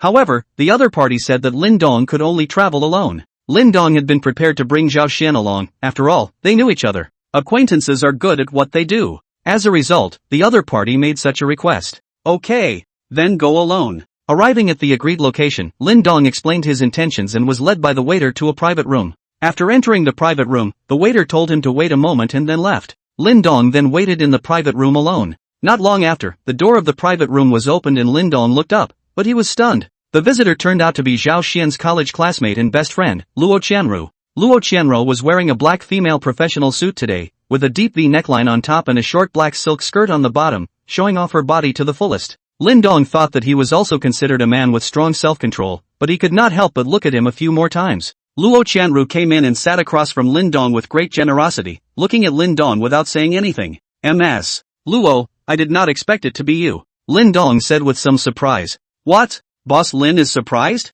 Luo Qianru smiled back. Quite a surprise indeed. I don't think Sister Xian knows your identity, right? Otherwise you wouldn't have asked me to come alone. It's true that Xian doesn't know, but it's not that I don't want to tell her, but I'm afraid of what she might think, and I don't want to lose her as a friend. It shouldn't matter, should it? Although this girl Xian is nothing on the surface, she has a strong sense of self-esteem, and I'm just in case. Alright, since you don't want Sister Xian to know, I won't tell her either, but let's not talk about this today. I mainly want to buy your office building. Are you selling? Lin Dong asked. Then you have to answer a question for me first. Luo Qianru said. What a question? Tell me how you got Zhuge Sangdao to step in and help you destroy the Lu family? I'm curious. In the end, Lin Dong still spent $15 billion to buy the office building. For this price, Lin Dong did not feel much, mainly because he had too much money. Whether it was a loss or a gain, he was completely indifferent. The Godhawk points were what he really needed. But according to the assessment Zhao Xian's team had given him, it was completely worth it to take this office building for $18 billion. This made Lin Dong somewhat confused. Why would Luo Qianru, as a businessman, give him so much concession? Wouldn't it be better for you to just ask for $20 billion? This also gives you an extra 50 Godhawk points. Luo Qianru would definitely be furious if she knew what he was thinking, letting the price go so much, but Lin Dong did not appreciate it at all. I've never seen such a person who has too much money. Moreover, Luo Qianru seemed to have come today not to talk business with him, and was explicitly and implicitly inquiring about his background and his relationship with Zhuge Sangdao. Lin Dong only told her that he was also one of the core members of the SCC and casually dealt with the rest. As for why Zhuge Sangxiang would help him destroy the Lu family, Lin Dong only said that the Lu family brothers were evil and jeopardized society, so he reported the situation to Zhuge Sangxiang, and then the Lu family was destroyed, and he did not know the specifics. Of course this was something he knew Luo Qianru would definitely not believe, because he himself didn't believe it. What harming society and doing evil, he blushed a little when he said it, and it was rare that the other party didn't question it. But this bosom friend of Xin's sister is also somewhat uncomplicated. An office building seems to be dispensable to her feeling, not so much on her mind at all. I guess the background is not simple. Nay, his previous level was too low, and he didn't know anything about these local forces in the Magic City. After Lin Dong left, Luo Qianru came to another private room. Inside sat a young man of about 27 or 18. Well, Kairu, did you ask anything? The man asked. Didn't ask anything either, but one can analyze something from what he said. By the way, brother, Lin Dong said that he is a core member of the SCC, will he be our enemy in the future? Luo Qianlu asked. This man was none other than Luo Qianru's older brother, Luo Donglei, and one of the four great families of the Magic City, the Luo family's third young master. Not necessarily. SCC is not ironclad, Lin Dong and Lu Mang are still both core. The result is still not a matter of death for you and death for me? So this issue needs to be seen in the subsequent development. Luo Donglei said. That's okay. Luo Qianru breathed a sigh of relief. She really did not want to make an enemy of Lin Dong. Zhao Shen and she were very good friends when they were in college, and Lin Dong was Zhao Shen's boss, and looking at Zhao Shen, she seemed to be somewhat dead set against Lin Dong. If she really became an enemy with Lin Dong, Zhao Shen would definitely be in a dilemma when the time came. She didn't want to lose Zhao Shen as her best friend. Tell us what you and Lin Dong have talked about, Luo Dongli asked. Luo Qianru then picked up the important ones from her conversation with Lin Dong and said them to Luo Dongli. Luo Dongli could not decide what kind of person Lin Dong was and what kind of background he had after hearing this. Don't look at the fact that Zhuge Sangdao's extermination of the Lu family was simple, letting the Lu family disappear in a day's time, but the price he paid was definitely not small. On the one hand, Lu Mang is also considered one of the core patriarchs of the SCC. How does he make the other core members feel by doing this? This is bound to cause suspicion among other core members, centrifugal, and could cause a loosening of the SCC's current internal structure. On the other hand, Lu Mang was Feng Xiu's man, and it was reasonable to say that if Zhuge Sangdao wanted to move Lu Mang, Feng Xiu would 100% step in, but he was surprisingly silent. Then it must be that Zhuge Sangdao and Feng Xiu had reached some sort of agreement that made Feng Xiu prefer to lose Lu Mang, a great general, and risk being questioned by the outside world, rather than making a move. The price Zhuge Sangdao paid to keep Feng Xiu from making a move was definitely not small. If analyzed in this way, there were only two possibilities for Lin Dong's identity. One, that even Zhuge Sangdao could not afford to offend, causing him to take all sorts of risks to curry favor with Lin Dong. If this was the case, then Lin Dong's identity was somewhat terrifying. At least in this magic capital, it was definitely an existence that no one could afford to mess with. The second was that Zhuge Sangxiong needed Lin Dong's help, and Lin Dong's significance to him was far greater than the price paid for destroying the Lu family. This one wasn't as good as the first, but it was scary enough. No matter which one it was, this Lin Dong person was not simple. You said that Lin Dong is the boss of a very good girlfriend of yours? Luo Dongli asked. That's why I don't want to make an enemy out of him. This bosom friend and I were very close during our college days, and she seems to be a dead-set kind of person towards Lin Dong. I don't want to make things difficult for her. Luo Qianro returned. Then find a way to pull Lin Dong over. Become our friend. But he's the centerpiece of the SCC. Our opponent was never the SCC, just that woman. Chapter 139, Physique Advancement. Lin Dong returned to Dong Lai International's temporary office, which would soon become Dong Lai International's asset. Just as he entered the company, Zhao Xian welcomed him out. Lin Dong, how are things talking? Zhao Xian asked. Negotiated, the company bought this building at a price of $15 billion. In the future, this will be the branch of Dong Lai International in Magic City. You immediately organize personnel to find the landlord to sign the contract. Lin Dong said.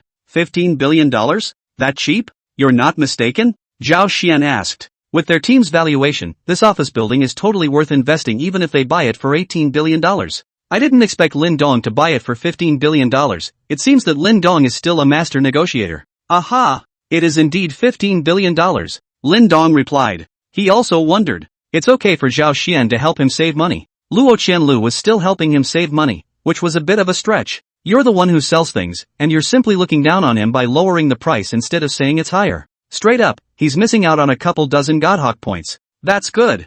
I'll arrange for someone to handle it, Zhao Xian said and went to arrange for someone to go. Since this matter has been taken advantage of, it should be implemented as soon as possible, otherwise the other party will be a big loss if it backtracks at that time. Lin Dong sat in his office and looked at his Divine Greatness system. The Divine Greatness points were still 442. If you add the 150 points for buying a building right away and the 270 points for auctioning off the land, the total is 862 points. As he was getting closer and closer to 1000 points, Lin Dong's heart was finally much more solid. As long as the company invests in 2 more bigger projects in the next 2 days, that's almost 1000 points. Lin Dong always felt that the system would change when the Divine Magnificence points reached 1000 points. He was looking forward to it now. 2 more days passed. The contract to buy the building had already been signed, the money had been paid, and the money for the auction site had also been paid in advance by Lin Dong. In that case his Divine Magnificence points went straight to 862. Still missing some, Lin Dong continued to urge Zhao Xian to step up her efforts. Do not care about the money, see the right project directly invested.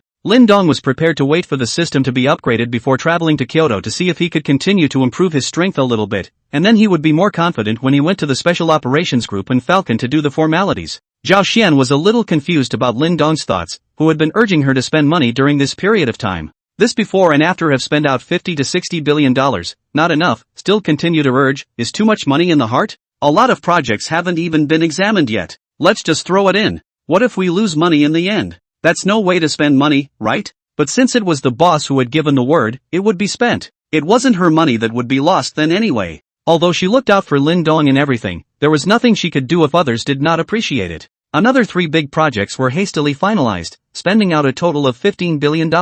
Lin Dong sat on the sofa of the Star Hotel's top luxury suite with his eyes firmly fixed on the system panel. Just now he had transferred out the past $15 billion to Zhao Xian. Zhao Xian was about to transfer it to the client. As long as the money reached the client, then his divine magnificence points would go up. By that time, the divine magnificence points will have risen to over 1,000 points. Will there be a change in the system? What if it doesn't show up? Then what's the point of him being a god? He was a nervous wreck now. This could be about his next plan. This current strength is not enough to see. Even a random official member of Special Action Group A can't beat it. 5 minutes passed. The Godhawk point of 862 remained unchanged. 10 minutes passed. Still no change. What is this Zhao Xian up to? I guess it's just to whet people's appetites, isn't it? The heart just loosened up a bit, and the Godho point immediately moved. It went from 862 to 912, an increase of 50 points. Just 5 minutes later, it rose again from 912 to 962. After another 10 minutes or so, the divine magnificence points finally broke through the 1,000 point mark, coming to 1,012.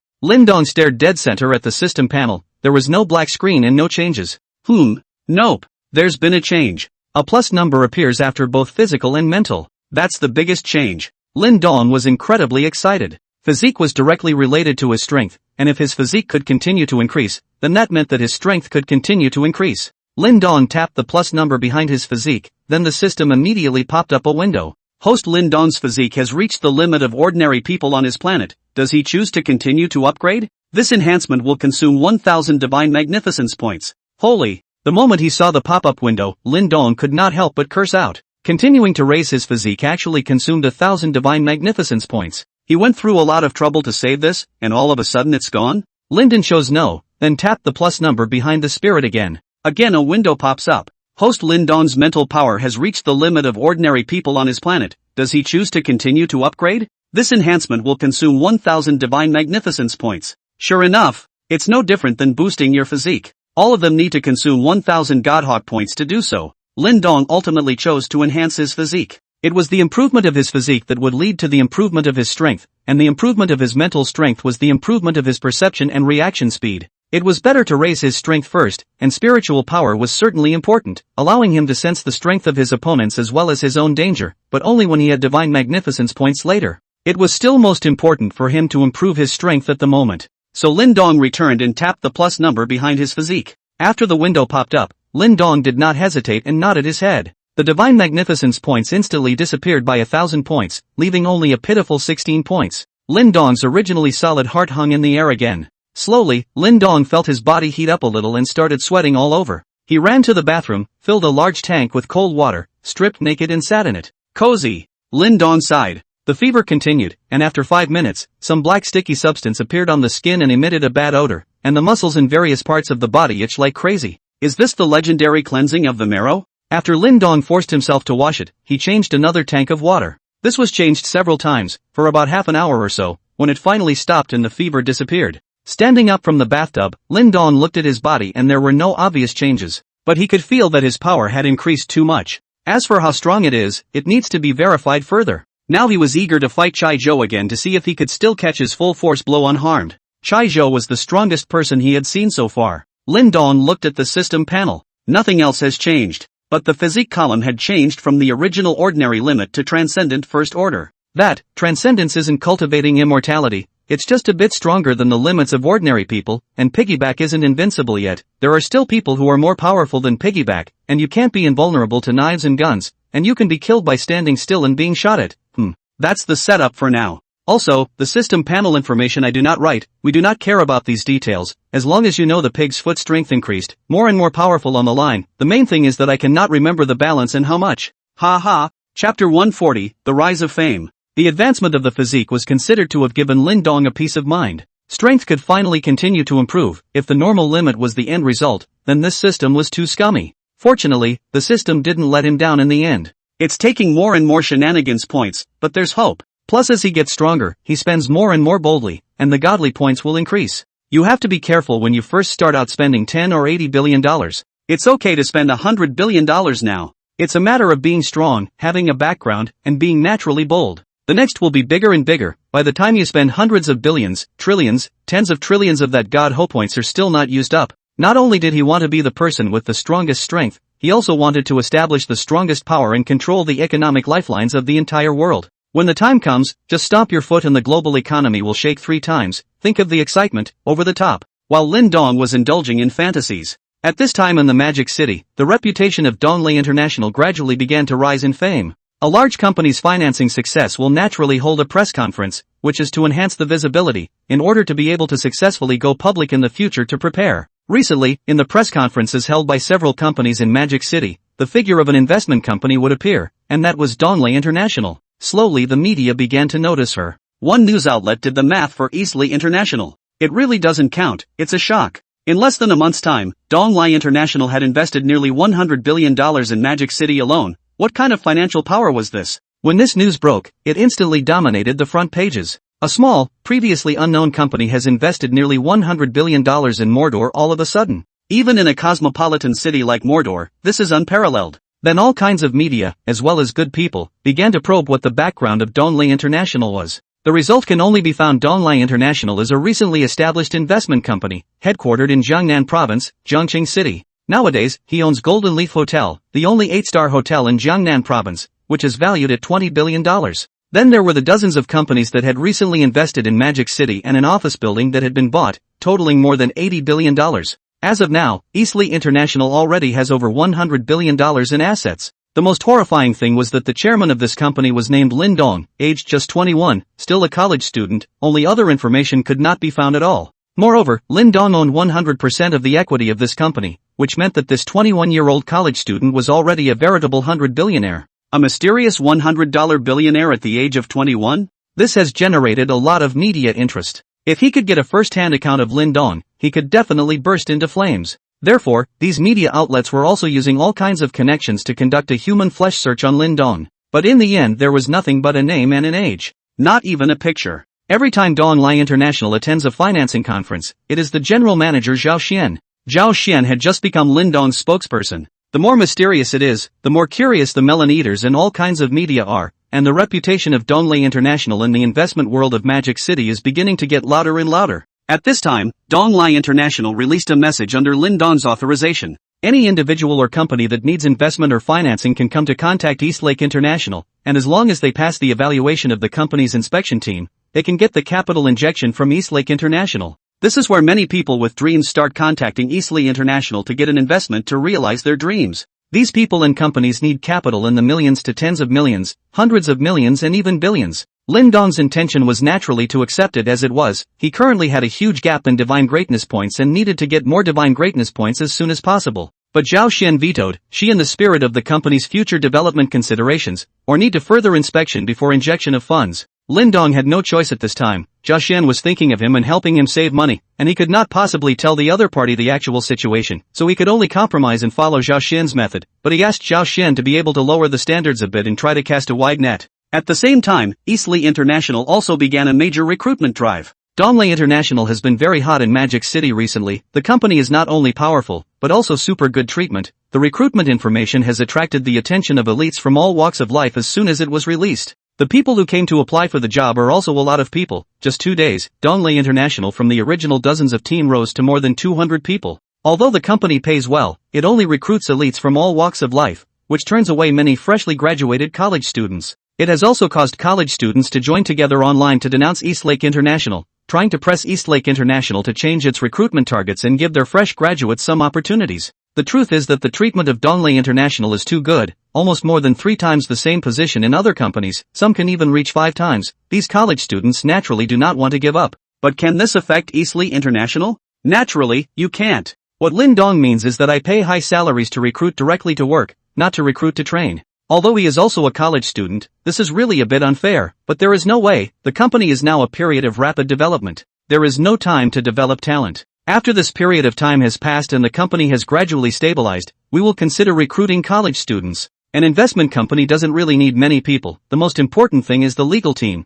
because as more and more companies are invested in, the more various legal issues are involved. So as long as the lawyer is a little bit famous, Eastleigh International basically comes to all of them, and all of them are in the bag. Lin Dong at the same time asked Xiao Baojun to rush to Mordor with the security department, Jiangcheng. Although it was the headquarters of Donglai International, the center of gravity was now in Mordor. These security personnel are people who have worked as mercenaries abroad, and will also moonlight as drivers while ensuring the safety of the company's personnel. Now Xiao Baojun's security team had also risen to more than 30 people. Another week has gone by with all the babbling. It's been a busy week for the company, scouting for new investment companies and hiring new employees. Zhao Xian was also very busy attending various conferences. Only Lin Dong was free. No way. Who made him the boss? Every day, he was just inside the top luxury suite of the Starry Sky Hotel, watching his divine magnificence points go up, little by little. As for why you don't go to the office? Now the entire media in Magic City was looking for Lin Dong, the helmsman of Donglai International. He doesn't want to show his face just yet. In a week's time, the divine magnificence points had risen by more than 300 more points one after another, coming to a total of 328 points. Chapter 141 New Skill 8 Extremes Fist Technique. Because Donglai International was developing rapidly in Magic City during this period of time, many things had to be decided by Lin Dong, the boss. Therefore, Lin Dong's trip to Kyoto was pushed back again and again. However, in his opinion, gaining divine magnificence points was the most important thing for him at the moment. Everything else can go backwards. Donglai International was gradually emerging in the investment world of Magic City, attracting the attention of many media and companies, which was also very favorable for Lin Dong. You can see it in the rise of the Shen and Doa points over the past few days. So instead of stopping it, he asked Zhao Xian to spend some money to publicize it and create more heat so that more people who needed money would notice them. If he had not joined the National Special Operations Group before, Lin Dong would not have dared to do so. After all, his base was too weak. Even if he had the Jiangcheng Lu family to help him hide his identity, he probably wouldn't be able to hide it for long. There was still a bit of a gap between the strength of the Lu family compared to these big families in the Magic City. But it was different after joining the Special Operations Unit. His file had been lifted by the A-team, and now neither these media outlets nor the big families would ever want to know the details of his identity. That's why he dares to spend so much money without fear. Otherwise, once his details are exposed, it's hard to explain where so much money comes from. Taking advantage of the fact that he now had the backstage support of the Special Operations Group, rapidly developing his forces to enhance his strength was what he urgently needed to do. By the time both of these aspects were up at a later stage, one would be able to deal with the major powers, and it wouldn't even matter if the identity information was exposed. Lin Dong stayed in his room at the Star Hotel every day for the past few days, although he was happy in his heart as he watched the divine magnificence points slowly rise upwards. But staying for a week at a time also bored him a bit. The 300 or so divine magnificence points caused Lin Dong to start jumping a little bit towards the skill bar again. The last time he failed to add Dragonfall 18 palms, he deducted 10 divine greatness points, which made his heart ache for a long time. After all, he had very few Godhawk points at that time. Now that the Godhawk points are increasing, he wants to add skills again. The skill bar was definitely more useful than he thought, and he thought about it carefully over the past few days. Right now, he could be said to have only strength and no martial arts skills to speak of. The sparring was also direct and simple and brutal with absolute power suppression, but that worked for those weaker than him. If he was up against someone stronger than him or similar to him, then he would probably be beaten up by the other party with just his strength alone. In fact, Lin Dong had overlooked one issue, and that was his mental power, which could be said to be stronger than those at the same level, or even one level higher than him. The strength of his mental power coupled with his strength, even if he hadn't learned any power generation techniques or martial arts moves, he definitely wasn't weak when compared to people of the same level. Of course it would naturally be stronger if it could be coupled with power generation techniques and martial arts stances. So he still needed to learn some martial arts moves in order to fully utilize his own power and deal maximum damage. Need to be careful this time though. You can't just add it blindly like you did last time. The last time he added Dragonfall 18 palms was a martial art from a martial arts novel that doesn't exist in reality, so he failed. Like the driving skills he added, basketball skills, piano skills, these are all things that someone in reality would know. Therefore, if you do, you must make sure that someone knows this martial art before adding it this time. Lin Dong turned on his computer and began to conduct a search on the internet to see what modern martial arts had some punches. As a result of the search, what Tai Chi Quan, Wing Chun, Xingyi Quan, but Ji Quan, a whole lot of boxing appeared in front of him. As for why he chose boxing, it was mainly because Lin Dong felt that boxing was fierce and more suitable for him. He did not like soft martial arts. Picking and choosing, Lin Dong felt that Wing Chun, Xingyi Quan, and Baji Quan were all very suitable for him, and Tai Chi Quan was too soft. In the end, Lin Dong researched and was ready to choose Baji Fist to try out, as there was a move in Baji Fist called Sticky Mountain Leaning that Lin Dong felt was completely tailor-made for him. What are his strengths? Naturally, it's the great strength and great physicality that comes with an improved physique. And a killing move like Sticky Mountain Leaning relied on strength and body strength to better utilize the power of the stance. After thinking about it, Lin Dong added a Baji Fist behind his skill bar. I didn't expect the system to pop up another window. Does host Lin Dong add the new skill 8 Extreme Fist? This edition will consume 100 Divine Magnificence points. Holy! Lin Dong cursed. Is there a mistake? It's 100 godly points to add a skill? Didn't it used to be 10 goddamned points? This is just sitting on the fence. Lin Dong hesitated for a long time before he finally chose yes, just use the Divine Magnificence points. It was much easier to obtain Divine Magnificence points now anyway. Currently learning these martial arts techniques was a way to quickly increase his strength and could not be missed. 100 points are consumed by the Divine Magnificence points. 228 points remain. Lin Dong felt like he was adding other skills as he had done before. His mind was starting to gain something more and as if it had been honed countless times. However, in the past, this state only lasted for a few dozen seconds, but this time it lasted for nearly 5 minutes before ending. So it is. After it ended, Lin Dong sighed. No wonder it takes so many god spell points. There's just a little bit more to the baji. Divided into 6 great combinations and 8 great moves, all kinds of stances were endless, and all of them were quite powerful. 100 god home points still had the value of 100 god home points, not comparable to those skills that could be increased with 10 god home points. It's really worth every penny. Lin Dong looked at the system panel. An additional skill of Baji Fist. It's in the front of the line, though, and is separate from the first few skills. As for the 8 Extreme Fist, he was only at the introductory level right now, and if he wanted to rise to the very top, he would probably have to spend a lot of Divine Magnificence points. Ignoring that for the moment, the Divine Magnificence points now had to raise 1,000 points to boost their spiritual power. Once you've raised your spiritual power up, then you can consider upgrading the 8 Extremes Fist. His physique was raised to the Transcendent Mortal first stage, and his skills were learned in a rigid fist technique like Baji Quan. The current Lin Dong could be said to be bursting with self-confidence, and he was eager to try out what level of strength he could achieve nowadays. As per his understanding, with his physique and spirit at the normal double limit, his strength should be at the peak strength of the Tiger ranking. So now that his physique has broken through the ordinary limit to reach the Transcendent First Order, his strength should be at the top of the Dragon ranking as well.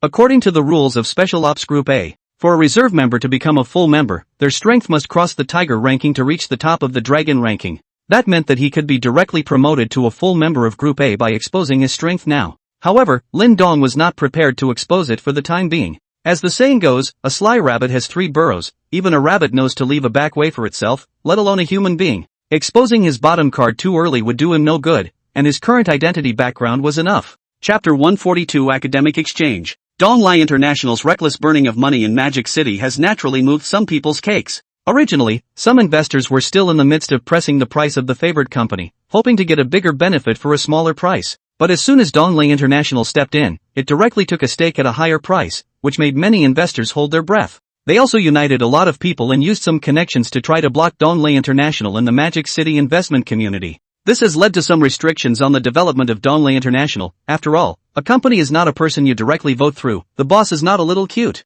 The owner is not a little sweetie. It is impossible to let Donglai International hold too many shares, so is not the company directly sent to the hands of others? That's why many companies also stopped contacting Eastleigh International after many investors blocked them. Zhao Xian also reported the matter to Lin Dong. When Lin Dong thought about it, this would not do. When Eastleigh International restricts development, he can't spend his money, and if he can't spend his money, he can't get Divine Greatness points, and how can he improve his strength without Divine Greatness points? Gotta figure out a way to do that. In the end, Lin Dong decided to simply spread the news that the Lu family had gone against Donglai International and was then exterminated, in which case he should be able to deter the curmudgeons. This was originally his original intention to exterminate the Lu family, but things ended up being blocked by the Zhuge family as well because Zhuge Tsangdao helped him put things in motion. Lin Dong was prepared to put this news out, of course, directly saying that it was done by Donglai International, but he can't put it out himself. It would be a king's ransom, and the credibility is greatly reduced. Have to find a person with weight to help. Thinking about it, Lin Dong thought of one person, and that was Luo Qianru. In the past few days, he had nothing to do but look up some of the forces in Magic City on the internet. The Luo family was known as one of the 4 great families of the Magic City, while a family like the Lu family was not even ranked in the Magic City.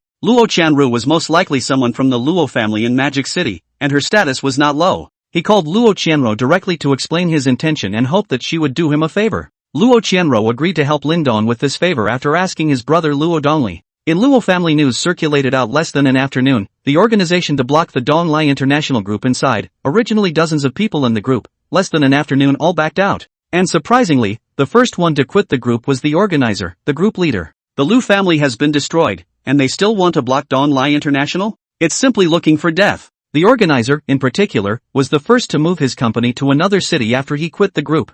Mordor can't be stayed, it might be destroyed one day without knowing. The Liu family is a veteran family in Mordor, and for such a powerful family to disappear in less than a day, there is even less to say about these small fish and shrimps of theirs. Next, Donglei International is considered to be completely established in the Magic City. Lin Dong was also ready to leave the Magic City and head to Kyoto to get the formalities for the Special Operations Group and Falcon processed. At this time, however, Lin Dong received a call from Zhou Limin, the president of Jiangnan University. Principal Zhou. Hello, Lin Dong said as he picked up the phone. Hello, Mr. Lin Dong. Zhou Limin returned politely. He didn't have the slightest bit of a principal's demeanor for this student who had donated $100 million to the school. I wonder what Principal Zhou is looking for me for? Lin Dong asked. He was also curious as to what Zhou Limin was calling him for. It shouldn't be possible to call him back to school, right? Only then did he donate $100 million to the school. Could it be about Zhang Shan? It shouldn't be on his head either, should it? Toshiro Huang is the culprit, alright. Mr. Lin Dong, our school will send a few students to Kyoto Aoki University this week for an exchange study. In view of the fact that you have performed well during your time at the school, we are prepared to give you a place. Do you have the time? Zhou Limin asked. The quota for academic exchange to Aoki University in Kyoto was decided at a meeting of the school's senior leaders. Those who can go are the absolute elite of Jiangnan University. After all, going out represents the entire Jiangnan University. Although Lin Dong had done well in school, there was still a huge gap between him and those who were truly elite. As for why he got the spot, it was solely because of the $100 million he donated to the school and the mysterious unknown identity. No one in the school's leadership wanted to offend this god of wealth. If you can donate $100 million during the school year, who knows if you will do it again in the future? And if you donate $100 million for the first time, you're sure to start with at least $100 million if you donate in the future. Therefore, Zhou Limin's proposal to give Lin Dong a place at the meeting was directly passed unanimously. Lin Dong was also a little surprised to hear that Zhou Limin had asked him to go to Qingmu University to study on an exchange program, but he was quickly relieved. The current him was no longer the previous Lin Dong. And this kind of exchange learning opportunity is not available to everyone. Those who can go are the elite of the school, and can add a grand piece to their academic career. Lin Dong had heard of it before, but it had nothing to do with him. He was still considered the elite of the school when he was in high school, but when he came to Jiangnan University, which was one of the top 10 institutions in the country, he was directly obliterated from the crowd. If he were to go to a school elsewhere, Lin Dong would definitely not go there as he still had a lot of business to attend to, and they no longer meant anything to him now. But it was still possible to go to Kyoto, or he was supposed to go on business. Could be. I happen to be making a trip to Kyoto on business. Lin Dong said. Good then. It's settled. Will student Lin Dong travel by himself or with us? I'm leading the team this time. Zhou Limin asked. I'll head out on my own. Alright then, just contact me when you get to Kyoto. Okay. Trouble Principal Zhou. You're welcome. After hanging up the phone, Lin Dong called Zhao Xian and said that he was ready to leave and to contact him by phone if anything happened. Zhao Xian naturally did not want Lin Dong to leave, but with all the problems in Magic City already dealt with, it was not like she had any reason to stop Lin Dong. I can only wish Linden a safe journey. Lin Dong left Magic City by airplane in the afternoon and headed to Kyoto. He just made a call to Zhao Xian without alerting anyone else.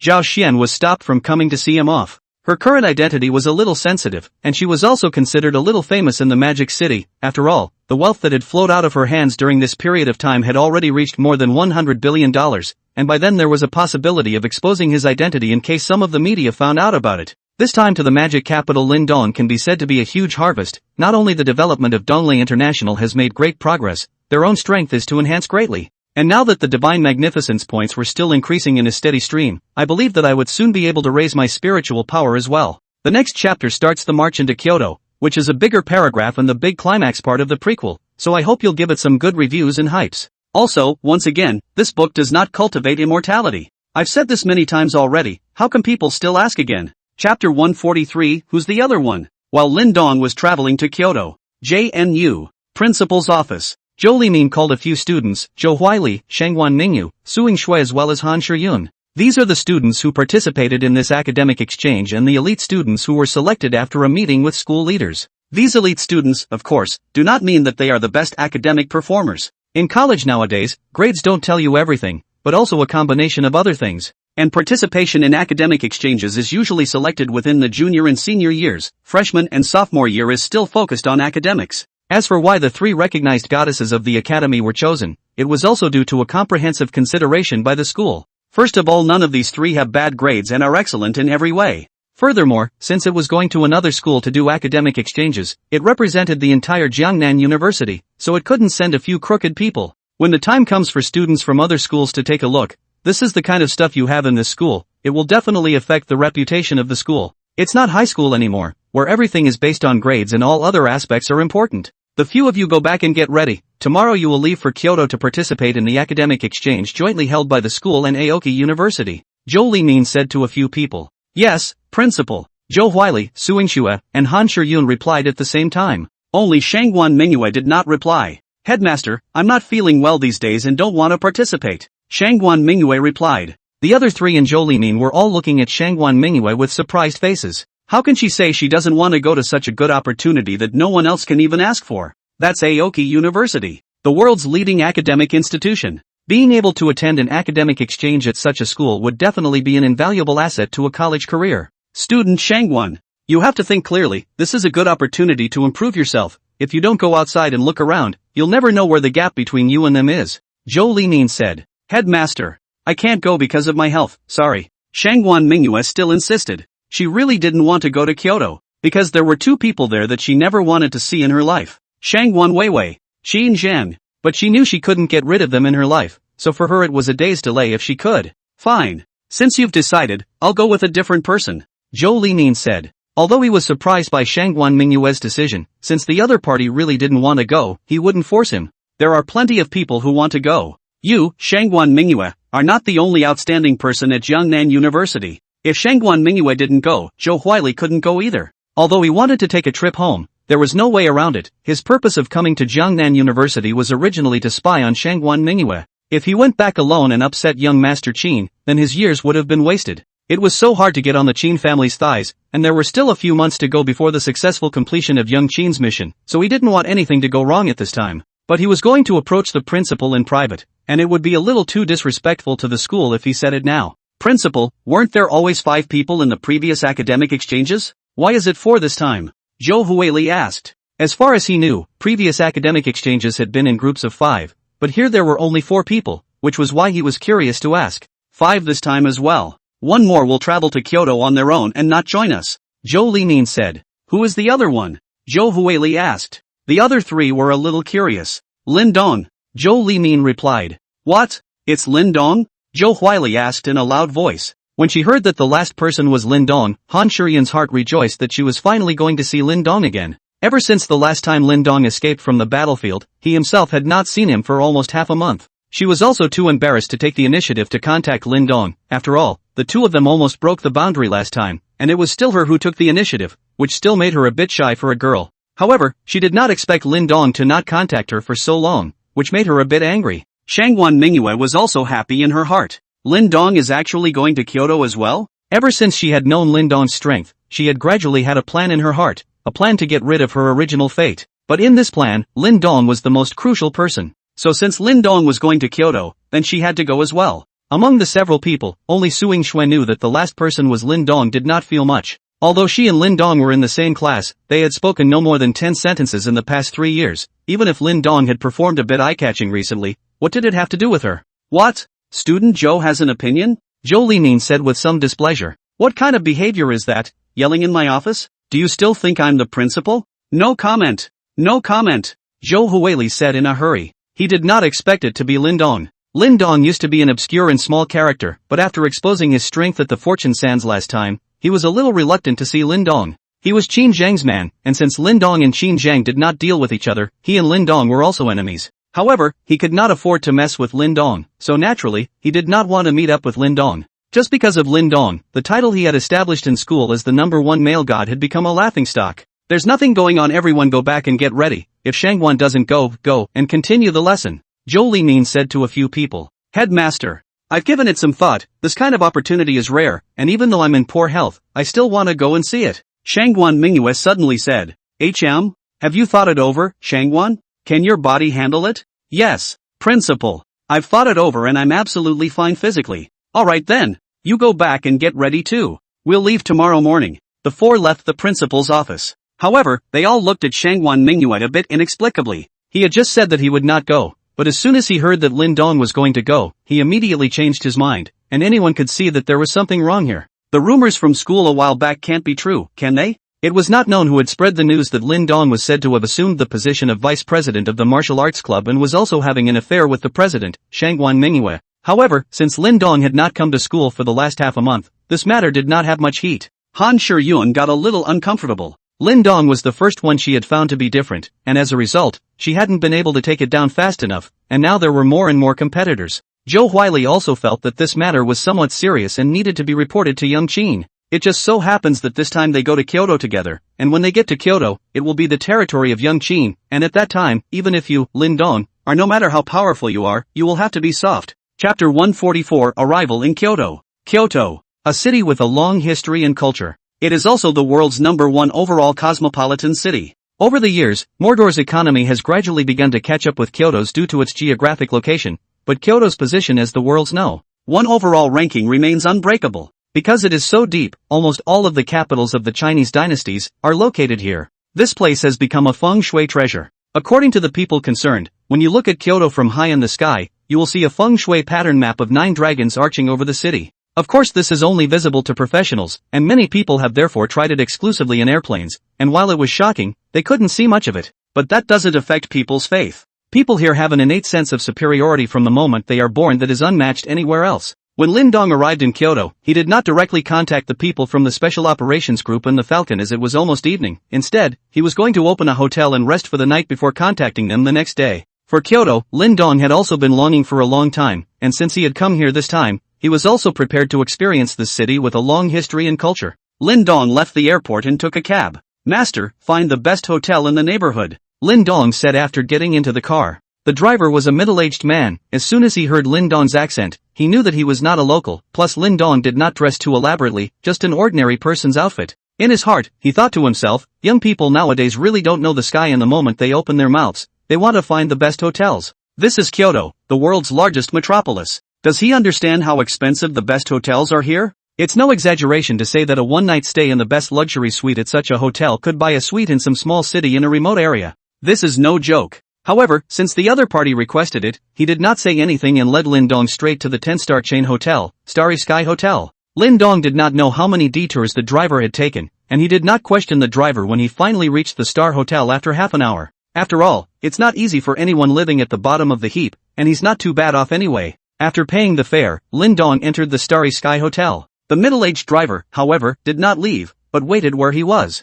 In his opinion, it would not take long for Lin Dong to be scared out by the super high prices inside, and by then, he would take Lin Dong around a few times and find a general hotel, and this trip would simply be a profitable one. Not only did he go around the road several times, but he also pulled 2 trips, and the most crucial thing was that Lin Dong did not even question it at all, so this kind of person is not easy to find. 5 minutes later. Why isn't this coming out? 10 minutes later. Half an hour later. Asterisk.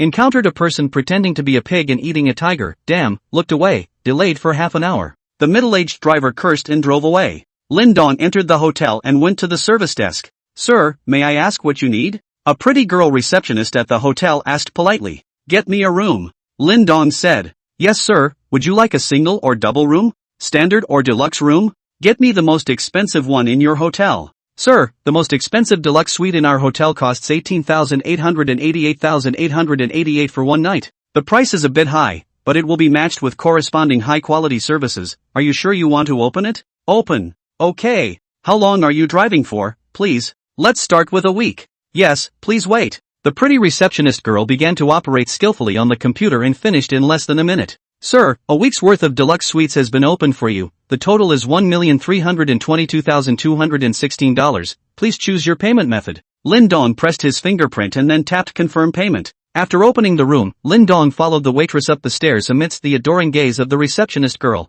"Follow the attendant to the 68th floor of the hotel." "Sir, this is your room. You can call us anytime if you need anything. There's a pager in the room. As soon as you press it, we'll arrive as fast as we can." "Got it." Trouble. After Lin Dong entered, he closed the door and took a shower before lying down on the bed to rest. At the same time, he also wondered if he still had any acquaintances in Kyoto. After all, when a person arrives at a strange place, the first thing that comes to mind is whether or not there are any acquaintances. But after thinking about it, it seems that apart from Yunxi, a high school classmate, there really isn't anyone he knows in Kyoto. He was originally from a small county, and because of his childhood experiences he had some low self-esteem, and did not have any particularly good friends. Most of his classmates are in Jiangnan province, and some are in other provinces, but a cosmopolitan city like Kyoto, not everyone can really get in, except for Yunxi, who is already considered to have the best grades in Syracuse First High School. In the end, he sent a message to Yun Shi. Since he had promised the other party that he would contact her, Lin Dong would keep his word. Nowadays, he only seeks to do things according to his heart, how he thinks. There is no need to cower. Yun Shi, I've already arrived in Kyoto. I'll come to find you when I'm done. You should be at Qingmu University, right? I was also sent by the school to study on exchange at Qingmu University this time, so we'll be classmates again then. In less than a minute, Yun Shi's message replied. Really? That's great. Then hurry up and finish up. I'll be waiting for you. Good. I'll get some rest then. I just got off the plane and I'm a little tired. Good night. Have a good rest. Good night. Yun Shi couldn't help but reveal a smile at the corner of her mouth after sending the message. Just in time for Guan Meiling, who was sitting across from her, to see it. Yun Shi, is it that what's his name Lin Dong who came to Kyoto? Guan Meiling asked. But Yun Shi didn't pay any attention to her, still staring at her cell phone and smiling. Yun Shi, Guan Meiling shouted again. No reaction. Yun Shi. The sound was a bit loud, startling Yun Zhonghai next to him. Ha? Mom, can you keep your voice down? Are you trying to scare me to death? I'm not deaf. Yun Shi said with dissatisfaction. I'll keep it down? You wouldn't hear me if I yelled 10 more times.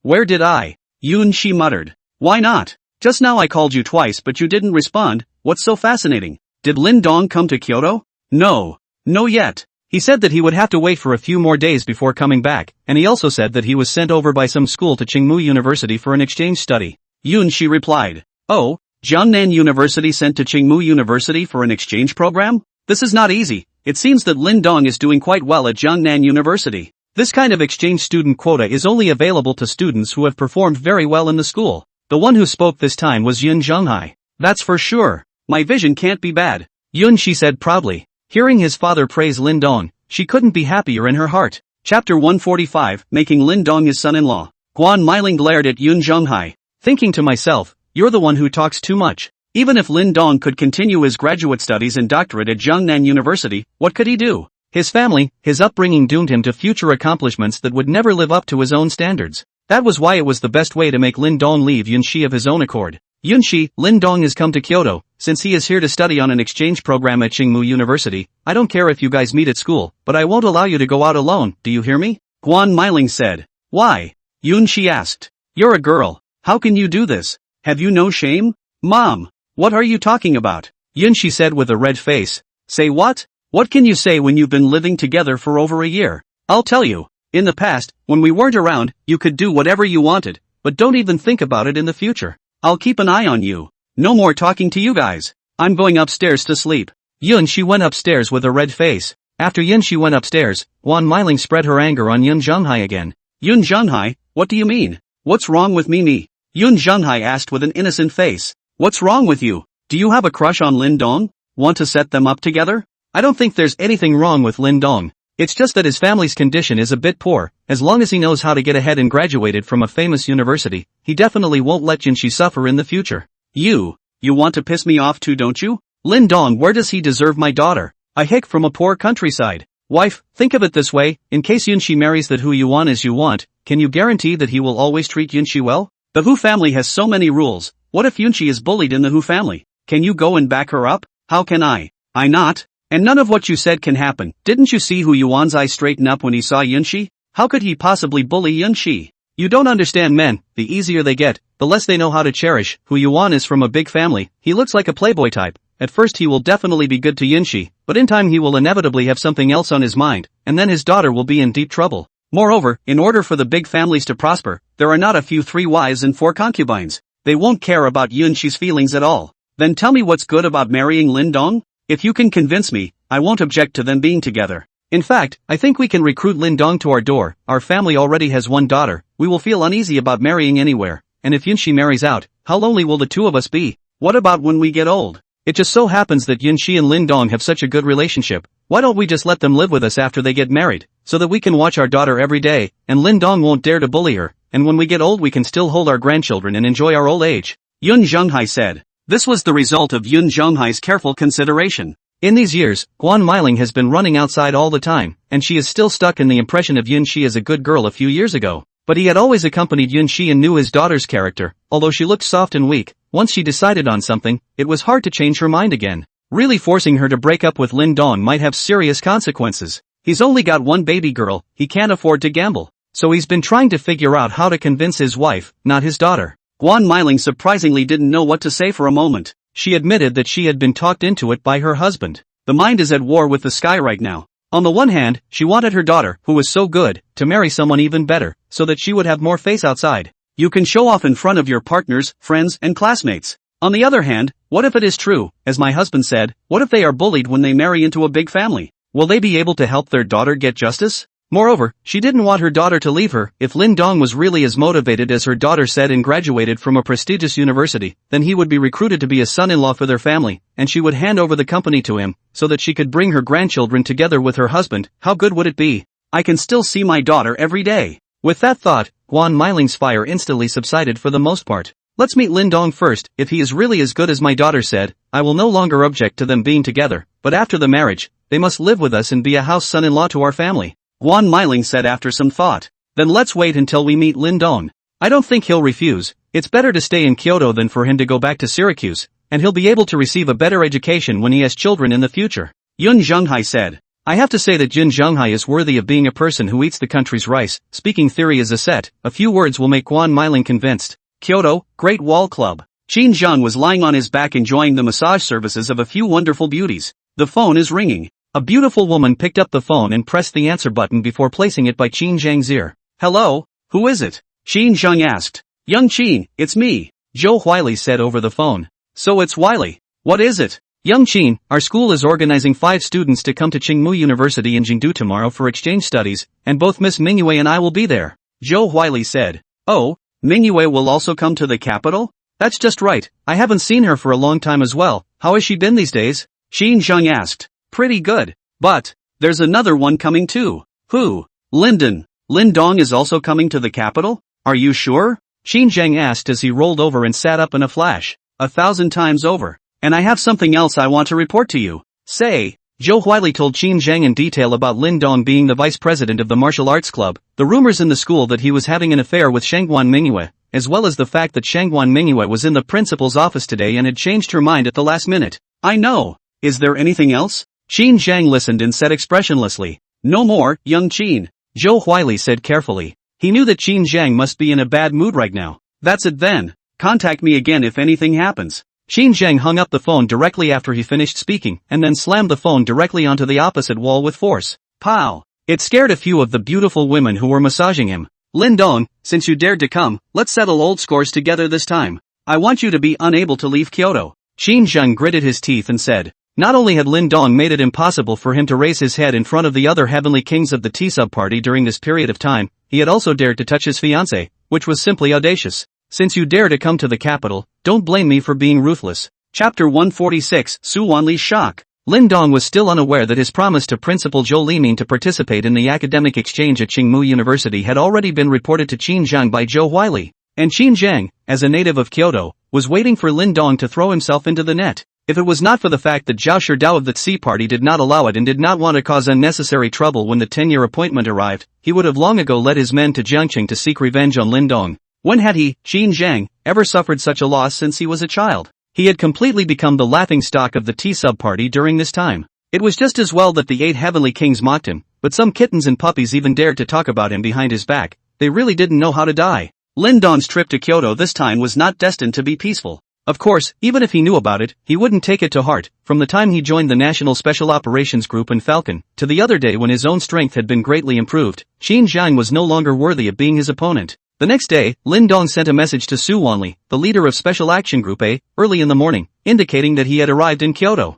Su Wanli asked Lin Dong to tell him the location and then told Lin Dong to wait, saying that someone would come to pick him up. About an hour later, Lin Dong received a call that the person who had picked him up had already arrived at the Star Hotel in a pure black SUV. Lin Dong saw a black SUV parked in front of the entrance when he exited the Starry Sky Hotel's front door, and he directly got into the car. The one who drove the car was a middle-aged man, and after Lin Dong got on the car, he didn't talk to Lin Dong, not to mention asking Lin Dong, and directly drove away. The other party had no intention of speaking on the way, and Lin Dong did not ask, so he drove for about half an hour. The car turned from the busy street into a quiet hudong, the entrance of which was still guarded by 2 guards, and after about 5 more minutes of driving, the car finally stopped. You go inside. The group leader is waiting for you inside. This was the first time the middle-aged driver spoke. Thank you, big brother, Lin Dong said as he opened the car door and got out of the car. In front of him was the gate of a quadrangle. Lin Dong directly pushed gently and the door opened. He lifted his foot and walked in. The quadrangle was huge, surrounded by some green trees, and in the center there was a pond with a huge rockery. As Lin Dong walked past the rockery, he saw an old man of about 60 years old, sitting on a rattan chair under a tree and reading a newspaper, with a young man in his 30s standing behind him. The old man put down the newspaper in his hands and looked at Lin Dong. In an instant, Lin Dong felt an enormous pressure come over him, and he instinctively erupted his own aura to resist. So strong, Lin Dong thought in his heart. It is? Seo Manri realized something was wrong. He didn't ask, though. Instead, he said to the person behind him, Xiao Zhang, go and fetch Lin Dong's documents, as well as the documents that need his signature. Yes, team leader. Xiao Zhang left the quadrangle after he finished speaking, giving Lin Dong an inexplicable look as he walked over to him. You are Lin Dong? Xiao Zhang left before Su Wanli opened his mouth and asked. It's me. You are? Lin Dong asked. Although he knew that the one in front of him was most likely the head of Special Operations Group A, it was better to ask. My name is Su Wanli. It's your group leader. Sure enough, Seo Manri replied. Hello, team leader Su. Lin Dong greeted. Lin Dong. Actually, there is no big deal for you to come to the capital this time. It is mainly to give you, on behalf of you, the documents of a reserve member of Special Operations Group A, as well as signing a confidentiality agreement. Since you have joined Team A, then you are a member of the state, but due to the special nature of our work, you are generally not allowed to reveal your identity. Yes, team leader. Lin Dong replied. I believe that you have already read some of the rules and regulations as well as the powers and duties of being a reserve member of Group A. I won't say any more here. Now, I have a question for you. Su Wanli said as he looked at Lin Dong. Team leader Su, please. Su Wanli stared at Lin Dong without speaking. Lin Dong also looked at Su Wanli. Suddenly, Su Wanli erupted with an intense aura, instantly arriving in front of Lin Dong and slamming his fist at him. At this moment, Lin Dong was still in a state of confusion. How come you were just fine and suddenly you're doing it? Even if it's a test for him. You don't have to be so cruel, do you? Su Wanli's punch was so strong that Lin Dong even felt that if he did not use his full strength, he would probably end up in a miserable situation. Therefore, he couldn't care less. Utilizing his entire body's force, he met his opponent with a punch according to the Black Tiger Fist stance and the 8 Extreme Fist in his mind. Boom! The loud sound resounded throughout the entire quadrangle, as if a tiger's roar had been interspersed in the middle. Lin Dong only felt a huge force coming from him. His body involuntarily withdrew backward for more than 10 meters until he leaned against a bull-sized tree. Only then did he dislodge the force, and a soreness hit his hands. This old man is sick. Just now, if he hadn't reacted quickly, or before he had raised his strength, this punch would have seriously injured him even if he didn't die. It's not a test. It was clearly meant to kill him. But that's not something he'd dare say. Only in your mind. In case you annoy your opponent and throw another punch, aren't you asking for trouble? It was obvious that even though his strength had increased, he was not a match for this old man, and the good man was not a match for the good man. And he didn't believe that the other party was really trying to kill him. It was completely unreasonable. Lin Dong did not know that just now, when he released his breath to resist Su Wanli already knew that his strength was more than simply the peak of the tiger ranking. Still, he was a little disbelieving. According to Lin Dong's information, Lin Dong should only be 21 years old now, right? Crossing the peak of the tiger ranking and entering the ranks of the dragon ranking at the age of 21? Not to mention him, even if the legendary one knew about it, he would probably have to drop his jaw. How old was he when he first entered the dragon ranking? I think it was 27, if I remember correctly. It was unbelievable that one had actually met a talent comparable to the legendary one.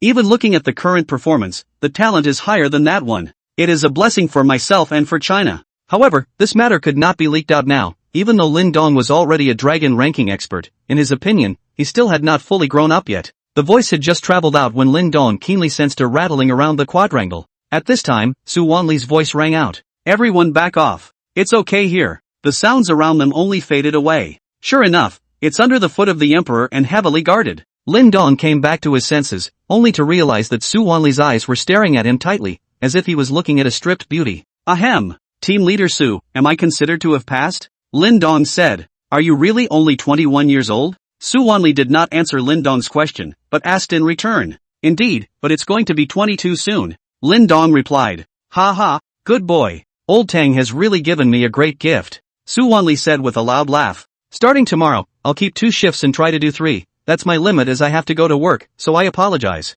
Chapter 147. 2 hours later, Lin Dong returned to the Star Hotel, and the one who sent him back was still the middle-aged driver. He was now a full member of Special Operations Group A, no longer a reserve member. Originally, Lin Dong was not prepared to become a full member for the time being because once he became a full member, he would have to accept the organization's arrangement and carry out some missions, and he did not have that time right now. However, Su Wanli said that Lin Dong could be given special treatment and enjoy the rights of a full member, and that he did not need to accept missions for the time being. Only then did Lin Dong agree. There was still a big gap between full members and reserve members. The simplest thing is that full members have the right to mobilize local forces, while reserve members do not. Don't underestimate this one, there's a big difference in the middle. The simplest example is that when he was in Mordor, the project of Donglei International was subject to various investigations and delays. If Lin Dong was an official member of Special Action Group A, as long as he found the chief of Mordor and revealed his identity, no one in the entire Mordor would dare to make things difficult for him. Even under special conditions, the chief of Mordor had to listen to him, and that was the right of a full member of Special Operations Group A. They have the right to ask for the cooperation of local forces in carrying out their tasks, which is also a right given to them by the state. Therefore, if one were to look at his status alone, Lin Dong's status was already higher than that of the general governors of all the provinces in the country as well as the general governors of the two international metropolises, Magic City and Kyoto. With 66 provinces and 2 cosmopolitan cities in the country, there are only 68 chiefs. And how many official members are there in Special Operations Group A? The official members of Special Operations Group A, no matter which province they went to, as long as they revealed their identities, they would be the guests of the provincial governors, and no one would want to offend them. Because these people of theirs are not only powerful, and under certain specific conditions, it also has the power of preemptive action. It's something no one else can match. Lin Dong proceeded to contact the Falcons people after returning to the hotel. He was ready to quickly identify both before he could do something of his own. The Falcons people were also asking Lin Dong to wait at the hotel. This time, the other party came faster and arrived in less than an hour, telling Lin Dong to go up to the top floor of the hotel. They would be there soon. Before Lin Dong could inquire, the other party hung up the phone. Lin Dong was still wondering in his heart, what's this going up to the top floor for? Still, he did what the other man asked. When Lin Dong arrived at the top floor of the hotel, he realized that it was very large and there were several helicopters parked. Lin Dong did not wait for long as a military helicopter approached from a distance, then slowly descended to a distance of 4 or 5 meters from the top floor of the hotel, lowered a thumb-thin rope, and then did not move. On the co-pilot of the helicopter, a man in military uniform waved at Lin Dong, signaling him to hurry up. Only then did Lin Dong walk forward, grab the rope, and with a slight force, crossed his arms a few times to get onto the airplane. After getting into the helicopter, the doors closed automatically and then flew off into the distance. There were only 3 people on the airplane, 2 were in the cockpit, and Lin Dong was the only one in the back. Lin Dong was sitting on the airplane, looking out the window at the beautiful scenery of Kyoto. Worthy of being ranked as the world's #1 international metropolis, the degree of prosperity was really not comparable to a provincial city like Jiangcheng. The plane gradually moved away from the hustle and bustle of the city and entered a silent forest. After about a few minutes, a red cross appeared in the forest. The plane slowly landed a few meters above the red cross and the cabin door opened. Knowing that this was another way for him to jump straight down, Lin Dong walked over to the cabin door and looked down at the height of about 2 floors below. He actually felt a little weak. Although his strength had increased a lot, to be honest, his knowledge of his own strength was still too little. Like some of the simplest ones, how fast? How much strength? How high can you jump? These he did not have a clear understanding of at all. This was all the result of his strength rising too quickly. In the end he had only used more than a month's time to go from an ordinary person to the current dragon ranking expert. If this was known by others, they would definitely be able to dissect him. The fastest person to become the dragon ranking before him was said to have used 27 years. This was also known as a once-in-a-century supreme genius. Lin Dong gathered his strength in his feet, and with a single leap, he jumped off the airplane, and after a few seconds, landed steadily on the ground. Lin Dong felt himself without any discomfort. Jumping down from such a high height, the weight of the entire body was acting on top of the legs. If it were an ordinary person, the legs would definitely not be able to withstand such a large amount of force, and would definitely be fractured. But the palms of his legs and feet were just slightly numb, and it lasted only a few seconds before disappearing. Sure enough, one is no longer in the realm of the ordinary. Lin Dong had just landed on the ground when the airplane closed its hatch and flew away, and he mentally sensed the situation around him. The scent of someone was detected, and there was more than one person, but when he looked around, he couldn't see anyone at all in the lush green meadows and forests around him. It seems these people are masters of disguise. Lin Dong also pretended to be unaware of this and just stood still and waited. He had come to go through the formalities to join the Falcon, and the other party definitely could not keep him waiting here. Sure enough, after about 5 minutes had passed, a whistling sound rang out, followed by a commotion on the grass, in the woods, and slowly 7 or 8 people appeared and came out to surround Lin Dong in the center. "You are Lin Dong?" One of them spoke. Lin Dong looked at him. He could not see anything at all. His entire face as well as his body was painted green, similar to the surrounding scenery. He could not see his appearance at all, and the 7 or 8 people around him were all in the same attire. "Yes," Lin Dong replied. "You want to join the Falcons and you're this wary? If we were your enemies just now, you would have died countless times, and you're still stupidly standing in place after getting off the plane, not knowing to find a place to hide? Are you out of your mind? This person split his head and gave Lin Dong a reprimand, causing Lin Dong to be somewhat confused. Lin Dong very much wanted to say, I have long since discovered you guys, if you are really enemies, none of you will be able to run away. All of these people gave Lin Dong a feeling that they were too weak, and it was estimated that they were just the strength of the tiger ranking, and none of them were from the dragon ranking. It was useless for Lin Dong to hide even better when he really had to face them. Lin Dong's powerful spiritual perception was not a vegetarian. Still, he didn't say this out loud. After all, it was better to keep a low profile when he first arrived. Moreover, he didn't believe that Falcon didn't have any experts, even Special Operations Group A had so many that he couldn't defeat. Falcon could be on par with Special Operations Group, there must be quite a few. It's just that these people must be the Falcon's elite and wouldn't just come out. Chapter 148 Vulture Squad. Understood. It won't happen again, sir. Lin Dong replied. Not later? You're already dead, is there a later? As a member of our Falcons, you have to be on your guard at all times. Failing once not only means that your own life is in jeopardy, even your teammates will be implicated along with you. Ding Hao continued to reprimand Lin Dong. For people like Lin Dong, who had not been trained by the army and had not gone through the layers of selection, and had been directly recruited into the Falcon by special enrollment, he despised them the most. This kind of person is those so-called big families, trust relationship and the gold-plated, although they are only supernumerary, but still buckle the Falcon hat. Falconry is an honor that these people of theirs have fought and killed and exchanged for with a fresh life, but now it is used by these people as a capital to show off outside. So when he received orders from his superiors to come and pick up a specially recruited supernumerary member named Lin Dong, he made up his mind to give Lin Dong a hard time. Even though he knew that he would not be able to change anything or stop Lin Dong by doing so, it would at least allow him to take a breath of fresh air for those fallen brothers. Sir, I'm here to check in, not to be reprimanded, so do it or leave it. I don't have time to listen to you nagging here. Lin Dong said with some anger. He did get a little angry. He hadn't encountered many bosses and customers like this when he used to work part-time, especially when delivering takeaways, and he had encountered more tricky ones than this. But at that time he was still a poor man who had nothing to lose, and he should endure, and now he is the richest man in the world and still endures a hair. And now for him, whether to add or not to join the Falcon was already irrelevant. The identity of a full member of Special Operations Group A was already enough for him to pretend. Joining the Falcons now is just icing on the cake. Better if you can join, doesn't matter if you can't. But now he didn't want to be subjected to this nuisance. He had suffered enough in the previous 21 years. He thought to himself that he respected these people at first, and wondered why they had to target him. When Lin Dong said this, not only Ding Hao, but even the surrounding group of Falconers were filled with teasing. How dare this kid talk back to Team Ding? There's a good show. Who doesn't know that Team Ting despises this kind of special recruiter? They're all family sons coming in to gild the lily, not very strong, quite a lot of faults. I guess I'll have to carry him back today. Are you brat provoking me? Ding Hao said with a cold light in his eyes. Sir, I'm here to check in, so give me a straight answer if you're going to do it or not. I am not your subordinate. Calling you sir is a sign of respect and I don't have the time to spend with you. Lin Dong said with an indifferent face. You're already a supernumerary member of the Falcons, so you're my subordinate, and I have the right to educate you. Ding Hao said in a serious manner. Sir, I didn't offend you, did I? What do you want? If you don't do it, then I will leave first. Lin Dong said somewhat helplessly. I want to teach you a lesson. One of you, teach this kid a lesson. Let him know that we Falcons aren't a place for family sons like them. Ding Hao said to the group of Falconers around him. I'll do it. One of the team members stepped forward. Don't hit him too hard, just let him lie down for half a month. Ding Hao said to the team member. Team Ding. The team member replied. You make your move. I'll let you have 3 moves. The player said to Lin Dong again. Really want to fight? Lin Dong asked. Waste no words. If you're told to make a move, you make a move. Don't worry, I'll let you lie down for half a month at most. If you really want to fight, you're not enough on your own. You boys look down on me? I am not looking down on you, I am looking down on everyone present. Lin Dong said after glancing around with his eyes. This one offends everyone. Everyone was prepared to teach Lin Dong a lesson. Asterisk.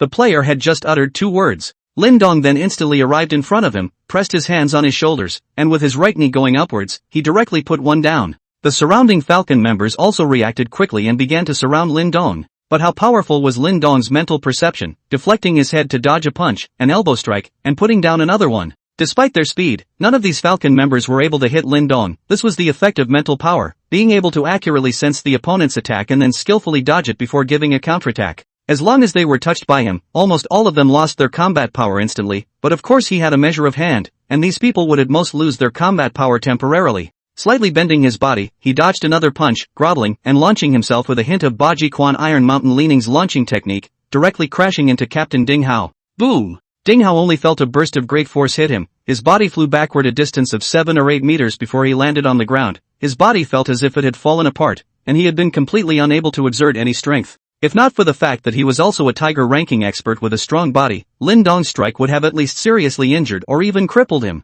Up to this point, the Falcon squad of 8 members and 1 captain was completely wiped out. None of them could stand up, and only Lin Dong stood in the center. It had to be said that Falcon's people were indeed well trained. Even though all of them were lying on the ground, their bodies in excruciating pain, no one made a single sound. However, the eyes they looked at Lin Dong had a hint of fear as well as admiration in them. People with great strength are respected wherever they go. Lin Dong shook his head slightly as he looked around at the Falcon members lying on the ground. These people were all too weak. Almost all of them were at the beginning of the tiger ranking. The officer who had just reprimanded him was slightly stronger, but not by much, not even at the peak of the tiger ranking. This time he almost always pressed his power to fight, afraid of breaking these people with his full strength. Not at all enjoyable. Lin Dong did not know that the image of him fighting with the Falcon squad was being watched by others in a 360-degree, deathless view. Not far from them, inside a secret base, an old man and a middle-aged man were looking at the images of Lin Dong and the others who had just fought. Well, the old man asked. Very strong. The middle-aged man replied.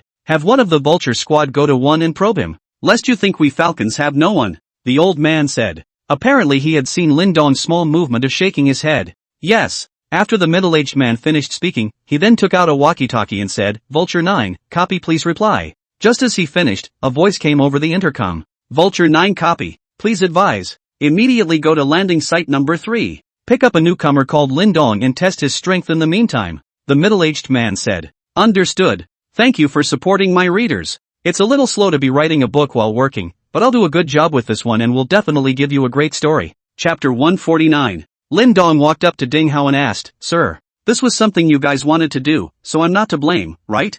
I was just being passive and defensive. After all, no one wants to be laid up for half a month by you guys, right? And I didn't hit hard. You guys will lie down for 3 days at most. Lin Dong, I underestimated you. You are indeed different from those family descendants. Just wait. Someone will come to pick you up soon. Ding Hao said as he endured the pain. Lin Dong's strength was indeed beyond his expectation. Their 9-man squad was actually all put down before they could even touch each other. Although the strength of their squad could only be considered average among the Falcons, the members had at least been selected through layers of selection. And in the course of his missions, he has experienced life and death several times. This Lin Dong was able to take down their squad without any injuries. He did indeed have the capital of arrogance, unlike those family descendants who came to gild the lily in the past. Alright then. I'll wait a little longer. Lin Dong said. There was nothing he could do. He couldn't even find his way back if he wanted to, so he had to wait. Soon, the surrounding woods were once again in commotion. Lin Dong thought that the people who had picked him up had arrived, but he did not realize that the people who had come were only here to carry away these people that he had knocked down.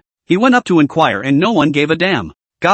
Better to keep waiting. If this wasn't in the mountains and he couldn't find his way back, he would have left long ago. This Falcon, don't enter it. Waited about a few more minutes. Lin Dong's mental power sensed a powerful aura pressing over as he instantly raised his spirit to look at the opposite side of the woods. A man in the same attire as those falconers from earlier walked out. However, Lin Dong realized that although they wore the same clothes, the patterns on their arms were different. Those people he had just knocked down had a wolf on their arms, while this man had a bird on his arm. Well, is indeed a bird. No, I think it's the eagle. A huge bird anyway. Lin Dong's powerful spiritual perception told him that this person was dangerous. This person was none other than a member of the Falcon Group's Vulture Squad, codenamed 9, hence the name 9. They people don't have names, only code names. Are you Lin Dong? 9 opened his mouth and asked. I am Lin Dong. Lin Dong replied. I was sent by the captain to get you. 9 continued. Is there more to test me? Or test me? Lin Dong asked. He felt sure that Falcon would test him by sending someone so strong.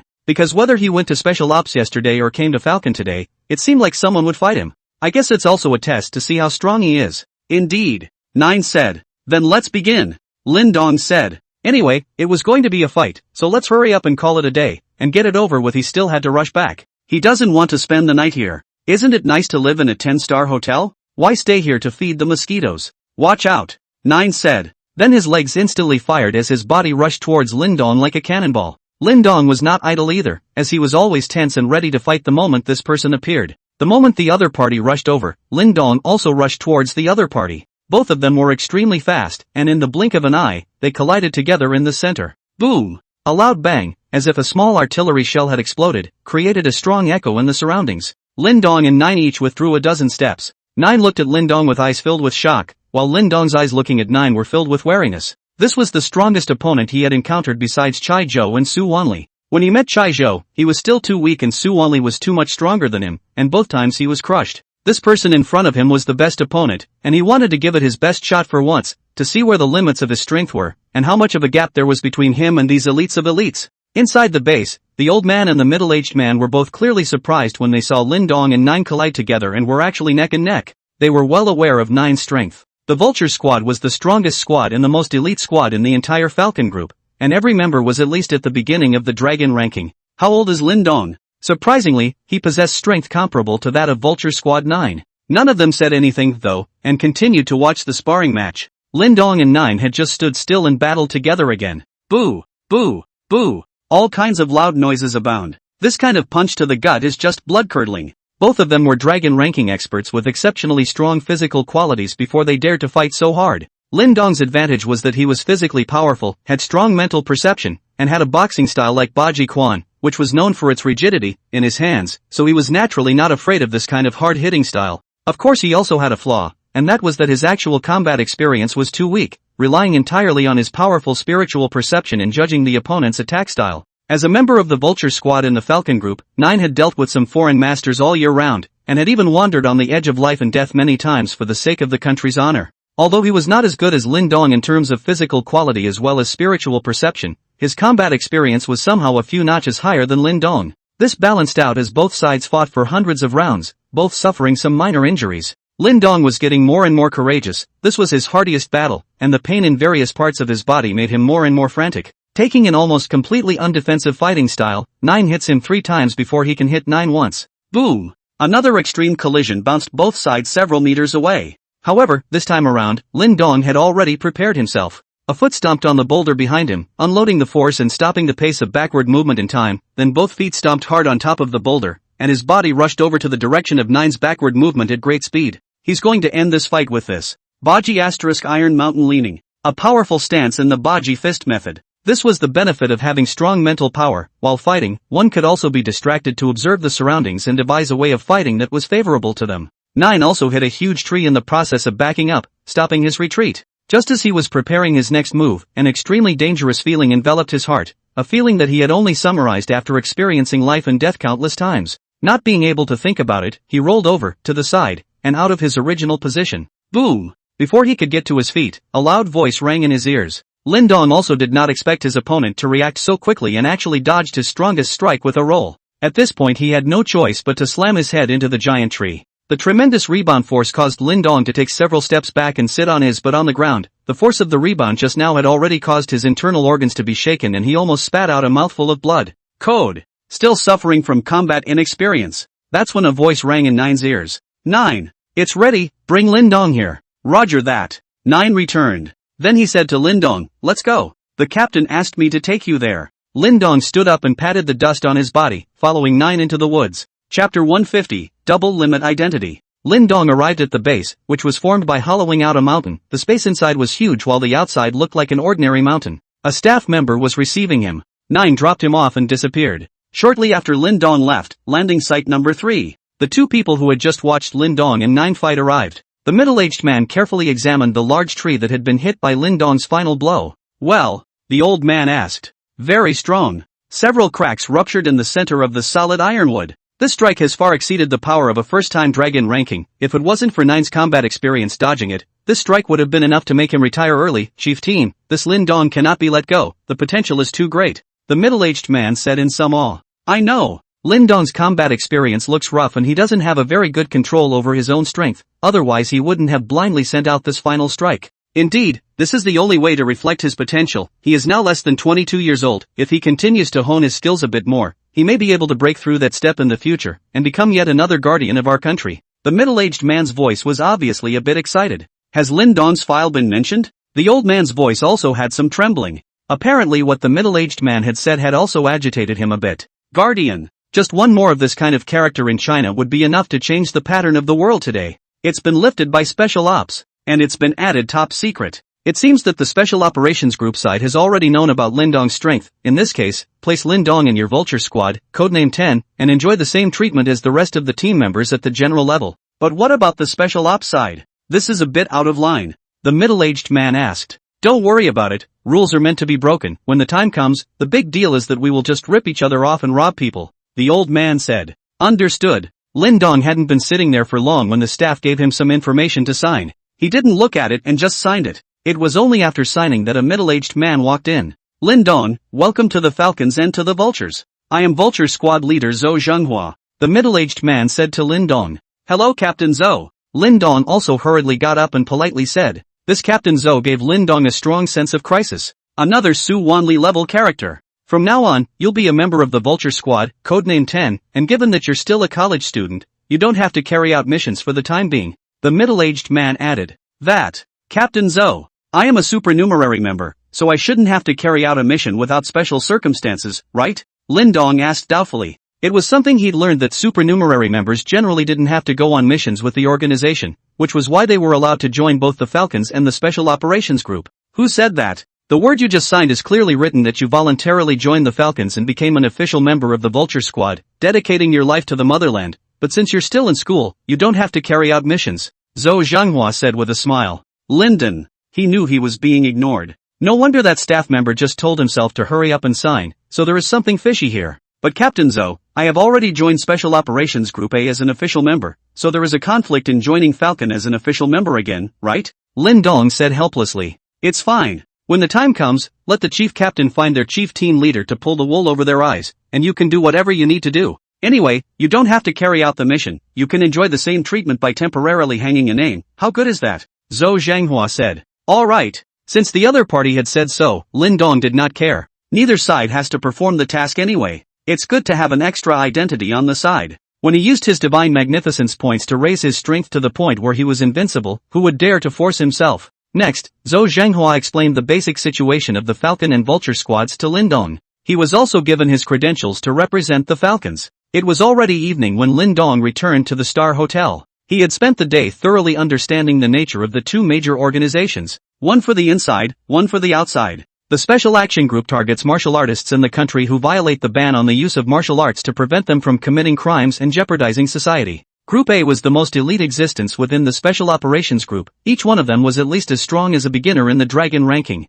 Falcons, on the other hand, target foreigners who want to come to the country to steal information, or foreign mercenaries who come to the country on a mission. Vulture Squad in Falcon was equivalent to Team A in Special Operations. All of them were the most elite people, and every one of them was also the strength of the Dragon ranking. As for why Falcon was called Falcon, it was because in this world, besides China, there was another country that was evenly matched with China, and that was the Eagle Kingdom. Although no large-scale wars have broken out between the two countries, various tentative small-scale wars have occurred. The Falcons were formed in response to the Eagle Nation's hunt for China. These two teams are practically mortal enemies. You can tell by the name. One Falcon, one Kariwa. The borderlands between the two countries are the scene of almost daily mini-wars. Lindong looked at the two identification documents he had placed on the table. One represents the credentials of a full-fledged member of Special Operations Group A. With this document, he can mobilize local forces to his advantage in certain situations. As long as this document is flashed, the general governors of all provinces and cities will have to listen to his arrangements, so it can be said that the power is great. The entire Special Operations Group's 18 members who possessed this kind of credentials, together with him, were only 11 people, and the Chaizhou he had seen at Lu's house was one of them.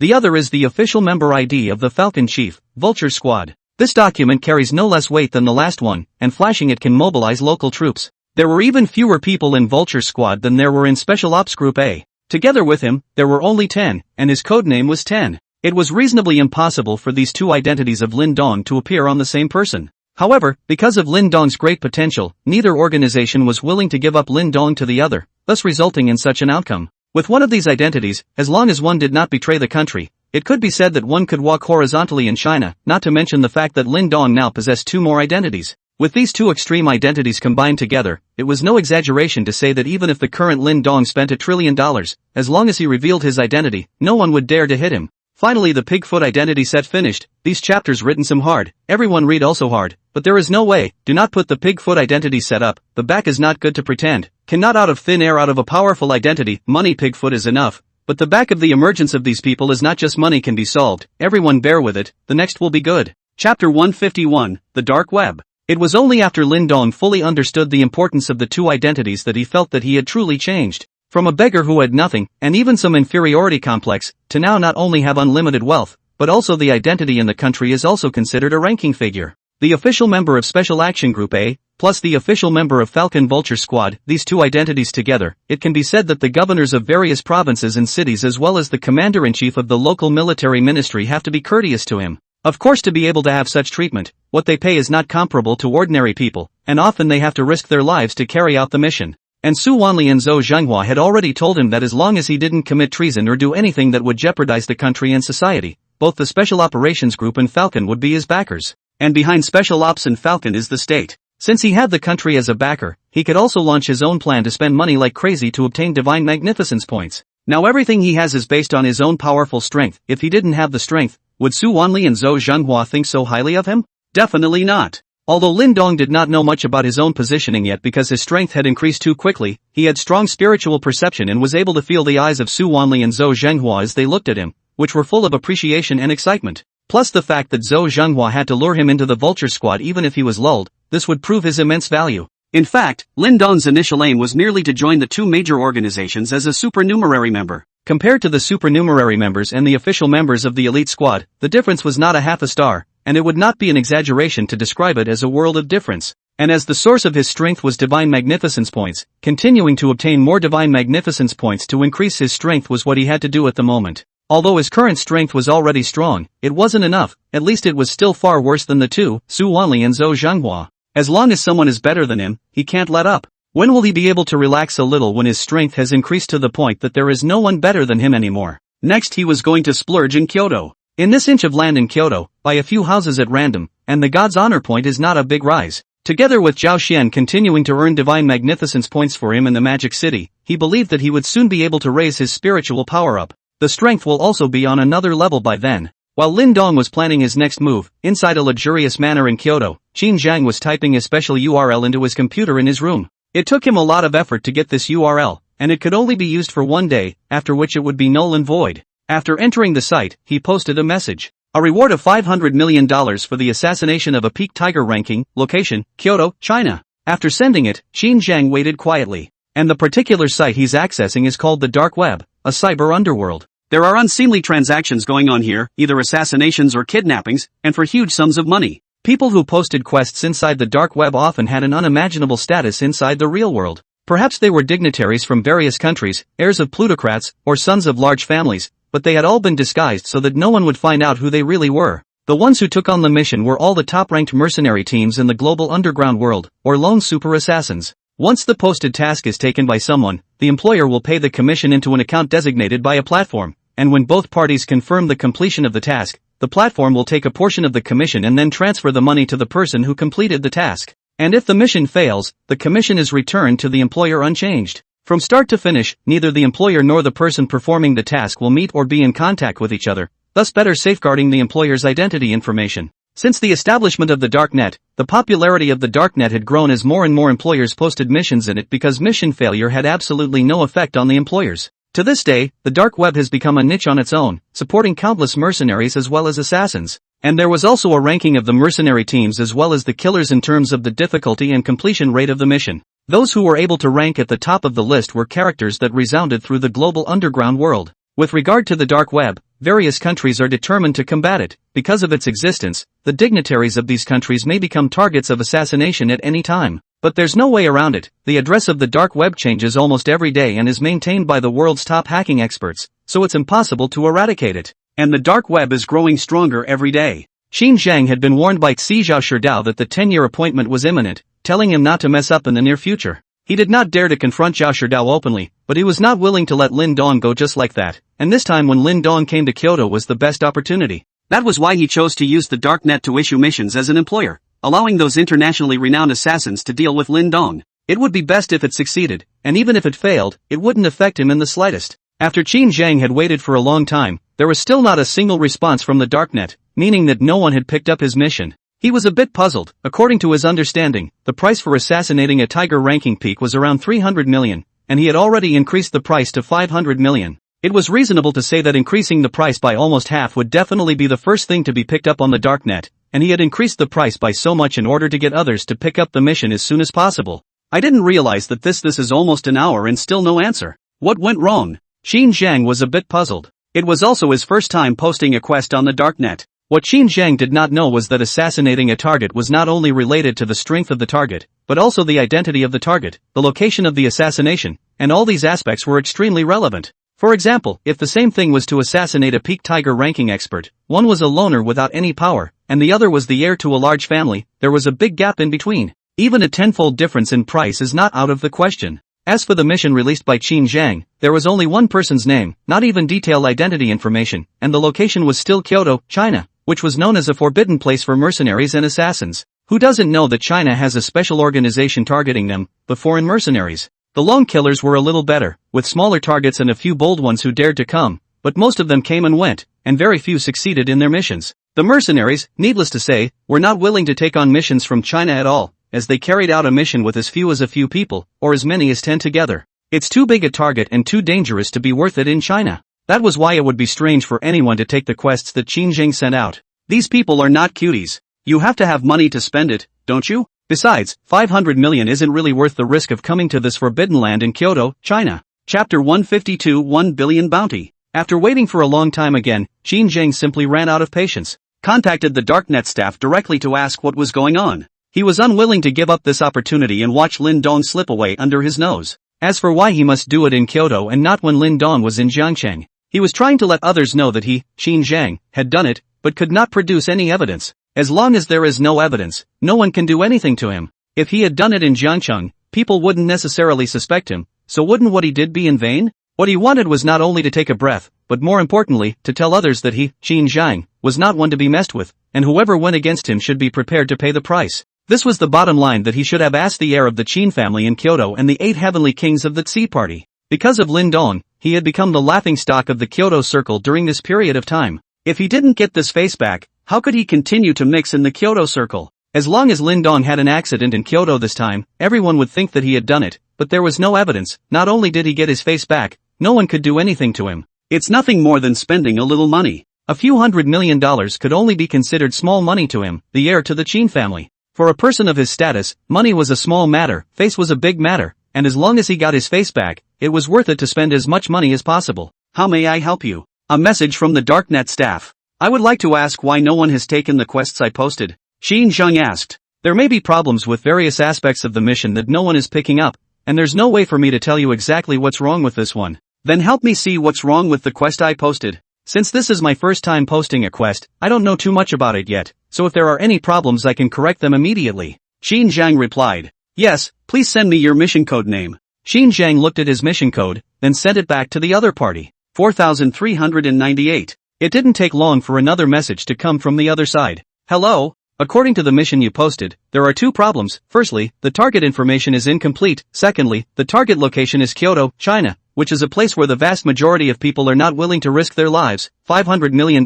is indeed already considered a premium for assassinating someone at the peak of the tiger ranking, but if the location is Kyoto, China, then that would be a different story. And how do I change it to get someone to accept the mission? The target location can't be changed. Then we suggest you increase the amount of your commission so that maybe someone will be willing to take a chance. Okay, thanks. It was only after talking to the darknet staff that Qin Zhang realized that posting a mission was not that simple. Come to think of it, it's natural to understand the mission clearly when you issue a random mission and someone else has to carry it out with their life. Then Qin Zhang changed the mission a bit, without changing anything else, and directly raised the commission to $1 billion. With the lure of great money, he was sure someone would be willing to take the risk. What mercenary sanctuary was just an excuse to up the ante, but of course, it was more dangerous than other places for sure. As expected, after Qin Zhang increased the commission to $1 billion, someone soon noticed the mission. $1 billion, that's a lot of money that many people have never seen in their lives. Even on the dark web, $1 billion commission is not uncommon. And the assignments on the dark web are all ranked from the highest commission down. The higher the commission, the higher the task will be displayed on the dark web. That was why Qin Zhang's $1 billion commission instantly reached the first page and ranked in the 7th position. Many people had noticed this latest mission sent in, but once they saw that the location of the mission was Kyoto, China, most of them stopped paying attention. This place is a lot of mercenary groups and killers are not willing to go. The Chinese Kyoto is known as the forbidden land of their mercenaries is not without reason. It's a lesson they've learned with blood. Of course there were some newcomers who were newborns and some crazy people who were disdainful of this, what forbidden land, they didn't believe in it at all. These people desperately needed results to make a name for themselves in the global underworld, plus the billion-dollar commission had indeed been worth the risk. Once you've done this one, even if you wash your hands of the business, you'll have enough to get by anywhere in the world. So there were a lot of people inquiring about this mission, but most of them were newcomers without any experience. And the Darknet staff will select one of the best to carry out this task, based on these people's past record and strength. There will be no one task, performed by multiple people. In that case, when the time comes for the mission to be completed, it will be difficult to determine who completed it. Others would only be able to continue applying to take this quest after it has failed. After identifying the candidate to carry out the mission, the staff contacted Qin Zhang, who needed to provide some basic information about the target, such as gender, height, age, photo, and frequent locations. These were all provided to Qin Zhang by Zhou Huili. After everything was ready, Qin Zhang still needed to remit $1 billion in commission to the designated account on the darknet. This is also to prevent employers from playing disappearing and not willing to pay after completing the task. After the commission was in place, the darknet staff said that the person carrying out the mission would arrive in Kyoto within 3 days, and that a reply would be given to him after a week, regardless of whether the mission was a failure or a success. Qin Zhang thought that everything had been prepared and was just waiting for Lin Dong to come to Kyoto, at which time he could deal him a fatal blow. The reputation of the darknet is very famous in the global underground world. As long as the price is given enough, there is no one they dare not assassinate. However, he did not know that Lin Dong's strength was no longer as simple as the peak of the tiger ranking, and with Lin Dong's current status, once something happened in Kyoto, the entire Kyoto would probably be turned upside down. Official members of Special Operations Group A and members of the Falcon Vulture Squad, these two identities were no joke, and in total, there were only about 20 people in the country. These were the country's true elites, and if the assassination was really successful, the darknet would be implicated. When the Chinese Empire really launches its anger, it is no joke, and the whole world will shake 3 times. Lin Dong also did not know yet even now that there was already another person staring at him and coming to take his life. He's still thinking about where he's going to splurge tomorrow. Chapter 153. The next day, Lin Dong found a Mercedes-Benz 4S store in the neighborhood and picked up a Big Ben. It's not really convenient to be without a car, you can't take a taxi everywhere. Lin Dong then arrived at Tsinghua University, however, he did not go in, instead, he circled around. As for the purpose, of course, it was to look for a house. With a world-renowned university like Aoki University, it's only natural that the schoolhouses around here are the most expensive. The price of any second-hand house here is almost the same as the price of Jiangnan International Mansion in Jiangcheng, nearly 200,000 a square meter. A small second-hand apartment is worth tens of millions of dollars. However, Lin Dong was not going to buy a second-hand house. If he wanted to buy a new house, the more expensive the better. But after looking around, I couldn't find any newly renovated properties, so I guess the demolition fees around Aoki University are so expensive that the developers don't think it's cost-effective. Lin Dong had to zoom in on his search. Finally, I found a new development about 10 minutes or so away from Aoki University. A casual look around and you've just spent over $100 million on a large flat. For the next day, Lin Dong was completely randomly running around Kyoto. Whenever he saw a new property selling houses, he would go in and buy a set. The whole day down exhausted him enough, but the war results are quite rich, spent more than 4 billion. As for how many houses he bought, he did not pay attention. Anyway, all kinds of contracts are piled up in the car. Divine Magnificence points. After learning the 8 extreme fist technique, there were already only 28 points left. In the past 2 days Zhao Xian spent some more in Magic City, rising to 52 points, and counting the ones he spent today together, there were a total of 99 points. Still a long way from 1,000 points. After searching the internet for a while in the evening, I realized that the most expensive thing in Kyoto is actually not a new development, but a quadrangle. For the next 2 days, Lin Dong continued to run around all corners of Kyoto. But this time he learned to be smart, no longer running around aimlessly by himself, and directly approached a few real estate agents, indicating that he wanted to invest in a quadrangle in Kyoto. Whatever price is acceptable as long as it's for sale. The real estate agent, seeing such a big client, also used all his connections to help Lin Dong look for him. However, the quadrangle is something that is already a scarce resource in Kyoto, and everyone knows that it will go up, so not many people are willing to sell. Over the course of 2 days, a total of 12 quadrangles were purchased, each valued at hundreds of millions to $1 billion. There was a set of mega-sized quadrangle that was said to have been lived in by a prince in the past, and Lin Dong had bought it for nearly $2 billion. In 3 days' time, together with Zhao Xian's investment in Magic City, the Divine Greatness points had risen to 298 points. At this rate, in a few days, he would be able to upgrade his spiritual power. Lin Dong was prepared to continue buying like this, but he received a call from Zhou Limin, the president of Jiangnan University. Ask him if he's arrived in Kyoto yet, and if not, hurry up and come. They've been at Aoki University for 3 days. Lin Dong had no choice but to put things down for now, but he still gave an explanation to a few real estate agents to notify him whenever there was a quadrangle for sale. The next morning, Lin Dong arrived at Tsinghua University, and it was also his first time to come to this world-famous top institution. Standing in front of Aoki University, he looked at the huge door sign and the top students passing back and forth. Worthy of being the world's top school, the momentum of this gate alone is a notch higher than that of Jiangnan University. However, Lin Dong did not notice that a pair of eyes were staring at him from a short distance away as he stood in front of the gates of Tsinghua University. This person was a bit tall and wore a duck-tongued hat, and at a glance, it was obvious that he was from abroad, but within the world's top institution like Aoki University, there were a lot of people from foreign countries who came to study, so no one noticed him.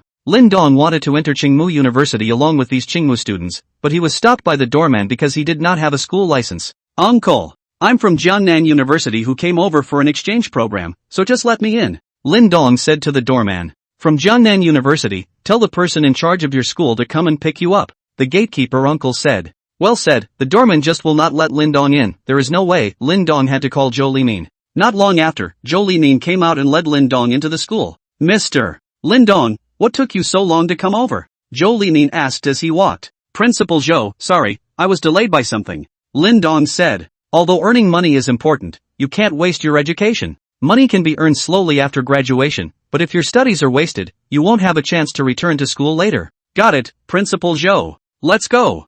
Huili and the others are in class right now. The purpose of this visit is to let you feel the learning atmosphere of Tsinghua University, as well as the teaching style, and see where the gap is between our school and this kind of world's top institution then. Only by finding the gaps can we make progress. "Understood," Lin Dong said. Although his mouth said that he understood, his heart was a bit unimpressed. Although Jiangnan University is also good, but compared with Aoki University can be far worse, all aspects are completely crushed. This is not something that can be reversed overnight, and Lin Dong feels that this kind of academic exchange is just to see the world and find any gaps, which is complete bull asterisk.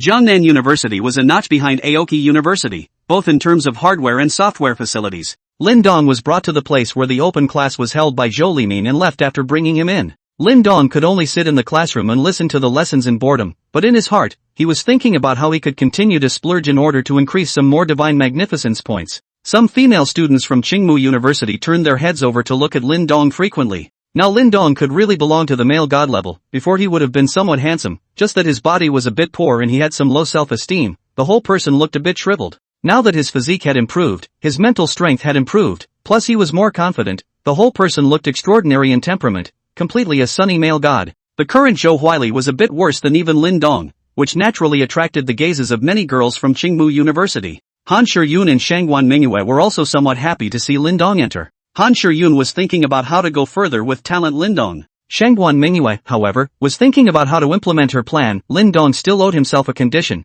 how to utilize this condition to get the maximum benefit for herself. This time, the 5 students from Jiangnan University who came over for exchanges were all here, 3 goddesses and 2 gods, which could strike these top students of Tsinghua University. There are quite a few male gods and goddesses in Tsinghua University, but there are so many of them. Usually it's hard to see one, but 3 days ago there were 4 at once, and today there's another one. They even felt that whether or not Jiangnan University was all in this class, that would be somewhat enviable. Chapter 154, Reunion. Sitting in the classroom for the lesson, Lin Dong sneakily sent a message to Yunxi, telling her that he had already arrived at Tsinghua University. He asked Yunxi if he had time to meet at noon. In the past, to send messages to Yunxi is basically a second reply, this time sent over but no response, presumably in class, cell phone off mute. While Lin Dong was sending a message to Yunxi, there was a person in the classroom who was also sending a message. That was Zhou Huili, who was sending a message to Qin Zhang, telling him that Lin Dong had arrived at Tsinghua University and was attending classes. In the past 2 days, Qin Zhang asked him almost every day, and Lin Dong to know, should be trying to avenge the last time. Qin Zhang was also excited when he received Zhou Huili's message. Lin Dong had finally arrived. The staff of the Darknet had told him yesterday that the people carrying out the mission had arrived in Kyoto, but had not found the target. Qin Zhang asked Zhou Huili before realizing that Lin Dong had not arrived at Tsinghua University at all, which had made him anxious, and now that Lin Dong had arrived, there should be a result in the next 2 days. His idea was that even if he could not kill Lin Dong, he would at least cripple him, preferably spending the rest of his life in bed. That's why he gave the staff of the Darknet the word that as long as Lin Dong was severely disabled it was also considered mission accomplished. Everything is ready, just waiting for the results. Thinking that he would soon be able to wash away the shame from his body, Qin Zhang also had some difficulty controlling himself. During this period of time, he almost didn't participate in the tea-sub party. As long as he went there, someone took his Jiangqing matter to wash him, especially Wu Zhuo, that kid. The two already had a gap, and now it is even more to grasp this matter, letting him lose his face several times. The morning class ended quickly, and in the middle of the class period Yunxi messaged Lin Dong back, making a date to have lunch together at noon. Lin Dong, let's have lunch together at noon, Han Shiyun said as she walked up to Lin Dong. If she wanted to get closer to Lin Dong, she had to take the initiative first. If she didn't strike faster, Lin Dong was going to be snatched away, and Shangguan Mingyue was still watching from the sidelines. Sorry, Han, I have an appointment at noon. Next time, Lin Dong said. Got a date? Who? Han Shiyun asked. A high school friend of mine, attending Aoki University. Lin Dong returned. Okay then. You have to treat me next time, Han Shiyun said with a bit of a grin. When had she ever been shut out like this before? It's always her turn to reject others, where is it their turn to reject her? However, on Lin Dong, she had been rejected many times, and even the initiative to offer herself was rejected, which was a big blow to her who had always been confident. Definitely. Lin Dong promised. Han Shiyun left and Shangguan Mingyue walked over again. Lin Dong, don't forget the agreement between us, Shangguan Mingyue said. What agreement? Lin Dong asked suspiciously. You owe me one more condition. I said. It depends on my mood. I don't care. You promised me anyway. After Shangguan Mingyue finished speaking, she turned around and left without giving Lin Dong a chance to speak. Lin Dong shook his head somewhat puzzled. Do women like to be so self-centered these days? At this time the phone in his pocket rang. Lin Dong took it out and looked at it. It was Yunxi calling. Hello? Lin Dong pressed the connect button. Lin Dong, I'm coming over. Have you gotten out of class yet? Yunxi's clear voice came from the phone. This was the first time Lin Dong had heard Yunxi's voice in a few years. It still hadn't changed much from before. Their occasional contact over the past few years had been through messages. Down. I'll be right out, Lin Dong said as he walked outside the classroom. Just as he walked out of the classroom, he saw a pretty figure standing not far away with a phone. A clean white dress, with her dark hair tied in a ponytail on her head, was standing there with a nervous look on her face.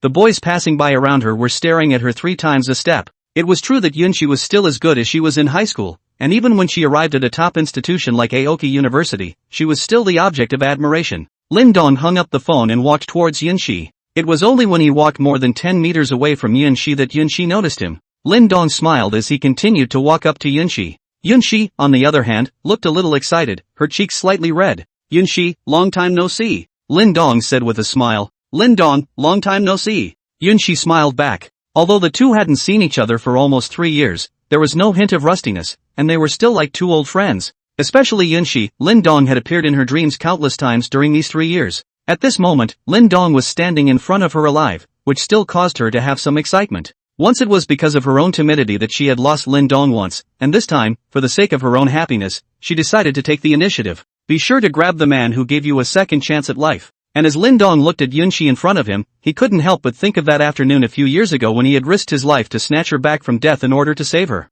Since then, he knew that Yunxi often secretly looked at him in a daze. He understood what it meant, but he chose to avoid it. Because of his childhood experience, he had developed an extremely low self-esteem. He was afraid to face it all. Even if he knew that Yunxi was interested in him, he didn't dare to take the initiative. Yunxi was too good, so good that once he felt ashamed to stand with her. So at that time, he didn't dare to have any thoughts about Yunxi, but he was afraid that he couldn't control it. Then he chose Jiang Shan. At least he felt that the gap between Jiang Shan and him wasn't so big that he could go all the way to the end, get married, and have children. And after he and Jiang Shan got together, he treated Jiang Shan wholeheartedly, and Jiang Shan told him to stay away from Yunxi, which he did. I didn't expect to get this result anyway. He thought that for Yunxi, time would slowly fade everything away. Now, however, he could still feel the love that flowed out of Yunxi's eyes when she looked at him, the same as many years ago. It hadn't changed at all, and was even more intense. To be honest, as a man, Lin Dong was really very moved at this moment. It was absolutely rare for a girl who was so good to be able to hold on to one of her feelings for him for so many years without any changes.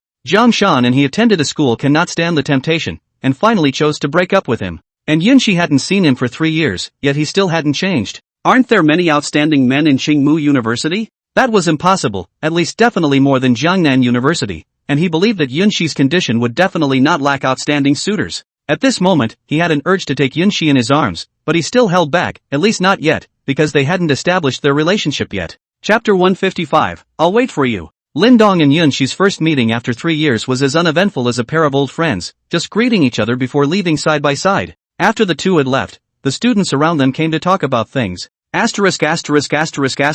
that our school's school beauty, Yunxi from the Chinese department? Who's that kid with him? Do any of you know him? It seems like a student from Jiangnan University who came to our school for exchange, right in our class. From Jiangnan University? This Nima's fatwater isn't flowing into other people's fields yet. How can we let another school snatch our school beauty? This is really a good cabbage for the pigs. What good cabbage let the pig go over? Can you talk? I think that boy is quite handsome and stylish, at least not worse than the 4 males in our school. Yun-shi and him together are a good match for each other. It was a girl's voice. Even if he's handsome and stylish, he's still from another school, our school's schoolgirl. When is it another school's turn to interfere? Isn't this a slap in our face? Yes, that's right. This is big news. Hurry up and tell Duke Hanlon about this. Yun-shi is considered by him as his inner lapel. If he knows about this, he will definitely make that kid look good. I said this Yun-shi how so many people chasing her are completely unmoved. It turns out that there is a boyfriend. These two people look like they have known each other for a long time kind of. Who cares how long they've known each other? Hurry up and spread the news, or else the school beauty of our Qingmu University will be snatched away by someone from Jiangnan University. Lin Dong and Yun-shi had attracted many pairs of eyes along the way, mainly because Yun-shi was indeed too famous in Qingmu University. The two of them didn't care at all, though, and the two of them found a place off campus to finish their meal together. Yun-shi then took Lin Dong and started strolling around Qingmu University. Aoki University, as one of the world's top institutions, was naturally very large, and the two of them wandered around a lot before finally taking a seat on the edge of an artificial lake. It's secluded and a haven for Aoki University couples, but usually at night. Basically no one would be out in the sun in the middle of the day, and it's not a good time to do anything out of the ordinary in the middle of the day. That's why people come in the evening and basically very few people will come here at noon. Lin Dong! Yun-shi shouted. HM? Lin Dong looked at Yun-shi. I feel like you've changed so much now. Yun-shi said. What has changed? Tell me. Lin Dong asked. It's gotten stronger, it's gotten more confident, and well, it's gotten more handsome too. Yun-shi said with a red face. Lin Dong touched his face. The system had indeed brought about a huge change in him, not only physically but also mentally. He used to have low self-esteem and was reluctant to interact with others. He was now bursting with self-confidence. Yun-shi, I actually feel that you have changed as well. Lin Dong said. Have I changed? Where have I changed? Yun-shi asked as she looked at herself. Becoming even more beautiful than before. Lin Dong said with a smile. Lin Dong, you've even become a smooth talker. The old you couldn't even say those words. Yeah, maybe everyone changes. The two men looked at the distant lake again, and were silent for a long time. Linden. Thank you. Thank me for what? Thank you for coming down like a god in my most desperate time and pulling me back from the ghost gate despite the danger. So that's what happened. I actually forgot about it a long time ago. I was just a little quicker to strike at the time, and I'm sure that even if I wasn't there, the others would have stepped in to save you. But I can't forget. Yun-shi raised his head and stared tightly at Lin Dong as his voice said in a low voice. Lin Dong also felt that Yun-shi's tone was subtly a little off and turned his head to look at him. The two men looked at each other in all directions. Yun-shi tilted her head to the side and continued in a low voice. I've been having a nightmare for the past few years. In the dream, a big truck was out of control and rushing towards me. I wanted to run, but I realized that I couldn't move, and just when the big truck was about to hit me, a figure would appear beside me and pick me up, out of the track of the big truck. At first every time I woke up in a nightmare, drenched in sweat, I was terrified of having this nightmare. But whenever I slept, I couldn't help but have this nightmare again, because I could see more of that figure and his face in my dreams, and I was afraid that after a long time, I would mess up and forget what he looked like. Slowly this nightmare is no longer a nightmare for me because I know that a big truck can't hit me. All I have to do is close my eyes and soon I'll be in a warm embrace, sniffing a familiar scent in my head and looking at a familiar face in my head. When Yun-shi said this, her voice had changed from low to a low sob.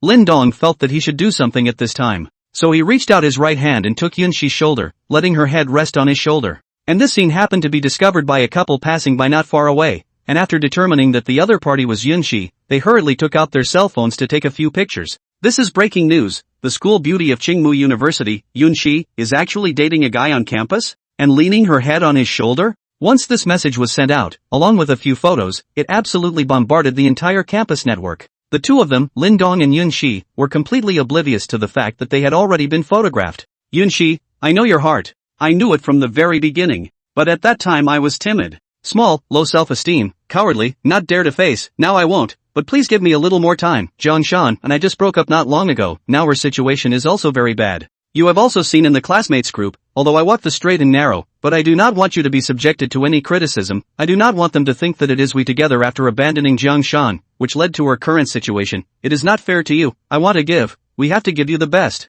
Trust me. I won't run away this time. Well, I'll wait for you. Yun-shi whispered. These chapters must be said again. I water. In fact, I just first introduced the introduction of the end, although this is a cool article, but also cannot be a straight cool. There is a need to have some padding. Everyone patience, the plot began to slowly unfold. Since everyone said I water, then I will add a more. And, because this is a free novel, you do not spend money to see, plus this book is actually not very good results, the author cannot earn any money, and the author has to go to work, the word is not easy, I hope that everyone will be merciful. Chapter 156, Packing the Next Floor. In the afternoon, Lin Dong and Yunxi both went back to their respective classes. They don't yet know that a campus storm is about to sweep in, and that it's going to be them. While they were in class, a short article appeared on the Aoki University campus forum. Aoki University flower Yunxi is dating a strange man on campus. It was followed by a few pictures of Yunxi leaning on Lin Dong's shoulder. This is a big one. Tens of thousands of views and thousands of comments in just one afternoon. This one message instantly became the hottest short post on the Aoki University forums, and began to be reprinted by the students to each other.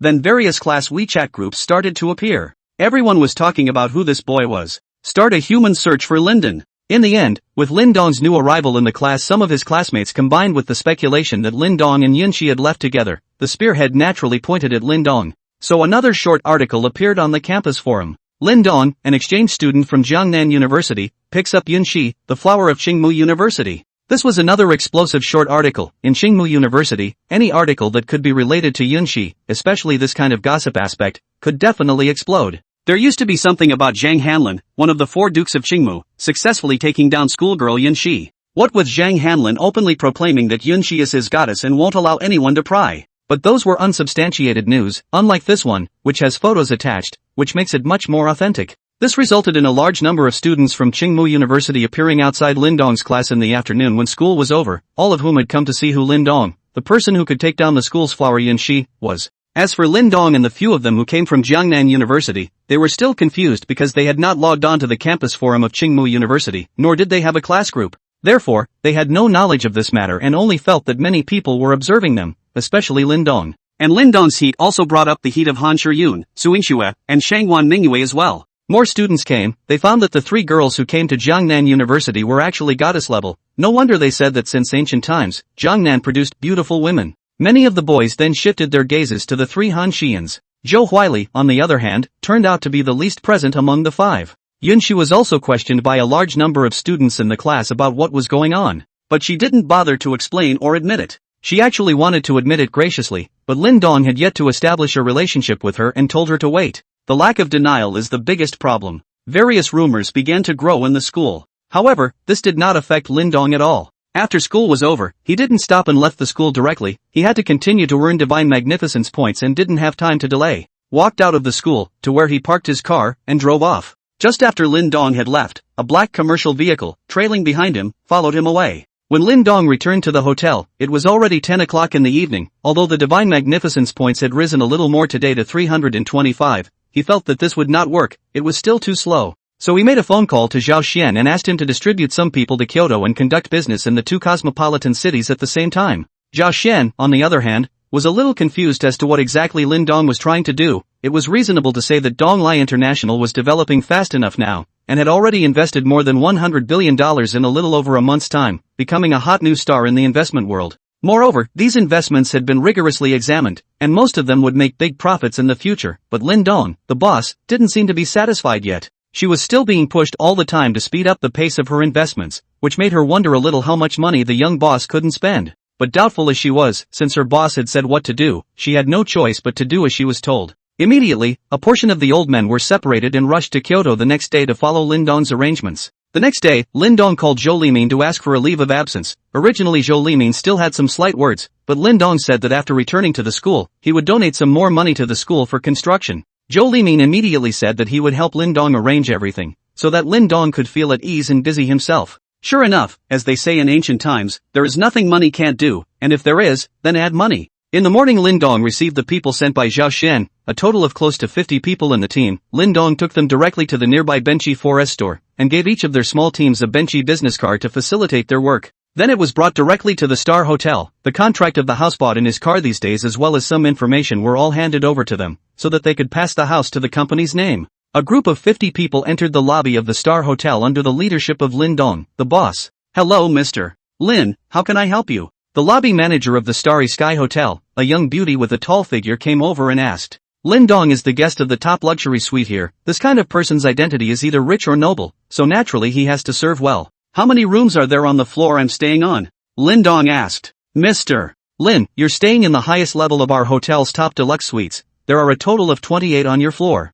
The beautiful manager Yang Lu replied. Lin Dong turned his head to the employee behind him and said, why don't the two of you squeeze in one room? That suite is quite big. Lin Dong, we can just stay in any ordinary one, we don't need to open such a good one. Right. Dong Lin, there's no need for us to live in such a nice one. Just open any room. A small team leader said. They were all veteran employees and already had some knowledge of this tycoon boss, so they didn't feel too surprised, they just had to excuse themselves a bit. Since I'm here, it's my call, I'll make the arrangements. Lin Dong said. Then he turned to the beautiful manager and said, I'd like to charter the floor I'm staying on. Can you coordinate the other guests? Yang Lu was suddenly dizzy, although he had some premonitions just now when Lin Dong said two people in a room to those people behind him, but when it really came out of Lin Dong's mouth, it still felt like a dream to her. Packing a floor of top luxury suites for your own staff? Never seen such a dirt cheap boss. She had been working at this star hotel for a few years now and had seen quite a few rich people, but it was definitely the first time she had seen someone like Lin Dong doing this. That's more than $5 million a day just for lodging.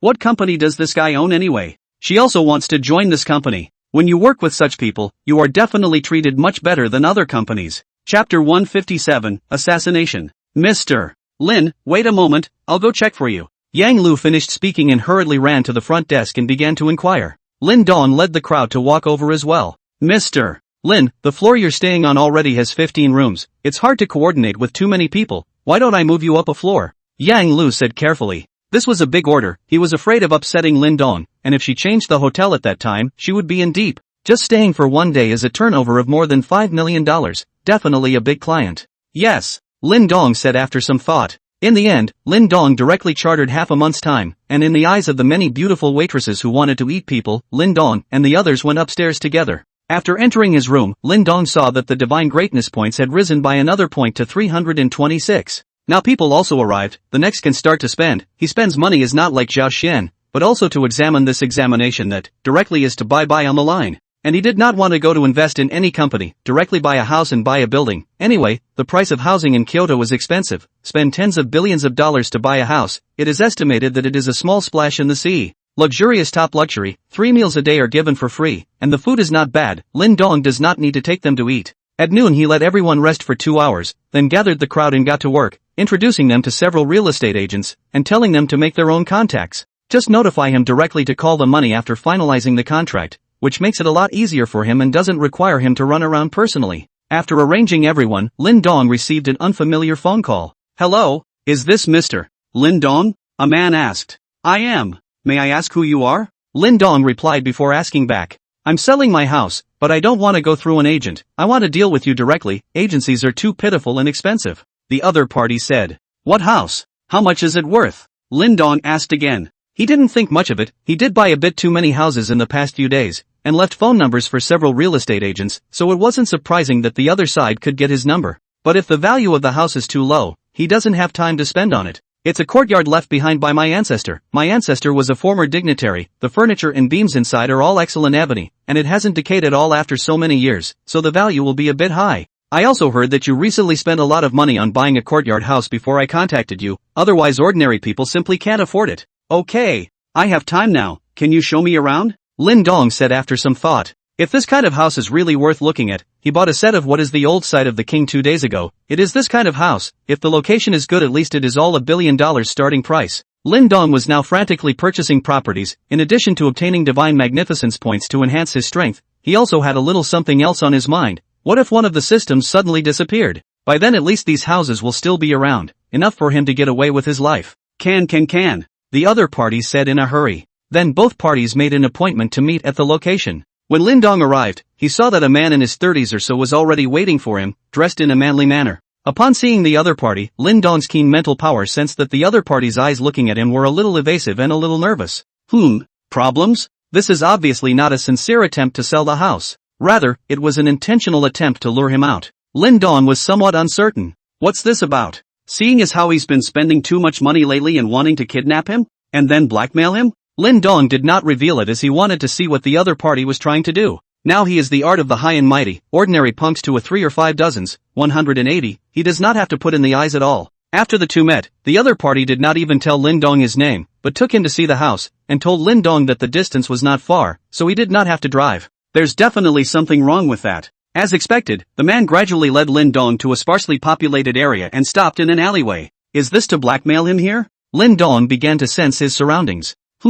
No extras? How? He thought there were at least a couple dozen people on the other side, and now there's just one? How Lin Dong looked at it, the man in front of him with his back to him did not look like an expert. Alright, tell me what's going on. I don't have time to spend with you, if you don't give a statement, don't blame me for being rude. Lin Dong stood behind the other party and spoke. However, the other party did not reply back to him, but instead ran a few steps forward and turned a corner to disappear from Lin Dong's sight. Lin Dong laughed, competing with him for speed? The world running champion would have to bow down. Just as he was about to move to give chase, a cool breeze rushed straight to his head, making the hairs on his body stand up and sweat. What kind of feeling was this? Lin Dong had only experienced it when he saved Yunxi back then, and it was a feeling that could only be felt when it truly came to a life and death crisis. Back then, the feeling wasn't much stronger because his spiritual power was weak, but now that his spiritual power had increased geometrically, the feeling instantly made him go cold. 1 second's hesitation and it might be time to say goodbye to this wonderful world. Without being able to think too much, Lin Dong made a leap and jumped out 2 to 3 meters to the side. Pow! As he jumped out and before he could land, a loud sound reached his ears, and a fist-sized hole had been punched in the ground where he had just stood. Lin Dong's eyes narrowed as he turned his head to see the situation behind him. Sniper rifle. And definitely the powerful kind. This hit on the 10-centimeter thick concrete floor can make a fist-sized hole. If it hit on a person, it is estimated that half of the body will be blown away. Even Lin Dong, a dragon ranking expert, was now breaking out in a cold sweat. What the hell kind of blackmail is that? It was clearly meant to kill him. After landing, Lin Dong did not pause for a single moment at all, instantly jumping out in another direction. Sure enough, another large hole was made where he had just landed. After landing this time, Lin Dong still did not stop and directly powered up to dart towards the person who had shot at him. With Lin Dong's strength nowadays, as long as the first shot did not hit him while he was stationary, there would almost never be another chance to hit him. With his speed, running at full speed, ordinary people could only see a residual shadow. Chapter 158, The First Killing. On a 10-story abandoned building about 800 meters away from Lin Dong, a tall foreigner saw Lin Dong dashing in his direction. Hastily, he put away the sniper rifle in his hand and placed it in a box while cursing continuously under his breath. Asterisk asterisk asterisk asterisk. Asterisk asterisk asterisk asterisk. Asterisk asterisk asterisk asterisk. Tucker was completely surprised that his foolproof shot had missed its target. Failed. As the 48th ranked assassin on the darknet, he might not be very strong, but his firearms could definitely be ranked in the top 10, and he was good at disguises. In his opinion, so what if he's strong? Can it stop bullets? Apparently not. Who cares about the tiger list or the dragon list? It's just a matter of a bullet. As a result, he was also extremely conceited, and Kyoto, China was a place where many people dared not come to carry out their missions, but he was not afraid. One bullet takes care of the target, and when it's time to camouflage it, who'll know he did it? He wasn't like some of the other assassins who had to fight to the death to assassinate a target. All he needed was a vantage point and a bullet to draw his target in. $1 billion to assassinate a peak tiger ranking was, in his opinion, a complete gift of money to him. It turned out to be a surprise failure. After quickly loading the sniper rifle and quickly slinging it on his back, Tucker turned to leave, and very quickly too. One flight of stairs took him only 3 or 4 steps to the bottom. Although Lin Dong did not know the other party's exact position, he was able to sense the general direction of the other party based on the trajectory of the bullets, which was enough as snipers would generally be at the highest point of the general position. Don't ask him how he knows. Ask is to watch it on TV. Haven't eaten pork, haven't seen a pig run? Soon, Lin Dong arrived at the bottom floor of this abandoned building. The distance of several hundred meters was simply trivial to him nowadays. There were a lot of dilapidated houses in between though, and it wasn't flat, and he'd come all the way straight over the mountains, so it took him a little longer. Lin Dong had just reached the bottom of the building when he saw a tall man wearing a duck-tongued hat with a long case on his back coming down from the upper floors at breakneck speed. Mud. Lin Dong's anger came up at once. It didn't even need to be asked, it was definitely the man in front of him who had just shot him. Since this person wanted his life, Lin Dong did not talk nonsense, he would first be crippled. Boom! Strength, spiritual power was exerted to the extreme, and a strong pressure was released. Lin Dong made a dive and charged towards the man who was still at the stairway. He also did not hold back at all and came up with an 8th level boxing stance. Grade 8 * Iron Mountain leaning. Tucker was cursing as he quickly descended the stairs. Just as he reached the corner of the stairway at the bottom, he saw his target come into view. Tucker froze and was about to turn and run upstairs. He couldn't beat a peak tiger rank in close combat, so he could only pull away before using ordinary firearms. He had more than one sniper rifle on him. But as he was about to turn around and leave, an aura that suffocated him pressed down on him. What's this? Before Tucker could react, Lin Dong had already rushed in front of him. Boom! All Tucker felt was a massive force slamming into him. Put! A mouthful of blood sprayed out from Tucker's mouth. At this moment he only felt as if his internal organs had been rubbed together. The intense pain made him nearly faint, and his body flew backward involuntarily. Lin Dong slammed into Tucker, but the force remained intact, pushing Tucker to slam into the wall behind him again. Boom! There was another loud bang. The concrete wall that was more than 10 centimeters thick was actually directly knocked out a big hole. It was evident that the force of Lin Dong's strike was unimaginable. Tucker instantly felt the bones in his back completely shatter as well. Put! Another large mouthful of blood spurted out. The two went through the wall and dropped to the floor. The difference was that Tucker was lying on the ground already more in than out, dying. Lin Dong, on the other hand, stood firmly on the ground. Tucker tried to get up, then just moved his head upward, unable to exert a single ounce of strength in his body at all. Gradually, the last bit of strength disappeared, and the endless darkness swallowed him up. Lyndon walked over to Tucker and tried his breathing. Grass is dead. Mud, so unforgiving? Haven't even asked who the hell is trying to kill me. The first time he killed someone, Lin Dong did not have much of a feeling or psychological burden because if he did not kill others, they would have to kill him. Looking at the appearance of the man on the ground, he should be a foreigner. Foreigners causing trouble in the country should be under the Falcon's control, right? Lin Dong directly called Vulture Captain Zhou Zhenghua, told the other guy that there was a foreigner here trying to kill him and using a powerful weapon, and sent the location to the other guy. Zhou Zhenghua told him to wait where he was and come over right away. Lin Dong waited for about 20 minutes or so before a military helicopter flew towards him and then stopped at the roof of the abandoned building. Soon, Zhou Zhenghua brought a few people to Lin Dong. Captain! Lin Dong shouted. What's going on? Zhou Zhenghua asked. Lin Dong told him what had happened. Go check his identity, Zhou Zhenghua said to a female team member who came with him. Yes. The three women came to Tucker's side and took out a bottle of potion, poured it over Tucker's face, and rinsed his face off with another bottle of water. Then a scanner was pulled out and scanned Tucker's face, then connected to a laptop. It didn't take long for one of the female team members to say, I found it, this person's name is Tucker, the 48th ranked assassin on the darknet, with the strength of a beginner on the Tiger list, but he is proficient in all kinds of firearms, and has a certain amount of fame in the assassin world. What kind of person did you kid offend? To be able to invite an assassin from the darknet to kill you, it requires a small price to pay, Zhou Zhenghua said as he looked at Lin Dong. The first thing that came to Lin Dong's mind was the two brothers, Lu Mang and Lu Kuan,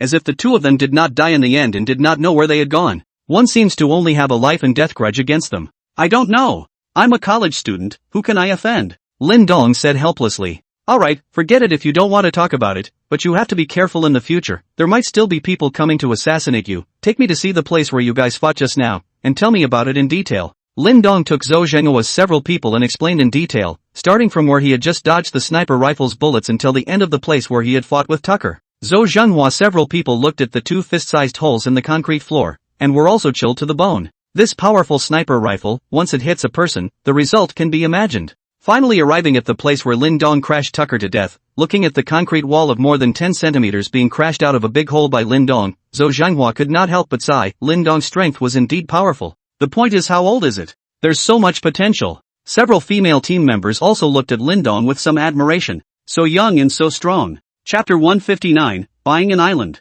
Lin Dong laughed. As for the rest of the matter, it was left to Zhou Zhenghua and the others, who were more experienced in dealing with such matters. Zhou Zhenghua told Lin Dong that those female members were members of the Falcon Spider Squad, responsible for the entire Falcon's intelligence network, and if Lin Dong had anything he needed to know, he could contact them directly, and they would also notify Lin Dong if they found out any relevant information, and the two sides stayed in contact with each other. Lin Dong saw that the pattern on their arms was indeed a spider pattern. The pattern on the arm of your own team's uniform is a vulture, I believe. He got his uniform back and never wore it. Returning to the Star Hotel, Lin Dong had a sense of urgency. Today's encounter was just too dangerous. If he had not sensed that there was danger in time, if his spiritual perception was not strong, he would probably have to account for himself there. That kind of powerful sniper rifle, as long as it touches you, you'll be crippled if you don't die. It's too scary. It was necessary to increase the divine magnificence points to 1000 as soon as possible, and then break through the ordinary limit of spiritual power, because spiritual power was just too important. That's sensing danger.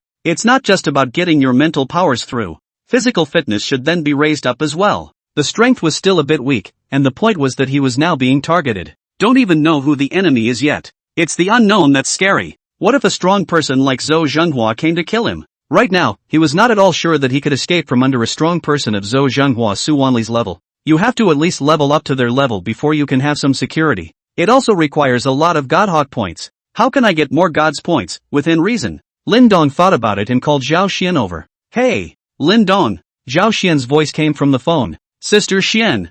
I want to buy some things, so keep an eye out for me. Buy them for me as fast as you can and get the best ones, money is not a problem. Lin Dong said. Buy what? Zhao Xian asked. I want to buy an island, and airplanes and cruise ships, both passenger planes and helicopters, and the most luxurious cruise ships. Dong Lin, are you sure you want to buy these? I think it's more cost-effective to have this money to invest. These things are consumables that will only go down, not up.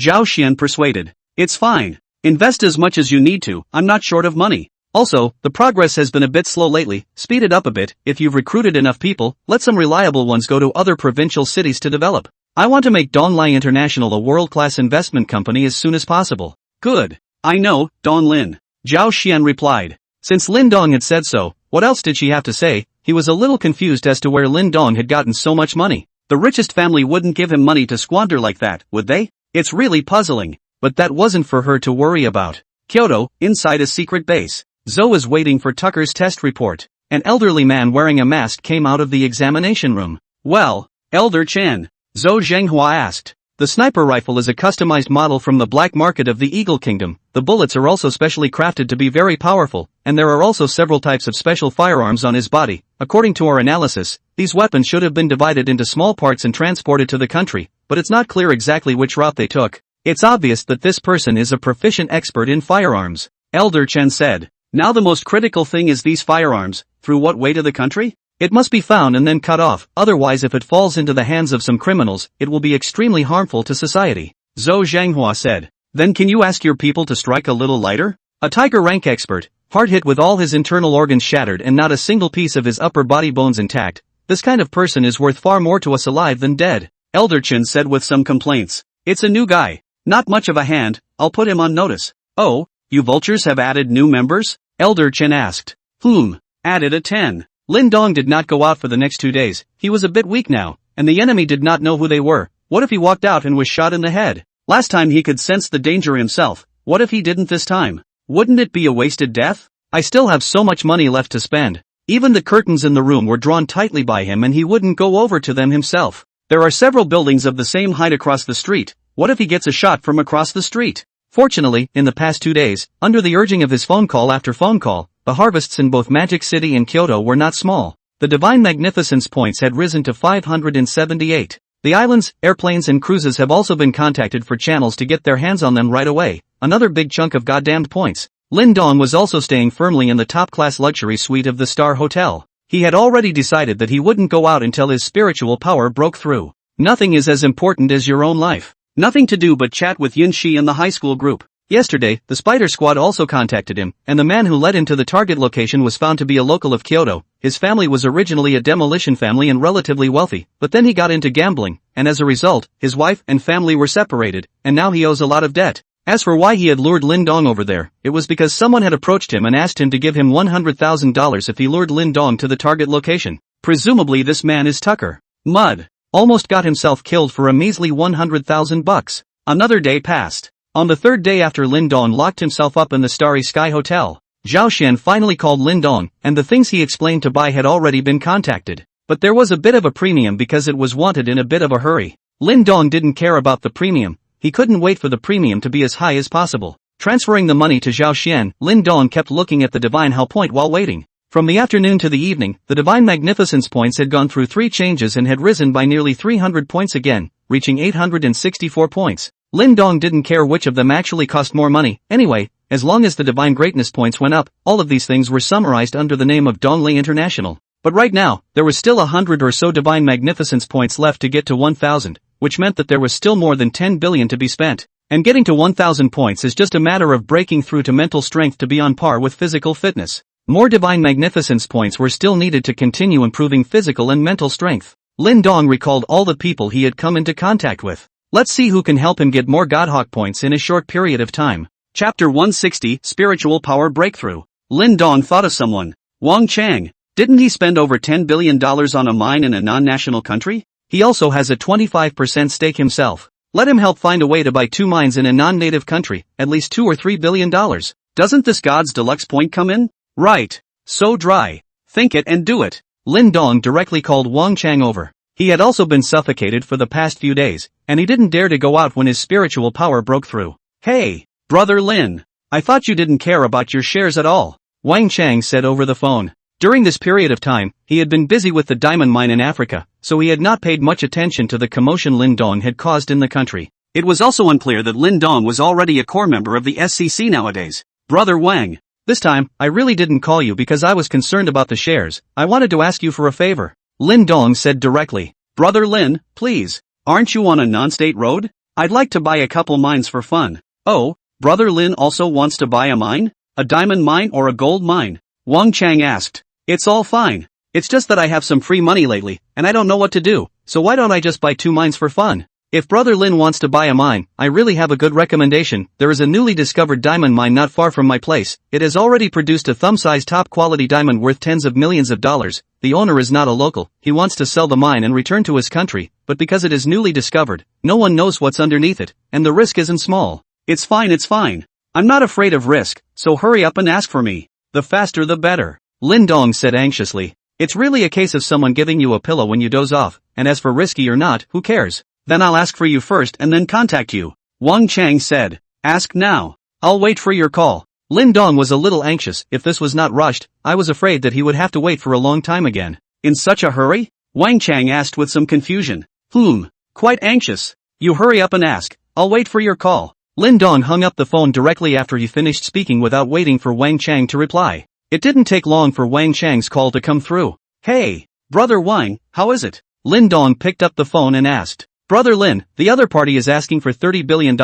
I think we should still be able to press the price a bit, but the risk is a bit high. After all, it's a new discovery, the amount of storage can't be determined, and if it doesn't meet expectations, we might not even be able to get our capital back. Okay. As long as he sells, I like to have fun and excitement. I don't find it interesting without risk. I'll take this mine. Brother Lin is really prepared to buy it? You have to think clearly, $30 billion is not a small amount. Buy it. I'll leave this in your hands, sign the contract tomorrow and I'll give you 10% of the shares. This can't be allowed. I can't take the shares, since we are friends, it's just a small favor. Wang Chang hurriedly excused himself. Lin Dong was actually going to give him 10% of the shares? Isn't this giving him $3 billion for nothing? Not true. Maybe even more than $3 billion. Although he was a bit moved, it was $3 billion after all, he still refused. Brother Wang, the mine is bought, I don't have time to come over, but also need you to help me develop over there, give you 10% as the technology into the stock. Really, when I am a friend, you don't excuse yourself. Then, okay. Wang Chang thought about it but agreed. Since Lin Dong had said this, it would be a bit too big of a deal for him to refuse. However, he went on to say, Brother Lin, in the future, if there's any use for me, Wang Chang, just say so. As long as I can do it, I'll never excuse myself. Okay. That's it then, hurry up and finalize the contract tomorrow and I'll transfer the money to you. Lin Dong hung up the phone and finally breathed a sigh of relief. Finally, it's time to break through the spiritual power soon. The next day, Wang Chang did get things done. Lin Dong immediately transferred $30 billion. Together with the completion of some more investments in Magic City and Kyoto, Lin Dong's divine greatness points instantly skyrocketed to 1,215 points. Lin Dong sat on the sofa, looked at the system panel in front of him, and tapped on that plus number behind the spiritual power. A window pops up. Host Lin Dong's mental power has reached the limit of ordinary people on his planet. Does he choose to continue to upgrade? This elevation will consume 1,000 divine magnificence points. Lin Dong chose yes without hesitation. 1,000 divine magnificence points were deducted, leaving 215 points. Lin Dong suddenly felt like pins and needles inside his head, which lasted for quite a while before he slowly began to experience some swelling and pain. Lin Dong collapsed and lay down on the sofa. His brain was groggy and his consciousness was somewhat blurred. Not knowing how much time had passed, Lin Dong sat up all of a sudden, his mind clear. The moment felt like suddenly sobering up in a state of intoxication. Not only did the mind feel clearer, but even the senses were heightened. He could even hear a mosquito flying around the corner in this house. Lin Dong was excited that his spiritual power had finally broken through the limit and hurriedly checked the system.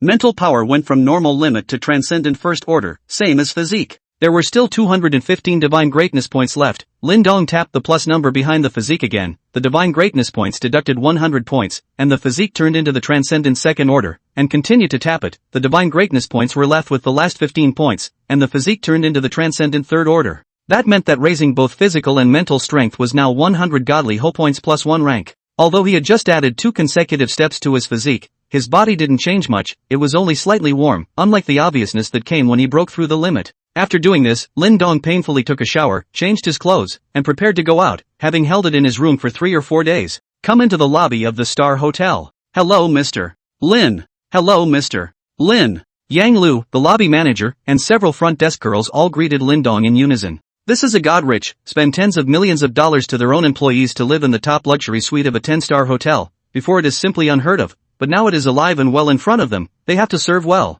Hello everyone. Everyone has worked hard. Lin Dong smiled back. Make it seem like he owns the place. After leaving the hotel, Lin Dong drove off. In the lobby of the Star Hotel, a few front desk girls were still talking about Lin Dong. Have you guys noticed? Mr. Lin seems to have changed. I've noticed it too, becoming seemingly more refreshed and toned. Yeah.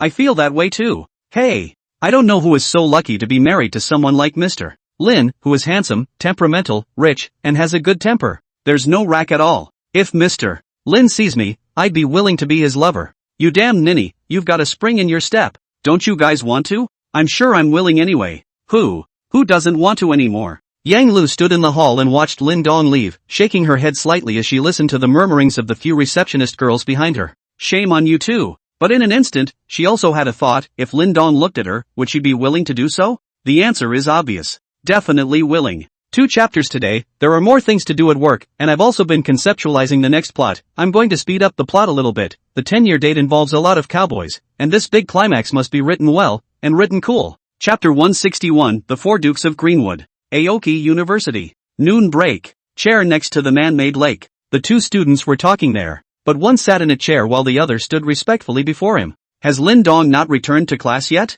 Zheng Hanlin, who was sitting on a chair, asked. Back to Mr. Hanlin, Lin Dong has not come to class for 4 or 5 days. The standing student replied. Lin Dong and the others had come to Qingmu University for exchange studies and were precisely in the same class as him, so they were very clear about whether Lin Dong had come to the school or not. As soon as Lin Dong returns, notify me immediately. Lord Hanlin. Okay, no more for you, go. Yes. The standing students bowed to Zhang Hanlin and left. Zhang Hanlin sat in his chair looking at the calm water not far away, but his mood was not calm. The school beauty that he had been holding up for 3 years had been cut off by an exchange student who had only been here for a few days? Originally, he didn't believe these rumors, but those pictures and Yunxi's reaction made him believe it. The photo should have been taken from where he was sitting right now, with Yunxi leaning on that kid's shoulder. There was absolutely no mistake, not to mention there were no traces of pee. And there was something wrong with Yunxi's whole attitude. In the past, when Yunxi rumored something with him, she was the first to clarify. But this time it's been a few days and she has absolutely no intention of clarifying. It wasn't acknowledged either, but in his mind not clarifying it would be an admission in disguise. Isn't that a slap in his face? He was becoming the joke of the school these days. As soon as people talked about the schoolgirl Yunxi talking about her boyfriend, they would naturally associate him, the one who had been chasing Yunxi for 3 years, with him. Who is he? One of the 4 recognized sons of Aoki University. To be talented. To look like there is a look. Not to mention he's a Kyoto native. Although the Zhang family was not comparable to those top-tier mansions in Kyoto, it could squeeze into the ranks of first-class families. It's no exaggeration to say that as long as he casually lets out a little bit of wind, the women in the school who are lining up to get into his bed can circle the school playground twice. He'd had a lot of fun with women before college, but ever since he went to college and met Yunxi, he was completely conquered, and he wanted to own Yunxi, the white snow lotus flower. For this reason, he went out of his way to change his habits and cut off all the women he once had. As a result, he was still defeated on Yunxi. 3 years. How much did he pay? Instead, they get the news that Yunxi is with another man. In this instant, Zhang Hanlin's originally gentle and elegant face became somewhat hideous. Ever since he was a kid, there hasn't been anything he couldn't get. Even if you can't get it, then you have to destroy it. This is his code of conduct. It is better for me to lose the world than for the world to lose me. 2 more days passed and came the weekend. Lin Dong still kept running outside every day to buy houses and buildings. But because of the lack of big purchases, the Godhawk points are increasing a bit slowly. It only went from 15 to 108 points in 2 days, and it took less than $10 billion. Lin Dong did not hesitate to point his physique once more, and in the end, there were 8 divine greatness points left, and his physique came to the transcendent 4th order. When he returned to the hotel, Lin Dong realized that today's Starry Sky Hotel seemed to be particularly lively, with a collection of luxury cars in front of the entrance that was almost about to stop. And there was a huge crowd gathered around the hotel, many holding signs and banners, stopped by dozens of security personnel. Is this a groupie? The Star Hotel is housing a star coming in? He had to park in the underground garage. Lin Dong was stopped when he walked to the front door. Previously there were 4 welcome girls here. Today it had turned into 4 security guards. Sir, please show your room card. No one is allowed in today except for the hotel's regular residents, one of the security said. Lin Dong was about to speak when Yang Lu, who was in the hall, saw it and hurriedly greeted him. Good evening, Mr. Lin. Yang Lu finished and then said to a few security personnel, Mr. Lin is a VIP of our hotel. Mr. Lin inside please. Yang Lu said. Lin Dong followed Yang Lu into the hotel lobby. May I ask what Mr. Lin is having tonight? I'll prepare it for you. Yang Lu asked respectfully. Whatever. Just as usual. By the way, what's the situation at the hotel tonight? Lin Dong casually asked. Mr. Lin, tonight there is a big director who is holding a launch party for a new movie in our hotel, inviting many stars from the entertainment industry as well as movie investors to participate, and it said that there is a small donation ceremony at the end, because the movie he's making this time around is being filmed in a very impoverished place, and he wants to do his part to help out the local residents, and this big director has a very important weight. Yang Lu said. Oh, that's so. So do I need an invitation to get in? Like it's not needed. Okay then, which floor is it on? I'll go down and check it out later. In the lobby on the 60th floor. Okay, thanks. Lin Dong said and went upstairs. Returning to his room, Lin Dong took a shower, changed his clothes, and was ready to check out that whatever launch. For this kind of people who can use their own influence to help others, Lin Dong is still quite admiring. Anyway, he is not doing anything, so he will go to take a look, and also donate some money on the way.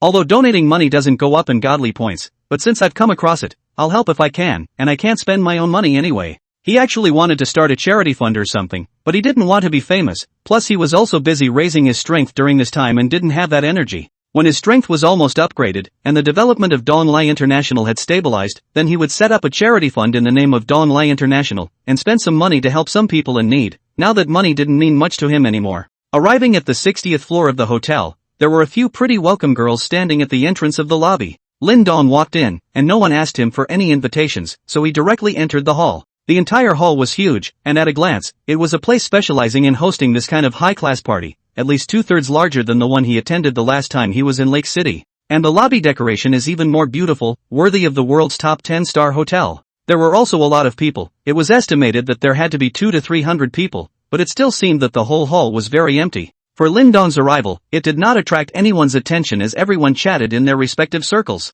Lin Dong walked over to the place where the food was placed, took a plate and started to clip the food. After running all day, he was indeed a little hungry. Finding a corner to sit in and just start enjoying the food, a high-class party is a high-class party and the food prepared is really quite good. Sweeping through the entire hall, many of them were star powerhouses that Lin Dong had only seen on television. However, there were 2 people he knew, one was Yao Shui, one of the 4 new generation flower girls, and the other was the diva Ling Qingqiu. They had met the last time they were in Lake City. However, Lin Dong did not intend to go up to greet him. After all, he was not too familiar with him and it was hard to say if others still remembered him. Chapter 162, I heard you need investment? Yao Shui was smiling as she spoke to a big-bellied and balding investor. To outsiders, she is one of the country's newest 4 little flower girls, and her scenery is boundless. But the real situation is only known to her. She is just a plaything in the eyes of these capitalists. This time, it was hard for her to take a big production movie, for which she had prepared for a long time. But because she was not willing to go to bed with the so-called investor, she did not end up making the investor happy with her.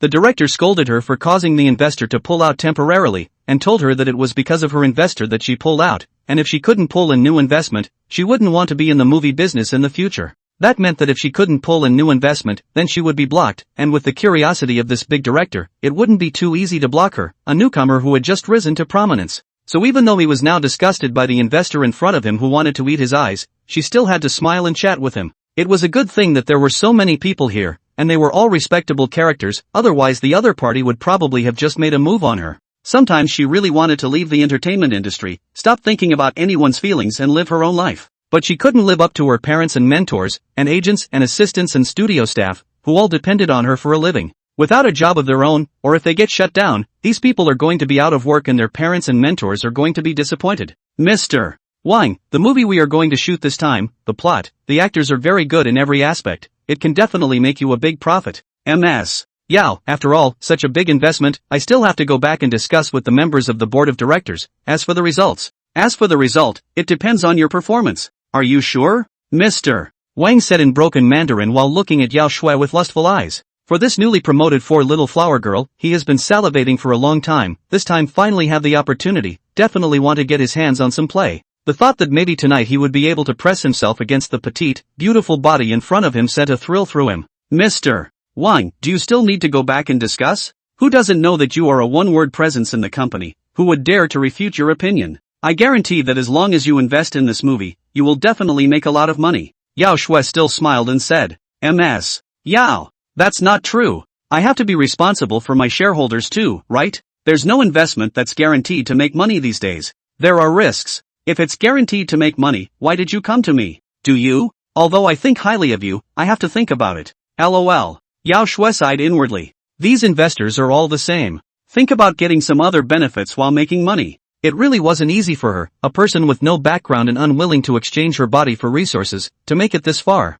But now her road has come to an end and she will either trade her body for investment or wait to be shut down. Even if you have to trade your body, you should at least find a younger one who looks good, right? The image of this general manager Wang in front of me, fat head, big belly, and bald, the H can be his father, a pair of small eyes to see a beautiful woman is colorful. It was so disgusting to ask her to go to bed with someone like that, she might as well just jump in the river. Mr. Wang, then you should go back and reconsider. I'll ask the others if they're interested, bye. Yao Shui turned away after saying that, not willing to waste any more time on this Mr. Wang, since she couldn't change the fate of sleeping with her, she could always choose one who could look past her eyes, right? Anyone who can get into this hall is either a celebrity or an investor, so it's always a good idea to look for a younger, eye-catching one. Ms. Yao. Ms. Yao. I can still make additional investment drops, let's talk again. Mr. Wang didn't expect Yao Shui to leave directly and hurriedly called out. Yao Shui didn't pay any more attention to him though. Yao Shui turned around and found two slightly younger and looked still more eye-catching investors to talk about it, but were unsuccessful. The other side said that the company has no plans to invest in this kind of large-scale production of the movie. After all, the planned investment for this movie is $300 to $500 million, which is real money, not just anyone can get it out. Some companies don't look at the market value of billions and billions of dollars, but if they are allowed to draw a few $100 million out without affecting the normal operation of the company, there are really not many companies that can do it. Well, Yuki, a middle-aged beautiful woman came over and asked. She's Yao Shui's agent, Chen Hong. It was also the person who had watched Yao Shui graduate from school and take one step at a time to get to where she was today. Yao Shui shook her head and said, not much progress, Sister Chen, what about your side? Me too. Alas. It's true that very few companies can afford to invest in this kind of big production movie nowadays, and the ones that can afford to do so we've pretty much already contacted. Chen Hong sighed and said, Sister Chen, do you think I only have one last way to go? The market is like this now, it won't even look at your hard work and acting skills, as long as you're willing to make sacrifices, anyone can be a female number one. Yao Shui asked with red eyes. Hey, Snowy, don't think so much, if it's not possible we can always stop acting. Who does he think he is? If he wants to block you, if he dares to block you, I will give him those things. The big deal is that we all have a fish death net. Chen Hong touched Yao Shui's head and said. That's when a voice reached their ears. Ms. Yao, I heard you need investment for your movie? The two followed the voice and saw an incomparably handsome face looking at them with a smile on its face. Lin Dong was originally prepared to eat something, donate some money and leave, but because of his mental power breakthrough, both his eyes and ears were very sharp. And the place where Yao Shui and the girls were talking wasn't far from him. So he heard them talking, and it seemed like they were pulling investments? Isn't this a godawful point delivered to your door? It's not much, but a little goes a long way. And this investing in movies is also a direction to get to know some directors and stuff through Yao Shui.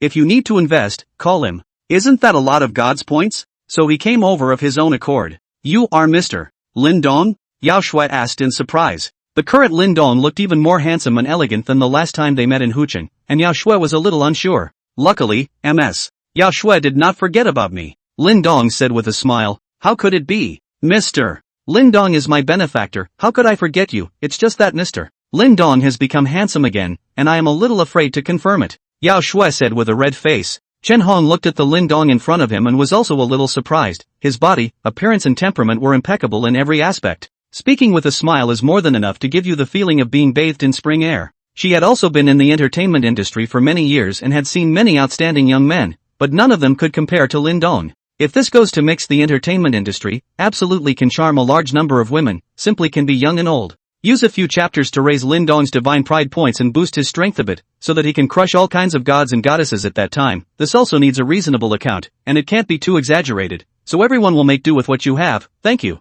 Chapter 163, Liar Lin Dong. Little Snow, who is this? Chen Hong asked. Yuki actually had such a friend? How did she not know that at all? To know that she and Yao Shui are almost inseparable, to put it bluntly, she knows exactly how many moles Yao Shui has on her body. Moreover, Xiao Shui's circle of friends themselves are almost all recognized. I have not heard that there is Lin Dong this person. If Lin Dong could be absorbed into the studio and packaged, it would definitely be a money tree. These are the days of spelling traffic. Lin Dong was definitely attracting girls' eyes even in his current appearance. Letting her package it a bit more, she guaranteed that it would not be long before Lin Dong definitely ranked amongst the explosive chickens amongst the juniors and became the king of traffic. By then, the advertisement and endorsement will be soft, even if they can only be popular for a few years. The money they earn will be enough for them to eat and drink for the rest of their lives. Sister Hong, this is Mr. Lin Dong, he was the one who saved me last time in Lake City. Yao Shui replied. So it's Mr. Lin, hello. I am Xiao Shui's manager, my name is Chen Hong. Chen Hong extended her right hand and said to Lin Dong. The last time in Lake City, she did hear snow mentioned, but did not care. As a small star who just emerged, it is normal to be taken advantage of, mooching and mooching, as long as you did not lose your virginity. Hello, Sister Hong. Lin Dong also extended his right hand to shake Chen Hong. Immediately after that, he added, it's good that Miss Yao Shui hasn't forgotten about me. What benefactor? I actually didn't do anything. Just now I heard that the movie you're planning to make is pulling in investments? Aha! Yes. That previous investor temporarily withdrew his capital, so he's still looking for a new investor, but because the investment amount is a bit large, he hasn't found one yet. Yao Shui said with some despondency. I can invest in you. Yao Shui froze and asked happily, does Mr. Lin Dong also invest in movies? Never voted before, but ready to try now. Yao Shui thought for a moment and said, if it's Mr. Lin Dong's first time to cast, I suggest you find a movie with a smaller investment to try. I can introduce you to it. Can't just you shoot this one? Lin Dong asked with some doubt. Our investment amount for this one is a bit big, although I can guarantee that I will do my best to act well, but the final results will still be left to the market to decide, so the risk is still there, and it's your first time to cast, so if you lose money it will dampen your confidence. Yao Shui explained. How big is a bit of an investment? Expect $300 to $500 million. When Lin Dong heard it, he thought how big it was. His heart was also a little excited, but it turned out to be only $300 to $500 million.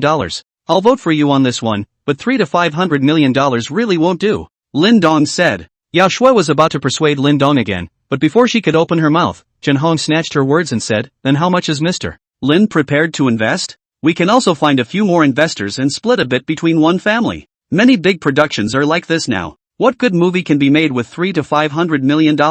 I am a person who has a cleanliness fetish, that is, I have to do everything to the best. Since I decided to invest in making a movie, then I have to press the best to make the most satisfactory effect. I am going to invest 1 billion first, and then add more if it is not enough, Lin Dong said in a serious manner. Mr. Lin Dong, how can this work? Yao Shui asked with some stuttering. Chen Hong, on the other hand, didn't have much of a reaction. This was because she had already decided that Lin Dong was being flippant. He must have taken a liking to Yuki and wanted to put on a show in front of her, then coax her into bed and finally achieve the effect of cheating and cheating. I did not expect Lin Dong, who looked presentable, to be such a person. It's still true that you can't tell the difference between a man and a woman. And by the looks of Yuki, she was already convinced. It's a good thing he was there today, or else Yuki would probably have really been fooled. She was an old man who had been in the entertainment industry for many years, and her experience could not be compared to a young girl like Snowy who was new to the entertainment industry. I've never seen an investor think that the investment capital is small, not mention any reason to directly additional investment, and an additional is a few $100 million.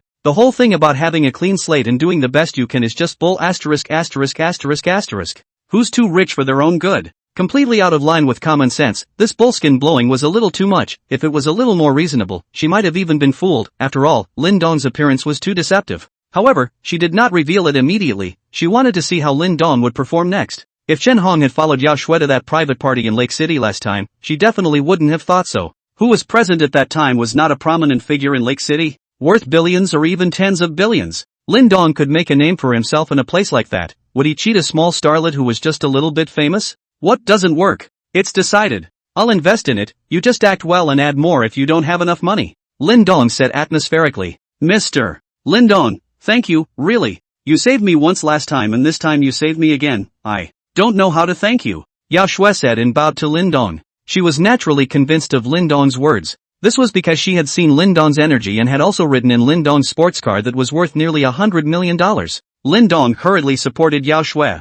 What's this for? What if someone sees it later? It'll be another big story. What with Yao Shui, one of the newest four little flower girls, bowing to a strange man? Definitely front page headlines. He doesn't want to be famous. Chen Hong also rushed to support Yao Shui and held her in her arms. She didn't expect Yao Shui to make such a move. If this was filmed, jumping into the Yellow River to wash it wouldn't be clear. Chen Hong looked around. Fortunately they were by the corner, so no one should have noticed. Ms. Yao Shui, I can't afford you like this, Lin Dong said. Yuki, what are you doing? What if this is seen? Chen Hong also said. Yao Shui also realized that her actions just now were a bit inappropriate. She was now a public figure after all, and her every move would be infinitely magnified. Mr. Lin Dong, Sister Hong, I am sorry, I just had a feeling in my heart and wanted to express my gratitude to Mr. Lin Dong, Yao Shui said somewhat apologetically. Chen Hong originally had quite a good impression of Lin Dong at first, but now it was becoming more and more apparent that Lin Dong was a smelly man who relied on his appearance to cheat money and sex. With his smelly skin, I don't know how many women have fallen into his hands. She also had to admit inwardly that if Lin Dong were to speak to her in a flowery manner, she herself would probably not be able to withstand it. Lin Dong's temperament was really too attractive. After knowing that Lin Dong was a liar, she even developed an idea that she wanted to spend some money and have a one-night stand with Lin Dong. Lin Dong himself did not realize that in fact, his entire aura had improved a great deal since his spiritual power breakthrough a few days ago. The appearance hadn't changed, but the whole essence of the person had changed too much. And this change is fatally attractive to women. Chapter 164, I have a request. At this time, two middle-aged men walked up to Lin Dong in front of them, one tall and one short, one fat and one thin. One of them was Manhwa, the famous and big director Yao Shui was preparing to make this movie, and the other one was Mr. Wang, who was chatting with Yao Shui at the very beginning. Director Ma! Director Ma! Yao Shui and Chen Hong shouted at the same time. Although they don't like Manhwa. But there's no way, Manhwa's curiosity is not as big as the big director who organized the banquet today, but it's already considered a first-line big director in China, and Yao Shui, this kind of new generation starlet can't really afford to mess with it. Otherwise they wouldn't have to work so hard to pull an investment. The big deal is that they don't act. Xiao Shui, let me introduce you, this is Mr.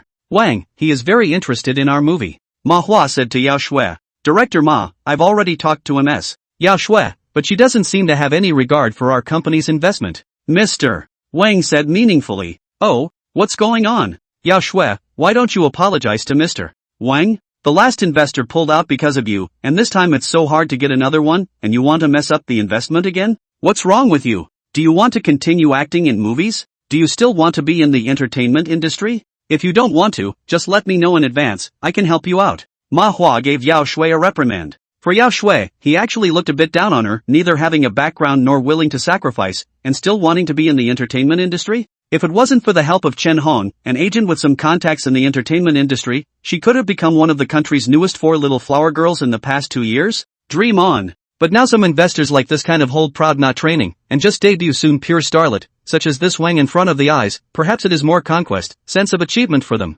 Ma guide. I've already found a new investor. Yao Shui said, forcibly holding back the aggression in her heart. Who? Manhwa asked. It's this Mr. Lin Dong, he's already prepared to invest in our movie. Yao Shui said. It's over. Before Chen Hong could stop him, Yao Shui had already told Lin Dong off. Lin Dong was obviously a liar, although with his current image he was able to bluff Manhwa for a while, but what about when he was really asked to take out real money? By the time this news broke, Yao Shui would become a public enemy in the movie industry, and it would be hard to turn around. The 2 years of my own efforts have been in vain. Thinking of this, Chen Hong glared at Lin Dong with a pair of beautiful eyes. This brat was a complete scourge, on the contrary, he had a good skin. Lin Dong's powerful spiritual power naturally sensed Chen Hong's dissatisfaction with him and was still wondering in his heart. I paid to invest in you guys. What's with the hate? There's no reason for that at all, is there? You guys are just submissive to other investors, how come it's not the same with me? Is it because I'm paying too much money? Woman, sure is an amazing creature. I wonder where this Mr.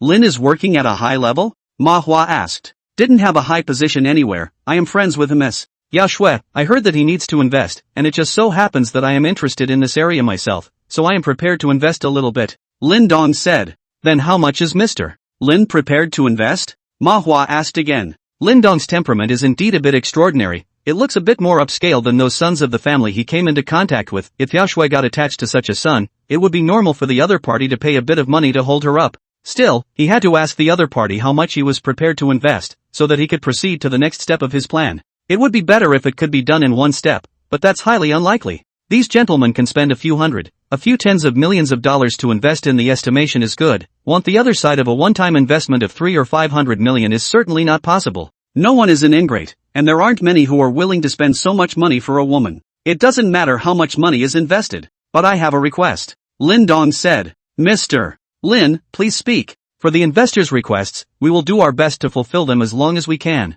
Manhwa said with a smile. Lin Dong means he wants to be a sole proprietor. It's a situation he couldn't ask for more, and one investor is not the same as multiple investors. What if people don't agree? Who to listen to anyway? Sole proprietorship takes a lot of the hassle out of it. Just serve one, it's their favorite. Is it okay if I want to change the director? Lin Dong said with a smile. Ha! Manhwa was dumbfounded. Not just him, even Yao Shui and Chen Hong were stunned. They were completely surprised that Lin Dong would actually make such a request. Manhwa also reacted at once. It must be because he had just reprimanded Yao Shui himself and was held a grudge by Lin Dong. Isn't it a slap in the face to reprimand the other party's woman in front of them? He also had some regrets at this time. He should have known to understand the situation clearly first. What now? Though he is spearheading this movie project, it is the investors who are the heart of a project. Without an investor to put up the money, the project would definitely not continue. On the contrary, without him as the director, any director with a bit of fame would be able to do the job. If Lin Dong really became an investor in this movie and wanted to replace him, it was really just a matter of words. The reason is very simple. This project is still turning away from him, but away from Lin Dong, the investor, it really cannot turn up. Mr. Lin, I just actually... Manhwa tried to explain, but he was interrupted by Lin Dong before he could finish his sentence. Can the director be changed or not? Lin Dong said as he looked at Yao Shui and Chen Hong. It's nice to be able to trade. But, before Chen Hong could finish his sentence, Lin Dong grabbed his words and said, it's fine if you can change, aren't you Yao Shui's agent? I'll leave this matter to you. I'll initially invest $1 billion, if it's not enough, I'll continue to add more. Lin Dong's cell phone also rang at this time. Hello? Lin Dong said as he picked up. Lin Dong, I have a few contracts here that I need you to sign. Are you at the hotel? Chen Hui, the head of the Kyoto investment team, said. I'm in the 60th floor hall, come over here, I happen to be looking for you for something. Lin Dong said. Okay, Lin Dong, wait a moment. After a few minutes had passed, Chen Hui panted and came to Lin Dong's side. He wouldn't dare keep the big boss waiting. Lin Dong, this is some documents you need to sign? Chen Hui said as he came up for air. Lin Dong did not look at it, so he directly scratched a few times, and then said, I am prepared to invest in a movie here. The initial plan is to invest $1 billion first, and continue to add more in the later stages if it is not enough. You and this sister Hong will joint the matter of the contract, and I won't be involved in it. Yes, Lin Dong, Chen Hui replied. Then he turned to Chen Hong and said, Hello, I'm Chen Hui, the head of Lin Dong's investment branch in Kyoto. He didn't say Eastleigh International. This was because Donglai International was now a small name in the investment world, and Lin Dong had said that he did not want others to know that he was the boss behind Donglai International for the time being. Hello you. My name is Chen Hong. Chen Hong stammered a little. She hadn't fully responded until now. How did Lin Dong go from what she thought was a fraud to a big boss? And looking at this situation, the other side of the billion-dollar investment doesn't seem to have put it in mind. Jesus, how on earth did Yuki meet this god of fortune? Young, cool, and more gold. 3 chapters for the weekend tomorrow, just 2 today. Thank you all for the gifts, I've read them all, and all I can do is bury my head in the sand and write a good story to repay you all. Thanks. Chapter 165 Documentary. Manhwa froze directly on the spot. What did he hear Lin Dong say just now? Start by investing $10 billion?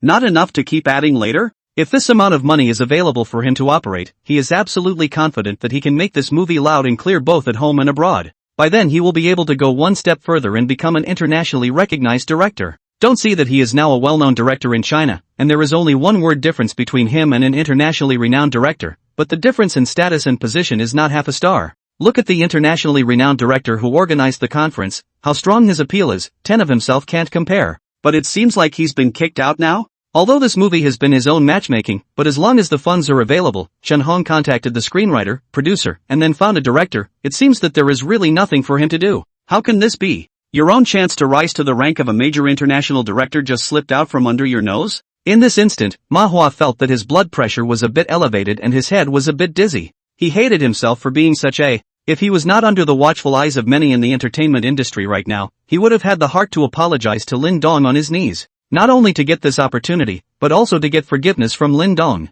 Lin Dong is definitely a top young man. He had now offended the other side. If Lin Dong tripped him up a bit more in the future, it was hard to say if he could continue in the entertainment industry. Chen Hui and Chen Hong exchanged contact information with each other. The next thing the two of them joins to deal with on the line, Lin Dong is not prepared to ask again. A small investment of $1 billion or so, he really didn't care about it, but he could develop the route a bit with this investment. After the matter was dealt with, Chen Hui went downstairs and continued to busy himself with his work. even though he was now off duty, he still had to work overtime to deal with some contracts, all of which they had volunteered for. After all, the salary that Lin Dong had offered them was 5 times of what they used to get in other companies. Linden continued to retreat to sit in the corner. Manhwa, on the other hand, stood not far from Lin Dong as he was thinking of how to find an opportunity to explain to Lin Dong. Mr. Wang was a bit embarrassed. These people talked about things without putting him in their eyes at all, and at first he was a bit dissatisfied. But slowly he realized that Lin Dong, this person has some rhythm that he cannot afford to mess with, and at first glance, he is a great young man of the world.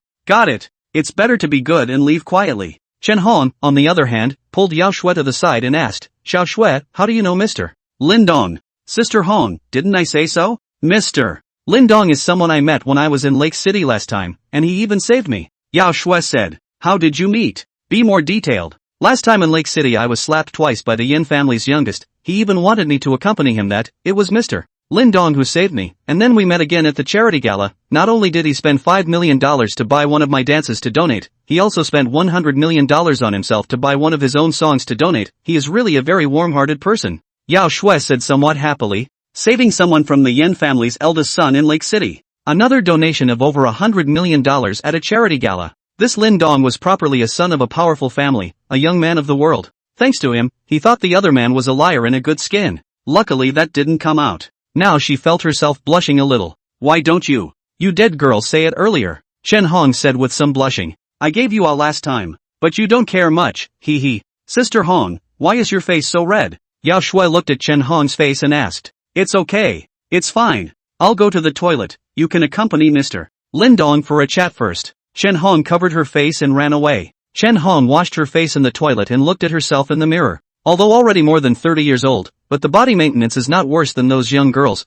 but also with a mature flavor that young girls do not have. After washing her face, the veiled face doesn't seem to be any worse than those of the celebrities. She was still confident in her own qualities, and many young men liked her as a mature and sassy woman. But she didn't seem to have tempted Lin Dong at all? Did he only like innocent girls like Yuki? She was also somewhat moved by an almost perfect man like Lin Dong. This year she was already 33 years old. She also wanted to find a backer. She did not seek to have any results with a powerful son like Lin Dong, as long as the other party could think of her once in a while. If she could have a child it would be even more perfect. It was a pity that Lin Dong did not seem so interested in her. Lin Dong was still unaware that he had been targeted by a mature beauty. In fact, there was more than one beautiful woman who had her eye on him. He was now sitting in the corner waiting for the final donation ceremony while Yao Shui talked with him. Manhwa wanted to come over several times, but Lin Dong and Yao Shui were talking and laughing together, so he was afraid that if he went over rashly, he would not be able to explain and instead, he would even upset the other party. In fact, such a conference is for the upper echelons of the domestic movie industry to get together and discuss the next direction of the movie industry, as well as to find some partners.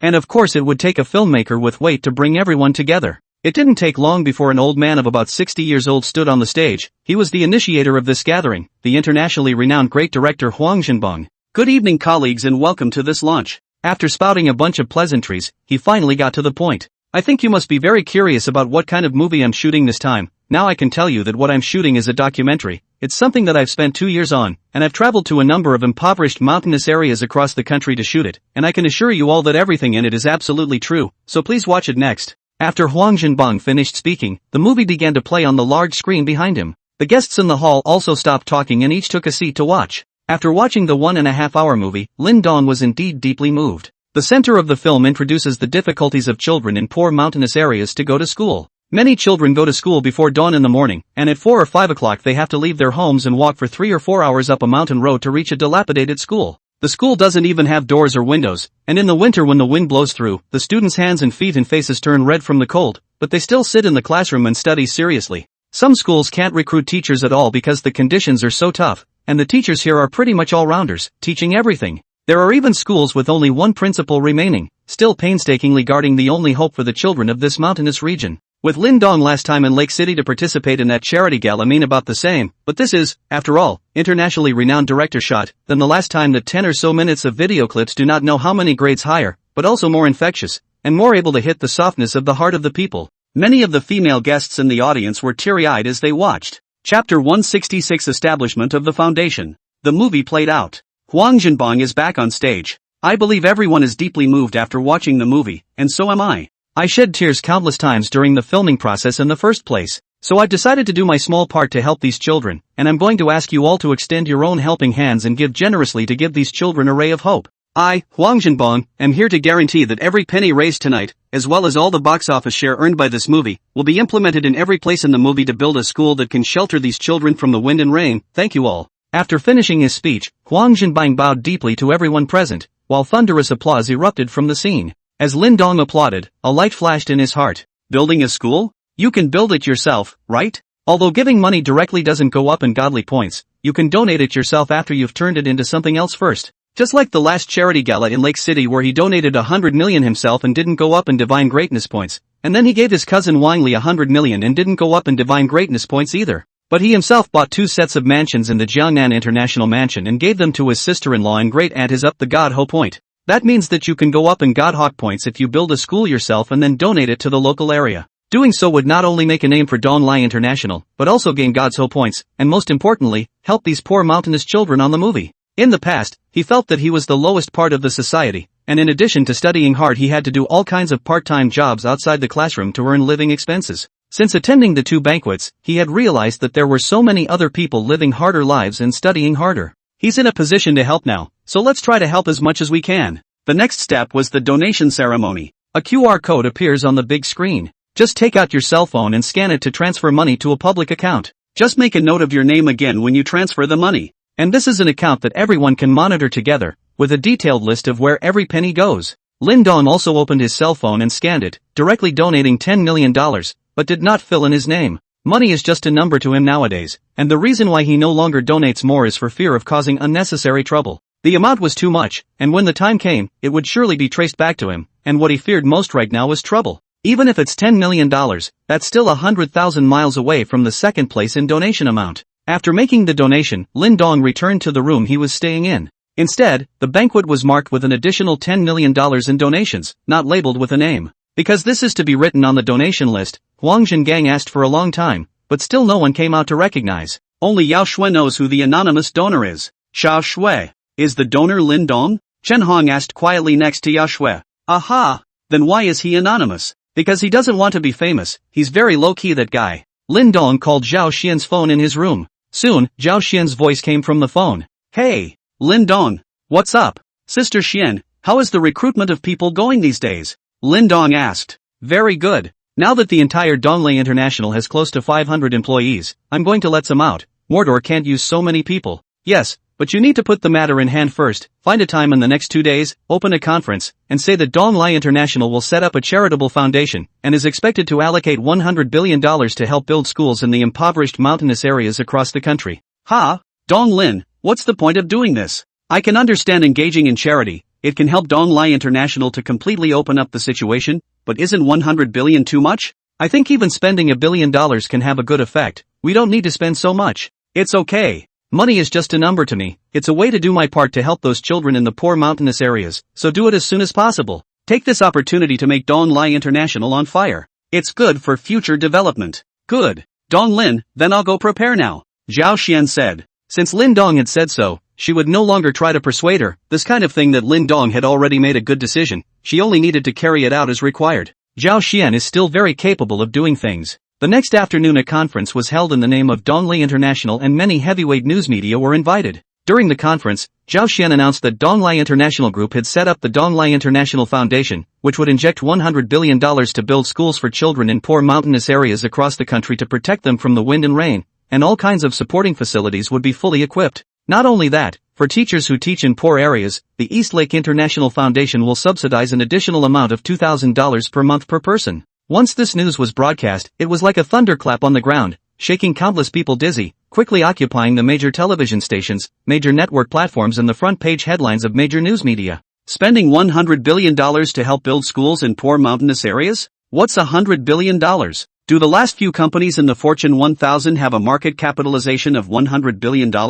Guess that's bad enough. That is to say Donglei International Group, this time, is directly ready to donate one of the world's top 1,000 enterprises. A donation of this magnitude is simply unheard of. Originally, Donglei International was only a little famous in the investment world, but now it is considered to be completely famous all over the world. Various news media also took turns to publicize, making Donglei International completely on fire. Donglai International's background is also beginning to be peeled open, but everyone can only see Donglai International's legal representative and chairman of the board of directors called Lin Dong, and all of Lin Dong's information cannot be traced at all, and even the photo is not one. The more untraceable it was, the more mysterious Lin Dong was, and the more mysterious it was, the more it could arouse everyone's curiosity. Lin Dong was also on fire in the top circles, but it was only the name, not the person, and only a small number of people knew who Lin Dong was. Donglai International Group, Lin Dong was the topmost existence, followed by General Manager Zhao Xian. Everything about Zhao Xian's profile is well documented. She graduated from the Department of Economics and Management of Mordor University, and then was employed as the lobby manager of the Golden Leaf Hotel in Jiangcheng, Jiangnan Province, and was finally appreciated by the owner of the Golden Leaf Hotel, who was also the chairman of Donglai International, Lin Dong, and was promoted as the general manager of Donglai International.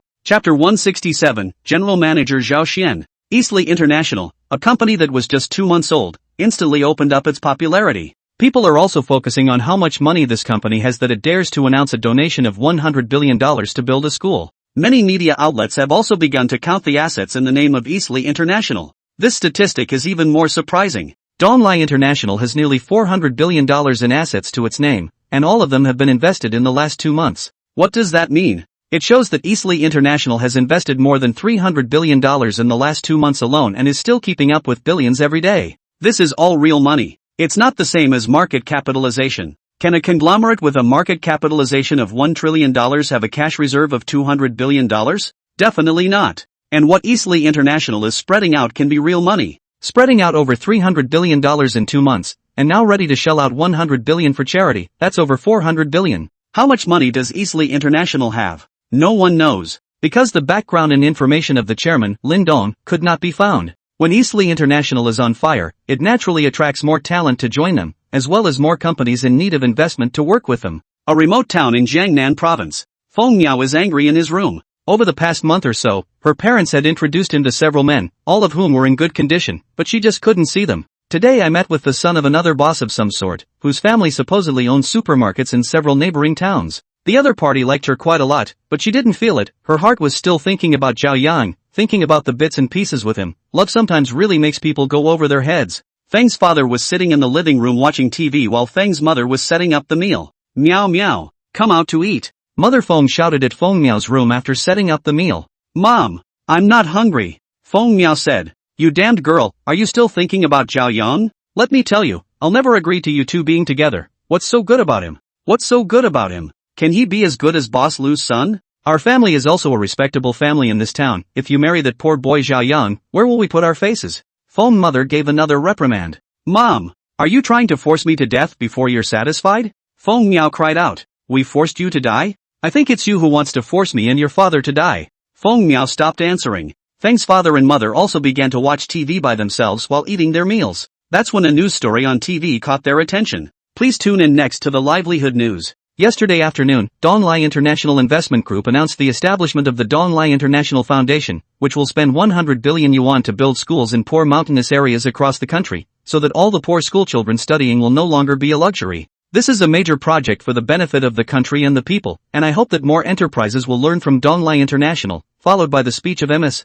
Zhao Xian, General Manager of Donglai International Group. Zhao Xian? When Feng's father and mother heard this name, they subconsciously stared straight at the TV with their eyes. Then the TV screen turned and switched to Zhao Xian standing on the lectern at the launch site. A black professional suit with a heroic face and an air of superiority. Zhao Xian was already a different person from the one she was more than a month ago, and now she had gradually completed her metamorphosis, from a rebellious, innocent, and lively girl to the strong character businesswoman of today. Touch, touch. The bowls in both Feng's father and mother's hands fell to the ground. The two looked at each other, and both could see the shock in each other's eyes as well as a little surprise. Zhao Xian was spouting off on TV. After reacting at once, Feng's mother exclaimed, Meow meow, come out and look. Isn't that Zhao Yang's sister on the TV? As soon as Feng Miao heard Zhao Yang's name, she immediately rushed out of the room and saw the person who was talking on the TV. Yes, it was indeed Zhao Yang's sister, Zhao Xian. Although the temperament has changed, the look hasn't. Quick, hurry up and call Zhao Yang and let their family take a look.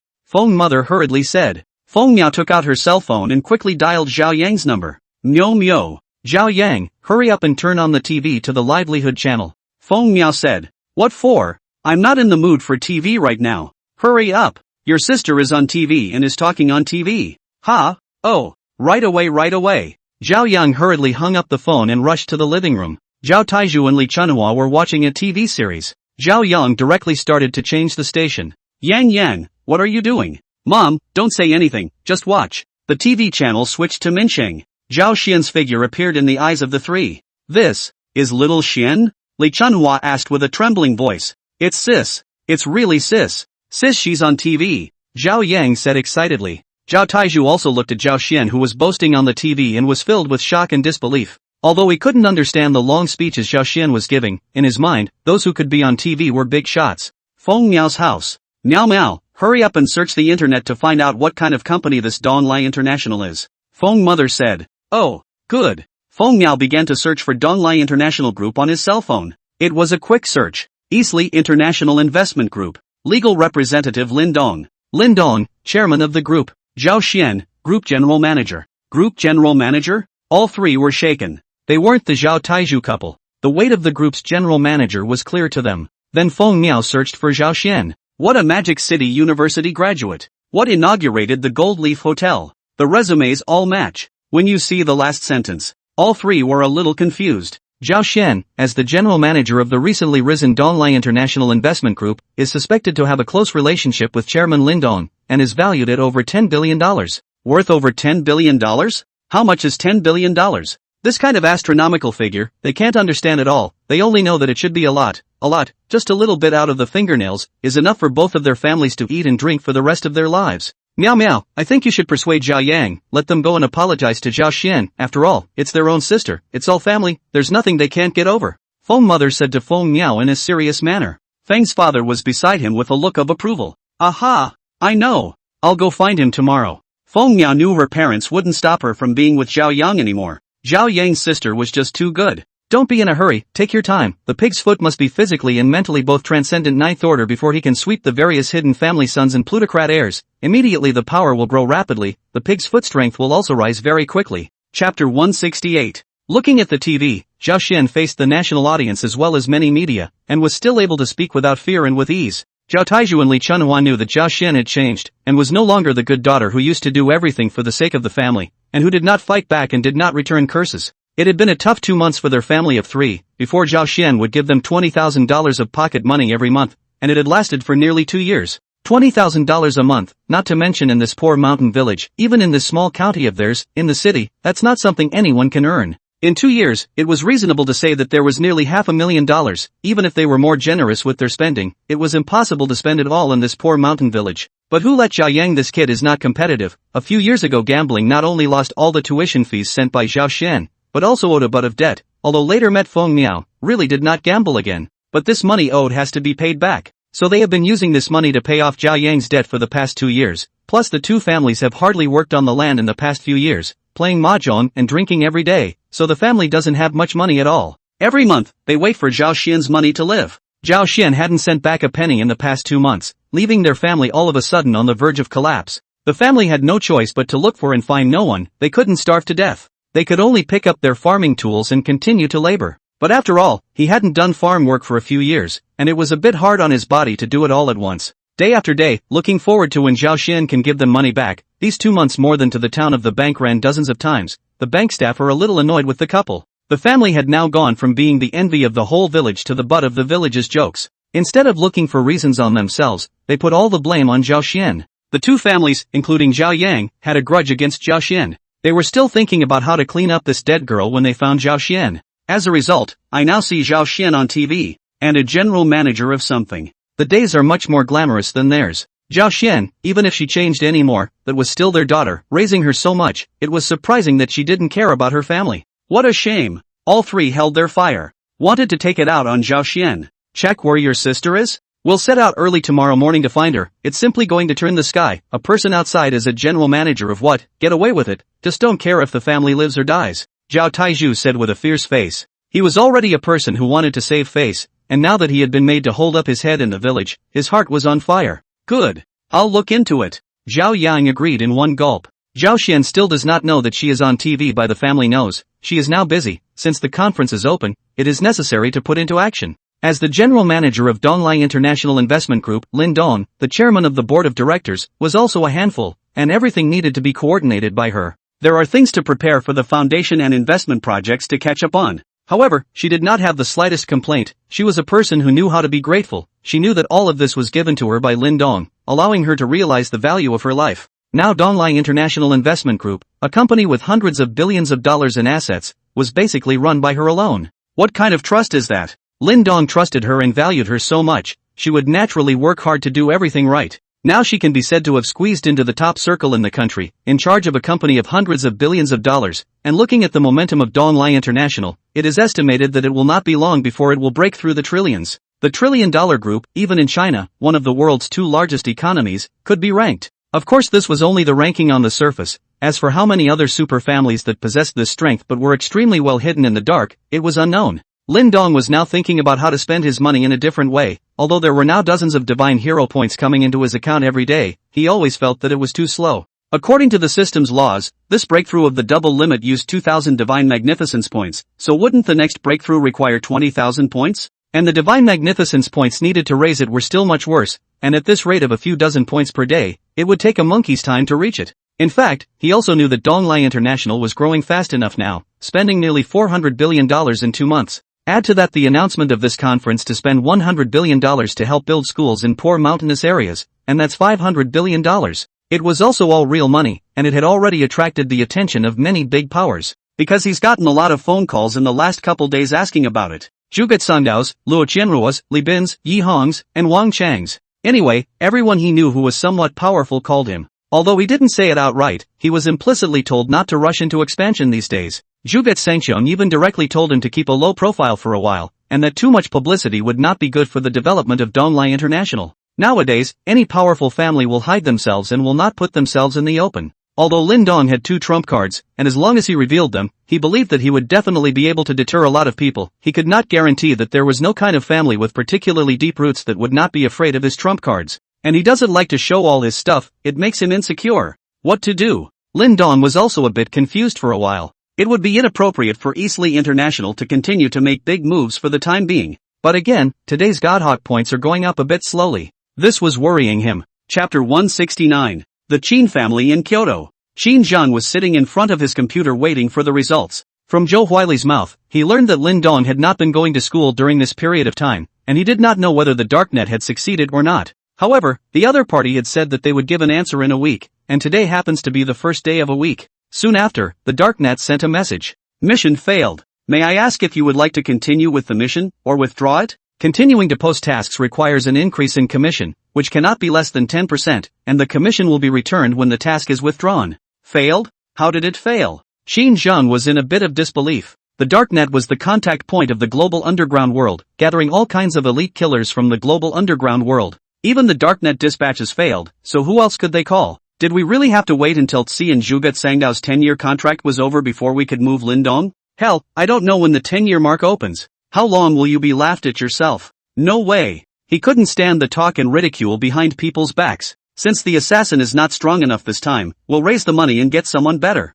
If Lin Dong did not die, he would have to be laughed at all the time. So he raised his commission directly to $2 billion. $2 billion in commissions directly put his mission in the 3rd position on the darknet. Countless assassins stared at the mission. Many of the top-ranked killers were also starting to move a bit. 90% of those who can be killers are in it for the money, and only a small percentage are in it for the fame, or maybe it's just pure psychological distortion, enjoying the feeling of killing. As Qin Zhang increased the amount of money given to the task. Inside a secret base in Kyoto, Captain, target number 4 found to increase commission amount. Immediately invade and determine the target's exact release location. Yes, Captain, it's been intercepted by the darknet, and we can only confirm that the release address is in Kyoto. Worthy of the darknet, quick enough to react. Inform Vulture 10 of this news. Yes. Lin Dong was still struggling with how to break this situation and make the increase in divine greatness points a bit more violent. Suddenly a secret message was received. This is a secret number reserved for the Falcon Spider Squad in charge of the intelligence network.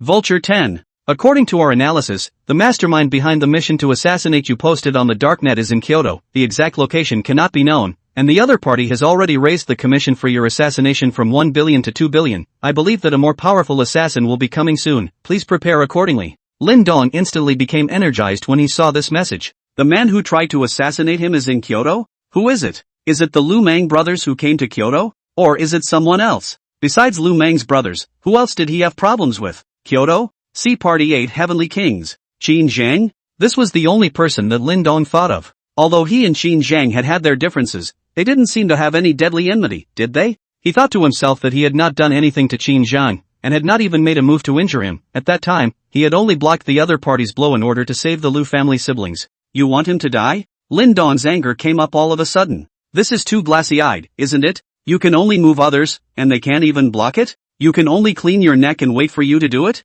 Lin Dong was not yet able to comprehend the importance of face to a person who had been raised in a high position. But not necessarily. It was just his guess. One more person to start with to test this idea is Zhou Huili. Think about it. Lin Dong was prepared to meet Zhou Huili first. This must be cleared up first, or this assassination won't stop. Even if he was not afraid of this kind of assassination now that he had made a breakthrough in his spiritual power, but it was annoying not to have it too many times. And if the other side wants to kill him, then be prepared to be killed by him. He has always been like this, good and evil, a drop of grace will certainly spring to return, but the revenge of broken teeth must be had to pay back. Lindo just arrived at school in the afternoon. Immediately, someone told Zhang Hanlin about his whereabouts, and Lin Dong directly came to the classroom and found Zhou Huili. Senior Zhou, I have something to find you. What is it? Zhou Huili asked. Come out and you'll see. Lin Dong took the lead and walked ahead after he finished speaking. Zhou Huili thought about it but followed him out. He still did not know that after he told Qin Zhang about Lin Dong's whereabouts, Qin Zhang was going to send someone to assassinate Lin Dong. Otherwise, if he was given 10 guts, he would not dare to follow Lin Dong out. After Lin Dong left, the classroom began to talk about it. Recently, the school rumor was that Lin Dong was getting together with Yin Shi, the school beauty. How many days has this Lin Dong been in school? Just took down the goddess Yin Shi, one of the school's 4 great males, Zhang Hanlin, who hadn't conquered her for 3 years. I don't know how many jaws were dropped. While Han Shiyun, who was not far away, looked at Lin Dong's departing direction with a grudging expression. Lin Dong was the first one she looked at. And now someone is actually coming up later? Don't know the line? Is there any quality left? Lin Dong led Zhou Huili all the way to the side of a remote grove at Qingmu University. At this time, Lin Dong directly opened the door and said, Senior Zhou, I, Lin Dong, consider myself to have no enmity with you, right? Even if you are Qin Zhang's person, I did not do anything to you. It is also considered fair to you, but why did you tell Qin Zhang about my whereabouts? So that he could send someone to assassinate me? Ha! Zhou Huili's brain was a bit on the spot for a while. Young Qin actually sent someone to assassinate Lin Dong? That's something he really didn't know. No wonder Qin Xiao had been asking if Lin Dong had arrived at school the other day. It was something he was determined not to admit. Otherwise it's a fight between gods and mortals. Lin Dong, I don't know what you're talking about, Zhou Huili said after stabilizing his emotions. Oh, don't know? Senior Zhou, don't think that I won't dare to do anything to you when you get to Kyoto. You dare to meddle in my affairs with Qin Zhang? Do you think you are tired of living? Lin Dong said in a chilly voice. Zhou Huili couldn't help but shiver. The pressure Lin Dong was putting on him was just too much. More pressure than even Qin Xiao gave him. I really don't know. Try saying you don't know again? After Lin Dong finished these words, his spiritual energy was violently released and pressed on Zhou Huili. Zhou Huili instantly felt like he was having some difficulty even breathing. And the heart is even more extremely panicked. It was as if Lin Dong was directly killing him in the next second, as if he could see his miserable appearance after his death. This was the effect brought about by spiritual oppression. Lin Xiao, I really didn't know that Qin Zhang would send someone to kill you. He just asked me if you came to school, I really didn't know anything else. You let me go. Zhou Huili knelt on the ground at once and begged for mercy. So, it was indeed you who told Qin Zhang about my whereabouts? I really didn't know he was going to kill you. I really didn't know. Don't worry, this is a school. I won't do anything to you. Lin Dong patted Zhou Huili's shoulder and said. After that, he left. Only Zhou Huili, who was kneeling on the ground, was left behind. In that moment just now, he really thought that Lin Dong was going to kill him. Shivering, Zhou Huili fished his cell phone out of his pocket and made a call out. Hey, Huili, what's up? A middle-aged woman's voice came over the phone. Mom, I want to go abroad. Zhou Huili said. Why leave the country when you're fine? Don't worry about that, I'm leaving the country right now. So hurry up and get the paperwork done for me. What's the hurry? What's wrong, son? Mom, just don't ask. If you want your son to live well, hurry up and do it for me. Zhou Huili said with a sobbing voice. Okay.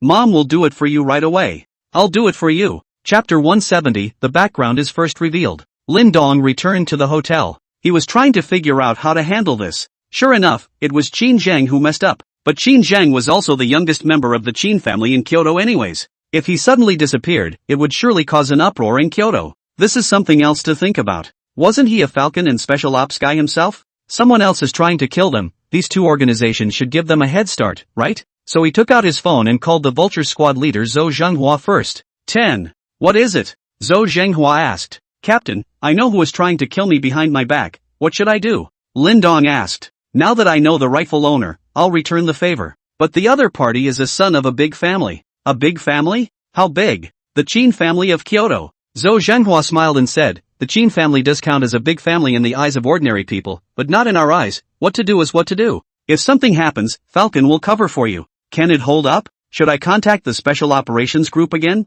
Both sides top together? Lin Dong asked. Asterisk off. How about you kid underestimating us? The Qin family is nothing in the eyes of the Falcons, don't worry about it, but don't involve anyone else. The Qin family doesn't dare to make a move. Moving their heir is not out of the question. Heir? The living are the heirs, the dead are the heirs of. Alright, I can do it myself then. Well, when you make the move, say it in advance. I'll give the Qin family a greeting. You have to remember, we are a group of people who sell their lives for the country. Even in the rear of the security cannot be guaranteed, in the future, who will still sell their lives for the country. Don't worry and do it boldly.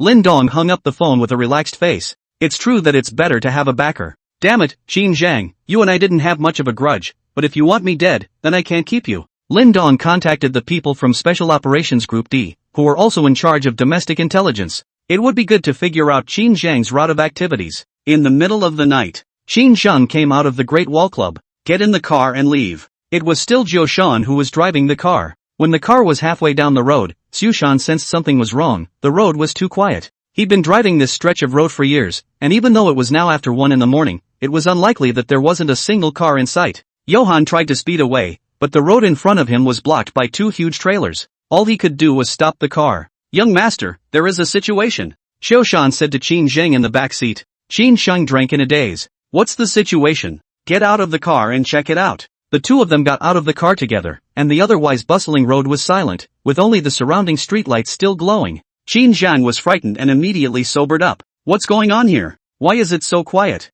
Lin Dong stepped out of the darkness. Qin Zhang, goodbye. Are you Lin Dong? Qin Zhang asked as his eyes widened at the sight of Lin Dong. What? You thought I was killed by the guy you hired for $1 billion? I'm sorry, I've disappointed you. Lin Dong laughed and said. Why are you here? Qin Zhang asked. Why here? Naturally, I'm here to fight back in kind. You're ready to kill me, can't I fight back? Young Qin, quickly call the family head. Xiu Shan opened his mouth. Qin Zhang hurriedly took his cell phone out, but at a glance, there was no signal. It turned out that when I hit it, I couldn't hit it. Uncle Shan, my phone has no signal. Qin Zhang said anxiously. Xiu Shan took his own phone out and realized that surprisingly, there was no signal either. This? How did Lin Dong do it? It's amazing that you can cut off the signal in this area. Qin Zhang, stop struggling unnecessarily. Originally there was no blood feud between us. I only blocked your blow in order to save the Lu family siblings. But you want to kill me, am I, Lin Dong, in your eyes an ant that you can crush whenever you want? Lin Dong's tone of voice became heavier and heavier as he spoke. Lin Dong, don't mess around. I am the heir of the Qin family. If you kill me, the Qin family will definitely not let you go. Heir? It's only the living that are called heirs, but is it still called an heir when you're dead?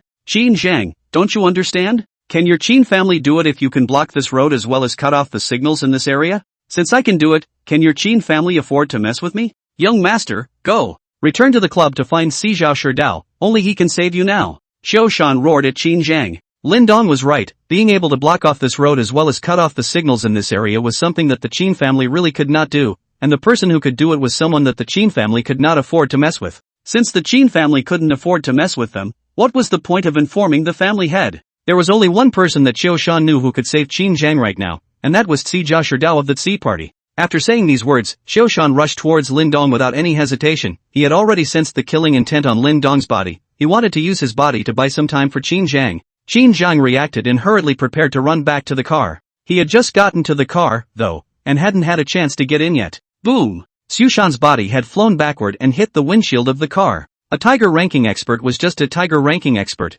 who had not even reached the peak. How could he be Lin Dong's opponent? A single strike had already caused Xiu Shan to completely lose his fighting strength. Uncle Shan. Qin Zhang had been stunned. Xiu Shan was an expert who had followed him for many years, but now he couldn't even last a single round in front of Lin Dong? Lin Dong slowly walked towards Qin Zhang. Lin Dong, what do you want? Qin Zhang stuttered and asked. Qin Zhang, manly man, there are some things that since you dare to do them, you have to be ready to bear the consequences of your responsibility. Lindong, please let me go. I was wrong, I'll apologize to you. I'll give you money. Take as much as you want. Qin Zhang shivered, but one of his hands was in his pants pocket. Then he quickly pulled out a gun and tried to give Lindong a shot. However, how powerful was Lindong's mental power, Qin Zhang's small movements naturally could not be hidden from his eyes. When Qin Zhang had just pulled out his gun and was about to aim it at Lindong, Lindong had already charged in front of Qin Zhang with his feet. It directly slammed into Qin Zhang's chest. Boom! Ah. Lindong's force nowadays was so great that even the tiger-ranking expert Tucker had been knocked to death by a single blow from him. Not to mention Qin Zhang, the top of the first line. Qin Zhang only felt a sharp pain hit him, and his body suddenly felt like it was falling apart as his body flew backwards until it flew 20 to 30 meters before landing on the ground. The power of this strike could be seen. At this moment, Qin Zhang felt that his organs were burning, and blood continued to gush out of his mouth as he tried to get up, but he lost his voice after struggling for 2 moments. Since then, one of the 8 heavenly kings of the T-sub party, Qin Zhang, the heir to the Qin family in Kyoto, died. Chapter 171, The Soul of China. The Qin family. In the middle of the huge living room, Qin Zhang's body was lying in the center. Next to her, a middle-aged woman was hugging Qin Zhang's body and crying, "My Zhanger, you died a horrible death." Qin Lai, the head of the Qin family, stood next to him with a murderous look on his face. "How's Xiushan doing? Awake?" Qin Lai asked, suppressing his anger. "Family master, Xiushan was seriously injured and is still in a coma." The Qin family's butler replied. "What the hell is going on? Can someone explain it to me? Why did Zhanger die on the way back? Who in the world had the audacity to do that?" "Ha!" Qin Lai roared loudly. He was indeed seething now that his favorite son was dead. And he died on his own watch, and now he doesn't even know who the killer is. This was simply a slap in the face of the Qin family. "Family master, we're not sure of the situation. We just received an unfamiliar phone call asking us to go pick up the eldest young master, but it turned out that when we went there, we saw the eldest young master's corpse, and Xiushan was already unconscious as well. Get me the phone number. We checked, we can't find out. Then immediately give me to mobilize all the strength of the family. From yesterday Zhanger went to which places, all give me to check clearly. I would like to see, who dares to do so, really think that my Qin family is not made of clay." "Yes, master of the house." After the butler replied, he was about to go and do it, when unexpectedly a voice rang out. "Slow down." Only an old man with gray hair walked into the hall. "Dad, you came just in time. Zhanger, he was killed. This person was so bold that he dared to touch my Qin family's heir in Kyoto. If I don't kill him, how will my Qin family gain a foothold in Kyoto in the future?" Qin Lai said with forced grief. "Master," the butler called back. The person who came was none other than the previous generation head of the Qin family, Qin Zhang's grandfather, Qin Lai's father, Elder Qin. "Butler, let's dispose of Zhanger's body first. Declare to the public that Zhanger died of a sudden illness," Elder Qin said to the housekeeper. "Ha? Master. This." The butler didn't know how to answer for a moment. "No way. Dad, Zhanger died so tragically, how can you do this? He was obviously killed by someone. We must find the murderer and avenge Zhanger's death. I'll make his family fall apart and all of them go to bury Zhanger with him." Qin Zhang's mother raised her head and shouted with a fierce face. What's the point of living when her only son is dead? All she could think of now was to avenge Zhanger and make the entire family of those who had killed him bury Zhanger with them. Qin Lai also slowed down at this time. He wasn't as excited as his wife though. As the head of the Qin family, he still had some eyesight. The father obviously knew the inside story, and as a result chose to do so there must be something wrong here. Could it be that the enemy was so strong that they couldn't afford to mess with the Qin family? Qin Lai's mind recalled which families in Kyoto were existences that their Qin family could not afford to mess with. "Dad," Qin Lai wanted to ask something, but it was interrupted by Elder Qin. "Butler, do as I say." "Everyone else shut up. Qin Lai, you come in with me." Elder Qin finished speaking and walked towards the room inside the living room. Qin Lai, on the other hand, followed him in. Qin Zhang's mother hugged Qin Zhang's body and refused to let go, and the housekeeper didn't know what to do. He could only stand in the living room and wait. Entering the room, Elder Qin sat on the sofa and took a deep breath. "Dad, what the hell is going on? Who exactly did Zhanger mess with?" Qin Lai asked. "Little Lai, let's leave this matter as it is. Take care of things and don't ask about the rest," Elder Qin said tiredly. "Dad, I don't understand. Zhanger died so tragically, and I, the head of the family, don't even deserve to know who the enemy is? And what about the Shangguan family? Zhanger is the heir of our Qin family, and we still have an agreement with the Shangguan family. Even if it's those top families, we can't just let it go. And wasn't Zhanger still on good terms with the youngest member of the Zhao family? As long as our several families join forces, no one will be able to do well," Qin Lai said with some excitement. He couldn't accept the way his father handled the situation, not even telling him who the enemy was. "Shall I? There are some things, not knowing is better than knowing. From among your several illegitimate children, choose one of the best to bring back, as the next successor of the Qin family to cultivate. Your wife there, deal with it yourself. The Shangguan family's side, they just want a joint name, as long as it's the successor of the Qin family. As for the Zhao family, they don't dare to get into the muddy water. What? How is it possible? Even the Zhao family doesn't dare to trip? Qin Lai asked with some disbelief. The Zhao family was a top-class family in Kyoto, even in the whole of China. It was a family that ranked high. Even they didn't dare to trip. How powerful was the other side? Qin Lai was in a bit of disbelief. How could Qin Zhang have messed with such a being? That's why, although Zheng'er died a tragic death, if he caused the entire Qin family to go into decline because of him, he will still be a sinner of the Qin family if he dies. Elder Qin said, Dad, I still want to know who the hell did it. What can you do if you know? At the very least, let me know who the potential enemies are, and even if I can't get revenge now, there's always a chance later. Asshole. Don't ever think about revenge. Or else I'll abolish you as the family head right now. Elder Qin said with a serious face. But I'm not willing. The son that I have nurtured for many years has been victimized, and I, the father, don't even know who the enemy is. Qin Lai said as he sat on the sofa in a somewhat disheveled state. Elder Qin looked at Qin Lai, knowing that if he didn't tell him, it was expected that he would continue to pursue the matter, and by then, the entire Qin family would be implicated. He sighed and said, the one who did it was the soul of China, the falcon. When Qin Lai heard these words, his entire body was struck by lightning. The soul of China? Surprisingly, it's the spirit of China. As a first-class family in Kyoto, the head of the Qin family, he naturally knew the meaning of these words. If the other party was one of the top magnates in Kyoto, he would still be able to unite with the Shangguan and Zhao families to fight with the other party. But if the other party is the Chinese soul falcon, there is no need to think about it at all. The Shangguan family and the Zhao family will not be involved, and even if they are involved there is only one result, and that is to be uprooted. In China, there were two organizations that should never be messed with, and that was the Soul of China, the Falcon, and the Spirit of China, the Special Operations Group. They represented not just a force, but the patron saint of all of China. Nowadays, the top gentry, as soon as an outstanding person appeared in the family, they would try their best to send them to the Falcon and the Special Operations Group. Just having access to these two organizations adds a protective coating to the family. Even if they wouldn't get involved in the fights between the clans, as long as someone from the clan was in it, it was a deterrent, and no one would offend this kind of clan to death. It was a pity that no such outstanding person had ever appeared in their Qin family. How could that be? How could Zheng'er have offended the Falconers? Qin Lai mumbled as he paralyzed on the sofa. What he was thinking about now was not how he could avenge Qin Zhang, but rather, he was wondering if he would involve his entire family this time. Elder Qin was also a bit powerless at this time. He just received a phone call from the chief of Kyoto. Said Qin Zhang assassinated Falcon members and deserved to die, telling him that the Qin family should not make any mistakes, or else they would be uprooted. Chapter 172. Early the next morning, Feng Miao's family of three came to Zhao Yang's house, and he showed Zhao Yang's family the information about Zhao Xian that he had searched online. This look made Zhao Yang's family overjoyed.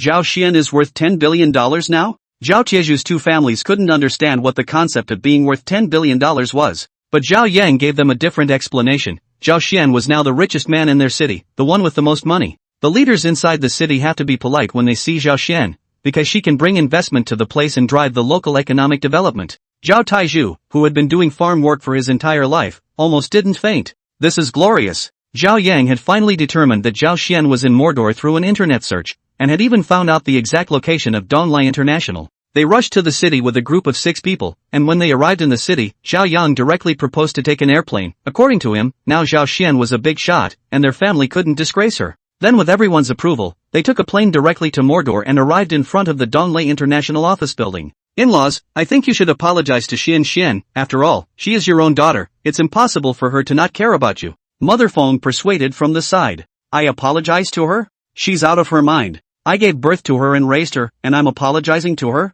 What kind of son apologizes to his children? If she doesn't give us an explanation today, I'll make a scene here. Isn't she the general manager? I'll see if she still has the face to be this general manager anymore. Zhao Taiju said angrily. He's been holding a fire in his chest for the past month or so. Zhao Xian is out there on the loose. Their family was having a miserable time at home. Dad, calm down. Let's talk this over. When we see Sis, we can't talk like this anymore. If she leaves quietly like last time, where can we find her? She's rich now, she can live in style wherever she goes, but what about us? Are we going to go back to farming again?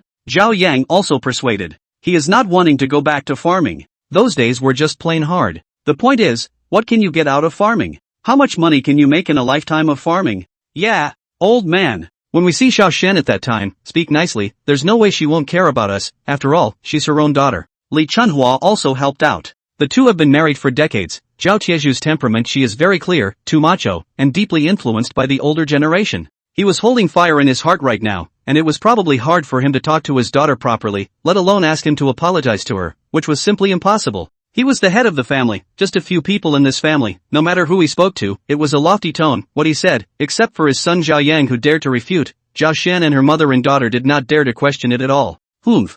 Zhao Taizhu didn't speak again. When Feng's father and mother saw it, they were relieved. According to the attitude of Zhao Taizhu just now, this time most likely to collapse again, when it is not gray back, a little benefit did not get. Several people entered inside the Donglai International building under Zhao Yang's leadership and came to the front desk's location. There were 4 tall and beautiful girls in black professional suits standing at the front desk of Donglai International Group. May I ask who you are looking for? One of the girls asked politely. I'm looking for my daughter. Zhao Taizhu replied. I'm looking for my sister.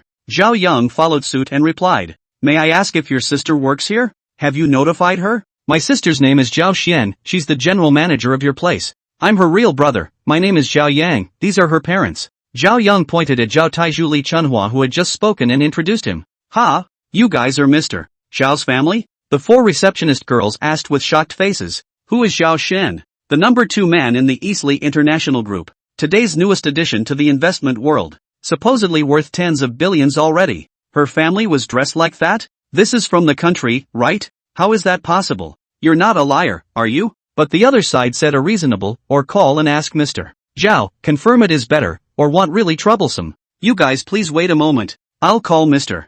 Zhao right now. The receptionist girl said and started dialing. Hello, this is the general manager's office. Hello, Secretary Su, this is the front desk. There are a few guests looking for Mr. Zhao, saying that they are Mr. Zhao's family. Oh, Mr. Zhao's family? Tell them to wait a bit, I'll go ask Mr. Zhao. Su Xia said. Zhao Xian was dealing with the paperwork within her office, she was really busy these days. It's the foundation thing again, and it's the investment thing again. Dun. There was a knock on the door. Come in. Su Xia pushed the door in and said, Mr. Zhao, there are a few guests here at the front desk looking for you, saying they are your family members. My family? Zhao Xian looked up for a second. Instantly, Zhao Yang and the others came to mind. She knew they'd be looking for her once she was famous and on TV. She just didn't expect it to be this soon. Take them to the conference room and wait for me. Zhao Xian said. Yes, Mr. Zhao. Su Xia finished and left the office. Zhao Yang. Several people were brought inside the conference room by Su Xia. Then he made a cup of tea for each of them and said, several of you please wait here, our general manager will be here soon. With that she left. Only Zhao Yang and the others were left waiting in the conference room. However, waiting for Zhao Xian to come in, several people are a little anxious, but do not dare to run around. After all, they are all people from small places, have not seen anything in the world. 10 minutes passed without coming. Half an hour later. Didn't show up. An hour later. Was still missing. Pa! Zhao Taizhu couldn't stand it anymore and slapped his hand on the conference table. Zhao Xian was clearly not putting them in her eyes. Zhao Yang, you went straight to your sister's office to find her. It's almost like she's going to turn over a new leaf. Dad, it's better to wait a little longer. Maybe sis is busy with something important. The general manager has a lot of things to do every day. Besides, I can't find my sister's office. It's such a big building, what if I get lost? I won't even be able to find my way back. What's more important than seeing us? She obviously just doesn't want to see us. Trying to give us a hard time. Just wait a little longer. My sister, she'll be here for sure. There's no way she's going to keep us in this conference room all the time is there. Yeah. The in-laws will wait a little longer. Maybe Zhao Xian is indeed busy. Feng's father also said at the side. An hour and a half later. 2 hours later. The door to the conference room finally opened. Don't say I'm water, some things always need to be explained. A novel can't just write about the piggyback alone, otherwise where would there be so much to write about, isn't there? Writing about the people from his side would also prove that he's awesome. Chapter 173. The door to the conference room opened. Zhao Xian walked in with a serious face.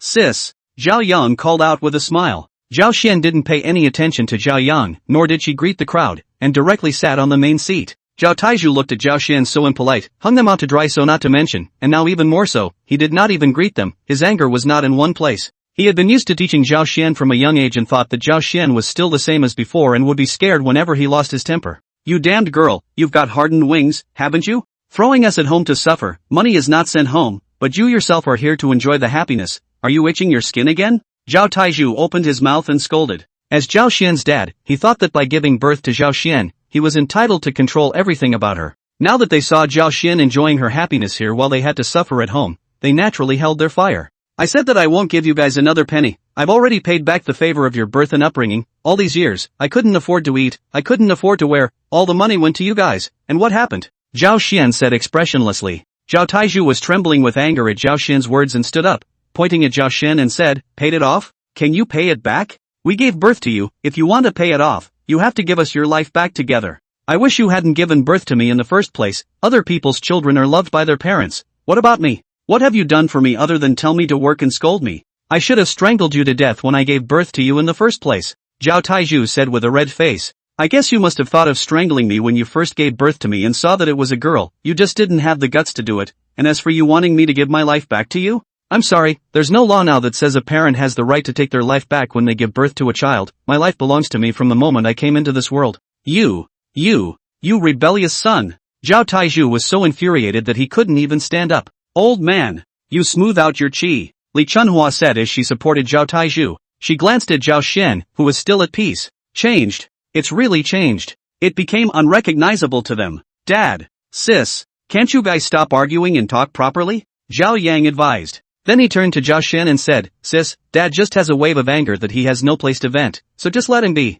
Do you know what kind of life we are living these days? We can't even afford to eat, and we have to labor hard every day. Look at my hands are full of calluses, and the travel expenses for coming over to look for you are still paid by Meow Meow's parents. It's none of my business what kind of life you guys are living. You brought this on yourselves. How much money have I sent home over the years? Together with your tuition fees, it must be at least $600,000. This money is enough for you to buy 2 houses in the county, and you're living like this. Who can blame you? Sis, it was all my fault. But I changed. Can't you give me another chance? All right. I don't want to listen to your complaints. I know the purpose of your coming here, isn't it for money? Let me tell you, I have money, but I won't give you a single penny. If you want money, you can earn it with your own hands. That's it. I have things to do. Go back where you came from. Zhao Xian was ready to get up and leave when she finished speaking. Sis, are you really that desperate? I'm desperate? When you gambled with the tuition I borrowed for you from all over the world, did you ever think that I, your sister, was starving and freezing? I ate 1 meal a day. I just wanted you to have a good future, but what happened?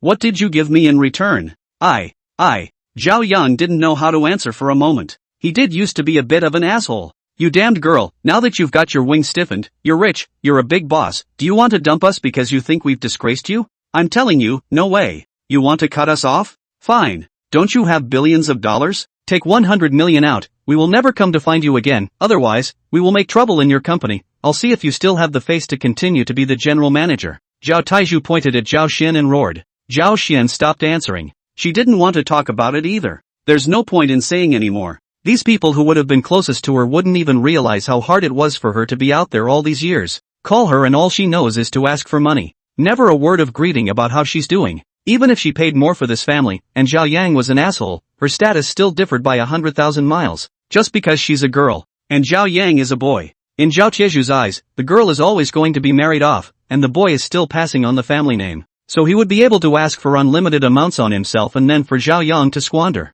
Zhao Xian directly took out her cell phone and made a call. Su Xia, come to the conference room. Okay, Mr. Zhao. Soon, Su Xia, the general manager's secretary, pushed open the door of the conference room. Mr. Zhao, what are your orders? Take a few of them out. If they don't cooperate, call the security department to send a few people over. If they make a scene in the company or in front of the company, report them directly to J, saying that they are affecting the normal operation of the company and causing great losses to the company. Sue them directly and let them go into squat for a few days. Zhao Xian left the conference room without looking back after she finished speaking. This? Zhao Yang was confused. Zhao Taizhu was also confused. Li Chunhua was also confused. Feng Miao's family of 3 was dumbfounded. How dare Zhao Xian do that? This has completely disregarded them as family. Feng Miao's family hadn't experienced Zhao Xian's pain, so they couldn't understand why she did what she did. In their opinion, even if there was a big conflict, it was always a family, and Zhao Xian would definitely take care of Zhao Yang's family since she had developed. With Zhao Xian's status and wealth nowadays, casually supporting them a little would be enough for them to live an upper-class life in their hometown. But the result was beyond their expectations. Not only did Zhao Xian not support them, she even tried to sue them. And Zhao Taizhu family of 3 only realized it this time. Zhao Xian has really changed, no longer the previous Zhao Xian who let them beat and scold. Now she's general manager Zhao. She's a big shot. It was just hard for them to accept this fact for a while. The fact that their own daughter was as accomplished as she was today would have been a great joy for their family to honor their ancestors. As the saying goes, when one man gets a government position, all his cronies get in. They had worked hard for most of their lives, and they would be able to follow Zhao Xian and enjoy themselves for the rest of their lives. But it was all ruined by their own hands. Of course, they might not have realized that it was their own scolding, deception, and endless demands one at a time that led to Zhao Xian's such desperation. Because her heart is tired. Also cool. Chapter 174, The Great Earthquake. Zhao Tieju's few people left. They had to leave under the intimidation of a couple of big men from the security department. After all, it's still someone who came out of a small place and hasn't seen much of the world. Once Zhao Xian came hard with them, they were helpless. They don't dare to make trouble in Donglai International. The security department is not vegetarian. Seeing a few big men, their hearts are weak. Besides, they may have to go into squat for a few days. Zhao Xian was already quite intimidating as a strong woman after 2 months of training. They also didn't dare to bet on whether Zhao Xian would really sue them. It can only be grayed out. Breaking the law, this kind of thing, for doing a lifetime of farmers Zhao Taiju too, is absolutely cannot do. If they really go into squat for a few days, then they in the village in a lifetime cannot raise their heads as a person. Dai cannot go to face the Zhao family ancestors. This time it was a real ride. Feng Miao's parents are even more angry, not to mention a little benefit, but also subsidize the cost of travel. Zhao Xian stood by the window of her office, looking at their departing backs, a little out of breath. It's not that she's really desperate. Rather, she knew the opening couldn't be opened. Can't drive, at least not now. Living with them for so many years, she knew this family too well. Once this opening is made today, then they will keep asking for more and more, endlessly, and in larger and larger amounts. When she first started working, she was calling back 500 a month, and slowly they started raising the price for various reasons, from 1,000, 2,000, 5,000, 10,000, and finally 20,000. Even then they are still not satisfied and come back for more. In their hearts, this daughter of theirs will be married off sooner or later, and all the money she earns should be given to them before she is married off now, or else they won't know which brat will be cheaper in the future. Think about it. Zhao Xian thought of Lin Dong again. One's effort to climb was to get closer to Lin Dong. However, the more she was exposed to it, the more she felt that no matter how hard she tried, it was impossible for her to gain the support of Lin Dong's family. Lin Dong's family's heritage was too deep, casually spilling out hundreds of billions of dollars, and it continued to increase. This kind of top-class mansion, the family would definitely arrange everything for him, even marriage. Lin Dong might not be able to make his own decisions. But after coming into contact with Lin Dong, was there anyone else who could catch her eye? The answer is definitely no. Maybe he's destined to die alone? Thinking about it made her a little annoyed, so she'd better not think about it for a while and take a step forward. As for Zhao Yang and the others, if the old couple stayed like this, one could only wait until they were too old to move and curse, then go back to see them and find them 2 nannies, so that they could enjoy their old age in peace. And Zhao Yang, since he could take the tuition she gave to gamble, who could guarantee that he wouldn't go after giving the money this time? You don't know heartache when it's not your hard-earned money. So it's better to wait until he's married, matured, and understands how difficult it is for her as a sister, than see what's appropriate to help. The upper circles of Kyoto were in a major earthquake on this day, especially the tea sub-party. One of the 8 heavenly kings, Qin Zhang, suddenly died violently? Who believes that? Qin Zhang was a top-tier 1 expert, and his physical fitness was needless to say. Moreover, a person of this level would have his body checked almost once a month, and it was simply impossible for a sudden and violent death to occur. But that's the kind of news the Qin family puts out. Even the Qin family had received back an illegitimate son of Qin Lai from outside, replacing Qin Zhang as the successor of the Qin family. That's no reason for anyone to disbelieve it. Qin Zhang is definitely dead. As for how it died, people are still not sure, and only a very small number of people know a little bit about it, but not too much. What everyone knows, though, is that it certainly wasn't a sudden outbreak of disease that killed him, as the Qin family claimed. More and more people were curious about the cause of Qin Zhang's death and began to poke around, but the results were not good. Even for those who knew something, they didn't dare to talk nonsense. After all, the forces involved were too intimidating, and anyone was afraid of drawing fire. Kyoto, the Great Wall Club. The core of the tea sub-party is all together. The death of the 8 heavenly kings is no small matter to the tea sub-party. See, how the hell did Qin Zhang die? The Qin family said it was a sudden illness. How is this possible? But we've been poking around and haven't been able to find out exactly what the cause was. Maybe we're too low on the hierarchy. Can you clear up the confusion for us? Zhang Hansen, one of the Tsi party's 8 heavenly kings, asked. Right. We all want to know the cause of Qin Zhang's death. After all, we are all members of the Tsi party, and since the Qin family is obviously having an inside track by putting out a smoke, it's good for us to be aware of it so we can pay attention to it. Another of the 8 heavenly kings said. And please, Tichan, solve the problem. And please, Tichan, solve the problem. And please, Tichan, solve the problem. The few remaining 8 heavenly kings also spoke up. Zhao Shidao took a sip of tea and said, Qin Zhang was killed after messing with someone he couldn't afford to mess with. As for who it was, I can't say. The Qin family put out a smokescreen because they couldn't afford to mess with them either, and if they pursued the matter, it's possible that the entire Qin family would go up in smoke. Hearing Zhao Shidao's words, everyone was shocked. Although they had also guessed that Qin Zhang might have died from other people's deaths, it still shocked them a bit to actually hear it from Zhao Shidao's mouth. Judging from the fact that the Qin family didn't even dare to let out a single fart after the death of their heir, the powerful identity of the person Qin Zhang had offended this time was a bit frightening. Of those of them present, other than Zhao Shidao, everyone else's family strength was similar to Qin Zhang's, and even if they were strong, they could not be much stronger. That meant that if they messed with it, they would only end up like Qin Zhang, dying in vain. It made their hearts tighten. After all, it happened in Kyoto. If any of them accidentally bumped into it, they'd be screwed. At this moment, everyone decided to keep a low profile for a while and try not to go out if they could. Even if you go out, you can't be as cocky as you used to be. T-sub. I guess we're okay then? Don't worry everyone, this is just his personal behavior, it has nothing to do with us, the T-sub party, but everyone should keep a low profile lately because that person is still in Kyoto, and it's possible that you'll all run into him one day, you just don't know it. Ha? Oh. Okay, I've decided, everyone should not ask me out recently, I'm going to close my doors and train hard to enter the tiger ranking as soon as possible. Zhang Hansen said with a serious face. Seconded. Seconded. Seconded. The rest of the 8 heavenly kings followed suit. Alright. Then everyone should refrain from gathering for the time being recently, and practice martial arts at home. If you don't enter the tiger ranking, you won't be able to get on the stage after all. Zhao Shidao said with a final hammer. The 10-year appointment was imminent, and he didn't want these people to make any more mistakes. Chapter 175, Frightened out of their wits. Chao Weili is on his way to the airport. He had already called Principal Zhou Limin to say yes to taking a leave of absence to go abroad. Zhou Limin naturally did not agree. Zhou Huili is the card face of Jiangnan University, the president of the student union. If he leaves, doesn't it mean that Jiangnan University can't retain talents? This kind of thing that tarnishes the reputation of Jiangnan University. Zhou Limin, the president of the university, definitely does not agree. But Zhou Huili is determined to go, no matter how Zhou Limin persuasion is useless, and even threatening words are said, still cannot stop Zhou Huili to go determination. In the end there was no choice but to agree, but he was told to come back as soon as possible to finish his studies.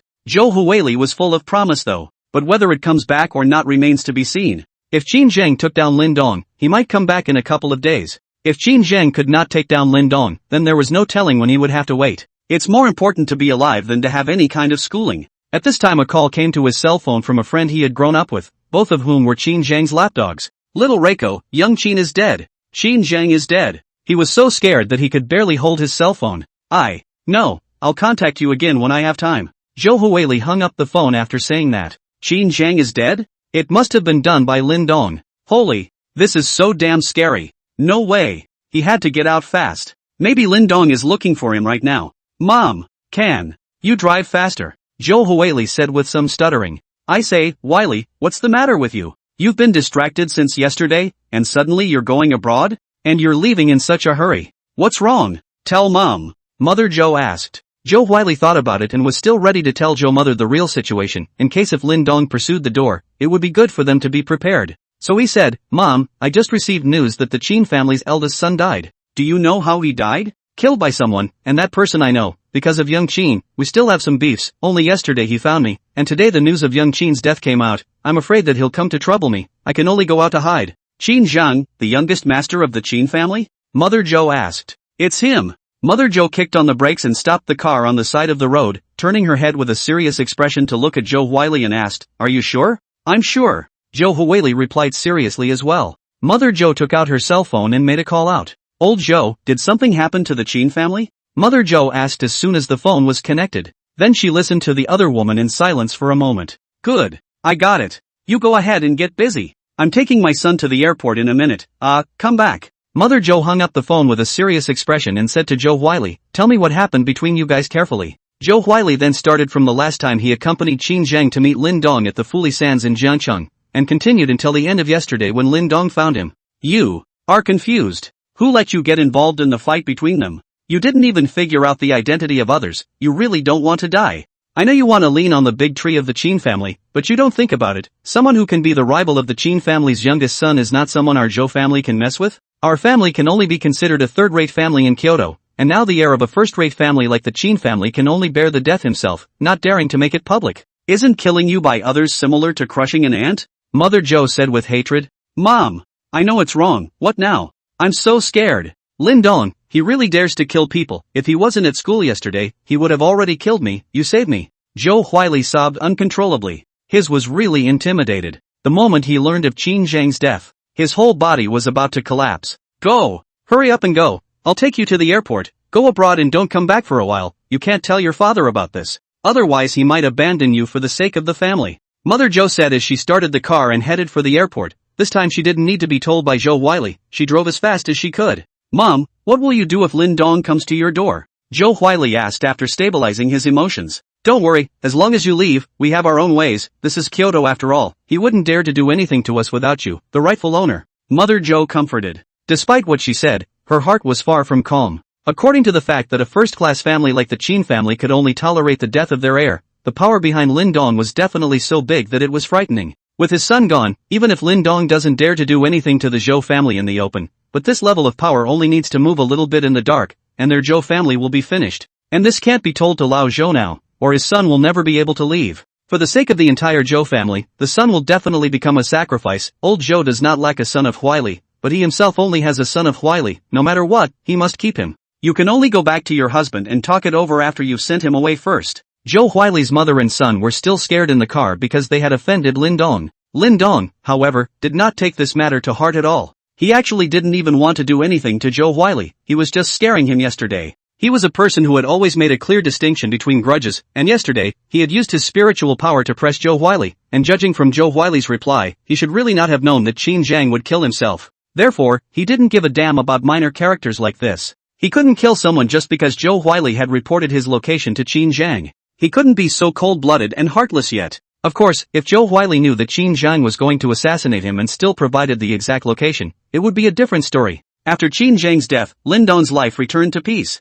However, the Spider Squad told him that he couldn't let up just yet because the Dark Web's commissions were paid up front, so even if Qin Zhang was an employer who died, the mission would still continue as long as someone took it on. Lin Dong did not care. With his current strength of physique transcendent 4th order and spiritual power transcendent 1st order, he really did not place ordinary people in his eyes. His immediate targets were people like Su Wanli and Zhou Zhenghua. It was the fact that the Divine Magnificence points were rising a bit slowly that made it a bit difficult for him, and it hadn't broken 100 yet, only 86 points. Otherwise it's time to raise your physique to the transcendental 5th order again. He also didn't know that because of Qin Zhang's death, it had caused the hearts of many of Kyoto's worldly families to tremble in fear of encountering him as a bogeyman. He was ready to go back to school first. Anyways, he was still a student and there wasn't much going on lately, so since everyone was advising him to keep a low profile, let's keep a low profile for the time being. Now, although the Divine Magnificence points were rising slowly, when the foundation was on the right track, coupled with the people Zhao Xian had sent to the major cities to make a push, plus the two places, Magic City and Kyoto, Shenandoah points should have a spike soon. By then, he should be able to walk sideways after first getting his physique and mental strength to the top, and then upgrading to learn some other combat skills. At least it won't be afraid of people like Su Wanli Zhou Zhenghua. Chapter 176 Shangguan Weiwei. Kyoto. A luxury estate. This is the Shangguan family stronghold in Kyoto. As a reclusive family, it was only in the last 2 years that they stepped into the public eye. It was in order to be able to open up the situation as quickly as possible that they joined forces with the Qin family. Shangguan Mingyue drove her car and parked in front of the gate. Today she received a call from the family butler asking her to come to the estate and inform her of something. Soon the doors opened. Eldest miss, inside please. The two subordinates stood at one side and bent over respectfully. Shangguan Mingyue drove her car into the manor and parked it in the garage, but when she saw a pink sports car parked next to it, her eyes stared. Walking into the lobby of the villa in the manor, he saw a young woman lying on the sofa applying a face mask, and a middle-aged man sitting next to her talking to her. The young woman was wearing a mask and couldn't see her face, but judging from her figure alone, she was another demonic woman.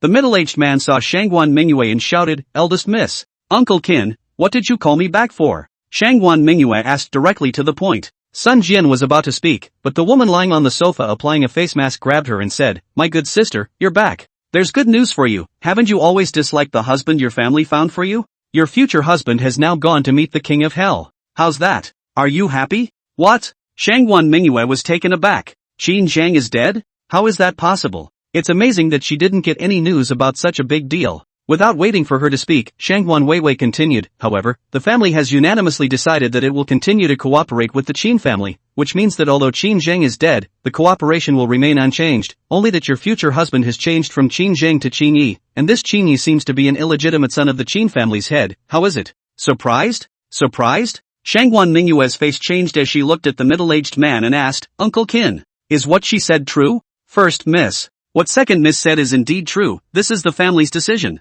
I am only conveying it. Sun Jian said. Shangwan Mingyue smiled miserably and said, I'm just a pet to please others in your eyes, right? If this master is gone, get another master. Missy, the family definitely doesn't mean this, it's just that if we want to open up the situation, we have to cooperate with a family that is at least first class. The Qin family is the family we chose. Even if you marry over, you will still be the Qin family's matriarch's wife in the future, which isn't really an injustice to you, so please, Missy, understand the family's painstaking efforts. Sun Jian said expressionlessly. Then why is it me, Shangwan Mingyue, and not her, Shangwan Weiwei, who went to join the marriage? Shangwan Mingyue pointed at Shangwan Weiwei and said, My good sister, why don't you understand by now? I am being groomed according to the future head of the Shangwan family. How can I get married? You can only recruit a son-in-law to your home, alright, and as the heir of the family, I have the right to choose my own husband. Shangwan Weiwei said with a smile. Shangwan Weiwei, what do you think you're entitled to? Ever since I was little, you've been trying to steal everything from me. As long as I like something, even if you don't like it, you have to snatch it over and break it. The elders in my family say that I'm the older sister and want me to give in to you. I'm only 3 months older than you. Shangwan Mingyue yelled at Shangwan Weiwei. On what basis am I? Just on the basis that I stepped into the first tier of martial arts at the age of 18, I'm 21 this year, and I'm about to enter the ranks of the tiger rankings, and you, my good sister, you're still 3 months older than me. Have you reached the first rank yet? Our clans can be different from these clans outside. Martial arts is the root of everything. Otherwise, even if you are smart, it's hard to escape the fate of being exiled from the clan. Although Shangwan Weiwei was wearing a mask, she could feel the disdain on her face. Missy, this is the arrangement of the Shangwan family head and the elders. As a member of the Shangwan family, one should dedicate everything to the development of the family, so please don't question the family's decision. Hee. Shangwan Weiwei, don't get cocky too early. Do you think you're going to win? Not necessarily. Let's see. Shangwan Mingyue finished and left the villa without looking back. She no longer wanted to stay here and be ridiculed. Only Shangwan Weiwei and the housekeeper Sun Jian were left behind. Shangwan Weiwei asked, Uncle Qin, what do you mean by her last sentence? Could it be that she still has some cards? Sun Jian thought for a moment and said, I don't think so. It might just want to mess with your mind, so that you can have an accident at the juncture of breaking through the tiger ranking. Second, young lady, you have to believe that in the face of absolute strength, any conspiracy or trickery will pale in comparison, so the most important thing for you to do right now is to set foot in the ranks of the tiger ranking as soon as possible, so that your position will be unbreakable.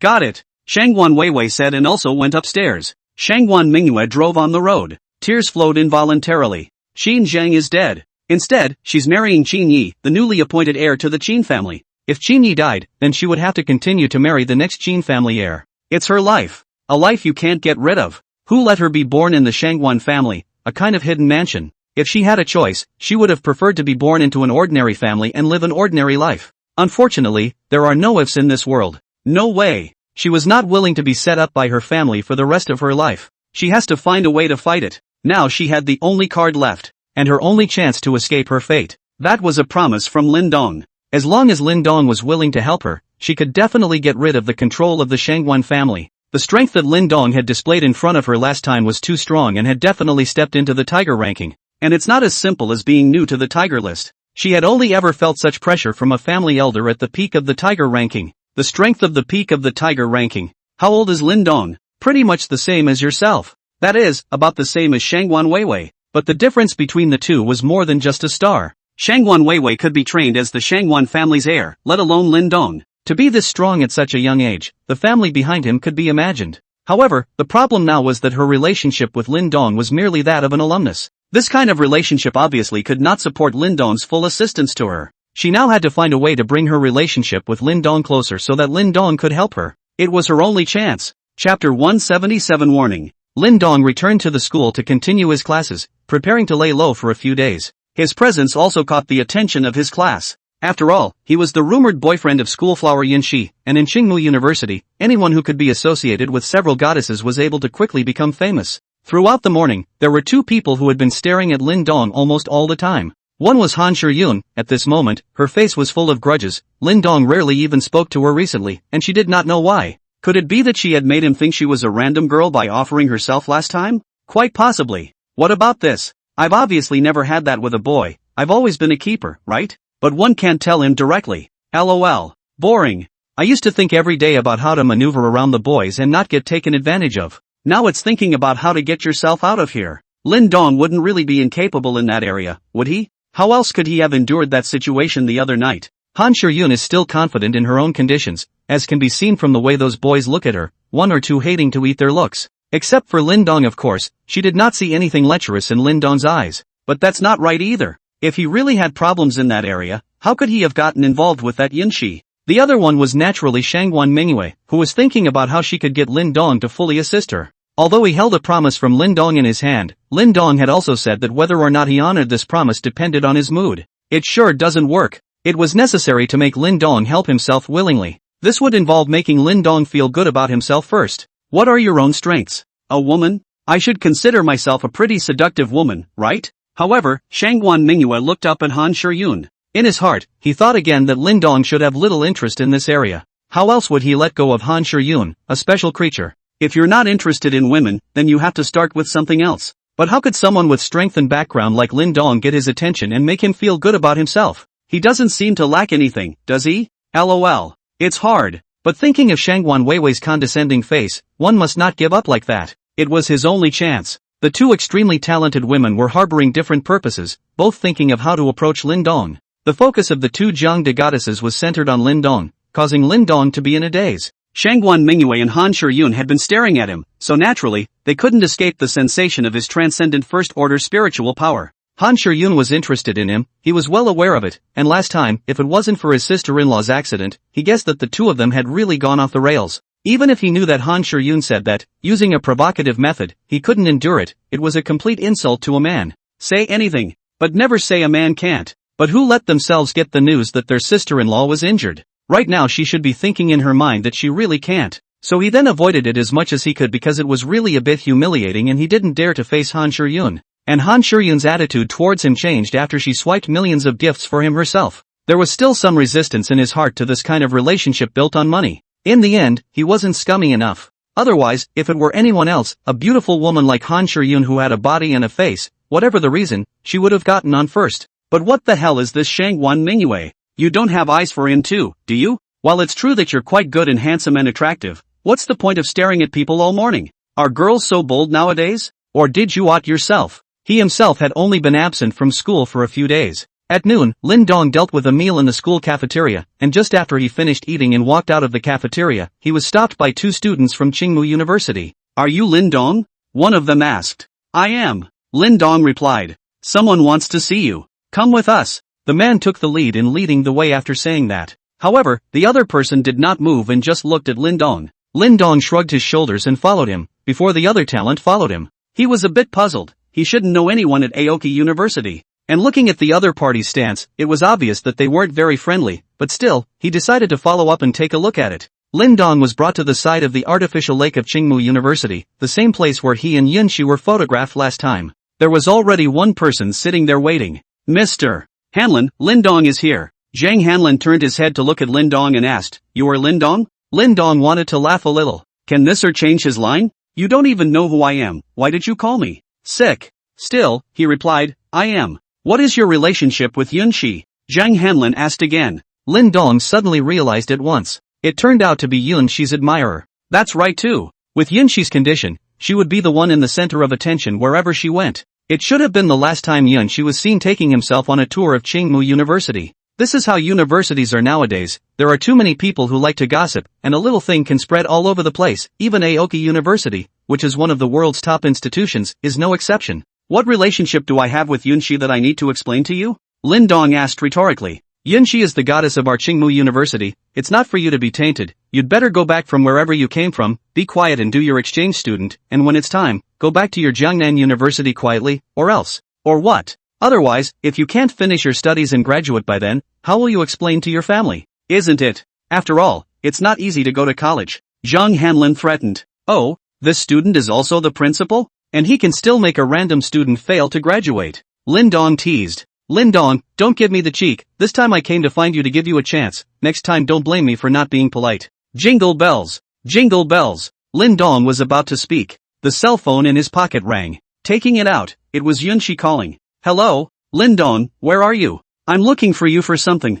When he pressed the answer button, he heard Yunxi's voice coming from him. I'm by the artificial lake. Lin Dong replied. Then give me a minute. I'll be right there. Yunshi hung up the phone after saying that. At this time, Zhang Hanlin added, Lindong, think about it. I hope you don't make a mistake for yourself, or else I won't talk to you so nicely next time. If you don't know who I am, you can ask around with the students in your exchange class. He thought that he had already put down his stance to come to Lindong. If Lindong was still insensitive, then it would not be his fault. In Kyoto, he had 10,000 ways to play Lindong to death. Chapter 178, News. Zhang Hanlin turned around to leave, and before he could go far, he saw a white-clad figure walking over. Yunshi. The figure had appeared in his dreams several times. Excitedly, he wanted to give a greeting, but Yunshi simply ignored him and directly walked past him to Lindong. Lindong, I have something I want to tell you, Yunshi said as she stood in front of Lindong in a somewhat formal manner. What is it? Lindong asked. Yunshi looked at Zhenghan Lindong and the others not far away and said with some embarrassment, can we go to a different place? Lindong also looked at Zhang Hanlin's face, which had almost been distorted, and said, let's go. Then take the lead and walk out. Yunshi followed Lindong and the two of them walked to a place where no one was around. Yunshi gathered her courage and said, Lindong, I would like to invite you to my home. Last time you saved me, my father didn't have time to thank you because he was busy with his work. This time when they heard that you came to Kyoto, they wanted to invite you for a casual dinner and thank you in return. After Yunshi finished speaking, she stared nervously at Lindong, fearing that he would refuse. Lindong originally did not want to go, after all, so many years had passed, but seeing Yunshi's expectant eyes, he thought about it and said, when? You promise? Yunshi shouted in surprise. Grace, I promise. When will you go? Lindong asked with a smile. How about tonight? It just so happens that my parents are home. Yunshi said. Yes. Then it's a deal. When class is over this afternoon, stay put and wait for my call. Yes. The two were chatting happily over here. Zhang Hanlin is going crazy over there. Just now, Yunshi had ignored him and went straight to Lindong. Moreover, Lindong even dared to pretend that he did not exist and directly took Yunshi away. It was a complete lack of regard for him and a fear that he would interfere with their date. At this moment the fire of his jealousy rushed straight to the top of his head. The first time he met Yunshi, he regarded Yunshi as his woman and let it be known to the public that he would be impolite to anyone who messed with Yunshi. As the second youngest master of the Zheng family in Kyoto, he had the backbone and qualifications. Although Yunshi had always clearly rejected him, he always felt that as long as he treated Yunshi with all his heart, she would agree to be with him sooner or later. He also has not been on Yunshi with other means, to know that before he has no such patience for women, soft cannot come hard, direct coercion and seduction, get into bed again. He had also investigated Yunshi's family background. Her mom was just the owner of a small company with billions of assets. It was indeed a small company for their Zheng family. Yunshi's father was said to have once been the secretary of a certain leader, but had been decentralized, and the leader wasn't doing too well these days. He couldn't possibly offend the Zheng family for a secretary. So it's actually quite simple for him to use force on Yunshi, as long as he makes a move on her home. Threaten her with her mother's company, her father's future, and she'll just have to fall in line. But he has never done so, because Yunshi in his heart with other women is not the same. Other women he just play around. Yunshi he really want to marry each other and have children. He does not want a Yunshi after a lifetime of hate him. So up until now, he hadn't used tactics in the dark, he'd pursued them head on. Yet now Yunshi, was dating another man in front of her. In this instant, he had the heart to kill. Since Yunshi, this woman, was so heartless, then don't blame him for being unrighteous. No matter what means he used, Yunshi he had to get it, even if Yunshi hated him for the rest of his life. Then start with her family, forcing Yunshi to give in. With the power and influence of the Zheng family, it was not easy to deal with a small company with billions of assets. Yunshi, just wait. I want you to strip yourself naked and beg me to you, Zhang Hanlin said silently in his heart. Zhang Hanlin at this moment had completely exposed his nature. Do whatever it takes to get what you want. The previous Yunshi didn't accept him, but she didn't accept any man either, and Zhang Hanlin could still tolerate it. Now Yunshi had accepted another man. This was something he absolutely could not endure. Not only was Yunshi going to obediently take his bed, that Lindong was also going to make him regret it for the rest of his life. A sinister smile gradually appeared at the corner of Zhang Hanlin's mouth. After classes ended in the afternoon, Lindong received a call from Yunshi. Said she was already waiting in front of the school. Lindong had just left the school gate when he saw Yunshi standing next to a red Ferrari sports car waving at him. Linden, over here. Lindong walked over and asked, is this your car? Aha, but I don't usually drive to school. Yunshi replied. This little girl's family is well off. When he used to go to high school, I think he had heard that Yunshi's father was the biggest leader in their county, but he was transferred not long after. Getting into the car, the two drove off. Lindong's own car was actually parked next to the school, but since Yunshi had specifically driven to pick him up, he was not in a position to let down Yunshi's good intentions. It was the end of the school day, and such high-profile behavior from the two naturally drew the attention of many students. Who was that in the red Ferrari just now? It seems to be schoolgirl Yunshi. I feel like it too. Not as if. That would have been Yunshi. Asterisk asterisk asterisk asterisk, and who is that guy? Isn't that Lin Dong, the exchange student from Jiangnan University who was rumored to be in a scandal with Yunshi a few days ago? Did they go out and get a room? It's possible. Asterisk asterisk asterisk asterisk. Solid hammer. Solid hammer. Big news. Absolutely big news. Schoolflower Yunshi and Jiangnan University exchange student Lin Dong left in a car together, suspected to have gone to the love nest and spent the night together. This is nifty and absolutely explosive news. Isn't Yunshi Lord Hanlin's woman? It's an S. People Yunshi has never admitted it. This Lin Dong is Yunshi's real boyfriend. The news was quickly spread to the campus network on a cell phone. Instant fireworks on the Aoki University network. The caption, schoolgirl Yunshi and her boyfriend Lin Dong left together in a red sports car, suspected to have gone to the love nest to spend the night together, coupled with a few more photos. It's more impactful and more explosive than that last news item. Zhang Hanlin was just about to leave the school when his cell phone rang, a call from his best friend Hu Yao. Hanlin, have you looked at the campus website? Hu Yao asked. Didn't look. What's wrong? Zhang Hanlin said. Check it out. What the hell? You'll know it when you see it. Okay. Hang up first then. Chapter 179. Zhang Hanlin hung up on Hu Yao. Log on to the Aoki University campus website. What comes to mind is a big headline. Schoolgirl Yunshi and her boyfriend Lin Dong left together in a red sports car, suspected to have gone to their love nest to spend the night together. Zhang Hanlin hurriedly clicked on it. Just saw a couple pictures. It's all in high definition, so you can see it clearly. It was indeed Yunshi and Lin Dong. The two left in a red sports car. Boom! Zhang Hanlin only felt a thunderbolt.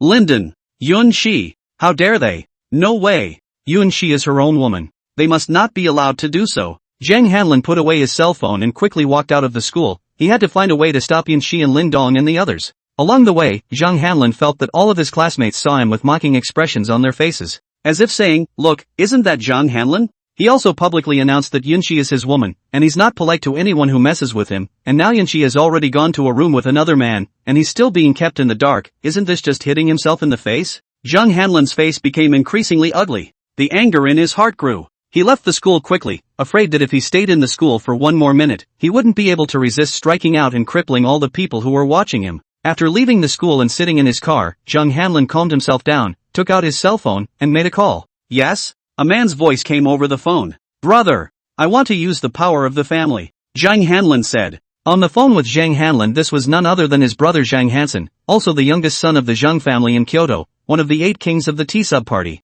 What are you trying to do again? I'm telling you, Kyoto is not peaceful these days. You'd better be honest with me. Can't you see that I don't go out these 2 days? Brother, the woman I've been chasing for 3 years went on a date with another man today. Do you think I can stand it? This is more than just a slap in my face, it's a slap in our Zhang family's face. Zhang Hanlin said angrily. All you boys know is women all day and night. Can't you think of anything else? It's just a woman. Can't you think of anything else? I don't care anyway. They dare to slap my face, the face of the Zhang family, so I can't make it easy for them. Is the other party's bottom line clear? Zhang Hansen asked after a moment of silence. Clear. Clear. That woman has been my college alumni. I've long checked her family out. It's just a small company worth billions. It's not worth mentioning for our Zhang family. Zhang Hanlin said excitedly. He knew his brother must have agreed when he asked. I'll call Uncle Lu later and ask him to help you. Zhang Hansen said. Thank you, brother. But you kid had better give me a low profile. Recently this period of time in Kyoto, major families of the children of everyone's self-protection. Do not mess with people who do not know the bottom line, or when the time comes,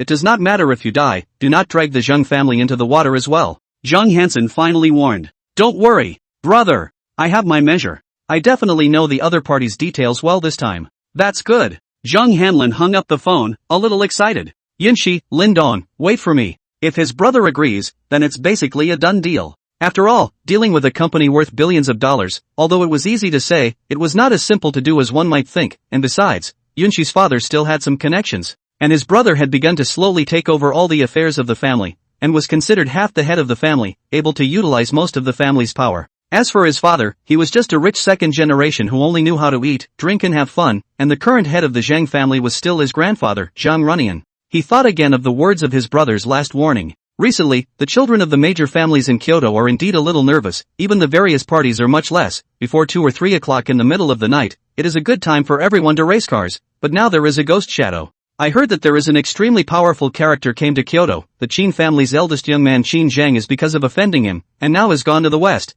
But the Qin family did not even dare to put a fart. Only the other party claimed that Qin Zhang is a sudden illness and died. A new heir just recently arrived in Kyoto? Lin Dong also seems to have come to Kyoto recently? It can't be the same person, can it? No way. No way. Zhang Hanlin shook his head repeatedly. Lin Dong was just an exchange student from Jiangnan University. What made him able to take out Qin Zhang and make everyone in Kyoto's major families feel at risk? Why don't we check on Lin Dong first? Zhang Hanlin had just thought of this when the phone in his pocket rang. It was Uncle Lu calling. Hello, Uncle Lu. Second young master. Just now the eldest young master has informed me to cooperate with you. What do you need me to do? Uncle Lu asked. Uncle Lu, help me investigate a company called U Beauty, whose main business is cosmetics, and find a way to put the other party in a situation where their capital chain is broken, the kind that goes bankrupt at any time. By the way, reveal the information about our Zhang family's move to the other party, so that they will come to my door and beg me. Okay. Second young master. It's a done deal. Zhang Hanlin was in a soothing mood after ending his call with Uncle Lu.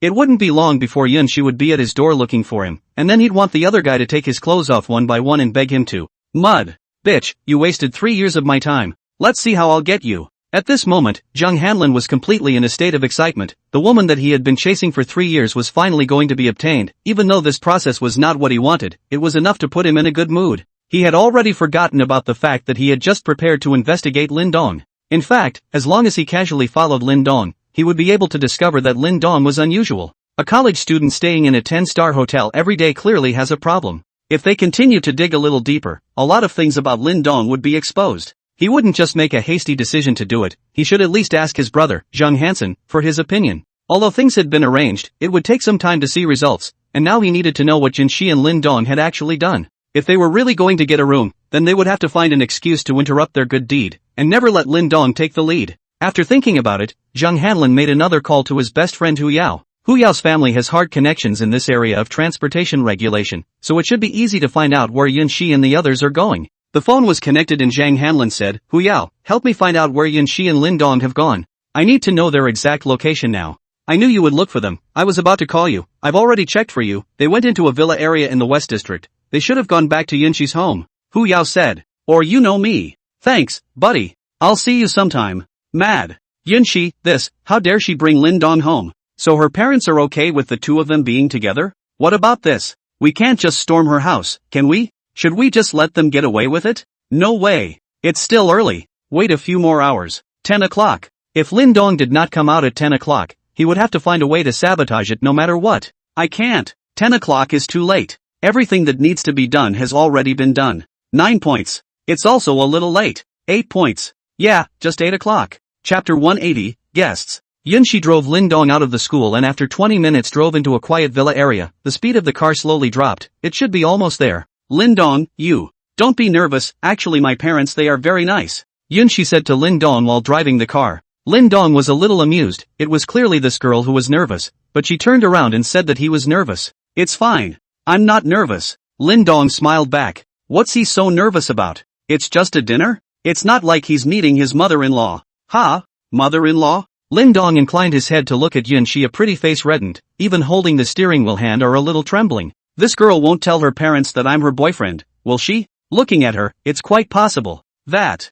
Yunshi, you won't tell your parents that I am your boyfriend, right? Lin Dong asked. Ah, you, how do you know? Yunshi said nervously. And you really said that? Didn't I say to wait a little longer? Lin Dong said with a bitter smile. But my mom she insisted on introducing me to a boyfriend. I can only say that I already have a boyfriend. Yunshi whispered. The two men fell into a brief silence. Linden, you won't be angry, right? Yunshi asked cautiously. Nope. I was just wondering if it's not good for me to be empty-handed on this first meeting with my mother-in-law? Yunshi, you should have told me in advance, or let me be prepared. No need. There's nothing missing in our house. You just need people to arrive. Yunshi said hurriedly. LOL. Lin Dong sighed. This girl has probably always been a flower in a greenhouse and doesn't know anything about the human condition. Will yours be the same as the ones I brought? But now that we're all here, we'll just have to tough it out. Soon, Yunshi drove the car into a garage next to a villa. After the two got out of the car, they walked towards the villa together. Inside the villa, Yun Zhanghai and Guan Meiling were bringing Lin Dong back today because they had received advance notice from Yunshi. So both were at home, and had instructed their house aunts to make a big, hearty dinner. Although Guan Meiling had been convinced by Yun Zhanghai and was ready to recruit Lin Dong back as a door-to-door son-in-law, the thought of her hard-earned, multi-talented daughter being abducted by a poor boy from the countryside caused a blockage in her heart. However, after all, Lin Dong had saved his own daughter, so the proper etiquette should still be there. Dad! Mom! I'm back! Yunxi shouted as soon as he entered the door. Yun Zhonghai and Guan Miling twisted their heads to look and saw their daughter Yunxi walk in from outside with a young man. The moment they saw Lin Dong, the two of them lit up. This young man can do it. Good spirits. Not bad looking either. Could this be the Lin Dong that Yunxi was talking about? Where does this look like a country boy? Guan Miling recalled all the this second generation, that third generation that she had seen, and found that if she did not care about her family background, she surprisingly did not have a single one that compared to Lin Dong. Is this really someone from a small county? Lin Dong followed suit and walked in saying, "Hello uncle and auntie." "Hello, you are Lin Dong, aren't you?" Yun Zhonghai asked. "Uncle, I'm Lin Dong. I came in a hurry today. I came straight from school. I didn't have time to buy a gift. Please don't mind if uncle and auntie don't mind. I'll make up for it next time." "Buy what gift? The family does not lack anything, and you a student, so broke the expense why go together to dry rice, just waiting for you," Guan Miling said. The four of them went together to the dining room and sat down to eat. She looked a little nervous. Lin Dong was indifferent. He was now considered someone who had seen the world, and there were probably not many things that could make him nervous. "Lin Dong, can you drink? Drink some with me?" Yun Zhonghai asked. "Drinking a little should be fine," Lin Dong replied. "Yunxi, go get my bottle of treasured mutai," Yun Zhonghai said to Yunxi. "Oh, good." Yunxi went to bring the wine and after opening it, he poured a glass each for Yun Zhonghai and Lin Dong. "Lin Dong, come on, uncle toasts you. Thank you for saving Yunxi back then, or else your auntie Guan and I wouldn't know how to live the rest of our lives." Yun Zhonghai raised his wine glass and said to Lin Dong, "Uncle Yun is polite. This is all what I should have done. At that time, if it wasn't for me, Yunxi would have been saved by someone else." The two of them chatted and drank a little wine. After 3 rounds of drinking, it felt about time, and Guan Miling spoke. "Lin Dong, I heard that you attend Jiangnan University?" Guan Miling asked. "Yes, Auntie Guan," Lin Dong replied. "What's the major?" "Economics and management." "How's the eagle language?" "Don't spit it out, it's eagle language, because it's the language of the Eagle Kingdom, so it's called eagle language, and the language of the Huaxia Kingdom is called Huaxia language, and that's how the book is set up." "Ha ha, not bad. Oh for all oh." Guan Miling spoke in an eagle tongue, waiting for Lin Dong to reply. Because she was in the cosmetics industry, she often had to travel to the Eagle Kingdom, so the eagle language was important to her. If Lin Dong didn't even know how to speak eagle, how could he trust the company to him in the future? So she was testing Lin Dong. Although Lin Dong knew some eagle language, he obviously had not reached the point of being able to answer the questions. Can't afford to drop the ball now, though. Hurrying to add the eagle language item on the top of the skill bar, fortunately this was only a normal skill, and with just 10 divine magnificence points, he had learned eagle language to the point of proficiency. After learning the eagle language with 10 divine magnitude points to become proficient, Lin Dong had a lot more knowledge about the eagle language inside his mind. He was able to fully understand what Guan Miling said just now. So he returned, ***, oh for all oh. Guan Miling, // omega / / ***,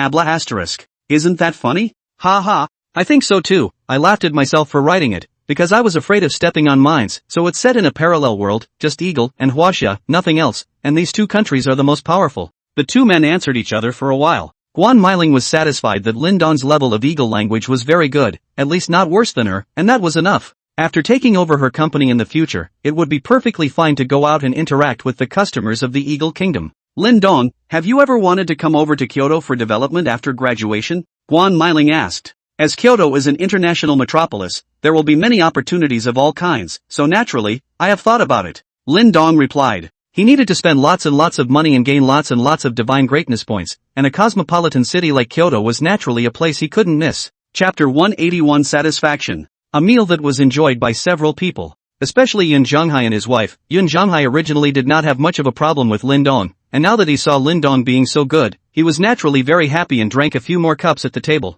As for Guan Miling, the little opinion she originally had towards Lin Dong had also dissipated as she got to know Lin Dong better and better. In addition to the background of Lin Dong's origins, the other appearance, temperament, mannerisms, as well as the knowledge base of Lin Dong is almost all the second generation, third generation of those she knows a few streets. If Lin Dong was nurtured, he could definitely stand alone and become an outstanding talent. After dinner, a few more people sat in the living room and chatted. Lin Dong, what other people are in your family? Guan Miling asked. She now had absolutely not a single objection to the matter between Lin Dong and her daughter Yunxi, so she wanted to find out about Lin Dong's family. It would be best if Lin Dong had an older or younger brother in his family, so that he would not be hindered by his family when he came over to Kyoto to be the Lin family's door-to-door son-in-law. And if Lin Dong was just an only child, I'm afraid that this would be a difficult situation. Auntie Guan, in fact, my parents left in an accident when I was 10 years old, and I have been living with my sister-in-law and great-aunt. To me, they are my family. Lin Dong replied. Parents are gone? The two of them, Guan Mailing and Yun Zhonghai, glanced at each other, and both could see the surprise in the other's eyes.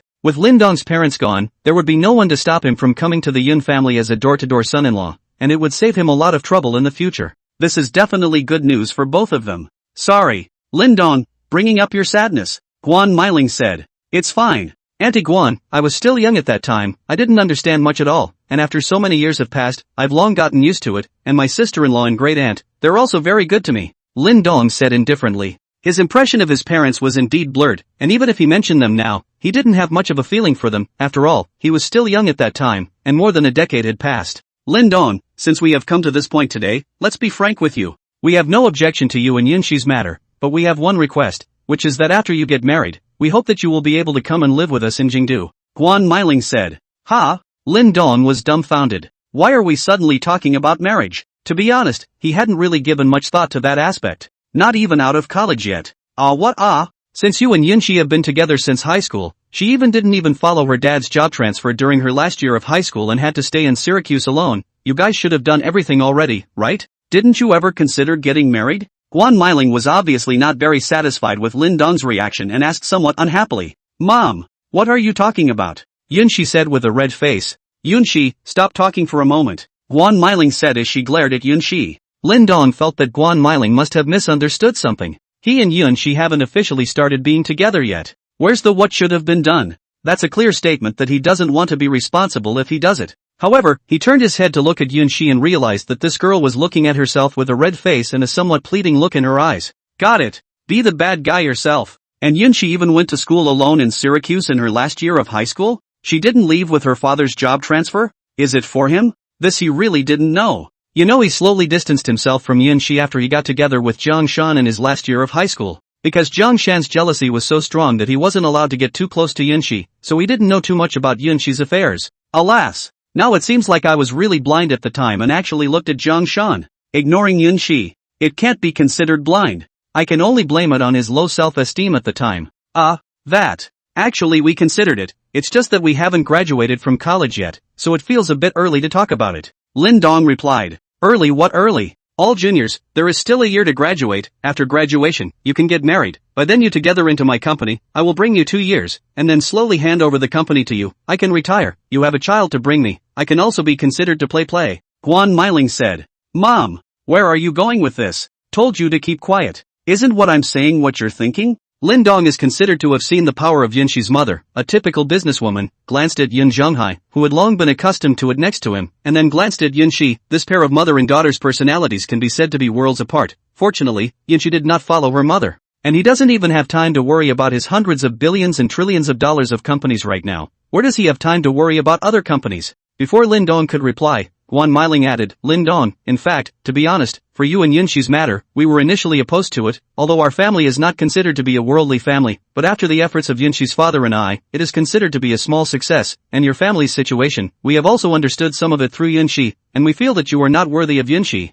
This was something that Lin Dong agreed with. At one time, it was because of his low self-esteem and feeling that he was not good enough for Yunshi that he chose to ignore Yunshi's kindness to him and ended up choosing Zhang Shan, who had a smaller gap. As a result, he didn't expect that in the end, Zhang Shan couldn't see him either, but instead, Yunshi's feelings for him have never changed a bit until now. Guan Mailing continued, the ones we introduced to Yunshi were all the Chu Chao among the sons of major families, but it can't be helped, Yunshi, she can't see any of them, and has decided that you are the one, and we only have this one daughter, so we can't really force her to marry someone she doesn't like, and then hate us for the rest of her life, can we? So, I hope you must treat Yunshi well in the future, don't let her suffer any wrongdoings. I will. Auntie Guan, Lin Dong solemnly said to Guan Mailing. Much more conversation ensued, but it was all Guan Mailing alone talking and the remaining three listening. Occasionally, Lin Dong was able to answer a couple sentences. Yun Zhonghai and Yunshi didn't speak much almost the entire time. Feeling that it was almost time, Lin Dong prepared to leave. Uncle and Auntie, I've disturbed you today, thank you for your hospitality, I'll come back to visit you again sometime in the future, bye.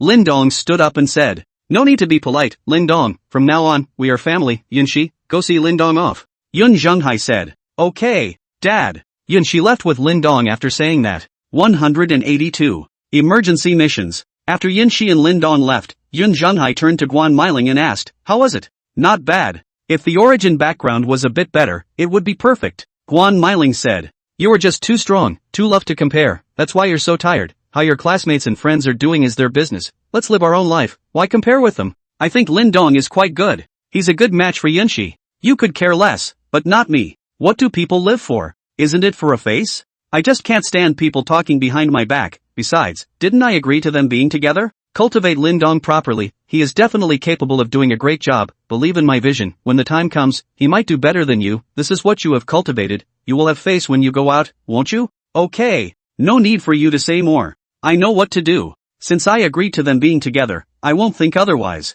Yunxi drove the car and Lin Dong sat on the passenger side. Lin Dong, I'm sorry. I didn't know that my mom would say those words. Yunxi said with some embarrassment. Yunxi, the one who should say sorry is me. In fact, I know your heart, I knew it when I was in high school, it's just that at that time, because of my childhood upbringing, it caused me to be very inferior and weak, so I didn't dare to face it, let alone accept it. I don't care about that. Yunxi said seriously. I know you don't care. But I do care, but don't worry, I'm not the same person I was then, and I'll face it bravely in the future. Aha! I'll be waiting for you. Yunxi drove the car and sent Lin Dong to the front of Qingmu University, and Lin Dong got out of the car. Be careful on the road. Lin Dong said to Yunxi. Aha!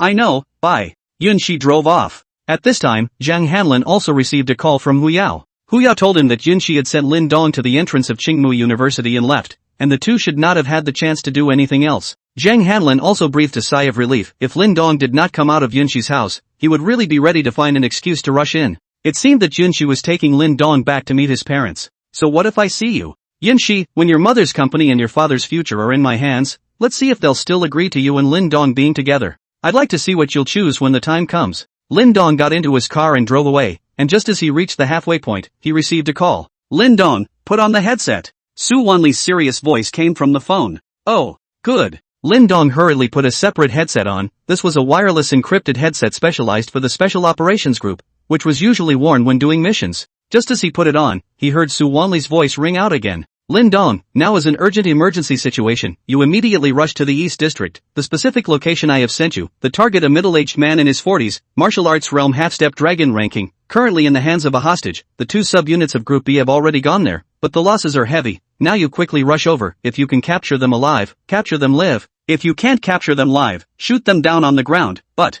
must guarantee the safety of the hostage. Understood. Lin Dong kicked the gas and the car sped to the target location. This was his first mission and he had to do it right. And to be able to make Captain Su Wanli say 3 certainties in a row, the identity of the hostage is definitely not simple. Kyoto, Eastern District, inside a building under construction. A one-eyed middle-aged man was sitting on the ground smoking a cigarette, a stunning woman in her 20s was tied to the pillar next to him, and 7 or 8 members of Special Operations Group B were lying in front of him. The middle-aged man was none other than Lin Dong's target this time, Li Bo, nicknamed One-Eyed Bo, a wanted criminal with a long list of crimes, who had committed a heinous crime in China more than a decade ago, and had managed to escape at the cost of one eye. It is said to have escaped to a foreign country, and I didn't expect it to suddenly appear here. These members of Team B lying on the ground were not dead, but they were all severely injured and could not stand up anymore, so they could only look up and stare at One-Eyed Bo. After a cigarette, One-Eyed Bo spoke. I know there are still some of you hiding. If you don't come out, I'm going to show you live. After finishing his speech, One-Eyed Bo stood up, reached out, and placed his hand on the neckline of the bound woman, grabbing the clothes and tearing them down with force. The clothes shattered in response, revealing the snow-white skin and underwear inside.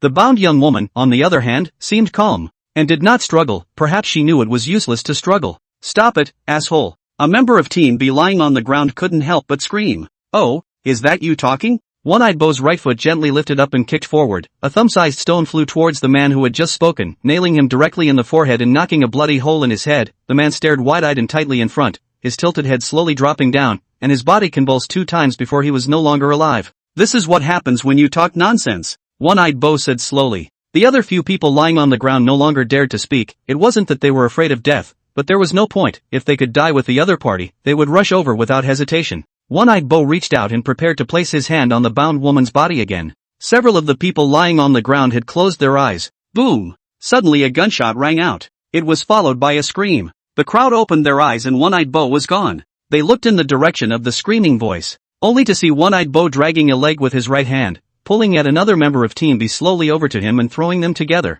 Anyone lying on the ground had their arms and legs broken by the one-eyed wave and were unable to move. There were also a few well-hidden members of Team B in the dark, and they were all in a cold sweat. This person is just too strong. It's already well beyond the capabilities of their B team. Even if they all go up, they're just looking for death. But they don't dare not go on, because the identity of the hostage is too important. One-Eyed Bo walked back to the woman, looked at her and said, "Do you know why I kidnapped you?" The kidnapped woman looked at One-Eyed Wave and didn't say anything. "See this eye of mine? This is what your father left behind back then. For so many years, I've been thinking about revenge all the time, so don't blame me. If you want to blame me, blame your father, Song Chiwon. I'll return the pain he gave me back then 100-fold. You're pathetic." The young woman said the first words. "I was miserable, but after you died, your father was even more miserable than I was." The young woman did not continue to speak. Chapter 183 Completion. Boom! Another shot rang out. But as if he had expected it, One-Eyed Bo dodged the bullet with a tilt of his head and quickly darted toward the place where the shot was fired.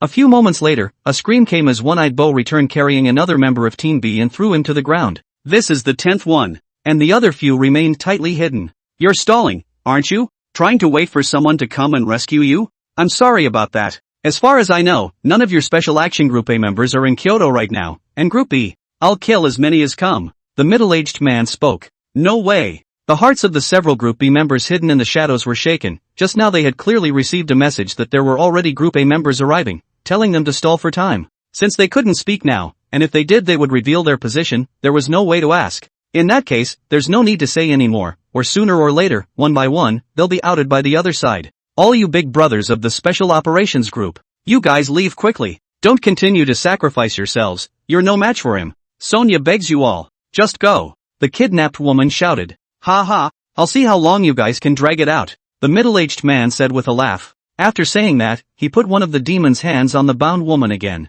Boom! Guns blazing. One-Eyed Bo dodged it again, and headed straight for where the shot had just been fired. "Do it!" A voice rang out. The few members of Team B that were hidden around them also showed up directly. One rushed towards the tied-up woman, Song Jia, while the remaining four rushed towards One-Eyed Bo. Boom! Boom! Boom! Several voices rang out, accompanied by several screams. The Team B member who had rushed towards Sonya had just reached the place, and before he had the chance to untie the hostage, he suddenly felt a burst of pressure hit him. Boom! His body had flown out. "Want to save someone? That also depends on whether you have the strength," One-Eyed Bo said as he stood beside Song Jia. So far, the two subunits of Special Operations Group B, totaling 16 people, have all been wiped out. 1 dead and 15 seriously wounded. One-Eyed Bo's strength was surprisingly terrifying. "Song Jia, right? Don't you worry. When I'm comfortable, I'll leave your body intact, and I want to see what your father's expression will be when he sees you then. The pain he left me back then, I'll pay him back 100 times over. You won't be able to walk out of Huaxia, my father and grandfather won't let you go," Song Jia said with her eyes closed. She seemed to have predicted where she would end up next. "Since I dared to come, I've already thought of a way back. They couldn't keep me back then, and they can't keep me even more now," One-Eyed Bo said arrogantly. "Is that so? Do you think I have no one in Huaxia? Or no one in Group A?" A voice rang in One-Eyed Bo's ears. "Who?" Just as One-Eyed Bo finished speaking, his body was suddenly sent flying by a huge force. Boom! One-Eyed Bo's body slammed hard against the wall, a mouthful of blood sprayed out of his mouth. His body was rebounded out immediately afterward, leaving the wall for more than 10 centimeters. Before he could react, a slender white hand pressed on his forehead and then slammed hard against the wall. Boom! A loud noise resonated throughout the floor. The cement wall was smashed 10 centimeters deep, and One-Eyed Bo's head was set right on the wall. One-Eyed Bo's eyes bulged wide as he stared at the man in front of him as if he wanted to memorize him forever. Lin Dong's hand that was pressing on One-Eyed Bo's forehead gently slid down, and One-Eyed Bo's eyes then closed. This strike just now had completely smashed One-Eyed Bo's entire skull, and now his mind was a complete mess.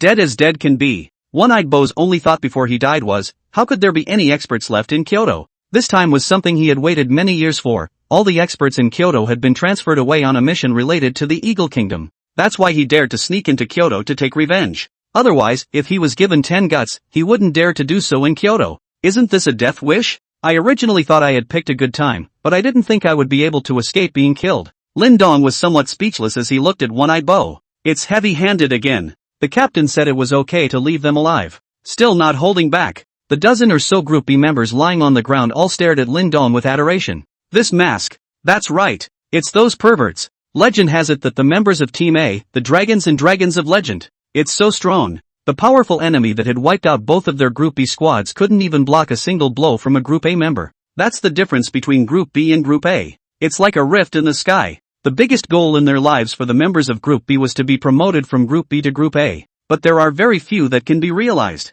And this 18 member in front of me looks so young. What a pervert. Lin Dong had already put on the mask used by the members of Team A to do their tasks on the way here, but this mask could only cover half of his face. As for what it can do, Lin Dong felt that it should be for pretending. This can appear to set Group A apart. Sonia looked at the figure a few meters away from her, her eyes slightly dazed. Lin Dong turned around, swept a glance at the dozen or so members of Team B lying on the ground and the woman tied to the pillar, and said, "Captain, the mission is accomplished. The target is dead and the hostages are safe. However, the people from Team B are all quite seriously injured." "Very well. The rescue team will be here soon. Wait a moment," Su Wanli said in Lin Dong's ear. "Understood." After reporting the situation, Lin Dong walked over to Song Jia and used his hands to directly rip off the rope binding her, then draped the jacket on his body over the other party to stop her spring light from leaking out. "That's an important person. Thanks," Song Jia said as she stared at Lin Dong. "You're welcome. It's just part of the job." Soon the rescue team arrived. They had been in the neighborhood and came in immediately upon notification.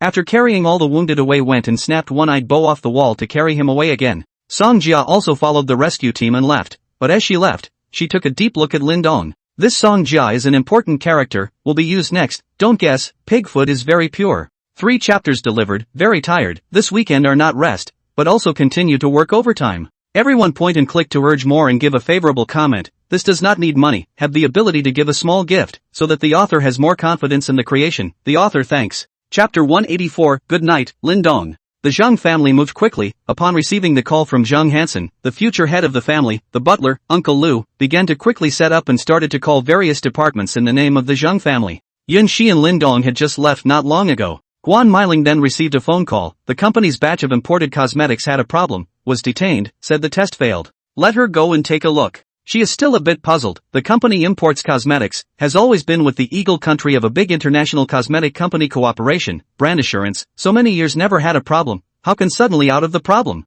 And it was also withheld. This is a big problem. Before she could pack up and go out, right after Yin Zhonghai also received a call from the higher-ups, letting him rest at home for a period of time and not having to go to work for the time being. Yun Zhonghai asked what the reason was. The other guy didn't tell him either, just told him to take some time off and relax. The two men looked at each other. From their years of social experience, it's not that simple. How can there suddenly be a problem altogether? Odds are someone is behind it. Both were remembering if they had offended someone. Guan Meiling has always been in the cosmetics business, and to say that she is offended is just a competitive relationship with her peers. She recalled all these companies in Kyoto that were in the cosmetic industry that could be ranked, and realized that there was no one who could have so much energy to withhold her products and stop her husband's work. Yun Zhonghai was also reminiscing. He's actually a very easygoing person, and generally doesn't hold a grudge against anyone. Could it be the rival who recently competed with him for that position? Thinking about it, I don't think it's possible. If the other party really had so much energy, how could they wait until now to make their move? I'm afraid I've been on top for a long time. Neither one of them came up with a clue.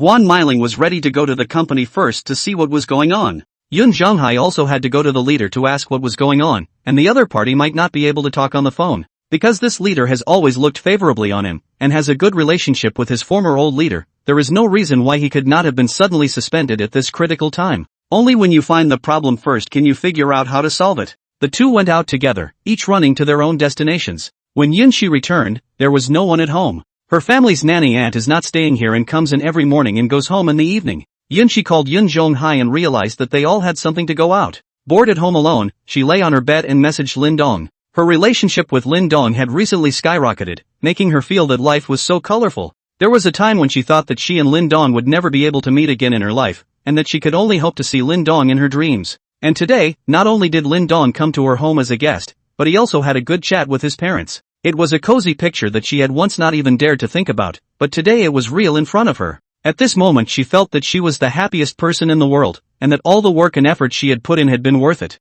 Her request was actually quite simple. There was no need for Linden to be good. As long as I can be with Lin Dong. In poverty, in wealth, in sickness and in health, she would never leave Lin Dong. This was the vow that Lin Dong had made in countless lonely nights after he had saved her back then. However, after Lin Dong had Zhang Shan, she changed her mind again. As long as Lin Dong was happy and healthy every day, that was enough. Sent several messages to Lin Dong. Linden didn't even return. She got a little anxious waiting and almost called, but thought better of it. After all, she had only just been separated a short time ago. She was also a little embarrassed. It's still a girl at the end of the day. The proper reserve is still there. It's better to hold back for now. When she and Lin Dong got married in the future, she would not have to be separated every day. You can also cuddle at night. Gosh.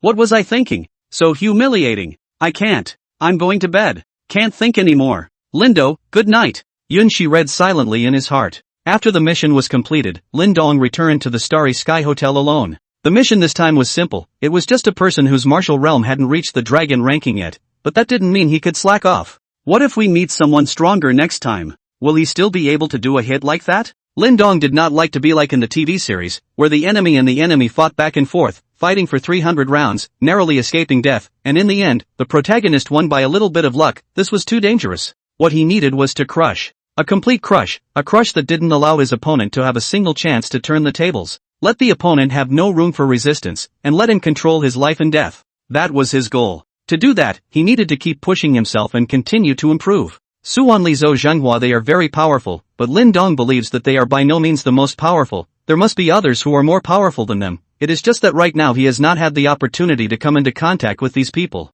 In the end, he's still not strong enough. For others to reach that height, they need talent, hard work, and opportunity. But he doesn't need to, he just needs to spend money like crazy. That's all he needs to do. By the day he became the #1 person in the world, it was estimated that half of the planet would already be his. Looking at his godly hope points, 132 points. It was going up very slowly, and now it was only going up a few dozen points a day. After spending another 100 divine magnificence points to raise his physique to the transcendent 5th order, there were still 32 divine magnificence points left. Zhao Xin should still be busy with the foundation. When she's done with this for a few days and the foundation is on the right track, there should be a blowout period, so let's wait a few more days. By that time, he should be able to raise his physique to the transcendent 9th order. I just don't know if reaching the transcendent 9th order in physique will be another limit. Whether it is or not, with his physique reaching the transcendent mortal 9th stage, he should be able to compete with Su Wanli and the others. If he were to raise his spiritual power to the transcendental 9th order again, Su Wanli and the others shouldn't be his opponents, and only then would he be considered to have a certain foothold. In fact, Lin Dong felt that the divine greatness points had risen by a small amount, but when converted into money, it was not a small amount to spend billions of dollars every single day. Donglai International was founded less than 2 months ago, and has already spent $300 to $400 billion.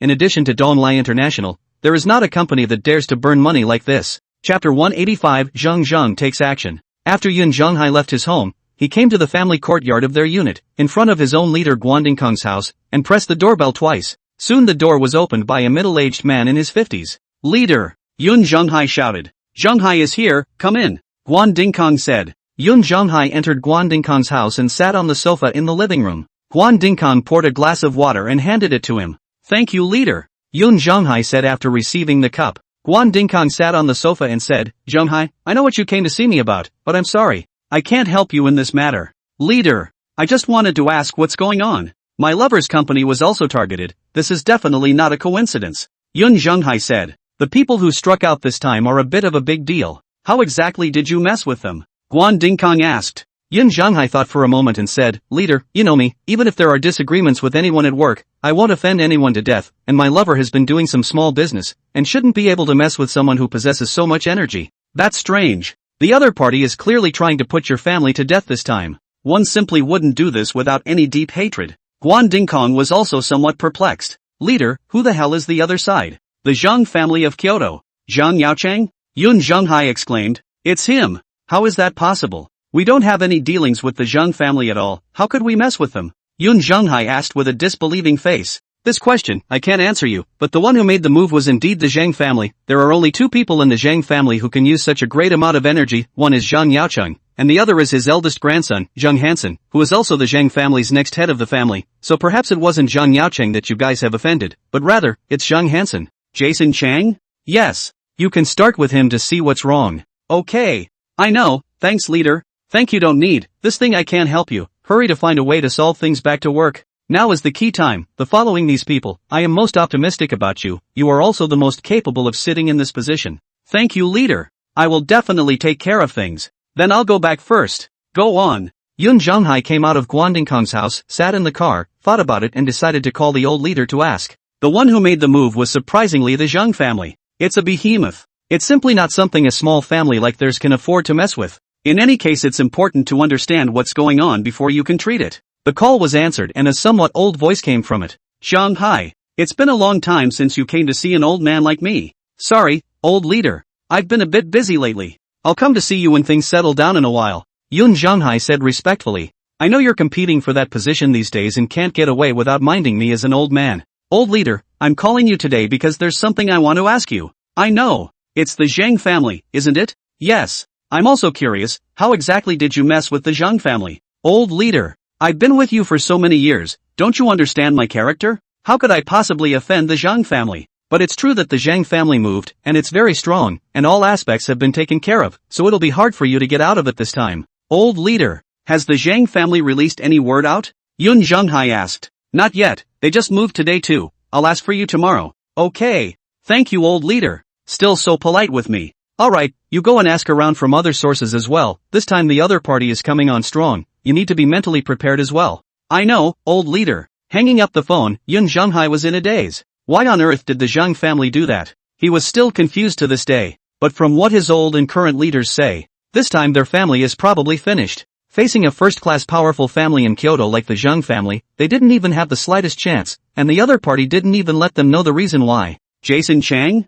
Zhang Yaoqing's eldest grandson. Shouldn't be too old. Could it be that her daughter Yun Shi has offended the other side? Go back and ask. Yun Zhonghai immediately fired up the car and drove home. Just after returning home, he saw his wife Guan Meiling sitting on the living room sofa with a gloomy face. What's wrong? Yun Zhonghai asked as he sat next to Guan Meiling. They detained all the products in this batch, saying that our products are unqualified and have to be destroyed directly, and they won't give a review. And I asked a few other imported products, none of them were detained, just ours. Tell me, is there any king's law in this? Guan Meiling asked angrily. Don't get mad. Don't be angry. It's not just losing a little money. Yun Zhonghai comforted. It's not a matter of money or not. By the way, have you asked what's going on over there? There are some situations, but you have to be prepared. Say, it's true that someone is making a move against our family behind the scenes, and the person making the move is very powerful. Our family can't afford to mess with them. Who? Why are they targeting us? When did our family offend them? The Zhang family in Kyoto.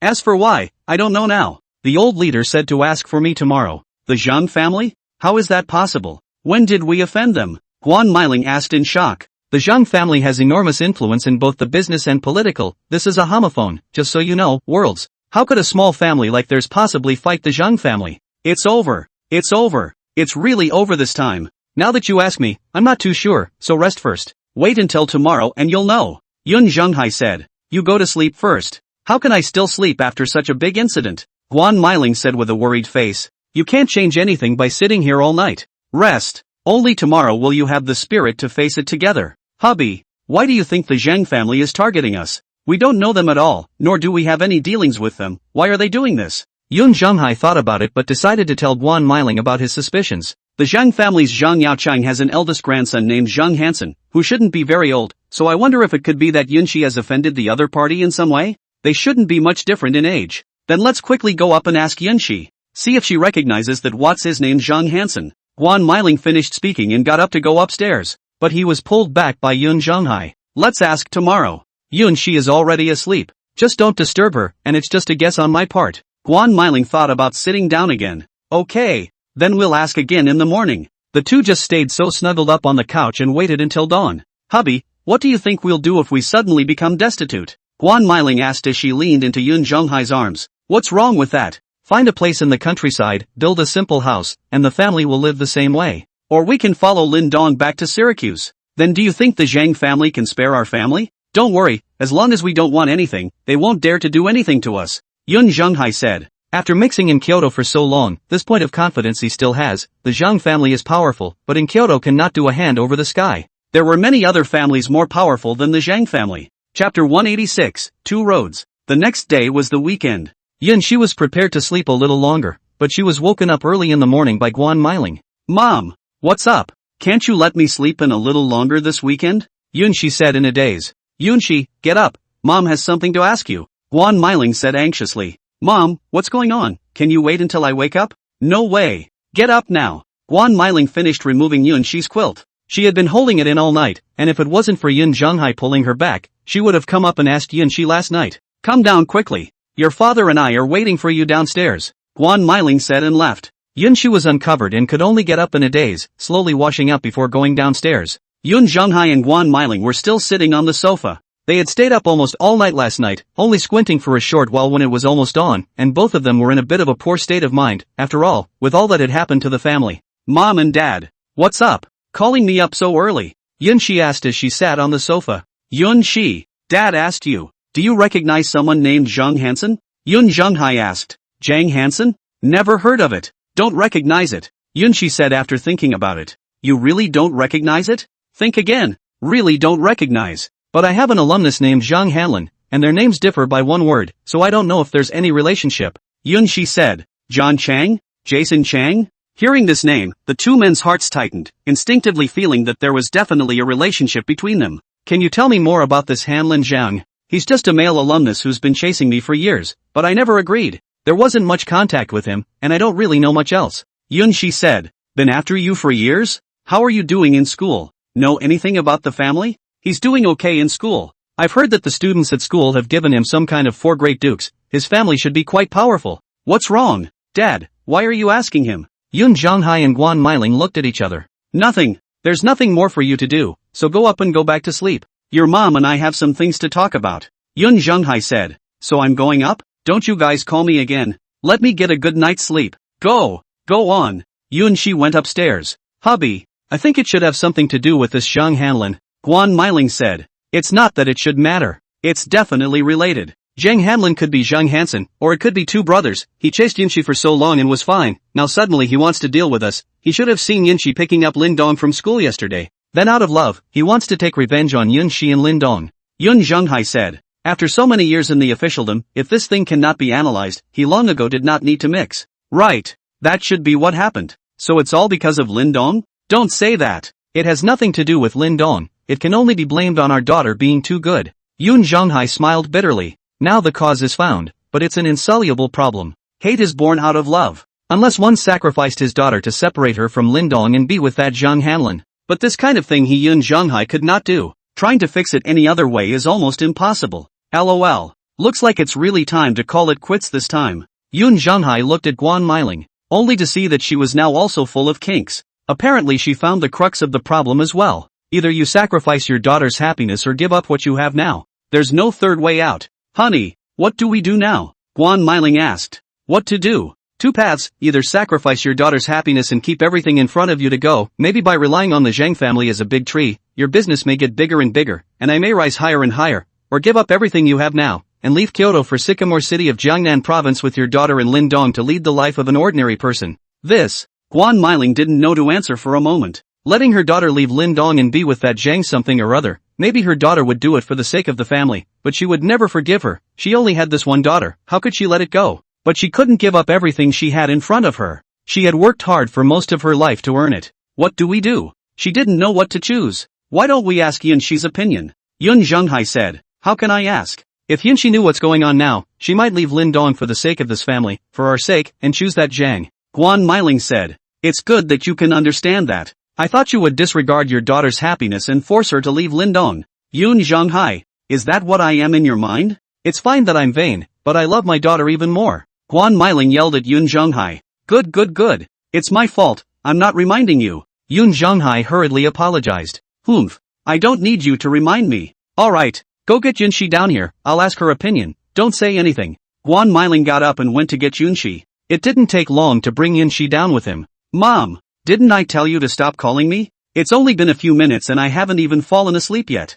Yunshi complained as she walked. This time it's your dad calling you. You go complain to him. Dad, what's going on? Can you ask it all at once? Yunshi said as he sat down. Promise you won't ask after this one. Then ask. Yunshi, Dad asks you, if one day, our family goes to live in the countryside, just us and you plus Lin Dong, without all these villas luxury cars these, what do you think? It's good. The countryside is so nice. The air is fresh and you can raise many small animals. Yunshi replied. You really don't care about all this big city stuff? Dad, I don't think it matters where the family is as long as they are together, men farming and women weaving, I kind of envy that kind of life. Alright then, you go up to bed. How can I sleep now? Mom and Dad, are you guys okay? Why are you suddenly asking these inexplicable questions? Yunshi asked. Nothing, just want to see if you can follow Lin Dong to suffer, he is after all from a small county. After you guys get married and go back to a small county, can you stand it? Don't cry to come back when the time comes. Absolutely not. The two of us can work even if we go back to the countryside, I definitely won't regret it. Besides, didn't you guys say yesterday that you would let Lin Dong come to Kyoto to live with you? Yunshi asked. I'm just casually asking to see if you guys are bonding. Mom and Dad. So you guys are okay with us being together? Can we not agree in your case? Alas, a woman is not as big as she is. Yun Zhenghai sighed. Dad, you mustn't say that. I'm your daughter everywhere. Alright, it's just a casual remark. Go upstairs and get some rest. We have things to talk about. Oh, okay. Yunshi went upstairs again. Yun Zhenghai said, hurry up and deal with it. Leave some if you can, at least let them have less stress in the future. Aha! Although Guan Meiling somewhat didn't want to do this, she had no choice but to agree now. Chapter 187. On Saturday, Lin Dong got up only to find the text message Yunshi had sent him last night. After thinking about it, he didn't have much to do in the past few days, so he returned a message to Yunshi, asking her to come out and hang out. Yunshi naturally begged to see the message and was about to jump for joy. Yun Zhenghai and Guan Meiling rushed out early in the morning after asking Yunshi a few questions. The two had arranged to meet at Kyoto's largest forest park. Yunshi then took Lin Dong and started touring. Although the sun was hot, it couldn't resist Yunshi's footsteps in the slightest, taking Lin Dong around again and again, specializing in places that are sparsely populated. She liked the feeling of being alone with Lin Dong like this. It was said that Yunshi was the one who brought him to play, but in reality, it was Lin Dong who accompanied her. The two just spent a surprisingly long day in the park. And when they parted in the evening, Yunshi was still a bit reluctant to part and asked if Lin Dong would still come tomorrow. Lin Dong hurriedly said that he had something to do tomorrow and would make an appointment another day. It wasn't that he didn't want to, he was afraid that the little girl would get tired. It didn't matter to him, his body was no longer in the realm of ordinary people, and there was no problem with his body being like this every day. But not with Yunshi's small body. I'm in good spirits, but my body can't take it. It won't be fun if you get heat stroke. In the end, Lin Dong could only tell her to come back when the weather was better. Yun Zhenghai and Guan Meiling were dealing with the company's affairs this day. They had to find a way to sell the shares in their hands as soon as possible and then leave Kyoto with Yunshi and Lin Dong. After offending the Zhang family, there was no place for them in Kyoto anymore. But things were not as simple as they thought. Although Guan Meiling was the largest shareholder of the company, she only held 46% of the equity, while the other shareholders combined to hold 54% of the equity. Moreover, all these idle shareholders had already signed an equity sale agreement, selling all the equity in their hands to the Zhang family at a super low price. There was nothing they could do. The Zhang family wanted to move Yume, and if they didn't sell, they could only rot in their hands. It will also offend the Zhang family. That meant that the Zhang family now held more than Guan Meiling and became the largest shareholder of Yume. The shares that Guan Meiling was holding now could be said to be unsellable even if they were sold, because no one dared to take them over. There is no role in keeping it, and now all kinds of Yume's makeup products have been implicated. Not only have they been found to be unqualified, but there is also a large wave of product users who have found Yume, saying that because they have used Yume's products to cause problems with their bodies, they are allowed to pay for the damages, and they have already sued them. This incident, after the Zhang family's push and pull, instantly made Guan Meiling's hard work for most of her life to create Yume facing the brink of bankruptcy. The two Guan Meiling families were also a bit helpless. I didn't expect the Zhang family to move so quickly and so ruthlessly. Now not only can they not shell out a penny for the shares in their hands, but they will also be at risk of a large sum of compensation. In one day, a multi-billion-dollar company came to the brink of bankruptcy and hundreds of stores closed their doors. Employees seek wages, users sue for damages. This was the power of a first-class family in Kyoto, so big that ordinary people felt fear. The headquarters of the Yume Company, chairman's office. Although it was already evening, neither of the couple, Guan Meiling, had left yet. After a day's work, instead of shelling out the money, I was left with a huge debt. Both were a little disheartened. It seemed that the wish to lighten the burden of Yunshi and the others in the future was out of the question. Not only that, but it adds more stress to them. Now various customers' default payments, users' compensation payments, and employees' salaries, all added up, have far exceeded Yume's available funds. Even if the company filed for bankruptcy and mortgaged the company building, it probably wouldn't be enough. By then the 46% of shares in Guan Meiling's hand would be a huge burden. Honey, what to do? Guan Meiling asked with some aggravation. Yesterday, he was the chairman of the board of directors who was worth billions of dollars, but today, he has become a poor man in debt. For a noodle-loving person like Michelle Kwan, it was a big blow. She could only hope now that her husband had a good idea. It's okay even if they don't have any money, but they can't owe that much. Then how are they going to live in the future? Yun Zhenghai didn't know how to answer his wife's question, or he had any good ideas. The Zhang family had penetrated extremely deeply in both the political and business worlds, and it was simply not something they could fight against. The old leader also called today. This time the Zhang family is raging, will not be easy to stop, let him be mentally prepared. Don't panic first. Since the Zhang family bought 54% of you beauty shares, they will definitely come to us. If they are really bent on putting us to death, there is absolutely no need to do so. Let's see what they say when the time comes. Yun Zhonghai comforted. Just as the two were at a loss, the office door was pushed open. In walked a young man in his 20s, followed by the Zhang family's housekeeper, Uncle Lu, and the general manager of Yumeiren. Hello uncle and aunt. My name is Zhang Hanlin. The young man introduced himself. You're Hanlin Zhang? Did you do all of this? Our family has no grudge against you. Why did you do this? Guan Meiling stood up and questioned excitedly. Auntie, don't get excited first. Since I've come here today, I'll naturally pick my words apart. As for what the outcome will be depends on your choices. Zhang Hanlin said. Tell me. Yun Zhonghai asked in a deep voice. Zhang Hanlin began to slowly say, Yun, she and I have been alumni for 3 years. I like her very much and have been pursuing her, although she has been rejecting me. I have never thought of giving up, nor have I used any other means in the name of the Zhang family, because I firmly believe that my true heart can impress Yun Shi. Turns out I was wrong. Just a short while ago, photos of Yun Shi and another man together appeared on the forum of Qingmu University. That man is an exchange student from another school who came to study at our school. His name is Lin Dong. Uncle and auntie should have seen it before. Originally I didn't believe in it. It wasn't until yesterday, when I saw her drive to the school in her car to pick up Lin Dong, that I was forced to accept this fact. I can't accept that the woman I've loved for 3 years is in someone else's arms, so I planned all of this in the name of the Zhang family, and I hope that my aunt and uncle will understand me. Now you have two paths. First, let Yunqi leave Lin Dong and stay with me. Not only can I bring Yume back from the dead, I can also transfer 54% of the shares in my hand to Auntie unconditionally, so that Yume's market capitalization will double within a short period of time, and Uncle's future will also be bright. Secondly, if you continue to support them together, then I'm sorry, you will not only lose everything you have now, but you will also be burdened with a huge debt, and you will never be able to turn your life around in this lifetime. I believe that my aunt and uncle will make a wise choice. Chapter 188, Tearing Up the Face. Zhang Hanlin finished looking at the two, waiting for the two to decide. Just take care of them both first. With Yunqi's soft character, she would not have disregarded her parents' deaths and insisted on being with Lin Dong. Yun Zhonghai and Guan Meiling looked at each other. Things were exactly as he had analyzed them that morning. The Zhang family heir hated Yunqi out of love. That's why he struck out against them. Guan Meiling was about to speak, asking Zhang Hanlin to give them time to think about it. But it was Yun Zhonghai who preempted her. I'm sorry, young Master Zhang, Yunqi has her own choices in matters. Although we are her parents, we don't have the right to make decisions for her. We won't object if she likes you and chooses you. Similarly, we won't object if she likes someone else and chooses someone else. Guan Meiling blushed a little, not expecting her husband to refuse so dryly. She had wanted to persuade Yunqi. Oh, so you guys are choosing the second path? Zhang Hanlin asked grimly. It's not that we choose the second path, but we don't have the right to choose. Yun Zhonghai replied. He was originally a just and honest person, no matter what he did or did the same thing, or else back then Guan Meiling would not have gone to the sea in a fit of pique to go into business. Back then, with his status, he could have allowed the family to live a superior life, but it turned out to be his unwillingness to accept gray income that caused Guan Meiling to step into the business world and earn her own money. Now she's asking her to sacrifice her daughter's happiness to make way for her own future? If that's the case, he might as well retire to his hometown. Since you guys are so selective, I might as well tell you, Auntie Guan, you've also been in the business world for so many years. If you were to search for a little something else in your batch of cosmetics, do you think you'd spend the rest of your life in jail? Zhang Hanlin said grimly. Since the other party was soft and hard, don't blame him for turning the other cheek. What? You? Guan Meiling shouted with a look of fear. Hanlin Zhang.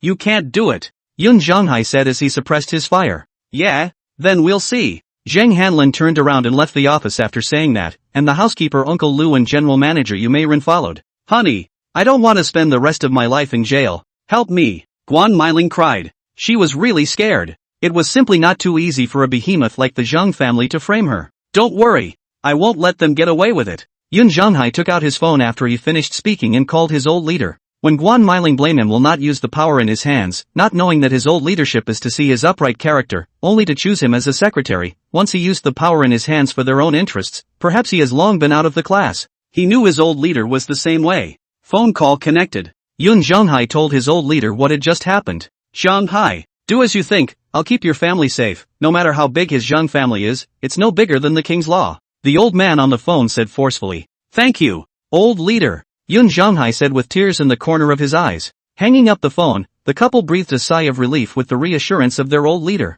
With the character of the old leader, as long as he promised, he would definitely do it. Then they were going to put out the news that they were going to sell their shares in Yume. Even though they already knew the outcome, they still wanted to give it a try, in case there were people who didn't like the Zhang family, or who didn't know the inside story, who wanted to buy. As soon as the shares are sold, the debt is completely irrelevant to them. Shares that were originally worth more than $3 billion were put out for $500 million, although they didn't hold out much hope. It's not that they don't want to set the price lower, but the lower the price, the more suspicion will be aroused. Now this share will immediately become a hot potato. Let them give it to anyone for nothing, let alone sell it for money. After Zhang Hanlin left U Beauty's headquarters, he sat in the car and said to his housekeeper, Uncle Lu, do as I just said. From that batch of withheld cosmetics you search something out. First detain Guan Mailing before saying anything, then see if they still dare to talk to me like that. Yes, young master. After Uncle Lu replied, he started calling to make arrangements. After the arrangements were made, it wasn't long before Uncle Lu received news that made his face change. Second young master.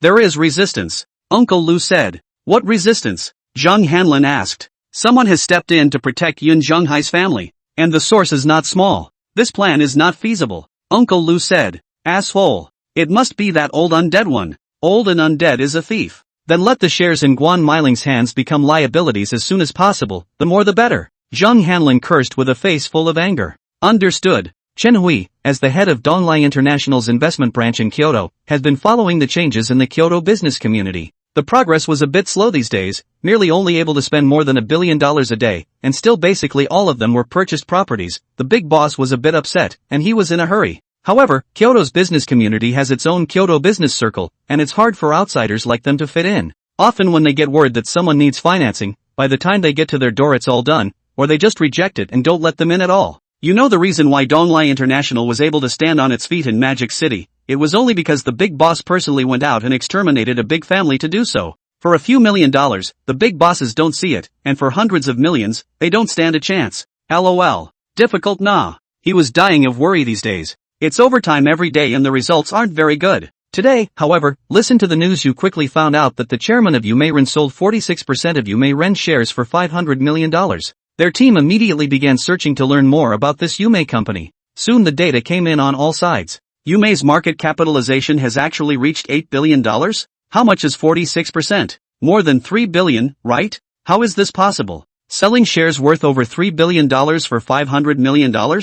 Chen Hui felt that there must be something wrong here. Still, he decided to contact the other side. Chapter 189, Madness. Yun Zhonghai and Guan Mailing went home after putting out the news of the share sale. They hadn't had much hope. But not long after arriving home, Guan Mailing received an unfamiliar phone call, and the other party actually wanted to buy her shares of Yume. This is going to make them so happy. As long as the other party is willing to buy, they are willing to sell, no matter how much it costs, or even for nothing. Chen Hui asked Guan Mailing a direct question. That's why it would sell shares worth over $3 billion for $500 million. Guan Mailing only said that she had messed with someone she shouldn't have and wanted to leave Kyoto, which is why she sold it so low. Although Chen Hui felt that things might not be so simple, he still decided to buy it. $500 million was not a large amount for him, a person who had already handled tens of billions of dollars, and it was worth the gamble. As far as offending people, he wasn't really afraid of offending anyone right now. They also offended someone in Mordor. How did it turn out? It ended with the destruction of the other side, and also opened up the Magic City market.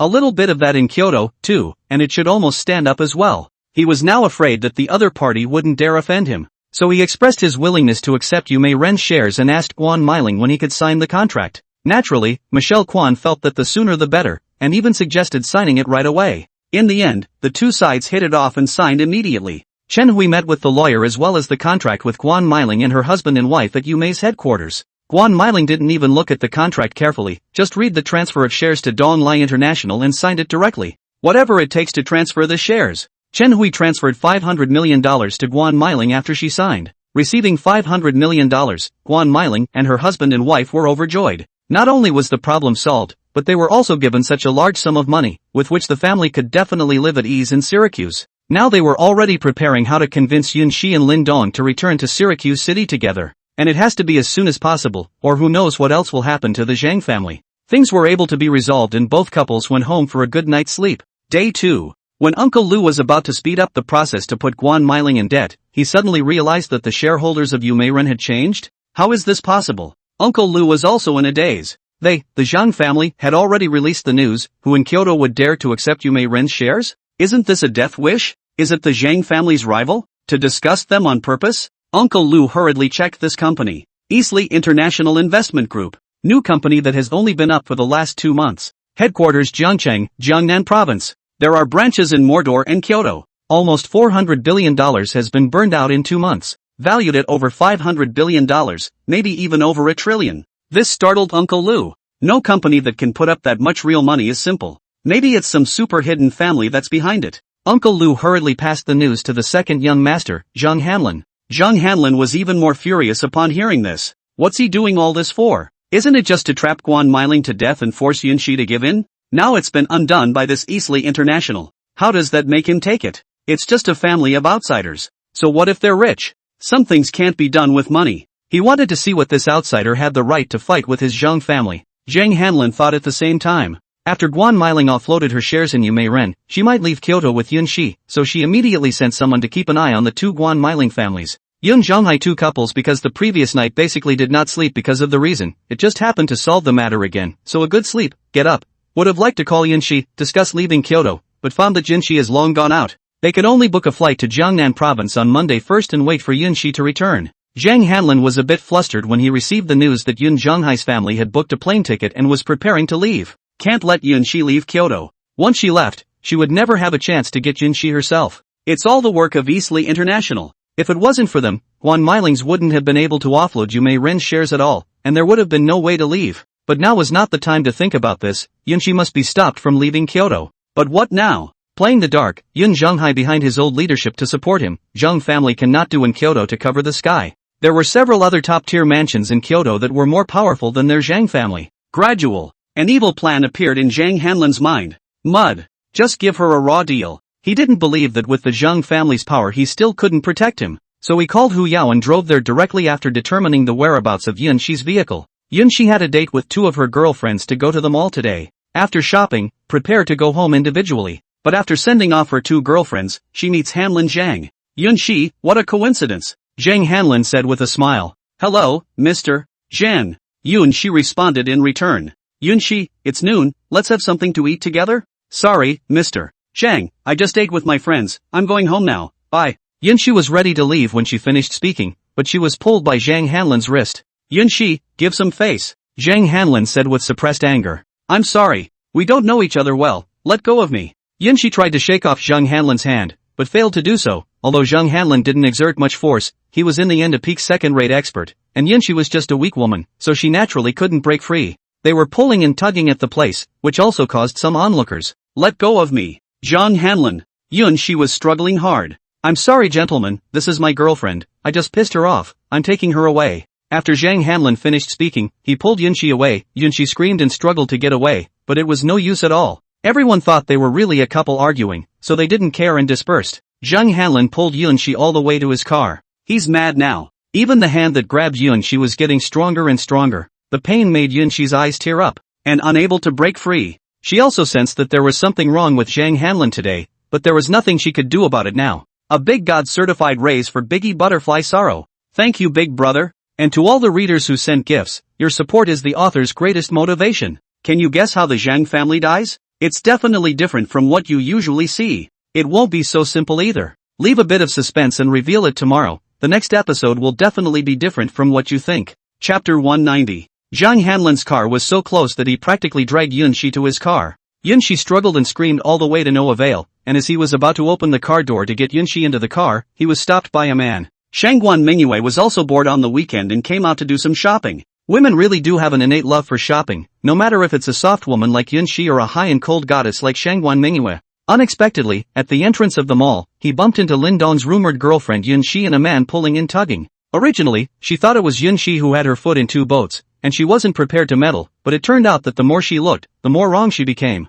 Yunxi obviously didn't want to follow the other party, but she was dragged hard by the other party to leave. This is going to be a problem if it gets towed to the car. Again, as a woman, this is something that she definitely cannot let it go on, not to mention that it is still Lin Dong's rumored girlfriend. She is worried that she does not know how to get involved with Lin Dong. As a matter of course, she had to take care of this. Therefore, when Zhang Hanlin was about to get Yunxi into the car, she stepped in to stop it. Zhang Hanlin looked at Shangguan Mingyue and said, "Who are you? This is the matter of our boyfriend and girlfriend, please mind your own business." Although Shangguan Mingyue was also a big beauty, but he didn't have the slightest mood right now. Now he wanted to get Yunxi on the car as soon as possible, and then cook the raw rice with her. The goddess he had loved for 3 years was about to be gotten by himself, and he felt excited just thinking about it. As for what means to use, it didn't matter to him now. As long as he could get Yunxi, he could use any more sinister moves. Sister, help me. I'm not his girlfriend. He's going to kidnap me. After seeing Shangguan Mingyue, Yunxi said pleadingly as if she had grabbed a life-saving straw. Yunxi did not know Shangguan Mingyue, but Shangguan Mingyue knew her only because her rumored boyfriend was Lin Dong. Recently, she had studied Lin Dong for a long time to see how she could get at him and make him willingly help her. It's not important who I am. What's important is that this Miss Yunxi shouldn't be your girlfriend, right? In broad daylight, what do you want? Forcibly robbing a woman from the people? Shangguan Mingyue said loudly. With that, she drew the attention of many more passers-by. Please help me report Jay. I'm not his girlfriend, he's trying to kidnap me. Yunxi also shouted loudly at this time. By this time someone had already taken out their cell phone to take a picture. Zhang Hanlin immediately let go of Yunxi's wrist, his face flushed green and red for a while, his eyes staring dead at Shangguan Mingyue. It's all because this spoiled her own good deed. I could have gotten Yunxi on the bus right away. Moreover, the other party knows Yunxi and definitely recognizes him, so it looks like today's plan is going to go down the drain. But if they let Yunxi leave today, she would have to follow her parents out of Kyoto tomorrow. What do we do? Zhang Hanlin was a little uncertain for a moment. Yunxi immediately ran behind Shangguan Mingyue after breaking free.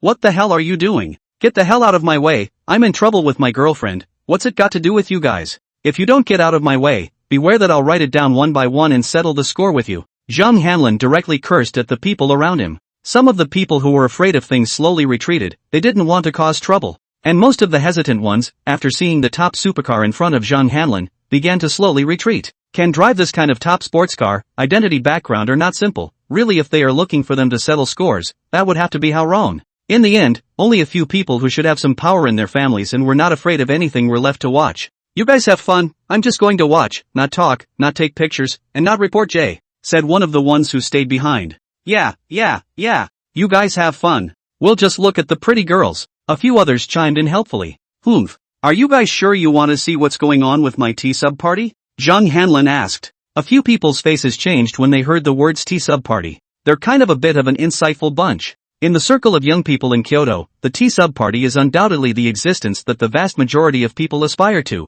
A lot of people are squeezing their heads to get in, but there's no doorway. Inside, many sons of Kyoto's families were gathered. There is no simple person who can join the T-sub party. They wouldn't dare mess with it. So it's the big brother of the T party. You're busy. I'll take my leave first. A few people left in disgrace after that. Zhang Hanlin watched several people leave before he turned his head and looked at Shangguan Mingyue with a chilly gaze and said, I advise you to mind your own business. There are some things that are beyond your control. Beware of stirring up the fire and not only harming yourself, but also your family. Oh, I'm really going to take care of this. Let's see what you can do to me. Shangguan Mingyue completely ignored Zhang Hanlin's threat and said with a smile. Although she is not popular in the Shangguan family, but no matter what, she is also the big miss of the Shangguan family. It is not that she looks down on Zhang Hanlin. If Zhang Hanlin really involves the Shangguan family behind her, she is still begging for it. Just the thing to help her break the ice she's in right now. As for the T-sub party or not, she didn't give it a second thought. Qin Zheng seems to be one of the 8 kings of the T-sub party, right? And the result? If you mess with an existence that you really can't afford to mess with, it's still hard to escape death. Even the Qin family didn't dare to make a decision for him, let alone any T party. Do you really want to manage? Zhang Hanlin asked through gritted teeth. Today, he had to take Yunxi no matter what, or else he would lose his chance completely. The anger that had been suppressed for some time completely erupted, and he couldn't care less. Even if he forced himself on Yunxi, so what? The big deal is just a scolding from his brother and grandfather. That's a consequence he can live with. I'm in charge, Shangguan Mingyue said seriously. Zhang Hanlin stared at Shangguan Mingyue for a while before suddenly striking out directly, his body quickly bypassing Shangguan Mingyue and reaching out to grab Yunxi. He's going to take Yunxi away by force. Boom! But before his hand could touch Yunxi it was kicked off by a slender foot. Ha! Zhang Hanlin glanced at the owner of the foot, which was none other than Shangguan Mingyue.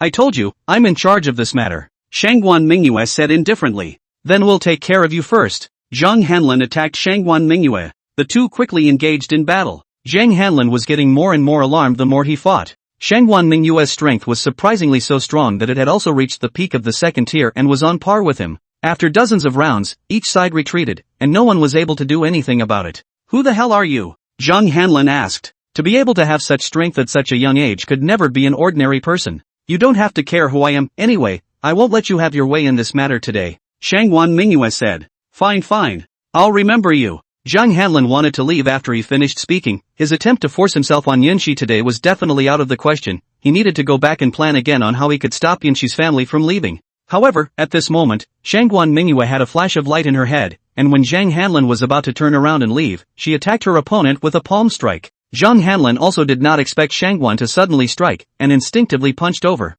Originally, it was supposed to be a fist-palm connection, but Shangguan Mingyue shifted her position a little, directly slamming her shoulder into Zhang Hanlin's fist, and at the same time, her own palm struck Zhang Hanlin's chest. Boom! Boom! Both of them took a few steps back at the same time, and Zhang Hanlin crashed directly into his favorite car, knocking a dent out of the top of the line sports car. Both men stood still before blood flowed from the corners of their own mouths. Sister, are you alright? Yunxi immediately went forward to support Shangguan Mingyue and asked with a face full of worry. I'm fine. Zhang Hanlin then glanced at Shangguan Mingyue and turned around to get into his car to leave. Chapter 191. Zhang Hanlin left. Shangguan Mingyue and Yunxi remained where they were, surrounded by some onlookers from afar. Yunxi, help me to a quieter place. Shangguan Mingyue said. Sister, let me take you to the hospital. You're bleeding. Yunxi said anxiously. I'm fine, Yunxi, let's change places first. Oh, good. The two changed to a less crowded area. Sister, thank you. By the way, how do you know my name?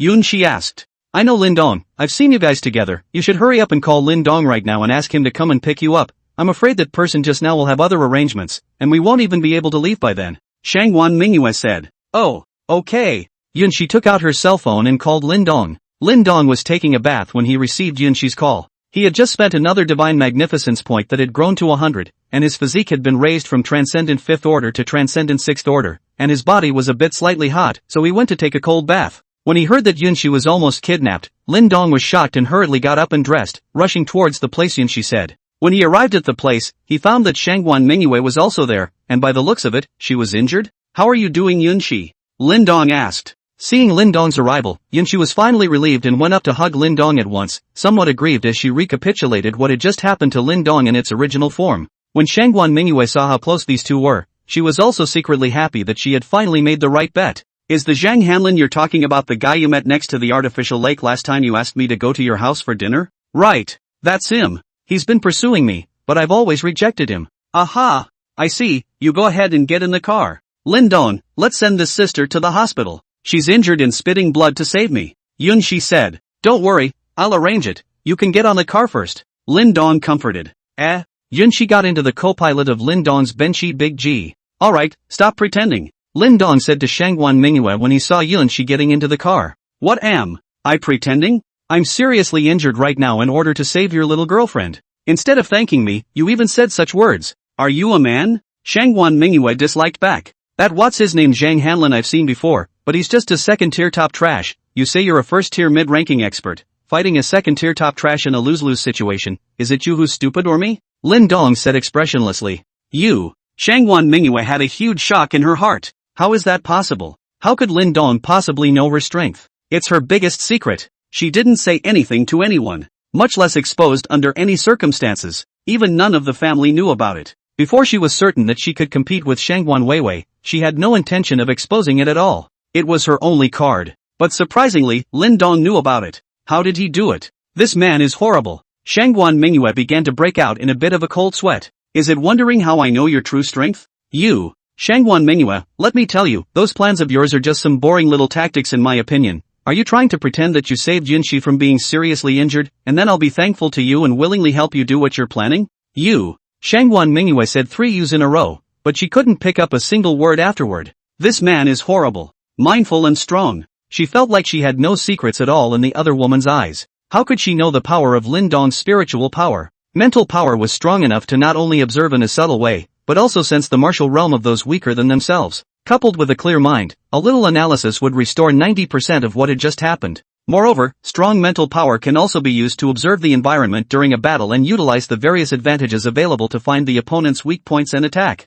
Lindong had not met anyone with stronger mental power than him until now. Even if Su Wanli Zhou Zhanghua and these people were stronger than him, their spiritual power was far worse than his. This is his unique advantage. Although you played some small tricks, it's true that you saved Yunxi today. Without you, she might have suffered irreparable trauma, so without violating the principle, I'll help you with one thing. Come back to me after you think about it. But, I hope you won't play these tricks in front of me in the future. Lindong finished speaking with a release of his aura. Shangguan Mingyue was instantly like falling into an ice cave. Linden is gone. Took Yun Xian left. Only Shangguan Mingyue was left in place, trembling. She was not that he was intimidated by Lin Dong's aura. Instead, he was trembling with excitement. In that instant just now, the strength of the pressure released by Lin Dong was something she had only felt from her father and grandfather. This is no longer part of the tiger list. That's a higher level of existence. The legendary dragon list. Her father was nearly 40 before he broke through that barrier. This had been hailed as a rare genius of the Shangguan family. How old is Lin Dong? 21? Or is it 22? She had never even heard of a dragon ranking expert of this age. The word genius was no longer enough to describe Lin Dong's excellence. It's demonic. This is sick. What he himself had sensed in Lin Dong a month or so ago was the aura of a tiger ranking expert. Instead, what Lin Dong released today was an aura that only dragon ranking experts had. Was he hiding his strength at the time? Or did you break through not long ago? But none of that matters. The important thing was that Lin Dong was strong again. And the stronger Lin Dong was, the better it would be for her. Although his own trickery did not gain Lin Dong's favor, it was enough to gain a promise from Lin Dong. Now is not the time to use that promise. There was still a year to go before he graduated from college, and that was when he would have his showdown with the family. Linden, hopefully you'll be stronger by then. A little stronger. The stronger the better. At this time Shangguan Mingyue's heart lit up with infinite hope. Shangguan Weiwei, I told you I'd have a big present for you. I hope you can handle it. I'm working late until 7 today, so just 2 chapters. The Zhang family will not be as easy as everyone thinks to directly extinguish the matter. Will involve a big boss of the Pigfoot pre-existing. Tomorrow is more exciting. Definitely will make everyone look good. Chapter 192, Robbery in the Middle of the Night. Lin Dong sent Yun Shi back home. Yun Zhonghai and Guan Meiling were packing up their things at home, preparing to leave Kyoto tomorrow. Seeing Lin Dong and Yun Shi return together, the couple was just about to convince them to leave together. Yun Shi then hugged Guan Meiling and cried. When the couple asked, they realized that Yun Shi was almost kidnapped by Zhang Hanlin. This scared the couple. Then he simply told Yun Shi and Lin Dong about what had happened in the past 2 days and asked them to leave together as well. Yun Shi had been shedding tears when she heard that her parents had endured so much for her, fearing that she would worry and not tell her. And although Lin Dong was calm on the surface, in his heart there was an evil fire that could not be vented. Zhang Hanlin, this kid is playing a dirty trick? If he had pursued Yun Shi normally, Lin Dong would not have said anything. After all, Yun Shi, this little ninny was indeed pleasing to the eye. But to come to the dark side is to seek death. It seemed that Qin Zhang's death hadn't caused these worldly youngsters to restrain themselves, so let's have another one, lest these assholes come out to plague society. This time, since the Zhang family had also made a move, let's exterminate the Zhang family together to make an example of them. Uncle and auntie, don't panic for now, leave this matter to me. I will give you all a satisfactory answer. Lin Dong said. Give it to you? The Yin Zhonghai couple froze. What do you mean? Lin Dong was just a student from a small county. This matter involves a first-class family in Kyoto. Lindo actually said to give it to him? What's wrong with your head? Lin Dong, leave with us tomorrow. We've already bought air tickets to your hometown, Syracuse, and we'll be able to have a good time there as well. Don't ever go and do anything stupid. The Zhang family, we can't afford to offend them. Yun Zhonghai said. He thought that Lin Dong was going to seek revenge on Zhang Hanlin. If this was caught, Lin Dong would not be able to come out for the rest of his life. Uncle and auntie, I know what to do. You guys wait for my news. After Lin Dong finished speaking, he stood up and turned around to leave. He needs to vent now. Yun Shi, go and call Lin Dong, don't let him do anything stupid. Yun Zhonghai shouted at Yun Shi. Good. Yun Shi replied and hurriedly followed him out. Didn't see it. This Lin Dong kid is quite bloodthirsty. Guan Meiling said.